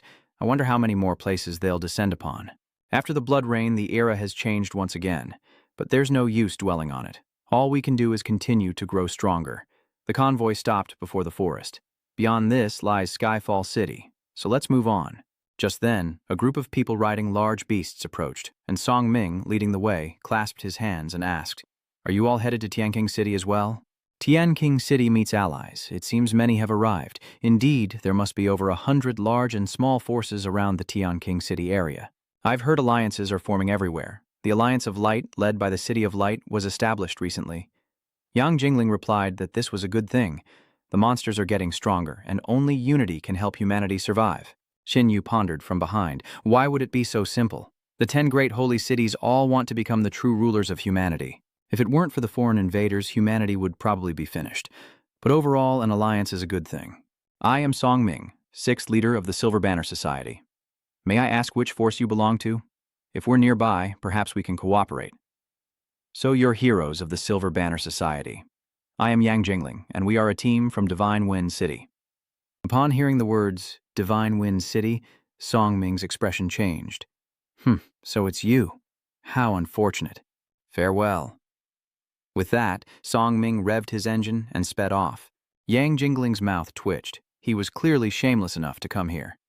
He Ching said, Starting the gene modification experiment means facing consequences like this. This is just a minor alliance we encountered on the road. If they can't adapt, they'll have an even harder time when we reach Tianqing City. A minor power, that's all. The major powers will surely give us, the Godwind clan, some face. Let's move on. Inside the car, Qinyu sighed, and Han Tong asked curiously, Why the sigh? I'm just amused. The Silver Banner Company seems tough, but their strength is a bit lacking. Meanwhile, Song Ming's group is under attack by monsters. Six Master, we can't hold out much longer. Yang Jingling and the others watched from above. So, what do you think? Need a hand? You were so eager to leave us behind a moment ago. This place isn't far from Skyfall City, so why are monsters attacking? Never mind that for now. We're all human, and we can't just stand by and watch them die. Yang Jingling waved his hand. Let's save them. Lu Dongjia, it seems someone's coming. Song Ming was stunned. Who? Could this be Feng City? Yang Jingneng then said, Don't engage in close combat. Exploit our advantages. The heavy artillery-equipped vehicles roared to life. Seeing enough, Yang Jingling said, "That's about enough. Let's finish them off." His hand strikes the ground, and countless vines erupt, attacking as the guards charge forward. Songming and the others are in complete shock. They're too strong, not just these few, but all of Divine Wind City. After wiping out the monsters, one man reports, "Lord Yang, we suffered 52 casualties in the battle." Yang Jingling approaches, asking, "Is Mr. Song all right?" Qin Yu and Han Tong watch from the cliff, thinking Yang Jingling's group can regain some face this time. No, she was wrong. If she thinks someone is bad, then everything he does is wrong. As expected, Songming pointed directly at Jingling and cursed, "You bastards, you set us up. We ran into trouble for no reason. We have nothing worth ambushing. They must want to attack you demons." Yang Jingling appeared behind him, holding a knife to his neck. "So, are you planning to make us pay for this?" Songming was so frightened, he didn't dare say a word. Hadong is speechless, as the reputation of Thandan-Thanfong City is tarnished by this blame. Qianyi lost interest, realizing they might get caught up in this. But whatever, they'll be parting ways once they reach Tianqing City anyway. Yang Jingling turned and ordered his men to clean up the battlefield. The group continued on, unaware of the beast silently watching them from the cliffside, until they reached the city gates. "So this is Skyfall City? No wonder it's one of the future's 10 holy cities. They've really gone all out using dark obsidian to build it." Handong asked what dark obsidian was, and Xin Yu explained that it was a rare stone, far harder than steel, that could absorb attacks of all kinds. It seemed they had obtained many powerful relics. No wonder they could seize the opportunity. The city gate opened, and a guard asked, "Which city is this team from?" "To think they're all level 3 or higher. To send so many evolved individuals, they're not to be underestimated. We must treat them well." As they exited the vehicle, the guard smiled and said, "Ha ha ha, it's truly an honor for you all to visit Skyfall City. You must be tired from your long journey. Please, follow us into the city." At long last they've arrived, and after such a long trip, they'll need to rest. Xin Yu replied, "But first we must enter the city." The guard inquired, "Your team exudes an extraordinary aura. Might I inquire as to your origins?" Tianqing City is indeed generous, treating even such powerful forces with courtesy. That's not quite right. Of course they'd be courteous to those invited by the city lord. However, to ensure safety, a check is still necessary. Handong was annoyed. They were targeted as soon as their background was known. She doesn't need to worry. Tianqing Chung invited them and wouldn't do anything. Xinyu joined the line for inspection when a guard noticed him. Just a routine check, as any incident would reflect poorly on Tianqing City. Handong nodded. That made sense. Suddenly the guards point their guns and Yang Jingling shouts, "What is the meaning of this? Inviting us and then pulling this stunt? What kind of gathering is this?" Someone whispered to the captain, who exclaimed, "What? A virus was detected in the group?" Qianyu was shocked and thoughtful. Could it be Little Red? But it's an immortal race. Only a blood test will reveal it. Qianyu suddenly noticed the man who had been observing him. The captain looked at Qianyu and said, "He's infected with the virus. Everyone else, please step back." Yang Jingling blocked them. How could Mr. Qin be infected with a virus? The red-haired woman approached, saying, "So, you think our Sky King City's test is wrong?" Sky King City's testing machine has never been wrong. It's a high-end testing machine from ancient ruins. In other words, Shenfeng City isn't even worth Tianqin Cheng's attention, but if you insist, we can give you a chance. Let's retest your blood, and if it's negative, we'll apologize. Qin Yu smiled, "But what if I really am infected?" "Of course, we'll have to deal with you before you turn into a zombie." "What did you say?" Qin Yu pushed him away. "This doesn't concern you all. Don't interfere. You all represent Shenfeng City now."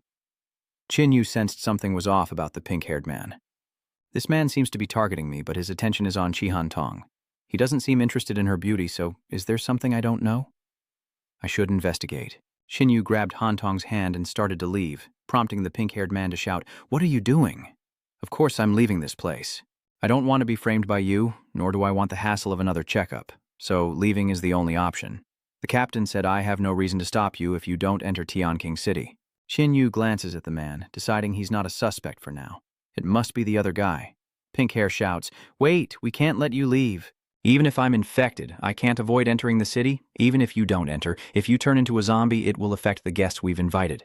Kinyu swiftly grabs him by the neck, "So what now?" Red Hair struggles to say, "What?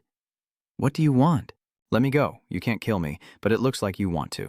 The captain says, "Release him. How dare you kidnap an official of Skyfall City?" Chinyu asks. "Kidnap? There must be some misunderstanding. Let me go. You can't kill me." "See, this one's smart.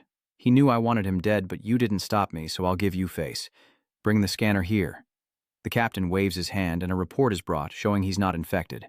Chinyu asks Hong Mao, "You said your machines don't make mistakes, but now there are two different results." The captain sweats, thinking, Pan Bang's ability is telepathy, unless he secretly instructed them, but there's no reason to.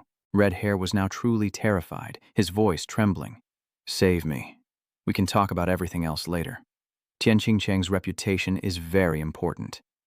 Instead of begging for help, Ji Peng honestly said, "Why did you frame me? Besides, Tian Qingcheng can't protect the person I want to kill." Just then, a shout rang out. "Such arrogance! Release him at once! I want to see how you'll make sure Tian Qingcheng can't protect him." "Who are you?" "Tianqing City. Long Shun." The two exchanged silent blows, the surrounding people feeling overwhelmed by the intense pressure, like that of a level 4. Chinyu laughs. Interesting. Long Jun secretly sweats. He became a level 4 evolver 3 days ago, yet Chinyu doesn't bat an eye. The captain approached and explained the situation to him. "So that's what happened. This is about Fan Bang offending you, but for Tian Qingcheng's sake, I hope you'll let him go." Chinyu asks, "Tian Qingcheng's reputation matters, but mine doesn't?" Long Shun said, "I don't want to bully you, so how about we compromise? I'll make one move. If you can't block it, release Pan Bang. So if you lose, I'll let you decide his fate. You'd better go all out so you don't end up clinging on for dear life later." "Ha ha ha. It seems I can't hold back then, or I'd be disrespecting you. Pay close attention and learn what it means that there's always someone stronger." Long Shun attacks, but Chinyu smirks and sends him flying with a single punch. So weak yet so eager to show off. Tian Qingcheng and the others were stunned. Commander Long had lost. As expected of Tian Qingcheng's leader, so generous as to use himself as teaching material, a vivid illustration. Huh. What does it mean that there's always someone better? Long Jun gritted his teeth. "I accept this defeat. Do with me as you please." He bid farewell to the pink-haired girl, tossing out a vial. "Then let us die together." Xin Yu prepares to strike, thinking, is he even worthy? The captain says, "Esteemed sir." Xin Yu interrupts, "This is between him and me now." Pink Hair grits his teeth. "No, I don't have a problem with you." With a resounding crash, the vial shattered. Xin Yu frowned. What was this? Giving me such a dangerous feeling? He glanced at Han Tong behind him. "I can't escape. Then I'll just have to take it." Qin Yu uses his divine power to gather the liquid in one place and pushes it towards the snake, causing Pink Hair to cough up blood. And that didn't even hurt him? He really is a monster. Qin Yu gathers his strength and stomps down. Just who is he? Such decisive action could only come from someone with power. But before he could finish, he was dead. So decisive? Wait a minute. This blood belongs to the Immortal Clan, who are interested in the Crimson Cold Copper. Could it be? Long Hun left only to return. What now? My friend is giving you face by letting you handle this. But you've made such a mess, Captain, and the situation is getting out of hand. Indeed, these are the undead. Long Shun is startled, confirming the body is here for inspection, but the focus should be on the source of the virus. Everyone is shocked. The source of the virus. As Qin Yu neutralized the fluid, he said, "This must be a virus extracted from a high-level monster, so dangerous that even I would be vulnerable if I were careless. Luckily, I suspected someone was behind this, so instead of dodging, I only took a glancing blow. Otherwise, if it had spread even a little, the consequences would have been unimaginable. To let an immortal clan member infiltrate and hold an important position, even letting them decide whether or not to be infected. Do you have anything to say for yourselves?" Long Zhan replied, "I'll explain this to you." Kun Yu shook his head. Explaining wasn't the point, but whether he'd considered something. "Is this the only sample of the virus?" Long Shun immediately ordered, "Investigate Tianqing City's usual water source and detain everyone connected to Panpeng." "Here," Qin Yu said, "maybe you can learn something from this." Long Jun called out, "Please, wait." Qin Yu asked, "Anything else?" Fan Bang had been in Tianqing City for months. Could he have had some old grudges with you? I don't know him, so why would he risk everything to attack you? Isn't that what I should be asking you? I'm giving you the body so you can investigate. Long Jun was frustrated and wanted to teach Qin Yu a lesson, but he was powerless. This matter must be reported to the city lord. Fortunately, Qin Yu doesn't seem to be leaving anytime soon. Kun Yu patted Han Tong's shoulder. "Don't overthink it. Let's get into the city. Didn't you want to rest? I'll go with you." Han Tong hummed softly. So this is Skyfall City? There's no trace of the surface world here, Yang Jingling replied. Qin Yu knew that Tianqiu Qingcheng was said to have nearly 1 million people. After all, it was the strongest human power today. In an age where monsters grow stronger, a powerful sky-quaking city is best for humanity. Qin Yu departs, saying, Since we're here, let's part ways. Yang Jingling asked, You're not coming with us? I have no interest in the alliance. I was just traveling in the same direction. Besides, my leaving with Lin Feng is good for everyone. Farewell. Chen is too clever and powerful for the city lord to ignore. So be it. This way she won't have to worry about me anymore. Han Dong paused, asking, Did that immortal attack you because of me? Qin Yu smiled. I don't know. Perhaps. Ha Dong was a little troubled. Since we met, we've only encountered the immortal race twice, and you killed the one from the Aranoia small world. So the other one, Fanbang, attacked you because I resemble her, revealing my identity? Qin Yu, unable to hide it, said, Killing you would earn her merit. Han Dong sheds tears, realizing that she's no longer her sister. Qin Yu remained silent. Why? Why did it have to turn out this way? Originally, your sister had died long ago. After giving you one last hope for survival, she was gone. She sacrificed herself out of love for you, so weep. But not for the immortals who took her body, but for the love she had for you. Grieve as you must, and I will ensure your sister's body finds peace. Somewhere in Tianqing City, this place holds all sorts of monsters, zombies, and different races. The harvest has come. Let them be silenced. Long Chen, the city lord of Tianqing City, begins to shock the beasts. Cut them open, carefully. Don't damage the crops. The guards began extracting energy stones from the monsters. Long Chen smiled. Not bad. Enough to use. Reporting to the city lord, 2/3 of the 380 monsters in the dungeon yielded evolutionary energy. Long Chen waved his hand to collect the energy, then healed the monsters. The guards brought medical kits to treat these ferocious monsters as a harvest truly worthy of being one of the 10 holy cities. A man chained in the dungeon says, But madness will bring madness. Long Chen glances over. That's none of your concern. The man sneered. Is that so? In the city lord's room, Long Shun insisted this was no laughing matter. Long Shun shook his head. I'm not joking, brother. Long Chen immediately ordered that all officials of Tianqing City must undergo blood tests, and any suspicious individuals should be arrested immediately. The guard departs, and Long Chen wonders if Qin Yu is also from Divine Wind City. His men report that Qin Yu separated from Divine Wind City, so they likely just have a good relationship, but he isn't actually one of them. Long Chen clasped his hands, looking out the window, deciding not to bother him. After all, he'll have opportunities to visit Tianqing City sooner or later. Long Xuan added that besides that, the forces heading to the alliance near Tianqing City were attacked by monsters, which is clearly abnormal. Clearly. Go find out what's going on. With the intrusion of the immortals, things are bound to get tense. Han Dong looked outside, noting the tense atmosphere and numerous patrols. Are the immortals planning an attack here? Han Dong walked over and sat next to Qin Yu. Don't worry about this. Let's go see her. Who is she? Qin Yu opens a dimensional space. Compared to the immortals, she's the one we should be concerned about. Han Dong released her from the time freeze, and before she knew it, Qin Yu grabbed her by the neck and lifted her up. In my territory, you're not going anywhere. Qin Yu fires off questions. What kind of place is the primal world? And what is the status of the divine primal world within it? Did these alien races descend upon our world just to destroy it? My name is Nguyet Lang, an emperor from the Origin Realm, what you call another world, a vast world where the laws of survival are even more blatant.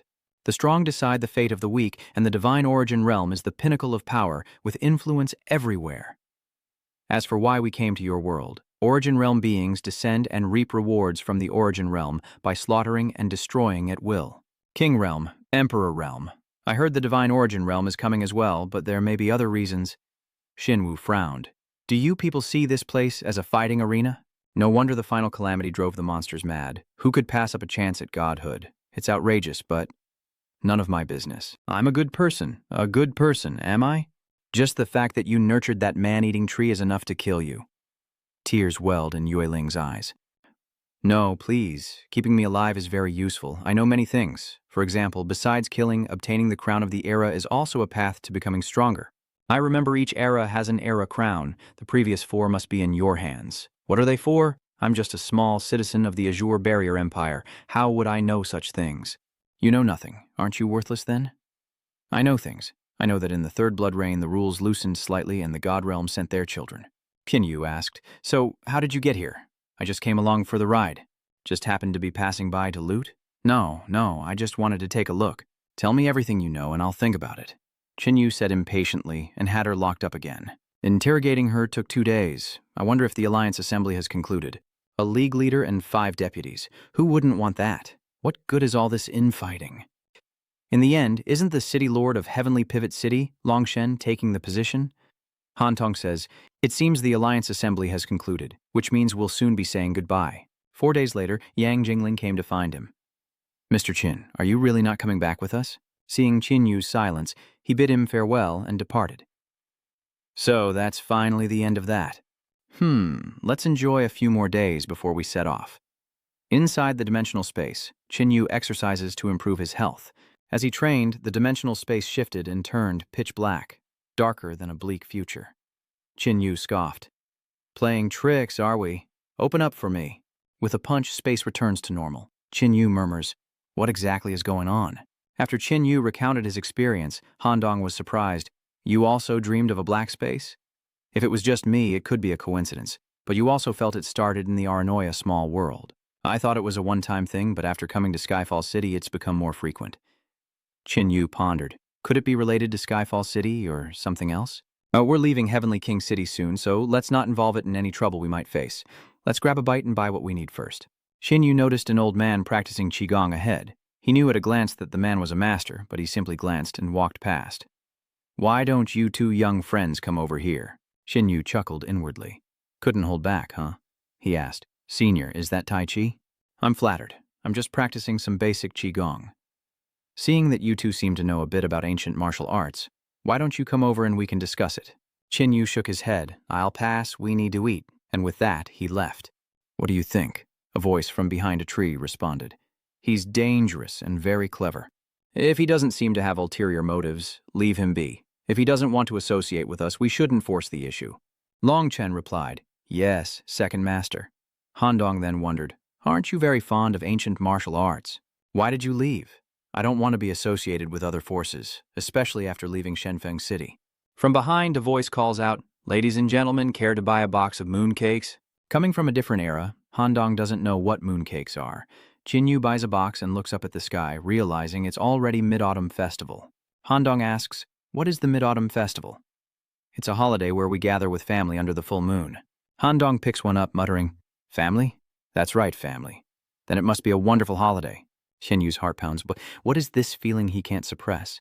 In the nick of time, an alarm blares and people scatter in chaos. Qin Yu murmurs, why such a sudden alarm? Outside the city, Chi Han Yun says, so, they reacted that quickly. Mother, Heavenly Tilt City is indeed not simple. All of us planted in Heavenly Tilt City have been discovered. Heavenly Tilt City isn't stupid. Exposure was only a matter of time. But whether we're exposed or not doesn't matter. Han Yun closes her eyes, sensing, that scent, it's you. Han Tong suddenly gasps, and Qin Yu asks, what's wrong? She's really here. Well, all the better. Saves me the trouble of finding her. On the city walls, it seems the guild assembly won't be so easy this time. Just do your job.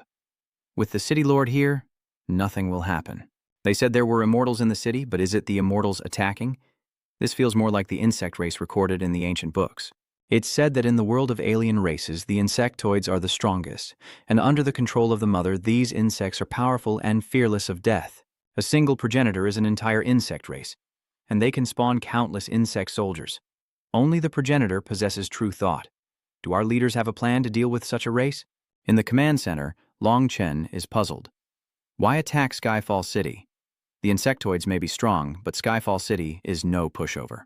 The mother nest isn't mindless, the insect race is strong and fearless, but hatching them requires energy.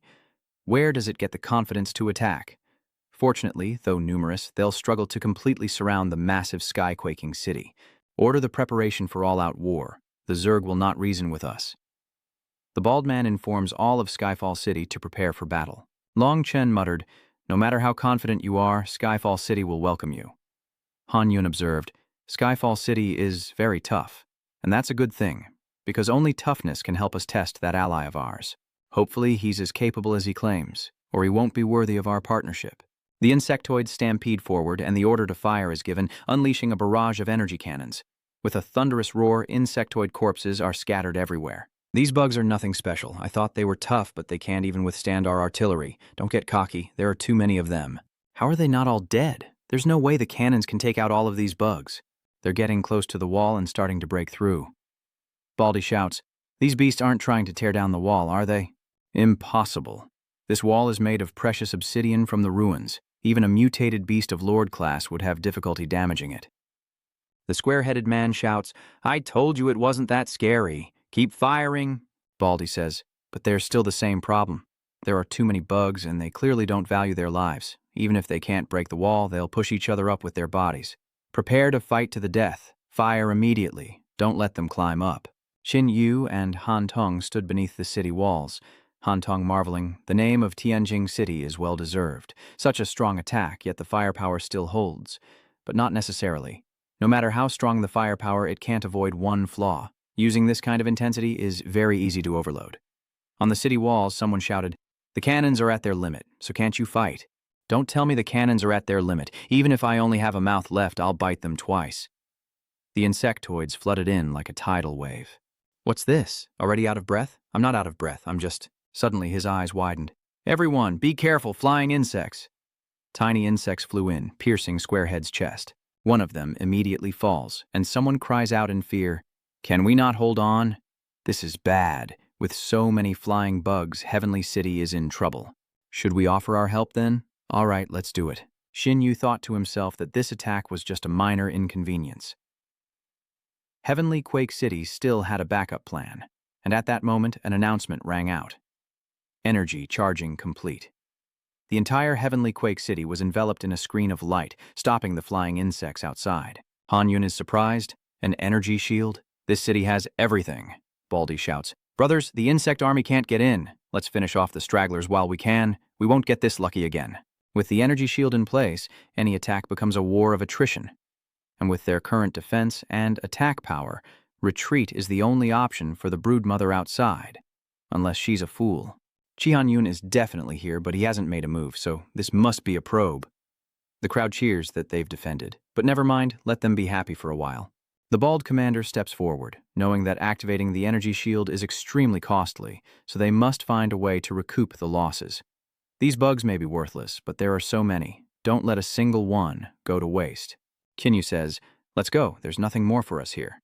Handong replies, "I'm a little worried, but don't be afraid. We'll cross that bridge when we come to it." In Tianqing City's command center, Longshin says, "Give me a situation report." "We didn't fail our mission. We lost over 300 men, but eliminated over 70,000 insectoid monsters.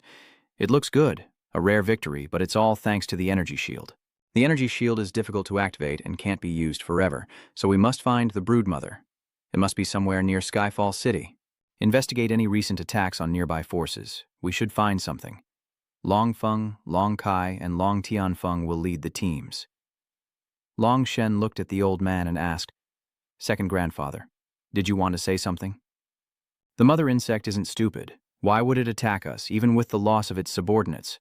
Moreover, such a large-scale insect swarm wasn't detected until the attack, indicating that this assault was planned long in advance. If they were prepared, they must have known our strength. So why attack?"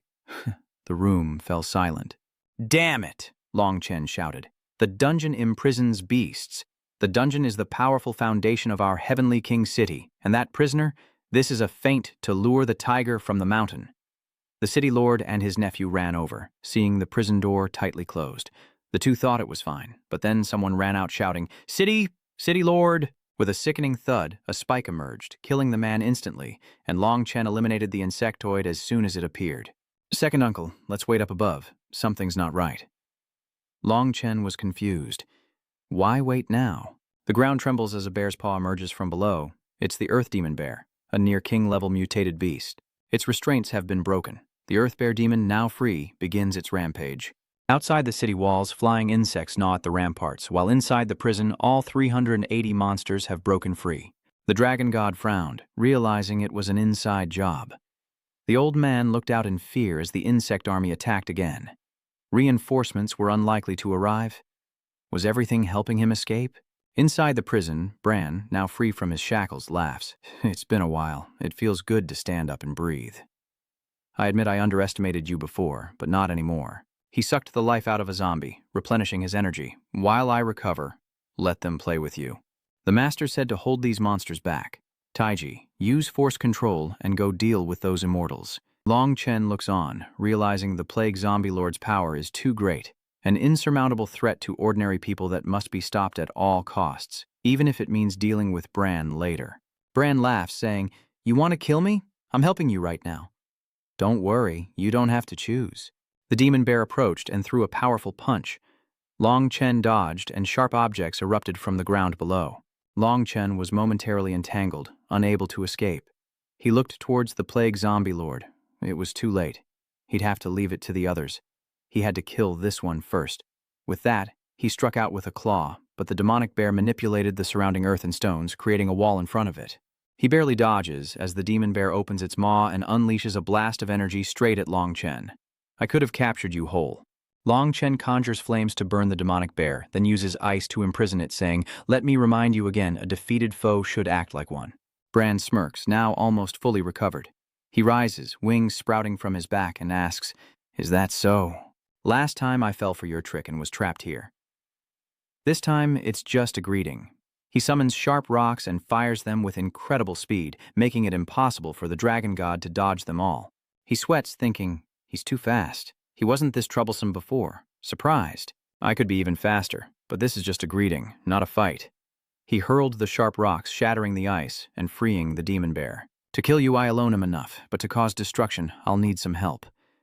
Long Chen looked behind him, then in front. Grant continued, "Though imprisoned, I still receive outside news. This city holds great importance to humanity. If I cause enough destruction, whether by killing you, the city lord, or having those monsters destroy this place, I'm sure to receive a great reward from the primal world. Now you must not only defeat me again, but also be quick about it, or your city will be gone. As for those mutated beasts, I believe in them." A mass of energy struck a monster, exploding with a bang. "Daring to act recklessly in Skyfall City, you're asking for death. Something must have happened in the dungeon. I wonder if that troublesome immortal race has emerged." In an alley, a guard is being infected with the virus. "Ha ha ha, this is retribution. This place will soon go from a place full of life to—" Before he could finish, a ball of energy hurtled toward them, and the infected zombie narrowly dodged it. Long Feng appears, striking with a blade, and shouts, "Kaizi, attack now!" "Don't call me Kaizi, call me Long Kai." The two attacked the zombie from both sides, while another launched a fire attack from afar, incinerating it. Indeed, only this level of assault could completely eliminate the toxins. Long Ru is indeed powerful, worthy of being the top attacker in Skyfall City. Long Ru is a bit annoyed now that Skyfall City is under attack from both inside and out. "And you guys have time to talk about this?" Long Feng chuckled. "We can't just sit here and cry about it, can we? I propose that the Long Tian Feng group deal with the monsters in the city while we reinforce the dungeon. This is a huge embarrassment for Dian King City. Hopefully the villa area won't be too affected, since it's full of VIPs. In the VIP area, Qin Yu looks outside, hearing the chaos in the city and the roars of monsters. Are there even monsters that can penetrate Skyfall City's protective barrier? No matter how they got in, hunting them wouldn't be bad. Qin Yu goes to Handong's room and knocks on the door. "Qi Handong, are you asleep?" Little Red wonders, how could she sleep through your voice? "Is your will so weak?" Sensing something amiss, Qin Yu kicks the door open. "You?" Han Yun chuckled. "You're fast, but still a step too late. What have you done to her?" he asked, subtly gathering his energy. "Don't worry, she's fine. She's just under my dream toxin and will have pleasant dreams for at least 2 hours. This woman is lucky, first to survive a near-death experience, and now to have you protecting her." "Little devil. I'll show you what it means to be devoured. This girl dares to say she'll kill me? You never died? Then what can you do? My mother said you were strong, but I think I can kill you." Before the girl could react, Qin Yu grabbed her by the neck and lifted her up. "Now we both have hostages. Let's trade a life for a life." The girl choked out, Mother." Han Yun muses that he's become much stronger. Qin Yu frowned. "It seems you have no intention of changing your mind. Her life was mine to give. Shouldn't she die for me without question?" Han Yun threw Han Tong into the passage, the girl screaming, "Mother, no!" Qin Yu didn't let her continue, killing her with a snap. He said grimly, "Release them. Why rescue them? If you want someone released, you should come and save them yourself. But before that, I have quite a few people here who want to settle accounts with you." A zombie appeared behind Chin Yu. New Tai was very unhappy about losing to you before. New Tai sneers. I'm not the same as when I was first born in Miss City. Not long ago, it only took me 3 punches to kill a lord. Chin Yu, unfazed, asked Han Yun, you want to run? Whether I run or not depends on how badly New Tai beat you. Rest assured he won't feel any regret because he's definitely dead. With 1 punch, Chin Yu kills New Tai. Han Yun was shocked. How could he be so strong? Now that he's dead, she's next. I'll take it myself. I don't trust you to detonate it. Chin Yu activates his golden royal bloodline, increasing his physique by 1,600 times. Han Yun thinks to herself, is this guy really a 5th century evolutionist? You have violated my taboo, do you understand? Release him and I'll spare your life today. Han Dong decides to risk it all, activating her engulfing domain, saying, then try sparing my life. Death cannon. Fist. Chin Yu and Han Yun simultaneously exchanged blows, and with a deafening boom, the villa was blown away. The explosion alerted Long Feng and his men. A fight broke out in the villa district, but they decided to stay put. Protecting Tian Qingcheng was their priority. Let those people solve it themselves. In the sky, Han Yun smugly declares, behold my all-new devouring domain. Chin Yu coldly replies, devour, I'll let you devour your fill. Chin Yu unleashes a torrent of flames, and Han Yun grits his teeth. This shockwave isn't enough. Chin Yu lands a devastating blow, and the devouring domain explodes. Han Yun is shocked. Even a golden bloodline couldn't be this strong. You think you can beat me? Embrace my storm. Han Yun amplified the lightning in his palm. You're the only human who's earned my respect, so consider this an honor. You will die by this move. This girl is strong, Xiaohong said. Is Qin not going to dodge? Qin Yu solemnly replied, I'm already locked on. No matter how I dodge, that lightning will strike us. Besides, this little attack isn't worth dodging. Arrogant fool. Han Yun hurled another lightning orb, doubling down on the attack. It's not arrogance. Qin Yu shatters the lightning orb with force, declaring, this is true power. Han Yun couldn't believe it. How could this kid get so strong so fast? Sami Qin Yu asks, is this all you've got? I still have the Scarlet Blood Holy Stone. No matter how strong you are, you're just nutrients for me. Thunder rumbles across the sky, and I don't remember imprisoning such a powerful being. If the twin martial artists were to combine, Long Nu said, this colored lightning. There's no one like that in Skyfall City. She might be connected to the prison break and is an enemy of Skyfall City. Long Chen is struck by a rock and falls, as the old man cries, Chen, how did Brank get so strong? We have to control them first. Long Chen uses ice imprisonment to trap the bear demon once more, but Gran laughs, saying, I told you, you can't take us both on at once. Impure attacks are useless. He strikes out, shattering the ice seal, and raises his fist to kill. Han Yun is gathering power, and Xiaohong cries out, Qin, hurry, don't let her unleash the devouring domain. Qin Yu calmly replies, don't worry, she won't have time. Even a domain is useless before me.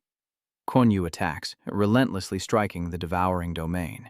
You won't get the chance to open your domain. No matter how strong it is, it's useless if you can't open it. Then you'll have to withstand it. Lightning and flames intertwine.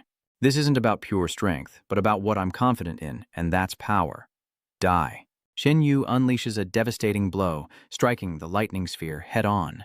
With a thunderous crash, Han Yun coughs up blood. Injured, she unleashes a barrage of lightning to keep Qin Yu at bay. But can he be stopped? Suddenly, a bolt of lightning strikes him, but Qin Yu is unharmed and scoffs, you can't escape. Qin Yu lunges forward, and Han Yun grits her teeth. Damn it, brat! Come with me! In the prison, Long Chen is hit by another piece of rock. Ha ha! Looks like he doesn't hate you to the bone after all. Let you taste what it's like to be besieged. Long Chung barely dodged the bear demon's attack, only to be pelted with rubble by Bran. This time he couldn't dodge. He gritted his teeth and thought, am I going to die? City Lord, watch out. The blade is coming. Sorry we're late, City Lord, Long Chen shouts. Long Kai, be careful, there's still a big one. Don't worry, City Lord, I'm coming to save you, and I'm not alone. Stab. Each one pierces the neck of the bear demon. Long Nu stood high above, looking down. City Lord, focus on healing first. Long Chen asks, have the other areas been taken care of? Suddenly, a giant arm strikes, and Long Chen frowns. So this bear can still hold on? Brand grinned. So you managed to get saved. Long Kai replies, we didn't just save the City Lord. Our main force has arrived, and all the experts from Skyfall City are here. The situation is in our hands. Long Chen says, a siege, huh? You'll pay for that soon enough. No need to provoke me, I won't be leaving here for now. Can you hold out? That remains to be seen. Brand looked towards the approaching Han Yun. Here she comes. But she looks a little flustered. It's her. She seems injured. Why is she running? Han Yun stumbles and falls, clearly injured. In the distance, a fiery light approaches, and everyone feels a growing pressure. Something even more powerful is closing in. Xin Yu said grimly, You won't escape. Han Dong gritted his teeth and shouted at the bear demon, Stop him! The ogre obeyed, charging forward, but Xin Yu scoffed, You think you can stop me? With a roar, the ogre was met with Xin Yu's fist, which exploded its head. The Dragon Gods group broke out in a sweat. One punch was all it took to kill the Earth Bear demon. Was he the one fighting the invaders before? Xin Yu lunges towards Han Yun as Brand's voice echoes, That won't do. He launches sharp rocks, blocking Xin Yu's path. Han Yun asks, Kid, are you really a human from this origin? Brand lands, intrigued. Who is he? To make the Great Queen flee in such disarray. Han Yun scolded, Watch your mouth. Okay, thank you for coming to save me. Xin Yu watched silently, knowing that with such a master present, killing Chi Han Tong wouldn't be easy. I'll give you one more chance. Release her. I'll spare her. Will you let me go? If you release her, I promise not to make things difficult. Long Chen urgently shouted that they absolutely couldn't be released. These invaders of Tianqing City must all die. Xin Yu replied, This has nothing to do with me. Han Yun suddenly laughed. Ha ha, you're so sentimental, but sadly you're all doomed. The ground shakes and a barrier surrounds them. We've been separated. Is this an energy source barrier? Long Nu was shocked. They even brought this in here. We have to break through it. Long Nu and Long Chen combined their attacks from both inside and out, but the barrier didn't budge. Long Chen muttered. An internal and external assault and not even a flinch? Han Yun says, We're not the only ones with energy shields. This one isn't very big, but it can withstand a lot, and it has other effects too. Xin Yu's flames extinguished, and he stared at the barrier, realizing his fire abilities were suppressed. Not just fire, but even his copying ability was useless. This is Aranoya's control ability. Who knew the enemy would be so difficult to deal with? Little Red cries out, Chin Boy, my abilities are suppressed too. Even Little Red's divine energy control is useless. Fortunately, the golden bloodline isn't suppressed, so I still have the strength to fight. But as for the others from Heavenly King City, Long Chen says helplessly, My powers are suppressed. I can't transform. I can't fight. Long Kai replies, Even my armor's specific abilities have vanished. Long Chen asks, Second Master, what do we do now? He said to hold on, the Grand Elder would know what happened here and would come to save them. Inside the library, the Grand Elder sighed. So many disasters. Wait, I will find the Great Emperor to save everyone immediately. Long Chen asks, When did you set all of this up? Bren smiles. Remember what I told you a few days ago? I felt movement underground back then. Long Chen suddenly remembered. Underground? So the insectoids are working with you. Ha ha ha. You people of Tianqing Than are too foolish. None of you noticed, but unless you constantly have the protective barrier up, you wouldn't have noticed those creatures burrowing underground. Annoyed by his incessant talking, Han Yun interjects, Just capture them. Why waste time with explanations? Bren asks, If I use you to threaten them into dropping their protective shields, do you think I can lure the Zerg into attacking? The others immediately step in front of Long Chen, protecting their city lord. Long Kai says, If the city lord is captured now, it will be a huge blow to morale. Long Feng nods, so it's time to risk our lives. The old butler says, Shenner, if we can't hold on, for Skyfall City and the Long family, take your own life. Long Chen pauses, then replies, I understand. Bren flies high above, mocking, Your resistance is laughable. From the ground, a massive object emerges, and from within it, swarms of mutated insects crawl out. This is the brood chamber of the mother insect. Someone cries out, How can there be so many insects? Grand is a little surprised. So it didn't tell me it had so many minions lying in wait beneath Skyfall City. But this is good. Let them taste devastation too. Chin Yu thought to himself. The barrier protects the source of power, the power of control. It seems they've been planning this for a long time. Suppressing everything so thoroughly, even drawing a weapon is this difficult. Chin Yu looks at Han Yun. You intentionally fought here and lured me here to take us all down at once. Han Yun laughs triumphantly. I admit I underestimated you, but I won't give you a one-on-one chance. I'll wait until you're dead to devour your bones. Bren looks at Chin Yu with interest. If we ignore the people of Tianqing City for now, I want half of this kid. Shinyu asked, so I'm just prey to you? He said grimly, but can you stomach it? Han Yun scoffed. Can't eat you? Kid, you think we made such a big deal for that little dragon? It's all for you. I just didn't expect you to be this strong, requiring a backup plan. So if you're here, you're not leaving alive. Was all of this to deal with me? Chin Yu began to consider, noting that Chi Han Yun didn't seem affected, though she was weaker than before. It seemed she couldn't avoid the suppression, but it was faint, yet still perceptible. Thinking of this, he said, "Don't forget, in crucial moments, I can unleash my power. Crimson Han Yun, this is your first miscalculation, and your second is listening so intently instead of keeping non-targets out of this." Long Chen then said, "Second grandfather, I've lost 80% of my combat power. What do I do now?"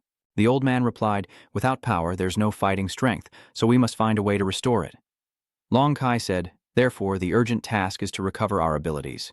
Relying solely on our basic essence, we are no match for this thing."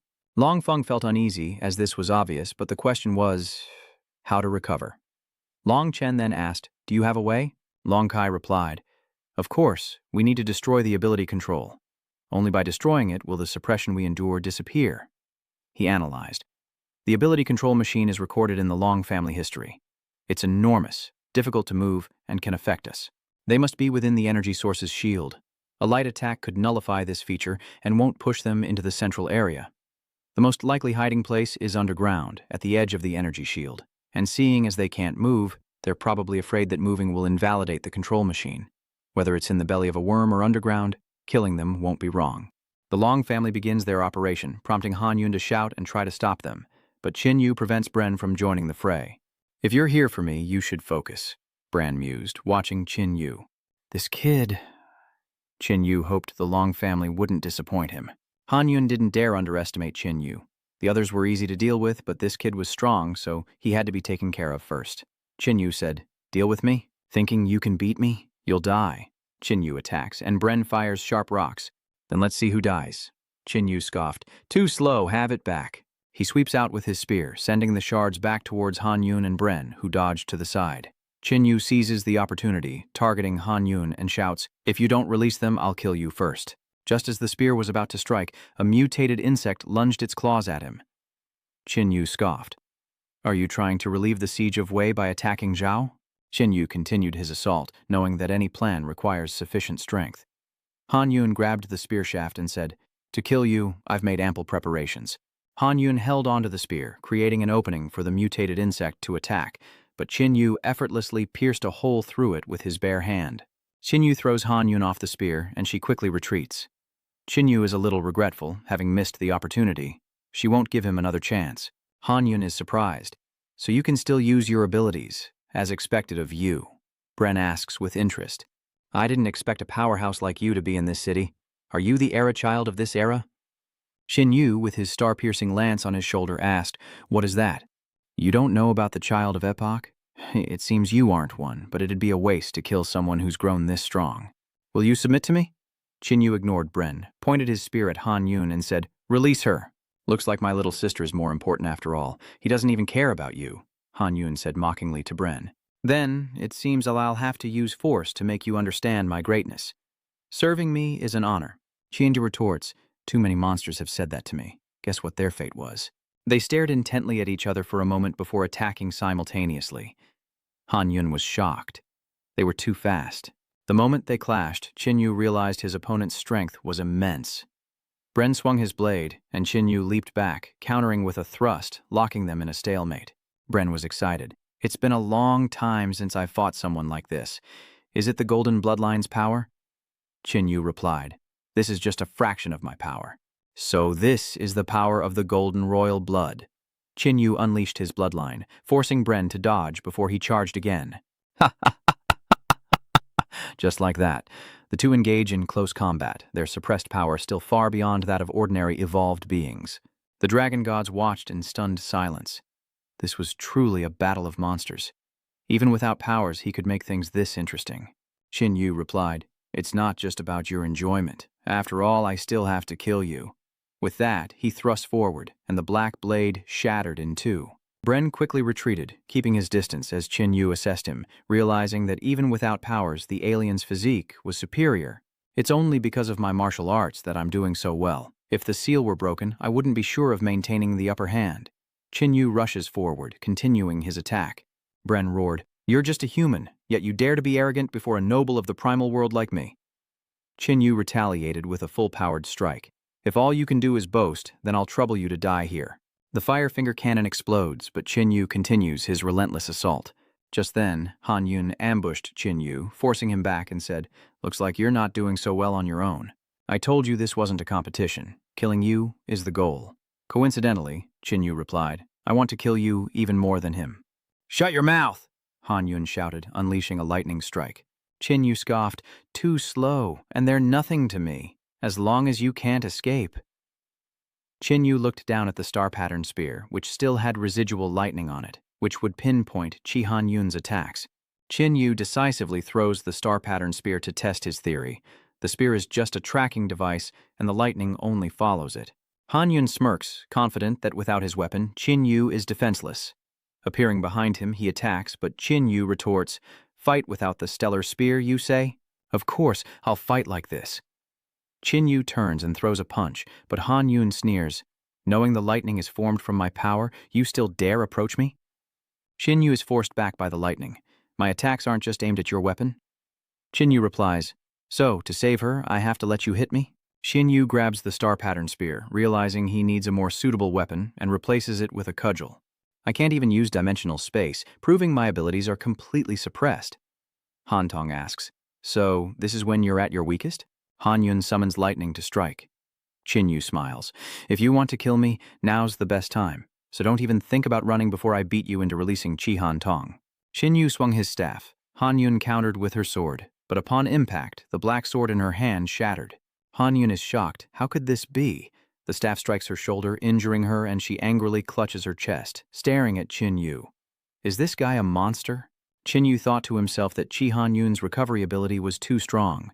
Since her power was limited, he naturally couldn't do anything to her, so he had to act quickly. Qin swung his staff. Han Yun unleashes lightning, screaming for the monster Qin to die, but despite the shock, Qin manages to strike her head with the staff. She coughed up blood, saying, "I'm a monster. Who deserves that title more than you?" Han Yun was sent flying, and Little Red emerged, saying, "In a situation where powers are restricted, taking a blow for you would cost me my life. Kid Qin, you're going to suffer a bit." Qin gripped the wooden staff. She had no more chances to attack. Han Yun is furious, cursing the suppression that prevents her from using her powers, even with these minor wounds, and realizes the others have escaped. Qin leaps forward, shouting, "So this is all there is to the Demon Abyss Empress." Han Yun panics, throwing the sphere containing Han Dong. "I'm returning her to you. Take her. She's unconscious and could die from the slightest accident." Qin chased after the sphere, shouting, "I'll spare your life for now." The sphere hit a rock and shattered, releasing Han Dong. Luckily, a nearby mutated insect saw an opportunity and came to investigate. After a moment, Han Dong opened her eyes, saw Qin standing next to the insect's corpse, and asked, "Was that you?" Still unaware of the situation, she asks, "Why are you in my room? I wasn't ready for this." Qin rolled his eyes at that and said, "Silly girl, take a look around." Han Dong blankly looked around. Where is this?" Qin slays more approaching mutated insects, then says, "This is the battlefield." Xiaohong explains that her sister suddenly captured her. "Qin and I risked our lives to save you." Startled, Han Dong glanced at Qin, then at Han Yun, who greeted her, "Little Dong, long time no see." "No, you're not my sister. Oh, you'll soon be one with me. Of course I'm your sister." Han Dong asks, "What do you mean?" As a bug silently approaches her, Qin smashes his staff, declaring, "With me here, you won't accomplish anything. Or did I not hit you hard enough earlier?" Han Yun replies, "Not killing me just now was your biggest mistake, and you won't get another chance." Qin scoffs, "Everyone always says that, but do you really think you can survive me? You can't even stop the people from Tianqing City." Meanwhile, the Long family joins forces to kill the mutated insects. Long Chen laughs heartily, feeling refreshed.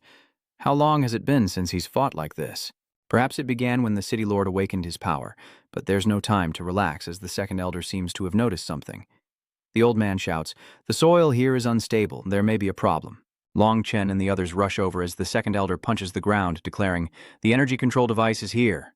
The energy core of the machine is shattered, restoring Long Chen's power, and he immediately unleashes the power of ice and fire, annihilating the surrounding mutated insects. Qin Yu says, "You were no match for me before. Now you're just choosing your death." Han Un muttered, "If it's destroyed, it should appear. Did you abandon me?" In the sky, Bren tried to escape, but was consumed by purple smoke and plummeted to the ground, muttering, "You dare scheme against me?" Han Yun thought to himself, it was true after all, then laughed, "You should be familiar with my backer." The ground erupts as a black dragon emerges. It's the corpse beast, Shilong, from Shengjing City. But it seems stronger than before, even reaching king level. He thought, "It's just a king-level mutated beast to me." Before he could finish, a figure appeared above the corpse dragon, the queen from Shengjing City. She said, "Long time no see, kid." Qin Yu is shocked. "It's you?" Shilong replies, "You remember me? This is just too good."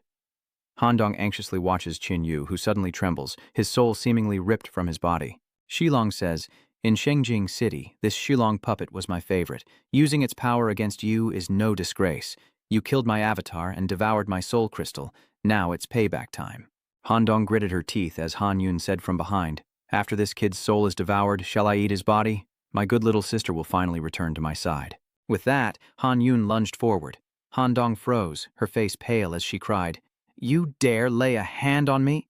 Han Yun sneers, "You've been in my grasp for so long. How could you not leave a trace? Return to me." Shen Yu's voice echoed from the side. "I told you, with me here, you can't touch her." As Qin Yu appeared before Han Tong, Han Yun retreated without hesitation, thinking, "It's just devouring. I can still resist." Hearing this, Han Yun questioned the mother insect. "Hey, can you even handle this?" The queen mother insect was startled. "Can he still resist? This brat really did consume my soul crystal. In that case, you're doomed." The broodmother controlled the corpse dragon, trying to devour Qin Yu's soul, as she said, "You want to kill me? That might be easier said than done." Qin Yu unleashes a shockwave, radiating from his body. The undead dragon collapses with a roar, and the mother worm appears, shouting, "How dare you! A soul attack defense treasure, no less. But let's see how many times you can use it." Qin Yu thought to himself, "Good thing I spent 5,000 contribution points to get this soul protector. Otherwise, I'd be done for. I might not even have been able to use it once, but I only need to block you once." The Queen Mother Zerg roared wildly. Qin Yu slams his staff into the zombie dragon's head, asking how it feels to be powerless. "I risked destroying my soul protection to temporarily disable your soul devour." The queen bug cries out, "So what? With my soul power, I can recover quickly, unlike you." "Even if you devour my soul crystal and forcibly break through the soul devour, it must have cost you a lot, right?" Qin Yu smirked. "Are you able to use your powers now? Why would I need powers to kill you?" Han Dong called out to Qin Yu worriedly, "Stay away from me. You'll get caught up in this." Two claws then emerged from the queen spider's back. Long Shen watches from afar, shocked. "He's a monster too." The two elders shake their heads. "His methods are different." Long Feng says, "Regardless of whether he's a monster, let's observe calmly first." Qin Yu leaps into the air, shouting, "You won't get another chance to use the soul shackling button." The queen mother insect replies, "What you say doesn't count." With a crash, she slams her hands together. Qin Yu unleashes the deathly poison. "Let's see if I have a say now." The queen bug used her tail to block the stinger, saying, "Of course not." Qin Yu calmly asks, "Is that so?" As the mother ancestral worm is shocked to see its tail covered in poison. Qin Yu seizes the opportunity to kick the corpse dragon in the head. "Let's see how long you can hold out." The queen insect said, "Even with the poison of instant death, my soul power can withstand it for a short time. If my power recovers before then, you're the one who's going to die." Shilong lashes out with its tail, but Qin Yu jumps on top, relentlessly attacking with its pincers, then brings down a staff because beasts need to be beaten with sticks. The undead dragon suddenly whips Qin Yu's wooden staff away. It sweeps its tail again, and Qin Yu grabs its thigh, stabbing at the poisoned wound. The worm roared in agony as the queen mother insect said, "Since this body is lost to poison anyway, I might as well trade it with you." The worm snapped its jaws, but Qin Yu held it back, stabbing with his rear pincers. The queen screamed at Han Yun, "Don't just stand there. This kid can't be taken down alone. Be patient, let me recover." Han Yun sneered inwardly. "What goes around comes around. Now it's my turn to see what you can do. How can I cooperate with you if I don't know your trump cards?" Qinyu ripped off Thelong's head, and the queen mother insect emerged, only to be snatched out by Qinyu. The queen screamed, "Are you just going to stand there? Try dealing with him on your own." Han Yun replied, "Relax, we're allies." Qinyu frowned, annoyed by the constant repetition, like flies buzzing around, and flies only have one fate: to be swatted. Qinyu strikes, his palm sending Han Yun crashing to the ground, heavily injured. She coughs. Too many unexpected things today. Qinyu continues his assault, declaring that the greatest accident will be the death of the demon empress Ma Yuan at this moment. But the fist stopped right before Han Yun's face. She grinned. "Do I need to remind you again?" Qinyu is consumed by tendrils of purple energy as the corpse dragon behind him begins to regenerate. The broodmother grins wickedly. "You were so arrogant before, boy, but now it's my turn." The dragonute opens its maw using soul shackles to drag Qinyu's soul out, leaving his eyes vacant. Han Yun lies on the ground, gloating. "No matter how strong your soul is, you're still no match for the Zerg Overlord's broodmother. Qinyu's soul can't resist." The broodmother sneers. "Give up. This time I'm taking back everything I've lost." Qinyu grits his teeth. "Is this really the end for me?" Seeing Qinyu's empty, soulless eyes, Xiaohong cried out, and Qinyu smiled bitterly. "Looks like I've broken my promise to you." "Ha ha, is this what it feels like to die? So this is it, huh? Still, I have some regrets." Just then, Han Tong suddenly stood in front of him. She turned back with one last smile. "Sorry. I don't know why my powers never worked. I couldn't help you at all." Han Tong's soul was sucked out of her body, and Qinyu stared blankly at the scene. Han Tong continued, "I just had a dream, and you were in it." Before she could finish, her soul was sucked into the beast's mouth. Xiaohong anxiously asked, "Is Qin all right?" Qinyu cradled Han Dong's lifeless body, speechless. "Damn her, foolishly using her soul to block my devouring. But it can only happen once."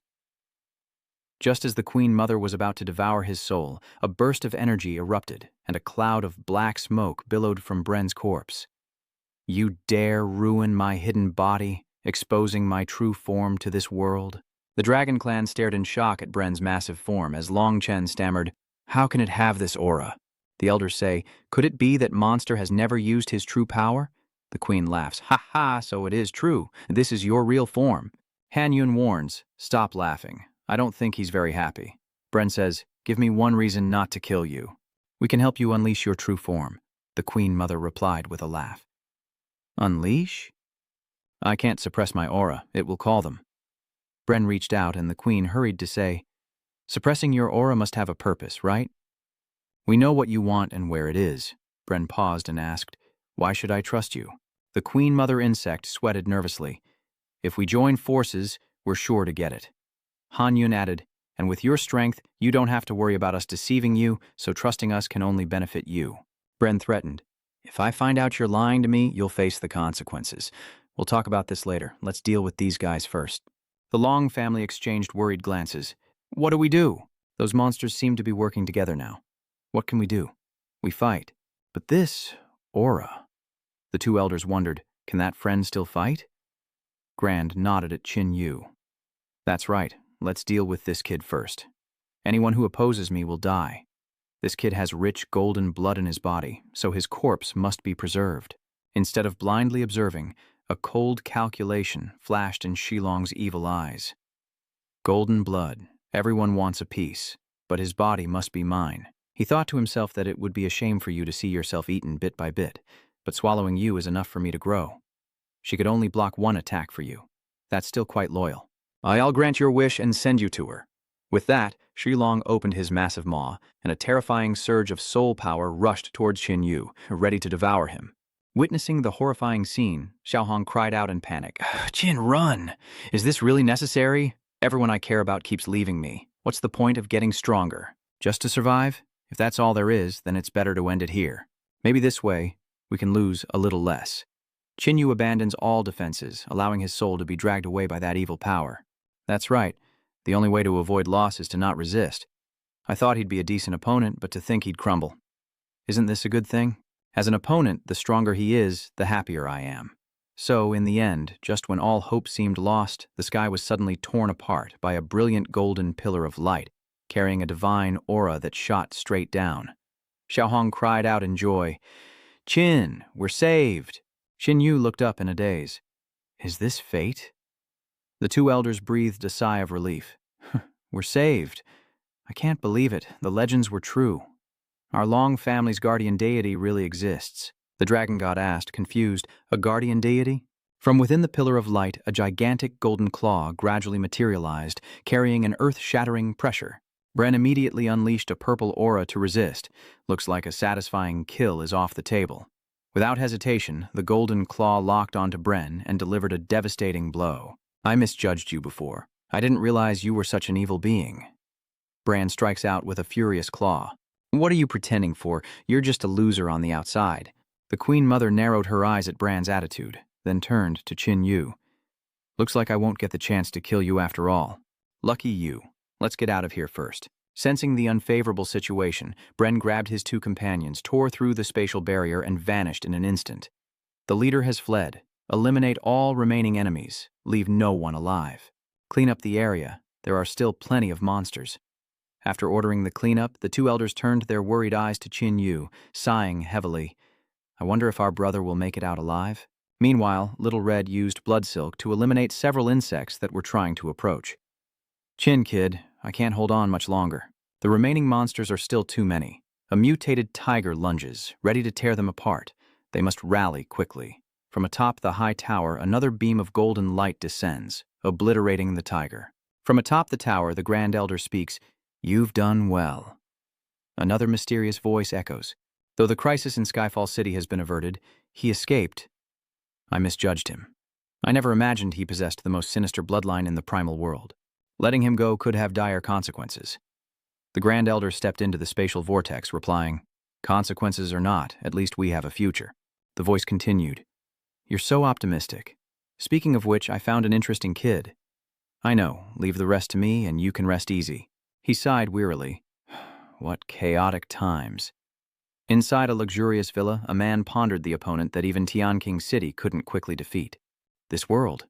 His subordinate reported their victory, so he congratulated them. The man acknowledged and withdrew, while outside, after wiping out the beasts attacking Skyfall City, the people cheered in victory. Far away, a group of zombies attack mutated carnivorous beasts, as Bren carries the progenitor and Han Yun down from the sky. Now that things have calmed down, explain everything to me. Han Yun asked, "What exactly is that thing?" "Why did it let us escape?" The progenitor larva explained. "It's just a defeated coward clinging to life. Its body couldn't handle attacking us." "I see. To think such a powerful being would fall so low. No matter how strong it is compared to our primal world, it's just a market that formed when the progenitor and Han Yun first arrived." Bren couldn't help but exclaim, "Hey, what about my explanation? With my looks, I'm always getting mixed up in terrifying stuff." The queen insect landed on Shilong, saying, "You and I are both from the primal world. I know who you are and why you've risked coming to Earth. That treasure requires the three of us to work together." Bren scoffs. "With my power, I could disqualify you both from working with me." "That's not a given. You broke the seal this time because you consumed my worms. How can you be sure those worms only serve to unlock your power?" Bren was startled, noticing the purple energy surrounding him, as the Queen Mother insect chuckled. "I haven't finished introducing myself. You'd better listen. After all, I'm just an avatar. Killing me won't affect my true self at all." Han Yun added, "I have specific data from a ruin. Take me along and we can reduce the danger by at least 30%. "Indeed, benefits are what we should be discussing. Your anger is of no use," Bren said grimly. "Very well, you do have some tricks up your sleeves. I agree to this collaboration. Time is of the essence. Let's depart now." Inside the dimensional space, Handong lay peacefully on the bed. Xinyu's hand trembled as he caressed Handong's cold face, despair etched deep within his eyes. "Why did you save me? Why did you sacrifice yourself, and why am I the only one left?" Xiaohong worried, thinking, this blow is too great. Will Qin Yu lose his will? It kicked Qin Yu, telling him to wake up for this great master. "That girl is dead, so it's okay to be sad, but is that all you're feeling?" Qin Yu asked. "What else would I do? Of course, I'll take my revenge." Qin Yu muttered, "Revenge?" Flames of hatred surround him, they must all die. Sensing Qin Yu's rage, the two gold-devouring beasts roared in unison as Qin Yu coldly stated, "I'll remember this debt, and I'll settle it sooner or later." Behind Qin Yu, A faint, majestic, yet benevolent illusion quietly appears, with the violet firmament king's core beneath it. Qinyu's figure is reflected within, surrounded by a cloud of dark energy. As he left, Xiaohong thought to himself, "This kid hasn't moved on at all. He just has a temporary goal. I don't know if keeping you this awake is a good thing or not." Qinyu, with a sinister look, sneered, "Of course it's a good thing. How can I get revenge if I don't wake up?" "Someone's here to see Mr. Qin. The Grand Elder wishes to personally thank you for your assistance in our time of need." Qinyu refused, and as he was about to close the door, the man hurriedly said, "Also, if you're looking for the whereabouts of those monsters, the Grand Elder can help you." Qinyu agrees and is led to a conference room. Long Shun respectfully said, "Mr. Qin, please sit here. The meeting is about to begin." The people in the room whispered, "Who is this guy? Why is Long Jun so respectful, and since when do outsiders get to attend meetings?" "Lazy can come, so what's one more outsider?" Long Nu approached Qinyu and sat beside him. "Are you okay? I saw you fighting those monsters." "Thanks for saving me," Qinyu interrupted. "It's nothing to me. Being able to repel the enemy is your trump card." The second elder then stood up. "Now that you're all here, elders, I think we can begin the discussion." Someone said, "Wait a moment, Lezo hasn't arrived yet. He's an outsider. Why should he be allowed in the Long family's meeting room?" Someone stood up to object. "Based on his achievements. Yesterday, during the Skyfall City crisis, Leza led a team deep in, killing the insect commander, forcing the insectoid monsters besieging Skyfall City to retreat. With such merit, why shouldn't he be allowed in?" "Exactly. We share the Long name, and we support Lazy." Long Chen grits his teeth, never expecting Leza's reputation to be this great, completely disregarding the city lord. "Is it because of you?"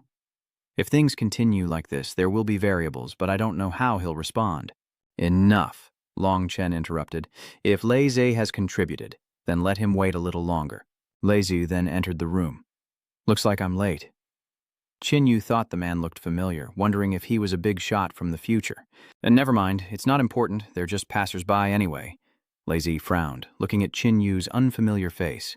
"Besides me, there are outsiders. Isn't that the Long family?"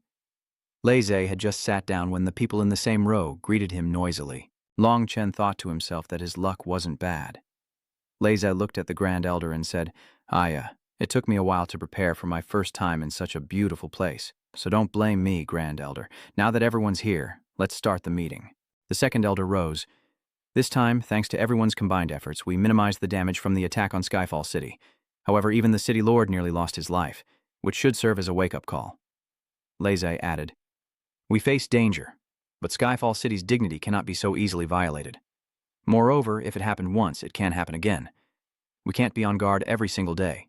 Everyone agreed, saying that if they weren't dealt with, the consequences would be dire. We must nip it in the bud. The Grand Elder nodded in agreement. Indeed, the three monster leaders escaped, and they will cause endless trouble in the future. The elders agreed. These monsters must be eliminated. Lazy asked, "Does the elder know the monsters' whereabouts?" "That's right, which is why we need someone to eliminate them." Everyone rose to their feet, saying they hadn't killed enough this time. The elders volunteer, unaware of the monster's true ferocity. "At least the Long family has plenty of passionate people, and while I don't know about others, those two have the means and the ability." Lazy urged, "Great Elder, stop beating around the bush. According to my sources, those monsters have reached the southern Demon Claw Marsh." Qinyu is shocked. The 10 forbidden death zones, 33 areas worldwide with extreme viral contamination, monsters evolving at an alarming rate, making survival nearly impossible. The 10 most deadly forbidden areas are the most severely infected regions. In his past life, Lin Feng died in the dark forest bordering one of these areas, a testament to their terror. Even the mighty Lin Feng perished at the edge of one of those areas. If I go now, it's almost certain death. But so what? They have to die. Long Nu felt Qinyu's murderous aura and was secretly shocked as the Grand Elder looked at Lazy and asked, "Are you willing to lead the team?" Leza pounds his chest, ready for anything. "Very well, later you can go to the vault and choose any 3 treasures." Everyone congratulates him. "Congrats, Lei!" So he's finally made a name for himself and even gained access to the vault. Long Chen is indignant, as entering the vault was an honor reserved only for him. Now, it's just Lazy entering the vault. If he returns after completing the mission, and the elder asks Long Chen, "What do you think?" Long Chen rises and clasps his hands. "As the city lord of Tianqing City, I cannot blame others for this." "Then work with Lazy to complete this mission." Leza has no objections, but Long Chen is furious. Is he just an accessory to Leza? The meeting ends and everyone departs. Mr. Quinn, please wait. The Grand Elder has something to say to you. Young man, you have a long road ahead. Don't let yourself fall into darkness and let hatred cloud your eyes. Qin Yu replied that this advice was meaningless, even though it takes time for a soul to be devoured and digested. Qin Yu paused, turning back to the elder, and said, "The soul-nurturing grass. If I'm fast enough, there might still be a chance to reclaim the devoured soul." Qin Yu knew that the only things that fell from the sky were rain and bird droppings. He asked, "What do you want from me in return?" The Grand Elder shook his head. "Nothing at all, because your goal and ours are now one, so helping you is also helping Heavenly Gingcheng. I believe you will surely kill the Queen Mother now, but not in your current state. This soul-nurturing herb will help heal your heart, a gift for your earlier intervention, and payment for services rendered. You're right, and your words only strengthen my resolve to kill her. I accept this favor." As he walked, he muttered, "Queen Devourer, you're dead meat." After Qin Yu left, the Grand Elder turned to Long Shen and Leze, saying that the abyss of primal chaos was extremely dangerous, and another helper was a good thing. This map marks dangerous locations. Do not approach them carelessly. The alien named Bren has the blood of an evil god and is extremely terrifying, so be careful. Leza accepted the map and nodded. "I understand. You two can take a long family heirloom, but you must bring it back intact. Once you're ready, depart immediately and don't bother reporting back." Long Chen glanced at Lazy, thinking he shouldn't let a little praise go to his head. Lazy smiled and departed, secretly plotting that if Long Chen were to die on this journey, he would take the seat of City Lord upon his return. The most outstanding of his generation, Long Chen? Just a name, no substance. Lazy's followers whispered amongst themselves, seeing this as a chance to finally compete fairly with Long Chen. Compete? Without outside interference, how could Long Chen ever compare to you? Lazy reminded him not to be arrogant, as the Demon Swamp was unlike any place they'd been before. A truly dangerous place. Should they negotiate with this Qin Yu? Leza pondered. That guy? Even if he joins Dragon God, I won't be afraid. Besides, the Demon Marsh is so dangerous he might not even go, and its reputation is overblown. The 5 of us have already killed a Lord-level being, but it seems the Grand Elder thinks highly of him. Lazy replies, "The Grand Elder thinks highly of many people. Didn't I also receive a treasure from him?" In the Heavenly King City Library, the Elder Azga appears before the Grand Elder, asking, "Aren't you afraid those kids will die in the Demon Swamp, a place feared and misunderstood since the 4th Era and by ancient heroes? If they die, you'll lose 2 supreme treasures. Lazy isn't ordinary. To verify my assumptions, he must go to the Demon Marsh. So even if we lose 2 treasures, it's worth it. The Demon Swamp is dangerous, but not without hope. If Lei Zhe returns alive, his current strength will guarantee him a spot as a child of the Epoch." A child of the Epoch. Anyone favored by the Epoch will turn misfortune into blessing and gain opportunities to grow rapidly. Azga replied, "Truly admirable, but is it limited to Lei Zhe alone? I thought Long Chen was surely dead last night, but he's alive and well." Azga thinks differently. That has nothing to do with Long Chen. I think that kid Qin Yu might be one. Is he a child of Epoch? The Grand Elder replied, seemingly shrouded in mist, making him difficult to read. Therefore, I'll give Long Chen another chance. 2 treasures in exchange for 1, or even 2, children of the Epic is a worthwhile deal. Why not 3? I think Qin Yu is very likely he has reformed his own genes. The Grand Elder says that the very act of altering his genes means he's likely not the one.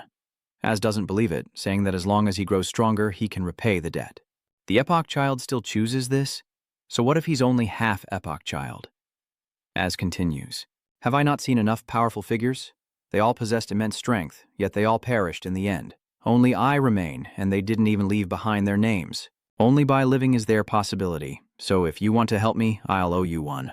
The Grand Elder firmly shook his head. "I'll say it again, there are things I cannot do." With that, he departed. Inside the dimensional space, Qin Yu duplicates the soul-nurturing grass, knowing that after finding her soul, he must leave a root for her. Little Red says, "Qin, I can't shake the feeling that old man is trying to use you." Qin Yu swallowed the soul-nurturing grass and sat down to meditate. "I know, but what can I do? Whether the Grand Elder wants to use me or not, can I forgive the mother ancestor bugs? He told me that Chihan Tong might still be alive, giving me more certainty in my revenge." After fully digesting the soul-nurturing grass, Qin Yu rose and threw a punch. The Grand Elder is right. Devouring a soul is a process, so there's a high chance that Chihan Tong is still alive. You're so sure. How long has it been and you still haven't digested him? Of course I'm sure because I'm still alive. After I showed my power, I remained alive. The Queen Mother is not stupid. She's not confident she can deal with me. So, rather than devour Red Han Tong's insignificant soul, it's better to keep it to threaten you, right? Yes, I'm not afraid of her threats, only that she has nothing to threaten me with. But first, he had to ensure he couldn't be threatened. Qin continued to cultivate, each narrow escape bringing progress, but it was never enough. Qin looked at Yuaneng and asked, "How can you endure it for so long? Are you scared?" Yuaneng was shocked. "When did you realize I broke free?"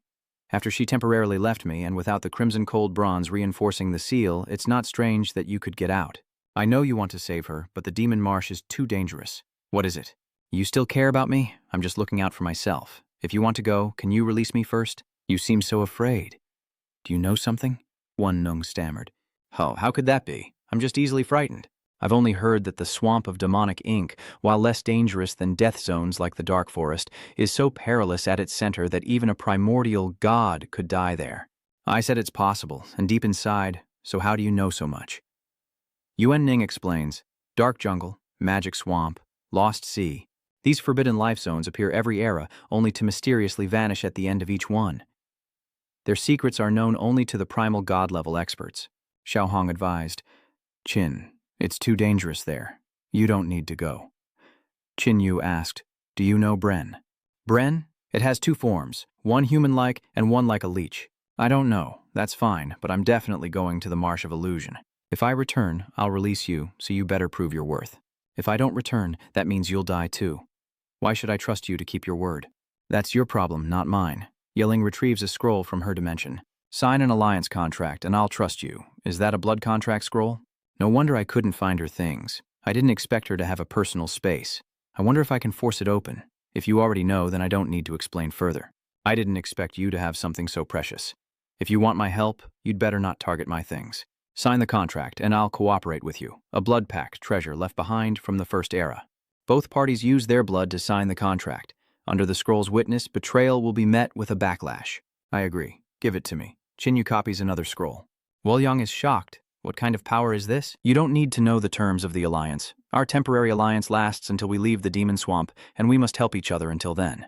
If one is in danger, the other must provide assistance and enter the demon swamp. Any spoils acquired must be split evenly as a token of goodwill for the seed I gave you." After Qin Yu and Yue Ling signed the scroll, it burst into flames, splitting into two and entering their bodies. Seeing Qin Yu's golden bloodline as he signed the contract, Yuaneng wondered if he was truly a child of the epoch. Whether he's a child of the epoch or not, following him into the demon marsh will surely yield rewards. He probably doesn't realize my true goal is the demon marsh itself. Qin Yu, noticing Yuaneng staring at him, asks, "What's wrong?" Recovering, Yueling replied, "Nothing. I'm just surprised to be allied with a local. Since we're allies, you know Bren, right?" "Of course I know him.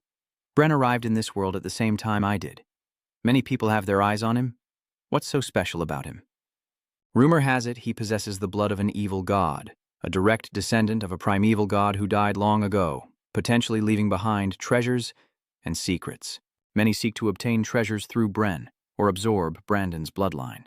He likely entered the dangerous demon marsh because his primordial god ancestor died there. He seeks the treasure, but now that his secret is out, he won't be the only one going." "Do you still intend to go, given the situation?" Qin Yu asks, "So, you're saying many other races want to deal with Brandon as well?" "That's right. If you want revenge, you don't have to do it yourself. What a joke.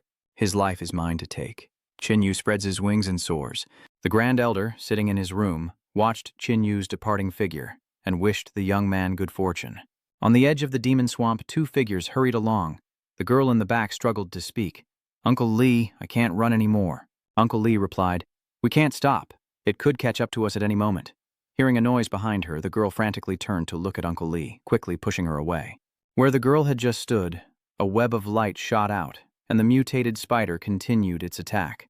The girl panicked, thinking she was about to die. In that desperate moment, a blue flame erupted, instantly incinerating the giant spider. Xiaoxue stared in disbelief as old Li anxiously asked, "Are you all right?" Xiaoxu replied that she was fine, and Qin Yu approached them, asking, "Is the demon swamp ahead?" After Lao Li confirmed it, Qin Yu left. Lao Li hurriedly said, Benefactor, you can't go there now. Qin Yu glances at him. Old Li explains that a monster had entered some time ago, making it even more dangerous now, certain death to enter. Even the capital's leader is considering relocating, but unfortunately they've encountered this monster. And not just this one, but others as well. In short, the area and its surroundings are incredibly dangerous, to which Qin Yu replies, "If it's dangerous, then it seems I've come to the right place."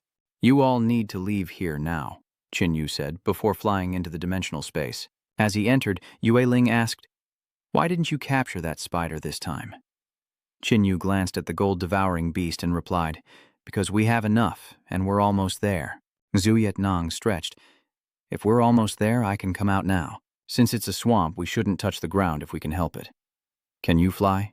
Wolyang responds, "This demon swamp is relatively safe on the ground, as long as you don't stumble into forbidden territory, but who knows what might target you if you take to the skies. So we should still be careful. Oh, I've never been here myself, so there are many things I don't know."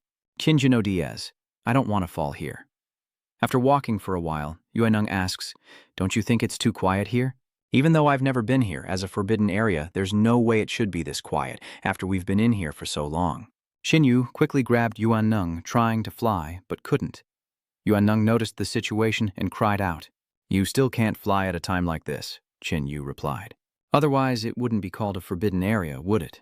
It would be laughable if flying was all it took to run rampant here." A giant head lunges to devour her, forcing Yuaneng to teleport away. She pats her chest, relieved. "Good thing my spatial abilities aren't locked." Qinyu looked back at the spot from before, wondering if it was a monster or if something was controlling the ground. But whatever it was, he decided to blow it up first and ask questions later. With that, he unleashed a fireball at the face. "If that's your power, it's a little weak." Nangyue asks if it's over. "Not yet, it's still alive." As the monster began to regenerate, Xinyu summoned and launched waves of fireballs, but instead of damage, the monster grew more arms. Speechless, Nuyet Lang felt like he was awakening it, not solving the problem. Qinyu stared intently. "That thing isn't our only problem. Angering that monster means we're facing the entire demon swamp. Are you sure you can handle this?" "If I wasn't confident, I wouldn't have come here." Before Nguyen Lang could celebrate, Tan Vu continued, "But why do that? We're not here to fight." With that, he hiked up his pants and ran. A massive monster reaches out with its long, coarse hand to grab them, and Yueling teleports away once more. Though from another race, Nguyet Lang seems incredibly timid, Qinyu explains. In the demonic marsh, the danger lies within the marsh itself. Stubbornness only leads to exhaustion and death. Avoidance is the best option. Namnyet disbelieves him, accusing him of being afraid and putting on a brave face. Qinyu responded, "For me, finding the original motherworm is the main objective." "So, how do you plan to search such a vast magic swamp?" Seeing Qin Yu reach into his shirt, Yuanneng thought he was going to pull out a gun and silence him, and panicked. "What are you doing? We have an alliance agreement." She's right, if it's a contract, there's no harm in letting her know. Yue Ling is shocked, that's the spirit book. Qin Yi strokes his chin. Of course she knows. The high priest of the Star Tribe was one of the most terrifying figures of the Fourth Epoch. His treasures are naturally invaluable, and this will definitely lead them to the Mother Zerg. The spirit book reveals a map dotted with black marks, each representing a deadly threat. Truly one of the 10 forbidden zones. The queen insect is here, and her destination is this point. Rather than chase after her, it's better to intercept her at her destination. Wen Ning thought to himself, it seems that's where the Yuan realm god fell.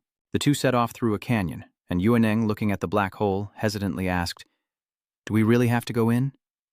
Qin Yu replied, "If we want to intercept the progenitor queen, we have no choice. The spirit book marks this as a danger zone. Even I'm at risk, so I can't protect you." "Humph. You should be protecting yourself. I am strong, but even the mightiest must be cautious in this place. Even if you're strong, you're no match for the gods of the origin world." Inside the cave, several pairs of red eyes stare as a shadow lunges out to attack them. Qin Yu strikes down a scorpion while Yueling fights, warning that these creatures rely on their numbers. The scorpions corner them, and Qin Yu grabs Yueling, soaring into the air. "Why don't you just teleport?" Yueling explained. "There's too much interference here, I can't teleport. Then let's just burn them all." Qin Yu unleashes flames, but they seem ineffective as the scorpions surround them. Wolf asks, "Can you handle this?" "Of course, no problem." Qin Yu brings out the nebula spear, wiping out the scorpions around him. He's pleased. His physique is more than 200 million times stronger, nearly 3 trillion times now. Even monsters that hunt in packs possess such power. No wonder this is a forbidden area, but this level is still not enough for me. After a while, Qin Yu jumps onto the largest scorpion. So you're the leader of this pack? You're too weak. Qin Yu crushed the scorpion's stinger, then pierced its body with his spear to extract the energy core. Onward. Wolyung watches Qin Yu intently, thinking following him might actually give her a chance. Even though he's doing all the killing, he still has to give me half. Don't worry, I'll copy some for you after this is over. Wait, can you even copy evolutionary energy? The two continued forward, and after walking a while longer, a black pearl suddenly descended. Yue Ning used her energy to create a spatial barrier, but the black pearl easily shattered it. Qin Yu quickly pulls Yue Ling behind him. The contract prevents me from abandoning you, but you need to show value beyond teleportation. Qin Yu frowned at the black gem, sensing something was wrong. It couldn't be broken. He decisively used the nebula spear to knock it away, and upon hitting the wall, the gem cracked and exploded. Qin Yu was secretly glad his starlight spear was strong enough, otherwise he wouldn't have been able to withstand it. Yue Ling looked at the wall and shouted, "Who is it?" "Ha ha, I thought it was a human, but it's you." Yuan Nung shouts, "Kamo, what do you mean by this? Even Sen wouldn't be able to see through your disguise. The human must die." Red Hair and Baldy laugh. "Little sister Yue Ling, why are you hanging out with a native? A citizen of the Origin Realm wallowing in depravity? Or have you been taken prisoner? If that's the case, doesn't that mean you're seriously injured right now? Then we simply must savor your essence." Wolyung replies, "Want to test whether I'm injured, but once you attack, whether it ends is not up to you." The air thickens as the redhead asks, "Why so serious? If you're not injured, why protect that native?" Junhong said, "That's right, just a native. Step aside or die with him." Yue Ling smirked. "You think I'll step aside just because you said so? What about my pride?" Qin Yu pushed Yue Ling aside, saying, "Whether to avoid or to kill, it seems you haven't asked me yet. Did you think you had me cornered?" Baldy laughed. "Just a native, what can you do?" But he stopped short, seeing 8 legs and 2 horns sprout from Yin Yu's back. "I've met plenty of people who want to kill me, and you're just another one." Kamek is shocked. You're not a native." Qin Yu replies, "If you want to attack, then attack. Why make excuses about me being a native?" Yuanling says, "Release my seal." Qin Yu agrees, and Wanling ascends, saying, "Looks like there's no room for negotiation." "Then let's fight." Red Hair knew he couldn't win, so he laughed to smooth things over. "It's all a misunderstanding. If you're not human, we can talk." Kamo asks if this brother is also heading to Bren after unsealing himself, but Red Hair waves his hand, unsure where this kid is from. "Do I need to explain to you where I'm from?" Yuan Ling introduces him. Qin Yu is a nobleman from the Black Marsh Empire who descended to Earth over 2 months ago. Junhong questioned, "Black Marsh is far from our Blue Realm. Who knows if you're telling the truth?" Qin Yu replied, "I don't need you to believe me." The 2 men exchanged glares, but sensing the tension, Yue Ling and Gaemo stepped in to mediate, reminding them that they shared a common goal and shouldn't fight. After all, they were both from the Blue Universe Empire and shouldn't be at odds. Besides Bren, there are other human powerhouses here, and with the harsh environment of the Demon Marsh, cooperation is the best option. Qin Yu thinks to himself that while they may be duplicitous, their search for Bren doesn't conflict with his goal of finding the mother ancestral worm. After introductions, they set off together. Yuan Ling asked, "How far along are you in tracking down Bren?" The redhead replied, "He and I arrived together, and he already carries my scent. Once marked, there's no escaping my pursuit." Qin Yu quietly said to Yuan Nung, "Looks like there was a reason you were ambushed." Yuan nodded. "The Nightmare Clan are very troublesome. Let her be arrogant for now." The red-haired woman continued, "Bren's ancestor was a corrupted primal god, an extremely evil being who casually murdered even his own kin. In the final calamity, he descended upon Earth, brazenly wreaking havoc, and nearly destroyed even the superweapons of the Alarella tribe. In the end, the strongmen of Earth's natives sacrificed their lives to lure the corrupted primal god into the demon swamp, and he never came out, presumably dying there. Bren's direction proves this point, so finding him will surely lead to the primal god's legacy. And even if not, Bren himself will be a worthy prize." As the sun began to set, Dochuo suggested waiting until morning, but Qin Yu replied, "By then, Bren will be long gone." He worried that with every passing moment, Chi Han Tong was in greater danger, and he couldn't reveal the spirit book in front of these people. Wenling advised, "The demonic marsh is too dangerous at night. It's best not to rush." Qin Yu replied, "I don't want to waste time." Red Hair reassured him, "If you're worried about Bren, he's not going anywhere. I can sense his scent. He's stopped, which means Bren and his group have also stopped for the night. The dangers of the Demon Marsh aren't just for us. Even Bren wouldn't dare rush in, so we should rest. Chinyu agreed, realizing they couldn't move tonight. But would the night truly bring safety? Danger lurked everywhere. Chinyu grabbed his star cloud spear and stood up. Yanling turned to look, wanting to ask something. The Mo brothers, sensing something was wrong, also rose. A large vortex was forming in the sky. Chinyu shouted, "Ignore that! Look down!" The group reacted and looked in one direction. It seemed to be a demonic puppet. Apparently, danger will come whether we stop or not. It's said the longer you stay in the demonic marsh, the more demonic puppets you encounter, and the stronger they become. But we've only just arrived. They shouldn't be this strong. Hong and Baldy scoff, seeing it as just a battle. Why not fight? Sandstorms can't trap me. Baldy slams down a scroll, but suddenly cries out in pain as his arm is corroded by the strange liquid. He warned everyone to be careful, not to let their bodies touch that wall of sand. He severed the arm that had been contaminated and grew a new one. It seems the only way out is to deal with these puppets. Red Hair says, Dream Demon Clan, according to our intel, these things will always follow a locked-on target, so don't hold back. Kamak draws his weapon. Then we'll just have to deal with them. Sandstorm, huh? I have one too. Take care of them, Red Hair advised. That won't stop the puppets. Unless the core is destroyed, they won't die. You have to break the core, the redhead demonstrated, pulling the core from a puppet and tossing it toward Kamet. He crushed the core and nodded. I understand. Knowing the puppet's weakness, they began destroying their cores. As Chinyu tries to join the fight, Yue Ling stops him. Wait, look at the informant. Though she's fighting hard, she always leaves the final blow to others. It's better to lay low in situations like this. Chinyu understood and nodded. As puppets rush in, Yue Ling manipulates space, extracting their cores, not to destroy them, but to teleport them before the barrier. As he finishes off a puppet, he crushes all the remaining cores, thinking that she can handle it and doesn't need his help. Well, that puts my mind at ease. Now it's time to deal with these guys. Chinyu kills a puppet and retrieves its core. Since I can't break it and I can't hide it for someone else to deal with, I'll just have to throw it into the dimensional space. Chinyu commanded. You two, keep an eye on this. As soon as the core enters, the body begins to regenerate, but the two gold-devouring beasts work together to destroy the puppet and seal the core. Not bad. It seems you two can handle the situation. The two metal-devouring beasts, praised, happily frolicked. Before long, even more cores were thrown into the mix, leaving the two beasts in despair. After a period of fighting, Chinyu looked around and saw that things were more or less under control. The strength of these alien races was indeed not to be underestimated. However, the red-haired woman didn't kill a single one. Something's definitely up. Siamak points to himself. Was I awesome just now? Baldy scoffs, and Junhong eyes the redhead suspiciously, noticing she didn't finish off a single enemy. Red Hair prays that this time they won't encounter the same incidents as recorded by the clan. Space cracks open, and Ka-Mak wonders, is the passage open? Junhong replied, the danger has arrived.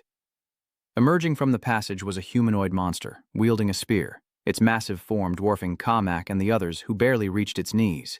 As soon as the monster appeared, it attacked, and Chinyu met it head-on, only to be sent flying by its immense power. Wenling asked, are you okay? I'm fine. He's too strong. Be careful. That's a blue flame warrior of the War God clan. The War God clan was extremely glorious in the Second Era, rumored to rival the peak strength of the Second Era's royal family.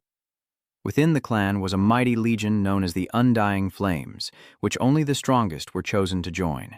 The warriors of the Undying Flames Legion were ranked from lowest to highest: Azure Flames, Silver Flames, Golden Flames, and the highest rank, Black Flames. Unlike ordinary races in the Second Era, where members possessed at least Tier 3 strength, the War God race was even more exceptional. Shinwu replies, surprised that even the lowest rank, Blue Flame, possesses such power. Though he doesn't seem angry, perhaps he died unaware, transformed into a zombie by the virus, or controlled by the swamp, becoming a puppet. It seems they're coming from underground, probably forces the demon marsh buried beneath. Just how many more of these puppets are hidden beneath the demon marsh? But no matter what, they can't let their guard down in this battle. Yunung chuckles. No need to be tense. Don't provoke it. Let the others deal with it. After all, we haven't killed many of the magic domain's puppets yet. Quan Hong seems to realize something, saying, does it choose its targets based on... Siamak shouts, Nhi Yem, where are you going? Yamin replies with a smile. Now's not the time to question me. Look. A Cayenne Flame warrior rushes over, and Ka Mak and Quan Hong quickly dodge, while the bald man stares blankly. How is it so fast? I'm not afraid of you. He braced himself, clasping the spearhead between his hands. Chinyu sighs, shaking his head. That fatty can't withstand that power.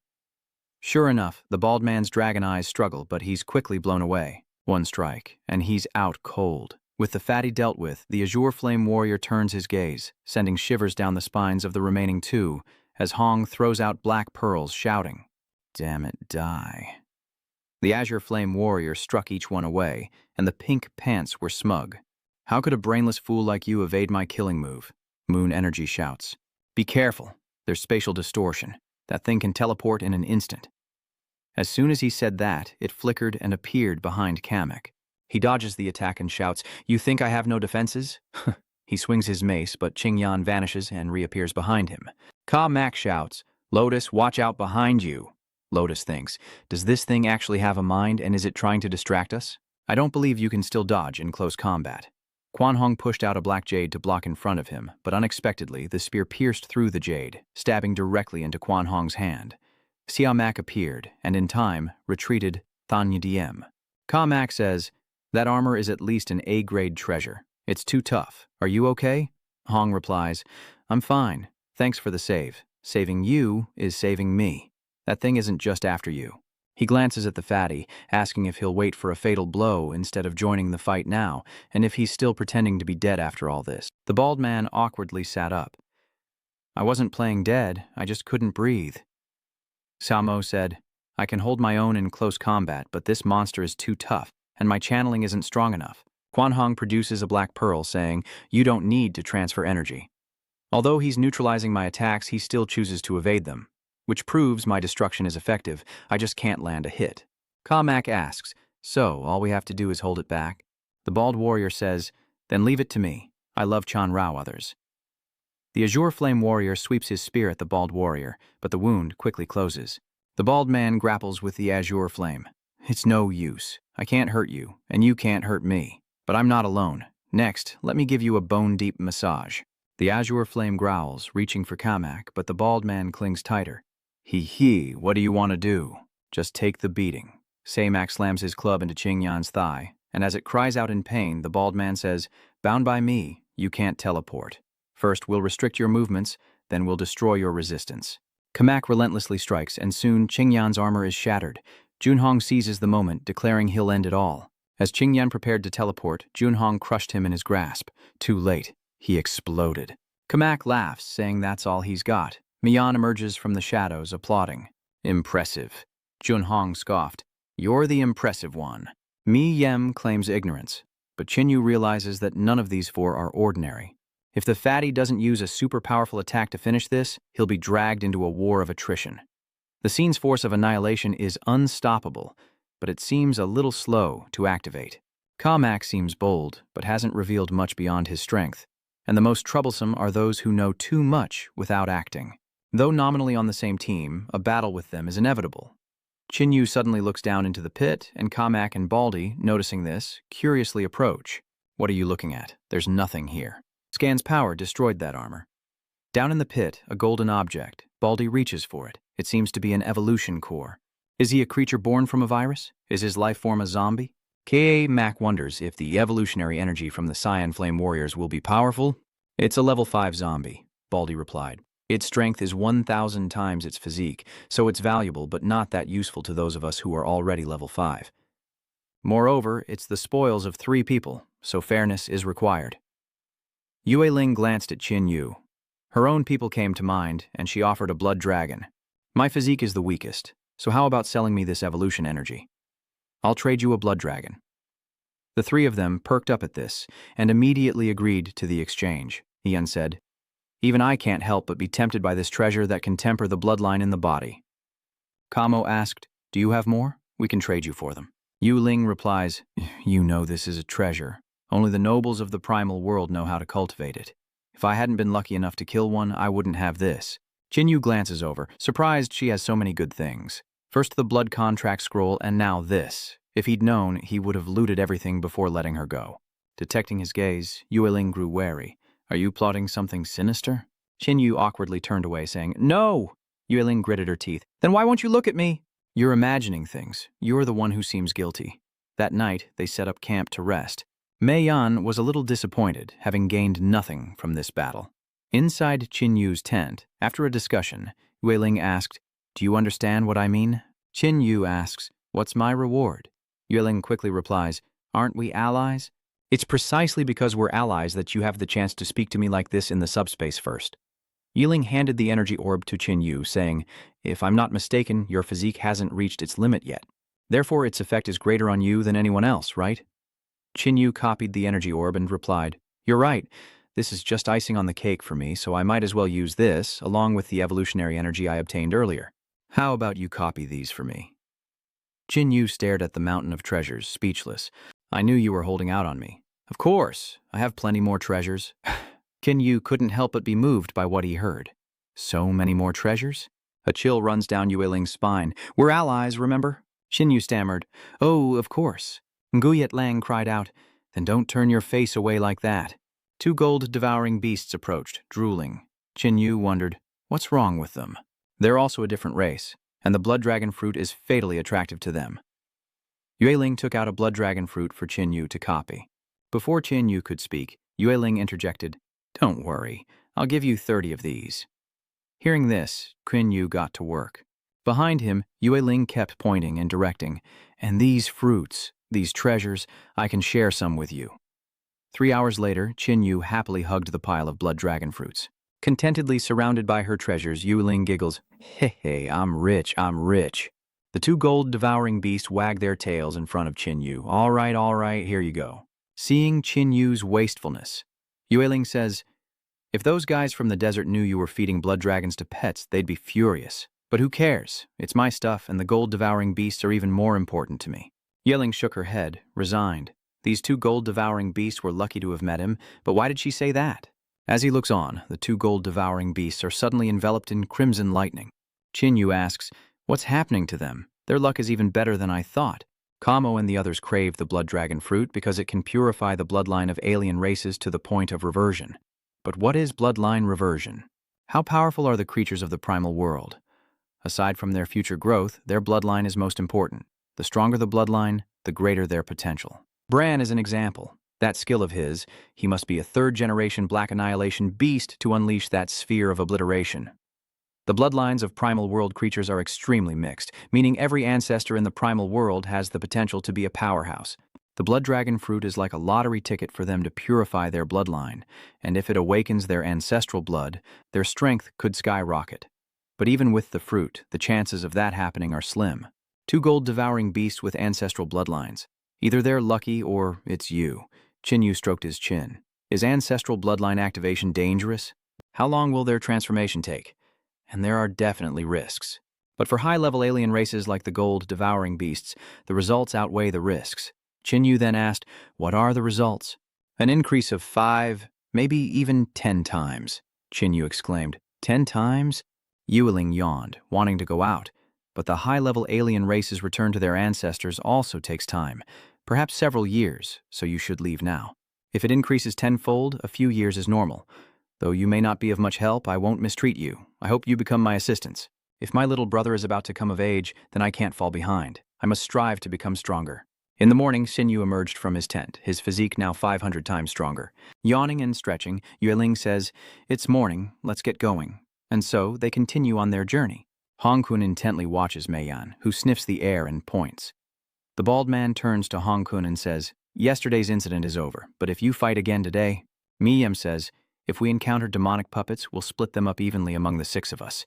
And if we encounter Azure Flame warriors, we'll join forces. The spiky-haired one snorts softly, and Yue Ling whispers. The woman never finished her sentences, but Qin Yu nodded, knowing the demon swamp was full of dangers, not just puppets. On the first day, they were attacked by snakes, easily dealt with by the 4 men, while Yue Ling and Mi Yan huddled together, trembling. On the second day, they were attacked by a tree, which Xin Wu burned to a crisp.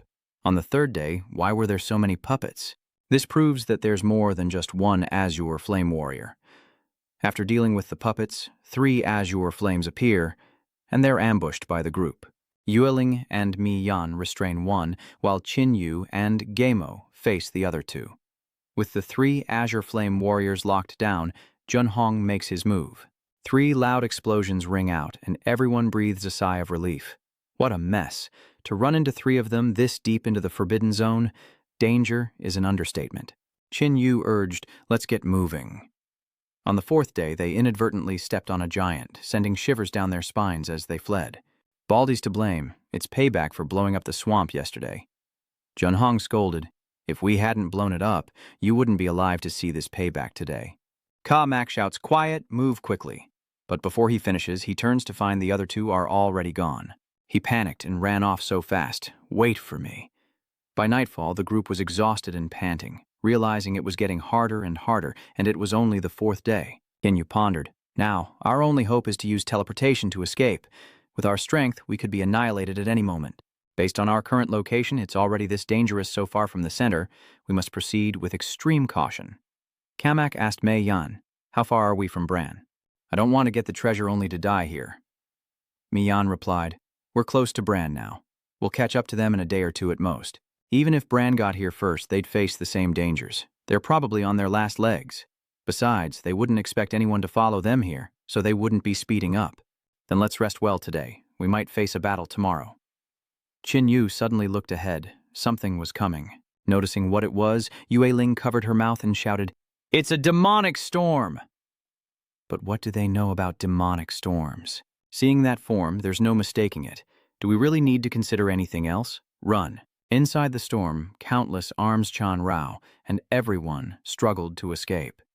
Qin Yu gritted his teeth, feeling as if something in the void was pulling him back, hindering his movement slightly. Yueling's scream pierces the air. "Qin Yu, help me!" Qin Yu frowned, a familiar sensation washing over him. He gritted his teeth. "Is your constitution really 5-star? Qin Yu soared into the air, scattering the hands, and caught Yueling as they descended. Yueling stammered, "Thank you, but hold on tight. We need to escape." Qin Yu activated his golden bloodline and fled for his life, as the succubi watched him, saying, "This kid has a golden bloodline?" Startled, Yueling asks, "How do you possess such potent golden blood?" "Shut your mouth, or I'll throw you back there." "You've revealed your golden bloodline," Yueling said. "There's no guarantee those 4 won't have ideas." Qin Yu was startled. "What ideas?" "They want to devour Bran, who has the blood of the primal chaos god, but here's someone whose entire body's blood has turned into golden blood. The effect of devouring him might not be inferior to Bran's. I didn't want to reveal it, but I clearly had no choice. Don't worry, they won't have the strength to think about me now." The enchantress fled before Qin Yu, drenched in sweat. "This is bad. It's too dangerous. At this rate, he'll overtake me, and then I'm truly done for." The demon swamp uses the demonic tempest to deal with outsiders, according to the Heavy Clan's intel. If it devours enough living things, it will dissipate. But if you escape it, it will block the disaster for you. Whether the intel is true or false, it's better to let others test the waters. The enchantress unleashes bone-corroding and blood-freezing poisons to slow Qin Yu, who grits his teeth and shouts, "Do you want to die?" The succubus smiles, "Quite the opposite. I want to live and let the storm devour you all. Ha ha ha. You came looking for this." Mei Yan broke out in a cold sweat. Her poison was useless against Qin Yu, and Xiaohong jumped out, cursing, "You dare plot against your granddaddy Olet? You bitch, I'll show you what I'm made of."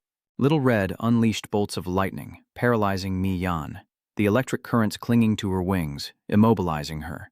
It asked, "Now who will the storm devour?" Mi Yan shouts. "It certainly won't be me." The succubus uses poison to dissolve her own wings. That's enough of that. Qin Yu's face turns cold. Even the deadliest poison is useless. She must die. Lying pale, Yueling tells Qin Yu that she's been poisoned. Qin Yu is shocked, so realizing he forgot she has no poison resistance. The winds pull at Yueling, but Qin Yu grabs her sleeve and catches her. The fabric tore quickly. Yueling was horrified. Something was interfering, preventing her from activating her spatial ability. If I were to die, many would rejoice. But I never expected it to be here. Qin Yu suddenly appeared within the storm. I may want to die, but did I agree to it? He dares to enter here, he'll die. Qin Yu replied, "Don't show me that expression, and don't think I can't get out of here." Qin Yu spread his wings several times and flew out with Yue Ling in his arms. He can move within the storm? That's right. Not only can I move, but I can also leave, and I can take you with me. Kamo says the storm's growth seems to have slowed, and Kunhong replies that it must have eaten something to relieve its hunger. But either way, running is the right choice. Miyan looked back, glad the fool had saved someone. It's a shame his golden bloodline is so strong. It's such a waste I can't devour him. The storm seems to have stopped, Yueling observes, probably because we entered. If it weren't for that, we wouldn't have seen that tentacle coming. Yueling cries, "Watch out!" Shinyu swiftly dodges as a massive octopus appears. Standing on one of its tentacles, Shinyu asks, "Are you the one looking for us?" The octopus didn't respond, attacking directly. Shinyu shouted, "Hold on tight." As a tentacle wraps around them, Yueling panics. "I've got a good grip. You're the one I'm worried about. Are you just taking pity on me because I'm weak? I definitely won't be thrown off." Shinyu reassured her, "I'm not going to hurt you. I deliberately didn't dodge. If the enemy is willingly letting me get close, wouldn't that save me some trouble?" Shinyu crushes the tentacle and dives straight down. "Have a taste of fiery flying shuttle." Shinyu stomps and pierces the octopus's head, its entire body quickly engulfed in flames. Shinyu says, "Only by not worrying about approach can I focus all my energy on attacking." Wanling says, "It doesn't seem to be dead." An octopus tentacle reaches out and Shinyu says, "It's just an illusion. It's dead." The tentacle fell and didn't move. "All right, I'll get you out of here." Shinyu touched the edge of the storm, and his hand quickly turned red. The intensity on the edge and inside are completely different, so it seems it won't be easy to get out. Then I'll just have to risk it. His fist is like a golden mountain. Shinyu focuses his fist, striking the edge of the storm, creating an opening, and he carries Yueling out. But just as they escaped, hands from within the storm grabbed them, pulling them back. "What is this? How could I go back?" "Trying to trap me. In your dreams. If the suction isn't stronger, I'm getting out of here." Behind him, Yueling coughed incessantly, and Shinyu began to panic. "This is bad. I forgot I'm the only one who can withstand this. This isn't good." Yueling struggled to say, Don't worry about me." Shinyu sighed. "How can I not worry? Why else would I have come?" Shinyu lets himself be pulled inside. If breaking out isn't an option, then let's try another direction. Inside the storm, tentacles lash out at Shinyu, who shouts, "Don't you dare stop me." He smashes and burns the tentacles, declaring he has no time to play around. He looked at Yueneng. "You don't seem like a powerful alien at all. At least you have to hold on until I reach the eye of the storm." Little Hong asked worriedly. "Is it really okay to go inside?" Shinyu wondered. Logically, the safest place within a storm is the eye, but breaking through to reach it is incredibly difficult. It would be easier to escape the storm altogether, but the resistance at the edge of the demonic domain is too great. If I force my way out, she won't survive. I have no choice but to gamble on the eye of the storm's safety. After a while, Shinyu was panting heavily. Had they not arrived yet? He's exhausted. Little Red calls out, "Chin Kid, we're here." Inside the eye of the storm, Shinyu rests, remarking on its unexpected tranquility. Shinyu says, "Next, we just need to hide here and wait for the storm to pass. Everyone will just think about escaping. No one would choose to come here." Little Red says, "I didn't expect the eye of the storm to actually be safe." Shinyu replies, "Not necessarily. There may be a deadly trap inside, preventing anyone from escaping. You little bastard, don't scare me like that." "Ha ha ha ha. Of course I'm just kidding. How could that be?" As he spoke, waves of wind blades descended, relentlessly pursuing Shinyu as he dodged. "I'm locked in. I can't dodge. I can only fight."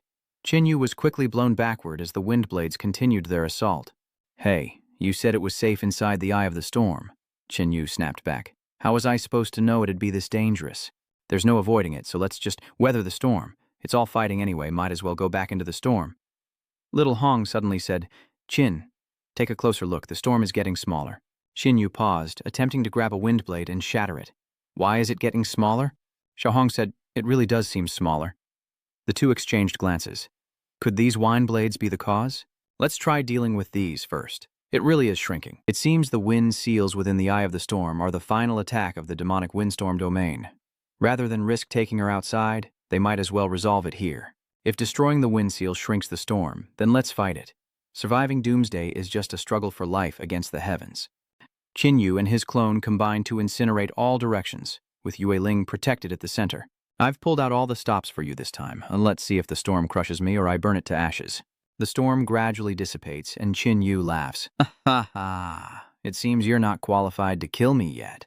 Looks like I won." It's all empty around here. I was almost drained to death, but I finally survived. To risk so much to save this girl, I'll have to make up for it when we get back. Yue Ling remains unconscious. Little Red asked, was she poisoned? Yes, by a succubus. I can't forgive her. Don't worry about forgiving her now. Let's save her first and find a safe place. Qinyu opens the dimensional space, hoping it's accessible now that the storm has passed. Qinyu laid Yue Ling on the bed, wondering how to save her. She's already taken the antidote, but it doesn't seem to work on the succubus poison. As a different race, perhaps my blood will work. I've absorbed all poisons with the 5 venom pearl, so maybe giving her my blood will help. This is the only thing I can do. Whether she lives or dies is up to fate. After an unknown amount of time, Yue Ling slowly opened her eyes. Am I not dead? Qinyu asks. Did you want me to suffer the backlash of the contract? Wolves respond, if I knew I'd be devoured, I wouldn't have rushed into the storm to save someone. Maybe I'm just a little foolish. I was hoping to save some energy by following the succubi, but it seems I can only rely on myself. Qinyu opened the spirit book and was surprised to find himself not far from Bran. So close? Nguyen Lang says. Looks like he got close to us while escaping the storm. Qinyu pondered. The demon domain storm was moving. No one dared to go out, which was convenient for him, although extremely dangerous. Yue Ling pointed to a spot on the map and asked, what's that black dot? It represents an extremely dangerous place. And it seems Bran is even closer. This place is close to the center of the demon marsh, a place where danger should be obvious. Instead of going around, they actively approach. Could this be it? They both exclaimed in unison. The place where the fallen god of the primal world was buried? Our energy is running out, so we won't get any more hints. But knowing their destination is enough. Getting closer to the center will be extremely dangerous. Wolyang replies, that's why we need to rest well, conserve our strength, and the primal god's treasure will surely be ours. The next morning, in the barren land, Bran and Han Yun's footprints marked the way as they said, my map shows the dead taint origin is inside. This place is called the Cursed Abyss, and infection means instant death. This curse has no effect on me. You two should prepare yourselves. The Queen Mother Insect responds, my body is a corpse beast with a king-level life form, so I have some resistance to curses, but I don't know if you can resist it. Bran didn't answer but sneered inwardly, daring to believe without even knowing the origin of the curse. This curse will only become nourishment for me. He said, instead of worrying about the curse, I think it's more important to clean up here first.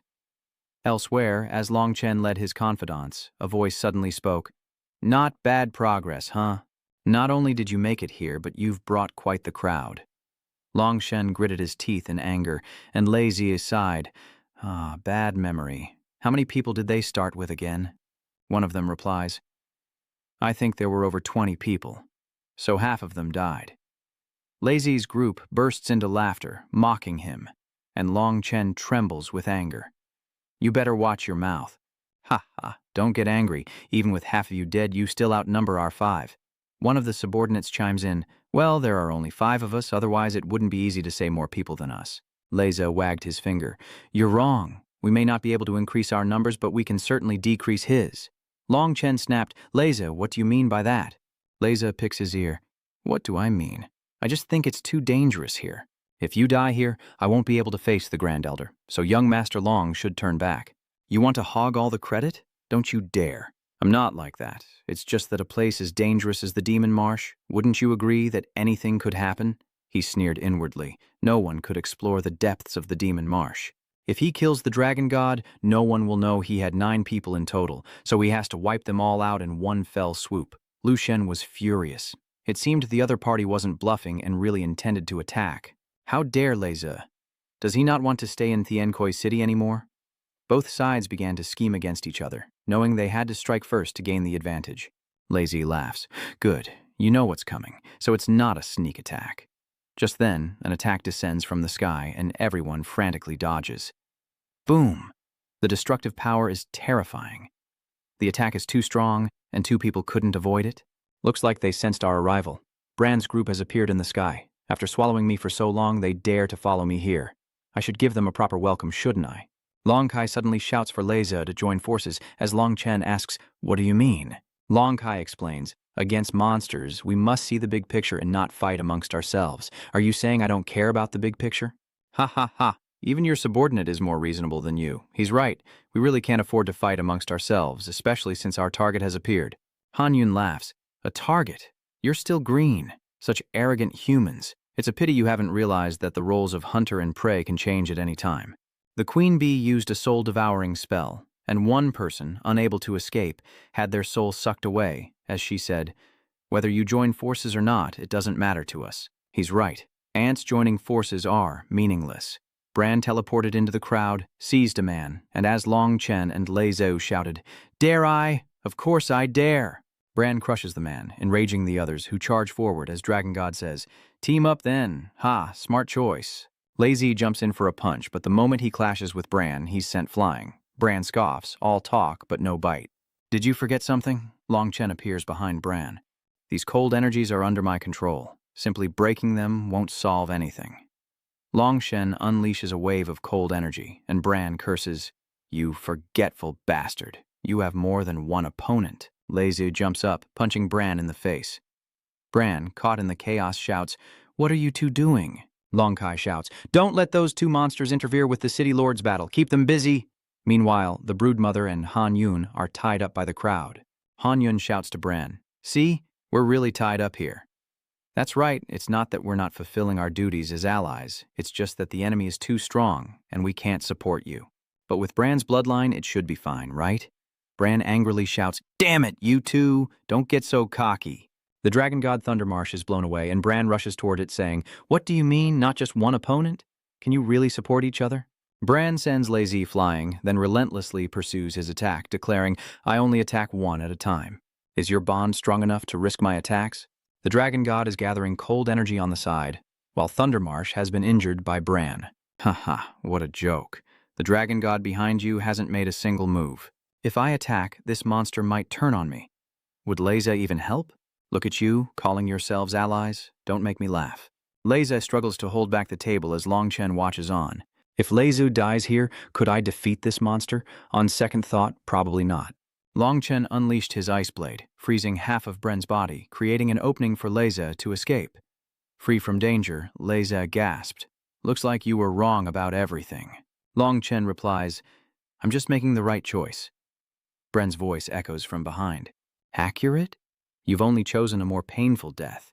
Bran vanished from his previous position, reappearing behind them to attack, challenging them to see who would die next.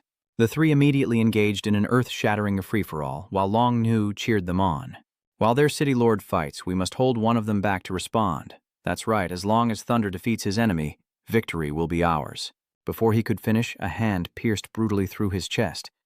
"You must not have seen me. Are all these people your enemies? When did the Shadow Council appear?" Speaking with a dark allure, he asks, "This place is lively. Shall we join in?" Long Kai quickly shouts, "Everyone, stop!" Han Yun leaped onto the corpse beast's head, speaking up, "Don't act rashly."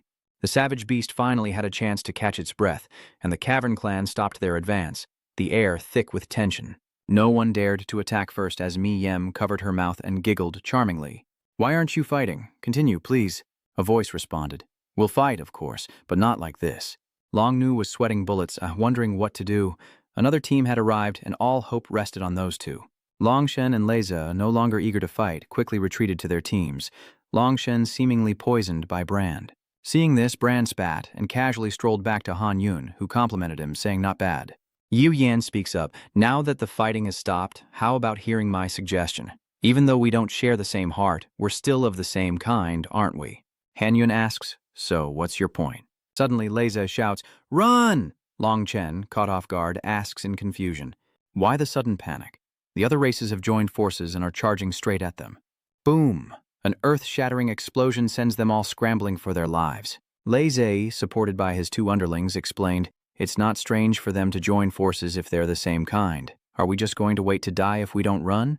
Long Chen replied, "I know you're quick on your feet, but what now?" Leza ordered them to scatter and head into the forbidden area, prompting Long Chen to shout, "Are you crazy?" Leze decisively continued, "Only by running into the jaws of death can we find a path to survival." Long Chen's group hesitated, but the alien race was already hot on their heels. He gritted his teeth and ordered them to follow his lead, and they desperately followed Long Chen deeper into the forbidden area. The sand demon stopped, and the Bald One exclaimed, "How decisive! Consider yourselves lucky." The Bald One roared in anger, "What about my reputation?" He immediately fired a blast of energy towards Long Nu. Now this is what you call a pursuit. Long Nu no longer has a chance to escape and is now surrounded by poisonous smoke. Bren says, the natives are being cleared out diligently. I wonder if they'll have any strength left. The others muttered amongst themselves, surprised they'd run into them so quickly. Bren wasn't alone, Nyem noted, adding that they didn't necessarily have to fight. It just depended on whether the other side was willing to share. Han Van couldn't help but cover her mouth, as if she'd heard a joke. Bren licked his lips suggestively, believing the fewer people, the better. Another chimes in, agreeing that sharing with one more person means less for them. Han Yun and the Queen Mother insect exchange a look, seemingly reaching a decision, and then they strike. The 4 members of the Koamak clan watched in stunned disbelief as Bren was caught off guard and severely wounded by the other 2. Han Yun followed up with a sword strike across Bren's face, who roared, "You dare betray me?" The Koamak group exchanged bewildered glances, unsure of what was happening. Weren't they on the same side? "Why are they fighting?" the spiky-haired man shouted. "Stop gawking at their infighting. Remember our objective." The 3 were jolted back to reality. Yes, whether it's for the treasure of the primal world god or to devour his bloodline. Killing Bren first is the right move. Bren grabbed Han Yun's black sword while the queen bee gnawed at his other hand and he roared, "You think that's enough to kill me? What if we add these?" A sharp ray of energy severs Bren's tendril as Han Yun dodges the attack and continues his assault. "Is this enough to kill you?" the protagonist growls as the black sword pierces Bren, covering him in blood. "You want to kill me? You're not good enough." Bren unleashes his power, throwing everyone back. "Let me show you what I can do, Simi." Before he could finish, he coughed violently. "To think this little trick would wound me so badly. Then live a little longer," he said. Bren flies into the forbidden area in pursuit, determined not to let him escape.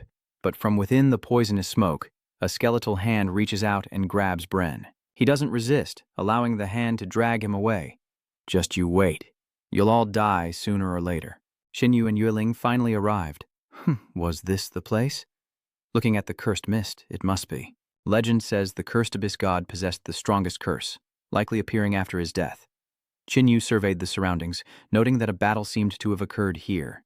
"That bitch's scent," Yueling gagged. Xinyu analyzed. "There are traces of various powers, and even the footprints of a corpse dragon. It seems the Skydog clan is here too. A 3-way battle broke out, yet there's nothing left. We didn't see anyone when we arrived, so whatever the battle, they must have gone inside. Then we have to go in as well. This fog is annoying. Even though my flames can burn it away, I have to keep the mesmerizing flames going." Woyang said, "You dare come here unprepared and take this." "What's this?" "A blood jade fruit. I cultivated it specifically to come to this demonic swamp. Eating it will increase my resistance to curses for a day. Next, as long as we prevent the curse's power from entering our bodies, we'll be fine. Like this, the curse's power here seems to be sentient. It gathers where there is life. So you're saying that following this mist will lead us to people? Look over there, it seems like there really is someone." Xinyu incinerates the mist, revealing its secrets.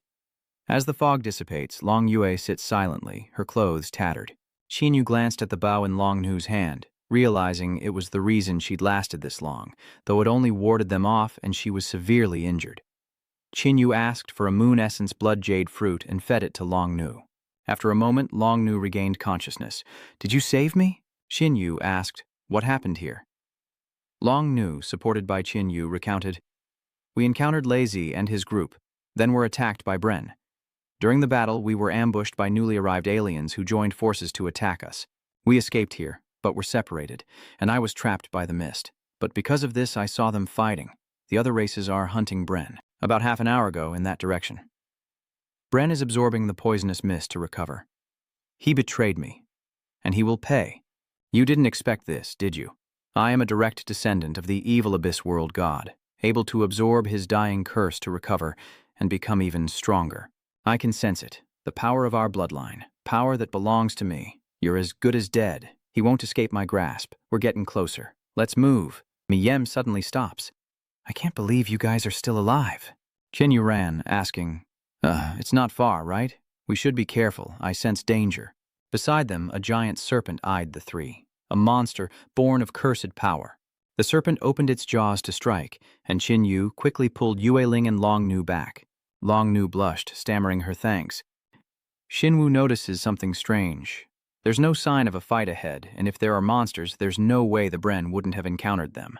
Could this thing be targeting us? Nguyat Long asks. Forget whether it's targeting us or not. This thing is suppressing the effects of the bloodjade fruit.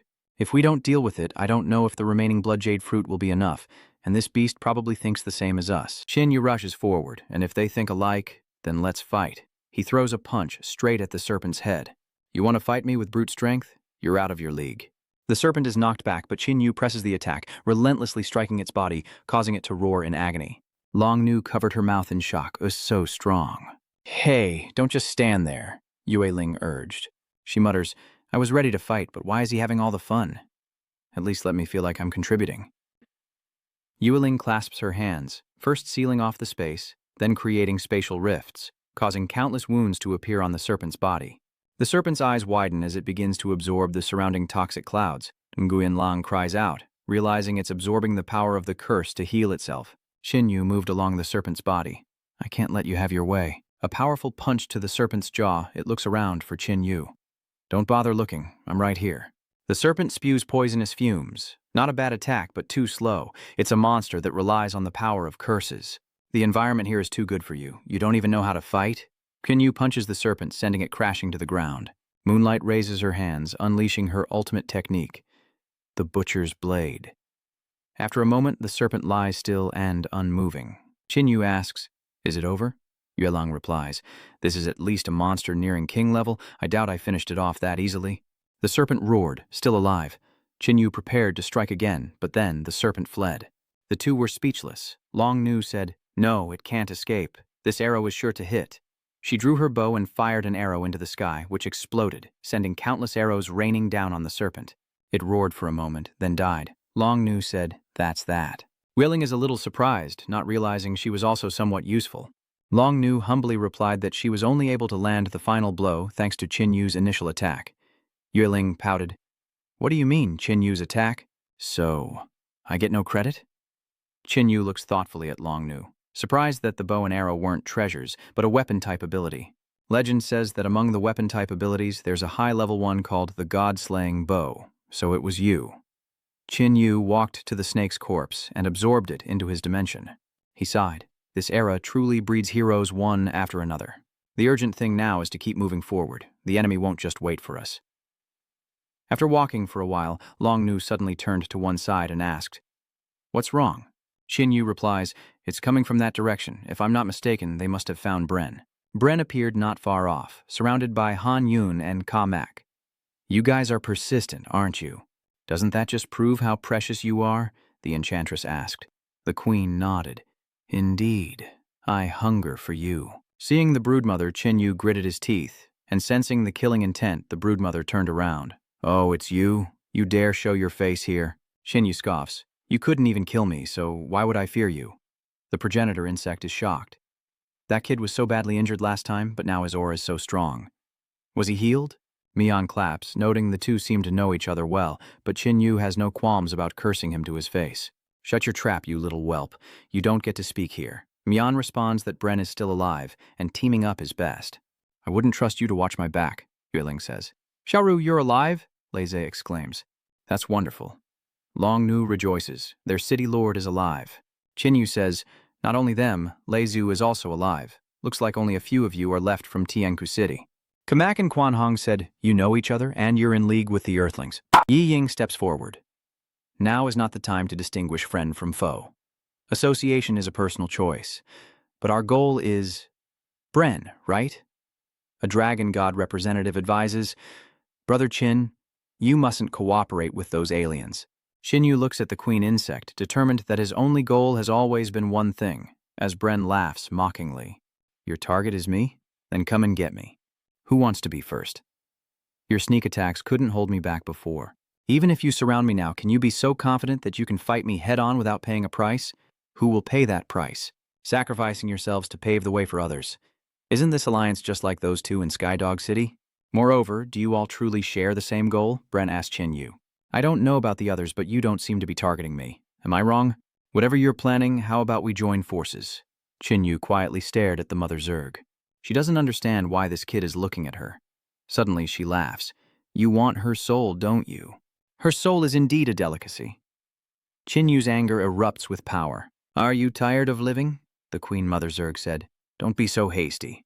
If you still want her soul, then you guessed right. I haven't had time to digest it yet. How about this? You help me get the primal chaos treasure, and I'll give it back to you. Think about it. Kinyu growls, you think I'd believe you? Do you even have a choice? Of course there is. Chinyu unleashes a torrent of flames upon the broodmother. First, I won't let you digest her soul. Next, I'll kill you right here and shatter your corpse. Then, I'll personally rescue her soul. After all, you told me yourself that digestion takes time. Hanyun chuckled, covering her mouth, while the Queen Mother Zerg gnashed her teeth. Little brat. You're talking a big game. Bren is right. But that just means we need to cooperate even more. Because I can break the soul-devouring spell, and I can help you extract the souls she's consumed. If you join forces with me, I guarantee you can save that girl's life. Chinyu asks, why should I trust you? Because I'm still alive? You think she didn't try to devour my soul when she betrayed me? But she didn't count on my Calamity class ability, the Soul Curse Separation. If you can wound her severely, I can extract the soul you need. Moonling muttered to herself, a curse of soul separation?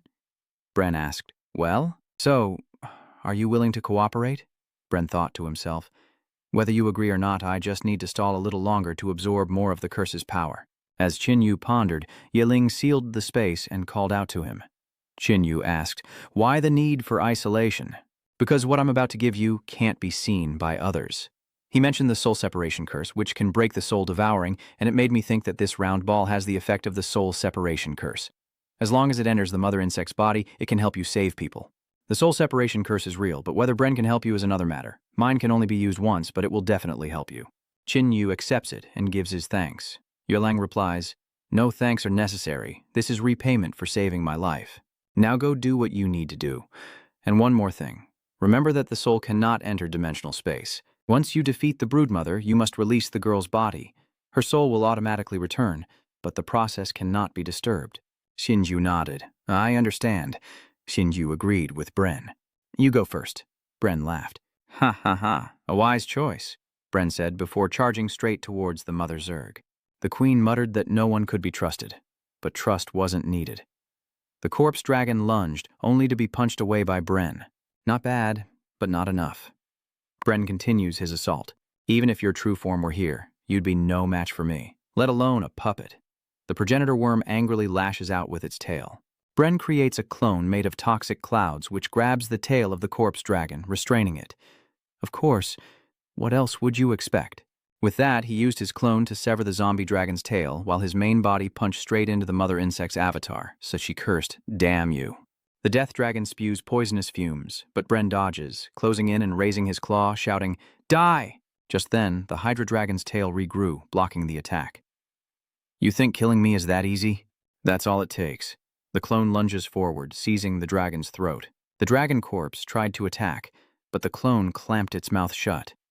Bray seized the opportunity to blast the mother insect away, while the clone pinned the dragon corpse down and pummeled it relentlessly. The queen insect then turned to the Kameks and shouted, if you don't act, I won't hold him back anymore.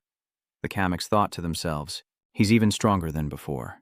The primordial world god's bloodline is truly powerful. He swung his mace at Bren, but before it could land, it was blocked by a clone. Bren clicked his tongue as the bald one ran over, shouting, I'm here to help. He liquefied his body and wrapped around him. Bren, seeing the unfavorable situations, tried to escape, but Kamek gave him no chance and swung his hammer down. Don't even think about it. Bran was forced to defend against Kamak's attack, allowing the headbutting creature to successfully ensnare him. Kamak immediately retreated, telling him to be a good prey, but Bran struggled in vain. Don't bother struggling. Once I've bound you, there's no escape. You'll be slowly digested. Kamak cries out, don't swallow him whole. Bren retorts, swallow? I'm not dead yet. Bren uses a burst curse to step out of the bald head. To think you'd make me pay such a price. Not a bad fight. The bald man landed next to Kamak, thinking this guy was far from ordinary. Looks like normal attacks aren't effective, so they're changing tactics. The two of them said that and turned to run.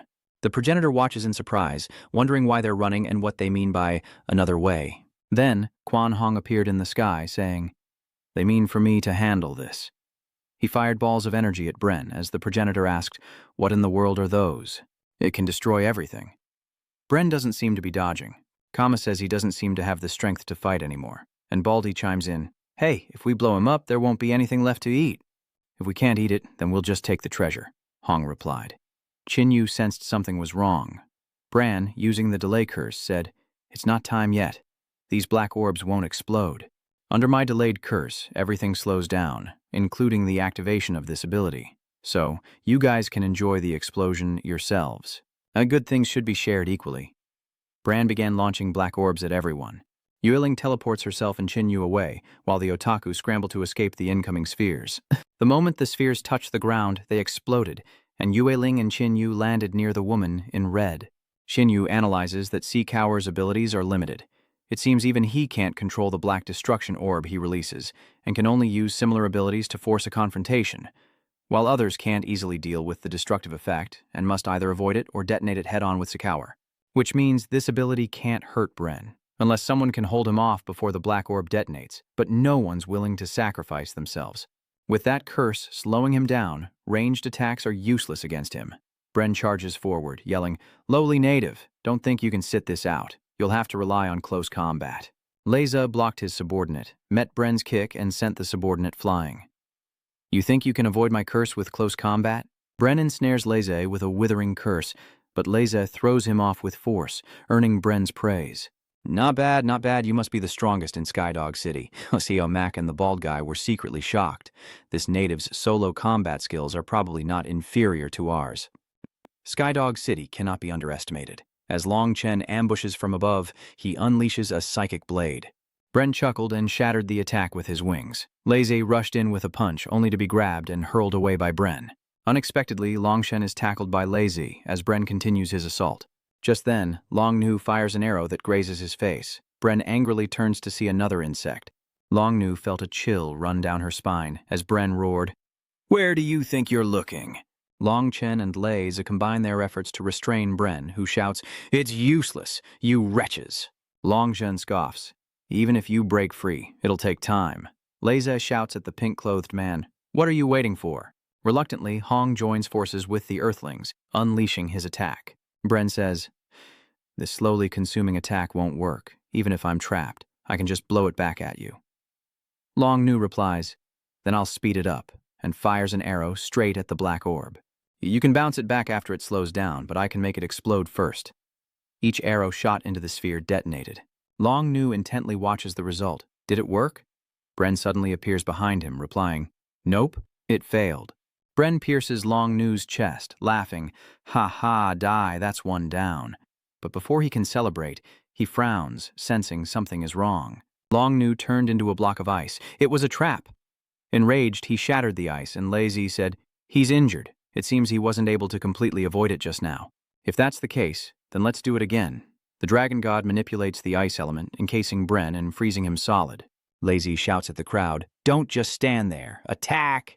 Damn it, not that detonating trick again." Hongkyun fires another energy orb, while Long Nu shoots an explosive arrow. Bren cries out, too late as he erupts in a cloud of poisonous smoke. Leza grits his teeth, realizing how cruel this monster is. Even so, the sheer destructive power costs Bren one of his wings. Enraged, he lunges at Hong, "You must die." But Kamak stands in his way, without a second thought. Bree quickly retreated. "Oh, so he's finally getting serious?" Kama replies, "Now that you're missing a wing, you can't escape. Of course, I'll use my real skills." Missing? Take a closer look. Bren is trying to use poison mist to restore his wing.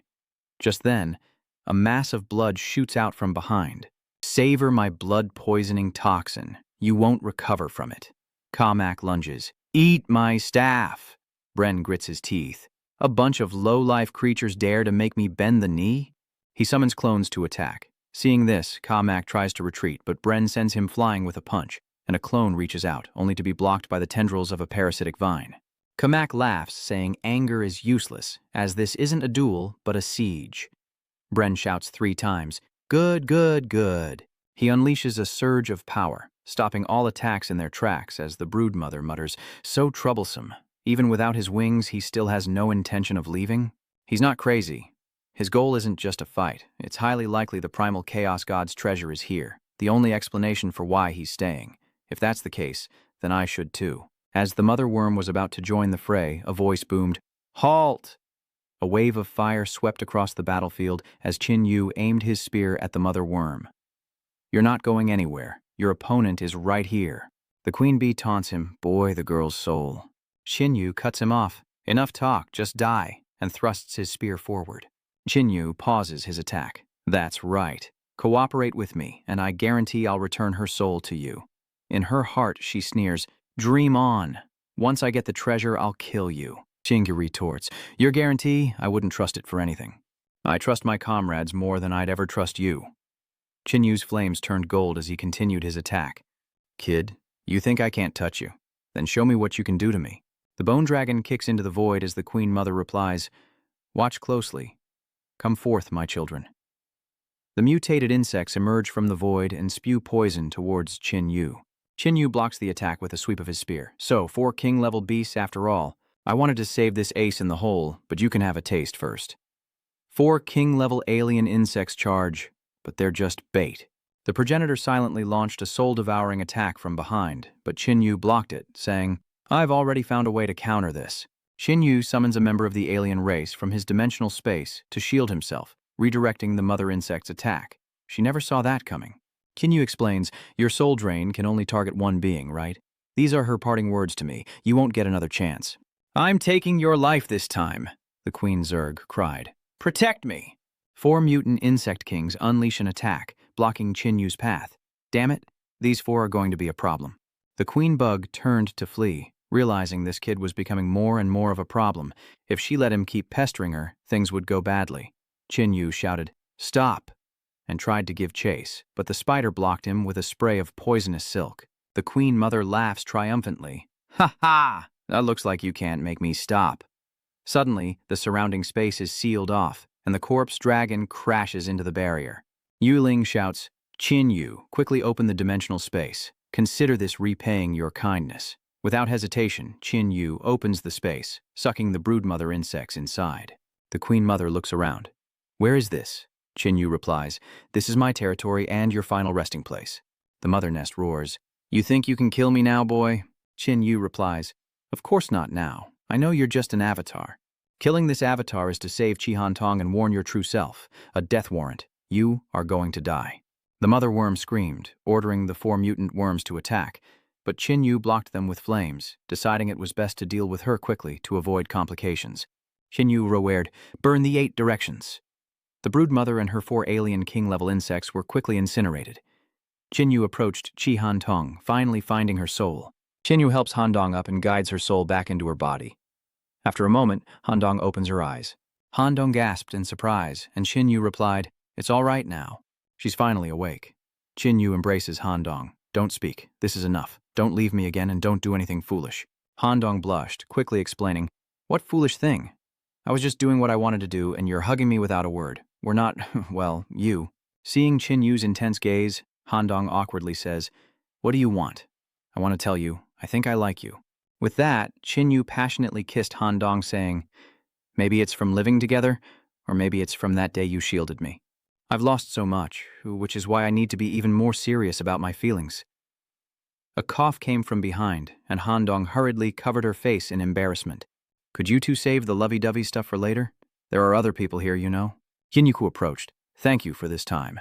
Yuling replied, "Consider it returning a favor, but now that the person is saved, you have no reason to stay, do you?"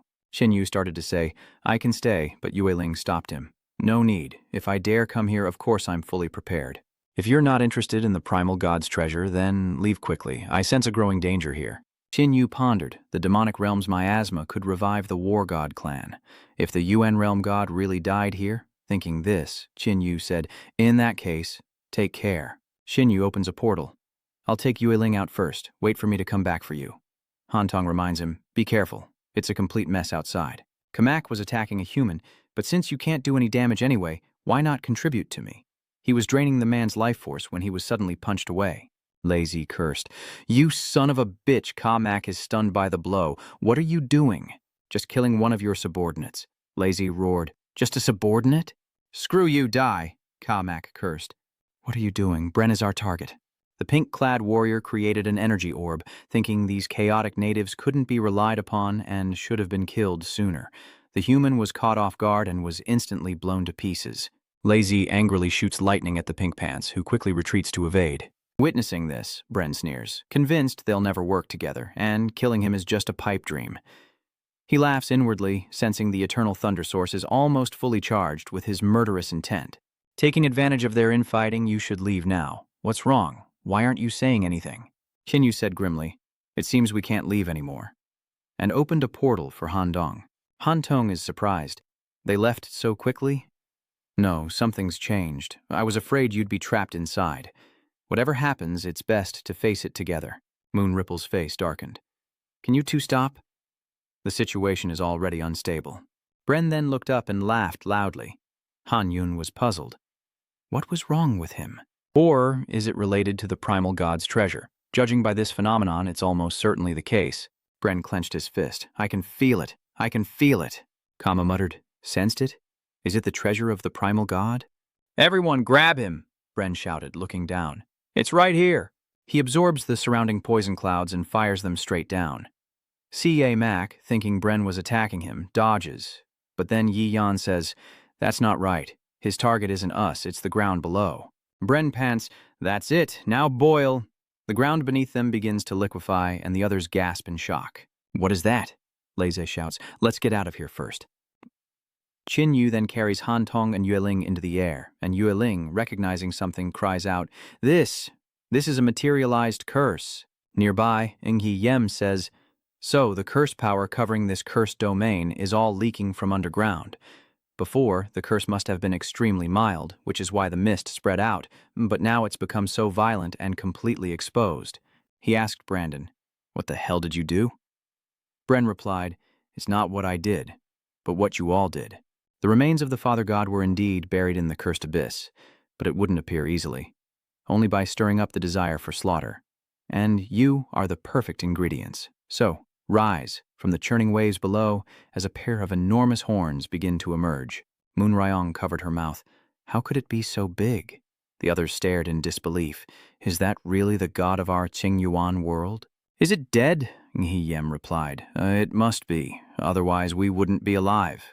With such immense pressure, Lazy feared, can humans really defeat such a monster? Suddenly, Long Nu notices a light emanating from the horn. Everyone, look! There's something on the horn! Wanling is overjoyed. It's a space crystal. Qin Yu says, it seems to be a treasure similar to a dimensional space. Doesn't that mean the others couldn't resist rushing to the lake? The treasure is inside. Yue Ling wanted to rush forward, but Qin Yu stopped her. What are you waiting for? If we don't go now, we'll be left with nothing. Qin Yu remained calm, saying they couldn't go there, as no one dared touch those materialized curses. Camo curses, saying these damn curses are too troublesome.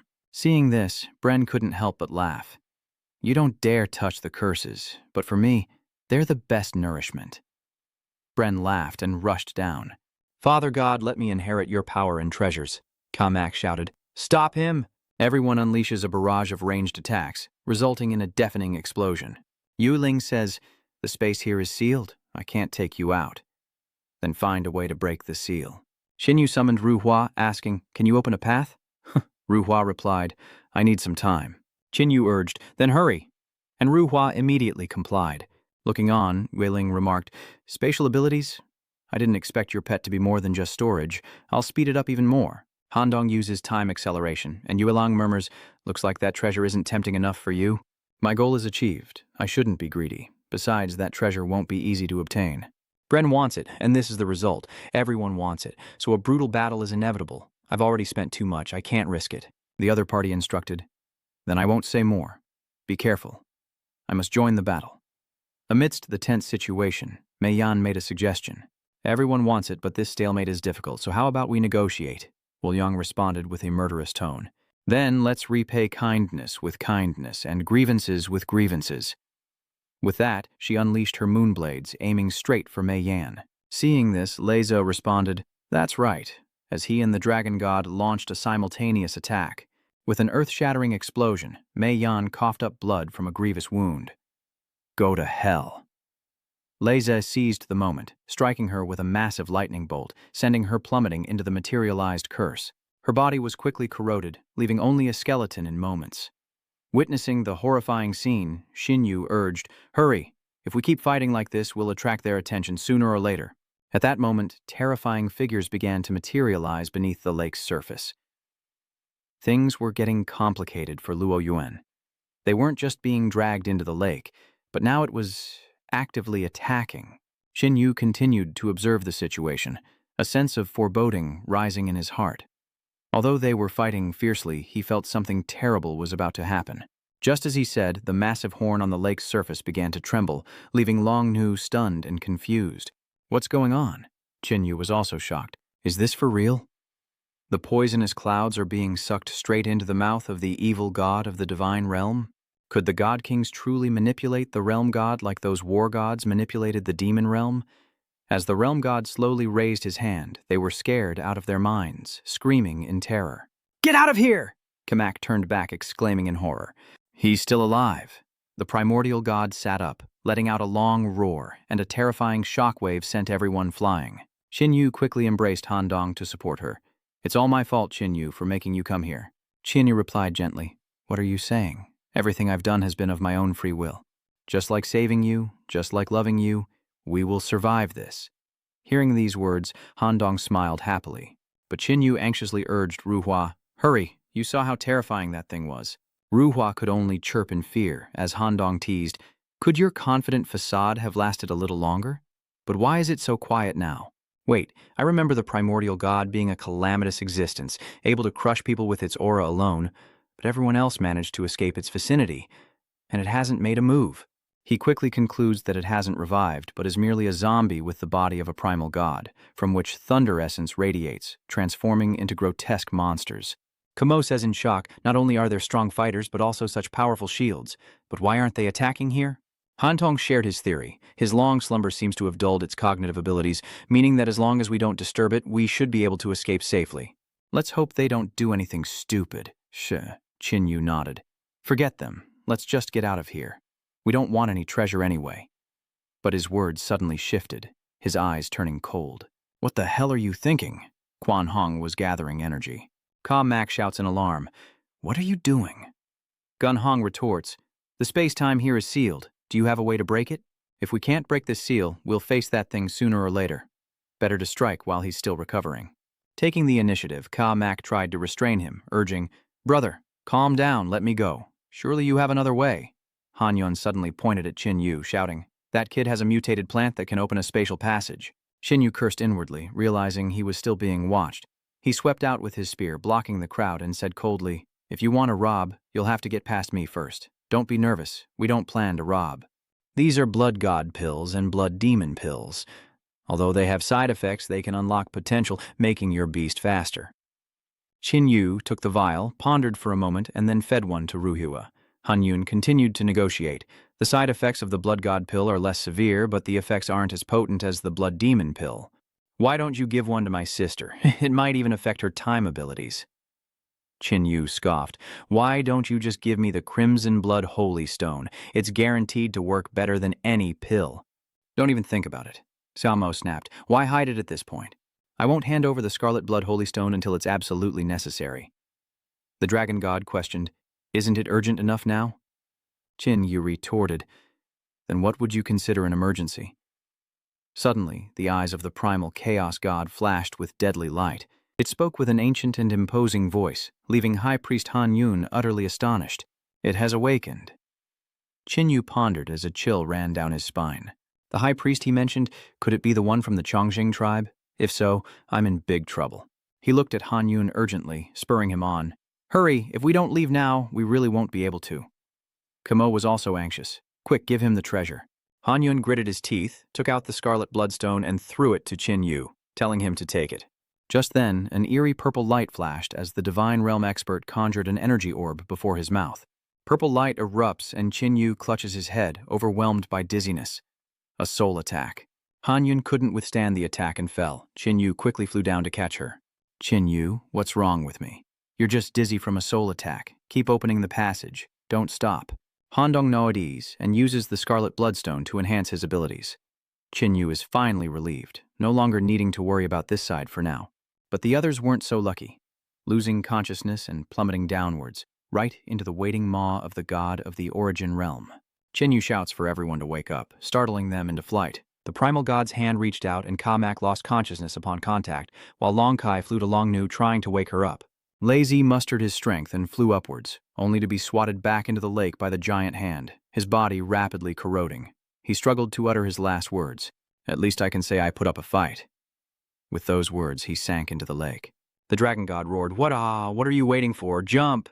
With that, he attacked the primal god to buy them time, saying, "Long Kai is giving the order. We'll split up and follow him. Hurry, follow me." The Origin Divine reached out, but the dragon god narrowly dodged the attack.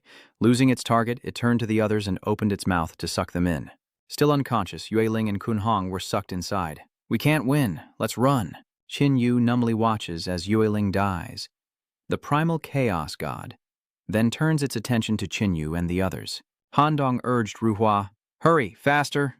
The primal god roared again as the high priest, Ruhua, panicked and burrowed into the tunnel. Xiaohong angrily shouts, "Hey! Aren't you going to worry about us anymore?" The primordial god continues to attack their souls, and they all clutch their heads in pain. Qin Yu forces himself to fly to Handong, blocking him, and coughs up a mouthful of blood. Handong asks worriedly, "Qin Yu, how are you?" Seeing Ruhua emerge, Qin Yu urges, "Ruhua, quickly take us away." The primordial god strikes, but they manage to escape into the void. "Qin Yu, how are you? Are you all right?" Qin Yu weakly replies, "We can't withstand the power of a UN realm god. Every cell in my body is withering away. This can't be. Don't you have the ability to heal yourself? Heal yourself quickly. Promise me after I die, consume my evolutionary energy and live on in my place." With that, he closed his eyes, whispering, "You won't be alone in the world that remains. Xiao Yu, I'm coming to find you." Handong cries out in horror, "No, I don't want you to die." Nearby, Han Yun gasps, "Scarlet Handong, save me." Handong's face pales as she thinks of her sister, then realizes her time abilities. She looks at Qin Yu with determination and whispers, "Forgive my selfishness, sister." Using all her power, Handong reverses time on Qin Yu, but suddenly a massive hand tears through space, ripping it apart. Xiaohong is shocked. To amplify a spatial rift with mere strength, this power is extraordinary. Handong closes her eyes in resignation. An early release is for the best. The primal god screamed, "High priest, die suddenly," before collapsing into the lake. Little Red was confused. What's going on? Are we safe? Long Chen, in the midst of battling monsters, glances back in surprise. Is he dead? The monsters died inside him, taking a thunder swamp with them. Not only have I become a hero, but I've also eliminated a rival. Who would have thought such a perilous journey would lead to such a miraculous outcome? Long Nu and the others watched intently as strange things began to happen to the primal god. A black flower bloomed. Yueling emerged from within, sighing in relief. "No wonder I missed but still hit. Who told you to have a weak stomach and eat anything? The treasure of the primal world deity is finally mine." Yueling thought to herself as she took the space gemstone from its horn. Unfortunately for Yueling, Qin Yu and the others had left a spatial rift in the air. Yu Nung manipulated vines to burrow into space-time, and as the spatial rift closed, the vines on the primal god's body suddenly withered. His eyes flashed as he cried out, "My child!" Bren awoke at the sound of his voice. The primal god looks at him. "Father, do you recognize me?" The primal god responds, "The blood demon god's power has temporarily suppressed the out-of-control curse, allowing me a brief moment of clarity, but it won't last." "My son, listen closely." "Father, speak. I will seal away all the remaining power within your body. You have my blood, and one day you'll be second only to me. Take my place, slaughter the Star Beetle clan, kill every living thing, and bring death and destruction to every world." All around, the poisonous pond began to be sucked into the sphere. "Nonhi, don't just stand there." "Father, you mentioned the blood demon god's power, something I've never heard of. Those vines, that's the blood demon god's power. The one who cast it is likely a descendant of the blood demon god. Now, leave this place at once. I have to escape before I lose consciousness again," Bren thought. "Yes, father." Bren glanced to the side, seeing that the human, a pinnacle of strength, was still barely alive after taking his father's blow. "I'll spare your life. You might be useful to me someday. Consider yourself lucky." In the void, Xiaohong shouts, "Hurry, you idiot!" Handong muttered, "At least I have my sister with me in the end. Xiaohong, please tell a lie for me." Xiaohong is shocked. "What happened to your hair? Tell Qin Yu I didn't die saving him. Ruhua, let me go." Handong drifted into the void, covering her mouth as she looked at Qin Yu one last time. "Qin Yu, farewell." After an unknown amount of time, Longshen reports the situation to the Grand Elder. Leze is dead, but what about Qin Yu? He's dead too. Of those who went, only the four of us, Long Kai, Long Feng, Long Ru, and I, survived. It's a pity. Had they not faced an enemy of the level of a prime god from the evil origin realm, they would have become powerhouses in the human realm. A shame indeed. And I feel this matter is far from over, so you must remain vigilant. All right, you can go. Consider the inherited treasure yours. Longshen bid farewell into the void. Qin Yu awakens, his head throbbing. I'm not dead. Where's Crimson Cold? Little Red struggled to say. Well, when we jumped in, that big guy released a chaotic space-time current, separating us. Qin Yu felt something bulky in his pocket and reached in. Of course, why wasn't he the one who died? What is this? We were just separated. Don't help her deceive me. Even with the Crimson Blood Holy Stone's aid, reversing my death would require burning away her entire life force. Damn it. Revenge. I must have my revenge. Kill all living things, kill them all. Little Red notices Qin Yu's clothes and says, a fragment of the dark sacred object? It was left behind by the King of the Dead. I didn't expect it to be hiding next to Qin Yu. Qin Yu was shrouded in a faint black aura, and Xiaohong called out, Qin Yu. So many experts have tried so hard to merge with the fragment of the dark sacred object, but I was able to merge with it effortlessly. Xiaohong replies, it's your changed state that attracted it to fuse with you. If that's the case, then all the better. From this moment on, I will no longer beg for life. My life will have but one purpose, to kill them all. Elsewhere, Qin Yu tears through space and dives down, as Xiaohong cries out, Qin Yu, slow down! Qin Yu was shocked. What's going on? I can't use my powers. Xiaohong cried, what? No, I'm still cursed by a god of the origin realm and my power is suppressed. Quickly call the Hua family to help slow down. No, it's too late. Besides, it's already exhausted a lot of its power while escaping. Hold on tight. With a crash, Qin Yu leaps from the water. My fire and healing abilities are useless, and my physical strength is suppressed to a fraction of what it was. Damn it. How do I break the curse of the primal world god? Suddenly, Xiaohong cries out, Qin, look, a giant eel is swimming this way. Misfortunes never come singly. Qin, are you all right? What else can we do? He braces himself and charges forward, but Qin Yu is sent flying back with a single blow. This mutated beast is 400 to 500 times my size. In my current state, I can't possibly defeat it. The giant eel lunges. Damn it. I still need to avenge my people. I can't die in the mouth of this bug. That's right, the power of the dark artifact fragment. Qin Yu uses the dark domain, and tentacles erupt from his body, engulfing the giant eel. The eel looks around, confused, as Qin Yu mutters, so this is the power of the dark domain. The eel suddenly lunges, but Qin Yu appears elsewhere, exclaiming, a caster in the domain can instantly move anywhere? The eel lunges again, but Qin Yu strikes and vanishes. Save your energy, you can't touch me here. Qin Yu relentlessly attacks the eel's body, but unable to catch him, it roars in anger. I could pierce your brain with just a little more force. Submit to me, and I'll spare your life. Hearing this, the eel recoiled slightly. Qin Yu smirks. That's more like it. But the eel turns and snaps, trying to swallow him whole. Going back on your word? I haven't blinded you yet because you're useful, so don't forget your place. Hearing this, the eel quickly put on a pitiful face, and Qin Yu continued. Take me to where the people are. A while later, Qin Yu rides the eel across the sea. As Xiaohong says, Qin Yu, the two gold-devouring beasts are acting strange. What's going on? Could the curse of the chaotic astral primordial still affect this dimensional space? Jin, look, its belly is so big. Is it pregnant? Damn it, at this rate, it won't be able to give birth. Don't worry, if you can't handle it, I'll take care of the little one for you. Just then, Nu Hoa called Qin Yu outside. What's going on? Qin Yu regained his senses and looked down to see a giant octopus, 100 times larger than the eel. He shouted, accelerate! The octopus lashed out with its tentacles, surrounding them. Qin Yu strikes, but his spear does no damage. It's too tough. This thing must be king level.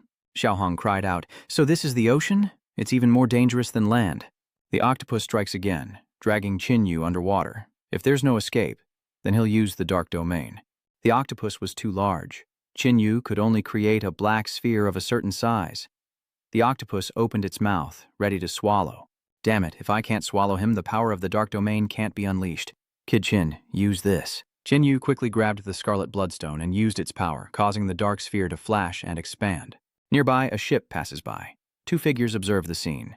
It seems like a king-level creature. Two Overlord-level beasts slaughtering each other, one says. The other, with pink hair, replies, no, this aura, it's not like two giant beasts. With that, he flew up to observe, and the blue-haired one asked, what's the situation? The pink-haired one exclaimed in surprise, it's changed. One giant beast has devoured the other. Within the dark domain, Chinyu declares, now you're just a fish on a chopping block. He flashes forward, striking the octopus. A tentacle lashed out, but within the spatial domain, Chinyu could teleport anywhere, easily dodging the attack and continued striking the octopus.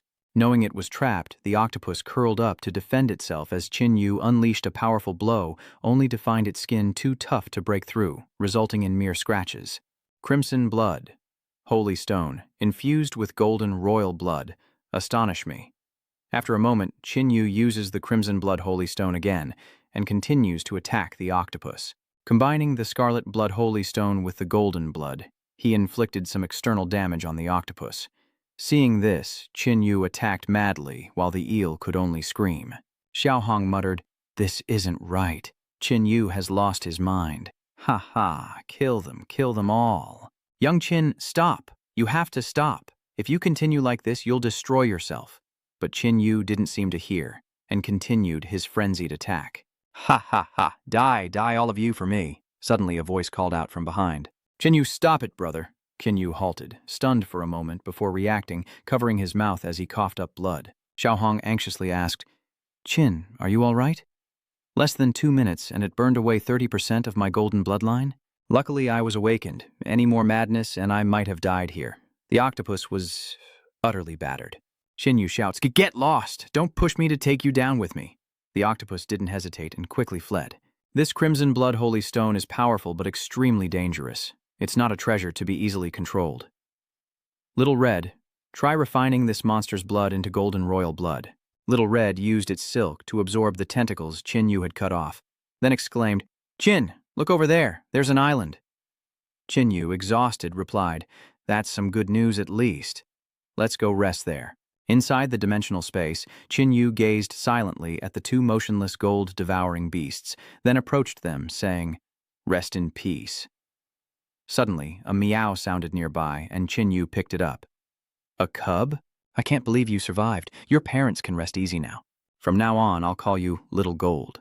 Little Gold suddenly jumps out of Chinyu's arms and begins to fly around. Chinyu is shocked. A wind attribute? Could it be a combination of a natural attribute and the metal control ability of a metal-devouring beast? Could it be born with the power of two attributes? Xiaojin, come here. Chinyu offered it meat, but Xiaojin shook its head, refusing to eat. Was it born with a craving for metal? Let's try some high-grade metal. Chinyu tried feeding it a piece. It grew bigger after just one bite. All right, let's see how much you can eat. Chinyu released a pile of top-grade metal, which Little Gold melted and began to devour. After a while, Chinyu was left speechless. Well, your appetite for one day is equal to your parents' for several days. After eating, Little Gold shuddered all over. Chinyu was stunned. Did you eat too much? Little Gold glowed and sprouted wings, possessing a 300- or 400-fold physique. Did its parents successfully pass on their ancestral bloodline? Xiaojin happily leaps towards Chinyu, who cries out, wait, I can't hold you when you're that big. Hearing this, Xiaojin shrinks back down, already able to seal its own power at birth. Just then, Ru Hua approached and asked what was going on, mentioning a ship anchored nearby. A ship? Excellent. Saves me the trouble of searching. Chinyu looks down at Eel and says, I always repay my debts. Since you helped me, I won't kill you. Eel is reluctant to leave. Here, take these evolution energy stones and be on your way. The eel took the stones and dove away as the blue-haired man said, Brother Yu, I don't think it's safe to stay here for long. What if the monster comes back?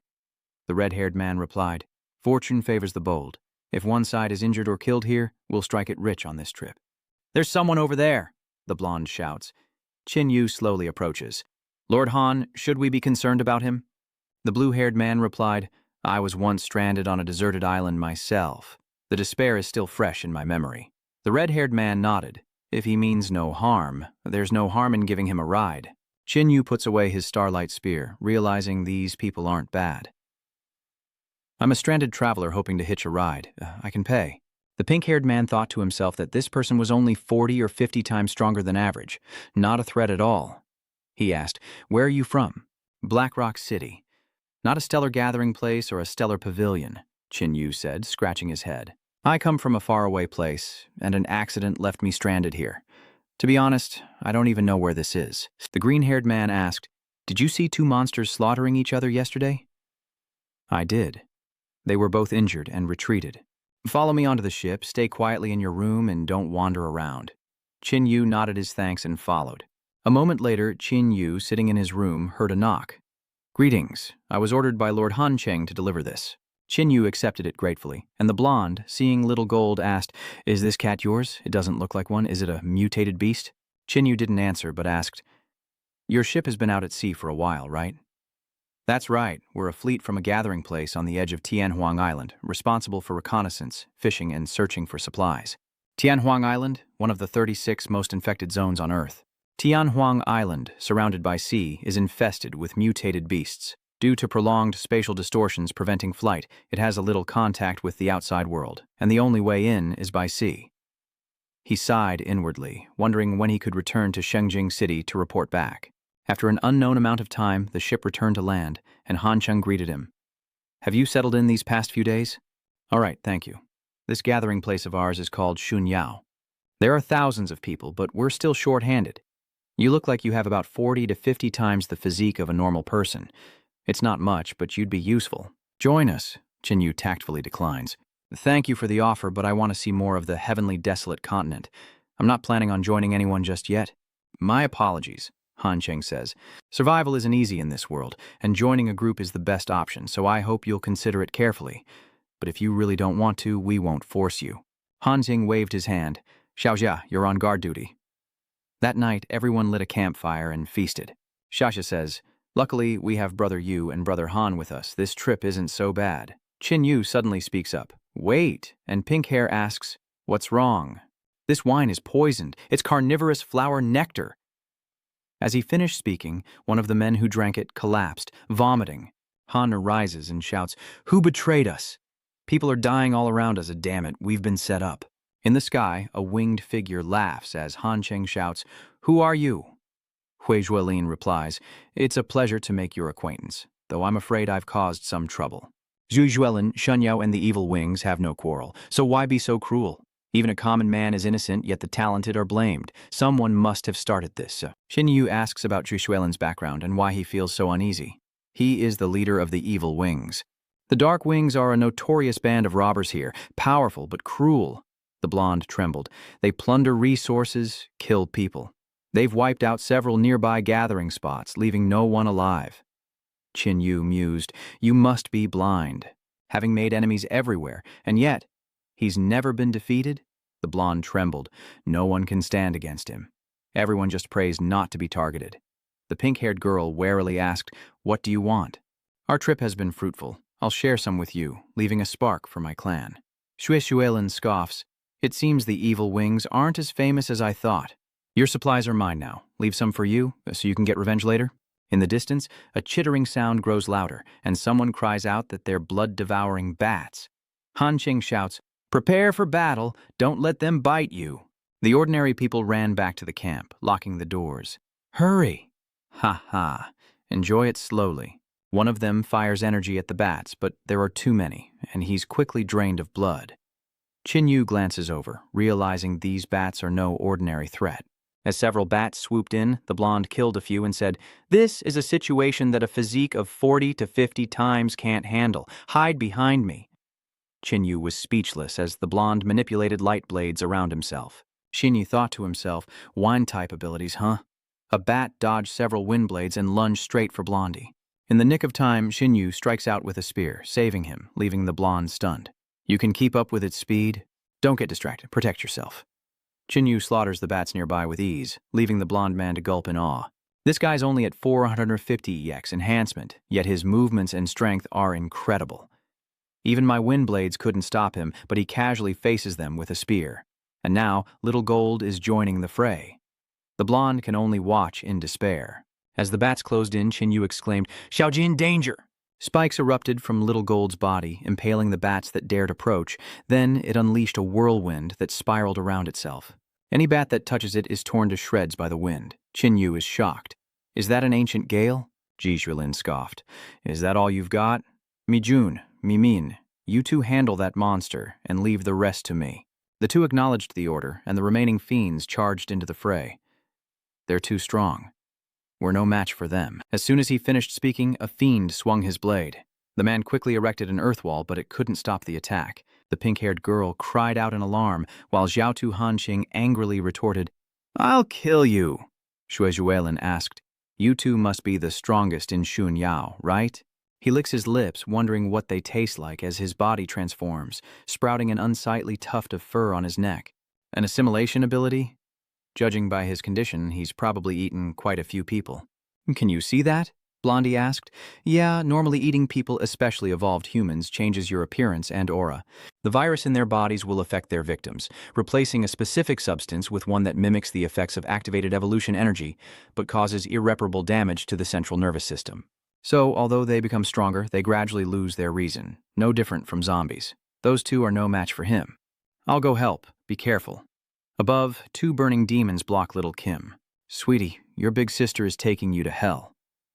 Little Gold growls uncomfortably as it's wrapped up, and Blondie fires off wind blades to help. Mi-jun chants, phantom tentacles, as they erupt from the ground, shattering the wind blades. Don't make trouble for yourself. Run while you still have all your limbs. The blonde is wary as Little Gold cries out, melting the chains binding it and breaking free. Enraged, Mimin shouts that her precious creation so difficult to make has been destroyed, and she wants to tear him apart. Golden Hair yells for a Thunder Source attack on its eyes. Brother Qinyu, hurry and help. Little Jin can't hold on much longer. Qinyu turns to see Mi-jun unleashing dark energy as spikes towards Little Jin. Qinyu appears in front, catching the attack barehanded. Mi-jun exclaims, Another with the power of darkness? Ha ha. I want to see if your darkness is stronger than mine. Qinyu says, Don't get me wrong, you're the one with dark abilities. I'm just the origin of darkness. Qinyu unleashes a domain of darkness, engulfing the area as Mi-jun replies, The true embodiment of darkness? Ha ha, such big talk from a mere second stage. Qinyu didn't respond, appearing directly in front of him. Mi-jun quickly summoned phantom tentacles as a shield, saying smugly, Try piercing through this if you can. But before he finished, Qinyu pierced his chest with a spear. Immediately, Qinyu dispelled the dark domain, and the blood fiends swarmed in for the attack. Mimin shouts, Damn you, let's see how you break this. But as soon as she cast Chaos God Curse, she suffers a backlash. She cried out in disbelief, How? How is his soul so strong with only 40 to 50 times the physique? What is he? As Mimin fell, the blood fiends swarmed to suck her blood. Qinyu scoffed, Using a soul attack on me is just asking for death. Don't blame me. He patted Little Gold's head. Are you okay? The demons in the air were shocked. He actually killed Mimin and Mi-jun, and they all attacked him at once. Qinyu stood motionless as tendrils of dark energy shot from his body, piercing the crowd. Screams echoed through the air. In Han City, two men charge forward, only to be met with Shui Zhuelin's sonic attack. They clutch their heads in agony. You brat, you dare kill my men. I've been in a foul mood lately, and you just walked right into it, Shui Zhuelin roared as he charged. Who do you think you are? Qinyu, shrouded in dark energy, strikes with the spearhead. With a resounding crash, Shui Zhuelin is pushed back, screaming for blood. Mao Qinyu said, Mutate, you beast, don't hold back. That way your evolutionary energy will be of a more superior quality. Han Cheng shouted, Be careful, Qinyu, he's unbelievably strong. Qinyu scoffs, Unbelievably strong? I think you need to redefine the term. Shui Zhuelin lunged forward with incredible speed, claws outstretched only to be impaled from behind by Qinyu, who then proceeded to annihilate the remaining mutated creatures as Han Qing and the other watched in stunned silence. To finish things quickly, Qinyu unleashes his dark domain, wiping out the remaining fiends. With that done, he lands by Shui Zhuelin's corpse, firing crimson threads to absorb his energy. He clearly had a chance to escape, but he chose death. An energy orb emerged from Shui Zhuelin's body, and Qinyu smiled. The quality is indeed good. It wasn't for nothing that you devoured your own kind for so many years. The Han-chung group gratefully said, Brother Qin, we owe you our lives. Without you, we would have all perished at the hands of these beasts. Qinyu replied, No thanks are necessary. Consider it repayment for the ride. Qinyu's face suddenly paled as he fell backward, and Xiaojin quickly caught him. Damn it, I have to find a way to deal with the curse of the primal world god soon. Qinyu explained, I'm fine, just exhausted. I'll rest for a bit. I'll leave tomorrow morning. Inside the dimensional space, Xiaojin licked its paws after a satisfying meal. Qinyu was downcast, noting the little guy ate more than his parents combined. Qin, the spirit book's energy is almost fully restored. Use it if you have to. Even if there's something wrong with this, it's still stronger than the curse that killed the primordial god. Given the situation, Qinyu knew he had no other choice. Well, there's no other way. Immediately, the spirit book shone, revealing a detailed map. Qinyu narrowed his eyes, wondering if this was a map of the desolate celestial continent. Was it telling him to go there? As night falls, Blondie brings food to Qinyu. Brother Qin, have some food, it's grilled meat. After thanking him, Qinyu presented the map. Thank you, young friend. Can you tell me where this is? The blond boy studied the map Qinyu gave him, then exclaimed in surprise, This is Black Rock City. Brother Qin, why would you want to go there? It's a dangerous place, he worried. Black Rock City is far from here, and the road is fraught with danger. Plus, I hear things aren't peaceful there right now. To repay the favor, Qinyu took out some energy stones and handed them over, saying, Little brother, thank you for taking care of us these past few days. This evolution energy orb has a physique level of 300. Take it. The blondie was overjoyed and quickly thanked him. Thank you, Brother Qin. 3 days passed quickly, and Qinyu and Xiaojin ventured deeper into a dense forest. Suddenly, he pointed forward, giving a sharp command. That one, kill it. Little Gold growled and shot towards the zombie. The monster lashed out with vines, but Little Gold dodged them and crushed it with a single paw. Qinyu nodded in approval. Not bad, Little Gold. Your combat experience is growing. But upon inspection, he frowned. Strangely, this zombie's evolutionary energy seems to have been plundered. Just then, the ground shook and countless sharp branches shot up from below. Qinyu scoffed. It was a trap, just as he suspected. A giant mutated tree opened up ahead, glaring at him with vicious eyes. A mutated plant, huh? Judging by its appearance, it's probably 300 or 400 times stronger. Go get it, Little Gold. Roaring, Little Gold lunges forward, tearing apart the attacking roots, prompting Qinyu to praise, Well done. Once close to the tree, Little Gold opened its mouth and released a gust of wind, gently blowing away the surrounding branches. Qinyu smiled.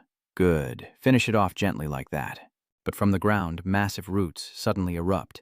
Qinyu shouts, Watch out! Caught off guard, countless roots pierced Little Gold's body, forcing him to retreat in agony. The tree's aura turns sinister as it frantically absorbs nutrients from the surrounding plants to recover.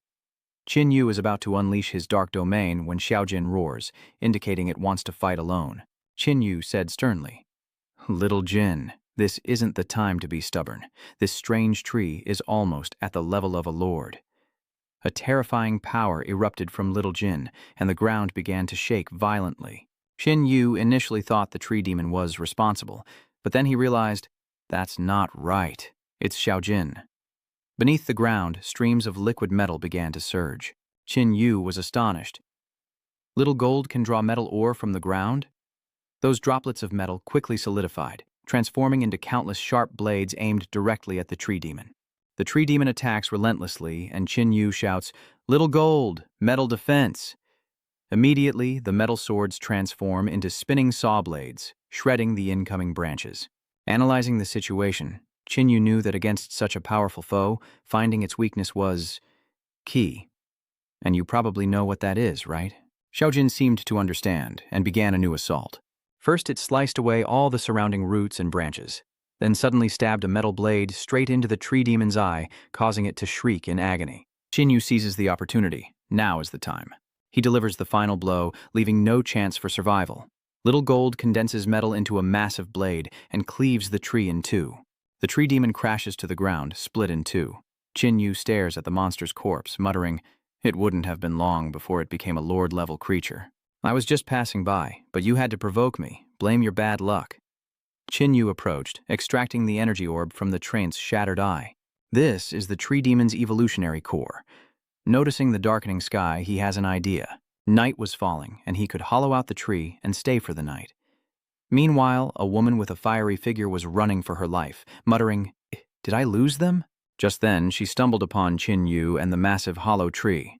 Overjoyed, she crept inside, thinking fate had intervened and offered her a hiding place. Clutching her blade, she cautiously entered, Longdai wondering what could have hollowed out the tree, when suddenly a pair of bright blue eyes lit up from the darkness. The girl's hair stood on end and she turned to flee, but Qin Yu lit a small fire and his calm voice echoed out. If you mean no harm, don't do anything foolish. I don't want to kill the wrong person. The girl turned back stunned. A living person? Who are you? Oh, what are you doing here? Qin Yu coldly replied, It's none of your business. Leave if you have nothing else to say and don't disturb my rest. The girl scoffed, looking down on him. To think such arrogance could come from a mere second-stage physique. Lucky for you, I was here. Anyone else would have left you for dead. Seeing Qin Yu close his eyes, ignoring her, the girl was a little disgruntled. Meanwhile, in a nearby forest, a group of people brimming with murderous intent gave chase. The leader roared, That bitch is fast! Capture her and dice her into pieces to vent my anger. He is the 6th Devil General, one of the Black Rock's 10 Devil Generals. A subordinate nearby chimed in, assuring him that she wouldn't escape. The lackey, with a nose sharper than a hound's, sniffed the air and pointed. Not far from here. Let's head back to Qin Yu. The girl removed her outer coat to examine her wounds, glancing at Qin Yu as she said, Hey, kid, don't peek.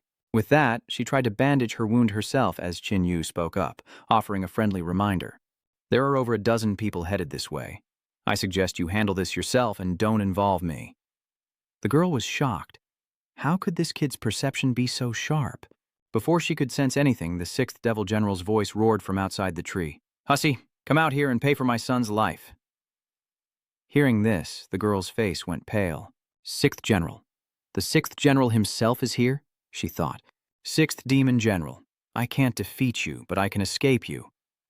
His subordinate held up a bra, leering. You run. I found your sister. If you run, I'll get her pregnant. Enraged, she yelled, 6th Demon General, you're going too far. Too far? Was it not too far when you killed my son? That beast deserves to die. Without another word, the 6th Devil General gave his order. All of you, get her. I'll let you play with her for 10 days. At the order, his men's eyes lit up, drool dripping, but the girl had already rushed out, killing several with a single move. She then targeted the dog-like lackey, swiftly piercing him from chin to crown. With that done, she tossed the body aside, her eyes now fixed on the 6th Demon General. He simply scoffed. If you had trained harder like I told you, you wouldn't have lost to this wench. The 6th Demon General grinned wickedly. I'll kill you. Bury you and your sister next to my son's grave. Then the two of you can serve him well. With that, the 6th Demon General transformed his arm and delivered a thunderous blow to her stomach, causing her to cough up blood, then grabbed her neck, lifting her up to taunt her. Weren't you so powerful? Come on, why aren't you attacking? Gasping for air, she spat. Kill me. I killed your son. Your son died like a dog. Ha ha, you dare provoke me, bitch. Don't worry, I won't kill you today. You still have a dozen good days left, right? The girl screamed. Bastard, pervert, kill me now if you dare. Just then, a meow suddenly came from inside the tree hollow, and Qin Yu quickly signaled to Little Gold. Tsh, what's happening outside has nothing to do with us, so just rest easy. But that small sound didn't escape the 6th Demon General's ears, and he immediately turned around and shouted, Who's in there? Qin Yu scoffed inwardly, surprised that such a small sound was heard. His voice echoed from within. I'm just passing through, and I have no interest in your conflict. I told you to come out here, and if you don't, I'll burn you and this doghouse to the ground. Qin Yu stepped out, his mouth still running. Oh, this heavenly desolate continent is indeed extraordinary. Some are fierce, some are hot-tempered. No wonder this little bitch could escape my grasp. So it turns out there's trash helping her here. This kid hasn't even surpassed the 2nd level of physique. If he dies here because of me, he can only blame his own weakness and bad luck. But Qin Yu remained indifferent, picking his ear as he said, Are you deaf or something? I told you, I'm just a passerby. Hearing this, the girl broke out in a cold sweat, thinking, Is this guy crazy? Did you smoke too much papaya? The 6th Devil General burst out laughing, saying it's been a long time since anyone dared to talk to him like that. I'm in a good mood today, so hand over the cat and I'll spare half your life. Qin Yu sneered. Didn't your son just die? How can you be in a good mood when your lineage ends here? What do you want my cat for? Is that supposed to be your son? You've hit a nerve. Enraged, the 6th Devil General shouts, Punk, next year at this time will be your death anniversary, and I'll make you taste the most painful death in the world. Go to hell. The 6th Devil General unleashed a thunderous punch, sending Qin Yu flying. The 6th Demon General clicked his tongue. Oops, didn't control my strength well enough. I wanted to leave him with enough breath to torture. Too bad. But as the dust settled, Qin Yu stood up, coughing violently. Not bad. Provoking him is a bit dangerous. Do you want to try? No sooner were the words out of his mouth than Little Gold charged forward, prompting the girl to cover her mouth in shock. This kid is weak, yet he withstood a blow from a 6-demon general and has such a powerful pet. You think you can beat me with that little trick? This cat's energy evolution isn't bad either. I'll take it, he declared arrogantly as Qin rose to his feet, dusting himself off. Seeing this, Lumo's henchmen swarmed in. This kid's only level 2. Let's take him out first. Qin simply turned his head, and his dark power erupted, piercing each of them. The remaining men were frozen in fear. Meanwhile, Little Gold unleashed a violent gust of wind. The 6-demon general gritted his teeth to withstand it. This cat does have some power, but he roars, pushing back the gale with force. Don't think distance will save you. Prepare to die. The 6-demon general begins to gather a massive energy orb. The surviving subordinates cried out in fear, "Lord, wait, let us get further away." The girl closed her eyes in resignation, thinking it was good that thanks to this kid, she wouldn't have to suffer before she died. But Qin said to Xiaojin, "The opportunity has arrived." Meanwhile, the 6th demon general laughed triumphantly. "Die, you beast." But just as he was about to strike, countless sharp metal spikes erupted from the ground, piercing his body, and the 6th demon general coughed up a mouthful of blood in agony. How could this be? He couldn't believe his eyes. Just as Yao Jin was about to finish him off, Qin stopped him, saying, "Xiaojin, wait. You're a different race. Killing won't do you any good. On the contrary, you'll lose your mind." Seeing a chance to live, the 6th demon general hurriedly begged, "Spare me, and I'll recommend you as the 11th. Before he could finish, Qin coldly used his dark powers to end him on the spot, sending his remaining subordinates scattering in terror. The girl then stood up, stammering, "Lord, thank you for saving my life."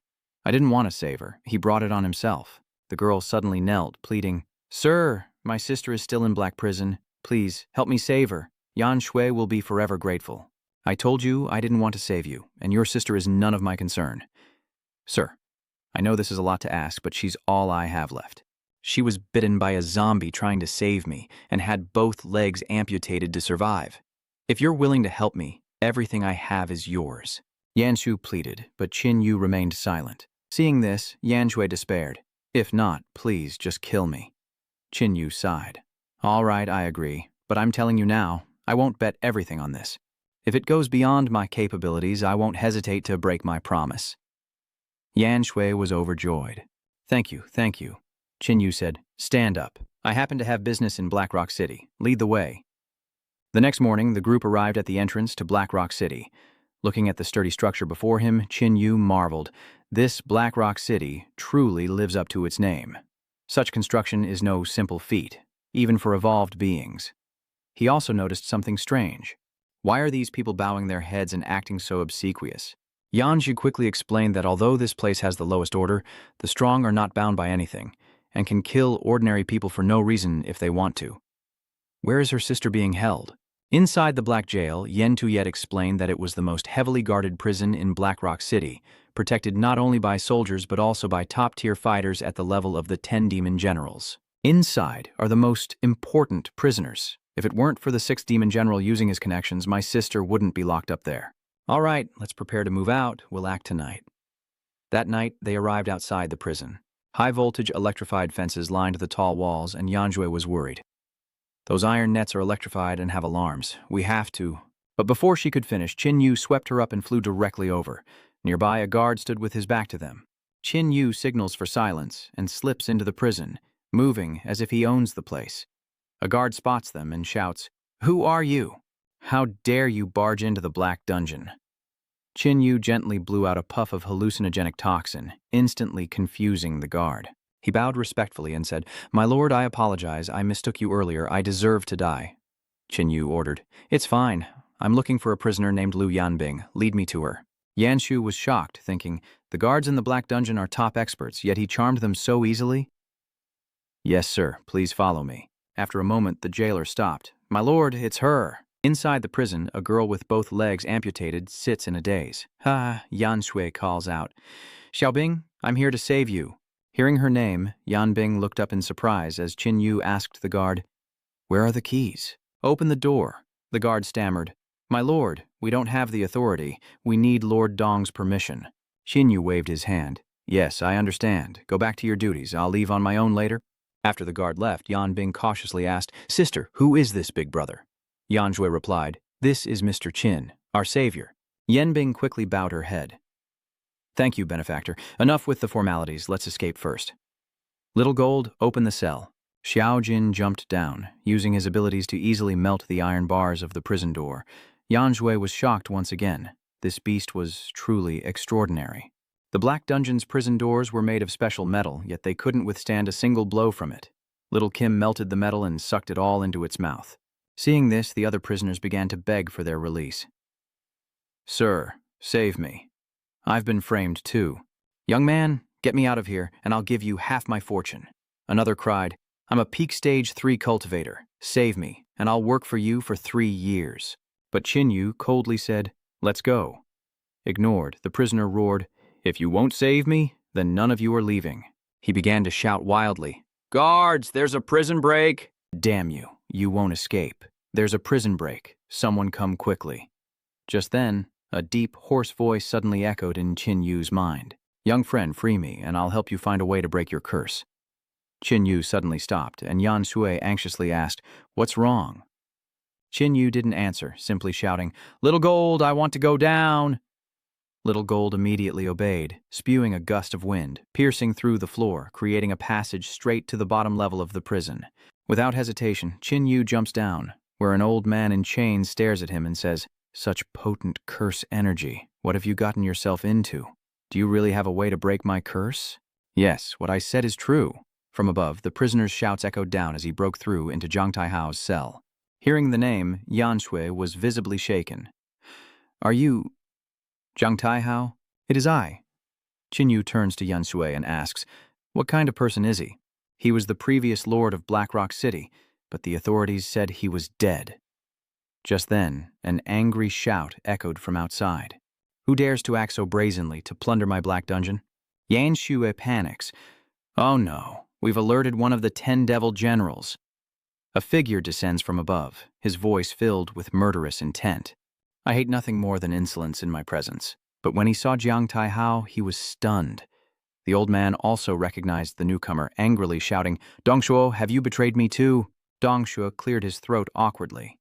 Qin Yu, now free from his chains, said to the two, Settle your grudges later. Escaping is the priority. Dongshuo roared, You've got a death wish, kid. He lunged forward, but his attack was far too slow for Qin Yu, who easily dodged it.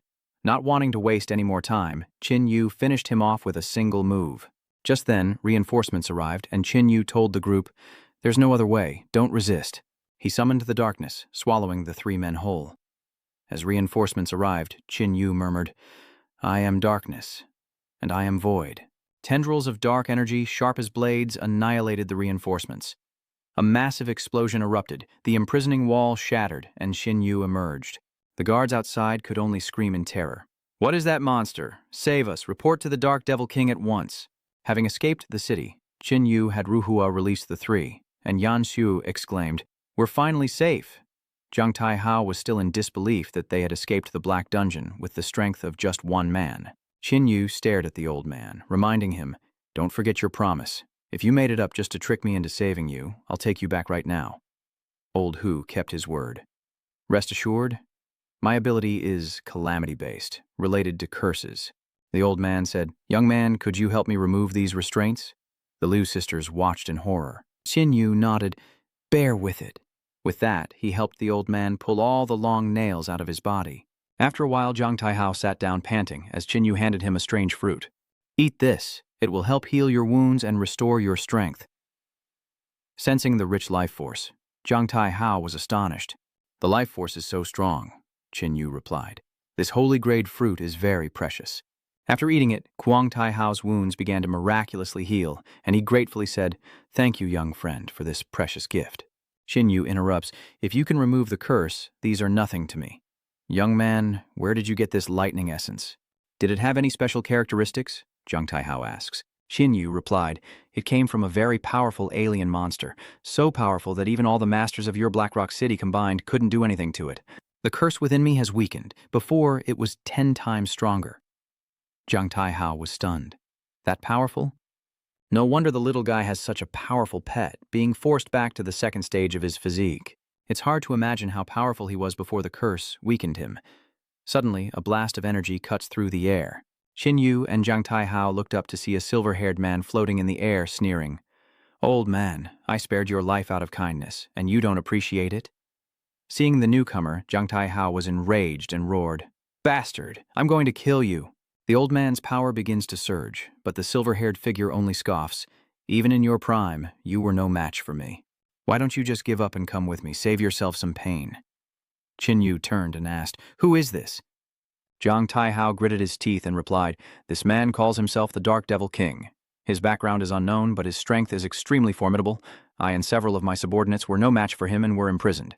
Then he threatened and promised, surrender my other subordinates and take over Black Rock City." Yanshu was stunned. So he was the one who transformed Black Rock City. The silver-haired man suddenly noticed Qin Yu. "So you're the one who's been rescuing people from Black Rock Prison?" Qin Yu said to Yan Shui. "This guy is strong. Take your sister and get out of here, or I can't guarantee your safety." Qin Yu had Ruhua swallow the sisters, then turned to the silver-haired man and asked, "You're a member of the alien race, aren't you?" Jiang Taihao stared at Qin Yu in shock and asked, "What? Oh, so you can see through me?" Jiang Taihao roared, "Damn you! No wonder you're so twisted, destroying the Black Rock City I worked so hard to build." The silver-haired man sighed. "Now that you know my identity, I can't let you live, and I was so looking forward to tormenting you." Suddenly, 2 pieces of metal shot up, tearing a line across the silver-haired man's cheek, and he cursed, "Damn it!" Qin Yu praised, "Well done, Zhao Jin. Keep it up." Hearing this, Little Gold continues its metal attacks, but the silver-haired man shatters them with a single blow. Jiang Taihao launches a surprise attack from behind, but before he can even touch a hair on the man's head, he's blasted away by dark energy. Qin Yu muttered, "The dark domain?" The silver-haired man continued to control the dark energy, striking at Little Kim. Qin Yu also used dark energy to block it. The silver-haired man was surprised, retracting his dark energy and looking at Qin Yu with interest. This human possesses the power of the dark domain. So the legends are true. Human. Have you merged with darkness? Xian Yaxer retorts. What's it to you? Ha ha, I have even more reason to kill you now. The two begin to clash, swords meeting. Jiang Taihao, sensing the terrifying power, quickly retreated as Qin Yu and the silver-haired man battled within a dark domain. The silver-haired man was incredibly fast, moving so quickly that Qin Yu couldn't catch him, leaving Qin Yu panting for breath. Too fast. Suddenly, Little Red cried out, using divine power to block the silver-haired man's attack. To think he'd use a normal move to block my dark domain attack? Does this kid have royal blood? Ha! Xiaohong cries out in pain. Ouch, that really hurt. Qin, focus. I can only block one attack for you. Qin Yu replies, don't worry, I've found his weakness. Qin Yu takes out the Scarlet Blood Holy Stone, infusing it with his golden blood before using it, and empowered the two continue their assault. Qin Yu's power has multiplied, easily suppressing the silver-haired man. Qin Yu strikes a blow that the silver-haired man feels threatened by, and he quickly retreats. He silently observes Qin Yu, realizing his dark power is even purer than his own, and continuing would only result in a mutually assured loss, a battle he cannot win. Just you wait. Next time I'll bring backup and take your dog life. But as he plotted, Qin Yu appeared behind him, striking with a powerful blow. The silver-haired man then used his power to immobilize Qin Yu's limbs. If he were to attack now, Qin Yu would surely be defenseless. To Qin Yu's surprise, the silver-haired man fled. Just you wait. I'll make sure you suffer a fate worse than death. Xiaohong is confused. If he had risked it all just now, he would have had a chance to finish you off. Yeah, but he's done for here anyway. As Qin Yu landed, Jiang Taihao clasped his hands and said, Your strength is truly remarkable, young brother. I am impressed. Qin Yu nodded, asking, About my curse, how do you plan to break it? Explain it simply. My ability is a soul-devouring beast, which can devour calamity-type powers to create effects. For example, the curse's negative effects on the devoured will disappear, while my soul-devouring beast will grow stronger. Oh, so a curse that only harms me actually benefits you? That's right, young friend. Prepare yourself so the curse is fully exposed, and I'll help you deal with it neatly. Qin Yu nodded, closed his eyes, and the image of the origin world god appeared as Jiang Taihao immediately controlled the soul-devouring beast to attack. Qin Yu cried out in pain, Hang in there, brother. Extreme pain during the extraction is normal. As soon as he finished speaking, the soul-devouring beast was scattered, and Jiang Taihao was thrown back by the backlash. Qin Yu quickly asked, "What happened?" "Looks like it's a failure?" Zhang Taihao gasped. "No. This thunder essence seems to have completely merged with every cell in your body. It's using your power to resist my soul-devouring beast. This lightning source was already too domineering, and combined with your power, the two forces together completely suppressed and forcibly countered my soul-devouring beast." Qin Yu said with some disappointment, "So this lightning source of mine is incurable."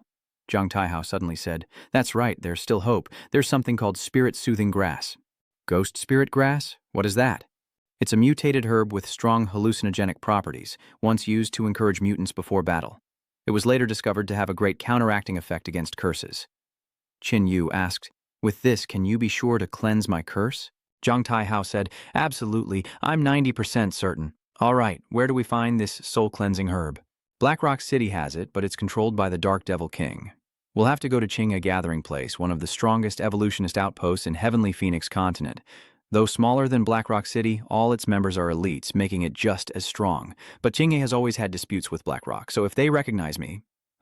Qin Yu replied, "Don't worry, I'll keep you safe." A few days later, in an open area, someone ran over in a panic, shouting, "A Lord-level monster! Run!" The others were shocked to hear this. "A Lord class! We're close to the rendezvous point, so why is a Lord here?" In the distance, a red bull charged furiously. "I'm fine, calm down. Proceed with the backup plan." The man being chased by the bull suddenly changes direction. "Here's a gift for you." He approached the minefield and a massive explosion erupted. The group rushed to his side, asking, "Are you all right?" The man smugly replied, "How could anything happen to me with my skills?" Someone asked, "Is it dead?" The man replied, "It's definitely dead. That was a lot of explosives. You guys stay back, I'll go check it out."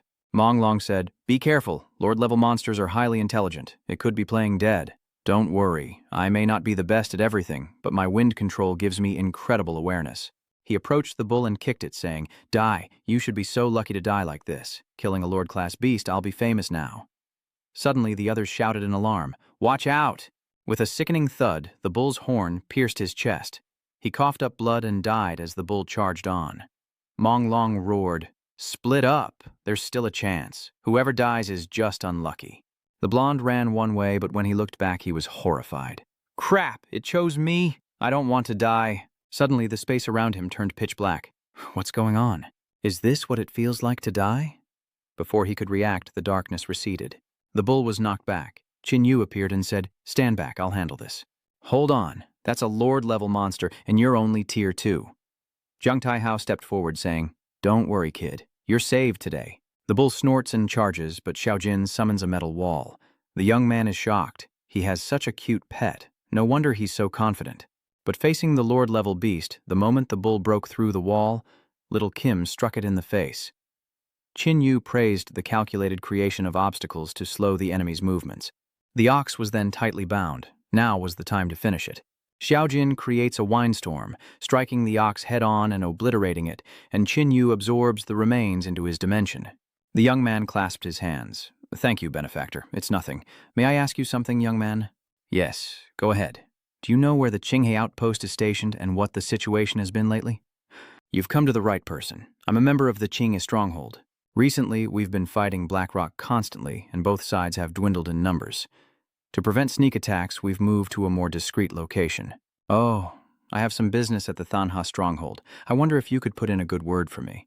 You're my savior, after all. This is the least I can do." Yanshu whispered, "This kid is too naive, just bringing outsiders into the camp like that." The young man continued, "That's right. We just so happen to be recruiting powerful people to explore the ruins." Qin Yu responded, "A ruin, you say? And a significant one at that. The envoy of the Star Gathering Pavilion has been dispatched to discuss a joint exploration." The young man then led Qin Yu and the others to the Qinghe base, where they were met with hostility. He explained, "Everyone at the Qinghe base is an elite, so they tend to be hostile to those who haven't evolved or are weak." "I understand," Qin Yu nodded. Seeing his sister frightened, Yan Shui angrily shouted, "Who here has a problem? Step forward, and I'll teach you a lesson." Hearing this, the others turned away, intimidated. Yan Shui scoffed, "What a bunch of cowards." Zhang Taihao sighed, "I don't blame them. Survival in this world isn't easy. No one wants to be involved with strangers. Please inform him that we need to speak with the Lord." The gatekeeper smugly replied, "Not just anyone can meet the Lord directly. Go back and report through the proper channels." Qin Yu's face darkened. "I'm in a hurry. I can't wait." The guard panicked. What do you think you're doing? You're just a measly level 2. You should just report up the chain of command like you were told." Before he could finish, Qin Yu revealed the corpse of the Lord-level mutated old beetle. "Did you kill it?" Kang Tae-ho was annoyed. "Or what? Or did you kill it?" Okay, I'll go report it later." The blonde clasped his hands. "Benefactor, you're going to see the Lord. I can't say anything then. I was separated from my teammates earlier, and I still have to go find them." "Okay, you go ahead. See you later." Someone came to greet them, saying, "This way, please. Be careful what you say when you meet the Lord. He's currently meeting with an envoy, and Chief Liu has already arrived with his men." Inside the room, two groups stood facing each other, as one wondered aloud if these were the people who had killed the mutated Lord-class beast. Aside from the older one, the others didn't seem so strong. Seeing the beautiful black-haired girl looking at him, there was a clear meaning in her eyes. Could it be she wants to roast sweet potatoes with him? The leader Liu suddenly exclaimed, "You're Jiang Tai-hao, long time no see." The leader Liu and his subordinates were shocked. "What? That's Jiang Tai-hao?" "I heard rumors of your death," the leader said. "This old man's life is persistent. I won't die so easily." Instead of enjoying his riches in Black Rock, why has he come to my small Qinghe? Chief Liu says he has a story to tell. An evil foreigner calling himself the Dark Devil King has seized Black Rock City. His power is immense, his heart cruel, and life for those lucky enough to survive is no longer what it once was. I'm sure you've already realized that, haven't you? A man like that becoming the Lord of Black Rock City would only escalate conflicts with you. So Commander Liao finally understands. He was overthrown and wants to ask outsiders like me for reinforcements? Jiang Tai-hao, Dark Dragon, you've got some nerve. Isn't now the time you should be trying to squeeze the life out of Qinghe Stronghold? I only hope you die a more gruesome death. Commander Liu, you're smart, so you can see what's at stake. That Dark Lord is no match for me. He's a bloodthirsty monster. If he can control Black Rock City, he'll come for Qinghe sooner or later. My conflict with you before was because Black Rock has a large number of survivors waiting to be fed. Don't forget, we don't just recruit evolved humans like you do. In my Black Rock Fortress, over half are ordinary people who can't survive in this world. So I'm a dark old man, am I? Well, this dark old man wouldn't save someone just because they can't fight. Liu Tongling was left speechless, and Jiang Tai-hao continued. Since we're on the subject, even though the Black Cliff Trio aren't all elites, they could still unleash their full force and fight your Clear River to a standstill, and that Dark Demon King would do just that. Qin Yu interjected, "That's right. We evil races wouldn't really care about your lives. The more you fight, the more energy he gains from your struggles. How is this young man so capable? This is Brother Qin. I escaped the Dark Demon Lord's clutches entirely thanks to his help, and he even killed a Lord-level beast." Liu Tongling became interested, sizing up Qin Yu. "I see he only has second-stage physique, yet he possesses such strength. It's because a powerful curse suppresses his physique. In combat, his strength is comparable to mine. His purpose in coming here was to obtain Spirit Soul Grass to break the curse. Rest assured, Chief Liu, I will offer a price that satisfies you. Then you're likely to be disappointed. We've just used up all of our Spirit Essence herbs. But if you're not in a rush, you can stay in Qinghe for now and wait for the next harvest of Spirit Herbs." Qin Yu frowned. "They just used them all?" The beautiful girl suddenly spoke up. "Mr. Qin Yu, you seem to be in quite a hurry. Of course, if you have any, I'm willing to trade a quasi-king corpse for them." The crowd was shocked to hear this. A quasi-king? Just what is this man capable of? To casually trade a near-king-level corpse? Just for the Spirit Herb? The girl smiles, her instincts proving true. This man is extraordinary. Allow me to introduce myself. I am Luo Luo, and we don't need the quasi-king corpse. She extends an unexpected invitation, only wanting Mr. Qin to join the Stargathering Pavilion. Hearing this, Jiang Tai-hao, who was standing nearby, couldn't help but be surprised. To sweeten the deal, Luo Luo adds, "We have quite a few soul-cleansing herbs in our vaults. If Mr. Qin Yu joins us, he's family and will naturally have access to them." All eyes turn to Qin Yu, holding their breath as he breaks the silence. "I'll pass on joining. I don't have any plans to join anyone right now. Let's just trade." Yanbing froze, unable to believe that someone would casually reject an invitation from the Star Convergence Pavilion. Such a blunt refusal. In her eyes, this kid might be strong, but he was also too arrogant. Luo Luo, unfazed, replied, "I understand." Then she turned to the Yan sisters. "What about the two of you?" Would you two be willing to join the gathering of stars? Caught off guard, Yan Shui was stunned. What about us? Meanwhile, Xin Yu realized he wasn't the real target, and the question was just a formality. Still doubtful, Yan Shui asks, "Why? My strength is nothing compared to other experts, and my sister isn't an evolved being. And besides, you already consumed evolution energy, didn't you?" Yan Bing honestly replied, "I ate a few, but they were all wasted." Hearing this, Xin Yu couldn't help but look at Yan Bing. This girl is like Zhao Wu.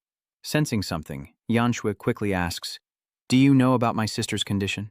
Luoluo doesn't answer directly, but makes an offer they can't refuse. "Join us, and we'll not only guarantee you resources and protection, but we can heal your sister's legs. And as payment for your expertise, we will offer enough soul-cleansing herbs for Mr. Qin." This promise was too tempting. Yen Tuyet nodded in agreement. "We accept. Then we'll take our leave. I'll bring the Than Soul Grass in 3 days. Led by Luoluo, the Liu sisters finally set foot in the gathering star pavilion. The pristine white scenery before her caused Yan Bing to exclaim, "So beautiful." With a smile, Luoluo explained, "This place is absolutely safe and abundant with resources. It's your home now. Follow me. I'll take you to meet the Star Lord." Yen Tuyet wondered, who are the Star Lords? The Star Gathering Pavilion nominally has 5 lords, all called Star Lords. When making important decisions, the 5 Star Lords and the Elder will decide together. We're about to meet Star Lord Ling Xin, one of the 5. As they approached the gate, the 2 guards greeted them respectfully. "Welcome back, Miss Luo." "These 2, Luo explained, "are evolvers I met in Qinghe. They helped me send the message. If all goes well, they will be our members."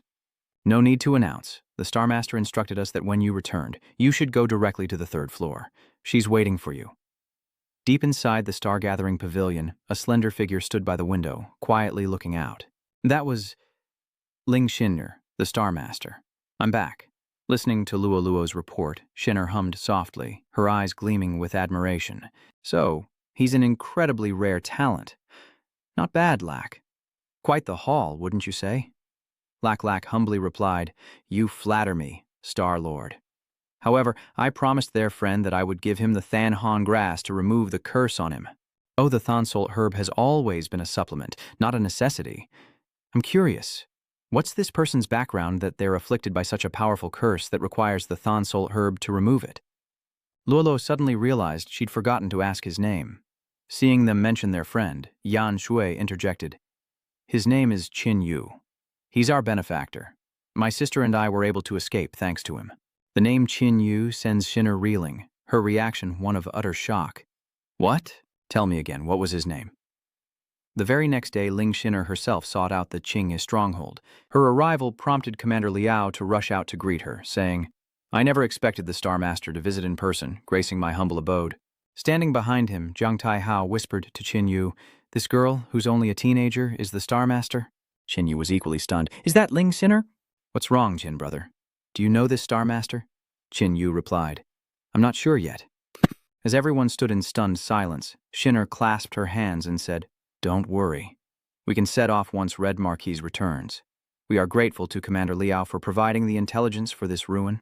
"Not at all. We still have to thank the Gathering Star Pavilion for coming to help." Later, Qin Yu and Zhang Tai-hao were resting in their room when someone knocked on the door. "Mr. Qin, someone's here to see you," Xinner chirped as she ran in. "Big brother Qin, do you remember me?" Qin Yu rubbed the girl's head, a look of surprise on his face. "So it is you, Ling Xinner. I remember you were kidnapped by Yuan Gui. Did he hurt you?" "No, Master Yuan Gui is only fierce on the outside, but he's not bad. He brought me to Tianhuang Continent, constantly recruiting talents and building the Gathering Star Pavilion. But Lord Yuan Gui couldn't show his face, so all the affairs of the Gathering Star Pavilion were handled by U.S. Star Lords." "Oh, so where is he now?" "He's not in the heavenly desolate continent anymore. He's like a ghost, appearing and disappearing, and we can't find him unless he contacts us. Brother Qin, Lord Yuan Gui doesn't harbor ill intentions towards humans. He might even help us deal with the calamity in the future. By the way, what about little Yu?" Speaking of his sister, Qin Yu's face fell. "Sorry, Qin, and weren't you cursed?" "I've brought the soul-cleansing grass," Zhang Tai-hao spoke up from the side. "Don't worry, Master," he says. "With the Than Soul herb, I'll take care of Qin Yu's curse and ensure nothing goes wrong.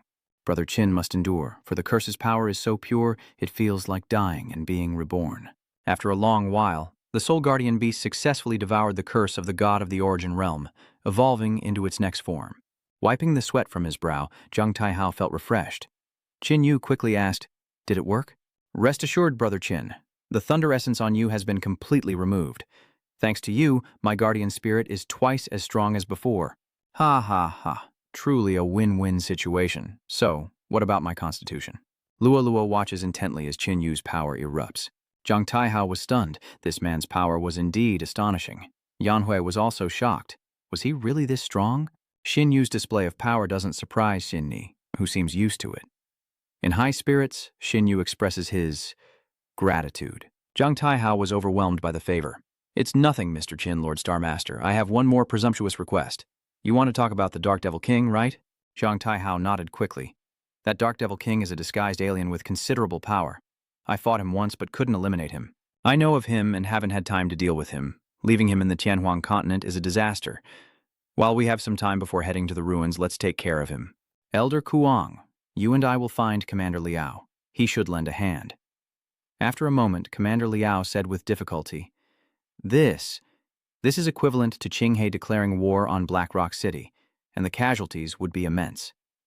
Commander Liao, rest assured, that cruel man sees lives as worthless. My old subordinates won't willingly obey him. As long as I show myself, the three of us can surround and attack him." The red-haired man said, "Star-Lord, when we deal with that Dark Devil King, watch my brother and I handle him. You stay back, don't get hurt. Don't worry, with Brother Qin here, I'll be fine." Inside the city, Lord's mansion. "My lord, your wine." The Dark Demon King picked up the glass and frowned. "What is this strange concoction?" The girl trembled and knelt down. "Tea, this is the finest wine we have. Are you displeased?" The Dark Demon King crushes the wine glass. "Grape wine, you say? And those red barrels are filled with this too?" "Yes, yes, my lord. What did you think they were?" The Dark Demon King suddenly embraces the girl. This crimson is, of course, blood, and everyone around screams and runs. The bald man laughs. "You drink the blood, I eat the flesh. Don't waste it." Screams echoed from within. "Spare me, my lord!" Two of the 10 demon generals outside are bitter. That bastard has started killing civilians again. When will these days end? If the rest of us 10 demon generals join forces and ambush him while he's off guard, maybe we'll have a chance. No, it's too risky. With old Jiang there, we wouldn't stand a chance. If we anger him, we'll all suffer. After eating, the Dark Demon King said, "Tomorrow, we'll attack the Thanha base. I encountered someone before. He's fused with the power of the Dark Relic Fragment and possesses golden blood. He must have run there. Then wouldn't his flesh be both delicious and nutritious?" The Dark Demon King replied, "The Dark Fragment is mine. The corpse is yours." Suddenly he senses something. "Ha ha ha, no need for me to come. The boy has delivered himself to my doorstep." Outside, 2 guards shout that there's an intruder, daring to barge into the Lord's mansion. Zhang Taihao steps forward and yells, "Stand down! Don't you recognize me?" The man stammered, Lord Kuang, you're actually still alive." Kuang Taihao gritted his teeth. "I was ambushed and imprisoned by that man. He's an evil being from another race, posing as a human to occupy my Black Rock City for some nefarious purpose." "That's right, Lord Kuang. Every few days he wants to eat people alive. His strength grows more and more. If this continues, we'll all die horribly. No wonder the Lord's mansion reeks of blood. Is that monster turning my place into a slaughterhouse?" Tamni whispers, "Be careful. There's more than one powerful enemy here." The red-haired man from the Gathering Stars Pavilion spews flames, but the bald man absorbs them into his palm. The flames seem to have done nothing to him. The redhead is shocked. "He actually absorbed my flames." The bald man retaliates with fire, but the blue-haired man creates an ice wall to block the attack. Sinner warns, "Be careful. He has the ability to absorb energy attacks. Use physical attacks against him." The bald man is shocked. "How do you know about my abilities? You're the one who told me. Did you forget?" Landel Simi uses hypnosis on the bald man. "Yes, that's right, Star-Lord." The Dark Demon King slapped him. "Hey, wake up. It's the psychic, remember? We'll stand shoulder to shoulder." Shinner continued to hypnotize the Dark Devil King. "No, I haven't forgotten. It was truly an unforgettable time," Qin Yu said uneasily. "Ling Shinner, be careful. It won't be easy to completely control those two. Don't worry, they have to control the Star-Lord's mind. There's absolutely no escape." The Dark Devil King suddenly frowned. "You still smell of milk, yet you want to control me?" Shin Ni was shocked. The Dark Demon King strikes, and Shin Yu rushes forward in a panic, but he's too late. The Dark Demon King cleaves Xin Ni in two with a single blow. Qin Yu cried out in anguish. Watching Wiener die before his eyes, he roared in fury as the Dark Demon King gloated, "Overestimating yourself. You dare try to control me with your pathetic skills?" Next, Qin Yu closes in, slams the Dark Demon Lord's head into the ground, and the bald demon finally regains his senses. What? Mind control? He turns to Qin Yu. "Kid, you're stronger than you look. I'll take you down."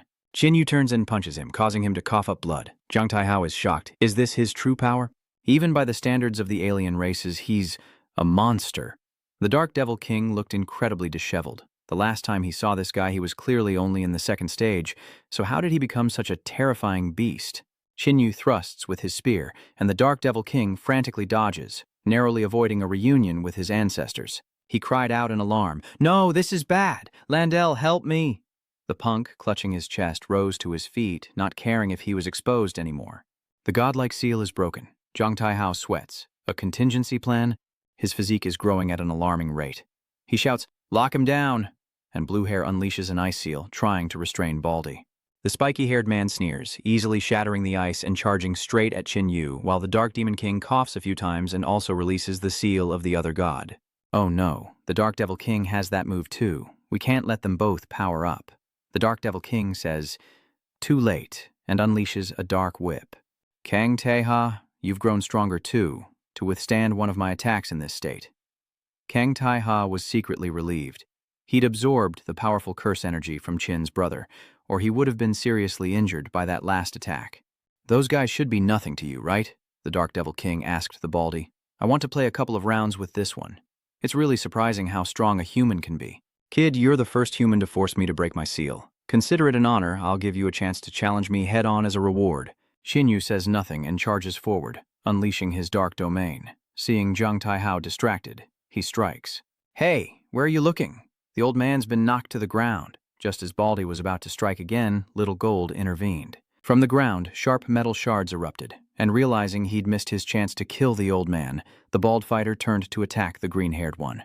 He charges again, but the blue-haired fighter's ice wall is useless. Within the dark domain, Little Red says, "It's hard to tell who will win against Qin. He's even stronger than a king-level being." The Dark Demon Lord was shocked. How had he become so much stronger? "Kid, I admit your strength, but continuing to fight like this will only lead to a stalemate." Qin Yu seizes the opportunity to stab him. "You did the thing I hate most. You must die." Damn it. What is Landa doing? Why hasn't he come to help? The bald man's hand froze just before reaching the green-haired man. Green Hair was shocked. What was happening? Why did he stop? Has Ling Sinner, not dead after all, appeared to control him? Kang Taiha cried out, "Lord Star Ruler, are you all right?" Ling Sinner continued her mental manipulation.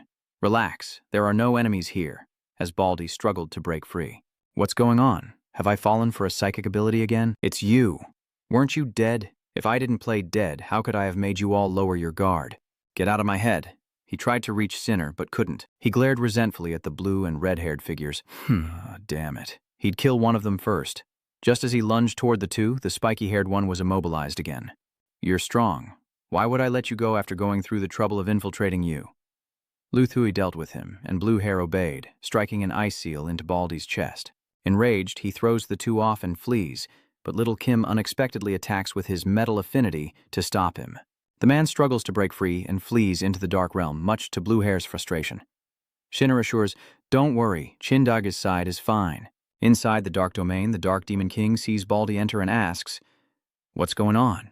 How did you get so injured?" "The girl you killed isn't dead. She's lurking in the shadows, waiting for her chance. She ambushed me. How goes it on your end? Take care of this kid first, then join me in wiping out the rest?" "No, his dark power is too strong. I'm at best his equal, and victory is uncertain." Baldy is surprised, but what if I join in? "That won't work either. You're unfamiliar with the rules here, so absorbing dark power won't help. Kid, you're strong, but if you keep wasting energy like this, you'll be the first to fall. Or how about this? The two of us promise not to cause you any more trouble. You think I'll fall first?" "The only reason I've let you live this long is because I've been waiting for him." Qin Yu unleashes his power. Golden bloodline, crimson sacred stone, all unlocked, and the all-consuming flames engulf the two, burning them away. The Dark Demon King begged for his life. "Spare me, and I'll tell you where the remaining dark fragments are." Qin Yu extinguished the flames, wondering how many fragments of the dark artifact there were in total. The Dark Devil King offered a book. The Dark Heretic God King broke the sacred black object into 5 pieces, and I know the whereabouts of all of them. Qin Yu took it and opened it. There's nothing written in here? The Dark Devil King suddenly attacks. Ha, kid, that'll teach you to be so arrogant. Suddenly, a spear pierces his chest from behind. A clumsy trick. Such petty skills have long been discarded by humans. Hold on, I really do know. Calm down, the intel isn't as valuable to me as you think, so rest easy. With Qin Yu's victory, the 2 alien races retracted their dark domains, and Zhang Taihao approached, saying, Mr. Qin's strength is astonishing. This old man is impressed. Xin smiles and calls out, Big Brother Qin, Ling Xiner, are you all right? I'm fine. What you're seeing is just an illusion I created to delve deeper into their minds. So that's why the other enemy seemed so much weaker. Now that you're this strong, you even managed to fool me. The 10 demon generals arrive. Lord Jiang, let's just drop this. I won't punish anyone. Everyone can relax. City Lord Z grants amnesty and welcomes the City Lord's return, while inside the dimensional space, Xiaohong kicks the Dark Devil King in the face. Who knew their blood contained such potent essence? If we could kill 80 or 100 more like them, we'd be set for life. These 2 are rare finds, more formidable than 80 or 100 king-level creatures? You're dreaming. The darkness around him is suddenly drawn into Qin Yu's body. He's surprised. Can this fragment of a dark artifact absorb the dark energy of others? It actually increased my power by almost half. Little Hong, your physique is now almost 600 times stronger, and with the golden royal blood quadrupling that and the crimson bloodstone exceeding 40%, your theoretical combat power has exceeded 3,000 times your physique. Adding the localized enhancement of the golden blood and dark energy, you can roam freely in Qianhuang continent. But don't forget my hard work in refining the corpse for you. Qin Yu smiled. Of course. The next day, Jiang Taihao gathered everyone, including Qin Yu, Jinner, and Commander Liao, Spirit Heart Star Master, Mr. Qin, and Commander Liao. Thanks to everyone and the Blackrock City brothers, peace has returned. I, Jiang, will never forget this kindness. If the hospitality is lacking, please forgive me. Sinner replied, City Lord Jiang is also doing this for the peace of Tianhuang continent. Brother Fu, please share the intelligence you gathered from the ruins.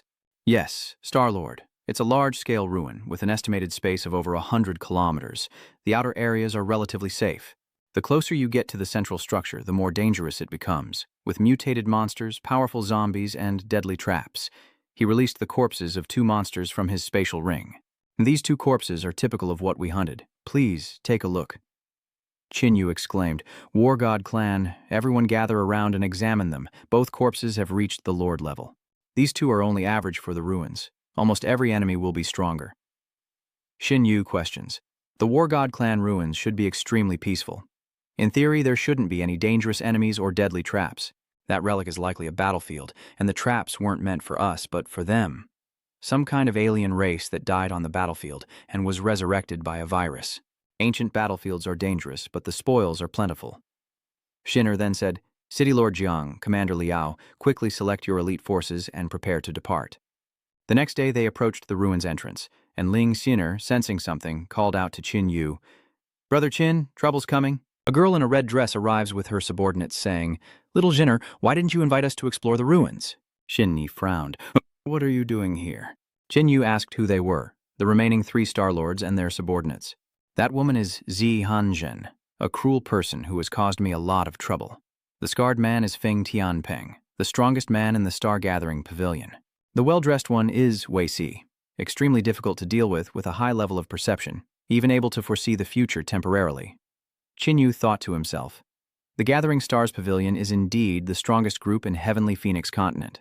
Xin Yi asks, what do you mean by this? Are you having me followed? Xie Hanjin chuckled. What are you saying, Miss Sinner? We're here for the ruins as well. It's just a coincidence that we met. Weizi suggests, since we've met, how about we explore this ruin together? It's full of dangers and more help is always welcome. I can vaguely foresee that quite a few of you won't be returning alive. Zhang Taihao steps in to mediate. You must be the remaining Star-Lords of the Star-Gathering Pavilion? With the addition of so many Gathering Star Pavilion experts, of course we welcome you. Weizi frowned as he looked at Pen Yu. How strange. I can't see this person's future. Inside the ruins, the environment is extremely hot. Even Little Gold can't stand the heat. At that moment, a hand condensed with cold air enveloped Little Gold, making it extremely happy. Qin Yu looked at the blue-haired man and thanked him. The blue-haired man replied, "No need to thank me. It's 60 or 70 degrees here.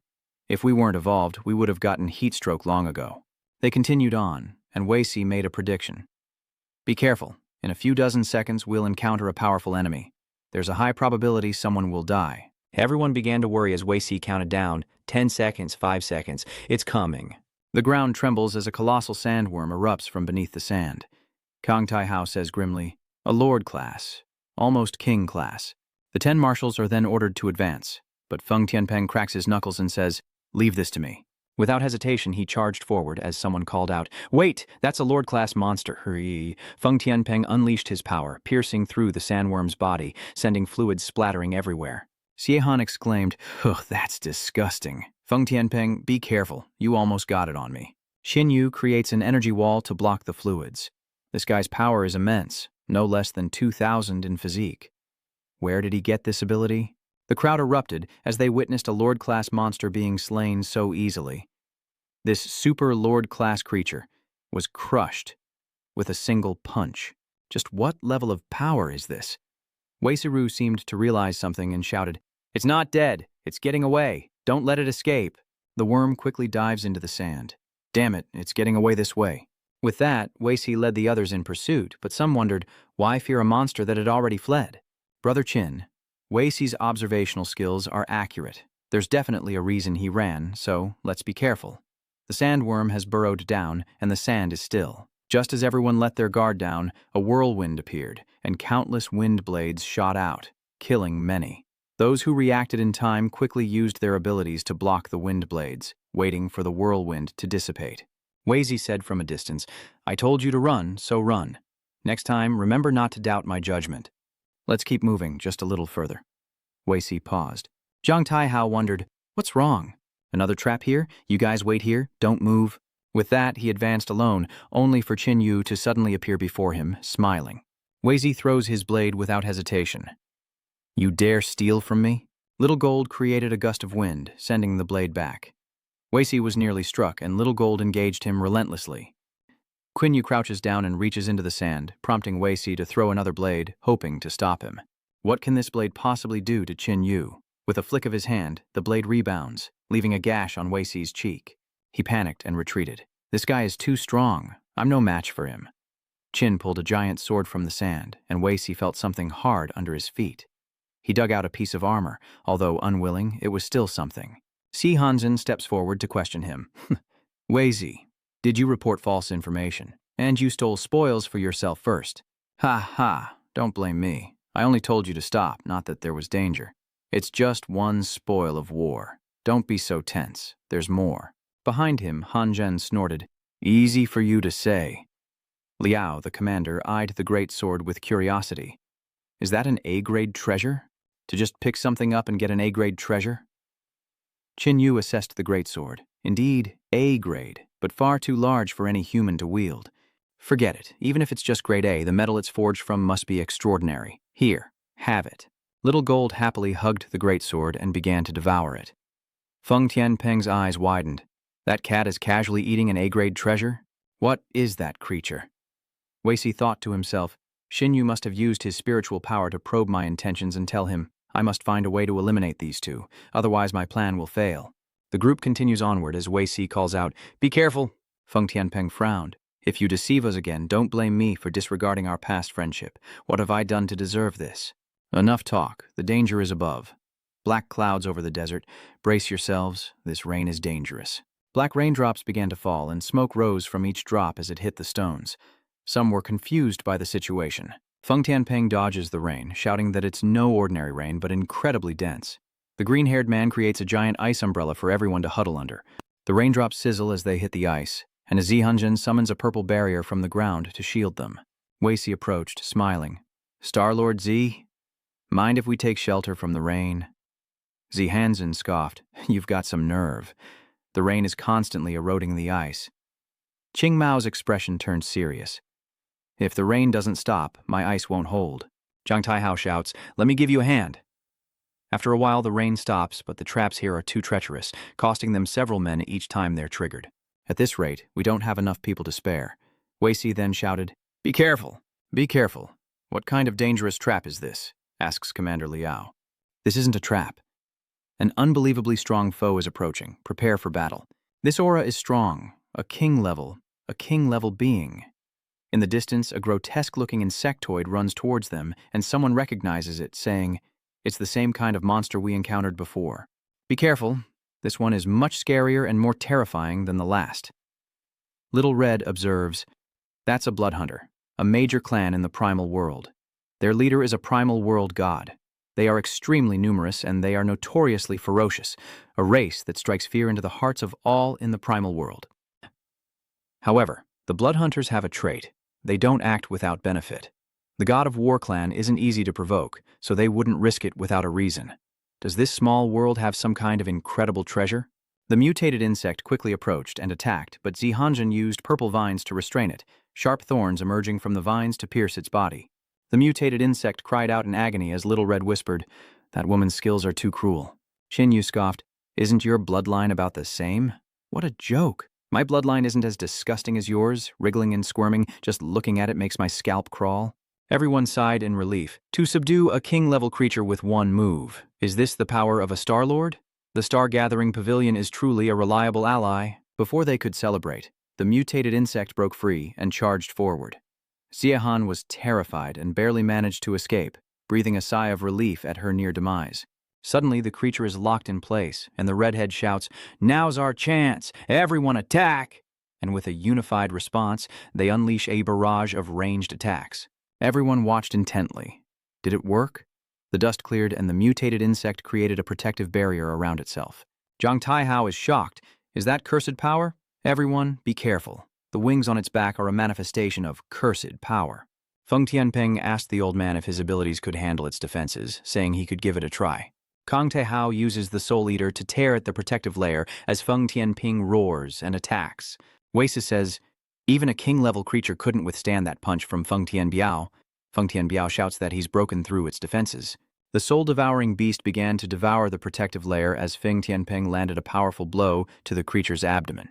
Seeing the mutated insect fall, Commander Liao clenched his fist in excitement. He did it! Star-Lord Feng is mighty. Zihan sneered, saying he couldn't have won without help, to which Feng Tian responded, "Then you go fight it." Zihan shouts, "What did you say?" As Feng Tianping let his guard down, the mutated insect suddenly attacked. But just in the nick of time, Xinyu blocked its claw with his bare hands, then crushed it with one hand.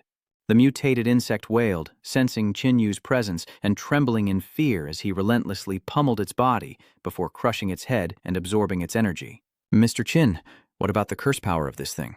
"Oh, I absorbed it. No one but me needs it anyway."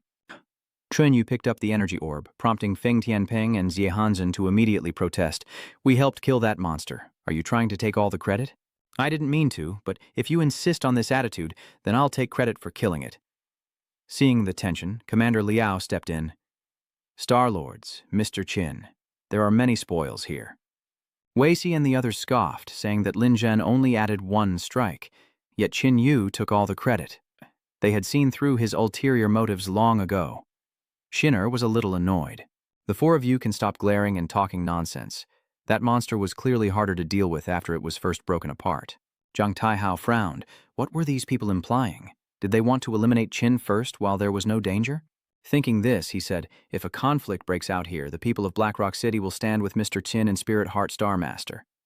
"Humph, foolish." Ling Sinner strikes first, attacking Feng Tianping, who clutches his head in pain. "That little brat dares to use her powers on me?" Enraged, he lunges forward, but Qin Yu catches his fist. "Humph, Shusheng, I admit you have some strength, but do you really think you and that defenseless girl can defeat the 3 remaining Star-Lords?" Weisi suddenly says, "Wait, I've noticed something. Why are you blocking me? I told you not to doubt me, unless you have a death wish." Feng Tianbing retreated. "Humph, this isn't over." In the distance, a figure approaches, small in stature, almost childlike. Zhang Taihao murmurs, "What is that?" "Are you alive?" Qin Yu wondered, recognizing the War God clan's infant form. Xiehanjin asks, "Are there really war gods still alive in this small world? Is that even possible?" "Brother Qin, that must be an undead war god. It's difficult to survive in this harsh environment in that state, meaning there must be an undead gathering place nearby." Lo Tongling is overjoyed. Doesn't that mean a large amount of spoils and evolutionary energy? Quan Yu retrieved his star-pattern spear and said grimly, "Anything that survives here won't be an easy target. With our current setup, we'll have a hard time defeating it." He decided, "We'll subdue it first, then talk." Having just killed a mutant, the black man spotted Qin Yu's group and wordlessly hurled the claw he was holding. An earth-shattering explosion echoes. Sejong Taihao is startled, realizing that a direct hit without preparation would be crippling, if not fatal. The dark-skinned man charged forward, shouting, "Kill, kill, kill!" His massive form landed a blow that staggered Feng Tianpeng.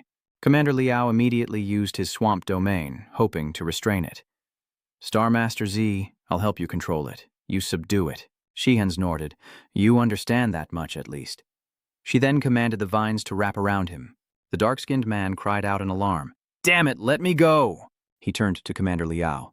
"Not bad, old man. With your swamp domain, my abilities aren't weakened in this desert terrain." Liao, flattered by the praise, looked a little embarrassed as the black man continued to struggle. "Release me." Just then, Xin Yu knocked him unconscious with a punch from behind. Some time passed and the bound black man awoke. "Who are you people? You better let me go now." Zihanjin asked, "What's your name?" The black man scoffed dismissively. "Looks like you haven't grasped your situation yet, have you?" Seeing this, the black man panicked. "Don't come any closer." The wriggling thing in Zihanjin's hand burrowed into his head. "Its roots are now filling your head. I can make you feel pain or pleasure as I wish. Now tell me your name, and how did this place become like this? What happened?" "I'm Baru, and this place was infected with a virus that turned everyone into zombies, but a few of us survived. We formed a small base. Release me and I'll take you there. We, the War God tribe, are kind and hospitable and will welcome you." He suddenly cried out in pain. "You wretch daring to lie. I'm warning you, I can sense your lies. If you try to deceive me again, you'll regret it. I won't anymore." They're blood hunters. During the calamity of the fourth epoch, these blood hunters fled to our small world, vying for ownership with us, and in the end, both sides were defeated and died. Qin Yu asks, "How many people are in your stronghold?" "What's their strength?" "There are over 120 of them, and I can lead you there if you want to go." "What? There are 120 immortals? Why do you want to go? I can lead the way. It's not that I, Liao, lack courage, but those Star Lords. We've already spent so much effort on one zombie, and the immortal races are much stronger than normal zombies, plus they have high intelligence." Xiaohong said, "Jin, we absolutely have to investigate. Even if we can't wipe them all out, hunting a few is good. Such succulent meat, what a waste not to eat it." Qin Yu asks, "What is the strength of those 100+ immortals? Who's the leader?" "I really don't want to say. If I told you, you'd be too scared to go. You needed several of you to subdue even an immature one like me." Shihanjin shouts, "Enough with the rambling." Baru is terrified. No, I'll talk. We have 3 leaders. Lot, when he was alive, was the most powerful silver flame warrior of our war god race, and also the first creature to evolve into the immortal race. He could defeat a quasi-king level opponent with a single blow. You wouldn't stand a chance against him alone. Shihanjin heard this term for the first time, and Xin Yu explained that the Undying Flame Legion was a powerful and renowned army in the old era, even joining forces to fight the primordial god divided into 4 titles: Azure Flame, Silver Flame, Gold Flame, and Black Flame, with increasing strength.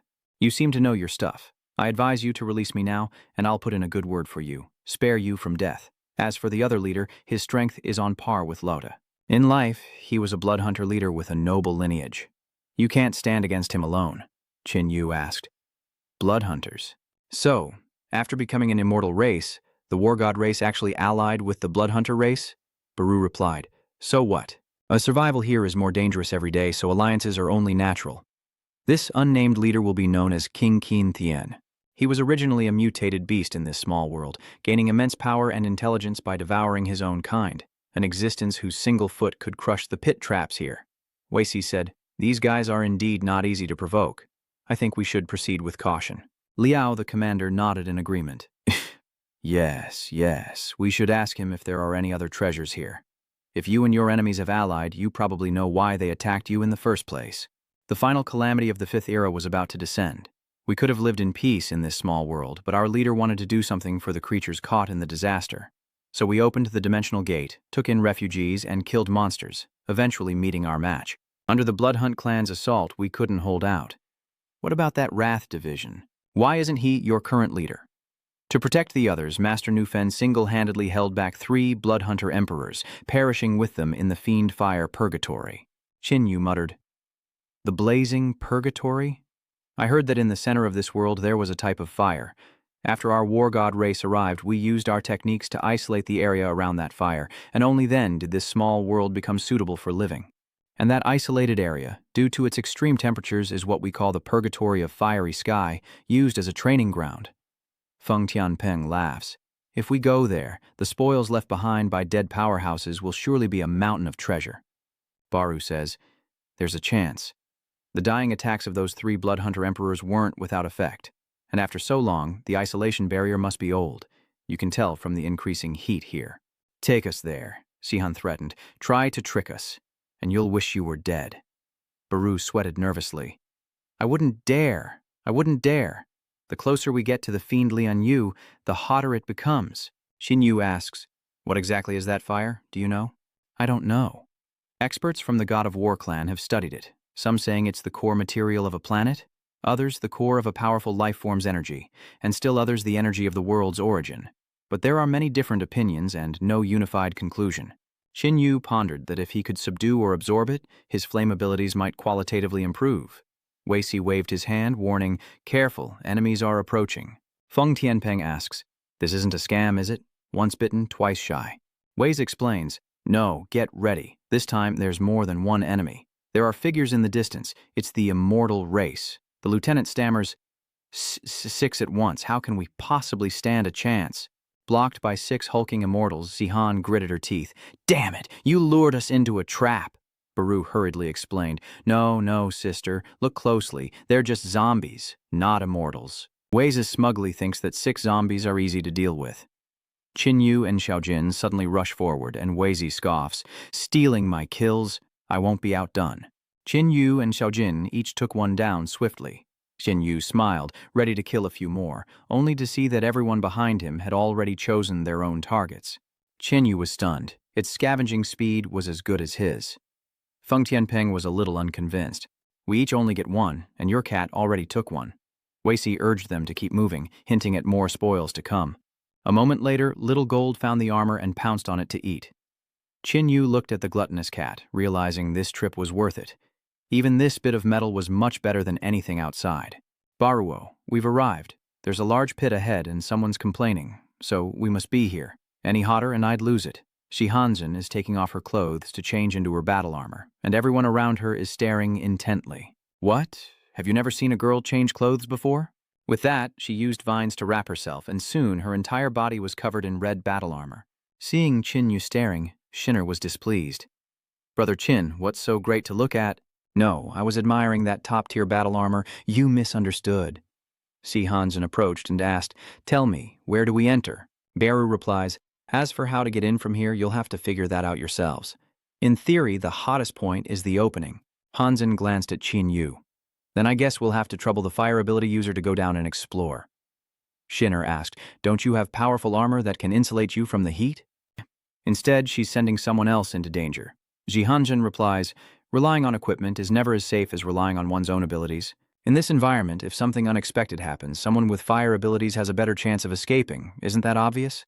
Qin Yu replied, "I can go, but I have a condition." Hanjin asks, "What condition?"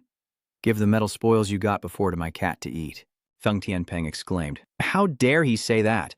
What ability does he have? I made myself clear. It's up to you whether you want to go or not." She's right. In this situation, the danger is doubled for anyone who doesn't have fire abilities. Besides, those things aren't meant for human use anyway. At best, you'd only melt them down and reforge them. Shehanzhen scoffs, saying their craftsmanship would only degrade the materials and her cat could get more use out of them. The red-haired man suddenly spoke up. "Senior, I also have fire abilities. I'll go down with you." Shinner called out from above, "Be careful with everything." Baru smirked while Tiu Kim happily munched on the pile of metal. Qin Yu warned, "Underground, we'll split up. If you encounter danger and can't get back up, run towards me." "Understood, Senior Qin Yu." Green hair seems uneasy. If something happens, react quickly and be careful. "Don't worry, this environment is his home turf." The two then jumped down into the hole. "The space ahead is wider. Proceed with caution." "I understand. The two of you split up. The temperature and pressure here are extreme. I doubt more than half of the outsiders can withstand it." Liao, has there been any movement from above? I hope nothing bad has happened to them. What are you afraid of? Chen Yu is practical. He wouldn't risk it without being absolutely sure. Suddenly, he sensed something, and Shinner asked, "What's wrong?" Weiza panicked, urging them to call the two back quickly. Hearing this, Jiang Taihao stood at the edge of the pit and shouted, "Brother Qin Yu, there's danger!" Two subordinates quickly pulled him back. "Lord Zhang, be careful. This cave is likely over 1,000 meters deep. They won't hear you shouting."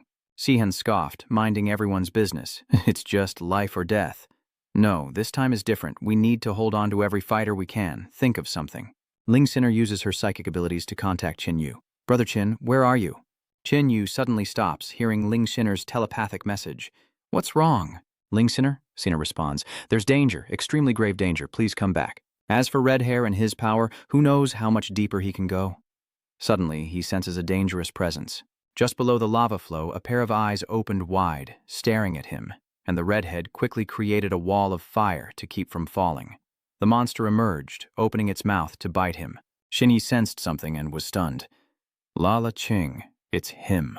The blue-haired one quickly asks, "Star-Lord, what happened to my brother?" The red-haired man sends one last telepathic message. "Star-Lord, can you hear me?" It's a fire attribute super king, a mutated god lizard. Avenge me. Shinny tells the group it's a super king class mutated god lizard, and Luo Qing must not die in vain. Prepare for battle. Everyone activates their abilities, ready for battle as the tension rises. Prepare yourselves. The enemy approaches and a violent blue flame erupts. Shinwu appears, carrying the red-haired man in his arms. "He's still breathing. Take him." The blue-haired boy catches his brother as Kong Tae-ho examines him. "Lacan, how are you? Inject him quickly." As the serum takes effect, the redhead's legs begin to regenerate, and a mutated lizard emerges from the ground, a quasi-king class, ready for battle. Weisa frowned. "Wait, something's not right. Is there only one?" Another lizard emerged from the pit, and Zihan said, "I can handle a quasi-king class, but I've never tried a king class before, so it shouldn't be too much of a problem." Feng Tianpeng replies, "I can handle a king class. With our main forces gathered, we can take one down." "The rest of you, hold out with old man Jiang Taihao," the fire lizard roared. Chinya smirks. "Eat me, huh? Have you considered the price you'll pay?" The lizard suddenly stops. Has it sensed danger? Sihan's legs are wrapped tightly around the fire lizard. "Hurry, I can't hold on for long." From behind, Feng Tianpeng lands a devastating blow on the fire lizard. Liao, stunned, asks, "Is this what a Star-Lord battle looks like?" Zhang Taisha grabbed the fire lizard's tail. "Stop gawking. Focus on the fight." Before he could finish, he was sent flying. Low Commander snaps out of it, using his swamp domain to restrain the fire lizard, while Toxan freezes it with ice, and Tiu Kim uses metal to hold it in place. 3 layers of confinement, and the ice lizard struggles to break free. Is it working? Baru muttered to himself, knowing he couldn't miss this chance, and dashed away at top speed. Someone shouted that he was trying to escape, and 2 people tried to block him, but Baru simply plowed through them. Si Hansen turned her head in shock, wanting to paralyze Baru, but he was already too far away, out of her control. Shin's mantra commands, "Go, Spirit Heart Sword!" With a thud, the blade pierces Baru's chest, but he continues to flee. "I can't let you kill me." True to their name, the immortal clan member runs, even with a blade through his heart. That escapee will surely bring others to hunt us down.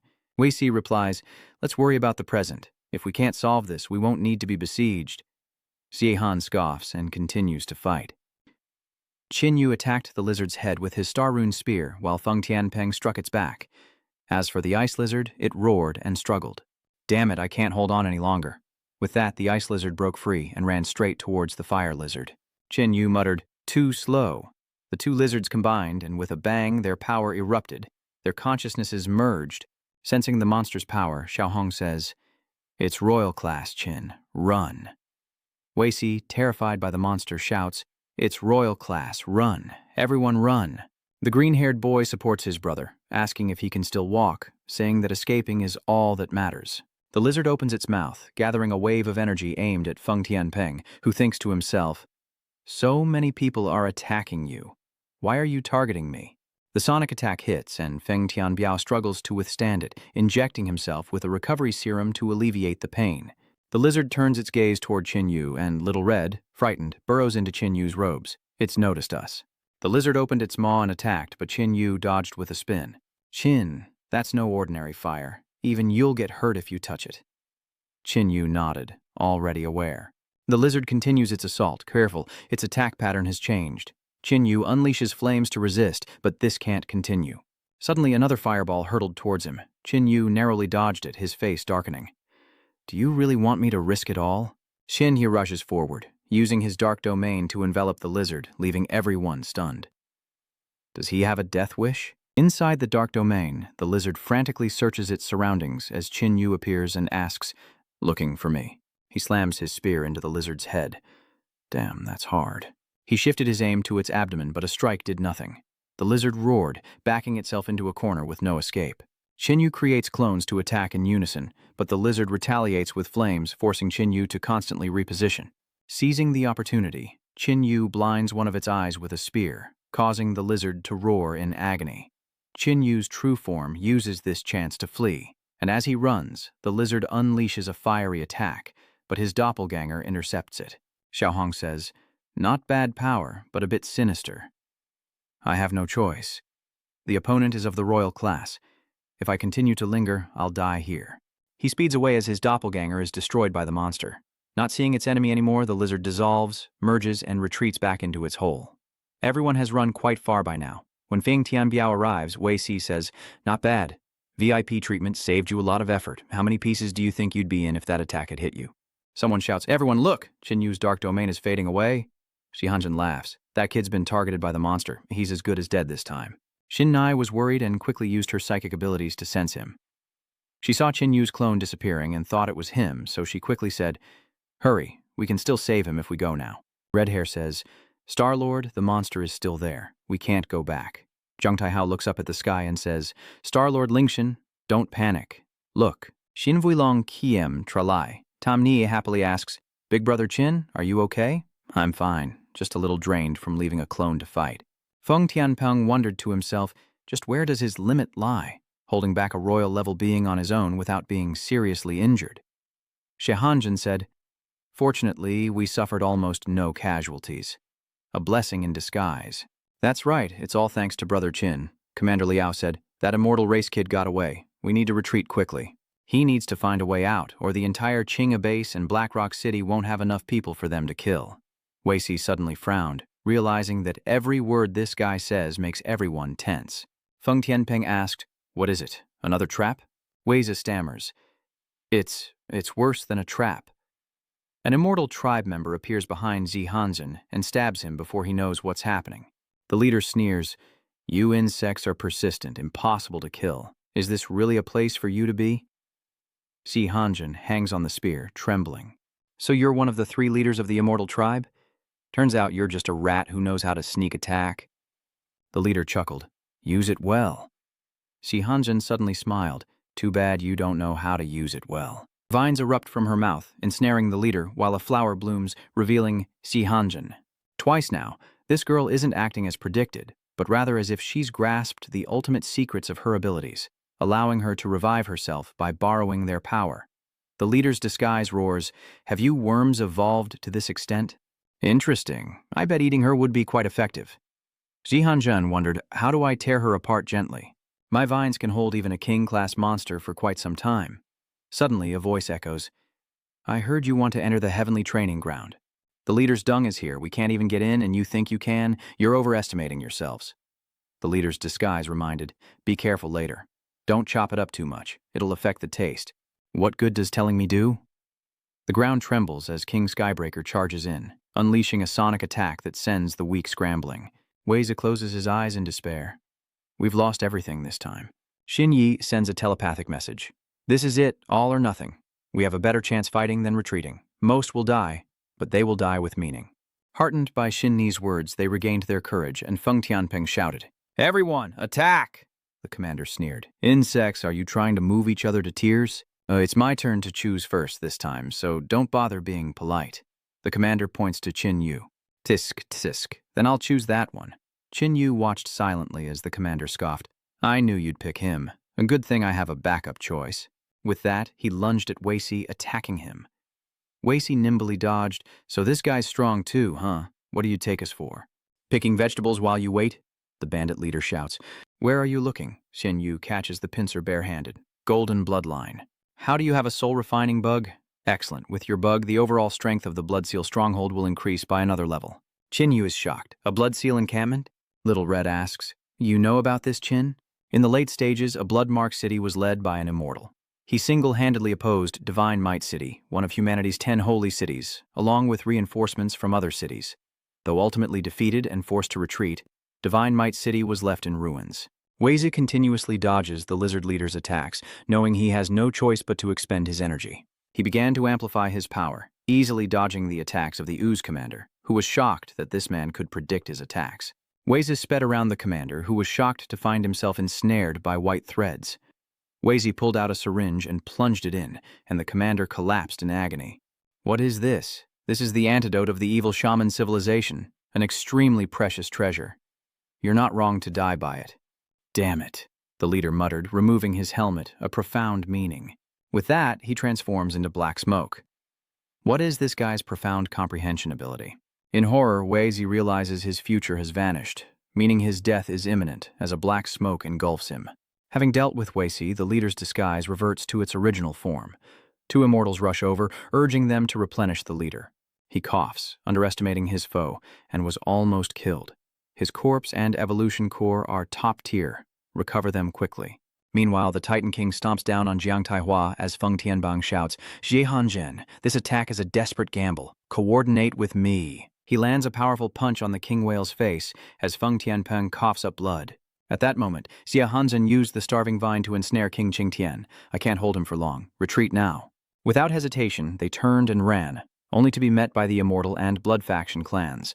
Seeing this, Xie Hanzhen turned to Feng Tianpeng and said, Open a path. Hurry. I can't hold him back much longer. That last attack took everything I had. Leave it to us. As Zheng Taihao and Commander Liao engage in battle, Xin'er senses the shift and says, Lu Qing, Lu Rue, protect me. Star-Lord, I can't hold back anymore. Star-Lord, the Wood Origin. Star will drain your life force. Xinyi didn't respond and began to use the power of the Nuyen Starstone, opening her eyes and unleashing a psychic power that turned the alien race against each other. Everyone rejoices. It's the Spirit Heart Star Master, the Spirit Heart Star Master's power. Qin Yu and Commander Kurt break apart after a struggle. The lot commander below asked, Are you all right? Kot replied, Don't interfere. He's mine. You're overthinking this. I don't need help. The two continue to clash, and Qin Yu manages to land a blow to Krot's chest. Seizing the opportunity, Xin Wu used burning everything to incinerate Kate from within, causing grievous wounds and a torrent of blood. Kate, your performance is pathetic. If you can't handle it, step aside. Kot muttered, Indeed, I didn't choose the wrong person. His wounds began to heal. He shouts, Shadow Ren Barrage! Countless dark figures rush to attack from all around. An attack comes, and Qin Yu declares, This one is the real body. More figures attack, and Xin Yu raises his spear to block. Is this the real body too? Each one is a real clone with quasi-king level power. As the clones continue to attack, Xin Yu is starting to feel overwhelmed. Not bad for someone who single-handedly killed a Star-Lord, but I still have a few tricks up my sleeve. One of the aliens scoffed. They let the fat meat get away. Don't worry, the three leaders behind us will definitely organize a full-scale attack. King Sky. King looked up in surprise. Is that a dark domain? Inside the dark domain, kid. You really do have a lot of tricks up your sleeve, but it's still not enough to stand against my shadow dance. The clones begin to close in, and Xin Wu vanishes, reappearing next to the one who spoke. Is this the real one? With a sickening thud, the spear pierces his head. Looks like I guessed wrong. How about this then? Wrong again? If that's the case, then I'll just have to kill all your clones the dumbest way possible. Sen Yu began eliminating them one by one, each clone terrified. Could he teleport within this domain? No sooner said than done, a spear pierced him. Oh, looks like he guessed right this time, as he frantically waved his claws, forcing Qin Yu back. Kid, you're the first to push me this far. A layer of purple energy envelops him, making him even faster. Yanaj must teleport constantly to evade Kot's attacks, but no distance is far enough. Qin Yu activates the Crimson Blood Holy Stone, finally matching its speed. The creature is shocked. You can actually keep up with me? Qin Yu didn't answer. He used the Starry Sky Spear combined with black energy to stab straight at the creature. Does the commander outside sense that the creature is in a desperate situation? Let's go in. If we don't act, that trash lot will be killed. Roared King of Strength as he and Lot charged forward. I cannot die, not by the hand of a human. If you knew how many have fallen by my hand, you wouldn't feel so disgraced. Suddenly attacked from behind, Lot took advantage of Qin Yu's distraction, as King Qingtian struck him hard from above. Qin Yu gritted his teeth. That was a powerful blow, close to the strength of the yellow rank. If I hadn't adjusted my golden bloodline in time to increase my strength and used the power of darkness to cushion the blow, I might have been torn to pieces. I can barely handle one of them, but against two, I don't stand a chance. Little Red says, "Qin, we have to escape." Qin nodded. There was no other choice. Qin Yu dispels the dark domain and flies away, only to look down and realize that everyone is gone except for the alien race. Attacks rain up from below, and Qin Yu can only dodge. But suddenly, Lute appears and slams him to the ground. Just as he rises, Lute grabs his head and slams him down again. He unleashed his ultimate move, Lion's Roar, summoning powerful lightning bolts upon Qin Yu, who used dark energy to repel Lot, creating an opportunity to breathe. Suddenly, a purple light strikes down, and Qin Yu looks up to see there's no escape. Xiaohong clutches his head and cries, "What do we do?" "I haven't lived long enough. If there's no escape, Qin, you're crazy. Those three are even tougher to deal with." Qin Yu turns back, unleashing strands of darkness upon Qin Tianwang, then continues onward, leaving the others confused by his intentions. Little Red asked, "Qin, why did you come back?" Qin Yu replied, "At this point, escape is impossible. The celestial Lian Yu is our only chance." As energy radiated from King Jingtian's hand, Xiaohong hastily warned, "Be careful. Who knows what deadly move he's about to use." Not letting him wait, King Jingtian gathers energy and clasps his hands together, unleashing a shockwave. Qin Yu and Xiaohong clutch their heads in pain, and Qin Yu summons Ru Hua. "Ru Hua, help me quickly," commanded Lot, realizing Qin Yu's intentions. "This isn't good. He's heading to the Fiend Obliteration Hell Furnace. We have to follow him. Damn it, if he dies in there, his body and spoils will be wasted." Seeing Qin Yu pulled into the void, Loti hurled his spear, but it was too late. Could this guy really have spatial abilities?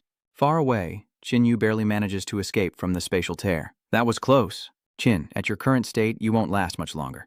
Quickly take out some blood life stones and absorb them." That's the only way. After a while, Qin Yu emerged from hiding, looked up at the sky, and muttered, "They're still chasing me. It seems they won't stop until I'm dead." Qin Yu flew down into the deep pit again, only to be greeted by two welcoming lizards.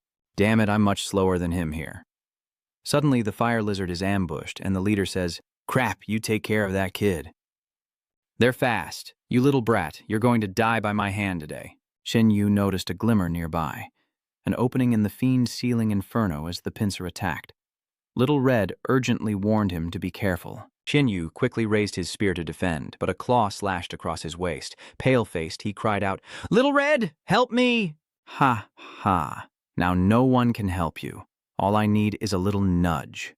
Before he could finish, Xiaohong unleashed red silk threads that ensnared him, and the creature angrily roared, "Damn you! How dare you humiliate me!" "Hurry, Qin. I can only hold him for a minute or two." Qin Yu unleashed a devastating fire attack, pushing himself backward before diving into the crack of the fiend Asura Purgatory. The creature roared, "Damn you! I'll tear you apart!" From behind, a voice shouts, "Retreat! Fall back!" The lizard god, now merged, could only turn and flee. Inside the lava, Qin Yu continued to venture deeper, enduring the scorching heat until he finally made it through. He collapsed, struggling to stand, but exhaustion took over. After an unknown time, Qin Yu opened his eyes to find himself wrapped in silk threads, and he asked, "What are you doing?" "Your condition should be almost fully recovered, right? Did you use corpses from the dimensional space to heal me?" Little Red replies, "Without my protection, you would have been roasted alive by the heat of this place. Don't worry, I can't die. I'm running out of bodies from the dimensional space. I need to restock. Don't worry, there are over 100 immortals outside. How long have I been asleep? Probably 3 days.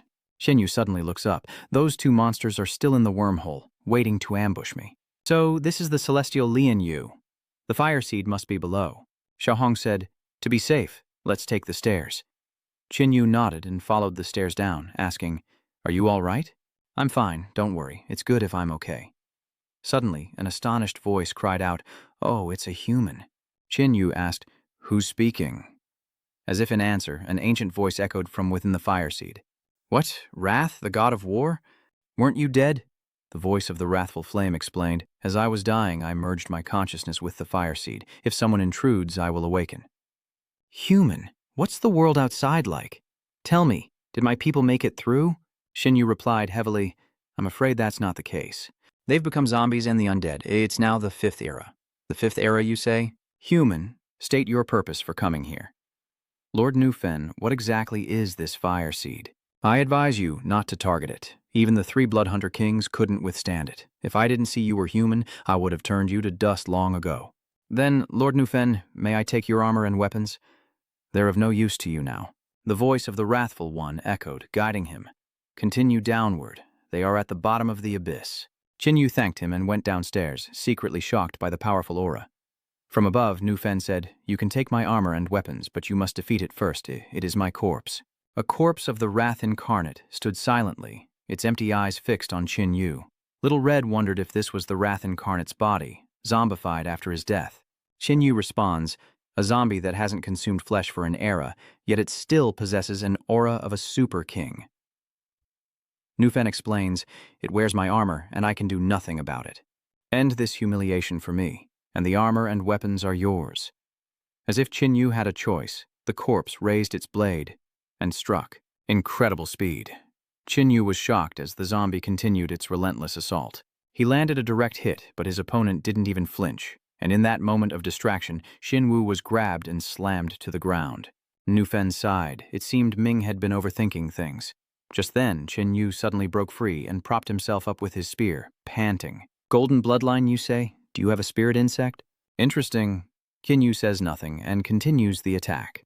Taste this spear. Kid, you're the first person to defeat me, even if I'm just a zombie and not at full strength. Xinyu responds, wearing Nufen's battle god armor. My attacks can't penetrate it. All my efforts are in vain. Is he forcing me to use that move? Suddenly, Chinyu sprouts 2 claws from his back and Nufen's attitude shifts. A jealous mutant. Ugh. What's your connection to the evil witch clan? My body. Kill him. Kill that evil thing. Little Hong protests, saying he was just encouraging them, and now he's turning on them so quickly. The corpse explodes with power and attacks. Chinyu is shocked. Is it a domain ability? Nufen replies, It's the heaven-burning domain. I spent 20 years in seclusion to master this. It's over. You and your evil jealousy will be reduced to ashes. Die in the sea of flames. Xinyu summons the Scarlet Blood Holy Stone, seeking its power as a dark domain unfolds, surprising Nufen. Such pure dark power. How many tricks does this guy have? Chinyu unleashes his power to meet the attack, and the corpse strikes, severing 2 dark tentacles. Seeing this, Chinyu poured more golden blood into the Scarlet Blood Holy Stone to enhance his power, continuing to control the tentacles to wrap around the corpse. The tentacles tightened their grip, and soon Nufen's corpse lay still. I've won. As agreed, evil things must die. Wrath Parting roared, and Wrath Heaven unleashed a fiery attack. Chinyu was stunned and quickly dodged. You broke your promise. I have no grudge against you. Why? It's because you accepted the gen modification and colluded with the evil Dark Witch clan. Even if you can maintain your reason now, the Dark Gen will awaken sooner or later. Now that you possess such power, how can I allow you to grow stronger and become a rampaging monster endangering all life? Xiaohong urgently shouts, Qin. The deeper meaning, elemental transformation. Hurry. There may still be a chance to survive. Xinyu did as he was told, engulfing himself in black flames, shocking Nufen. The undying black flame? Damn it, he's too strong. Even elementalization can't hold him back. Nufen ceases his attack and asks, Boy, how did you master the undying black flame? Xinyu asks, What's the undying black flame? Isn't that your legion's name? Use that move again. Xinyu scoffs. Don't think you can trick me into using my full power so you can take me down. Ha, do I really need to? In your current state, I could defeat you with a sneeze. Young Xin, he has a point. Humor him. Xinyu nodded and summoned the black flames again. It really was the undying black flame. It was real after all. Ha ha ha, I haven't waited in vain this era.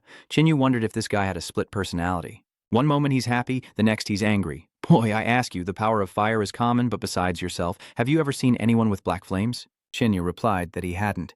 Little Hong, you've lived a long time. Have you ever seen it? Xiaohong shook his head, saying it was true, he had never seen it. Nufen continued, That's because this undying black flame is more than just rare. Our war god race has always been the strongest among the powerful races, a race with a small population, thriving from the 1st to the 4th epoch. The 1st epoch. The god of war clan has existed since the 1st era. Information about that era is a blank slate in human civilization, with almost no clues to consider. What else do you know? Tell me. Wrath Ember began to explain. Born in the 4th era, I only know of their existence in ancient blood texts. As for other information, I've read many books, and I only know that it was a glorious era, with countless races emerging, technology reaching its peak, and even the edges of the universe being explored. But the information about the first patriarch of the God of War clan is very detailed. He possesses the ultimate black flame of immortality, a powerhouse whose strength rivals, or even surpasses, the primordial gods. Qin was speechless. Rivaling the primordial gods. As an evolved being, how could this be? Wrath Ember didn't answer, but said that the founding of the Undying Legion originated from a prophecy in the distant future.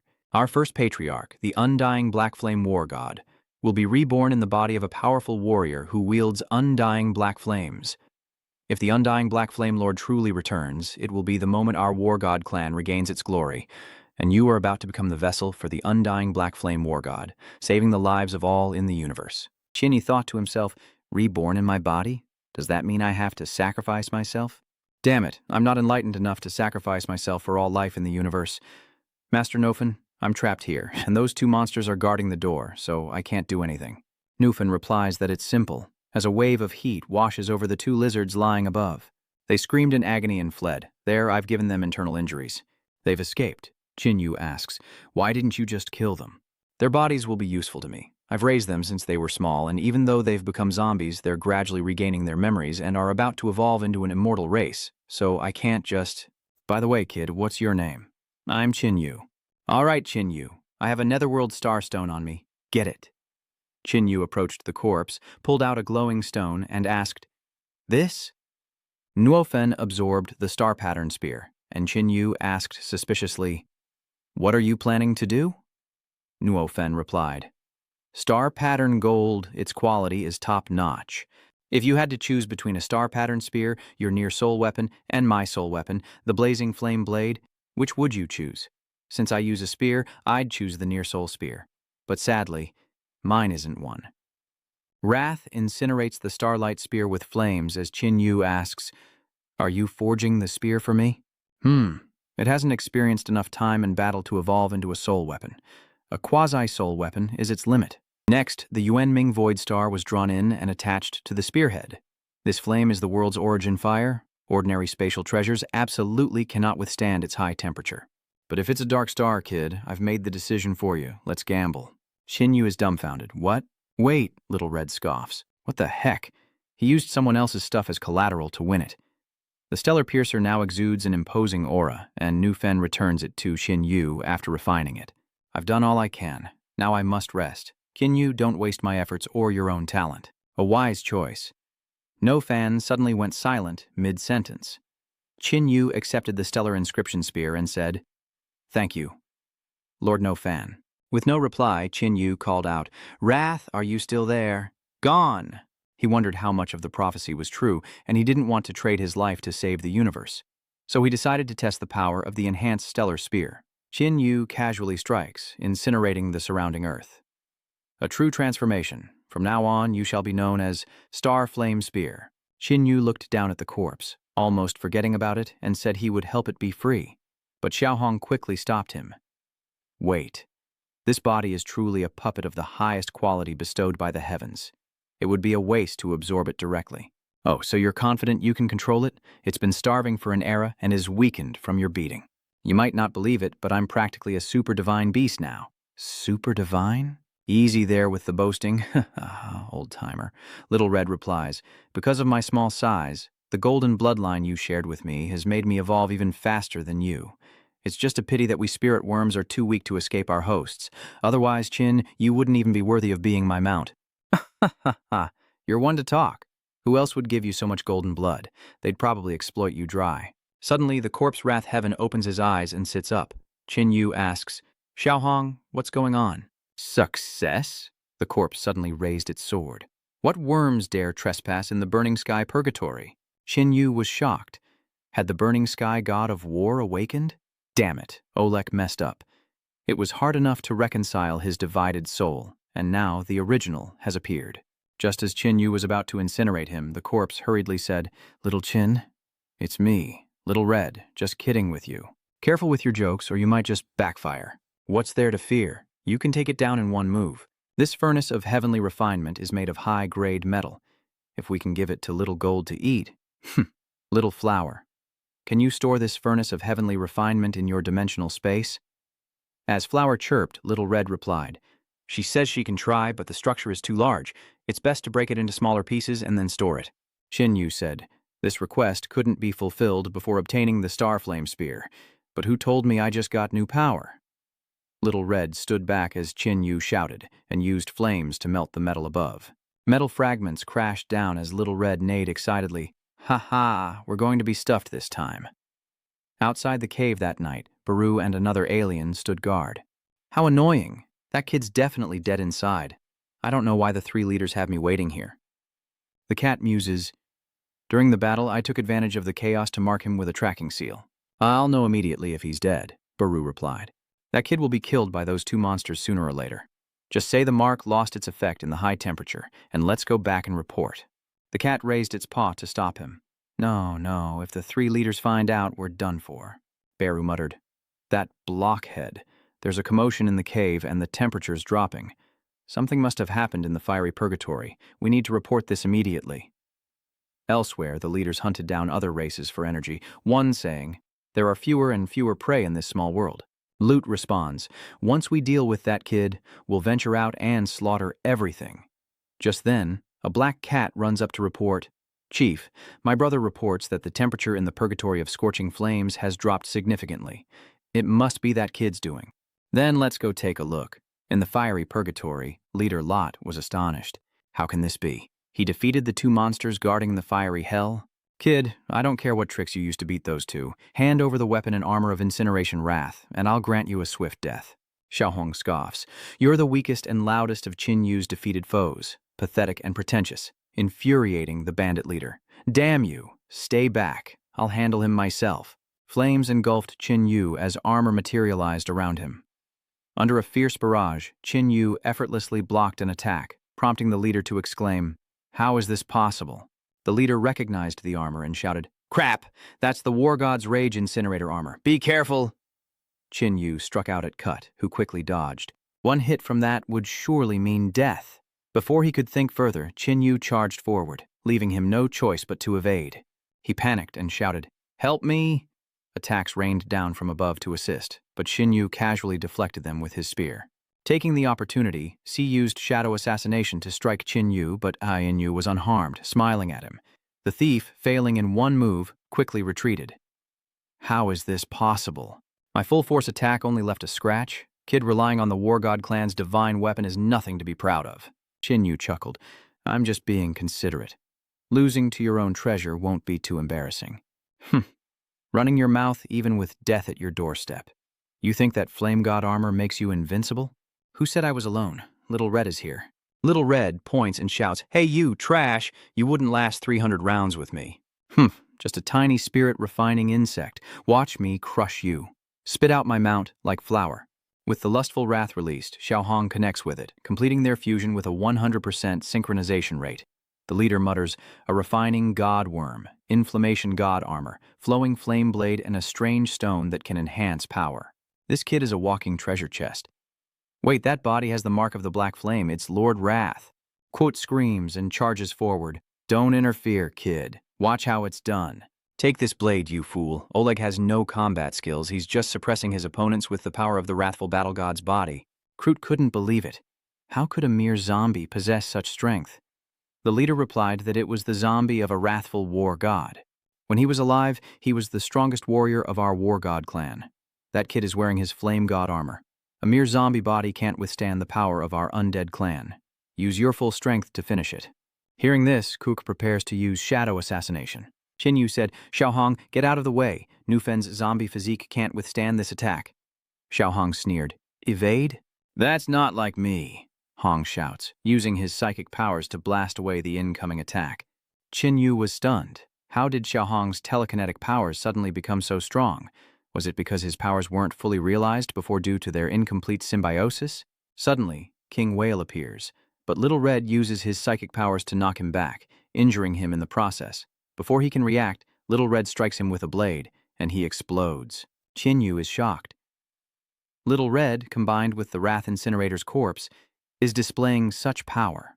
The leader of the Husks sees Qin focus on the battle and launches a surprise attack.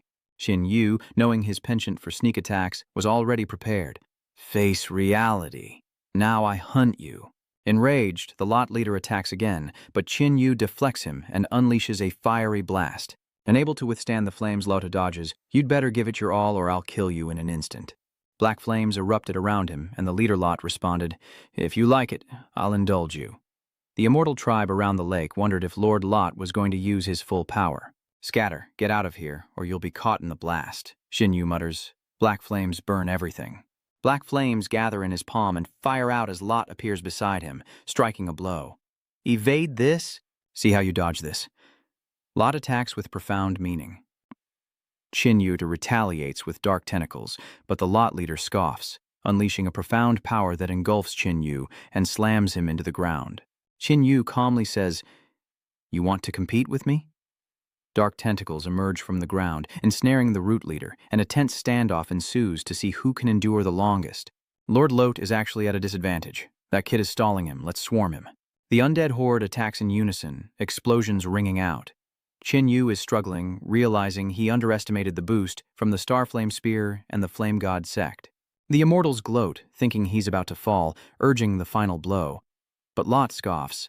"Let's see who's hunting who now." Qin grits his teeth. "Fine, there's no other way. I'll release the Fire Seed seal. At worst, we'll all go down together." The gem on the Starflame Spear flashes, flames erupt, and the immortals are stunned. What's going on? What in the world is that? The leader is shocked. The power of the Fire Seed? That guy, he even obtained the power of the Fire Seed? He shouted to his men, "Run! Qin won't let him escape!" A powerful Fire Seed erupted, and the leader was instantly reduced to dust, leaving a round energy stone on the ground. Lord Lot is dead, without a trace. "Get out of my way, we have to run. Destruction is everywhere." Qin roared, and Fire Seeds shot out in all directions, obliterating every last one of them. Kwok and Qin Thien Vuong stared blankly, and seeing Qin look over, they didn't hesitate to flee. Suddenly, it was entangled by several red threads. "Damn it, let me go!" Xiaohong smiles amiably. "Didn't you want to kill me?" But the thief is bound tight, like a fish on a chopping board, and frantically struggles. Xiaohong finished him off with the lava blade, while King Qingtian struggled to escape Qin pursuit. He unleashed a fire seed, severing one of King Qinthian's arms, but a splitting headache struck him, the flames dissipated, and he fell powerlessly. He looked at his body in horror, a fire ability user with flame god armor, yet he was burned to this extent.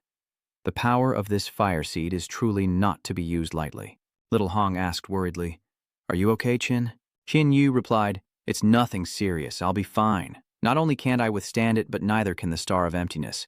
I won't use it unless absolutely necessary." Xiaohong jumped out of the burial pit and chirped like a bird returning to its nest, saying, "Although we didn't kill them all, we still reaped quite a harvest.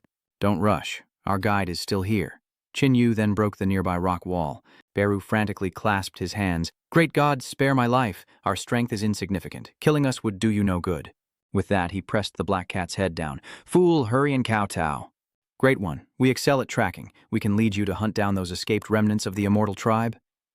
After a moment, "Great One, the blood imprint base is just ahead. This sand hides traps. One wrong step means certain death."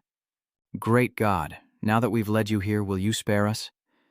At the Bloodmark stronghold, 2 guards watched the 3 figures in the distance. "That bastard Baru actually sold us out? If you hadn't been squeezing me dry, I wouldn't have had to go out looking for food and gotten caught. Your deaths won't atone for your sins."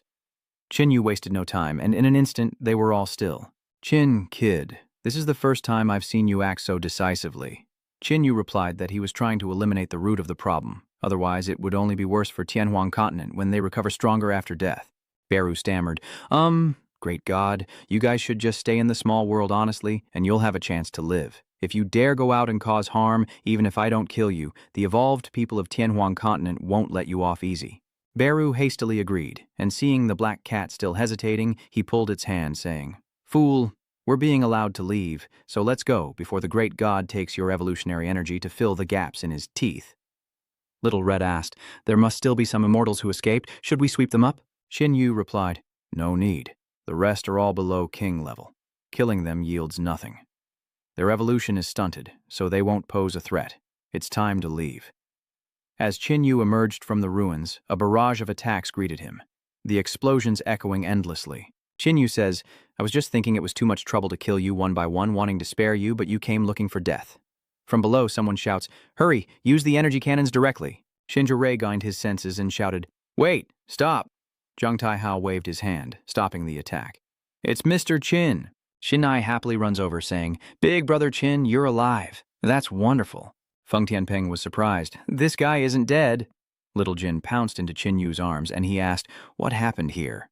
Sihan replies, "After escaping the small world, we immediately deployed numerous experts here to guard against an attack from the Immortals. Frankly, we expected a bitter fight, but the enemy didn't launch an organized attack. Instead, they scattered in a panic, as if being chased by something terrifying." Qin Yu hummed, "What about the Immortals who escaped? What were the casualties?" "Because we had the numbers and the advantage of terrain, we eliminated most of the Immortals who escaped, with only a few getting away." "What about King Qin Thien? Did he escape?" "He got away. He was too strong, even severely wounded. We couldn't stop him." "Mr. Qin, who is chasing those Immortals? Is it you?" Qin Yu replied that it was the fire seed from the partial refinement hell. Jie Hanjin didn't believe him, thinking he was lying since he had clearly said he was being chased one by one when he first came out. Qin Yu remembered something and said, "Right, the immortal corpses you've killed are useless to you anyway. How about you give them to me as a reward, and I'll copy their evolutionary energy and return twice the amount to you." Zhang Taihao, confused, said, "Give me an immortal corpse and I'll show you." They brought over an immortal corpse, and Qin Yu extracted its energy, copying it into two. Overjoyed, Jiang Taihao exclaimed, "It's real, wonderful. Blackrock City agrees. This is a win-win." Commander Liu hurriedly added, "Such a good thing. Include the Clear River base. Count our share in as well." Sin suggests, "Brother Qin, why don't you stay at the Gathering Star Pavilion for a few days?" Feng Tianpeng quickly interjects, "Pavilion Master Ling Xin, have you forgotten Lord Yuangui's instructions? If you're not a member of the Gathering Star Pavilion, you can't enter." Zihan said with a smile, "Star Master Feng, don't keep saying that. If Mr. Qin comes, he might just become a member of our Gathering Star Pavilion. Moreover, if Lord Yuangui were here, he might even invite a powerhouse like Mr. Qin as a guest." Suddenly, red clouds gather in the distance, and Qin Yu frowns. "The blood rain is coming again?" "Mr. Qin, esteemed Star Lords, this blood rain is almost here. Why don't you take shelter at my Qingyi base and wait for it to pass?" Everywhere, the alien zombies joyfully welcomed the blood rain, each one constantly evolving. Somewhere, a white-haired girl also raised her hand to receive the bloody downpour. This could be Han Dong, resurrected as a zombie. And within the King Whaletail faction, the blood rain mends his arm. Not only that, his body gradually shrunk and transformed into a muscular young man with six-pack abs. He muttered, "Leaving this place, the world is vast." With that, he quickly dashed away while inside the dimension, Little Gold was happily munching on metal armor. Qin Yu seats and inventories his spoils. A truly bountiful harvest, wouldn't you say? A single immortal devouring beast is enough to raise the purity of your royal blood gold from 11% to 20%. Just then, Shinner's voice called out, "Brother Qin, the rain has stopped, let's go." As they stepped outside, Qin Yu asked in surprise, "Is this a minor world?" "That's right, Brother Qin. The Gathering Star Pavilion is built within a small world, making it secret and safe." A voice called from behind, "Mr. Qin, is that you?" Yanjek happily asks, "Did you join Gathering Star Pavilion too?" Shinner replies, "No, Brother Qin is just a guest." "Brother Qin, stay here for a while. The skies above the Great Wilderness Sea are disturbed by a mysterious magnetic field, making flight difficult. I've ordered a magic crystal ship to be made for you to help you cross the Great Wilderness Sea. It should be ready in about half a month. Brother Qin, can you stay with me? I've loved you since you saved me from those cannibals." "Sister Xiaoyu, I know something must have happened to her. I can replace her, follow you in her stead. Don't be foolish. You can't replace Xiaowu, and Xiaowu can't replace you. I advise you not to get too close to me." Qin Yu replied pensively, "I don't want you getting caught up in my mess. I'm sorry, Brother Qin, but I don't want this. Stay forever. Stay by my side forever. Forever." Shinner uses her mind control on Qin Yu. Ling Xinai, I'll stay. Forever with you. That's wonderful." "Brother Qin," little Hong cries out anxiously. "Xin, wake up. You didn't see the murderous look in Shin-Ni's eyes. Xiaohong is silent, afraid to speak. Shin-Ni approaches and embraces him, when suddenly the star flame spear trembles. A trace of dark flame appears on Qin Yu's forehead, breaking the control. Shin-Ni coughs up blood from the backlash as Qin Yu stares blankly before patting her head. "Were you trying to control me with your psychic powers?" Qin Yu asks softly.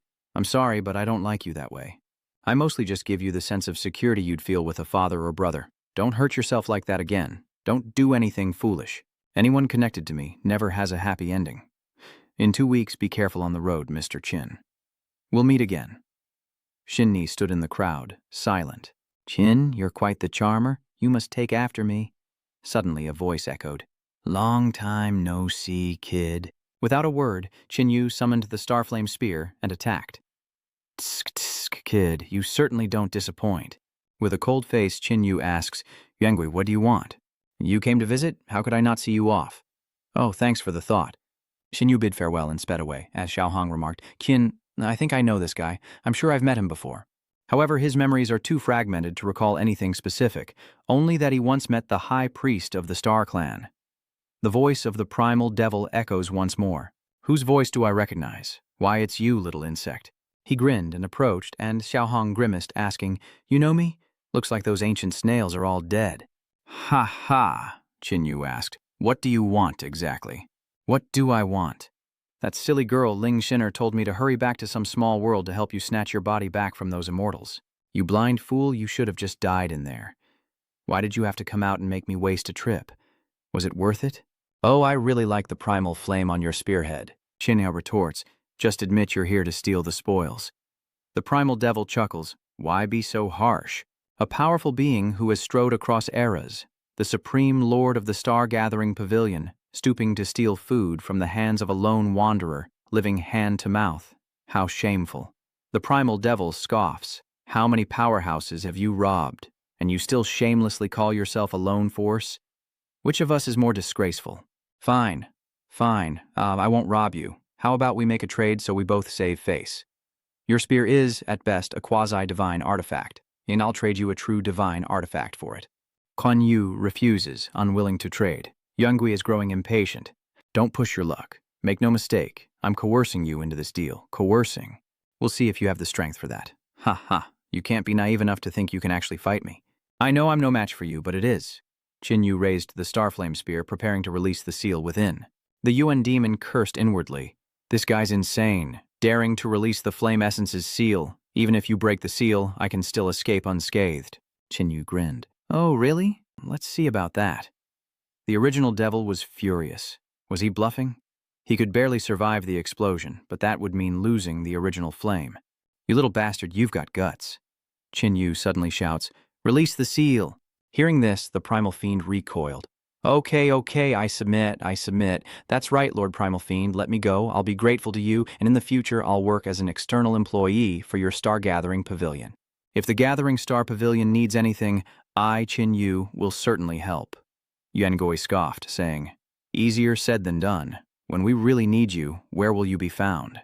But you're sensible, calling me Lord Primal Fiend. Don't say I didn't warn you. The safest place is now the desolate Heaven Continent. Many powerhouses beyond your imagination have appeared outside, like the Eternal Night King, the Lord King, the Skywing Marquis, and even the Nether Abyss Empress. Every one of them is a powerful king or lord, making my title of Primal Fiend seem insignificant. Oh, and there's also the iron-eating Mother Ancestor Worm. She's like the midday sun now, leaving only sorrow in her wake." Qin Yu is shocked. The Demon Abyss Empress is Chi Han Yun?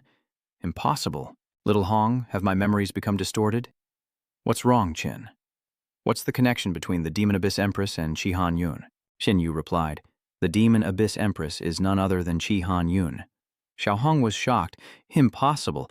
I saw Chi Han Yun die without a trace." Qin Yu continued, "And there's the Eternal Night King, who should be a descendant of the evil origin world god, but Bren clearly died in the marsh of demonic miasma."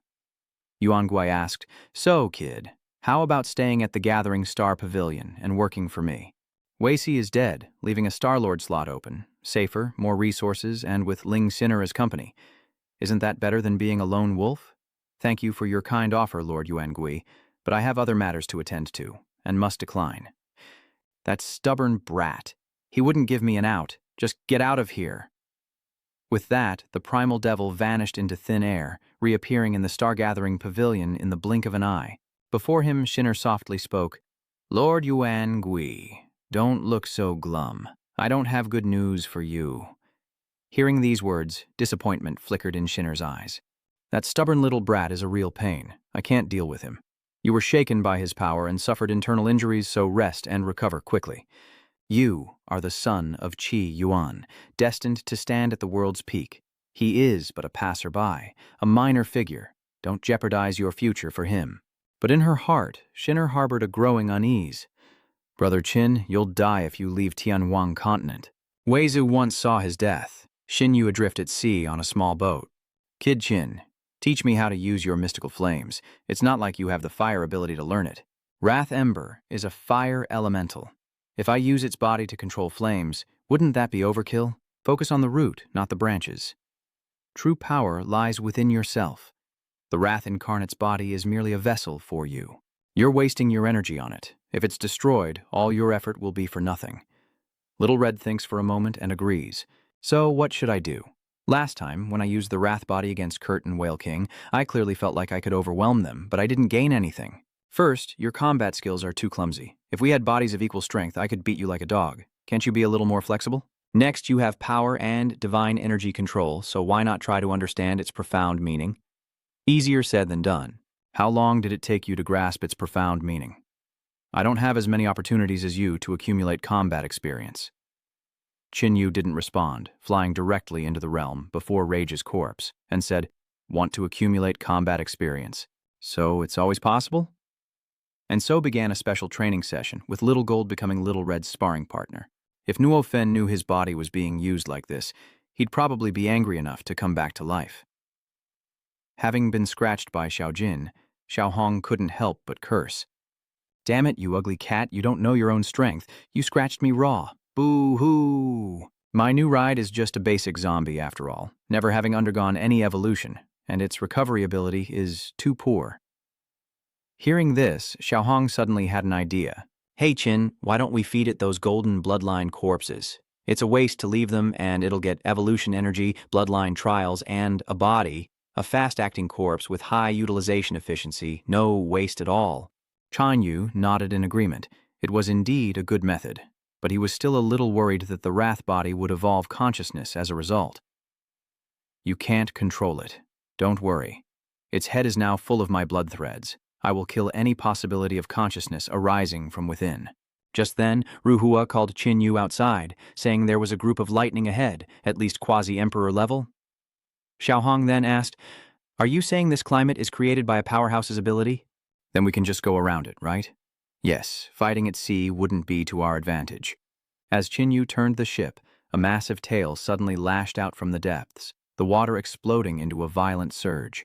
The ship was caught and capsized, forcing Qin Yu to take to the air and store it in his dimensional space. Giant columns of water shot into the sky, and Qin Yu wondered how a king-level creature could cause such drastic climate change. Suddenly, a voice echoed through the void, declaring that humans must die. The tail lashed out again, but Qin Yu met it with a punch that shattered it. The monster roared in pain and tried to escape, but Qin Yu immediately unleashed darkness to trap it. Kid Qin, finish it off quickly, it's calling for help. Hearing this, Qin Yu dives down to finish off the monster. Looks like someone else is causing the climate change. Good thing you acted fast. The sea below began to churn violently as Xiaohong warned of a massive wave. Qin Yu shook his head, his expression grave. That's no ordinary wave. We've stirred up a hornet's nest. Instantly, Qin Yu was surrounded by a horde of colossal sea monsters, and he turned to Xiaohong. You have 5 minutes to prepare. Understanding, Little Red entered the space, controlling the wrath to devour the immortals. Seeing Little Gold nearby, an idea struck, and he said, Little Gold, help me quickly. 5 minutes pass, and Qin Yu asks anxiously, Not done yet? The enemy is almost here. Suddenly, Hong appears, clad in gleaming metal armor. Where did you get such powerful armor, little one? I don't remember having this in the dimension. Little Hong brags about his new armor. Ha ha ha.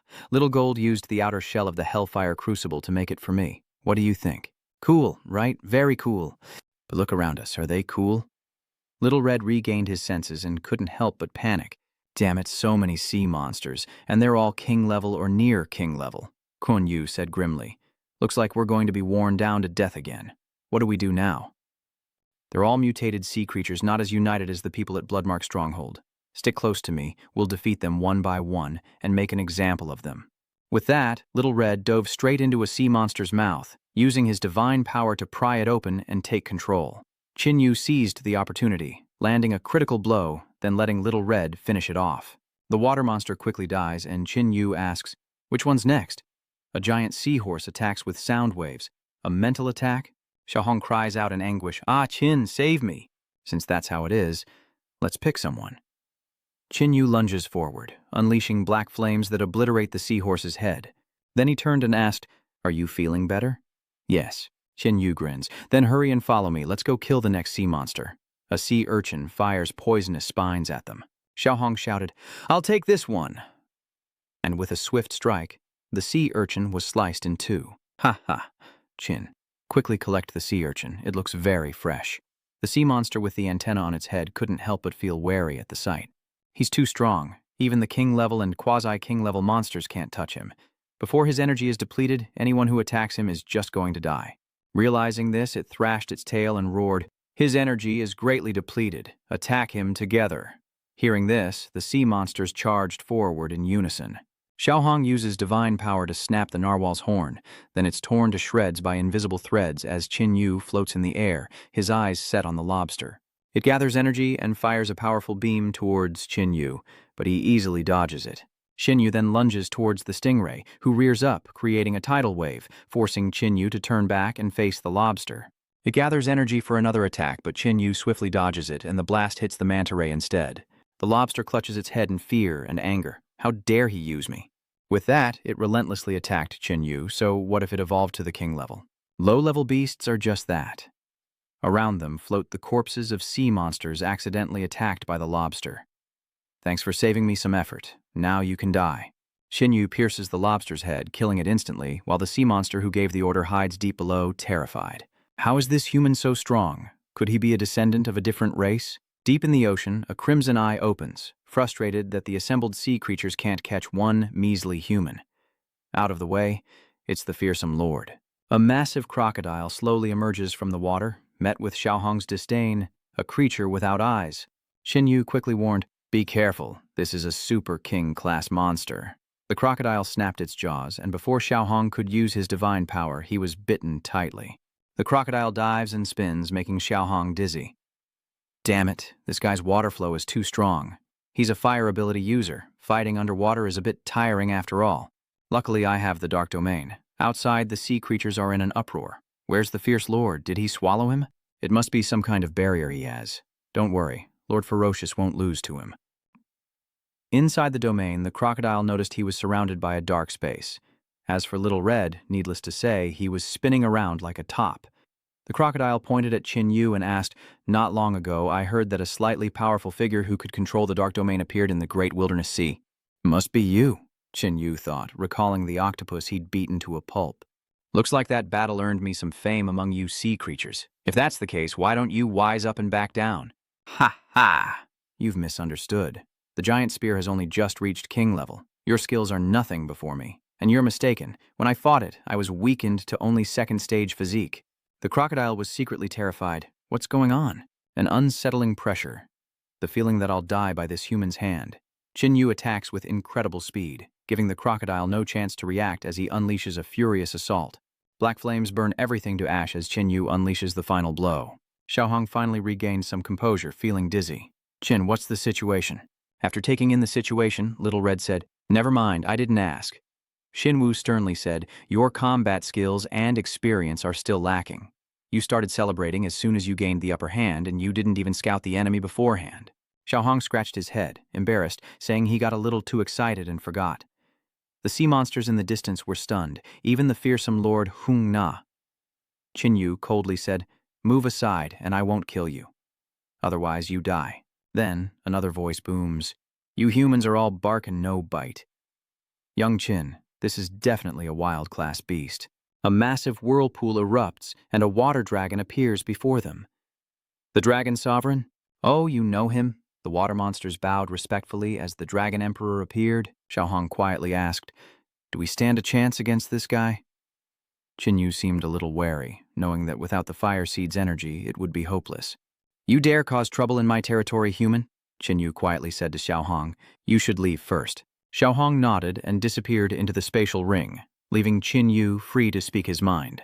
"You attacked me first. What was I supposed to do? Just wait to be killed?" The sea monsters were enraged that this human dared to disrespect their Dragon Emperor. "Boy, show some respect when you speak to His Highness."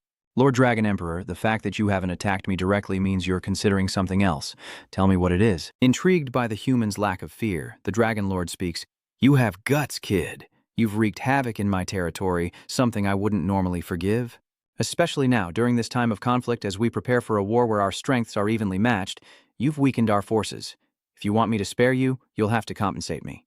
Qinyu narrowed his eyes and asked, "How do you want me to compensate you?"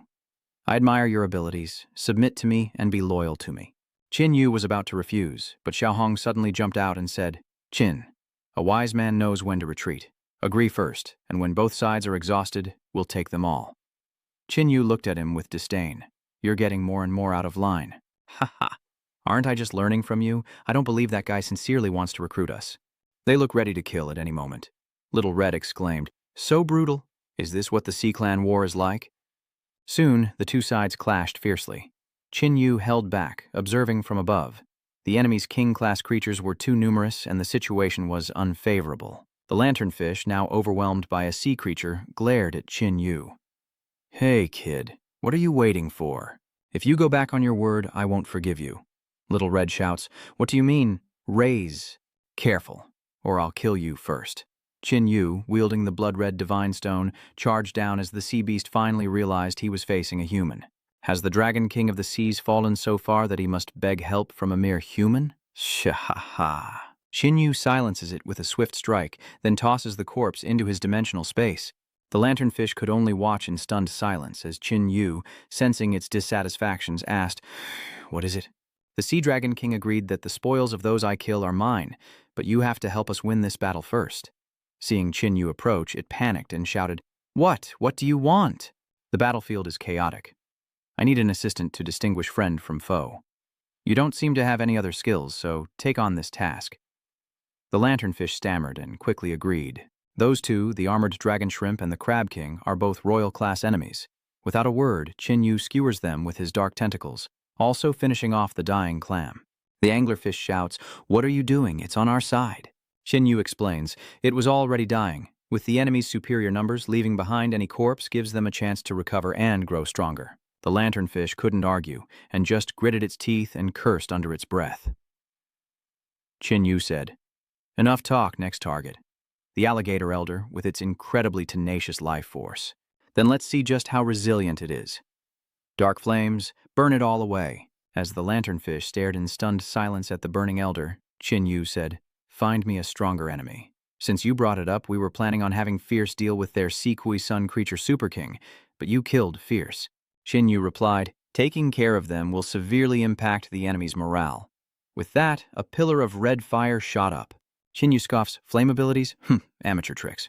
Qinyu unleashed his dark flames once more, incinerating everything in their path. The solar sea anemone screamed in agony before finally succumbing to its demise. The lanternfish was stunned. He used fire to kill a sun anemone that also wielded fire. Just how pure is this kid's flame? As Qinyu collects his spoils, he asks, "Is that the strongest fighter besides the king?" The lanternfish shakes his head. "No, there's also a quasi-king named Bloodscale Demon." Meanwhile, on the Bloodscale Demon's side, not seeing the crocodile killed by Qinyu, he asks, "What's wrong? Is that fierce crocodile afraid to face me? Or perhaps he couldn't even pass the sun anemone's test. Sending you two wastes to deal with me is an insult." The shark retorted, "Arrogant fool." With that, it unleashed a sonic attack, which Bloodscale Demon resisted. Is this the second prince's psychic ability? Indeed, he's strong. Only realizing that now? Too late. Your head is mine. Its jaws clamp down on the Bloodscale Demon's arm, but before it can celebrate, its eyes widen in shock. How could this be? The Bloodscale Demon tears the shark in two. Seeing its leader killed, the hammerhead shark attacks, but the Bloodscale Demon wastes no time ending it as well. Who does he think he is? Suddenly, he turns to look into the distance, only to see the sea devil's corpse, burned to a crisp. He glanced at Qin Yu nearby, realizing this human was responsible, and the anglerfish glared resentfully at Bloodscale. And he, a near-royal being, is the third strongest in these waters, second only to the Sea Dragon King and the nine-headed Hydra. The Bloodscale demon lunges at Qin Yu, but dark tentacles erupt from Qin Yu's body, piercing the demon and forcing him back. To think there's such a powerful human in the great wilderness sea? How interesting. I'll be taking your corpse and evolutionary energy. Qin Yu coldly replies, there are many treasures in my dimensional space. I doubt you'll live long enough to take them. I know you're strong, so strong that if I don't use my full power, I really won't be your match. Blood Sea, Bloodscale Fiend shouts. Qin Yu mutters, a killing domain? Little Qin, have you seen this move before? Yes, I met an Asura in Tianming City who used it. Within this domain, the caster's recovery abilities are greatly enhanced, making them extremely difficult to deal with. Bloodscale Demon scoffs, what you speak of is the elementary stage, while my Blood Sea Ascension is the ultimate body in every position. Qin Yu is shocked. He's fast. With that, he narrowly dodges Bloodscale's attack, then creates a dark domain that engulfs them both. Qin Yu's voice echoed, even if you're faster, you're not faster than a blink. Suddenly, Qin Yu appeared and struck his back with dark flames. Bloodscale is slightly injured. How can a human be this strong? Before he can collect himself, Qin Yu appears before him, unleashing a flurry of blows. The Bloodscale demon roars in fury. Damn it, to be pushed this far by a human! He strains himself and his speed explodes. Qin Yu is stunned. This guy is breaking his limits, moving at 10 times the speed of sound. Bloodscale demon is also pushing himself to the limit. If he maintains this state, his body will quickly break down. He had to kill Qin Yu and use his body to recover. With that thought, the Bloodscale demon appeared before Qin Yu and struck. Qin Yu struggled to keep up with Bloodscale demon's speed, barely holding on. Under immense pressure, Qin Yu was forced to teleport away. Bloodscale scoffed. Try to run. He once again used his blinding speed, disorienting Qin Yu. Qin Yu found this a tough fight. This guy's speed was too much, and Qin Yu's current domain wasn't enough to make the most of his teleportation. Even with teleportation, Bloodsplit Demon's supersonic speed made it negligible. Qin Yu spews forth flames, hoping for a lucky hit on Bloodsplit Demon. But it's not that easy. To Bloodsplit, this speed is far too slow. He throws another punch, causing Qin Yu to cough up blood. At this rate, Qin Yu is doomed. He once again amplifies his dark power. Meanwhile, outside the battlefield, several sea creatures are watching the fight, noticing the human's domain expanding. Is Lord Bloodscale all right? The two emperors are putting on quite the show. The Dragon Emperor didn't want to fight to the death with the Hydra. He'd rather entice him to submit, or he'd be reduced to dust by his divine lightning. But the Hydra wasn't having any of it. Both are of royal grade. Fight if you must, risk it for the reward. Knowing persuasion was futile, the Dragon Emperor unleashed his divine lightning, engulfing the Hydra in a storm of roars. Seeing the two royal-level combatants clash, the sea creatures scattered, knowing they'd be killed by the aftershocks if they stayed close. The nine-headed serpent watched anxiously from afar as their master faltered. Inside the dark domain, Qin Yu was no longer struggling as much, but defeating the Bloodscale demon was still too difficult. Little Red was worried, suggesting that Qin Yu release the Fire Seed or fully unleash the power of the Crimson Blood Holy Stone if things got too dire. Qin Yu knew this, but he had a plan. He knew Bloodscale Demon couldn't maintain this state for long because he could feel Bloodscale Demon's life force constantly decreasing. Suddenly, Bloodscale sensed something, and Qin Yu detected a powerful energy assaulting the edge of the domain. Qin Yu's domain was on the verge of collapse. It wasn't long before the dark domain was shattered. Qin Yu was overwhelmed by this terrifying power, enough to shake the entire climate of the sea area. Unable to contain himself, Bloodscale Demon coughed up blood, his body on the verge of collapse, blood flowing freely. He was no longer fit to fight. He cursed Qin Yu's ancestors, blaming him for his desperate situation, unsure of how to proceed. Seeing Qin Yu look at him with that hateful gaze, Bloodscale Demon stammered, What do you want, to kill me? Qin Yu scoffs, your Huang-level fighters don't seem to be doing so well. Bloodscale Demon has no response. Something's happening with the nine-headed serpent. Its aura is growing stronger, and the sea creatures are cheering for Lord Hai Luo. Seeing the shift in power, Bloodscale Demon sneered, Look, kid, the battle's already decided. Nine-headed serpent's greatest strength is his incredible adaptability. If it isn't defeated at the outset, attacking it becomes increasingly ineffective, and the nine-headed serpent can now directly attack the Dragon Emperor. Seeing the situation change, Bloodscale Demon began to tempt him, saying that if Qin Yu knew what was good for him, he would put in a good word with the nine-headed serpent to spare his life. Qin Yu pondered without replying, while the nine-headed serpent clamped down on Dragon Emperor. "Don't even think about running. You'll die in my jaws today," the Dragon Emperor threatened, vowing to take them both down if the nine-headed serpent didn't release him. The nine-headed serpent is skeptical. "Can you really self-destruct? Do you even have the power? Die!" The Dragon Emperor roared in fury as the power within him began to surge.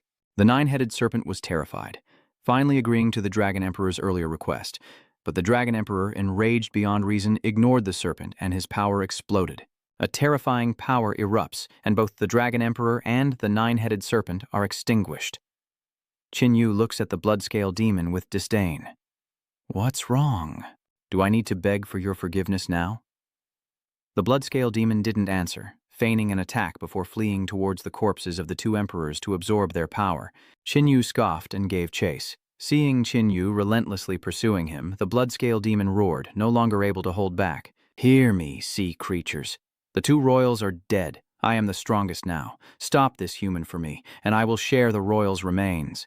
Seeing the sea creatures charging mindlessly, Qin Yu angrily shouts, "Are these beasts stupid?" Believing such treacherous words, Qin Yu ascends, choosing the skies over the treacherous seas. But the skies above the great wilderness sea are shrouded in a strange power, making flight extremely draining. Qin Yu, with no time to worry, continues onward. It was too late. The Bloodscale Demon had already taken over the Dragon Emperor's body. Qin Yu had no choice but to retrieve the nine-headed serpent's corpse. The Bloodscale Demon devoured the body, taunting, "Let's see if you can devour as fast as I can with that human body of yours, kid." No sooner were the words spoken than the Dragon Emperor's body convulsed, leaving Qin Yu stunned. He had sensed no life in the Dragon Emperor, yet now there was a sudden shift. Emerging from the Dragon Emperor's body, a smaller dragon appeared. "Insolent fool, daring to defile my corpse." The Bloodscale Demon cried out in dismay, "I can't accept this." Then, with a thud, the Bloodscale Demon met his end. Qin Yu is shocked. He can't believe that the dragon has this trick up his sleeve after his rebirth. After finishing off the Bloodscale Demon, the Dragon Emperor looks at Qin Yu and demands the body of the nine-headed serpent. Seeing the situation, Xiaohong asks Qin Yu what their next move should be, as the Dragon Emperor only has a little more than half of his original strength left.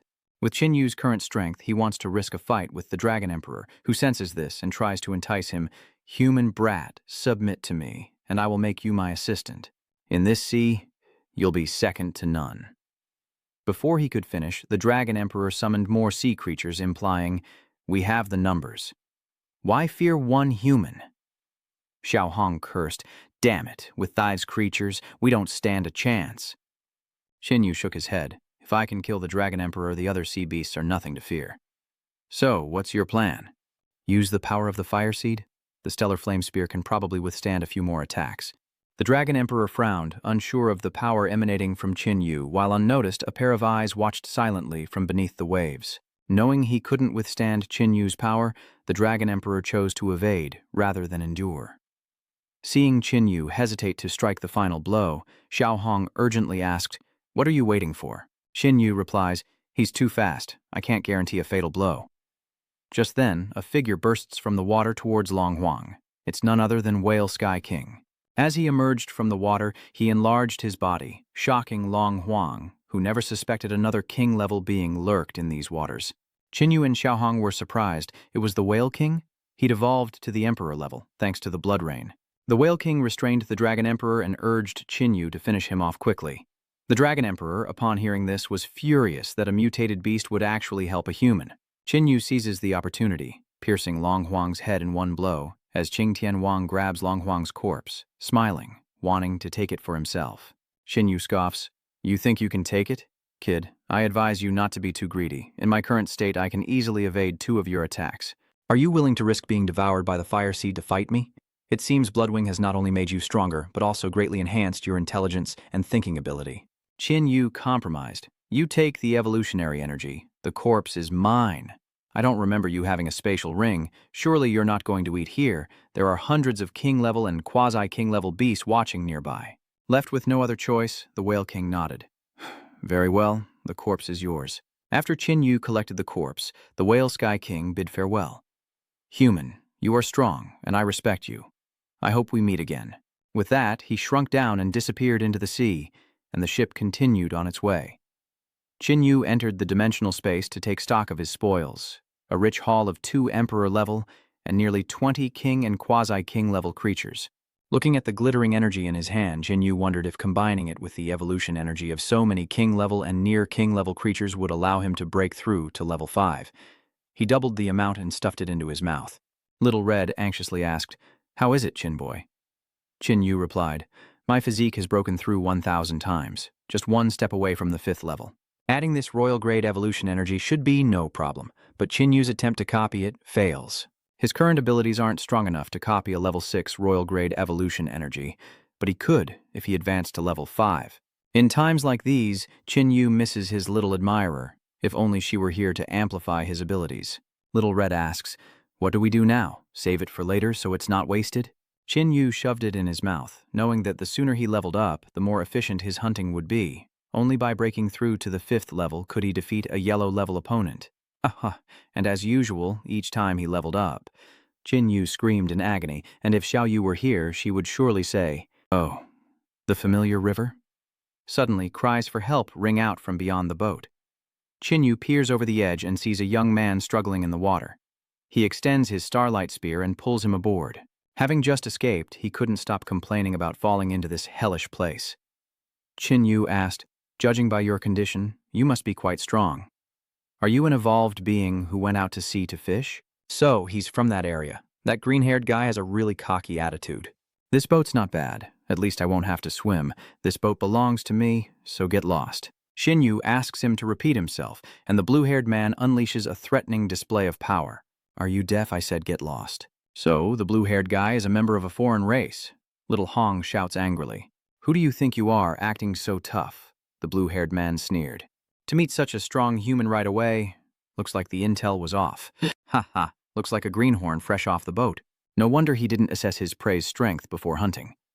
Blue Hair was stunned by Qin Yu's speed. "Damn it, how could I, a noble of the Moko Empire, be injured by a lowly race like you?"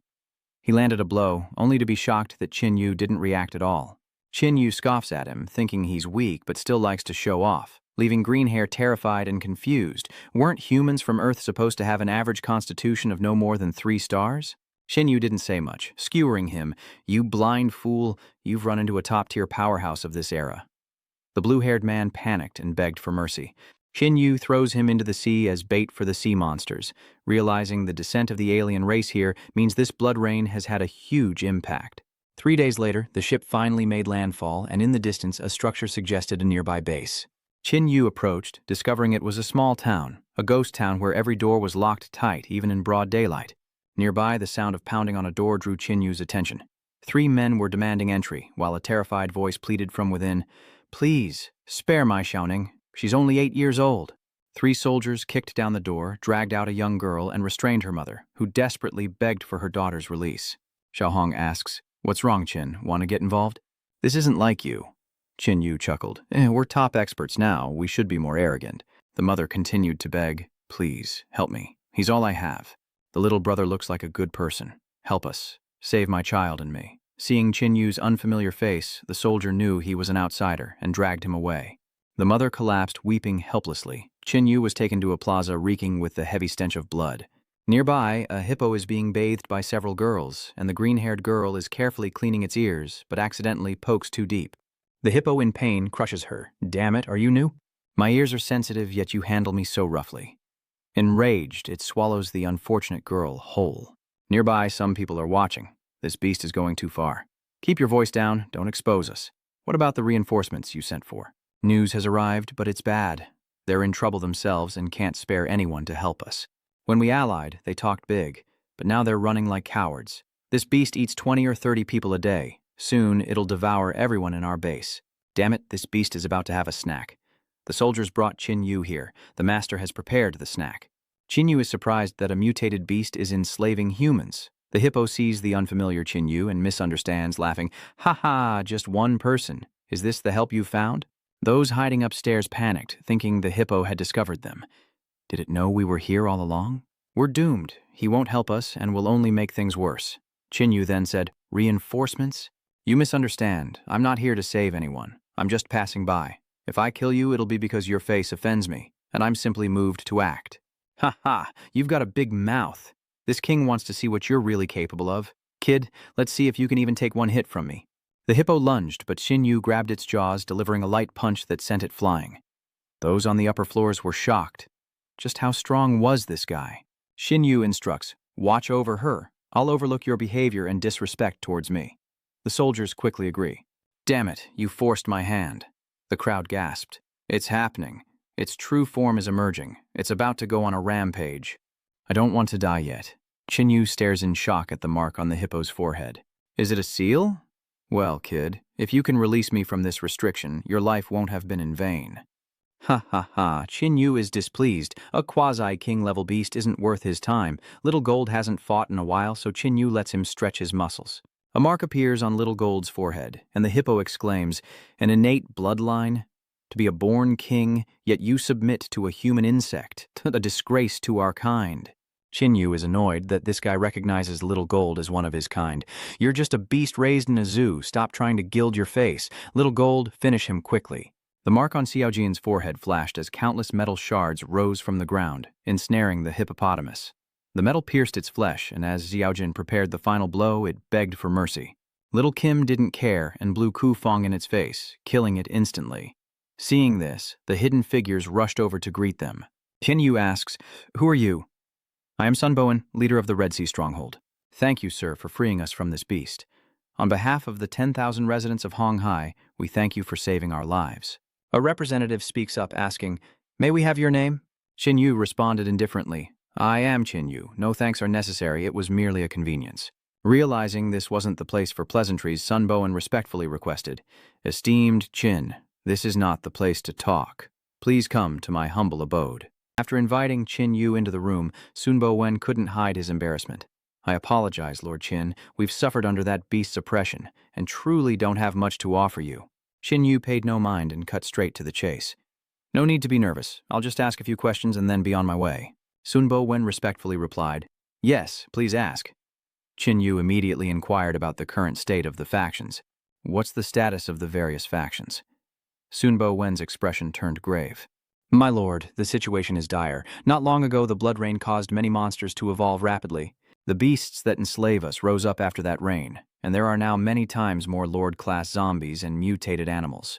I don't know how much longer we can hold out, and the alien races are the most worrying of all. Now, across the continent, alien city-states have emerged, like Blood Offering City and Ugu City, and some have even begun accepting human refugees. Chinyu was intrigued. Oh, are there really humans willing to join them?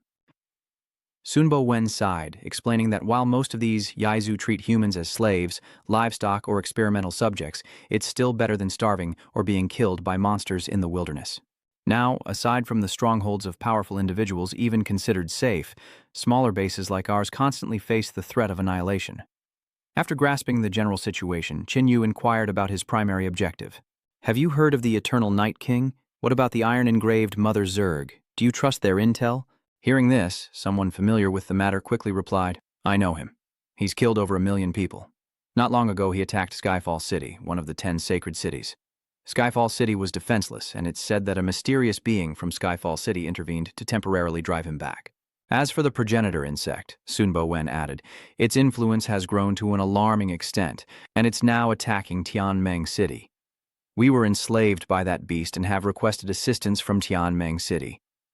They're unable to assist us because they're fighting off the motherworm's attack. Knowing the motherworm's location, Chinyu gets up and asks, You're not far from Tianmeng City, are you? Tell me the direction. Head southwest for a few hundred kilometers. Having the information he needed, Chinyu thanked them and immediately left, as Sun Bowen hurriedly wished him a safe journey. After Chinyu left, the others anxiously discussed amongst themselves, Is Lord Chinyu really going to Tianmeng City? He's going to face the motherworm? In Tianmeng City, Li Hongming stood on the city wall, gazing into the distance, and muttered, What's coming is finally here. He turned to his subordinate. How much time do we have left? Commander, less than a day. Have we located the mother insect yet? Yes, General Fu Yi is still investigating. Li Hongming took a deep breath, trying to boost the soldiers' morale. You don't need to worry. Victory will be ours. The crowd below roared in response, but a few figures remained pessimistic. Purple Hair sneered, "The boss sure knows how to rally the troops even though we're doomed to lose." Brown Hair remained calm. "Don't jump to conclusions. We still have Fongia." Purple Hair scoffed. "Even if he finds the mother insect, you think we can kill it?" Shura said grimly. "We have to go all in. The fate of all of Tianming City rests in our hands." A sarcastic voice echoed from behind. "About to die and you start acting noble, putting on a show for the heavens?" Just then, a soldier rushed in with a report. "My lords, we've located the mother insect." Outside the city, the battle rages on. Everyone fought desperately to protect Tianming City, while the three purple-haired warriors followed the subordinates' guidance to the mother insect's hiding place. Looking towards the city, Tula muttered, "Hold on until we succeed in destroying the mother insect." Purple Hair seemed to have given up on everything. "Ha ha! Attacking this place means there's no turning back. What's there to fear?" Brown Hair replies. "Just hide somewhere safe before the drug wears off." "Are you stupid?" she snapped. "If we fail to raid the queen, do you think we can retreat? Just open your eyes and watch us get eaten alive by these bugs." Without hesitation, she injects herself, prompting Fuyi to ask, "Is everyone ready?" "Ready," Purple Hair replied decisively, and Fonia closed his eyes to focus his power. "This is the first time I've teleported so many people so far. If I happen to die from energy exhaustion, please take care of yourselves." A blinding light flashes, and near Tianming City, the group is teleported to an unfamiliar place. Fuyi coughs, clearly exhausted. The teleportation was flawed. Check if anyone's missing any body parts. Then he pointed to a large pit. The mother worm is down there, and everyone looked down in horror. Is that the main body of the Mother Zerg, Bakesasha?" Sensing the terrifying power emanating from the Mother Zerg, everyone's fighting spirit begins to waver. Seeing this, Asura roared, rallying the troops, "Think of your families still in Tianming City." Suddenly, a clone of the mother nest bug appeared, its voice full of mockery. "Family. Don't worry, you'll soon be reunited with them. In my belly." Meanwhile, Qinyu arrived above Tianming City, observing the fierce battle below. A large-scale war had erupted. Little Red asked, "Qin, what do we do? Should we intervene?" Qinyu shook his head. "It's no use. With a scale this large, the mother worm must have arrived personally. If we don't kill them, these insects won't stop." Little Red then asked, "Can you sense the approximate location of the queen bug?" Xinyu frowned. The scale of the swarm was too large, creating chaos that was difficult to analyze. Suddenly, a burst of energy erupted from afar. Xinyu turned to see a great disturbance in that direction, while here, Asura roared, igniting everyone's fighting spirit. "Fight for your homeland, fight for your family," the Queen Mother laughs. "Come, entertain me, my queen." I summoned a swarm of insects, and both sides immediately engaged in a chaotic battle. Relying on their overwhelming numbers, the insectoids gained the upper hand, but the humans still had powerful individuals capable of going toe-to-toe with the swarm.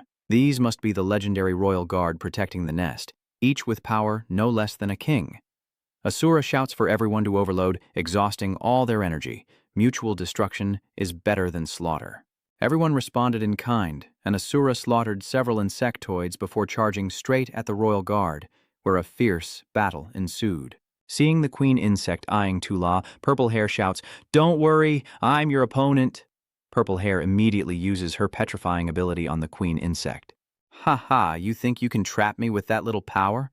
Purple Hair didn't respond, continuing to use her ability, finally petrifying the queen, but collapsing from exhaustion in the process. Asura gritted his teeth. "Damn it, just killing her clone drained all my genetic energy." After struggling to kill the Guardian King insect nearby, Asura collapsed, exhausted. "Is the drug wearing off already? I'm fading fast. What an awful way to die, after I spent over an hour doing my makeup and picking out a nice outfit." Just then, a purple light descended from above, and the brown-haired man roared, his power erupting. "Not bad. This old man's gamble wasn't in vain." The brown-haired warrior, seeing the petrified mother insect, roared, "The army will stop your evil here!" In the sky, countless purple orbs rained down, decimating the insect horde. The unaffected king-level beings tried to attack, but the brown-haired man scoffed, "If I can't beat you, I'll just blow you up." He roared, and a massive energy ball began to form, instantly annihilating the nearby mutated insects. The sphere detonates, and the Asura is blasted away by the shockwave. Beneath, the corpses of the mutated insects lie scattered everywhere, and the brown-haired warrior trembles before collapsing from exhaustion. Back in Tianmeng City, Li Hongming could also observe the situation with the mother insect, and while the brown-haired man struggled to the edge of the pit, only to discover to his shock that the mother insect was unharmed, and the purple-haired man was filled with panic. We're done for. Tianmeng City is doomed. From beneath the mother insect's abdomen, an egg rolls out and her clone hatches. Ha ha, a new life, and even the royal guards are hatching from their eggs. She looks up, her voice full of resentment. I'll repay the damage you've caused me with your corpses. Suddenly, a voice echoes through the sky, startling the progenitor. The pink and brown-haired girls are astonished. It's Mr. Qin. The progenitor can't believe her eyes. Xinyu, wasn't he supposed to be dead in the soul-locking pagoda? She asks suspiciously. You escaped the demonic marsh? Brown hair exclaims with joy. Mr. Qin, have you come to save our Tianmeng City? Xinyu shakes his head, his sharp eyes fixed on the Queen Zerg. Don't get me wrong, I'm not here to save anyone, but to settle a personal score with her. The Queen immediately orders the swarm to attack Qinyu. But how could these shrimp harm Qinyu? They were quickly and easily slaughtered, causing Brown Hair to exclaim in fear that he wiped out so many Lord-level soldiers with a single blow. The Queen attacks, but Qinyu easily blocks her strike, leaving her stunned. Is he really that strong? To think he could withstand a full-force blow from my avatar? Have I exhausted myself too much? Before she could recover, Qinyu knocked her down, then grabbed the Scarlet Blood Holy Stone, his aura surging, becoming stronger and stronger. Finding survival in desperation, it was for this day that he donned the Flame God armor and closed in on the Queen Mother, who hastily dodged Qinyu's attack. Just then, 2 Guardian King insects ambushed him from behind. With 2 quick strikes, Qinyu was impaled, the brown-haired youth stunned in place. Was this really the end? Qinyu suddenly vanishes into smoke, his voice echoing, My target is your true form. I have no interest in your insect spawn. Mother Ancestor, 3 cocks of time. Tu Hong and Tu Kim are tasked with stopping the aberrant insects. Qinyu charged forward alone, and seeing this, the Queen Mother fled, releasing eggs behind her to try and stop him. But how could these small fry possibly stop Qinyu? Before long, Qinyu had annihilated quite a few, when suddenly a voice echoed in his mind. Hold on, Qinyu wondered. Who is communicating with me telepathically? Is that you? Human mother worm, your strength far exceeds my expectations. I acknowledge you as a powerful being. Do I need your approval? Don't get cocky, human. So what if you're strong? You're still just an insect of this era. Even if you're strong, you can't defeat beings who have evolved to a higher level, the Corpse King, the Beast King, the gods of the Origin Realm. If not for those setbacks in my training, the damage to my life force, and that insect's suicidal explosion, do you think you could have pushed me this far? Qinyu scoffed. Why wouldn't I be convinced? Did you really think I was stupid enough to wait for you to recover before fighting you fair and square again? Human. I acknowledge your potential, and I see your potential. Work with me. Behind her, she spat out an egg, but this time it was different. This insect possesses royal-class blood. The broodmother said, I am only a step away from my next molt if I can break through this difficult barrier. Qinyu replies, So, you can endlessly produce insects with royal bloodlines? That's right. I'll have an army of royal insects, and you'll be their commander, conquering the world with me. Qinyu thought to himself that the Queen Mother Bug had this ability. No wonder she became a top predator in the apocalypse. The Queen Mother Bug continued to tempt him. Work with me, and with my help, you might be able to compete for the epic crown. Though its nature remains unknown, it surpasses even 3S-class treasures. Like a soul weapon, perhaps the powerful divine artifact, the Crown of Epochs. Qinyu inquired, Doesn't the Crown of Epochs appear in every epoch? What other information do you have about it? Tell me. That's the mystery of it all. It appears someone obtains it, but who steals it or becomes the era's master remains unknown. Qinyu pressed on, Who could be powerful enough to steal a treasure from a god of the Origin Realm? Even the mother worm didn't know. Qinyu coldly snorted, Thank you for telling me all of this. Now you can die. The Queen Zerg quickly said, Wait, damn it, are you stupid? My offer. Qinyu cuts her off. You think I can't see through your tricks? My xenogenic genes and massive energy could probably help you evolve. Seeing her plan exposed, the Queen Zerg panicked. Kid, wait. I'm willing to give up my soul imprint and recognize you as my master. You'll have a Queen Zerg servant. Think carefully. Qinyu, not listening to her nonsense, directly pierced a hole in the mother worm's head and incinerated it. Nearby, as Little Red and Little Gold fought, the royal guardworms suddenly dropped dead. The brown-haired people rejoiced. They were saved. In Tianmeng City, the alien insects began to drop dead one by one. Was the mother nest insect killed? Great. The heavens are protecting Tianmeng City. Back with Qin he looks at the corpse of the progenitor worm and says coldly, "Your offer was tempting, but you indirectly caused the deaths of Xiao Yu and Qi Tong, so I'd rather see you gone than enslave you." Suddenly, the broodmother's corpse twitches, and Qin frowns as she breaks free from her human-like shell. "Ah, you little bastard, you ruined my plans. I won't forgive you." With that, she lunged forward. Qin is shocked by her speed, never expecting her to still possess the strength of a royal class despite her condition. The queen continues her assault, and this time, Qin can't dodge. Forced to confront her head-on and is pushed back. Perfect. Let's see if this power boost is enough to take on a royal. Qin unleashes his power and thrusts with his spear, but the Queen Zerg uses her hand to grab several legs from her back and stab at Qin. "Boy, what have you been through to become so strong? Thanks to you, I've lost almost everything and only gained this power." Qin unleashes his dark domain, muttering that a mere king-level foe isn't worthy of his personal attention. Even his follower can easily handle the siege of countless royal guard insects. Just how strong has Qin become? "Follower, open your eyes. I am his guide," roared Hong, feeling insulted. Without me, Qin would never have become this strong. He turned his head to see a dark sphere forming in the distance. Looks like Qin isn't finished yet. "Little Gold, let's go help him." The broodmother looked around in shock. The dark domain? Qin suddenly appeared behind her and stabbed her with a spear. As she turned to attack, Qin vanished. She was startled. Was this the effect of the dark domain? Qin relentlessly changes his attack position, infuriating the mother Zerg, who calls upon the surrounding flying Zergs to come inside. These mutated insects can corrode metal. Qin is forced to teleport to evade them, but wherever he goes, the swarm surrounds him. "It's futile. You can't escape my swarm of insects, no matter where you teleport." Qin then cloaks himself in black flames, intending to burn the insects away. Suddenly, he realizes the insects are absorbing his firepower. The queen laughs. "With your common fire abilities, how could I not have a countermeasure? Even if the fire isn't high grade, it's enough to deal with you now."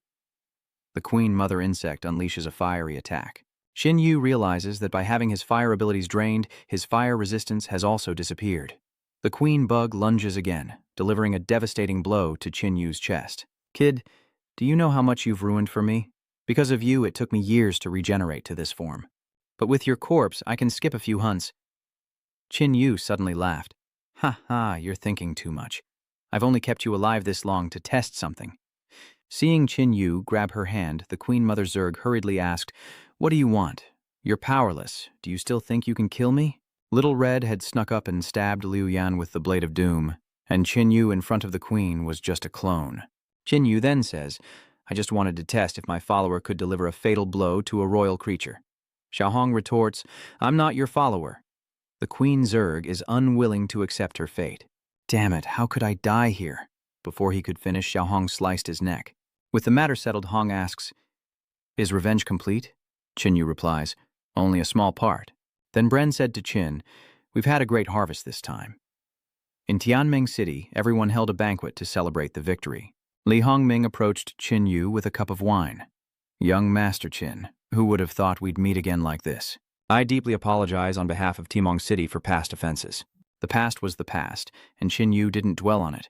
Seeing Qin magnanimity, Li Hongming was extremely impressed, vowing that Tianmeng City would do its utmost to help Qin in the future.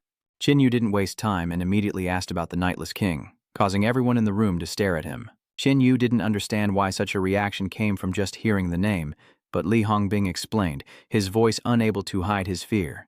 Because Qin always acted alone, he didn't know that the Eternal Night King had slaughtered countless strongholds, leaving no survivors in any town he visited.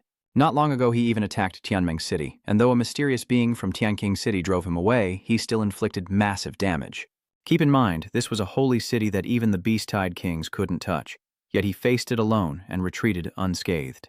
Hearing this, Qin understood the situation and thanked them for the information. Li Hongming didn't think it was a big deal, just a simple task, and emphasized that Tianmeng City would fully support Qin in the future. Just then, someone arrived with a report, and Li Hongming, looking troubled, said, "Mr. Qin, we haven't been able to help you yet, and now we have to trouble you." When Qin Yu asked what was wrong, he learned that after the Zerg matriarch's attack, the area dozens of miles outside the city was filled with Zerg corpses, which were emitting poisonous gas, and if they weren't dealt with quickly, they would soon affect the safety of the city's residents. The fresh corpses of the insectoids have a high water content, making them difficult to burn, but Qin Yu's powerful flames can handle the job. Little Red, overhearing, jumps up. "What the heck, burn them! You're really wasting a gift from the heavens." But Li Hongming was out of options.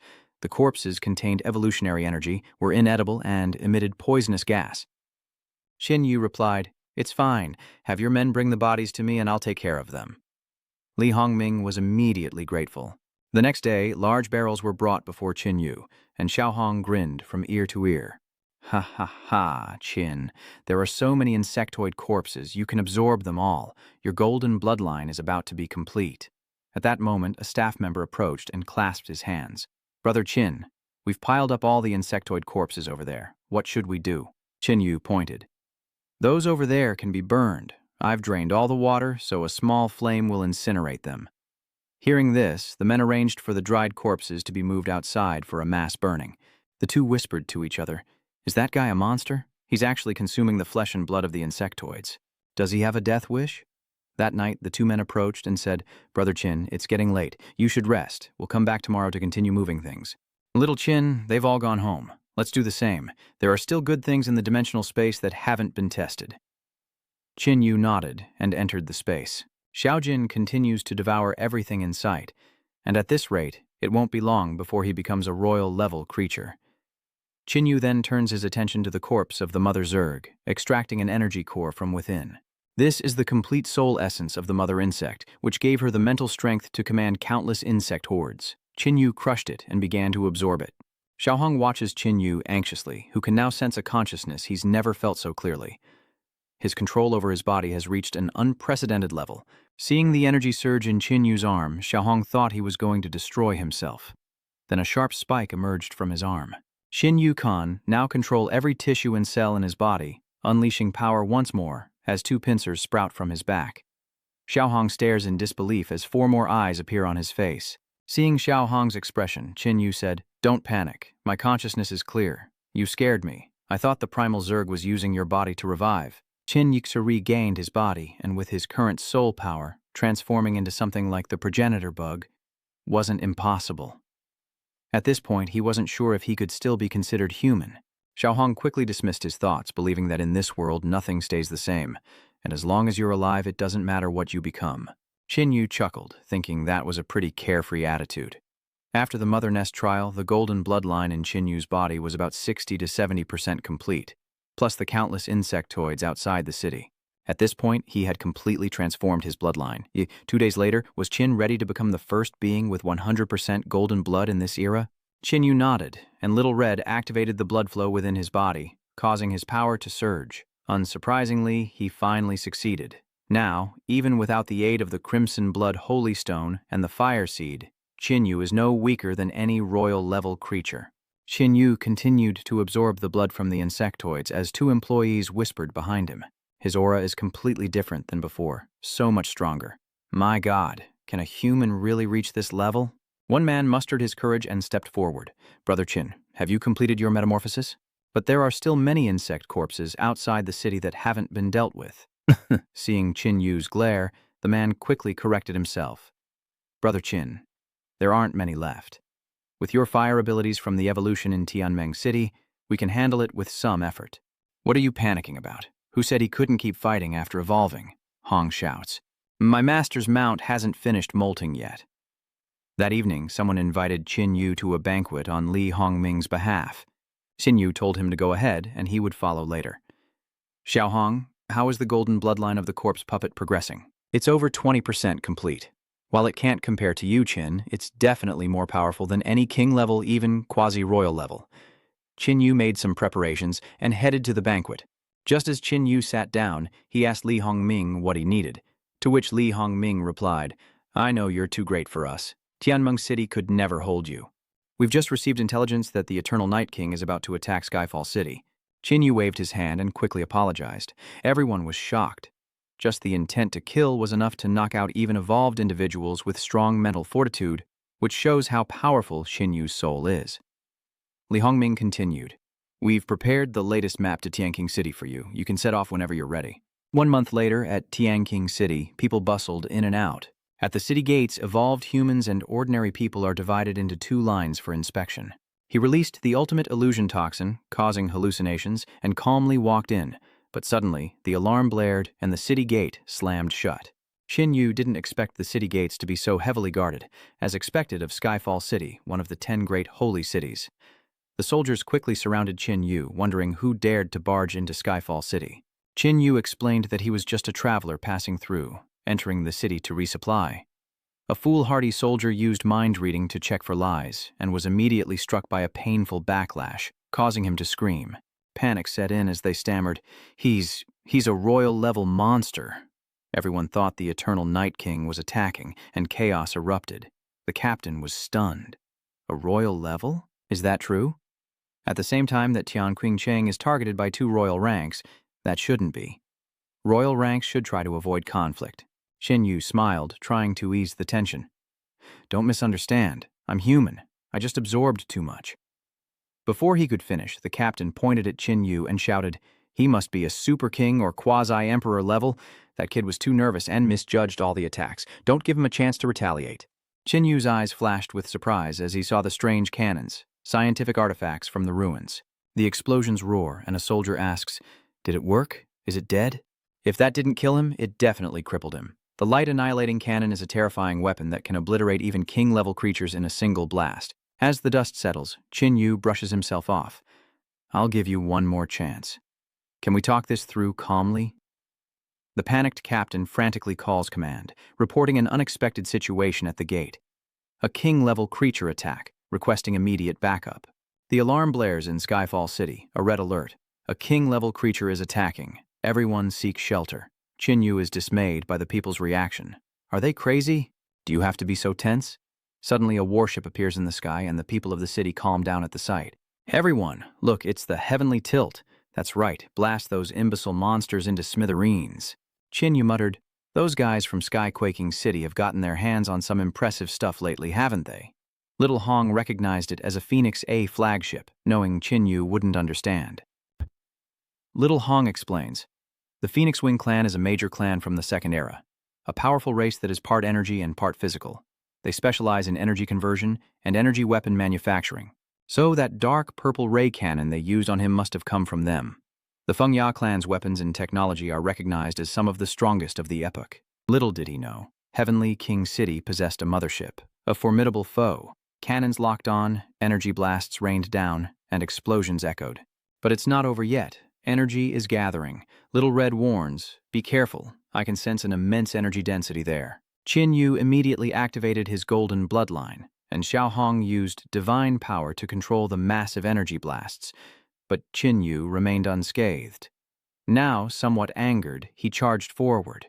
The warship activates its defenses, but Xin Yu pierces through, triggering a warning. The energy field has already lost 10%.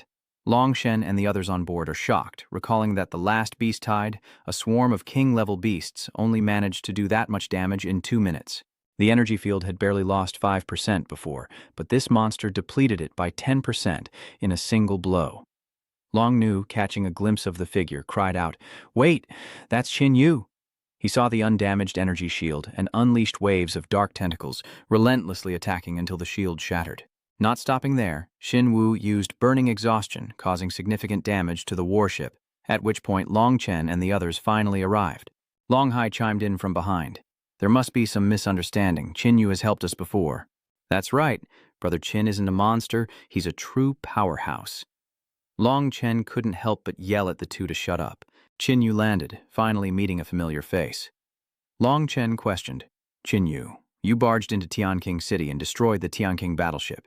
Do you think this will just be overlooked? Long Hai quickly interjected, City Lord, shouldn't we get the facts first? Xin Yu smirked, asking him what he meant. Does he really think he's invincible? Today, I'll show him there's always someone better. Long Chen has grown stronger and become complacent. But Xin Yu scoffs.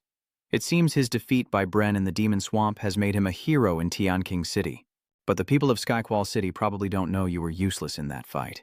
Qin Yu's words hit a nerve, and Long Chen, enraged, uses his power to bind him. But these petty tricks are useless against Qin Yu, who easily breaks free and closes in on Long Chen. Just as Qin Yu was about to teach him a lesson, the Grand Elder appeared. Long Chen asked, "Grand Elder, why are you here?" If I hadn't come, you all would have caused a bloodbath." "Qin Yu, it's truly wonderful that you're alive." "Qin Yu, we were in the wrong. Please release Long Chen first." Qin Yu didn't even bother to argue with someone as useless as Long Chen. "I only destroyed the flagship's flight engine. The hull, weapons, and other equipment are all intact. With Skyfall City's resources, you should be able to repair it, right? Thanks for holding back. This isn't the place to talk. Follow me." At the central library of Skyfall City, seeing the old man walking so calmly, Xiaohong called out, "Old man, can't you walk any faster?" The Grand Elder suddenly stopped, asking Xiaohong with a hidden meaning, "What did you call me?" Xiaohong was dumbfounded by the question. "Don't you like being called old man? Looks like you really don't remember me." Little Hong was puzzled. "What are you saying? We've met before?" "Augustus once came looking for me, back when you belonged to him." "Augustus was looking for you. What did he want from you?" "The map of the Dark Forest." Qin Yu asks, "He went to the Dark Forest?" "That's right. That madman would do anything to break his limits." Qin Yu wondered if Augustus's heart, though dead, was kept alive, perhaps even resurrected, because he went to the Dark Forest. Should he show the heart to the Elder? Never mind. Inside the library, Xiaohong felt an immense pressure. There's a mysterious being nearby, strong enough to repel Bren, a powerhouse at the Emperor level. The Great Elder sat at his desk and said, "Ask what you will. I'll tell you what I can." Qin Yu cuts to the chase. "When we first met, your attention was drawn to my forehead. What did you see?" The Great Elder replied, "I saw the return of an eternal hero, and that you would ultimately become that hero." Qin Yu wasn't happy to hear this, but rather uneasy. Is the return of the undying flame a foregone conclusion? And what's with the talk of a hero? That's easy for you to say, but isn't that just being a sacrifice? The Grand Elder asks, "I only saw the return, but not who it was. Tell me it's not the undying flame." "It is him, a powerhouse from the First Era, an important leader of the righteous faction. Do you have a way to stop his return? Tell me, for humanity's sake." "Do you think I would tell you? But I can tell you this. There is a method, but it's futile. I advise you to abandon all hope and accept what is to come." Following the old man's instructions, Qin Yu took out a very old-looking black book, thanked him, and left. As he watched Qin Yu leave, he muttered, "This man has surpassed the limits of evolution. His potential is unimaginable, and one day he will become a leading figure in the Fifth Origin. But alas, he cannot stop the resurrection of the undying flame, unless he dies." Back with Qin Yu, Xiaohong incessantly nags him. "That damn old man wasted half a day and said absolutely nothing useful. That immortal flame is truly vile, content to steal another's life to resurrect itself. There has to be a way, perhaps with the Epoch Crown." Xiaohong deemed this method unfeasible. Even the gods of the primal realm couldn't seize it, so how could Qin Yu? "Qin, can you even read this book? With the Grand Elder's annotations, I can barely decipher the information from the First Era." "So, this undying flame is one of the 10 great progenitors, meaning there are 9 more of equal power."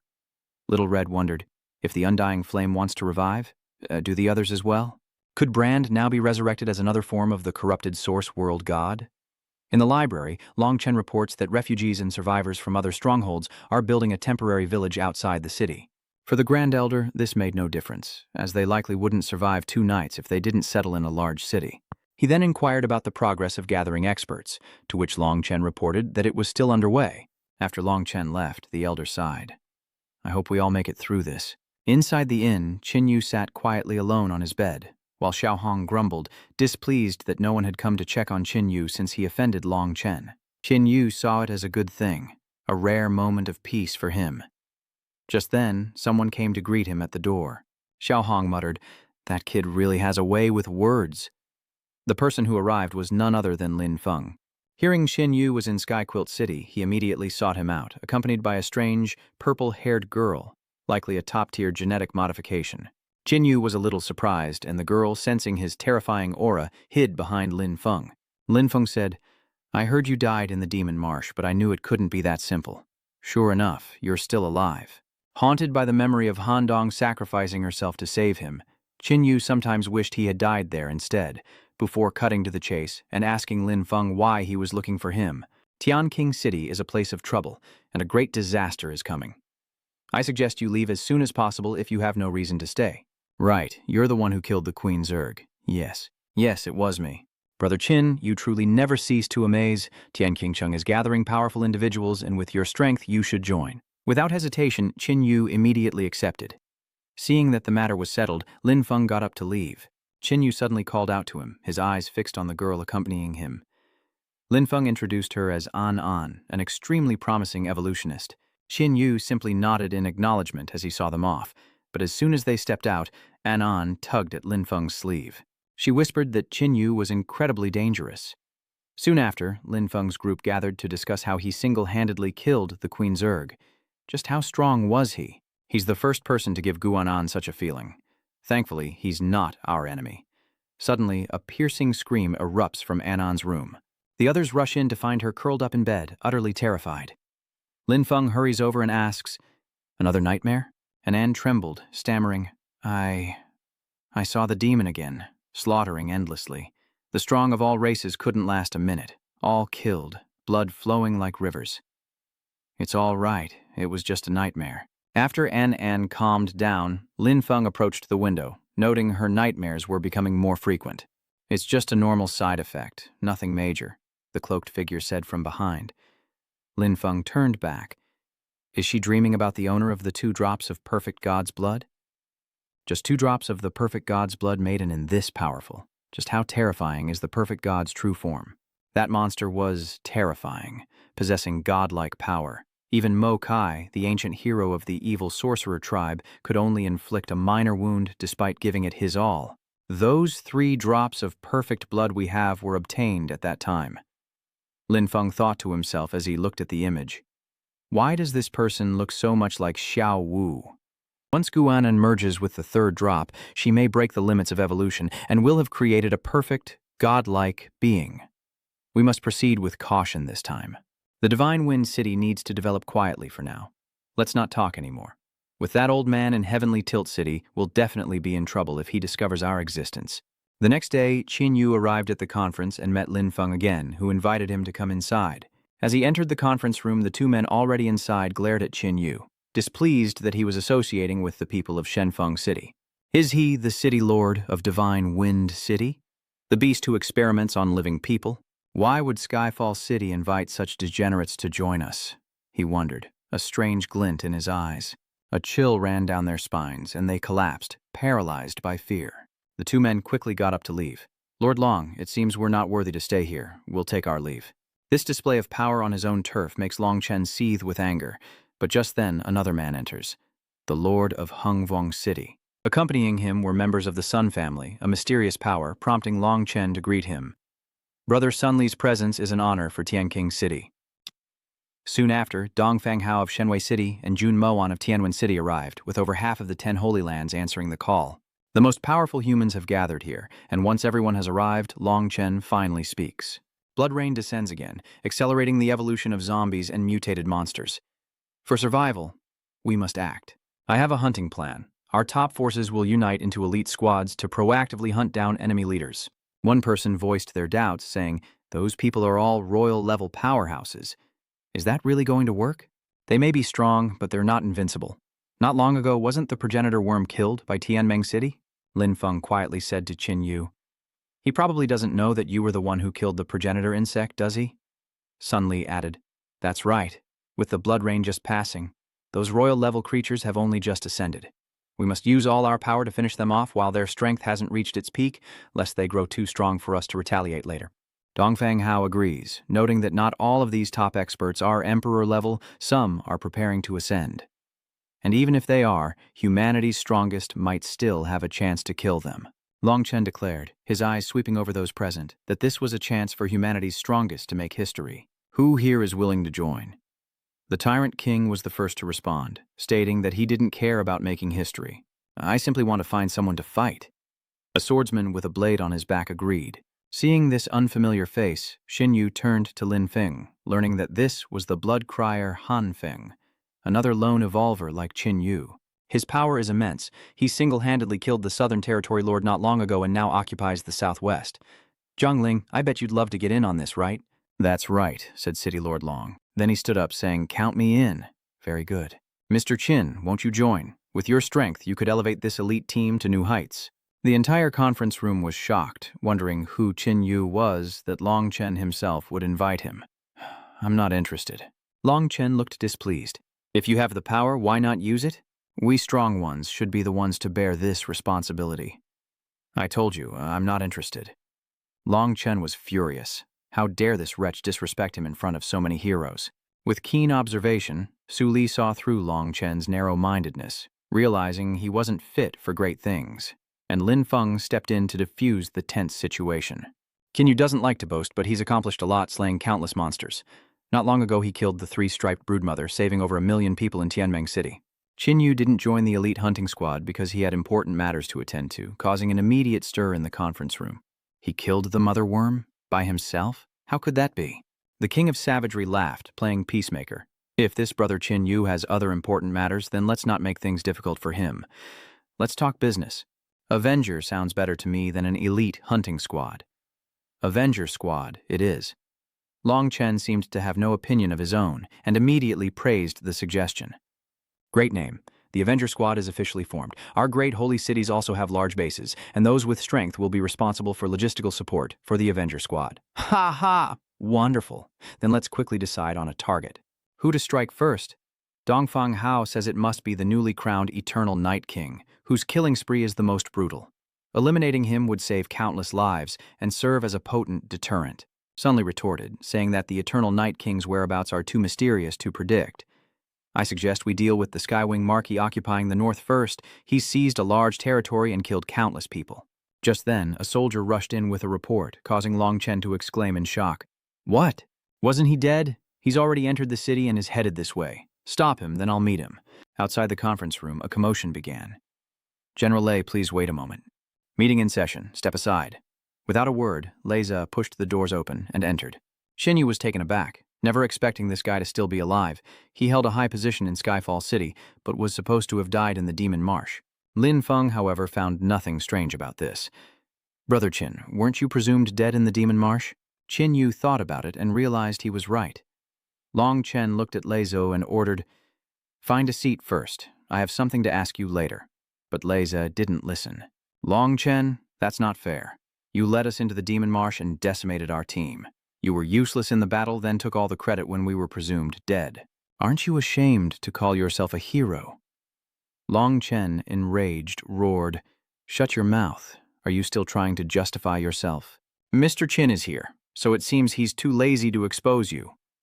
Qin Yu sensed that something was very wrong with Lei Zhe at this moment. All right, let's get down to business. Everyone, you will all submit to me now. Lei Zhe's face suddenly turned sinister. Meanwhile, back at the library, the Grand Elder sensed something was amiss as the conference hall exploded and a spatial rift opened behind Lei Zhe. The Dragon God was shocked, yelling, What is that bastard Lei Zhe trying to do? From the rift, the Eternal Night King slowly emerged. How annoying. Why not just push me in? Why did you make me wait so long? Qin Yu's heart was filled with murderous intent the moment he saw Bren. But it doesn't stop there. Chieftain Kings and Skywing Marquis emerge from the cracks one after another, while outside the city, the beast tide surges in. The city's protective energy shield is immediately activated, and Long Chen is in a panic as the city is under attack from all sides. These monsters are attacking together, so the entire defense system is deployed to maximize power. The city's power is cut. If it isn't, everyone will die. Even worse, 2 royal-class monsters are among the horde. Meanwhile, a soldier urgently reports to the general guarding the city walls that the aura of the Eternal Night King has appeared within the city, causing widespread anxiety. They are beset by enemies on all sides. The general reassures his troops, reminding them that their duty is to defend the walls, leaving the city lord and his people to deal with the threat within. Back inside the city, Long Chen points at Lei Zhe and shouts, Traitor! After you die, you'll be cursed by everyone. Lei Zhe simply responds with a cold laugh. Haven't you heard that history is written by the victors? Lei Zhe, now completely transformed, even sprouted 2 horns. A disgusting fallen one. Junmo Wen clenches his fist, realizing that making a pact with the alien race means he's no longer human. This scene reminds Qin Yu of the Queen Zerg, who willingly offered her soul imprint to him before her death. The Eternal Night King praised, Well done. The Skyfall City will be yours. Lei Zhe immediately bowed obsequiously. Thank you, Master. Unable to contain himself any longer, the Skywing Marquis said, "You guys keep playing around. I'm hungry. I'll eat first." He waved his hand, unleashing a gust of wind towards the crowd. Those with weaker power were instantly blown to pieces. Dongfang Hao angrily rushed forward with a punch, but Tianyi Hao blocked in time with his wing, only being pushed back a few steps, unharmed. The Skywing Marquis licked his lips with interest, surprised by the power of that last punch. Humans with such strength were rare and would surely be delicious. Meanwhile, Qin Yu charged towards Bren, who was shocked to see him there. Unwilling to fight Qin Yu directly, he immediately turned to the Cursed King for help. "Didn't you want the corpse of a high-level human expert, Uncle King? That kid is one." Hearing this, the Uncle King unleashed two powerful attacks towards Qin Yu, muttering, "I hope you're strong enough so your body doesn't evaporate." But he was immediately stunned to see that his attack seemed to have no effect on Qin Yu. Bren smiled beside him and asked, "Well, are you satisfied?" But inside, he was far from calm. How did this guy get so strong? He withstood 2 of the chieftain's blows without a scratch? Could the blood rain be affecting him too? No, it can't be. He's not a monster. He's human.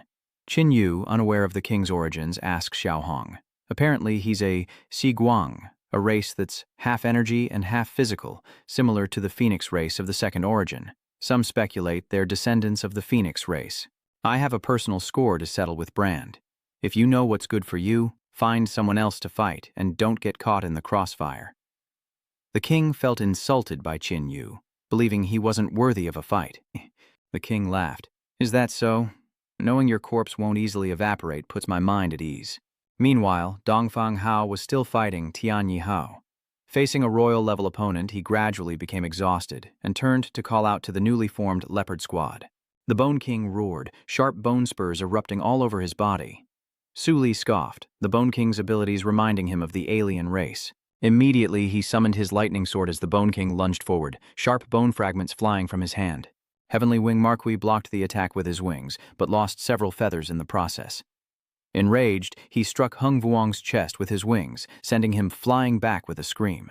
The Bone King lay motionless on the ground, a top human expert dispatched with such ease.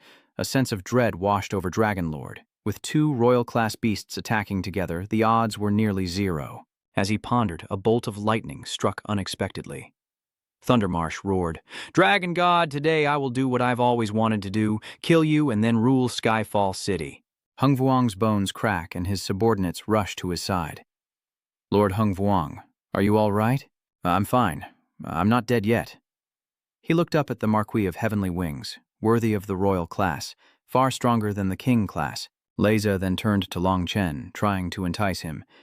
"Tian Qingcheng no longer has a chance, so why don't you join us and become my subordinate?" Long Chen throws a punch, but Leze easily deflects it. Long Chen realizes that if he can kill this traitor, he might salvage some of his reputation. Long Chen charges again, and at the same time Qin Yu launches a spear, but the Uncle King turns into energy and vanishes. Qin Yu frowns. Mysterious elementalization? Nonsense, he's a royal class. The Curse King says, "You can't even escape now." With that, he unleashed a barrage of energy attacks, but Qin Yu transformed into flames, unharmed. The prince clicked his tongue in surprise. "Another elemental mystery?" Qin Yu replied, "It's nothing special. Many human powerhouses can do it. In that case, I want to see how long your energy can withstand elementalization." He gathers energy in his palm, creating a radiant sun, its blinding light causing Qin Yu discomfort. Qin Yu needs to think of something or he'll be burned to a crisp by that light. He immediately summons his divine armor. The Curse King is shocked. He's actually withstanding the blazing sun's fire. Qin Yu is not only withstanding it, but fighting back. He retaliates with the ultimate burning skill, and feeling threatened, the Curse King quickly uses a light illusion. Qin Yu's attack fails once again. "Mortal, you have earned my respect. I grant you a glorious death here. Luminous domain." A blinding light erupts as Lord Kuang continues. "Do not resist. Against the absolute light of my domain, your eyes are useless. You can do nothing." Qin Yu smirked. "Then we'll see if your absolute light can stop absolute darkness." Qin Yu unleashed his dark domain, and light and shadow collided and merged. The Curse King was shocked. Such pure darkness. Is it the power of a dark fragment? Qin Yu immediately attacked with dark tentacles, but the Curse King dodged and retaliated with prisms of light. Qin Yu instantly teleported behind him, thrusting the dark tentacles forward, but Zhu Wang reacted quickly, immediately covering himself with an aurora armor for protection. Qin Yu is shocked. A Soul Aurora armor? He never expected a human to push him this far. He's using the Light Lord fighting technique. Qin Yu, be careful. Something's not right with him. A beam of Aurora shoots forth, and Qin Yu instantly reinforces his arm, activating his golden bloodline. But the Aurora seems to be an illusion, passing right through him. Suddenly he's attacked from the side, forcing him to retreat. What's going on? He clearly saw the attack coming head-on, yet he was struck from the side. Master Wang attacked again, and Qin Yu braced for defense, only to realize the attack was coming from a different direction entirely. Before he could understand what was happening, the Aurora suddenly changed direction and shot straight into his side. Wang summoned countless illusions, intending to confuse Qin Yu, but with his keen observation, Qin Yu quickly realized they were all fake, and his true body must be behind him. Seeing Qin Yu charge straight into the attack, Xiaohong cried out in alarm. "Kid, are you crazy? You're running headfirst into an attack." Qin Yu endures the attack, then reaches out and grabs Uncle Wang's neck. If your power is light, then controlling illusions through light shouldn't be too difficult for you, right? Unfortunately for you, I recently acquired the powerful soul ability of the Queen Bug. If I want to, I can sense your location, even with my eyes closed. My target is Brand. You didn't have to die by my hand.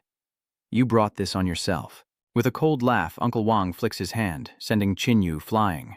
The force is overwhelming. Qin Yu has no chance to resist.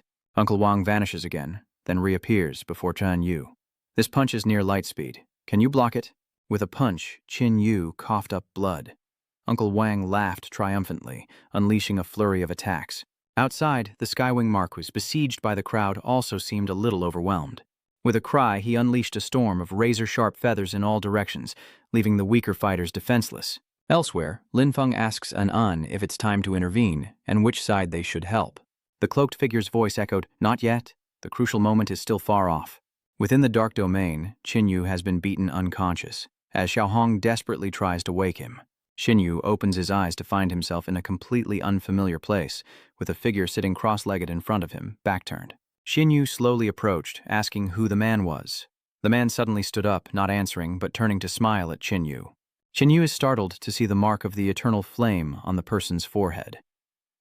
Back in reality, Qin Yu is beaten to a pulp and crashes to the ground. Xiaohong desperately tries to wake Qin Yu, when suddenly his eyes snap open. Seeing Qin Yu seemingly unharmed, Uncle Wang was shocked. "He's not dead yet?" Xiaohong asked with concern, but Qin Yu didn't respond, only muttering two words, "Nirvana." The sky suddenly darkens and the temperature plummets, causing frost to form. Bren looks up, suddenly feeling that this is no longer Qin Yu, but the God of War clan, the undying flame of the God of War. He rubs his eyes, unable to believe what he's seeing. Could this guy be his reincarnation? The Curse King couldn't help but curse. "You little punk, you're really tough and stinky." He roared, "I'll shatter your ring." Qin Yu unleashed flames, but the surrounding temperature plummeted. Uncle Wang was shocked. Energy dissipation? My speed is being weakened by him. So Qin Yu is absorbing the heat from the environment to strengthen himself. That's why the temperature dropped so suddenly, and he's even absorbing more than half of the sun's energy. Qin Yu faces him head-on, unleashing a flurry of punches that Wang couldn't defend against, sending him crashing to the ground. Su Li is shocked. He still doesn't know who Qin Yu is, yet he single-handedly defeated a royal-level powerhouse like Wang. Qin Yu turns, his sharp gaze fixed on Bren, declaring that he's next. Bren confidently replies, "You're a transmigrator, no one here is your match, but don't forget, I am the son of the evil origin god." Bren screams and charges towards Qin Yu, and the two clash in a fierce battle, neither gaining an advantage. Just then, the Curse King struggled to his feet, his body still trembling from Qin Yu's attack, when two fools, thinking he was easy prey, lunged at him. But with a mere glance, the zombie lord effortlessly dispatches them, then glares at the battle raging above. "Insects that made me lose face, I can't forgive you." The two exchanged blows before separating. Xiaohong said that Bren might have reached the Super Emperor level. Qin Yu nodded, already having made his decision. "He's my #1 enemy. Worth the risk." Qin Yu releases the seal, pouring all the Fire Seed's energy into one blow, piercing Bren's head. Lin Feng, watching from afar, can't help but stare in disbelief. One hit? Just one hit? Indeed, great power can bring about miracles. Qin Yu narrowed his eyes, knowing it wasn't over yet. Qin Yu unleashed the Fire Seed once more, and this time, Bren didn't dare confront it head-on, dodging hastily. He couldn't believe Qin Yu had actually managed to injure him. Xiaohong couldn't help but marvel at Bren's survivability, to be hopping around happily even with a hole in his head. Bren was a being with power close to a primeval god. It was no surprise he possessed such attributes. The wound on his head begins to heal itself. Kid, you're good. You're the final stepping stone for me to become the second-generation evil realm god. He charges again, but Qin Yu has gathered a fire seed, ready to blast him once more. But Bren anticipated this, dodging just as Qin Yu unleashes it. Qin Yu is now forced into a defensive position, and with the arrival of the fist energy, he senses something is wrong. Bren has afflicted him with the Eternal Night Curse, its power spreading from his arm throughout his body. Qin Yu feels his eyelids growing heavy, as if he could fall asleep at any moment, while Xiaohong desperately tries to encourage him. Bren watched with amusement, mocking, "It's useless. You're already doing well to stay awake under the Eternal Night Curse." Then he turned to urge the Curse King, "Hurry. Take him out while he's controlled by my Eternal Night Curse. But just so you know, his corpse and items belong to me." "No way. You get the corpse, I get the items." Qin Yu struggles to stay awake, forcing out each word. "You bastard. You killed Qi Handong." Lord Wang attacked, mocking him relentlessly. "Weren't you so arrogant, kid? Why does it feel like I'm on drugs?" A punch to the face sends Qin Yu crashing down, clearly taking a beating, yet the drowsiness won't fade. Qin Yu thinks desperately, "Damn it. After evolving to this extent, am I still going to die here, just because this guy is a descendant of the evil origin realm god? I refuse to accept this." The Curse King is preparing to deliver the final blow to Qin Yu. Linfeng turns to the cloaked figure, asking why he hasn't acted yet. He's about to be killed. The cloaked figure simply replied that it wasn't time yet. Just then, a burst of brilliant golden energy erupted, forcing Uncle Wang back. Xin Yu's Loi Nguyen also dissipated. The cloaked figure then told Linfeng, "He's here. It's Jin Xilan." Bren scoffs. "So you finally decided to act." The Curse King turns to Bren. "You know him? He's a traitor. The seventh son of the Golden Kirin Holy Emperor of the Primal Chaos Realm, born with perfect golden blood. Everyone thought he died in the fourth epoch, but who knew he was hiding here, betraying the Primal Chaos Realm to join the human ranks?" Uncle Wang was shocked. "The seventh prince of the Golden Scales?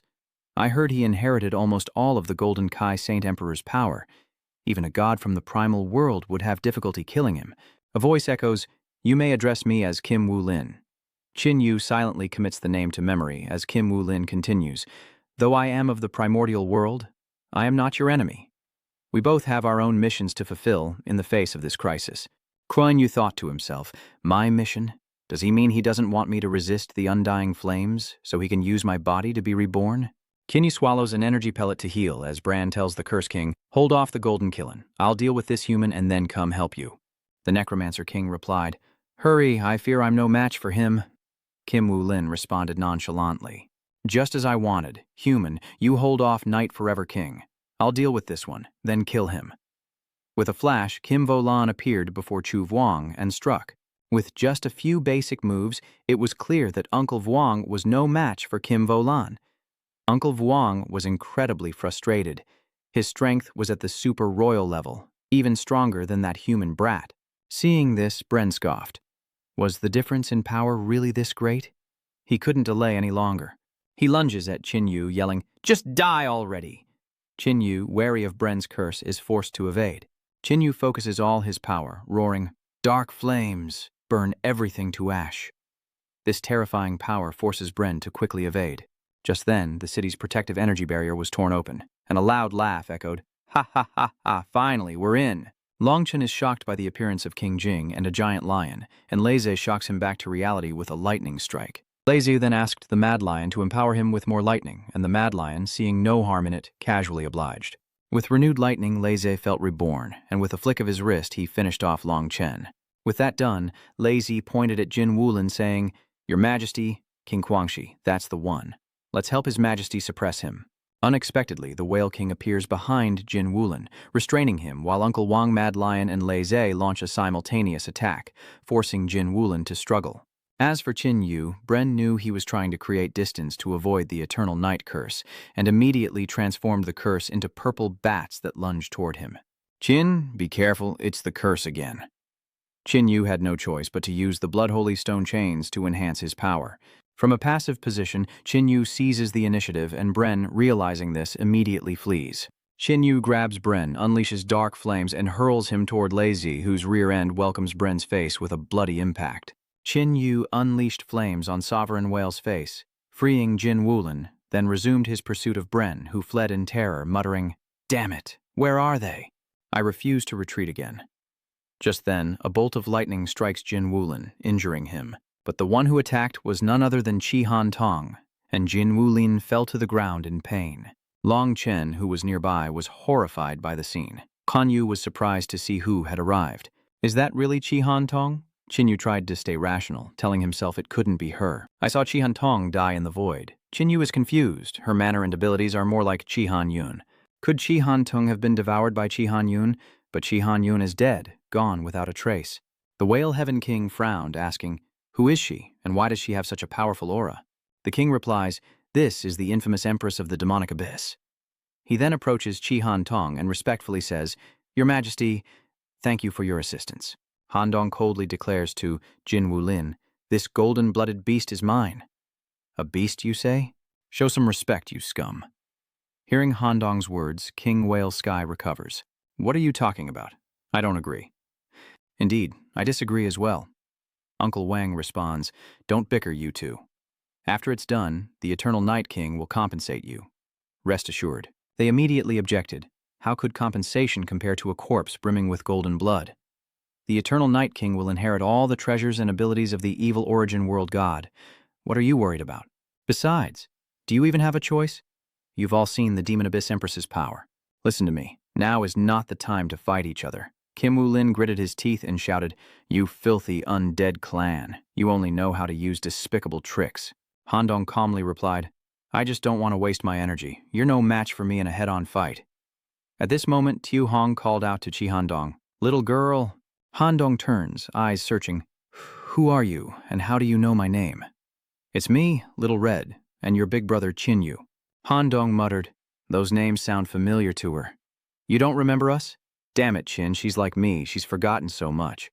Qin Yu's face pales. She's become one of the undead. "Ah, everything I've done has been for nothing." Qin Yu is devastated, and Bren seizes the opportunity to attack. But Han Dong suddenly spoke up, "Stop, he's mine. I'll kill him myself later." Bren was furious, but didn't dare disobey. Xiao Hong couldn't help but scold her, "Girl, you're too cruel. Qin and I struggled to survive, traveled thousands of miles from Tianhuang continent, even killed the Queen Worm. Why are we risking our lives against that bastard Bren?" "It's all to avenge you," Bren urged. "Don't waste any more time, just kill that beast." Long Chen watches from afar, muttering to himself, "Is it over?" Lazy smugly says, "I told you. The day of Tianqiang City's demise is today." Lin Feng turns to the cloaked figure again. "Aren't you going to act yet? If you don't act now, the humans will lose their chance."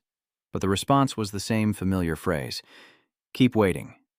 As Han Tong prepared the final blow, Jin Wulin sighed, "My friend, this is all I can do."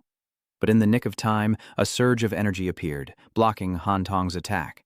Bren was taken aback. Another expert?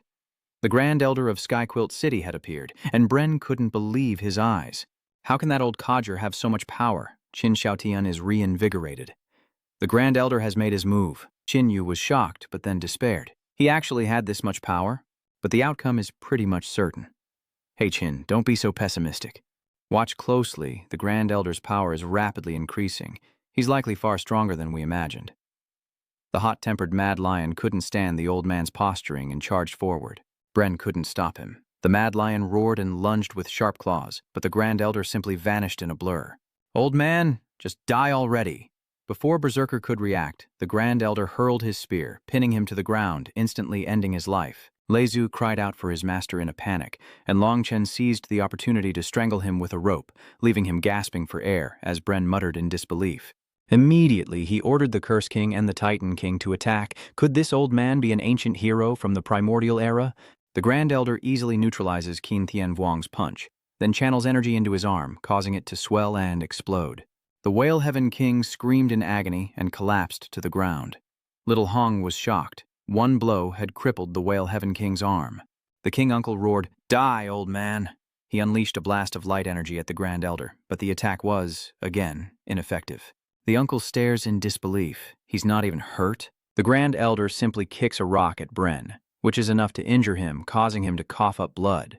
Seeing the situation worsen, Bren dares not hold back any longer and begins to activate the power of the evil origin world god. Then he asked Handong for help, and Qin Yu hurriedly shouted, "Don't help him!" But Handong ignored him and immediately used Time Stop on the Grand Elder. Bren gloats, "Well done. Let's see you be arrogant now." But then a dragon mark appears on the Great Elder's forehead. Handong is shocked. A dragon mark? Is he from the dragon mark royal family? The Grand Elder's power surges, easily stopping Bren's fist, and Qin Yu stares in astonishment at the Grand Elder's youthful transformation. The Grand Elder has returned to his youth. With one punch, he sends Bren flying. Bren quickly commanded the cursed bats to attack, and in that moment, the Uncle King turned his sights on Jin Wulin. The Grand Elder was held back, unable to help, and could only shout, "Old Emperor." Luckily, Qin Yu stepped forward to stop him. "Focus on your battle, and I'll protect Kim Wu-lan." Snatching defeat from the jaws of victory, the Uncle King was furious but helpless, finally allowing the Grand Elder to focus on the battle. Bren was beaten to a pulp and retreated repeatedly. He hurriedly called for Handong's help. From behind, Handong used the time ring to attack the Great Elder, but with a simple palm strike, the Great Elder shattered the attack and even injured Handong. Lin Feng, watching from afar, was stunned. To face two peak Emperor-level masters alone, was this the strength of an ancient hero? Bren coughed up blood, his plans in ruins. He made a quick decision, ordering a retreat, but the Grand Elder wouldn't let them escape, and he soared after them. Bran attempted to use the Eternal Night Curse, but was punched into the ground, while Uncle Wang used Illusionary Sun in an attempt to escape Qin Yu. Meanwhile, the Marquis of Heavenly Wings was in even worse shape, surrounded and unable to escape. He was busy dodging flying swords when the ferocious king landed a devastating blow to his head. Seeing the situation, So Li launches a series of flying swords from behind, piercing through the body of Tien Du Cao, while Qin Tien Vuong and Chu Vuong flee for their lives. Handong spat, realizing he'd been tricked, as the Grand Elder blocked his path. He didn't care about the others escaping, but Handong was another story. He relentlessly gave chase, prompting a worried Qin Yu to shout, "Chi Handong, watch out!" The Grand Elder caught up, striking Handong to the ground, then ordered Qin Yu to finish them off. Before Qin Yu could react, he asked in surprise, "Me?" "That's right," starting with Bren, who, seeing Qin Yu approach, frantically cried for him to stop, saying he wasn't worthy to kill him, as he was a descendant of the evil origin world god. Qin Yu didn't care and stabbed him straight with his spear. The grudge for killing his lover had to be avenged. Qin Yu suddenly felt a profound sensation, not understanding what was happening. He was the most important person in this era, and killing him would grant the blessings of the era's power. The Grand Elder then pointed to Han Tong, and Qin Yu quickly pleaded, "I can't kill her." "I hope you can hand her over to me. I'll find a way to restore her memories."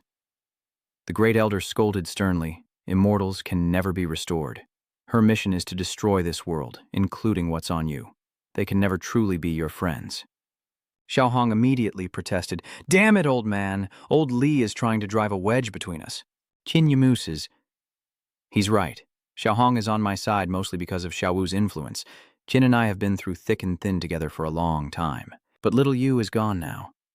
Suddenly, Qin Yu remembers the Star Spirit Tome. Perhaps it can guide him. "Elder, I have a solution. Give me this one chance." The Elder's sharp eyes locked onto Crimson Frost. He couldn't hesitate any longer. He had to kill her now. "I see endless destruction within her, and I won't let you endanger the world for personal reasons." Seeing Qin Yu hesitate, the old man had no choice but to act himself, thinking, "If I don't go to hell, who will?" But in that critical moment, Qin Yu roared, "Stop! Let her go!" The Grand Elder was stunned, recognizing the power. "The source of the flame? Looks like you're the reincarnation of the eternal flame. Hand her over. If I can't restore her to normal, I'll end her myself." "End her myself?" "I'm afraid that chance is gone, but alas, the fate of this world is your choice. My father has worried enough. Thank you, Great Elder Handong. Come over here quickly," but Handong resolutely refused. "Kill me if you must, but I refuse to be taken prisoner." With that, she mustered all her strength and darted away. The Grand Elder could only sigh. "It's too late for regrets now. Bring Bran's body and the old Emperor and follow me." Witnessing this, Long Chen, who was nearby, couldn't help but reveal a look of jealousy. Unexpectedly favoring Qin Yu, the Grand Elder immediately ordered, "Someone, seize this wretched traitor." With things settled for the moment, Qin Yu followed the Grand Elder into the library. Grand Elder, you still have something you want to tell me, don't you? As he finished speaking, the Grand Elder coughed violently, a mouthful of blood spilling from his lips. Qin Yu asked worriedly, "Are you all right?" "I'm fine. Just help me sit down. This curse is for the defeated. We may be called ancient heroes, but we know in our hearts that we are merely the failures of bygone eras. Though some of us survived, even retaining power surpassing your strongest warriors, the curse of the defeated prevents us from offering too much aid.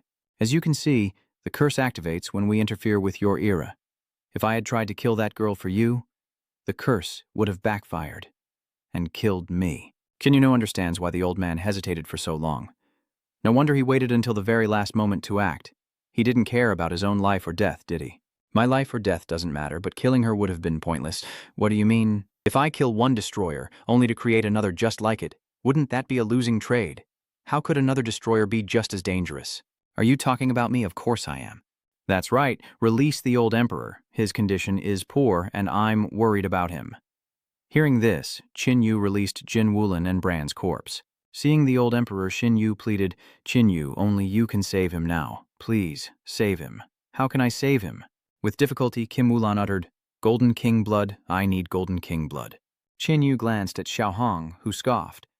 "Weren't you begging me? Wasn't the old man accusing me?" Despite his words, Little Red transferred blood from Bran to Kim Wulan, and soon Kim Wulan was able to stand on his own.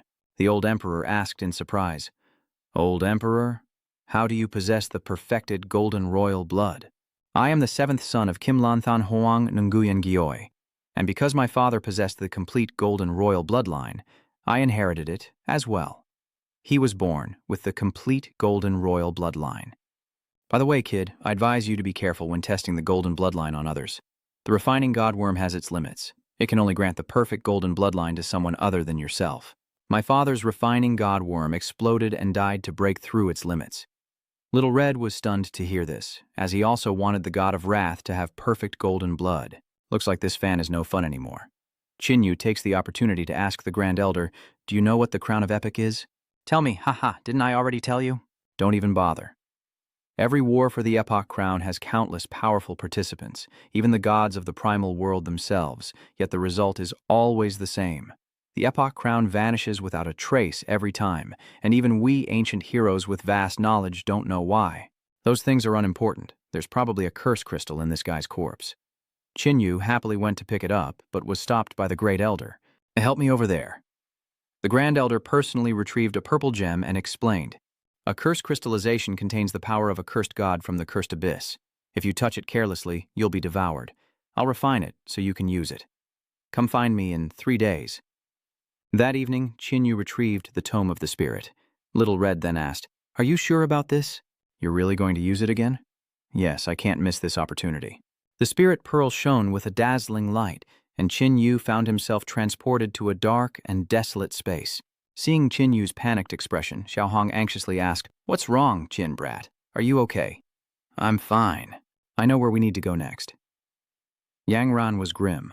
3 days later, Qin Yu sought out the Grand Elder, who had successfully crafted the curse crystal into a weapon of suppression, saying that Qin Yu could wield its power. The curse power of the primal origin realm god is too fierce. Even with the Great Elder's suppression weapon, it's difficult to completely control, and there's still a chance of backlash, so be careful when using it.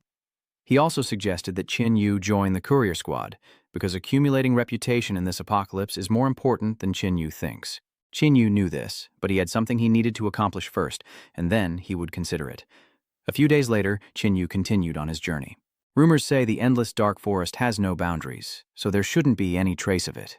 Are you sure we're headed in the right direction? I wouldn't misremember something this important. Let's ask around. Qin Yu nodded, flew into the air, and headed towards a nearby camp.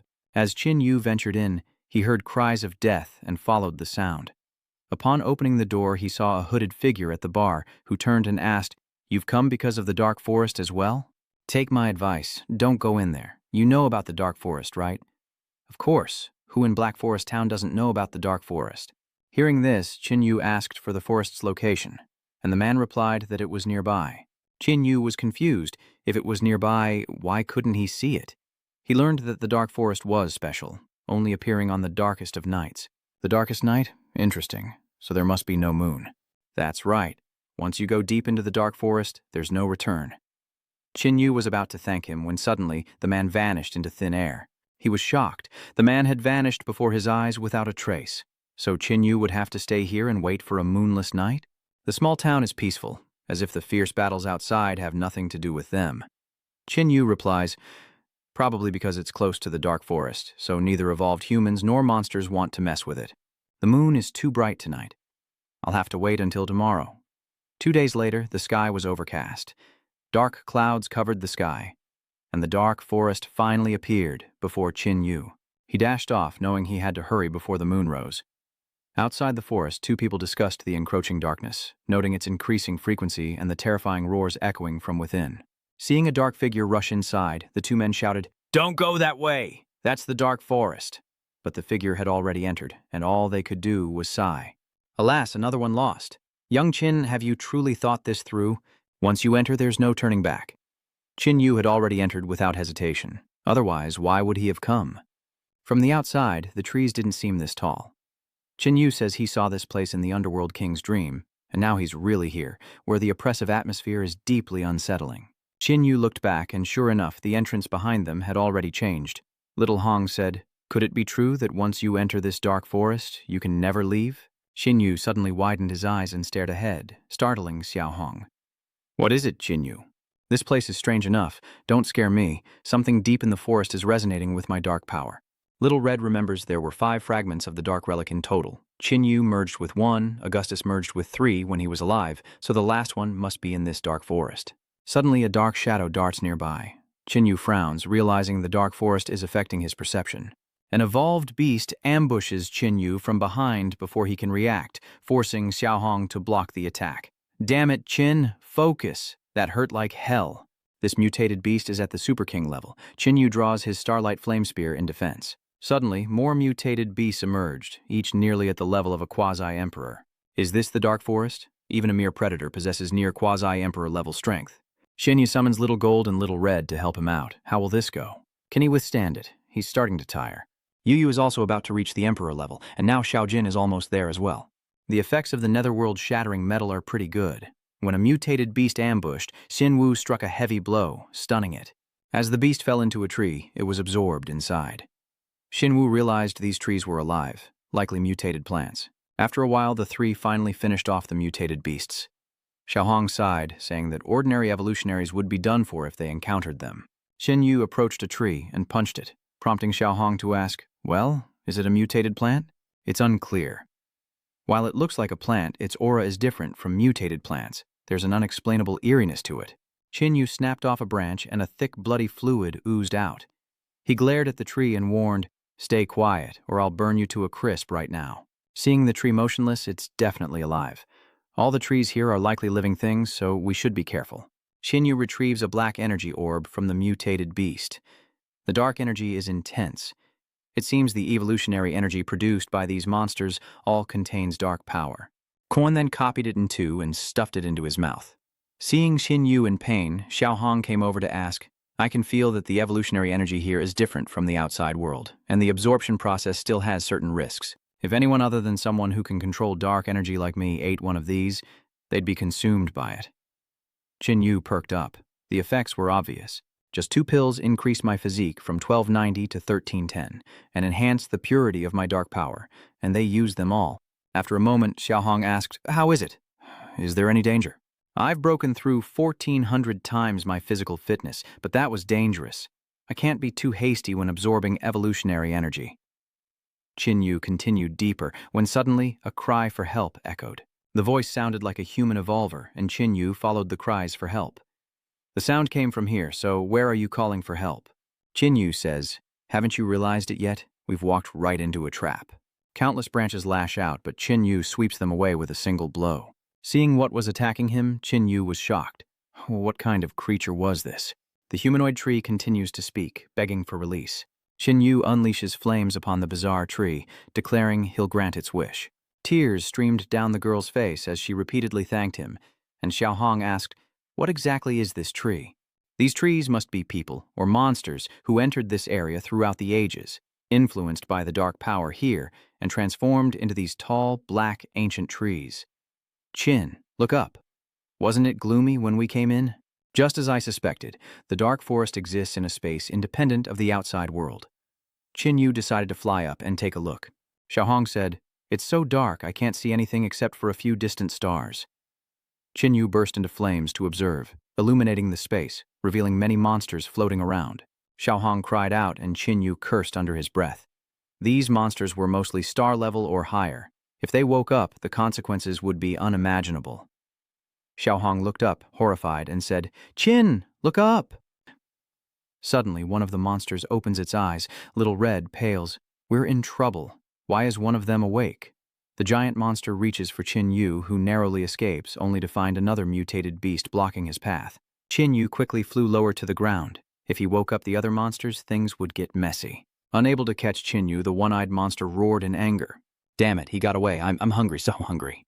Chin Yu fell below, shocked by the creature's power, which rivaled that of a god from the Origin realm. "Chin Yu, it seems you've been tricked."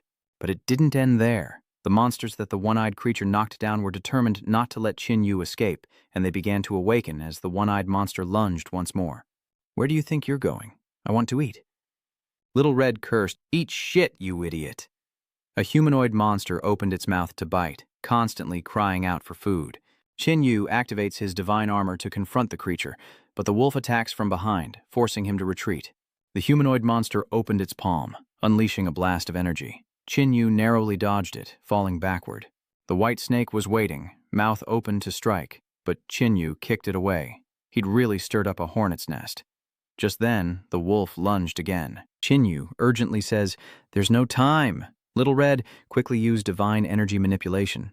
"No, I can't stop it like this." Just then, the giant hand grabbed the wolf, mistaking it for Chin Yu. Realizing its mistake, the one-eyed beast tossed the wolf aside. Before it could stand, Chin Yu seized the opportunity and stabbed it in the head. Then dark tentacles pierced the wolf, revealing a royal class and 2 super royal classes behind it. Little Red suggested using the curse crystal given by the Grand Elder. It was then that Chin Yu remembered. He'd forgotten all about it until Xiaohong mentioned it. A cursed monster emerges from the crystal. Poison begins to seep into Chin Yu's hand, proving more difficult to control than he imagined. The humanoid monster slashes at the cursed beast, but instead of harming it, the creature splits apart and envelops the humanoid, as lightning energy coils around it. Chin Yu's eyes widened, such power, worthy of a chaotic prime god. Kun Yu watched as the humanoid monster was completely consumed by the curse. This cursed crystal may be dangerous, but its power is undeniable. Crimson blood. Holy stone. Dark monster. Fire seed. Cursed crystal. Kid Chin, can't you find power that's both strong and safe? You want power without a price? There's no such thing. A hiss sounded behind him, and Chin Yu turned to see the white snake using its powers on him. He startled awake to find himself in a room, with Xiao Yu saying, "Brother, you've finally broken your fever." "Xiao Yu? What's going on?" So, it was all just a fever dream? Outside, Little Red desperately tries to wake Chin Yu. Just as the white serpent was about to finish Chin Yu, the one-eyed monster punched him away and grabbed the serpent, mistaken once again. Mistaking the white snake for Chin Yu, he angrily tears it apart and continues searching for Chin Yu. Is this guy trying to kill Chin Yu or help him? Chin Yu still lay motionless and unconscious, while the one-eyed monster continued its search. After searching for a while, he falls asleep again and is sent into the sky where Chin Yu finally awakens. "Chin, you're finally awake." Seeing that he was still out of it, Xiaohong kicked him. "What are you doing?" "I'm helping you wake up. You were caught in that snake's illusion." "I remember now. As expected of a super-great illusion, even I couldn't resist it. Did you kill that snake?" "No, even you couldn't handle it, so how could I? The one-eyed guy killed it. Speaking of which, where did that big guy go?" "He's been gone for a while now. We were lucky he didn't catch you while you were unconscious." "Yes, we were very lucky. 3 super level, 1 royal level. There's no way we could win." Chin Yu took 3 energy stones from them. "Absorbing these evolution stones will be difficult. Xiaohong, keep watch for me." Xiaohong agreed and called Xiaojin to help. "I'll try to slow down the absorption rate. If that food thief shows up again, just hold him off for 2 minutes." With that, he threw in 3 energy stones, and intense pain immediately surged through him. Xiaohong turned and asked, "How is it, Chin boy?" I've managed to absorb it, more or less. So, what's your physique multiplier now? It's 2100. Xiaohong is shocked. Only 3 evolution orbs increased your physique by 600 times. Then all 3 are super royal grade evolution energy, and they all have the power of the dark forest. Little Chin, no matter how many treasures you possess, your strength only makes you a royal level powerhouse, even by the standards of other races. A normal royal level I'd likely defeat. All right, let's venture deeper. Qin Yu is unaware that a figure is silently watching from behind. Seeing that they haven't found anything new, Xiaohong suggests Qin Yu use the spirit test again, feeling that continuing like this will lead them to an insurmountable foe. Qin Yu's luck wouldn't last forever. He sensed the dark power was close. Suddenly sensing a presence, he unleashes a fiery attack, but the shadow dodges and swiftly closes in. Qin Yu recognizes the sword the shadow wields as Little Yu's, and the shadow immediately retreats. Little Hong shouts, "Who are you? Why would you return our leader's weapon to us?" The shadow asked, confused. "Boss? Who is your boss?" "The Thunderblade of the Dead has always been my weapon." The shadow reappeared, placing the weapon against Qin Yu's neck. "This isn't a place for you. Go back where you came from." Qin Yu chuckled. "And if I don't?" With that, he flung the girl away. "Then I don't mind killing you." A slash of his sword, and Qin Yu turned into a ball of flame. The shadow snorted. "Elemental transformation, huh?" The shadow unleashes lightning from her sword, shocking Qin Yu's entire body, and Xiaohong realizes in horror that she controls undead lightning even better than him. Realizing he's outmatched, Qin Yu decides to flee. "I told you, we've finally met an enemy we can't handle." The girl continues her assault as Qin Yu attempts to ensnare her with his dark domain. "Oh, dark power. You've merged with a fragment of a dark monster? No wonder you could find the right direction in the dark forest." With that, she unleashed lightning, shattering the dark domain, and Qin Yu watched in shock as she appeared behind him. Just then, Xiao Yu suddenly appeared and Sister Mo stopped. Qin Yu and Xiaohong saw a familiar figure and felt a chill run down their spines. A wren was moved. "Sister Mo, he's my brother." Qin Yu slowly approaches, asking, "Xiao Yu, is that you? Am I dreaming?" Xiao Yu embraces him tightly. "Brother, you've finally come for me." "Boss, what about me, Little Red?" Yes, it's been so long since I've seen you, boss." And with that, it grabbed Xiao Wu's face and started kissing it all over. "Second brother, where's Ruhua? Is Ruhua still here?" Qin Yu then summoned Ruhua for Xiao Wu to see. "Little Hua, I missed you so much. It's great. Everyone's still here." Xiao Yu then introduced the girl as Sister Mo, her life savior. The girl said, "I am Mo Chi-kin. I mistook you for a dark forest monster. My apologies. So you're the great Mo Chi-kin, the ancient hero of the evil sorcerer tribe. No wonder you're so powerful." Qin Yu knew she hadn't mistaken him for anything. She clearly wanted to kill him. "It seems my reputation precedes me, even here in the Fifth Origin. Brother, this isn't a good place to talk. Let's head back." Qin Yu then cheerfully joked around with Xiao Wu. Meanwhile, Mo Kai-kin glared at Qin Yu with murderous intent as Xiao Yu led him to a cave, saying, "This is where I live." Qin Yu recalls, this cave is the same one he saw in the Purple Firmament King's illusion, and asks Xiao Yu about her experiences. She explains that after being swallowed by the monsters, she thought she was done for, but Mo Kai-chin saved her. Xiao Wu wanted to leave the dark forest, but Mo Kai-chin said that this place can only be entered once, and once you leave, you can't come back.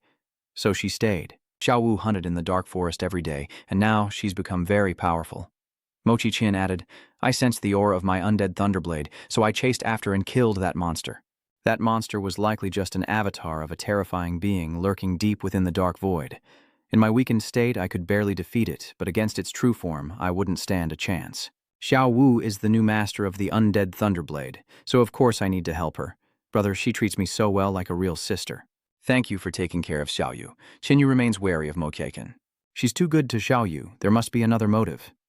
Xiao Yu begins to ask Qin Yu about his past. After a moment, Xiao Yu chuckled, saying that Chi Han Tong sacrificed herself for her brother. Qin Yu felt a chill down his spine as Mo Kai-shin suddenly asked, "You said you were the reincarnation of the undying flame? Does Mo know something?" From the Second Origin era, the prophecies of the 10 great primogenitors have circulated, saying they will be resurrected, that they are the last hope of the Order faction. Xiao Wu asks worriedly, "What about my brother? If that guy revives, what will happen to him?" "Don't worry, this is a good thing. An avatar of justice, an honor for your brother." Xiaohong disagrees, saying there's nothing good about it. "We all heard the Grand Elder. Xin Xiao too will likely be taken over. The only way to survive is the crown of the era. We have to get it, brother." Silently, Mo Kai-chin thought, The crown of epochs won't be easy to obtain, and he couldn't let Qin Yu put Xiao Yu in danger. Xiao Yu told her brother to rest, while she and Ming would cook. Once Xiao Yu left, Mo Kai-chin said, "If you don't want to die, leave now. I have no grudge against you, so why are you trying to corner me?" "That's right, you old hag, you're up to no good. You should be the one to leave. I'm just stating the facts. If you want what's best for her, leave her alone. Your decisions will only endanger her. She should stay here and continue to grow. When the final calamity arrives, she will be the last piece for the side of order." The resurrection of the 10 great ancestors is just a fable. But she, Xin Xiaowu, is the real deal, giving us a chance to win. Qin Yu thinks to himself that this woman wants to use Xiao Yu, but she also treats her well. Xiao Hong shouts, "She's so fake, wanting others to sacrifice themselves to save the world. Why doesn't she do it herself?" Mo Kai-kin, filled with murderous intent, said, "You don't know what I've sacrificed for her?" At that moment, Xiao Yu ran in.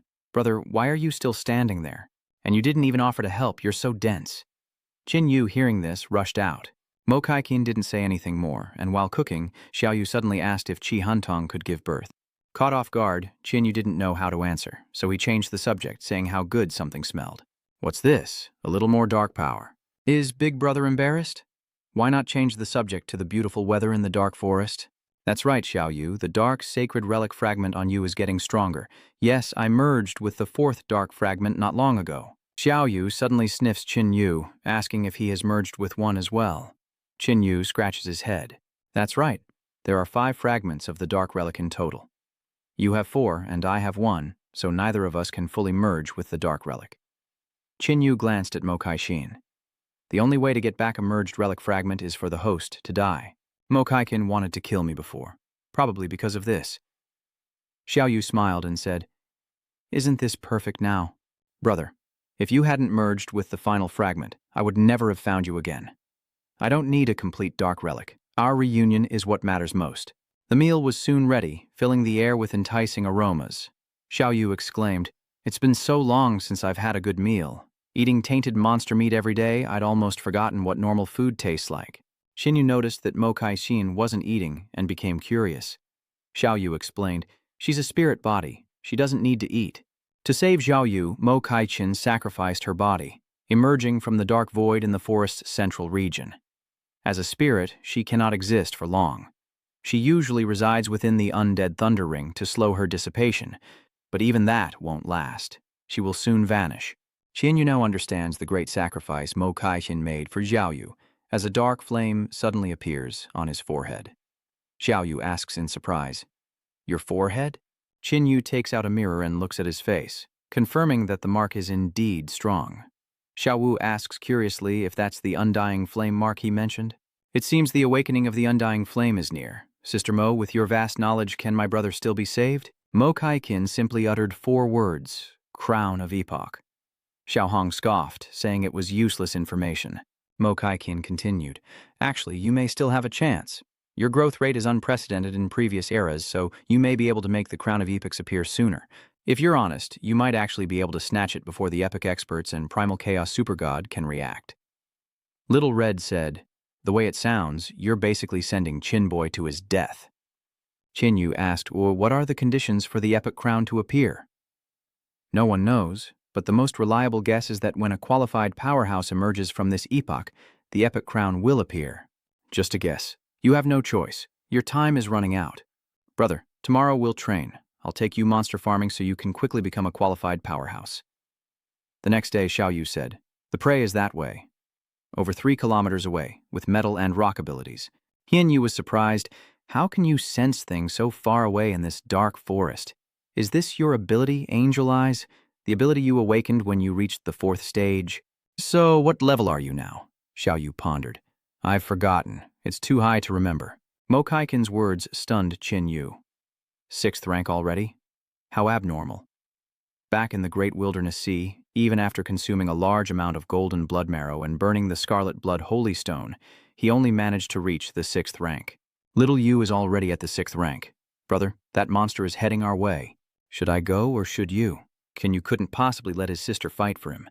How could he show his face after that? Soon after, Qin Yu was eating dirt.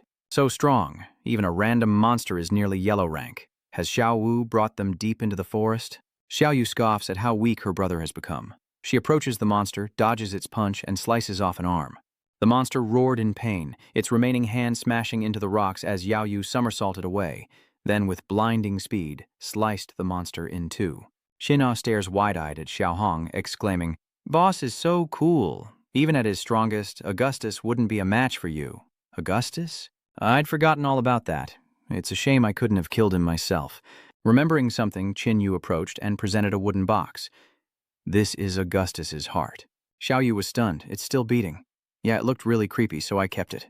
"Does Miss Mo Kaikin know anything?" "So that audacious one's name was Augustus. Does Miss Mo know him too? I don't know. But that man had been here before, while I was still fast asleep in the dark void, awakened by a roar that shook the heavens and the earth, the roar of a being as powerful as a god of the origin world. Then I saw him with the heart in his hand. The heart of that powerful being had been stolen. Give me that heart. It means nothing to you, but it might be useful for Xiao Yu." Qin Yu, hearing this, unhesitatingly handed it to Mo Kai Jin. "Time for Big Brother to reap the spoils. As always," he replicates, "and I'll enhance with quadruple the pleasure." After swallowing the energy orb as usual, Qin Yu cries out in pain, and Xiao Wu mimics him from behind.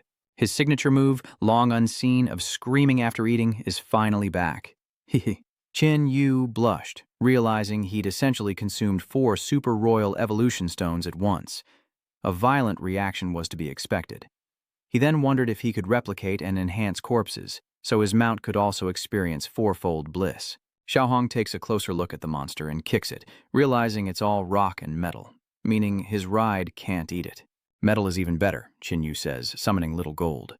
Xiao Yu couldn't resist hugging the adorable cat. Qin Yu reassured him, "It's okay, Xiaojin. Little Yu is one of us." Little Kim looked at Little Yu, unsure why it was suddenly being so affectionate. Xiao Hong protested, "Boss, I'm cute too." Half a month later, after a series of agonizing screams, Qin Yu's physique had reached 3,800 times its original strength. If the golden bloodline is enhanced with the Scarlet Holy Stone, it could probably reach a 15-fold breakthrough in the 6th stage. Mo Kaishin said, "You guys are lucky to have come early. Otherwise, once the monsters in the dark void gradually awaken, this place will be several times more terrifying and it will be even more difficult for you to hunt. But your luck ends here. If I'm not mistaken, you're reaching your limit, aren't you?" "Sister Mo, what's wrong with him?" "He only merged with 1 fragment of the dark sacred object, less than your 4.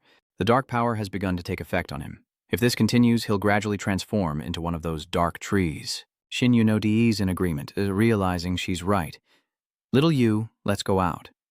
With our current strength, we can dominate the outside world." Mokai stopped her. She wasn't allowed to leave yet. Qin Yu became wary. "I paid a huge price to help you, and now I need your help in return. My true body remains deep within the void. In my current state, I can't reach it. I can only inhabit the Lightning Reaper. If you take me there, I'll have a chance to return to my body, or else I'll soon fade away." Xiao Yu says, "Brother, Miss Mo has helped me so much I can't refuse. If that's the case, come with me, and you two can take care of each other."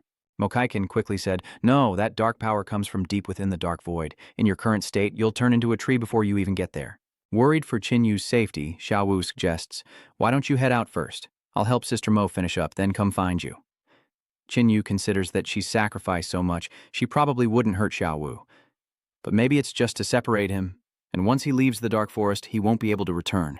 "Take this," Xiao Yu said. "It's my 5th stage ability."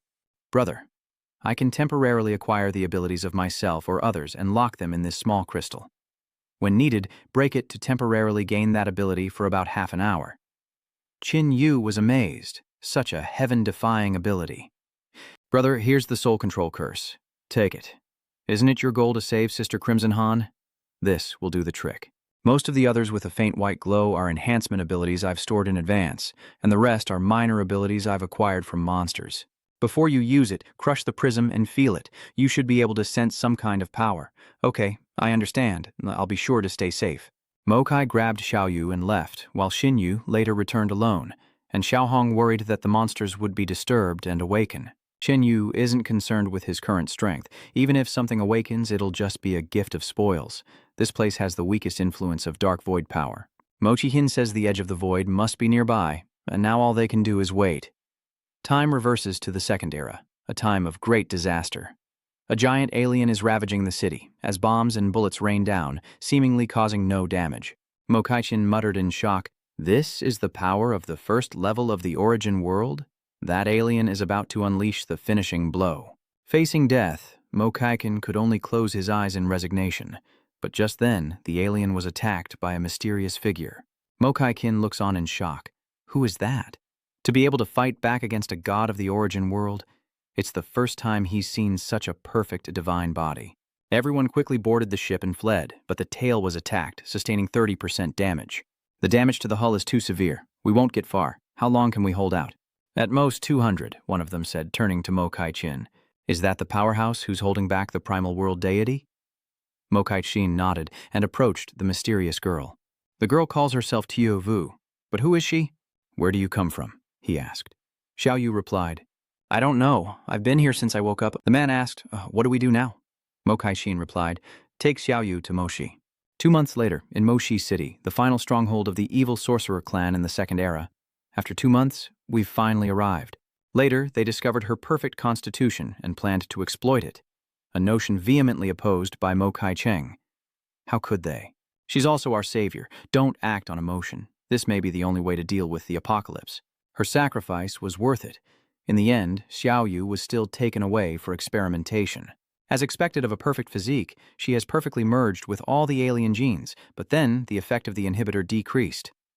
Xiao Yu opened her eyes, and the evil witches had finally created a monster they couldn't control. Someone looked at Xiao Yu and muttered, perfect god, we have created a perfect god. With a mere glare, Xiao Yu could make people explode. Anyone who met her gaze died, a calamity more terrifying than the primal god realm. A true apocalypse. Back in reality, Mo Kai declared, I will repay the blood debt the evil witches owe you, for the sake of order. Outside the dark forest's edge, Xin Yu sits perched in a tree, waiting. Xiao Hong is restless, her heart on fire as no sign has emerged from the exit for so long. It seems it's been sunny outside for days. I wonder if time flows the same in the dark forest. Suddenly, little Hong senses danger. It's that one-eyed guy again. Wasn't he asleep? Seeing the slobbering creature rushing towards them, Xiao Hong cried out in alarm, What do we do, Xin? Why is Xin so afraid of it now? Last time we saw him, his physique was only over 1,000, but now it's almost 4,000 times. So why be afraid? Xin Yu shouts, Witness my 3,800-fold physique in one blow. But before he can finish, the one-eyed creature sends him flying with a single swipe. Little Qin, are you all right? I underestimated him. He must be close to 7th stage strength. But with Golden Emperor blood and Scarlet Blood Holy Stone fully unleashed, Xin Wu then doubled down with Little Wu's enhancement crystal. Xin Yu, now with 76,000 times his original physique, surges forward, severing the one-eyed man's arm, causing him to scream in agony. Now realizing Qin Yu's terror, he flees without hesitation. How could Qin Yu let him escape? He immediately unleashed his dark domain, engulfing the one-eyed man. Qin Yu teleported forward, delivering a blow. But the one-eyed man managed to block it with his bare hand. Qin Yu had to use the ultimate incineration to finally finish him off. Kid Qin, to withstand over 70,000 attacks, this guy must be a Yuan realm god. Qin Yu chuckled. Just how powerful are these Yuan realm gods? I'm starting to get curious. Qin Yu then pulls out the one-eyed man's evolution energy, and Xiao Hong asks, Can you eat it directly? Qin Yu replied, This evolutionary energy contains too much pure power. If I were to absorb it carelessly, I would surely die from energy overload. So try absorbing it after strengthening your state 20 times. No, those enhancements don't help much with absorbing evolutionary energy like in combat. If I absorb it carelessly, I'll probably die. I need to put it away and find a method later. Suddenly noticing something, Qin Yu heads forward. The trees begin to disappear, signaling the exit is near. Sainga rushes forward, back into the real world. The gatekeeper said, It's raining again. That thing is about to appear. Hopefully nothing special will happen tonight. Suddenly, they saw Qin Yu emerge from the dark forest, mistaking him for a monster. We must hold our ground and quickly shoot him down. He's at the yellow rank. Qin Yu approached the city gates, only to find a group of people warily blocking his path. Little Red said, Looks like they think you're a monster emerging from the dark forest. The guards attacked in unison, but with a flick of his wrist, Qin Yu neutralized their attacks. How is this possible? He casually brushed aside our attacks. I'm human, not a monster. You can't fool us. No human can have nearly 4,000 times the physique of a normal person. I'm too lazy to explain it to you all, and I don't want to hurt you. Get out of my way. This pressure, is this the strength of a royal class? Little Chin, what do we do now? We'll go to Skydog City to ask the Grand Elder about the whereabouts of Crimson Cold Copper. In Dog City, the courier squad is dragging the corpse of a royal-level beast into the city. The people cried tears of joy, as in just 3 days, the threat was eliminated. They are humanity's hope. This black feather demon terrorized the region, but no more. Long Chen led the group, basking in the cheers of the crowd, when someone exclaimed, "That's Mr. Chin!" And the crowd rushed to greet the newcomer. Chin Yu was bewildered, unsure why such a crowd had gathered. "Mr. Chin, you are our hero. Please accept our sincere admiration. You killed the Eternal Night King, saved our homes, saved Skydog City." Long Chen couldn't hide his displeasure at Chin Yu, and Sun Li said, "So this is Mr. Chin. Only he could steal my thunder." Chin Yu didn't linger long before heading to the library to find the Grand Elder, immediately asking about his newfound fame. The Grand Elder replied that people need heroes and beliefs, so they've taken it upon themselves to make him one. Suddenly, his eyes widened, noticing that in just a few months, Chin Yu's physique had increased from Banish to nearly 4,000 times. "So, you've been to the Dark Forest?" "You're right, as expected of the Grand Elder, to realize I'd been there. You truly are a whirlwind. What can I help you with this time, when I want to know the whereabouts of Empress Mo Yuan?" "Oh, so you found a way to turn the immortals back into normal people?" Chin Yu remained silent. "If you don't want to reveal it, I won't force you. Leave the whereabouts of Empress Ma Yen to me. Gathering information is nothing to Tian Huyan-Thun." "Thank you, Elder." "Oh, and one more thing. This evolutionary energy is too potent for me to absorb directly. Do you know of any way around that?" "You killed him? That was a grade A saint?" Chin Yu, unaware of this level, sees a golden portal flash open, and a voice echoes from within. "There's much you don't know, being a mere mortal. A being from the primal world has descended upon yours. In our language, it's called the upper realm descending to the lower realm due to rule restrictions. Upper realm beings forced to descend are weakened by a great power, and the stronger they are, the greater the weakening. The strength you consider remarkable, the supermonarch level, is nothing to true otherworldly powerhouses, but none can break the rules. Even beings as strong as the primal world gods are only a step above supermonarchs after descending. So, is the master of this evolutionary energy a god from the primordial world? No, but their power isn't far behind. A primal god is a powerful being from the upper realms, capable of defying limitations, the strongest existence to descend. But even they can no longer overcome the restrictions to reach your world. So that's why the primal world gods are so eager to descend, to become the ultimate rulers of the lower realms. "What a joke," says Hong. "A challenger coming to a minor league to cheat." "What a joke," the Grand Elder says. "But many weaker beings from the god realm can still reach the quasi-saint level after descending. For example, Lord Wu Lin's strength was already quasi-saint when he descended." Chin Yu recalled the many Emperor and Overlord-level powerhouses in the void above the Dark Forest and asked, "Are there many other races with similar power in the primordial world?" Kim Wulin replied, "There aren't many beings in the upper realm who can reach the super-saint level. Although there are those stronger than the secondary gods, they've already occupied the most fertile positions in the upper realm. They rarely engage in conflict, so even though it seems hopeless, you still have hope of continuing your race in this harsh world. Speaking of which, this evolutionary energy cannot be directly absorbed, but a small amount can be. Use your sealing abilities to seal the energy, then release it bit by bit. Elder, to the door. Where are you? Invite the 2 most skilled evolutionists with sealing abilities here for me. Once the evolutionary energy is sealed, Mr. Chin, I'll send for you. Thank you. Consider these 4 evolution energies as repayment." 5 days later, the Grand Elder summoned Chin Yu. As he entered the library, the Grand Elder said, "What you need is ready. Thank you for your contribution to Skydog City. We have news about that immortal girl. 3 days ago, a ruin was discovered in the Red East region, and traces of the Abyss demons have been found nearby." Hearing this, Chin Yu was overjoyed and couldn't wait to leave, but the Grand Elder called him back. "Wait, let me finish. I don't recommend you risk it, because this ruin isn't a civilized ruin, but a chaotic one, created by otherworldly monsters. Their purpose isn't to spread information or provide aid, but simply to lure evolutionaries or other alien races to their deaths. The master of this ruin must be a slaughter demon, an upper realm powerhouse second only to the primal world god. I suspect this relic is a means for him to descend upon this era. If you insist on going, remember to get her out quickly, and don't be greedy, no matter the spoils, even if it's the king's mandate of the era." Jin Yu then returned to the hotel, placed 2 evolution energy stones on the table, prepared himself, and began to absorb the energy within. The energy from the core is erupting violently. "Little Honghu, you're absorbing the energy too fast. Xinyu leaned back, already at his slowest speed, yet it was still so intense. Is this the Saint level? After all, this foe was defeated after 20 enhancements. The difference is too great. The evolutionary energy from the core continues to leak and evaporate. If this continues, this evolutionary energy will be completely wasted. Jinyu couldn't worry about that now. He desperately absorbed all the energy, and Xiaohong had no choice but to help him. Qinyu finally felt a little better, but Little Red was in trouble, screaming as its physique continued to increase. 3,900, 4,000, 4,100. The energy contained within this evolutionary power is abnormally high. After absorbing it, Little Red collapses to the ground.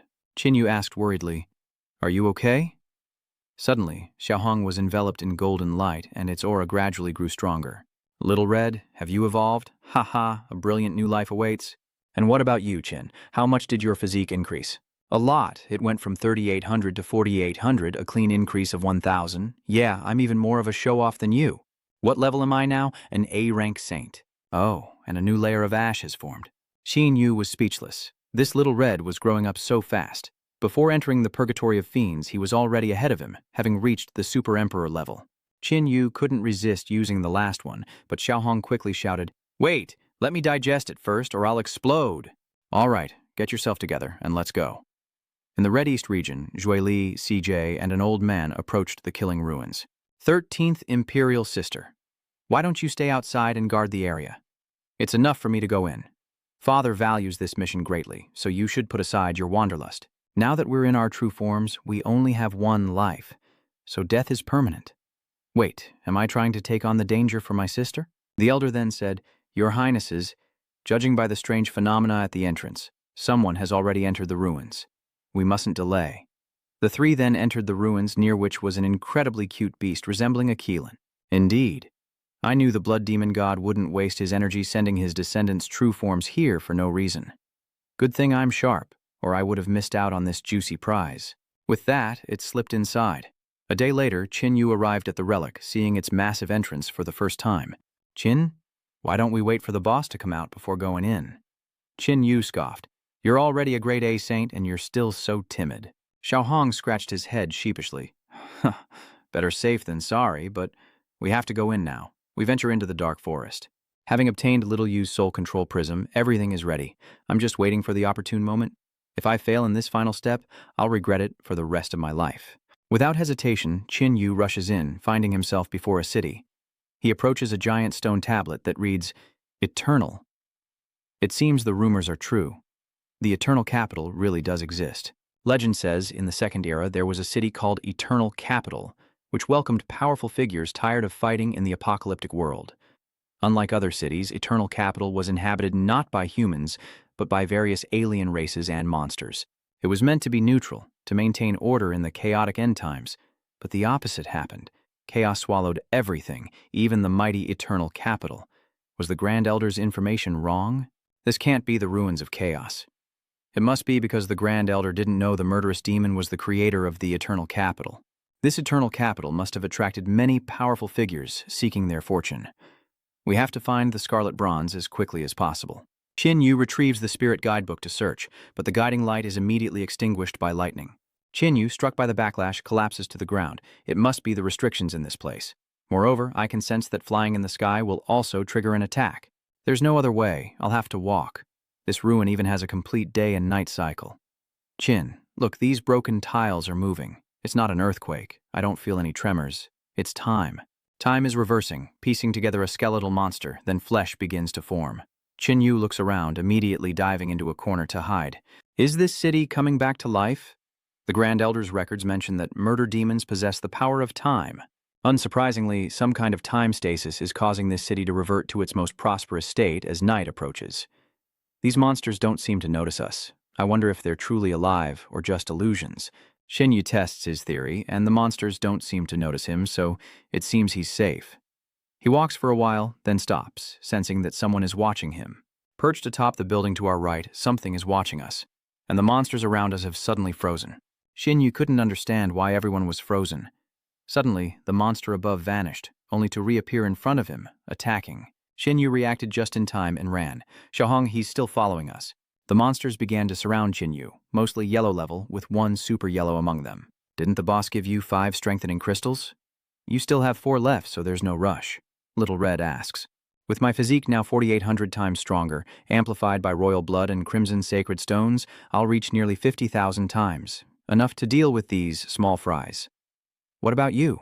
How is the Wrath Avatar's body now? It's over 2,000 times that of an early-stage royal, but its absorption efficiency isn't as good as direct evolutionary absorption.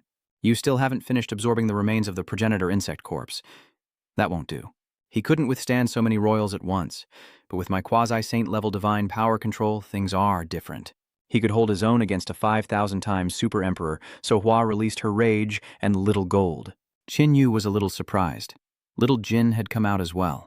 Looking closely, Little Gold's physique also exceeded 2,000 times, so Qin Yu let him join the fun. Little Kim and Little Red begin their slaughter. Qin Yu is pleased. Their strength has improved quite a bit, but their combat experience is still lacking. It seems they'll need more real combat training in the future. As monsters surged from behind, Qin Yu unleashed his annihilating dark tendrils. The monsters rapidly turned to bone. Their bodies vanished, leaving only skeletons devoid of any evolutionary energy. It seems these monsters aren't real, but phantoms created by the murder demon's time abilities. Qin Yu shouts, "They're not real. There's no point in fighting. Don't drag this out. Follow me, and we'll fight our way through." Golden Bloodline, Crimson Holy Stone Overload, unleashing the full power of dark flames to burn everything to ashes. The extreme flames burn a path through. Qin Yu suddenly senses something is wrong. The enemies he just killed are revived by the power of time reversal. Xiao Hong looks around. "Qin, the enemies are multiplying. It seems we must deal with the one up there." Qin Yu charges toward the monster, attacking. "Die! Eat my 48,000 hits." Suddenly, Qin Yu's powers vanish, and he seems to be back before the apocalypse, holding a metal pipe instead of the Starflame spear. Nah, he's horrified.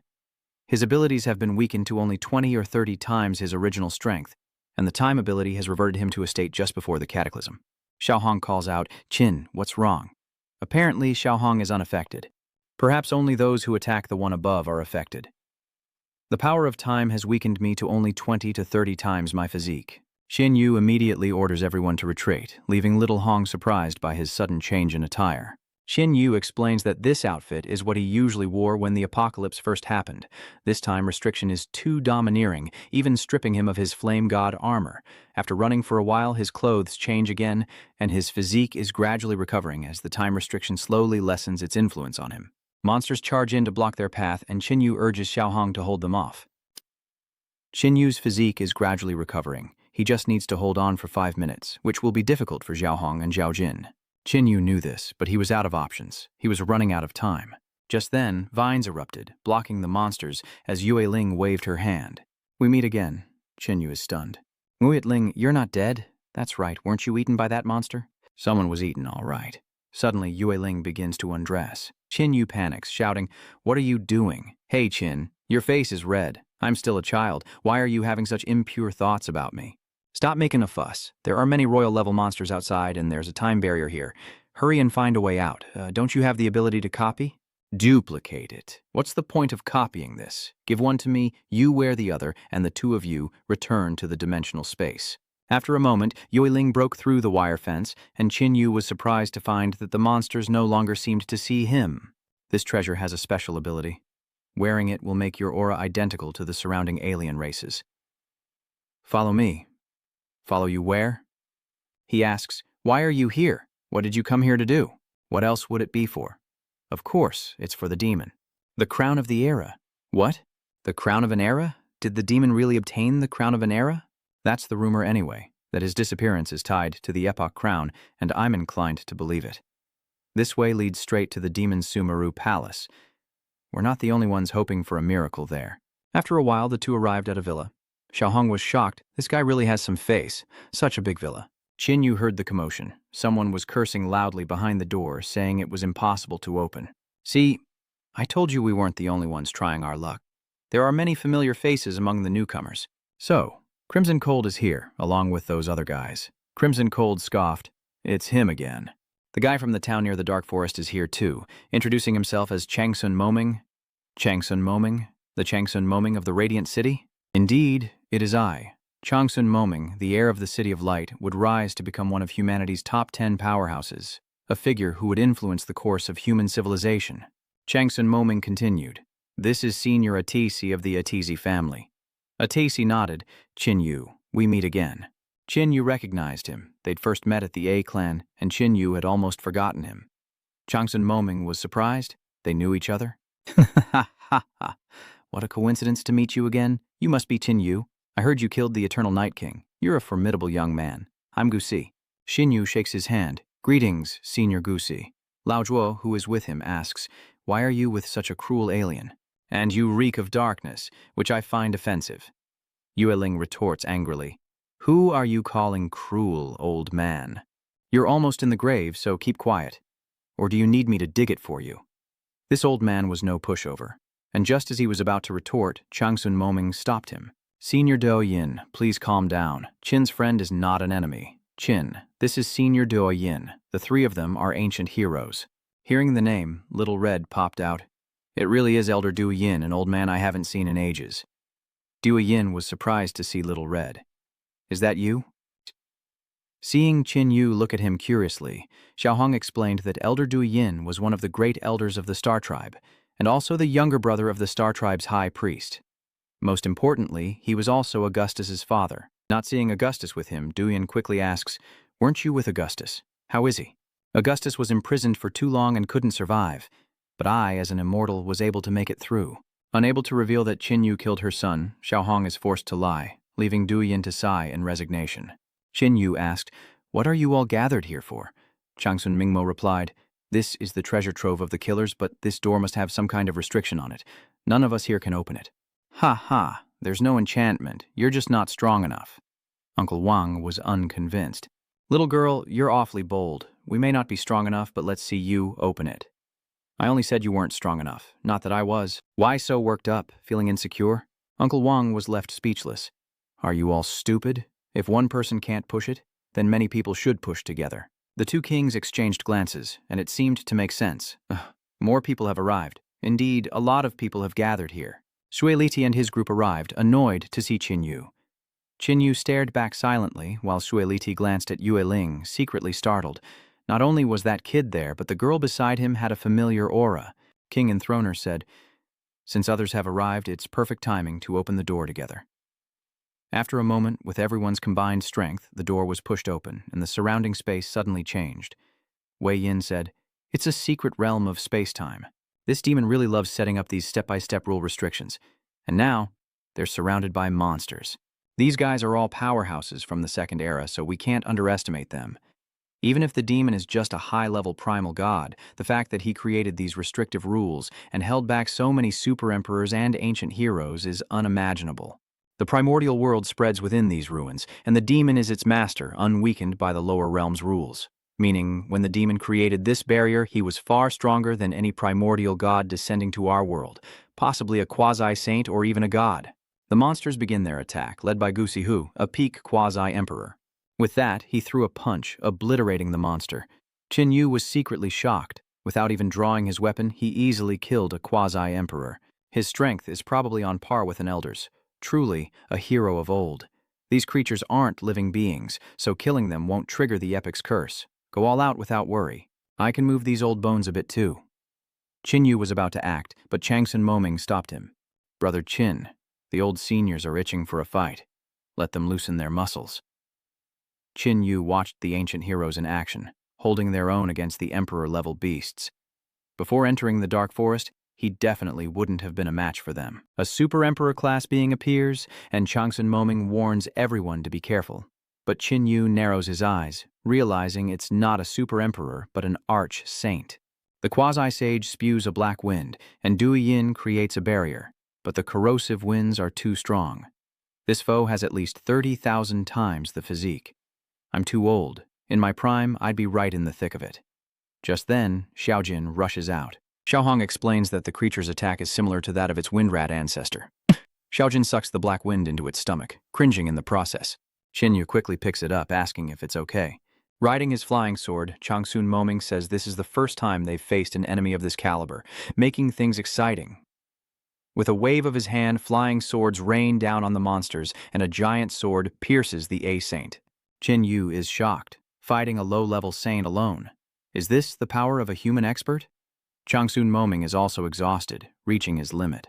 Vines erupt from the earth, ensnaring the acolyte, as Qin Yu realizes Yueling has grown far stronger since the Demon Marsh, her true power now a mystery.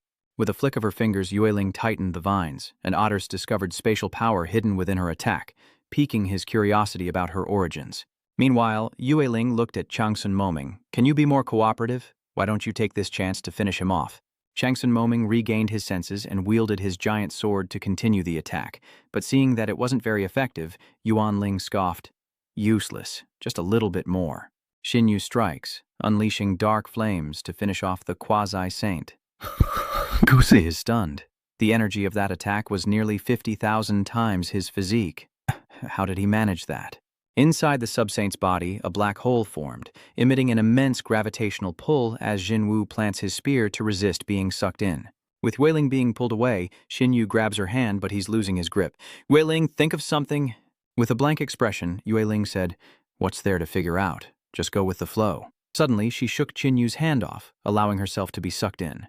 The suction grew stronger, and Qin Yu used his dark tentacles to anchor himself to the ground, but he was quickly pulled up as well. After an unknown amount of time, Qin Yu opened his eyes. What's going on? Weren't we sucked into the vortex?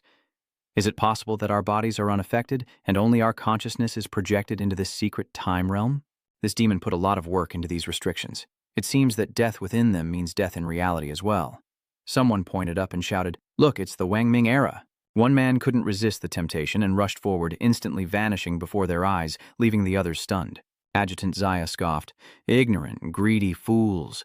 A demon with such meticulous intentions would never leave a key area like this without a trap." He threw a stone into the air and it instantly vanished. Sure enough, the man who vanished was likely dead. Suddenly, he looked around, searching for Yueling. "Qin, where's Yueling? She's not trapped in a time seal, is she?" "Surely not. Our true forms have been here all along, never moving. I have a feeling she knows this place well enough to avoid any danger." The old man with Xueli Tai turned to Han Tong. "Nether Abyss Empress, do you possess space-time abilities? If you give the Wangming era to everyone, they'll all be grateful to you. Do you think I'm stupid?" "I'm afraid I can't do that." The group tried to use their power to pressure Han Dong. Seeing his staff being bullied, Xin Yu couldn't help but step forward, but Changsun Moming quickly pulled him back. "Brother Qin, it's best if we don't interfere in matters between monsters. Let go, I have to take care of her." He pointed his spear at the group. "Anyone who wants some can come at me. I don't mind killing you all." "Ha ha, you think you can take on a dozen royals and a super royal?" The tension was palpable, and everyone was on edge. Seeing that Changsun Moming also wanted to join in, Atsu stopped him. "Don't get involved. This conflict has nothing to do with us. Qin, you've made them all angry." Qin Yu scoffs, saying it's just a dozen royals and a super royal. Small fry. If things get dicey, he won't hesitate to detonate the fire seed. Suddenly, Chi Han-yun said, "I'll go in and talk to her. She's close to the crown of epoch, and the time distortion is immense, even for someone with my space-time abilities." Adazija added, "I can feel her genetic energy rapidly depleting. Luckily, she's a peak-stage super monarch. Any ordinary monarch would have been overwhelmed." Qin Yu worried upon hearing this, as Han Dong carefully touched the temporal energy to the crown of epochs. "Excellent, Empress Mo Yuen. Turn back now." "Turn back? Return to become dung?" Han Dong suddenly raised his hand, and the old man panicked. "What? What do you want to do?" "Back away, quickly. She's using her chronokinetic powers to disrupt the barrier, freezing space itself." Someone cries out in alarm. "What's happening?" "I can't move. The Demon Abyss Empress is disrupting the time seal. We're bound by it now." "Qin, can't you move either?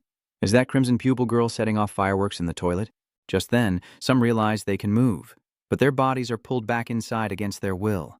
"Damn that woman! She's going to get us all killed!" Qin Yu observes the group, noting that the stronger ones are faring better, while the weaker ones are struggling against the time-space restriction. He scoffs, thinking they deserve to die. A cute, cheesy unicorn suddenly appears saying, "Little girl, this epoch crown is a fake. It's useless to you. Give it to me." Han Dong was shocked. She hadn't even sensed him approaching. Who was this mysterious figure? Han Dong asks, "If it's fake, why do you want it?" Though fake, it does contain the energy of the epic crown. I don't know how that demon was able to create such a realistic fake, but you're just fifth origin life forms under a curse. Your level of existence makes it impossible to break it. Su Li Tai is incredulous. "You lying beast, why would she give it to you if she couldn't break the seal herself?" With that, she struck, but the Keelan didn't even flinch, blocking her attack. This terrified Zue Li Ti, but she quickly realized something and retreated. Ha ha! Seeing as you're young and beautiful, I'll spare your life. I won't hold your disrespect against you for now. Qin Yu senses a familiar aura. This person is actually Golden-Scaled Holy Emperor, father of Jin Wulin. The Golden-Scaled Holy Emperor is close to a primal god, a perfect test of my current strength. But Little Red cautioned, don't underestimate him. He's a golden blood primate. Uncle Wang muttered, it's actually the Golden-Scaled Saint Emperor. We can't even deal with his 7 sons, and now the real body appears. If you know my reputation, then step aside.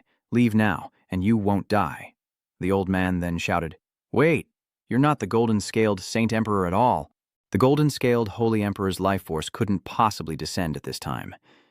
If you truly are the Golden-Scaled Holy Emperor, then we should also be able to summon the great blood demon god. Kim Lin sneers, this one is likely the Golden Scale King, the eldest son of the Golden Scale Holy Emperor. The Golden Scale King scoffs, so what? Still enough to deal with you all? He unleashed an energy attack, then turned to Handong, demanding she hand over the crown. Handong immediately turned and ran. Damn it, you 5th cycle worm, you think you can escape my grasp? He fired an energy blast at her, and several more hurtled toward Handong. Qin Yu's heart leaped into his throat as he shouted a warning, but in that critical moment, the Golden-Scaled King was also attacked. I may not be able to defeat the Golden-Scaled Holy Emperor, but I'm confident I can handle you. Handong, come here. Seeing Qin Yu ahead, Handong changes direction, but Shui Li Tai immediately intercepts him. Ah, where should I run? He missed with one strike. Handong angrily retaliates, sending Zue Li Tai flying with a punch, narrowly avoiding a sneak attack thanks to Qin Yu's intervention. He reaches out, saying, Hantong, come with me now.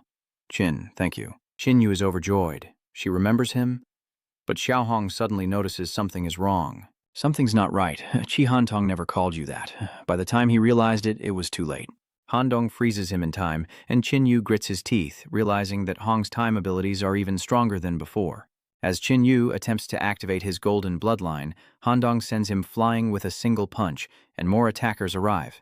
Handong easily dispatches them. Humph! Lackeys dare to challenge me? The old man eyed Han Tong, contemplating. I heard the Demon Abyss Empress could absorb others' powers. The intel seems accurate. I can't let her continue. He suddenly roared, ordering Shui Li Tai to unleash her full power and kill Han Dong. Damn it! Since when did you get to order me around? Despite her words, she unleashed her power, and the two sisters charged at Han Dong. Han Dong quickly retreated. She was already struggling against one opponent, and 2 was more than she could handle. Damn it, it took so much to reach the Super Emperor realm, and suddenly an attack comes my way. Caught off guard, the Yueli sisters are struck. It seems aid is lending a hand.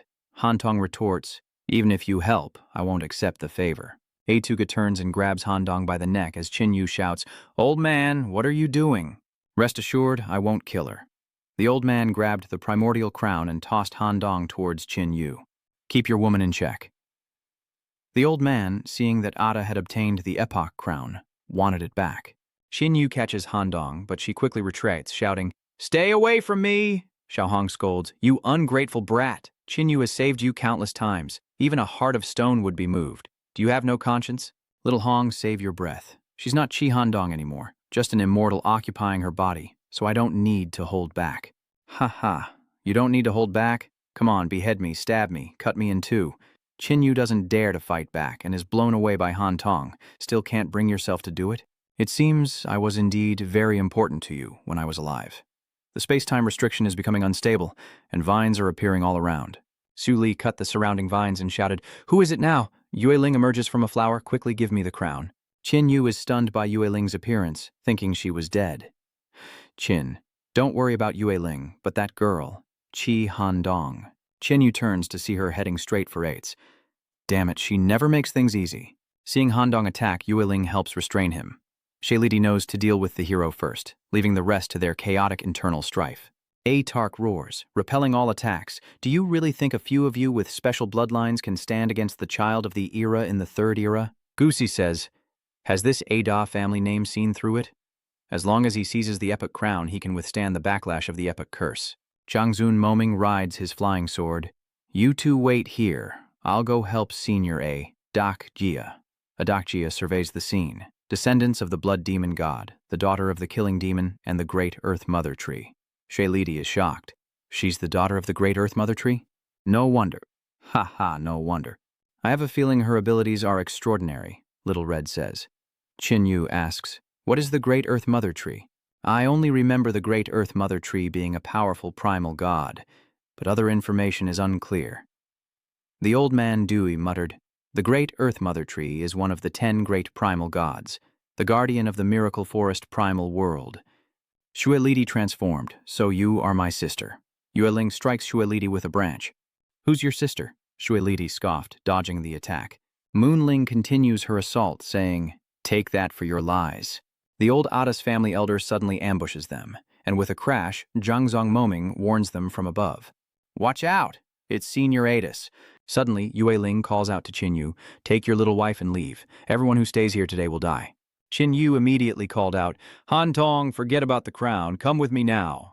Han Tong muttered about profound meaning and future transposition, and her constitution began to surge. Qin Yu stares intently, recalling tales of space-time abilities from his past life, the power to foresee the future and wield one's future strength. It seems the rumors are true. No wonder the Demon Abyss Empress became such a towering monster.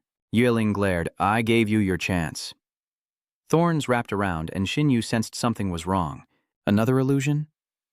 No, something's not right. Qin Yu suddenly finds himself in a strange place, completely disoriented. He was then attacked by lightning. Han Tong, what are you doing? Sorry, but every space-time here has restrictions. To get out, I need the power of your evolved energy. Aren't I important to you? Sacrifice yourself for me. Qiandong attacked, and Qin Yu, not daring to retaliate, quickly dodged. Qin, that girl is too strong after using the secrets of space-time power. Go all out. She won't die that easily. It sounded reasonable to Qin Yu, so he unleashed all his trump cards and enveloped Han Dong in a dark domain. He stabbed Han Dong in the shoulder from behind, and she retaliated with a strike of extreme delay. Qin Yu teleported and struck again from behind, prompting an angry counterattack from Han Dong, but Qin Yu teleported away once more. Little Honghu, well done, Jin Boy. As long as you avoid her vitals, she won't die so easily. Wear her down bit by bit, create an opening. Easy for you to say. If she lands a hit with her current strength, we're done for. Han Dong was frustrated. The cunning man suddenly realized something. Han Tong changed her tone. It hurts. It hurts so much. Qin Yu, is that you? Why are you here? Where am I? Qin Yu, it hurts so much. Qin Yu teleported in front of Han Tong and shouted, that trick won't fool me twice. He grabs Han Dong and slams him down, then Qin Yu uses dark tentacles to bind him. Seeing Qin Yu pull something out, Han Tong couldn't help but shout, what are you holding? What are you going to do? Damn you! Get that unholy thing away from me! The energy orb began to penetrate Han Dong's head, causing her to scream in agony. After a moment, Han Dong's hair began to turn red, and Qin Yu anxiously embraced her, calling her name. After a moment, Han Dong awakens. Qin Yu, are you dead too? Couldn't I have saved you? Qin Yu held Han Dong and wept. It was you, Qi Han Dong, who ultimately saved me. A moment later, Qin Yu helped Han Dong up. Why does my body hurt so much? Qin Yu replied apologetically. I'm sorry, there really was no other way. What did I do during the time I became an immortal? Her memories are hazy, like a shattered dream. You can sense the many abilities you now possess, including Qi Han Yun's. It seems you've devoured quite a few powerful figures during this time. Don't let guilt weigh you down. That wasn't you. This place has a powerful space-time barrier, and if we don't find a way out, we'll be trapped here forever. Qin Yu suddenly felt something under his feet. Digging it out, he found the corpse of a foreign race member, the one devoured by the restriction earlier. Qin Yu worriedly said, we have to find a way out of here quickly. Han Dong struggles, knowing only space-time abilities can counter this barrier, but her current state barely ensures her survival. She coughs violently. The time barrier is affecting me. My organs are being eroded. Qin Yu worriedly took out the spirit book, and Xiaohong asked, won't using the spirit book so many times cause problems? We only used it when entering the relic. Qin Yu replies, better than becoming bones here. After sensing the information from the spirit book, Qin Yu's eyes widened. It says replicate. Trapped in this place, what use is replication? Xiaohong thoughtfully suggests that perhaps the spirit book wants him to comprehend the mysteries of replication. It's the only possibility, and he'll end up using this core anyway. He crushes the essence stone. The space around him shifts, and a voice echoes, are you ready? Yes, bring out the sacred gold essence. The man grabs the original crystal and shouts, The sacred gold crystal is overloaded, infinite replication. Xinwu is startled. It's the duplication principle. The baby on the cushion bursts into tears, then splits in two. The man coughs up blood. Leader, what's wrong? Are you all right? I overestimated my own strength. I'm clearly only at the yellow level. The man cried out, Get the elders, hurry! The blood-stained Vian Than Kim Nguyen Tin turned crimson, forming a blood-red sacred stone. So, that's how it was formed. Qinyu opened his eyes and said, The meaning of replication is far beyond my imagination. In theory, if my physique is strong enough and my genetic energy abundant enough, I can use the mysteries of replication to replicate anything without limit or difference, including objects, the abilities of others, and even life forms. Other life forms. You mean you can replicate people? That's right. And unlike normal replication, the replicated being has independent memories and personality. But it consumes a huge amount of genetic energy, and if you're not careful, it can burn away your life force. Han Dong asked, puzzled, How does replication help us escape? Xiao Hong suddenly shouted, I know!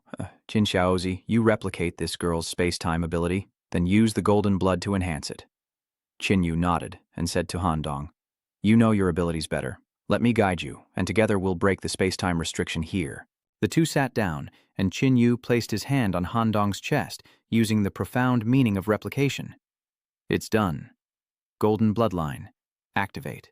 Red Han Dong, give me your hand. Let's cast it together.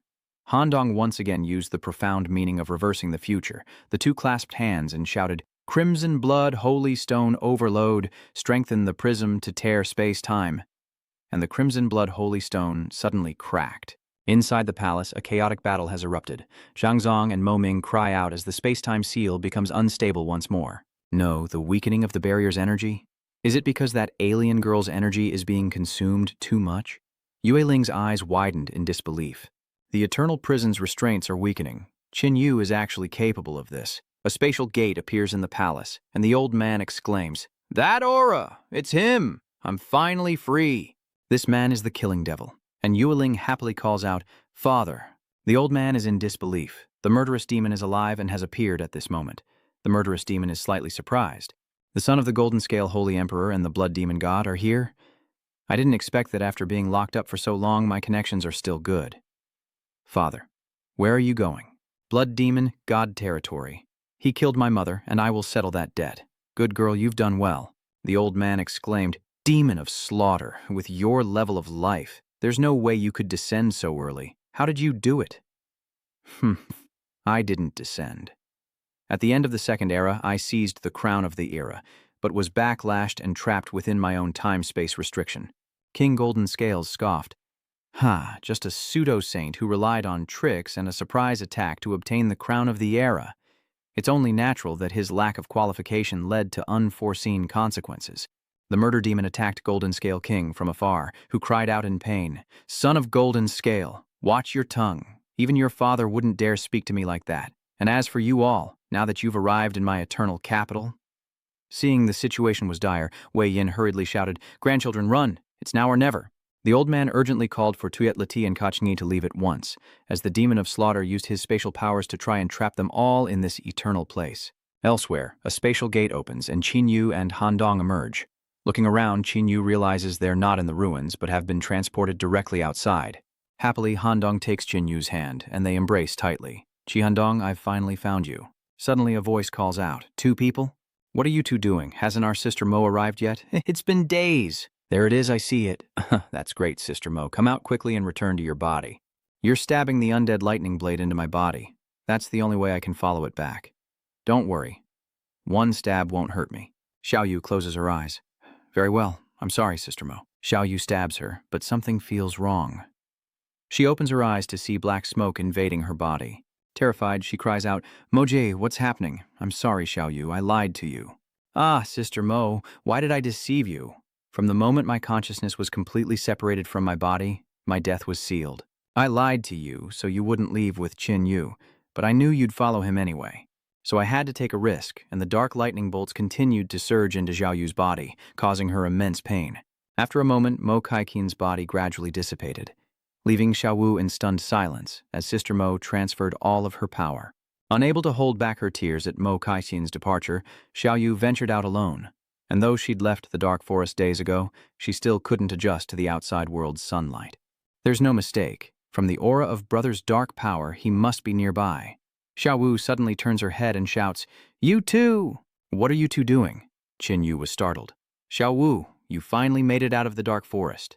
Xiao Wu called out to her brother and rushed over, but instead of a hug, she punched him, causing internal injuries. "I've been searching so hard for you and you're here flirting with girls?" Qin Yu quickly explained, "It's a misunderstanding, all a misunderstanding. Xiao Yu, please don't be angry." Qin Yu then introduced the two. "This is Qi Han Tong. Han Tong, this is my little sister." "Xiao Yu." Han Tong reached out to greet her, but Xiao Yu just snorted in response. Qin Yu explained, "Xiao Yu is afraid of strangers. She'll be fine once she gets used to you." "That's right, Xiao Yu. Where's Mo Kaikin?" Speaking of Mo Kai Kam, Tiu Vu couldn't help but cry again, then explained to Tan Vu what happened after he left. "I see. Even though Mo Kaikin was hostile towards me, she really went all out for you." "Yes, I can't let Sister Mo's efforts go to waste. I will definitely use this power well." "How much potential do you have now, Xiao Yu?" "I'm at 20,000 now, a peak rank 6 Super Emperor, but I still can't break through to rank 7. Han Tong is stunned to hear that she has 20,000 times the physique. "How can that be? I was only transformed into an immortal for a short time, and my physique is only over 6,000. Qin Yu patted her head. "You're practically invincible now, so breaking through to the 7th stage won't be easy. I forgot how much evolutionary energy we used to turn you into an evolver. You probably had to work several times harder than others this time." Han Dong then asked where they should go next, and if she knew the origins of the Crimson Blood Holy Stone. Han Dong replied that she only knew it was their tribe's sacred relic, initially passed down among the leaders, its existence unknown to other members. But later, the previous leader died prematurely, and the tribe was in chaos for a time, so the existence of the Crimson Blood Holy Stone became known to everyone in the tribe. Just as we jumped out of the space-time restriction, the Crimson Blood Holy Stone shattered from the impact. Let's return to Skyfall City and see if the Grand Elder knows anything about it. After the three left, the space gate opened once more, and Zhang Zun Mo Ming, Wei Yin, and Gu Si emerged. But the old man, Atejia, was nowhere to be seen. Zhang Zun Mo Ming wanted to go back and save Atejia, but Gu Si stopped him, saying, "Don't be impulsive, we can't save him." Inside the Eternal Palace, corpses lay scattered as the demon sneered, "Insects, you dare covet my treasure? Daughter, return with me to the Origin Realm and avenge your mother." The old man opened a spatial gate and entered with Yue Ling. In Tianqing City, the three were immediately recognized, and Han Tong shouted, "It's the Demon Abyss Empress. The Demon Abyss Empress is back. Run, tell the City Lord, tell the Grand Elder." "Girl, your presence is more threatening to Skyfall City than Qin Yu." Qin Yu went to the library to meet the Grand Elder, who was sweating as he looked at the three of them. "Who are these three? Each of them is unfathomable. And you actually found a way to restore the immortal race." "I was ignorant." Qin Yu responded. "Qi Han Tong hasn't fully recovered. She's only awakened the memories from when she was alive. Though they appear as normal people, their energy of envy is still a characteristic of the immortals, and this method cannot be replicated." "Elder, I have another question. Have you ever heard of the Sacred Gold Origin Star?" "I've never heard of the Sacred Gold Origin Star, but I did read the term in the ancient texts of the previous era. It seems to be related to the origin of the Golden Bloodline, but the records are extremely scarce. I also read in the restored annotations of the lost ancient texts that it's related to the origin of the Golden Bloodline." "Thank you, Elder." Kim Woolen suddenly appeared. "Boy, you have a familiar scent. Is it from my brother?" Qin Yu replied, "That's right, we met King Jinlin in the demon-slaying ruins. So, how's that troublemaker doing now?" Qin Yu wasn't sure of the situation, but when he left, the golden-scaled king was still fighting the blood demon god's subordinates. "That's right. This time in the demon-slaying ruins, I've made my strength clear. Tell me how to make the 5th epic crown appear. I'm confident I can obtain it." The Grand Elder shook his head, and Qin Yu, puzzled, asked why. Although the 5th epoch crown means the end of days is at hand, the barrier between the upper and lower realms will be completely opened, at which point the rule restrictions will be at their lowest, and the powerhouses of the god realm and most of the sub-gods will descend with the power of a peak quasi-sage. Forming alliances will result in 80,000 times the power, along with enhanced alien races. Can you honestly say you're certain? Qin Yu pondered in silence as Kim Wooren and the Great Elder continued to lecture him. If he wasn't prepared, he shouldn't doom all of humanity for his own desires. If you insist on acting alone, you'll become an enemy of all mankind, and I'll risk my old bones to stop you. The Elder hadn't ranted like that in ages, and couldn't help but cough. "I know you're eager to escape the eternal flame, but this was predetermined. There's no use rushing." What you can do now is take things one step at a time, become stronger, and help humanity become stronger. That way, you'll have enough renown to become a hero of the fifth epoch. At that time, the crown of the epoch will naturally appear. That evening, Qin returned to the hotel, holding the evolution energy he obtained from defeating the A-grade saint monster in the dark void. You go ahead and strengthen yourself. After Zhao Wu finishes strengthening, Xinyu calls on Zhao Hong to use divine power to help share the pressure. After being enhanced by Xiao Yu, the A-grade saint's evolutionary energy increased Qinyu's physique from 4,800 times to 6,300 times. Handong looked outside. The blood rain was coming again. When Handong wanted to go out, Qinyu called out to ask, and learned that Handong was now an immortal, and the blood rain could increase her physique. If she missed this opportunity, other monsters would catch up, or even surpass her. Little Qin, I must say, this girl Qi Handong has a point. Qinyu remained concerned that the rain might cause her to lose her mind and allow the evil persona of the Demon Abyss Empress to take over her body. Hearing this, Qinyu felt relieved, but for safety, Handong had to retreat immediately if she sensed anything was wrong. Outside, chaos erupted as everyone rushed to find shelter from the rain. Nearby, someone cried for help and Handong rushed to shield him from the rain. Seeing him approach, the man panicked. "What do you want, Empress Ma Juan?" Handong said nothing, carrying the man to shelter, telling him to seek treatment at the medical station. The man dazedly thanked him, and Xinyu asked, "How do you feel?" "Well, not bad. Every drop of blood rain feels like a drop of evolutionary energy to me." Handong happily basked in his growing power at 6,100, 6,200, 6,300. Young Qin, the level of awakened alien genes in your body is high. Perhaps this blood rain will also work for you. Qinyu rolled up his sleeves and held out his hand, the raindrops sizzling as they touched his skin. Though still a burning pain, Qinyu felt a power within him being activated by the blood rain. It was working, and Qinyu stepped out to embrace the storm. Indeed, this blood rain is like sweet nectar to me. Qinyu was still reveling in his joy when he suddenly uttered something spine-chilling. There are too many prey here, too much evolutionary energy. Seeing this, Handong and Zhao Yu didn't hesitate to knock him unconscious. After a while, he regained consciousness. "What happened to me?" Handong explained, "During the blood rain, the alien gene awakened within you and gained absolute dominance. If we hadn't knocked you out, that evil persona might have taken over your body." "Yeah, we can't underestimate the alien gene within you. Looks like you have more to worry about than just the eternal flame." Qinyu anxiously asks the elder what to do.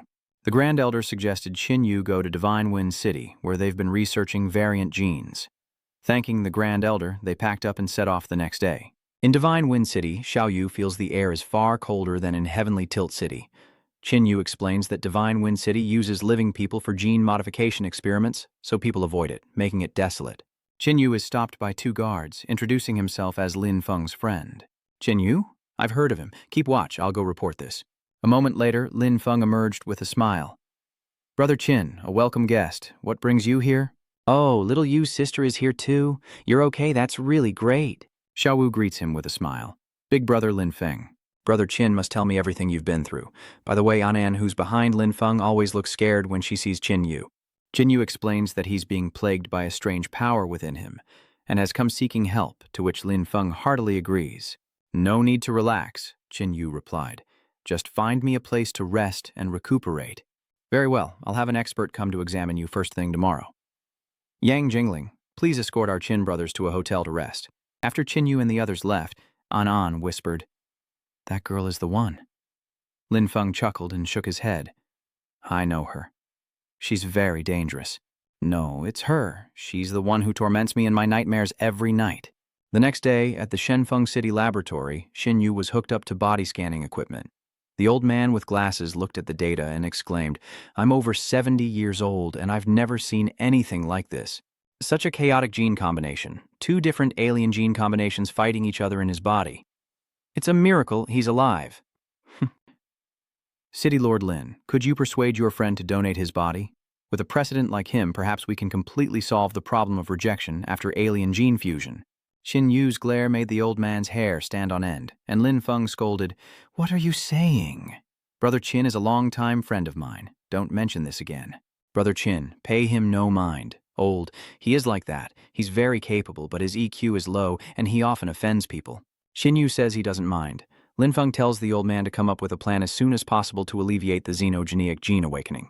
The old man nodded repeatedly, not daring to argue. Linfeng looked at Qin Yu and said, "Don't worry, I will definitely find a way to help you with your problem." The old man then approached with the syringe, asking, "How do you feel?" Qin Yu replied that he didn't feel much of anything.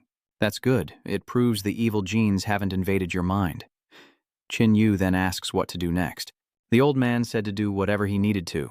The injection wouldn't cause any side effects. Just then, someone ran in, reporting, "Dragon King Base has sent someone to request aid." It turns out a mysterious assassin has appeared at Dragon King Base, and none of the evolved humans there can handle him. Then let Gao Yao take a trip. Qin Yu, now dressed, inquired about the Dragon King outpost. Linfeng explained it was a mid-sized outpost to the northwest, considered within Godwind City's sphere of influence, likely dealing with king-level mutated beasts, something Gao Yao should be able to handle. At Dragonlord Outpost, Gao Yao arrives with his men, demanding to know the killer's whereabouts, but is told the mysterious assassin appears and vanishes without a trace, and no one has seen his face.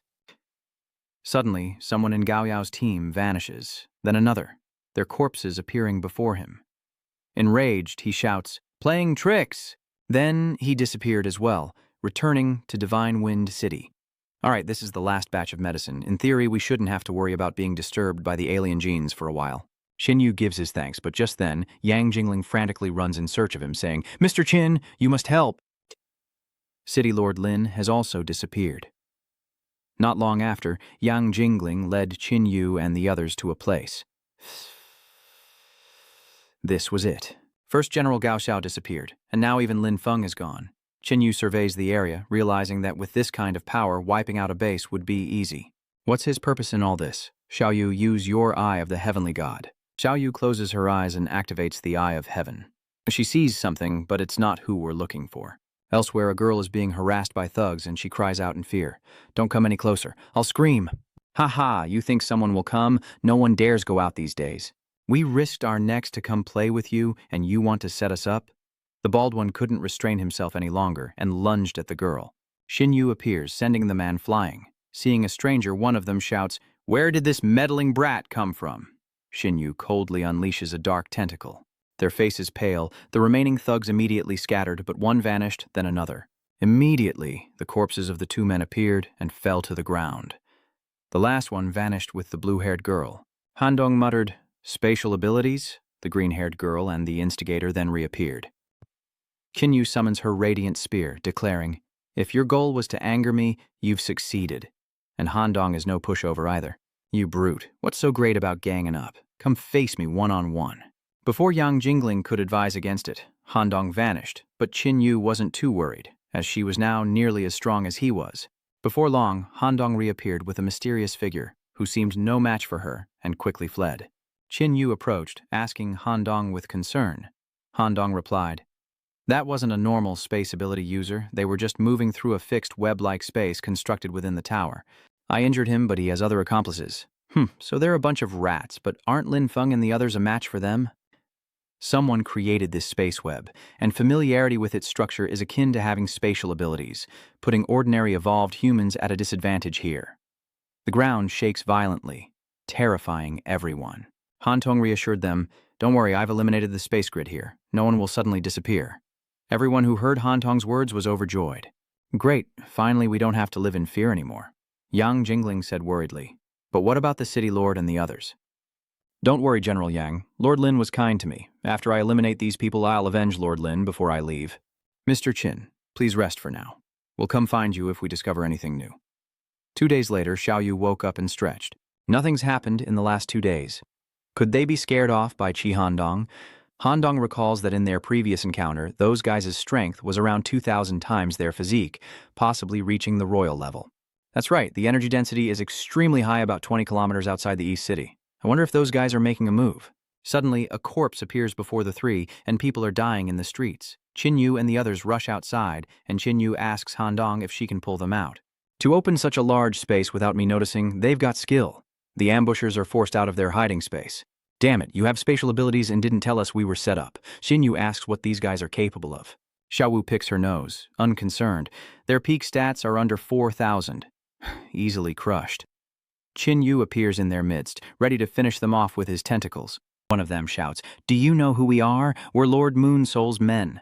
Qin Yu asks what the Moonsoul Master is, and Xiao Wu shouts from below, "One of the 10 great origin world gods, master of the underworld. Before she died, Mokai passed on all her knowledge to me." The man was smug. "What do you say to that? Afraid now? Surrender, and with your strength, you might be valued by my master." With that, the man was burned to ashes. "Damn it, aren't you afraid?" Qin Yu sneered. "I won't hide it from you. I really don't care about the Divine Realm gods anymore." With that, he launched a fire seed, incinerating the girl behind him. Sensing danger, one said to the other, "It's no good. We're no match for him. Begin the summoning. We don't have enough sacrifices, but we have no choice." Qin Yu blocked the flames, but the two vanished into thin air. Handong said, "That's it. They have spatial abilities." Appearing on another rooftop, the two began a secret summoning ritual as Handong stared at the formation. In shock, Qin Yu asked, "What's wrong? Have you seen it before?" "Never. But the sigil at the center looks like my Crimson Blood clan's crest." At that moment, an old man was summoned, and he immediately roared, "Worthless fools! Daring to summon me with only 8 parts sacrificed!" Handong exclaimed in shock, "Grandfather!" The old man was startled to see Handong, and Xiao Wu asked, "Are you her grandfather?" "Yes, my grandfather. This is Chi Han Nu, an elder of the Chi Blood clan." "Grandfather, why are you with these evil people?" The man replied, "Aren't we sacrificing the living so your grandfather can descend quickly?" "Chi Handong, what is your grandfather? A Moon Soul Master?" Confused, Handong hears Chi Han Nu say, "Come with me, little Dong. The Moon Soul Master is eternal, and he can grant us eternal power. In the underworld, there is no birth, aging, sickness, or death. Everyone can live forever as servants of the Moon Soul Master. Xiaodong, don't overthink it. Our clan is gone. We're people of the 4th era, with no burden to bear in the 5th. Xiao Yu exposes him. More importantly, he bears no burden from the 4th epoch, nor is this the first time he's betrayed the order of things. Chi Han Nul shouts, "Who do you think you are?" "I'm talking to Xiao Tong. Do you have to butt in? Grandpa, I can't go with you." Chi Han Nu sighs, "Xiao Tong, if that's how it is." With that, he suddenly pushed Qin Yu and his brother away, then grabbed Han Tong and threw her into the void.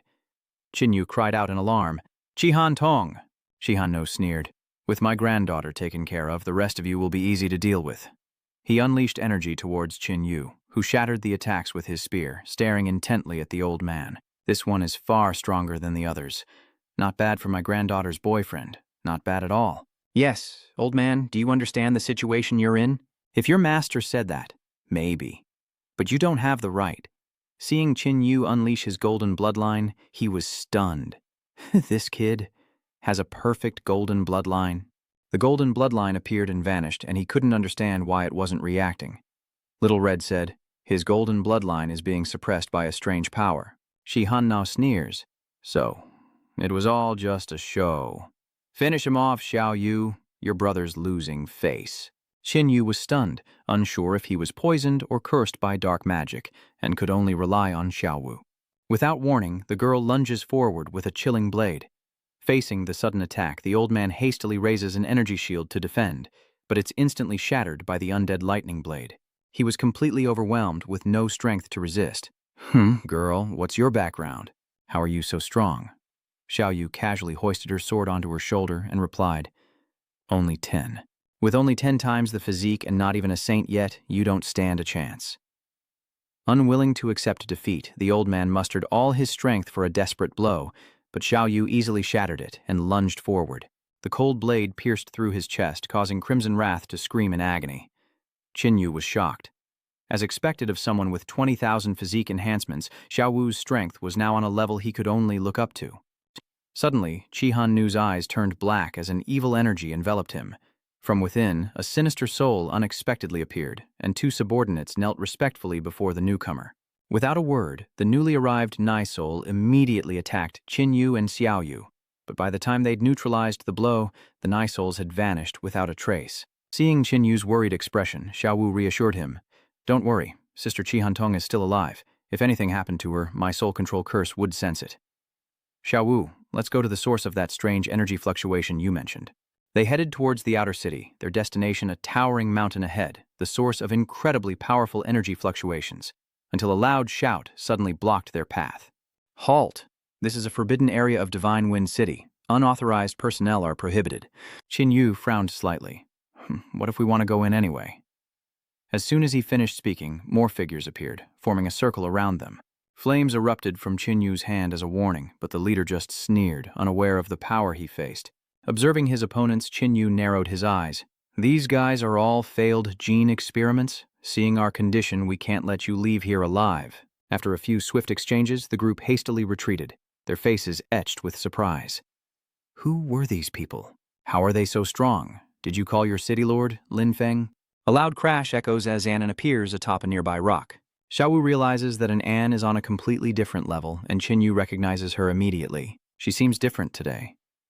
An Ann flashes, landing a lightning-fast blow that Qin Yu can't even react to. With a palm strike, she sends him flying, giving him no chance to breathe as she continues her relentless pursuit. Qin Yu barely manages to activate his flowing flame armor, but is still sent hurtling away. Qin Yu landed somewhat awkwardly, realizing Annan's attack power must be around 7,000 or 8,000 times her physique. How could she have grown so strong so quickly? Xiao Yu teased from the side. Brother, without golden blood, you're too weak. You can't even fight enemies who are a little stronger. The key moment is still up to me. Xiao Wu swung the undead thunderblade, but Annan deflected it. She cried out and tried to charge forward, but just then, Lin Feng spoke up from behind. Stop it, Xiao Wu. He then approached Annan and stroked her head. Master, he saved your life. Quickly thank him. Annan quickly retreated behind Lin Feng as Qin Yu spoke. So, you've finally shown yourself. When did you figure it out?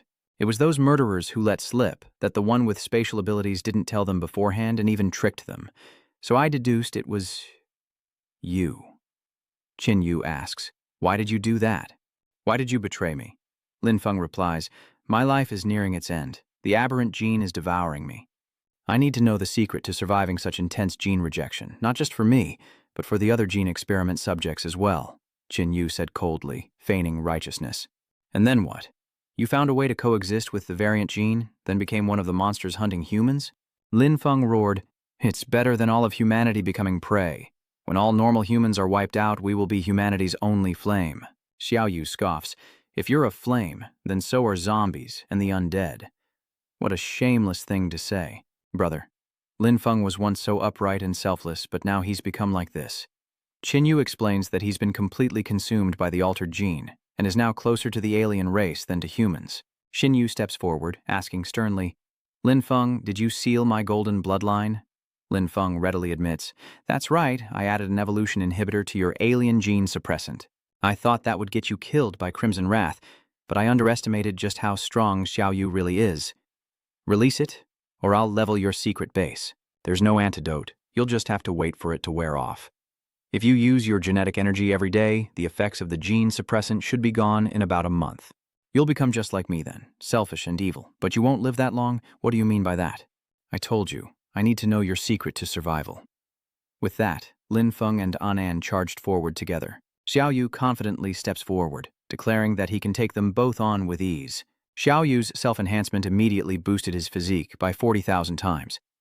With a single strike, Lin Feng and Annan were severely injured and collapsed, but the wound on Lin Feng's chest was slowly closing. Qin Yu is shocked. Xiao Yu, after self-enhancement, can unleash a blow with 40,000 times her physical strength, plus the special effect of the undead Thunderblade. Even a god of the Origin Realm wouldn't dare underestimate it. And yet, Lin Feng and that girl are still standing after taking a hit like that. Just how high is the limit for a jealousy mutant? Cao Ku's sudden appearance behind Qin Yu startled him. Cao Ku had grown much stronger, explaining why Lin Feng and the others were so relaxed back in Tianqing City. After all, I've evolved 6,000 times with a super royal physique. Even without the golden bloodline, I can deal with you. Seeing Gao Yao circle behind him, Qin Yu immediately struck, but missed. Watching her brother struggle, Xiao Yu joked that if he couldn't handle it, he should call on Hongye, who's quite strong now. That's right, boss Qin, you may not have the golden bloodline, but my mount does. With Nuofen summoned, Qin Yu and Little Hong immediately stood back to back. Xiao Qiu reappeared in front of Qin Yu, unleashing flames before vanishing once more. Xiao Hong caught Gao Xiao's aura, and as soon as he appeared, Xiao Hong swiftly captured him. Qin Yu was surprised. Xiao Hong, how did you do that? With your combat experience, you shouldn't have such strong predictive abilities. Little Red replied, I don't have any predictive abilities. My physique is just superior to his. I can see through his abilities and intentions thanks to the Golden Emperor blood. Now my mount is also a powerhouse exceeding level 10. My physique is just better. Qin Yu asks what should be done with Lin Feng. Qin Yu sighed, never imagining that he, who was supposed to be a hero, would end up like this. Even if not for my sake, but for the sake of the people and order within the camp, he couldn't be allowed to stay. Do it, Xiao Yu. I'm sorry, Brother Lin Feng, but my brother is right. Xiao Yu unleashed a cutting attack from afar. Just then, a masked figure suddenly appeared, blocking the attack. Qin Yu asked him, "Who are you?" The man replied, "You wouldn't know even if I told you. Lin Feng has a mission to fulfill. I'm protecting them, so spare them." Xiao Yu retorts, "Who do you think you are, protecting others without even giving your name?" The man doesn't answer, suddenly appearing before Xiao Yu and throwing a punch. Xiao Yu is stunned. This man is stronger than her? How is that possible? The primordial god hasn't descended yet, so how can a peak quasi-saint exist? The lightning bolt stopped him, and he lazily retracted his hand. "Kid, back in Skyfall City, wasn't the girl you wanted to save someone else? Qin Yu said that over there was crimson cold bronze." Xiao Wu was surprised that this man was confidently turning his back to her. The man said, "I truly didn't expect you to show up at this moment." Lin Feng clasped his hands in front of his chest. "Great Hongzhu Xing, you must have mistaken me for someone else. That's Qin Xiao Yu, Qin Yu's sister. You likely haven't met her before." Hong Juxing grins. "The famed perfect body, how could I mistake it?" Xiao Yu exclaims, "So you're one of them. Just who are you? How is she so strong?" Xiao Yu, what did he mean by that? "He says I'm the perfect god. Brother, before Mokai died, she told me everything. She said my appearance and the energy radiating from my body are identical to the perfect god. She's certain I'm a reincarnation of that god." "A recreator? I don't understand it either. It's like a reincarnated spirit." Hong Juehang explained that it's a concept created by the evil shamans. When a person dies, every particle, every vibration that made them up is replicated perfectly many years later. They define this extremely rare and unusual phenomenon as a recreated body. So, does that mean ancient heroes borrowing other people's bodies to descend also fall into this category? Not exactly the same, but similar. Suddenly, he narrowed his eyes, scrutinizing Qin Yu. "My attention is increasingly focused now, and I didn't realize you were a recreator of the War God clan, kid. What was his name again? Undying Flame? Oh, you know? Yes, I do." "That kid almost became the savior during the first apocalypse. Does your tone imply you're even more qualified than him? Just who are you, and why do I get the feeling I know you from somewhere?" "That's right, it's the primal demon." Red Giant Star was surprised. "You know that guy?" "Of course. What's your relationship and what race are you?" "Aren't you two pretty familiar?" Hong Juxing asked, scratching his head. "Didn't he tell you what race he was? That Yuan Gui didn't recruit you into his star society? That's not like him. That was the Star Gathering Pavilion. He invited me, but I had other matters to attend to." Hong Juxing suddenly appeared in front of Qin Yu, patting his shoulder. "Tsk tisk, you're lucky he let you leave alive. Since we're friends, I'll give you some sound advice. Both of you should go to the realm of flying snow. The final calamity has begun. The Snowdrift realm is your first and only battle. When you get there, you'll understand what I mean." Qin Yu retorted, "Why should I trust you?" Hong Juxing spread his arms and casually replied, "You don't have to. The survival of your world is just a play to me. I'm only helping you to make the play more interesting." Qin Yu asked again, "You're helping us like this? Helping human heroes become like this?" Lin Feng frowned upon hearing this. "The primal fiend has their plans, and I have my methods. A hero unremembered is meaningless, less practical than a mutant army. When the time is right, you'll know the primal fiend's true identity." "All right, you can go now." The Qin Yu brothers then departed. Xiao Hong was still annoyed. "That red guy was showing off. I'm sick of him." Qin Yu chuckled. "Then why didn't you go out and scold him?" "Xiao Yu, even you aren't confident fighting him?" "That's right. Even after my self-enhancement to 40,000 times my body's strength, I can still feel the pressure from his power. I'm afraid he's already reached the peak A-level saint, with nearly 80,000 times his body's strength. Young Qin, what do you think this guy's connection to the primal devil is? I can sense that his energy signature has quite a few similarities." Qin Yu didn't bother pondering the issue. "I don't know, but their behavior is suspicious. I can't tell whose side they're really on. I have a feeling their strength is even greater than the ancient heroes in their prime across the ages." Xiao Yu asks what to do now, but Qin Yu doesn't know and can only temporarily trust Hong Juxing to follow his lead to the Phi Tuyet realm. In Snowdrift City, crowds bustled into the city as Mo Bing asked, "How many district-based people are still missing?" Mo Yan replied, "Aside from the destroyed locations, I believe everyone has arrived." Suddenly, they spot a familiar figure. It's none other than Mr. Qin. "Brother Qin, you're alive after all. It's been a while, City Lord Mo. Rumor has it you killed the Mother Zerg, the Eternal Night King, and a bunch of royals, and even helped Skyquilt City break their siege. Is it all true?" Qin Yu nodded in acknowledgement. "What's been happening in Snowdrift territory?"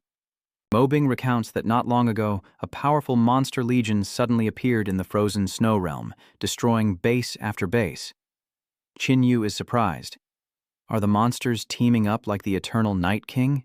Unlike monsters like the Eternal Night King, Curse King, and Skywing Marquise, who followed some kind of pattern before uniting, these monsters that appeared in our territory are unheard of. I fear a powerful alien race has descended upon the Snowdrift domain. Qin Yu nodded. "That's highly likely. Do you have any bodies of the enemy?" "No." Ma Bing shook his head. "So far, the enemy hasn't attacked Fei Zhui City, and no one has been lucky enough to kill them in the bases they've destroyed. I wonder if Fai Tu Yet Than can withstand this. Don't worry, I'll take care of it." The Mo brothers were overjoyed to hear this. "Brother, no offense, but maybe you should check your abilities before you start showing off, okay?" Qin Yu coughed awkwardly, sensing the power within him. Sure enough, the training had paid off. His golden royal blood had been restored. It hasn't fully returned to golden royal blood, and the crimson holy stone shattered when escaping the space-time of the demon. Golden royal blood, combined with my enhancement, only increases my power 8-fold, allowing me to unleash 50,000 times my strength, which should be barely enough to deal with an early-stage quasi-saint. The Mo siblings were stunned. Had these two evolved to such a terrifying level? The strongest among us only has 3,000 times the physique. Qin Yu, not seeing Z die, inquired about her. Mo Bing explained that ZD was dealing with the reorganization of refugees in the city when someone called out to Mo Bing from behind. The group from Skyfall City had arrived. Long Nu was surprised. "Is Master Qin here too? And this lady beside him is his sister, Xin Xiaoyu." "Oh, I've never heard Mr. Qin mention her before." "Hello, Tiovu, I'm Long Nu." Tiovu simply acknowledged her. Qin Yu asked them why they were here, and Long Ru explained that the Grand Elder had instructed them to come and help, as Fei Zhui City was in grave danger. Qin Yu nodded, impressed by the Grand Elder's keen observation. The Grand Elder also sent people to Guangwei City, Shenwei City, and Tianwen City for help, so reinforcements should arrive in about a week. Mo Bing is pleased. With the aid of the Great Holy Cities, even if the alien races descend, we'll have a chance of winning. Just then, someone rushed over to report that a blizzard was moving towards Snowfall City from the northeast. Mo Bing was stunned. "They're already here." He urged everyone to hurry into the city. The enemy was coming. Qin Yu looked up at the sky. This was no natural blizzard. Mo Bing nodded. "Indeed, this blizzard moves with the enemy, as if their energy can influence the climate." Qin Yu added, "Reaching the Emperor level grants one the ability to influence the climate to a certain extent. With a blizzard of this scale, it's likely there's more than one royal-level enemy. Brother, I've used my celestial eye to scout ahead, and my previous guess was correct. They're the alien race, and they're coming from that direction." Mo Bing immediately ordered the city gates sealed, instructing everyone to stay inside and defend the city, using ranged attacks to wear down the enemy, as they likely wouldn't receive reinforcements from the holy cities in time. Energy blasts rain down from the city walls, and as the alien horde falls, hope ignites. It's working. Keep it up. But in the distance, a colossal shadow roars within the blizzard. The alien horde seems emboldened, charging even more ferociously. The people quickly resume their attacks. Damn it, their sensitivity and resistance have increased, and that thing in the blizzard is charging towards us. The elephant charged, slamming into the wall with such force that the ramparts shook. Zhao Yu said, "A peak yellow level with 5,000 times the physique." Qin Yu asked Xiao Hong, "What's Xiao Jin's physique level now?" "It's almost 4,000, so it's still short of 5,000. But with its gold-devouring beast bloodline, it should be able to win." Xiao Wu urged, "Hurry and let Xiao Jin go. Don't worry, if it can't win, I can enhance it." Qin Yu waves his hand, summoning Xiao Jin, who immediately rushes towards the elephant. A whirlwind erupts from the trunk, but Xiao Jin swiftly dodges it. It uses its power and lets out a roar, and strange noises come from underground, growing louder and louder. Everyone grabs hold of something, not understanding what's happening, thinking it's an earthquake. From beneath the ground, countless sharp metal spikes erupted, decimating the alien horde. The behemoth stomped, crushing the spikes, its force causing the already damaged wall to collapse. Xiao Yu worried. "Brother, We should act soon to avoid this situation. Qin Yu calmly replied, "Don't panic. Look, the enemies are gathering at the collapsed wall, making it easier for us to wipe them out." At that moment, Xiao Yu empowered Xiao Jin, who was surprised and confused. Qin Yu shouts, "Xiao Jin, with Xiao Yu's enhancement, your strength is now over 7,000 times greater. Wipe out the gathered enemies along with that elephant." Those near the city walls were pinned by rubble, unable to move, and as the alien horde poured in, they despaired. "We're finished! Someone save me! I don't want to die here!" From above, Little Gold unleashes a great wind, sweeping away the horde of otherworldly creatures at the foot of the wall. The elephant crouches, struggling to hold on, and Mo Bing asks in surprise, "That mutated beast is your pet?" Little Gold is the offspring of a pair of failed, golden-devouring beasts, bearing the ancestral power of both. Golden-devouring beasts are already a high-ranking species among the mutants, and with its unique birth, dealing with enemies like this is a piece of cake. Xiaojin unleashed another volley of sharp metal stakes, piercing the elephant, which immediately collapsed dead. Xiaojin then approached Qin Yu and regurgitated an energy orb for him. Xiao Yu yawns. "All right, crisis averted. I thought the enemy would be tougher." Xiao Hong sulks, bored. "I didn't even get a chance to show off." Qin Yu senses something is wrong. A blizzard of this magnitude couldn't possibly be created by a peak stage yellow rank. "Xiao Yu, use your angel eyes to take another look." Xiao Yu's eyes gleam. "It's nothing. I haven't seen anyone escape my divine eyes yet." Seeing Xiao Wu staring intently, Qin Yu asked if she'd found anything, but Xiao Wu raised her hand to stop him. Xiao Yu enhances her celestial eye once more, and everyone on the city wall suddenly feels a strange sensation, as if something is staring at them, seeing them inside and out. Xiao Yu sees many energy points gathering not far away. Ice Empress, a divine infant from the Origin Realm, and yes, there are indeed other enemies. Mo Bing approached and asked, "Miss Qin, what are you doing?" "Why do we feel such intense pressure?" Xiao Yu recovers. "Sorry, I boosted the power of my angel eyes, so it inevitably affected you." Qin Yu asked, "What's the result? Where are the enemies?" "They're over 200 kilometers away. I see monsters gathering, and there's likely more than just a royal and super royal class. The leader is probably an A-saint." Qin Yu is intrigued. "Another sand level. Once your golden blood is fully restored, combined with my enhancement, we can unleash 12 times the power." "With your physique over 6,000 times 12 times, that would be over 70,000. Tuvu, how much physique does an A-rank peak saint have?" Xiao Yu answers that it's 80,000 times. Qin Yu falls silent, realizing that closing a gap of nearly 10,000 times in physical strength would be difficult, especially without knowing the opponent's abilities. Unfortunately, the Crimson Blood Holy Stone broke. Otherwise, its 60% overload would have given us 800,000 times his physical strength. What are you so worried about? And don't forget about me. Qin Yu's face pales. I'm only a peak super emperor with 20,000 times the physical body, and the evolutionary energy accumulated in the dimensional space isn't enough to break me through to the holy gate. Little Yu replied, I've self-enhanced myself to 40,000 times the physical body, and with your 70,000 N, that's 100 times. Meanwhile, Bing, overhearing their astronomical figures, fainted. Even combining everyone in the Flying Snow Clan only amounts to 120,000 times. How can they calculate it like that? Don't worry, brother, don't forget. I'm the reincarnation of a perfect god. Inside the dimensional space, Xiao Wu looked at the jumbled pile of items and thought Xin Wu had switched to scrap collecting. Xin Yu then asked Xiao Wu to use her abilities to enhance everything, and after she finished, he told Xiao Jin to devour it. And Hong will help the wrathful burning god's corpse eaters devour the body faster. The efficiency is now double what it was before, so try to break through to the super royal level before the enemy arrives. After Little Red and Little Gold left, Xin Wu took out the evolution energy pouch and had Little Wu enhance it.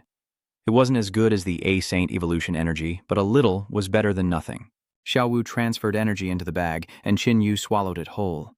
A few days later, someone knocked on the door. Mr. Qin, what's wrong? So, the enemy is on the move? That's right, Mr. Qin. Scouts report that the blizzard zone is heading towards Flying Snow City. Okay, I understand. You can head back. We're on our way. Qin Yu slammed the door shut, grateful for the crucial 2-day respite. Little Gold's physique is 5,000 times normal, Little Red's is 4,000, Little Yu's is 20,000, and Xin Yu's is 6,400. The four arrive at the city gate, where Mo Bing is already waiting. Xin Yu said, It must have been difficult for you to get it back into shape in just 2 days. Mo Bing replied, We mobilized all the evolutionaries in the city with relevant abilities so we could patch up the city wall quickly. Qin Yu taps the city wall, testing its strength. No. Against a royal-level expert, it won't withstand a single blow. Then what do we do? Even an undamaged wall wouldn't stop them. We'll go ahead to intercept the powerful enemies along the way. Send your strongest fighters 1 kilometer outside the city to attack any remaining Lord-level monsters, leaving only the weakest enemies for the wall defenders and garrison troops. Only then will the city's inhabitants have a chance to survive. Mo Bing was deeply moved, kneeling down as he said, Mr. Qin, I can never repay your kindness. I thank you on behalf of the people of Feishui City. Xiao Wu helped him up. Lord Mo, please rise. There's no need for that. Qin Yu asked Xiao Yu to use her celestial eye to observe the enemy's situation. After an unknown amount of time, the alien army slowly approached. Suddenly the army halts and the Ice Empress coldly surveys what lies ahead. Seeing who it is, she summons an ice sword and points it forward as the horde of aliens roars and charges. Qin muttered, You used burning the 8 desolations twice, and the firestorm incinerated many of the aliens. The ice dragon paused, opening its mouth to unleash ice crystals. Qin Yu uses the 12-fold incineration again to prevent Xiao Yu from appearing behind the Ice Queen. With a clang, Xiao Yu's surprise attack is blocked, and the surrounding frost condenses into sharp shards of ice that shoot out. Sensing danger, Xiao Wu teleports back to Qin Yu, who asks, How did it go? Xiao Yu replied, It's a peak A-rank saint with 80,000 times the physique. I almost didn't make it back. Brother, this time we've really met a tough opponent. Qin Yu summons the flowing flame armor. This will be tough, but I'll crush them. Little Gold will handle the dragon. The 3 remaining enemies are for me and Xiaohong. Xiao Wu is doubtful of Qin Yu's abilities. Brother, the one riding the dragon is a level A Holy Sea Knight. Can you handle it? Qin Yu replies that his goal is to stall her, and they should quickly deal with the other enemies and then come to his aid. Don't worry, boss. Qin has pulled off many underdog victories in your absence. Hearing this, Xiao Yu felt a little more relieved, telling him to be careful. Qin Yu had Xiao Yu empower everyone before activating his golden bloodline, and he took the lead, charging forward as the dragon fired a blast of ice, which Qin Yu dodged. The Ice Queen stood silently, waiting for Qin Yu to approach before attacking. Qin Yu felt a piercing chill. Even though her attack hit his elemental form, he still felt the pain. He realized he couldn't fight a peak Saint A rank like he had in previous battles. Qin Yu flew around, seeking an opening to strike the dark tentacles. Aren't you going to dodge? Then pay the price for your arrogance. The Ice Queen vanished, and dark tentacles pierced the ice dragon's back, causing it to roar in agony. The Ice Queen appeared behind Qin Yu, who said, Your judgment is correct. I am the key. Capturing me is worth sacrificing the dragon. But my goal from the start was to lure you away from its lair. Qin Ai unleashes his dark domain, engulfing the Ice Queen, leaving the ice dragon to face Little Gold alone, as Little Red senses the power within him and seethes with rage. Ha ha, golden royal blood, plus the boss's enhancement, and now my ride has 32,000 times the physique. Boss, let me take on the biggest one. Xiao Yu indifferently agreed. Whatever. And with that, Xiaohong charged forward, unleashing a single strike. Xiao Yu glances at Qin Yu, then at the 2 approaching Emperor-level beasts, and enters her vision world. A black vortex forms, emitting a powerful suction force, and the 2 Emperor-level beasts are unable to resist being drawn inside. The Ice Dragon says, This is the first time I've encountered such pure dark power. The 2-horned dragon sensed something behind it and threw a punch. Its fist struck something incredibly hard, shattering its arm.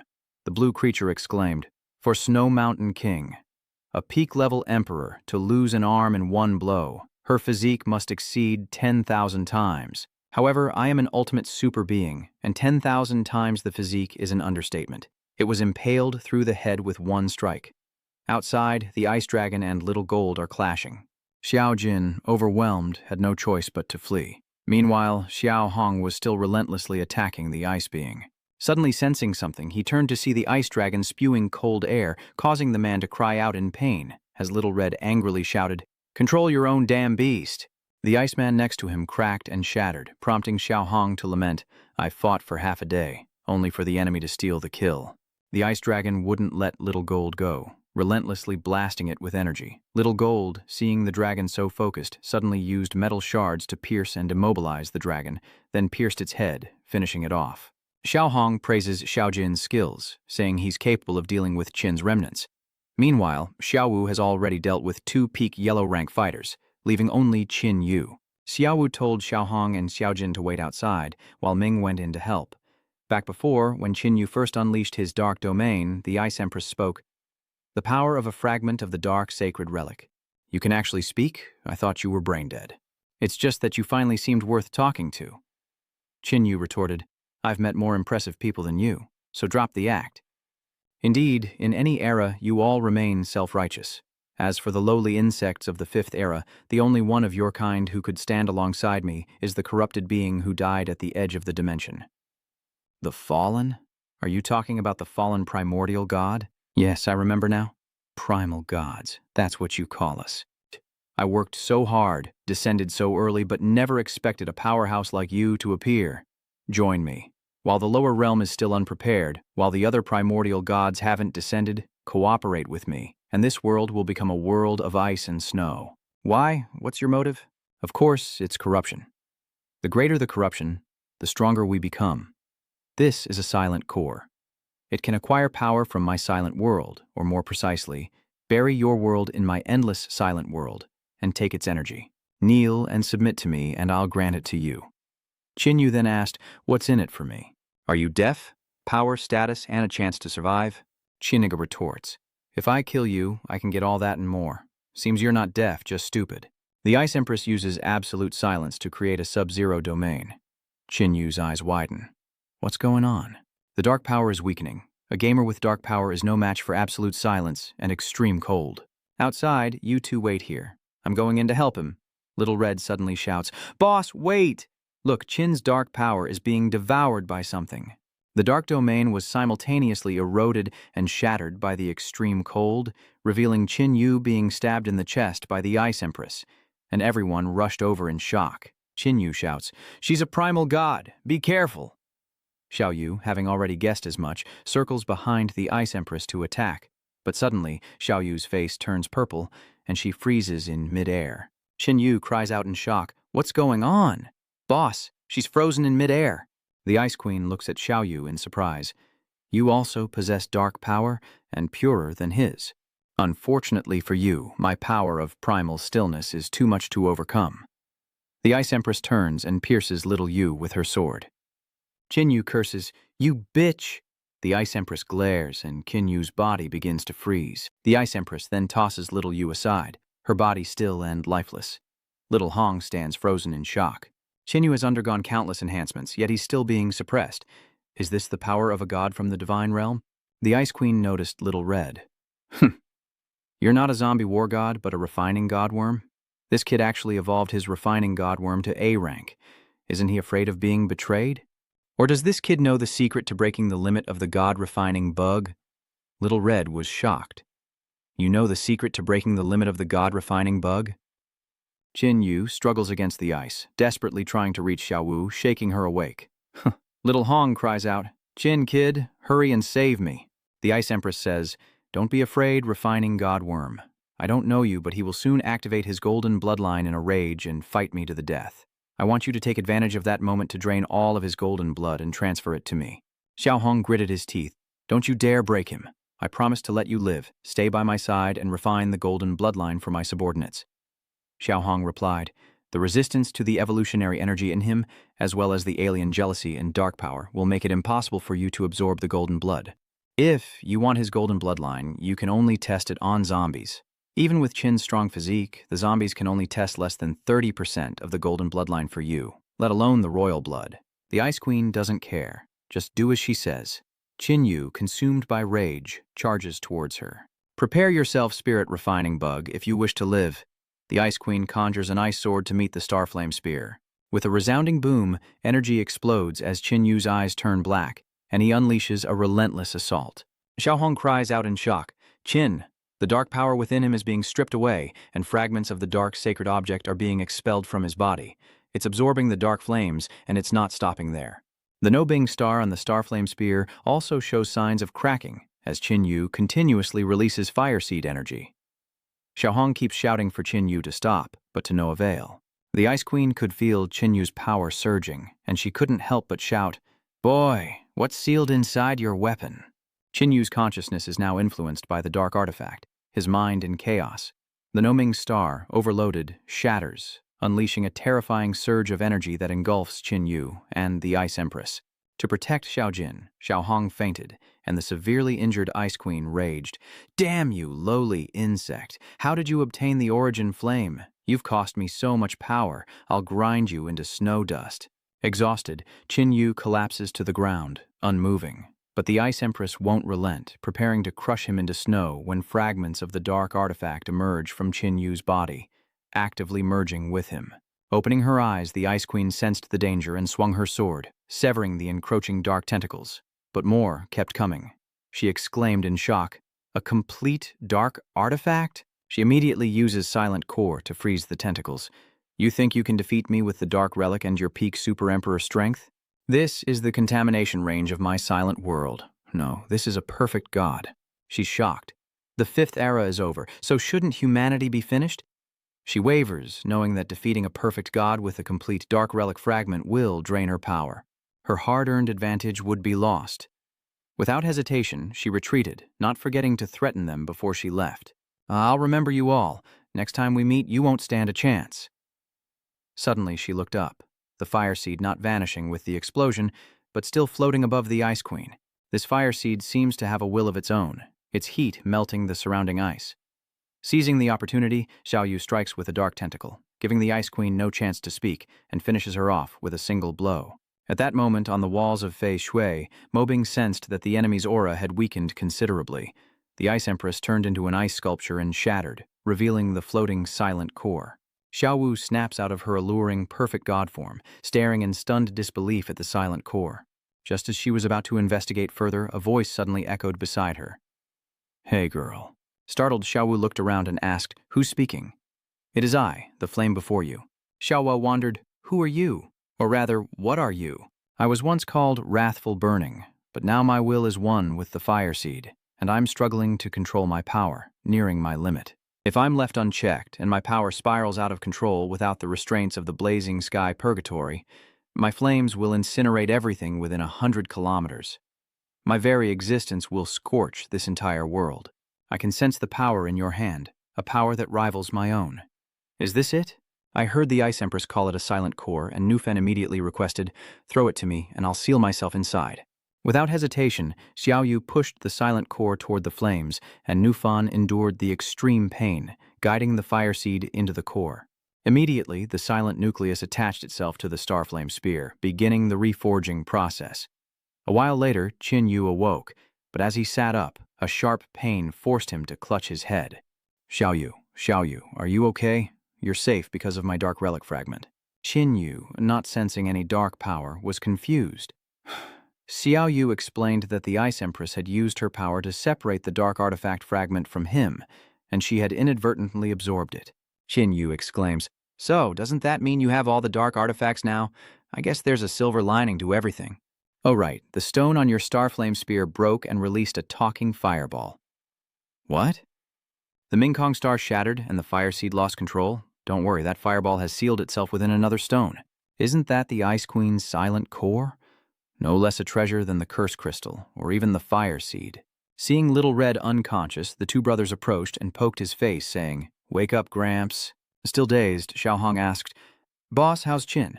"Don't worry, I've taken care of everything," Qin Yu reassured him, and Xiao Hong breathed a sigh of relief. "Luckily, my quasi-saint form and Little Gold's perfect golden bloodline were enough, or we both would have been burned alive by the Fire Seed." Qin Yu said, considering the Fire Seed problem completely resolved. Little Yu's dark power was also perfected, so the Ice Queen helped them quite a bit. "Oh right, here's her evolution energy for you." Qin Yu picked it up and examined it. The Ice Empress's energy was indeed extraordinary. Just then, a voice echoed from afar as Mobing led the Tianqingcheng group over. "Mr. Qin, what happened?" Qin Yu smiled. "It's over. This battle has proven that we humans are capable of defeating the Origin God." The others were shocked. "What did you say? A god of the primordial world? Did you just say you annihilated a god of the primordial world? Within the dimensional space?" Little Red says, "Qin, you might not have noticed, but that primal god mentioned the secret of the god-refining worm, breaking its limits." "Oh, the refining god worm broke through its limits, meaning you can continue the golden bloodline trials for others? I'm not sure, but maybe. Can we really trust this information that even Golden Crow Lin doesn't know?" Little Red replies, "She is a god of the origin realm, after all, with methods far superior to Crowlin's, so it's normal for her to know things Crowlin doesn't." Xinyu pondered for a moment and said, "Then the corpses of experts like this could also perfect the golden bloodline of the corpse rage. Might as well give it a try." Xiao Hong's face paled. "Forget it. I'm about to reach the peak of A Saint. If I accidentally explode and die at this time, wouldn't that be a huge loss?" Xinyu moved on, asking Xiaoyu to try and enhance the Ice Empress's evolutionary energy. Xiaoyu used all of her power to enhance the energy. Next, Xinyu attempts to replicate it, activating his golden bloodline and asking Xiaowu to enhance him, but no matter how hard he tries, he can't replicate it. The level of this evolutionary energy is too high. With his current strength, it's impossible to replicate. Xinyu doesn't give up, mobilizing all the energy in his body, and finally succeeds. Exhausted, Xinyu hands a pill to Xiaowu, who swallows it like candy. But as soon as Xinyu puts it in his mouth, he screams, unable to withstand the violent power within him. Xiaoyu picks her nose, and her brother groans again. "Boss, this isn't a game. The power of the primal Chaos God's evolution is too strong after being enhanced. If this continues, Xinyu will really explode and die." Sweating, Xiaoyu urges, "Second brother, are you okay? If it's too much, spit it out." Seeing his brother unresponsive, Xiaoyu quickly tries to strengthen Xinyu. "It's not enough. Not yet. Little Qin, can you hear me?" It spews out evolutionary energy, but Qin still doesn't respond. With no time to spare, Little Red retrieves the Scarlet Blood Holy Stone, urging Xinyu to infuse it with his golden bloodline. The stone shatters upon contact, revealing a radiant golden holy stone. The holy stone's energy is empowering Xinyu. Seeing him still dazed, Xiaohong urges him to quickly strengthen himself and use the Crimson Blood Holy Stone. Xinyu's power skyrockets, and after a moment, the energy within him finally stabilizes. "Big brother, how are you?" Xinyu gasps, "I'm fine. My physique jumped directly from 6,400 to 20,000 times." Xiaohong is stunned. "That's a huge increase?" "The power of the origin world gods is peak sub-saint, so as long as our physique hasn't reached 80,000 times peak sub-saint, their evolutionary energy will be a massive boost for us." "What about you, Xiaoyu?" Xiaoyu happily replies, "I've successfully broken through the 20,000 mark of the Super Emperor peak, reaching 22,000 cellars, and officially entered the ranks of Grade A Saint." Little Red boasts, "Qin, you owe me one this time. If I hadn't gotten the Crimson Blood Holy Stone for Xinyu at the critical moment, he wouldn't have made it." Xinyu looked at the stone and said, "This is no longer a Crimson Blood Holy Stone. It's a Holy Origin Star." A few days later in Tianqin City, Mobing sat beside Xinyu, expressing her gratitude. "Thanks to Mr. Qin and Miss Qin's help, otherwise, with the strength of Fei Shui City, we would never have been able to stop the attack of the primordial god." Su Li added, "Even if all of our reinforcements had arrived in time, I'm afraid we could only have delayed the destruction of Fei Shui City for a moment." The Grand Elder lamented from the platform. The Ice Empress, a primal god, one of the 10 overlords of the upper realm, the lord of the silent world. I never imagined she would descend so quickly. Our initial predictions were too optimistic. It seems we are closer to the final calamity than we anticipated. Xinyu recalls the Ice Queen's words. "To defeat a perfect god with a complete dark artifact fragment will consume much of my power, and the advantage I worked so hard to gain by descending first will be lost." The Ice Queen mentioned the effort she had to make to descend early. "So, we still have time." The old man suddenly called out to Xinyu, startling him. The Grand Elder stroked his beard and said, "I know your style, and my request may be excessive, but for order, for humanity, we need a true powerhouse, one even stronger than before." What's with the commotion? What does he mean by a true powerhouse? The upper realm beings about to descend will be restricted by the rules. Even a powerful being like a god from the origin world will only be an Asgard peak when descending to the lower realm. But lower realm beings will not be restricted. Hung laughs.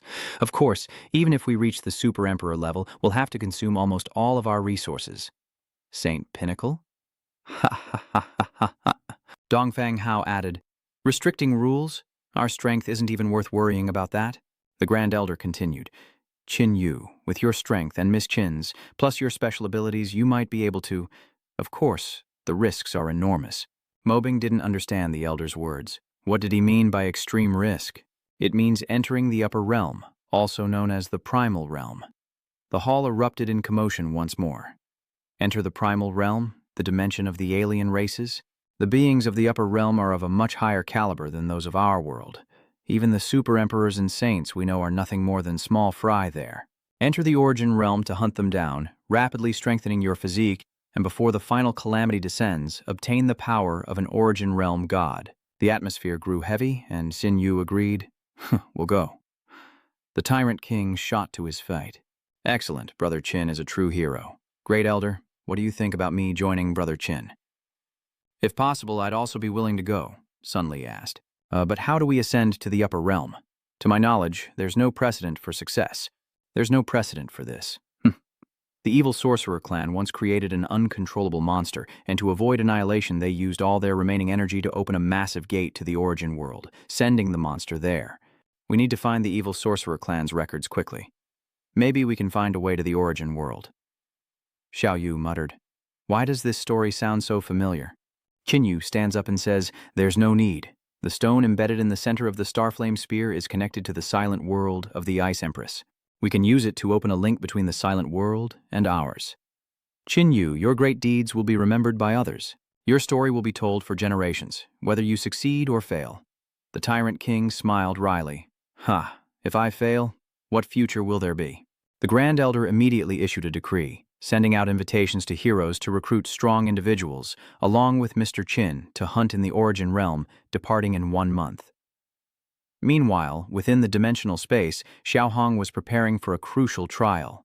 Xiao Yu strengthened him first, then he connected the corpse of the Wrath Incinerator with the corpses of the alien races to strengthen them, and after a while, the corpse of the Wrath Incinerator reacted with a growl. Light radiates out and Qin Yu suddenly realizes that Xiao Hong is nowhere to be seen.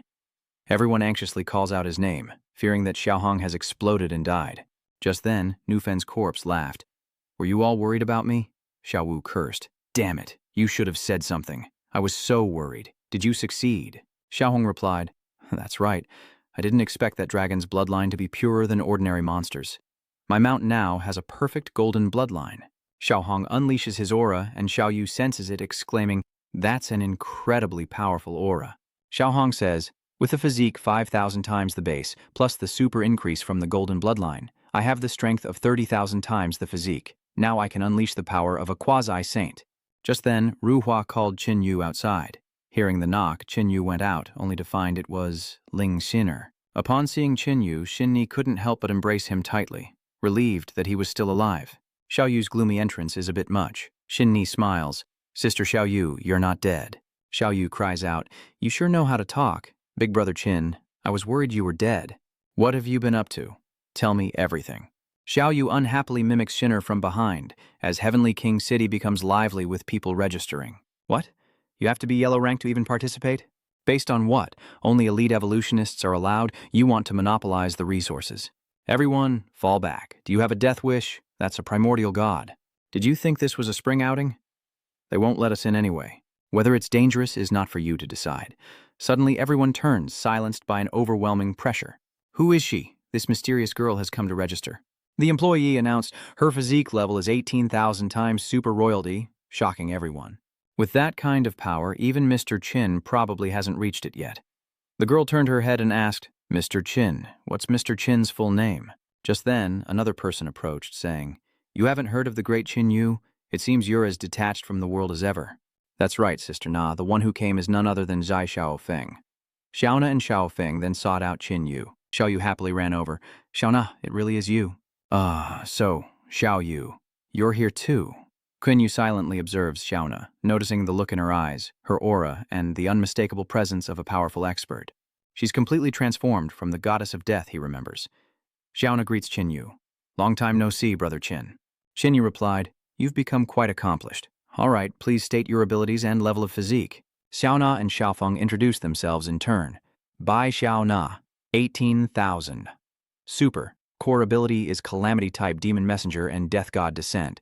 Zai Xiaofeng, 16,000. Ana Super. Core ability is Immortal and Fierce God Transformation. So there are many experts of this caliber outside the Stargathering Pavilion. I'm Ling Xiner, with a physique of 12,000, also a Super Emperor level, and my core ability is Mental Power. I am Han Feng, with 8,000 Super Emperor level, and my core ability is Infinite Enhancement. Xin Yu is curious, he's never heard of this ability before. Can you explain it? Han Feng replied, "Once I enter combat, my body will continuously break its limits, enhancing my physique. So, as long as you don't fall in battle, you can keep getting stronger. That's right, but I don't know where the limit is. I once had a drawn-out fight where my physique increased nearly 20,000 times. Qin Yu mused, "Your ability is our trump card. Used well, it might have miraculous effects. Great Elder Hu, they're probably humanity's sharpest spearhead right now, leading them to become perfect Yen realm gods. Qin Yu hopes the order rests on your shoulders." The next day, Qin Yu led everyone to an open area, and just as he was about to activate the silent core, a familiar voice echoed. Brother Qin, seeing who it was, Qin Yu wasn't too happy. "What are you doing here?" Xiao Hong shouts, "What are you doing here?" Lin Feng explains, "Brother Qin, the jealousy of the alien race corrupted me, making me do those things. I'm sorry. But rest assured, I don't have much time left, and I have no motive to harm myself or others. Now, all I can do is work harder for humanity and the order of our forces. Guan is my masterpiece, the closest thing to a perfect being besides myself. Take her with you, Qin, so my efforts and choices won't be meaningless. Go, Guan, fulfill your mission." Xiao Yu reaches out his hand and says, "Come here." Qin Yu frowned and asked, "Is this your choice, or the will of that Hong Juxing?" Lin Feng shook his head. After the Great Red Star saw you, he just shook his head and smiled wryly. Just say one sentence that doesn't lose to him, and there are no more restrictions or suggestions on my actions and decisions. Okay, I'll trust you one more time, but I'm telling you now, if she has any schemes, I won't hesitate to kill her. So, could you be a little more tactful? Xiao Yu said, pulling Anan closer. Qin Yu, having scared her, tells everyone to step back so he can open a portal to the primal world. On the other side of the portal lies the primal realm, a place of immense power and unpredictable danger. If anyone wishes to turn back, now is the time. No one said a word pleasing Xin Yu. Since no one objects, let's depart. Moments later, Xin Wu and the others emerge from the passage. This is the silent world of the Ice Empress. Qin Yu doesn't know which way to go, but the core of silence flashes, as if guiding him. Qin Yu points in a direction, and the team sets off. Along the way, Xiao Yu asks Xiao Na, "What have you been up to all these years?" "I went to one place to hunt and kill, then another, repeating the cycle." Xiao Yu was speechless. Jai Xiaofeng said, "Xiao Wu, you don't know, but Xiao Na has helped so many people over the years. If she hadn't killed the zombie kings and beast kings that plagued the land, there would be a third fewer human bases than there are now." Na called him a pervert, and Xiao Wu asked, confused, "Why did Na call him that?" Jai Xiaofeng blushed and scratched his head. "Isn't it because I've always followed in Na's footsteps? Wherever Miss Xiaona goes, I go. I'm her personal guard." Xiao Yu retorts, "More like a pervert." Then she senses something. "Brother, something's coming." Hearing this, Qin Yu told everyone to prepare for battle as several icemen approached. Xiaofeng transformed and laughed, "I'll go first to test their strength for you all. These guys look like pushovers." Hanfeng panics and shouts, "Something's not right. Their auras, they're all quasi-saints." "Xiaofeng, get back here!" But Xiaofeng had already charged in, taking a punch from an ice warrior that made him cough up liters of blood. Hanfeng thought Xiaozhai was dead, saying they'd already lost someone before the fight even began. "Hanfeng, don't panic. Once you enter battle, focus on protecting yourself and avoid getting hurt. This is the primal world, where monsters aren't weakened by the rules, so be careful and don't underestimate them." Xin Yu summons Xiao Jin and Xiao Hong, then turns to Ling Xin'er, asking her to establish a psychic link with everyone, sharing combat strategies and vision. Ling Xin'er immediately complied. This feeling was magical, as if they were becoming one, sharing the same body. Golden bloodline, overloaded holy gold essence, alien power, cursed power, fire seed power, all unleashed with 24/6 super-intensity amplification. Qin Yu now possesses 480,000 times his base physical strength, a power that leaves Yao Na speechless. Qin Yu unleashed a scorching attack, engulfing the ice people. Not wanting to be outdone, Xiao Hong activated his golden bloodline, divine power control, and 12-fold super strength enhancement, boosting his power to 60,000 times his base. He howls and charges into the flames, pulverizing an ice warrior with a single punch, only to be immediately embraced from behind by another. Xiao Hong shouts, "Get out of here, don't get in my way." Xiao Na releases Xiao He, who laughs maniacally. "Ha ha ha, master, how did you find such a great place? The life here smells so good." Xiao Na replies, "This is the primal world. The level of monsters here is much higher than in the previous world. No wonder I'm back in the upper realm and my seal has been lifted." Little Red looked at Little Black in surprise. "This guy's a peak saint, nearing 300,000 times his physique?" Qin Yu asks, "What level has your infinite amplification reached?" Han Feng replies, I'm at 50% amplification, allowing me to unleash 12,000 times my physical strength. Well, it seems this battle offers you no chance to shine. Jai Xiaofeng roars in anger, cursing his misfortune at losing face so quickly. With that, he charged toward the ice monster like a moth to a flame, as Xiao Yu watched with interest. You guys are playing rough. Guess I'll just watch. A moment later, the ice creatures lay scattered across the snow. Xiaofeng spoke with satisfaction as Xiaona asked, These monsters must have evolution energy, right? Little Red volunteered, using his red threads to extract evolution stones from the ice monster corpses, all of which were quasi-saint level. Qin Yu, looking at Little Black, muttered, Has this guy's physique increased to such an unbelievable level? Hey kid, show some respect. I'm the phantom form of the Arm Domain Avatar, second only to the Origin Realm God in the Upper Realm. So we're alike. You need evolution energy, Kid Chin. I need bloodlines, and my mount needs flesh. Now this one needs life energy, everyone has their own needs, and no one gets hurt. This is truly eating the meat without spitting out the bones, exploiting resources cleanly. Anyone else need golden blood? Call me Grandpa, and I'll give you a free trial. Jai Xiaofeng shamelessly pointed at himself. I'm your benefactor, your grandpa, me.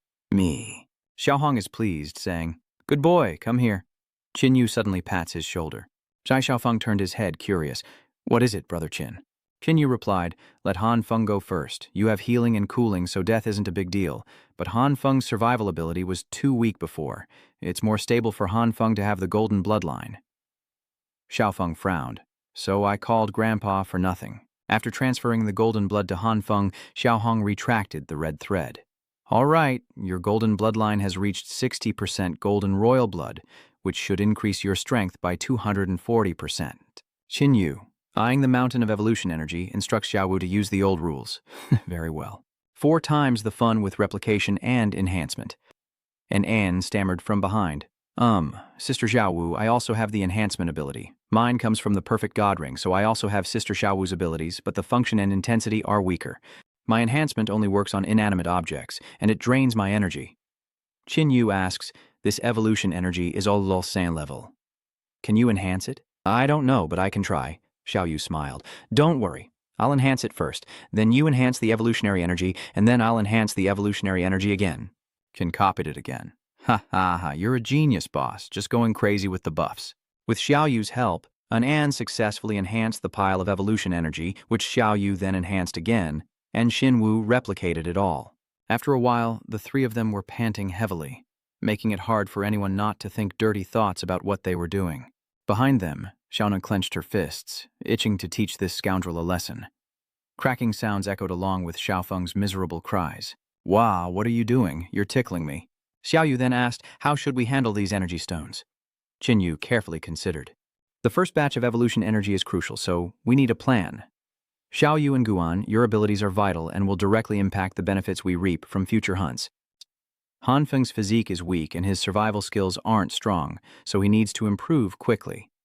Let's divide this first batch of evolution energy equally among the 3 of them. Does anyone else have any objections? Shinner and Xiaona didn't seem to mind. I have no objections. I'll follow Brother Qin's lead. Little He doesn't need evolutionary energy to get stronger. Xiaofeng relented. Fine. If I keep nagging, I'll just look selfish. Let's just go with Qin. All right. Han Feng, Guanan, this evolutionary energy is all Santier, so absorbing it will be exhausting. Don't you dare slack off. Xiao Yu, eat first, then use your enhancement skill to help them absorb it. After a while, Han Feng and Guanan groaned incessantly. Jai Xiaofeng couldn't help but let his imagination run wild, earning him a few more knocks on the head from Xiaona.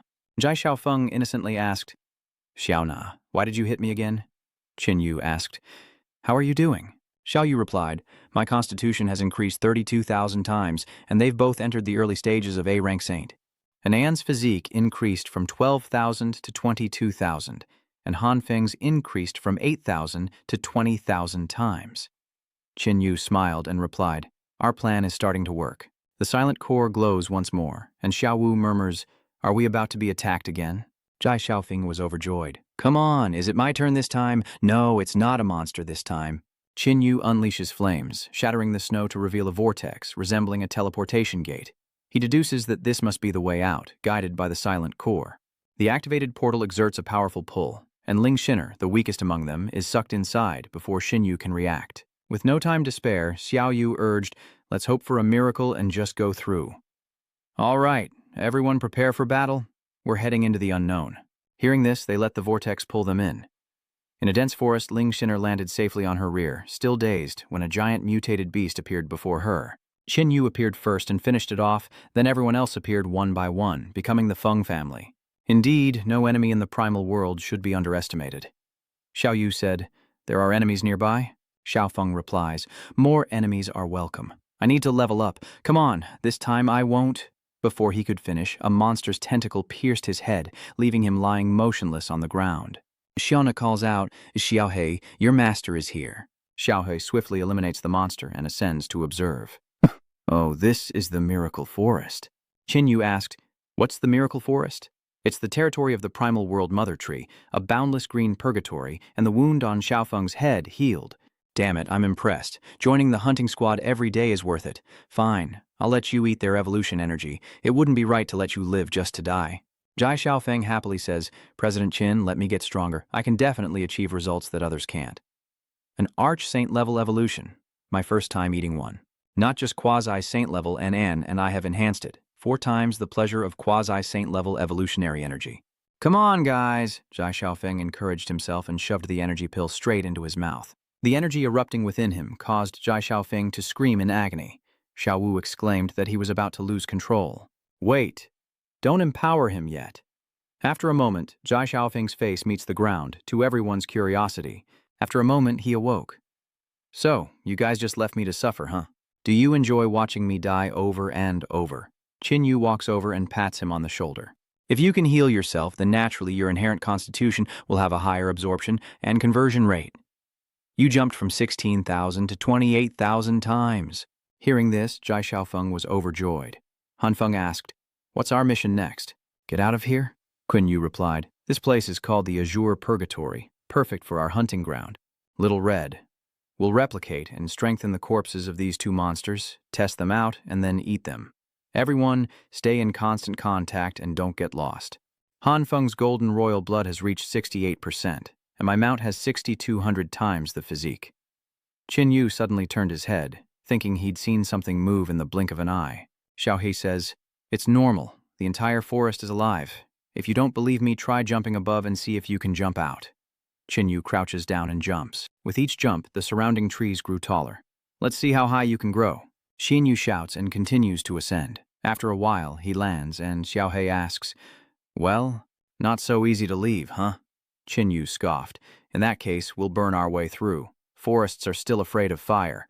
Qin Yu ordered everyone to continue on their way, and the forest parted to reveal a path. "Isn't this a trap?" Han Feng wondered, but Zai Xiaofeng, having just broken through, was confident. "Ha ha, I hope it is a trap. Saves me the trouble of searching. Top-tier hunters often appear in the guise of prey." "I'll go first," Xiao Wu shouts. "Jai Xiaofeng, be careful. Speak of the devil." Jai Xiaofeng, entangled by the flowers, cried out in panic, "Gross, no, I don't want tentacle butt sex." Jai Xiaofeng was then dragged away by the vines, and Qin Yu urged everyone to follow, saying, "These dense plants have been avoiding us."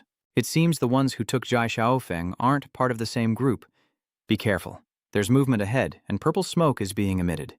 Jai Xiaofeng was being devoured by a carnivorous flower, his face pale as he screamed, "Help! I don't want to be eaten. Its mouth is so stinky." Han Feng asked, "What level is this thing?" Xiao Yu replied, "It has a Super Saint level physique of 520,000. Little Black, is there something you want to tell me?" Little Black replies, "See that withered ancient tree? That is the remains of the Great Earth Mother Tree, the original master of this miracle forest. But somehow, she died." Qin Yu mused, "The Great Earth Mother Tree. That name sounds familiar. Qin, have you forgotten? In the ruins of the Killing Devil, those old men said, the Moon Wolf's mother is the Great Earth Mother Tree." Qin Yu exclaimed, "I remember now." Little Hong asked, "What's about to violate Jai Xiaofeng?" Little Black replied, "It must be that the fallen flower absorbed most of the Great Earth Mother Tree's power, a monster that survives by parasitism and humus." The flower asked, "Who are you? Why did you trespass on my territory?" Jai Xiaofeng groaned, Game over." Xiao Wu scoffed, "You call this territory? You're just a scavenger." "Damn you, what are you saying? The Great Mother Tree is dead, and I absorbed her energy. Now I am the king of this miracle forest." The vines lash out, and Xiao Yu cuts through a few, yelling, Jai Xiaofeng, what are you waiting for? Do you really want to play out a scene? Easy for you to say. Of course I want to fight back, but how?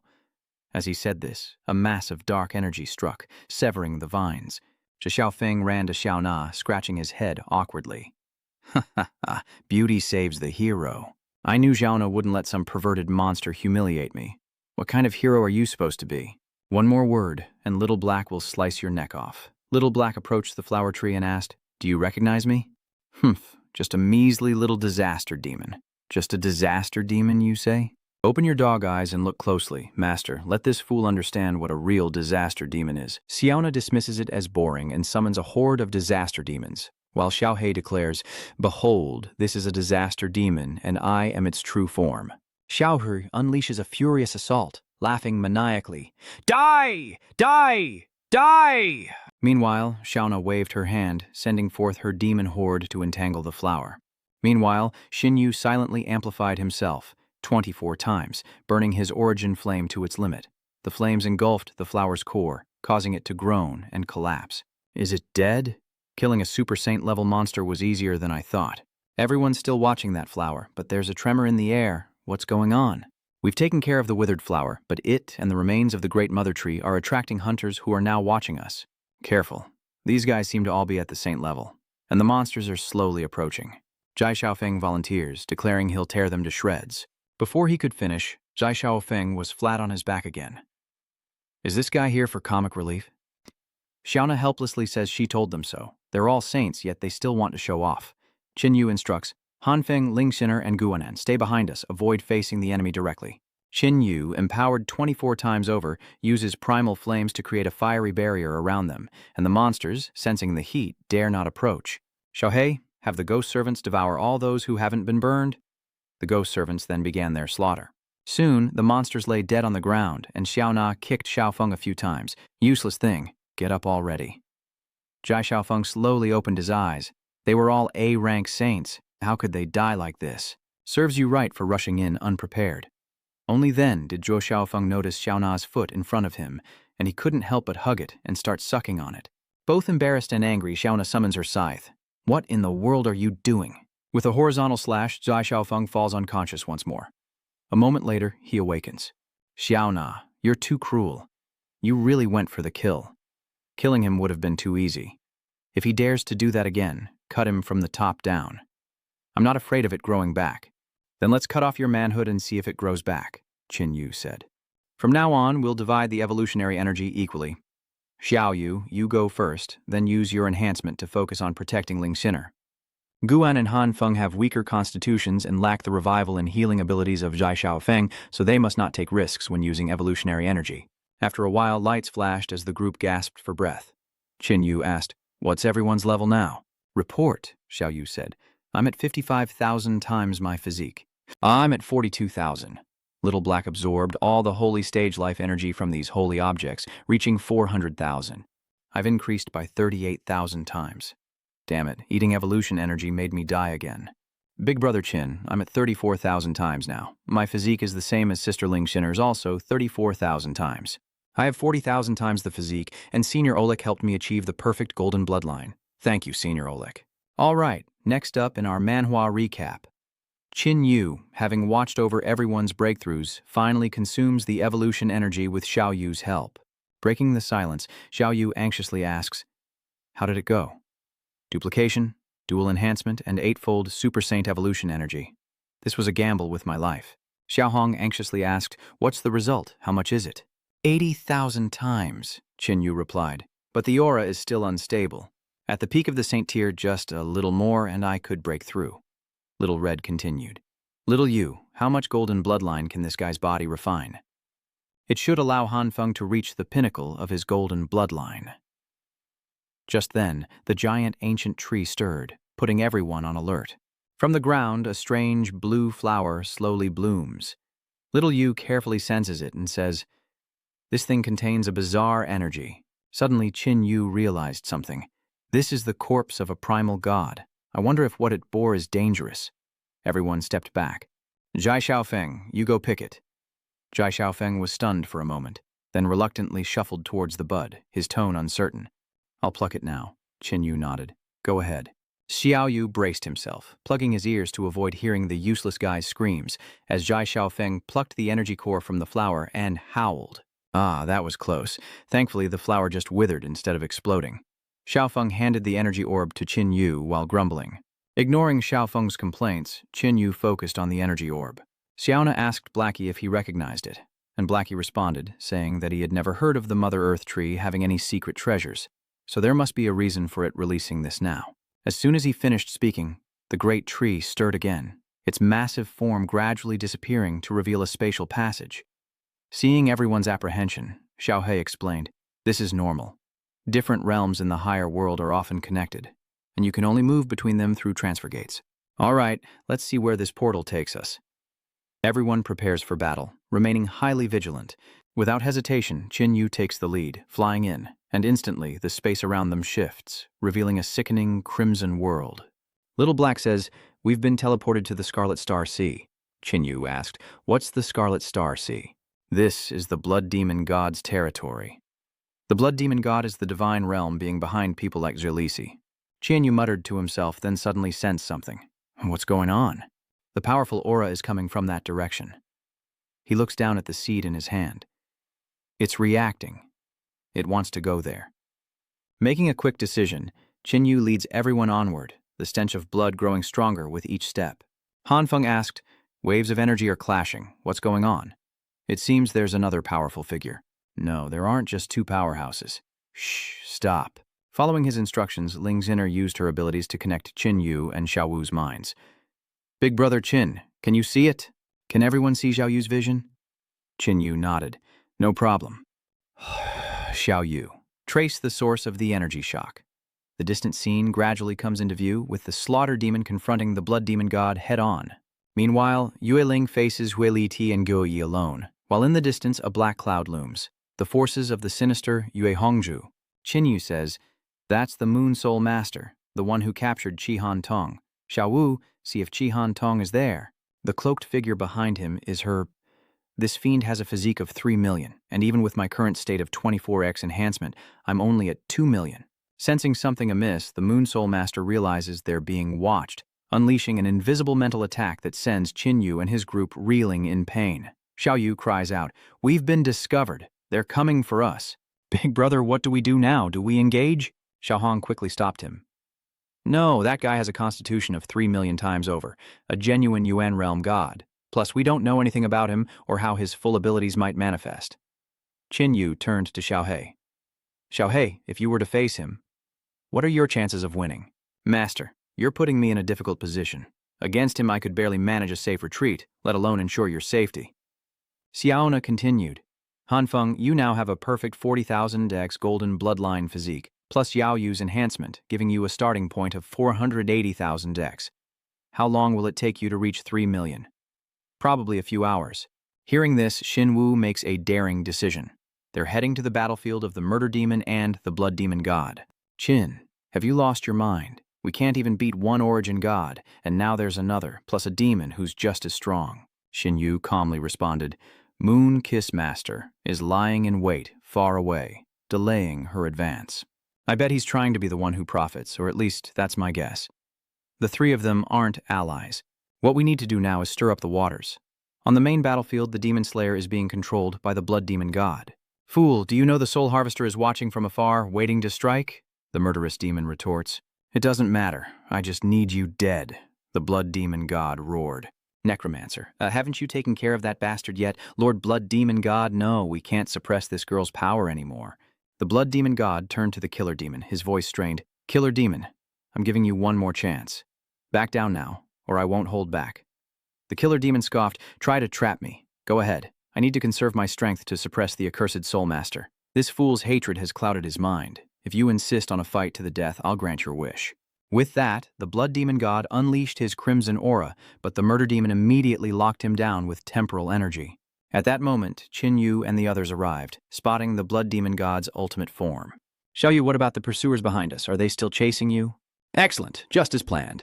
We're joining the fray, diving head first into this mess. On the other side, the kill demon was immediately overwhelmed by the blood demon god and forced to retreat, who then seized the opportunity to attack Yue Ling, intending to eliminate her first. Just then, the energy orb Qin Yu obtained from the great tree suddenly glowed brightly, and roots unexpectedly appeared around Yue Ling, swirling to resist the blood demon god's power. This power is all too familiar to the demon of slaughter, as flowers bloom and Moonlinger stands in shock. Could it be that my mother is still alive? Little Hongru realized, saying, "Isn't the great Earth Mother Tree Yue Ling's mother?" "Her will has guided us to help Yue Ling," Qin Yu declared. "Xiao Yu, use your angel eyes to observe Yue Ling, the alien girl protected by the vines and roots. See what her constitution is now. Brother, her power is surging, nearly doubled now."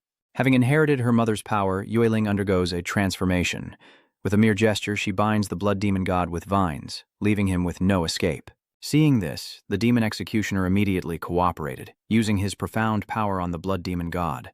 But Qin Yu suddenly shouted, "Wait, before you kill him, hear me out." It was then that Yue Ling and her father noticed Qin Yu's group, and were surprised. "The blood demon god is as good as dead, but I have a proposition. We either all win together, or I'll turn on you and help the blood demon god." Enraged at being threatened by a mere boy, the demon executioner roared, "Do you know who you're speaking to?" Instantly, Xiao Yu transformed into his perfect god form, coldly retorting, "Do, you know who you're speaking to?" Shattered Demon was stunned. "You're a perfect god?" Qin Yu was nervous, wondering if his imperfectly restored form would be enough to intimidate him.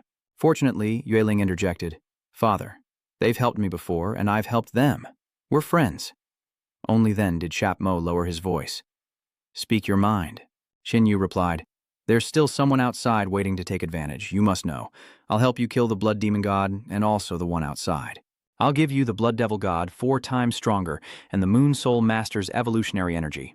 But the evolutionary energy of the other lackeys is mine. That way, you get your revenge, and you and Nang Yue can advance to become the strongest primal chaos gods. Crimson Earth and the Forest of Miracles will become your territories, and I won't interfere with any future conquests. Oh, and I've already defeated the Master of Silent Rain. Her silent core is on my spear, and I also possess the power of primal flames.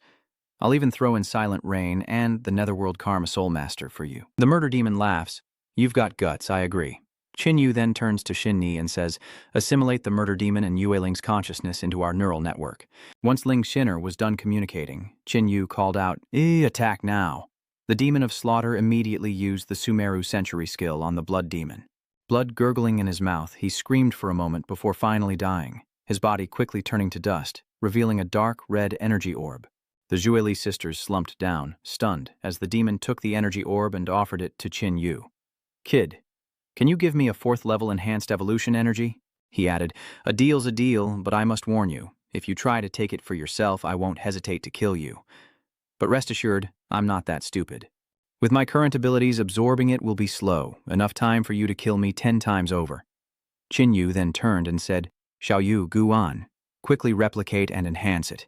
We don't have much time left." Moments later, the murder demon happily accepts the enhanced energy core, but suddenly cries out, "Why do you still have one?" "This one's mine. Truth be told, I have a rare replication ability, and Xiao Yu and Guanan both have rare enhancement abilities. Once I resolve the immediate crisis, I'm willing to help you become the strongest sub-god in the primal world.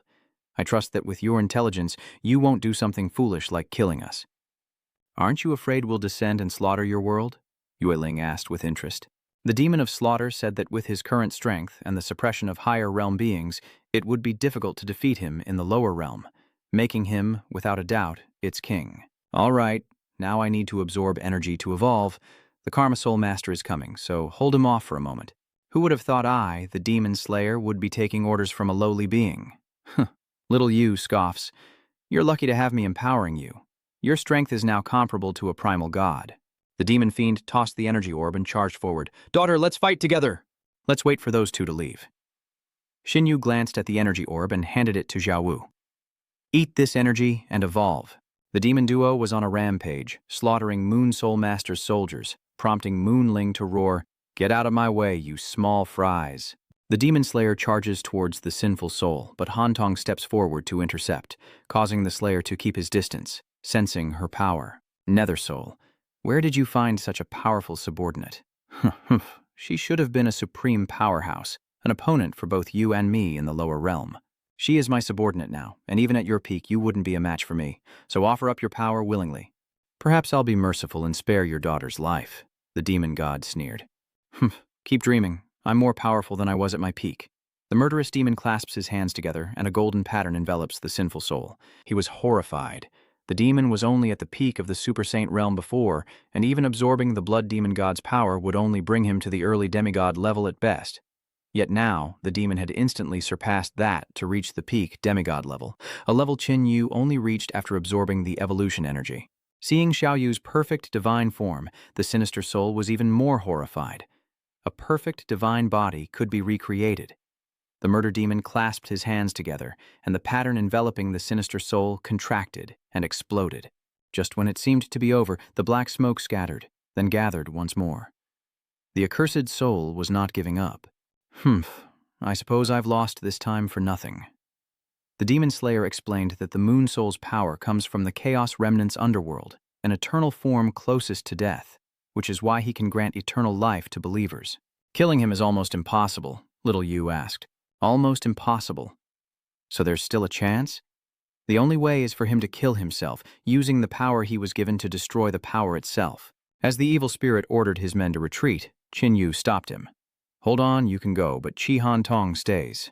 You mean her? She's one of mine now. Han Tong, silent until now, suddenly flashes a cold light in her eyes and stabs straight at the stunned karma soul. Xiao Yu smiles.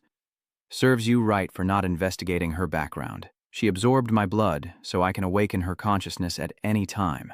Wrath Soul roars in anger. Damn you, how dare you plot against me? Leaving behind the words, I am not reconciled, he quickly turned to dust. With the death of the Karma Master, those he manipulated began to awaken, and the black smoke around Handong dissipated. Regaining consciousness, she looked around in confusion. Where am I? Qin Yu was reunited with his lover, and he couldn't help but rush forward and embrace Handong tightly. Xiao Yu was speechless. Are you okay? Yes, I'm fine, but I can feel another power within me, an extremely powerful force.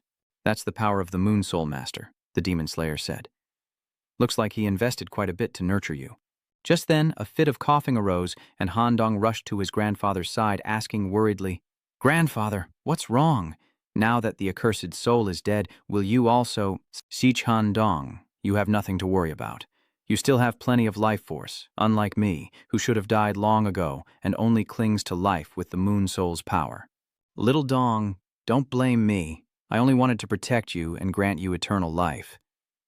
Handong took his grandfather's hand and nodded. She understands, and with her forgiveness, the old man departs with a smile. A moment later, Qin Yu tossed the karmic soul's energy core to the demon assassin, who caught it and asked, Our previous agreement still stands, right? Rest assured, it's a win-win situation, and I won't go back on my word. At this moment, Yue Ling spoke up. Father, I have absorbed the power of the primal chaos god that Mother left behind. That seed of miracles no longer holds meaning for me. I want to leave it with Qin Yu so he can always find me in the miracle forest. The demon slayer readily agreed. Human, continue to enhance my evolution and help me become the strongest of the primal gods, and I will do my best to stop the primal experts from descending to the lower realm. It's a deal. Months later, someone frantically sought out the Grand Elder in Sky-Gazing City, saying, Grand Elder, Lord Dragon, things are not good. 200 miles east, a massive spatial rift has opened. The Grand Elder is shocked and asks, a massive rift. Describe its appearance to me quickly. It's roughly a portal emitting a foul stench, with the sounds of people screaming in agony coming from within. The Grand Elder was silent for a moment. This time, it's a descent of the primal world's gods, no mistake. The Grand Elder immediately led all the elites of Skywatch City to the Void Rift. The intense stench emanating from within was unbearable, Kim Lovan said. This spatial rift connects to the foulest, most unclean and nauseating realm in the primal world, the domain of the rotten cackle demon lord. From within the rift, a colossal monster emerges. This is the putrid decay demon lord. Long Nu felt the oppressive power and was terrified. I don't want to die by their hands. Meanwhile, in Radiant City, Zhang Zun, Mo Ming, and Sun Li stood on the city walls, observing. The inevitable has arrived as a monster emerges from the scorching lava, and in Ruin City, the Ruin King stands alone, observing the mid-tier invasion of the primal chaos world. Though death is likely today, I can't help but feel excited. Who leads his slime legion in the attack? Longshan shouts, "For survival, we must risk it all." It seems physical attacks do no damage to these muddy monsters, but those they attack begin to decay. Doubt creeps in. We can't win. "I don't want to die here," Longfeng shouted. "Damn it, don't be a coward. Humanity has nowhere left to run." "Hu Xiao is preparing to strike," Jin Luolin said. "Old friend, we'll have to face this one together." As Hu Xiao spews toxic gas, the Grand Elder and Jin Luolin create an energy barrier to resist the corrosive fumes, but those who are too slow are affected. The Grand Elder, now nearly exhausted, laments that even their combined power is no match for a primordial god. Finally, their genetic energy depleted, they were thrown back. Kim Lolin said helplessly, "So this is how it ends. All our efforts for nothing?" Without their defense, the poisonous gas spreads even faster, but just as they think it's all over, something begins to suck it away. Xiao Yu suddenly appeared, using her spatial powers to absorb all the poisonous gas. It's all right, not too late. Longfeng is surprised. "That's Miss Qin. The squad that went to the divine hunting ground of origin has returned." Hu Xiao angrily demands, "Who are you?" With a blank expression, Xiao Yu used her dark tentacles to ensnare the scarecrow, who, realizing he couldn't escape, cried out in alarm, "Super Saiyan Lavelle? How is this possible?" Upon closer inspection, he realized Xiao Yu was the perfect god. He quickly changed his tune, offering to share everything with Xiao Yu, but she wasn't interested in his babbling and obliterated him. Kim Luolin and the Grand Elder were stunned. One strike to kill the primordial god? What had they experienced in the primordial world? In Glory City, faced with the overwhelming terror of the primal god, people began to flee in panic. Jiang Zun and Mo Ming tried to resist, but were sent flying with a single punch, and he roared in frustration. "Is this the end?" Su Li worriedly approached. "Mo Ming, are you all right?" Mo Ming grits his teeth. "Is there truly no hope for humanity, even in Quanghai City?" As the great flame demon god prepared to deliver the final blow, he was suddenly frozen. The unexpected situation shocked Sun Li. What's going on? Is there another god of origin descending with this power? The ice begins to melt, and the great fiend god, thinking the Ice Queen has arrived, is furious that someone would dare descend to the same place as him. Qin Yu appears and says, "What Ice Queen?" The great flame demon is shocked. "A super saint, how is this possible?" Suddenly, Xiaohong appears and lands a blow, calling him a thief. "Times have changed, you know." The great fiend clutches his head, asking, "How can there be a super saint in the lower realm? Who are you, really? You should know what happened to the Blood Devil God and the Karma Soul Master in the upper realm." "Demon Slayers? Are you with the Demon Slayers? How did he become the strongest demigod? How could you overcome the rules restricting your power in the lower realm?" "Because I was originally from the lower realm." Xinwu then froze the great flame demon again and summoned Little Gold to finish him off. Supported by Zun Li, Zhangzun Moming asks if that's Mr. Qin, as a similar event unfolds in Hung City, where the Hung King looks up in astonishment. Those men are the Grand Elders of Tien Kui City, calling themselves a squad hunting down the primeval gods? As Zhe Thiu Fong is bombarded by several battleships, he laughs. "It doesn't hurt. It doesn't hurt." As he spoke, a barrage of cannon fire rained down, and Zhe Xiaofeng immediately frothed at the mouth and passed out. Xiao Na was speechless. He's evolved to a saint, almost on par with a primal god, and he's still getting pummeled. Zhai Xiaofeng quickly recovered, sitting up and replying, "There's no way I can die, so I just let my guard down." Ling Xiner reminded him, "It's been long enough, hasn't it?" "Qin and Xiaowu have finished their business," replied Zhai Xiaofeng. "It's almost over." Han Feng. The Doomsday battleship was suddenly destroyed by a powerful blast. Han Feng destroyed each warship with a single strike. The people of Hung City cheered. "We're saved!" Hung King remained in shock. Were these people really this strong? He was filled with regret. If he had known this would happen, he would have joined the hunting party, even if it meant groveling. In Tiankui City, the cleanup of the poison is underway, and the Grand Elder and Jin Lu Lin rush over, grateful to Miss Qin. "Please accept our sincere gratitude on behalf of Skywind City, but the battle is not over. The final calamity has arrived." Other primal gods continue to descend across the world, and the safety of all mankind still depends on Miss Qin. Xiao Yu shakes her head. "No need. My brother is handling it, and he should be done soon." The Great Elder is shocked. She wasn't the only survivor from her group of primal gods. "Huh? What is the Grand Elder saying? Everyone is okay?" Just then, a void gate opened, and sensing the power, they knew the newcomers were the demon of slaughter and the power of the great Earth Mother Tree. Miss Qin, be careful. These two are likely as strong as the rotten corpse demon lord. Xiao Yu smiles. Lord Wu Lin, Elder, don't get excited. We're on the same side.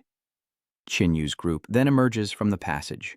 Satma calls out, Kim Wu Lin, do you recognize me? I remember you, Satma. Your father, the stubborn Holy Emperor Kim Lin, wanted to invade the lower realm, but I severely wounded him, and now he's retreated to his domain to recover.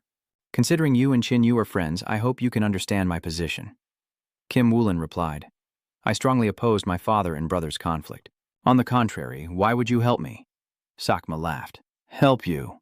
Ha ha, you overestimate yourself. Qin Yu and I have an agreement. I stop any powerful beings from entering the lower realm, and he uses his perfect divine rings, replication, and regeneration abilities to help my daughter and me become the strongest lesser gods in the divine realm. Otherwise, how could only 3 divine realm gods have descended for this final calamity? He continued. Well, the final calamity is over. Return to your dull and pathetic lives, humans. Suddenly, Demon Slayer frowned. Xiao Yu said, Brother, something's not right. Something else is about to descend. Qin Yu sensed it too, nodding. It's a primal devil, Hongju Star, and a stranger. The primal devil chuckled. Long time no see, Qin Yu. Shinvui Longcho, Tuai Biet Muk Dichqua Banlagi? Tam happily runs over. Lord Yuengi, what brings you here? Shamo glares at the blue figure. Wuding, what are you doing here? He then looked at Qin Yu and asked, Qin Yu, do you know them? I know 2 of them, but I don't know if they're friends or foes. Qin Yu asked Yuengui and Hongju Bang, what is your purpose? Hongju Bang replied, to reward you and tell you the truth of the world. Seeing the energy gathering in Wuding's hand, Qin Yu defensively shields Xiao Yu. Be careful, I'm his target. Qin Yu suddenly finds himself in an isolated space and demands, Yuengui, Hongjuxing, and the other one with you, what do you want? This stranger, Wuding, claims you owe everything to him. Qin Yu scoffed. Given by him? Everything I have I've earned through my own life or death struggles? As Wuding shook his finger. If what I say is true, you should have died in that forest. Qin Yu, still not understanding, asked, What forest are you talking about? The Dark Forest? No, the forest where you died. Qin Yu was stunned. You know I'm a reborn person? We are the core, the only godlike beings in this world. Everything you perceive exists within my thoughts. I inherited your world from other cultivators, a world riddled with holes and incomplete infrastructure. I began to repair it, but no matter how hard I tried, new problems kept arising, causing your world to collide with more fundamental and chaotic realms, pushing your already unstable world closer to the brink of collapse. Hongjuk Singh added that as a weaver, Wuding also had the troubles of many worlds to deal with. So he sought help from other weavers to continue the work of repairing your world. The primal fiend went first, imbuing his power into the child of the 5th epoch and the star-gathering pavilion. In my eyes, it was childish. The primal fiend retorted, Are you any better? You placed your power in the hands of the evil shamans, letting them research power they couldn't control, turning Lin Feng, who should have been the 5th Kai Nuyan's hero, into the lowest of monsters. What was the result? The result was that I created a perfect god who will play a pivotal role in this final calamity. On the contrary, you've failed 5 times in a row. Stop boasting about the good points. In the end, without the help of the unfixed, your perfect body would have descended during this final disaster. More trouble is nothing new to us. Qin Yu frowned as he asked. What do you mean? Wuding responded. This world has already been destroyed 5 times, and even with our intervention, your 5th era would have been destroyed in this final calamity. But after piecing together every detail, I discovered you, a coincidence and an opportunity. I used my authority to adjust the probabilities bit by bit, ensuring you and the god's replica would meet, becoming orphaned brothers relying on each other, placing the replication ability and the strengthening ability side by side, and allowing you to encounter the first demon insect of this world in the early stages of the calamity. When the blood rain fell, it was a rare monster with the potential to become a peak super royal. This was a risky move, the primordial devil said. Their rapid evolution will accelerate the merging of the upper and lower realms. The inevitable one replied, but it was worth the gamble. And the result is, as we hoped. Their evolution outpaced the world's merging, and the unfixed one crowned Qin Yu the king of the era, saying, You saved the entire world. You hold the story. Your world will live long and die peacefully at home, and as part of this world, it's time for you to enjoy a peaceful life. Qin Yu returns to reality. Xiao Yu and Han Dong rushed over, asking, Qin Yu, are you all right? Qin smiled, indicating he was fine, and said to everyone, "It's all over. Our lives will no longer be disturbed by the god of the origin realm." Satma and Yueling bid their farewells. "Kid, leave the matters of the god realm to me. Brother Qin, come visit when you have time and don't lose the miracle seed." Qin smiled and called out, "Xiaohong,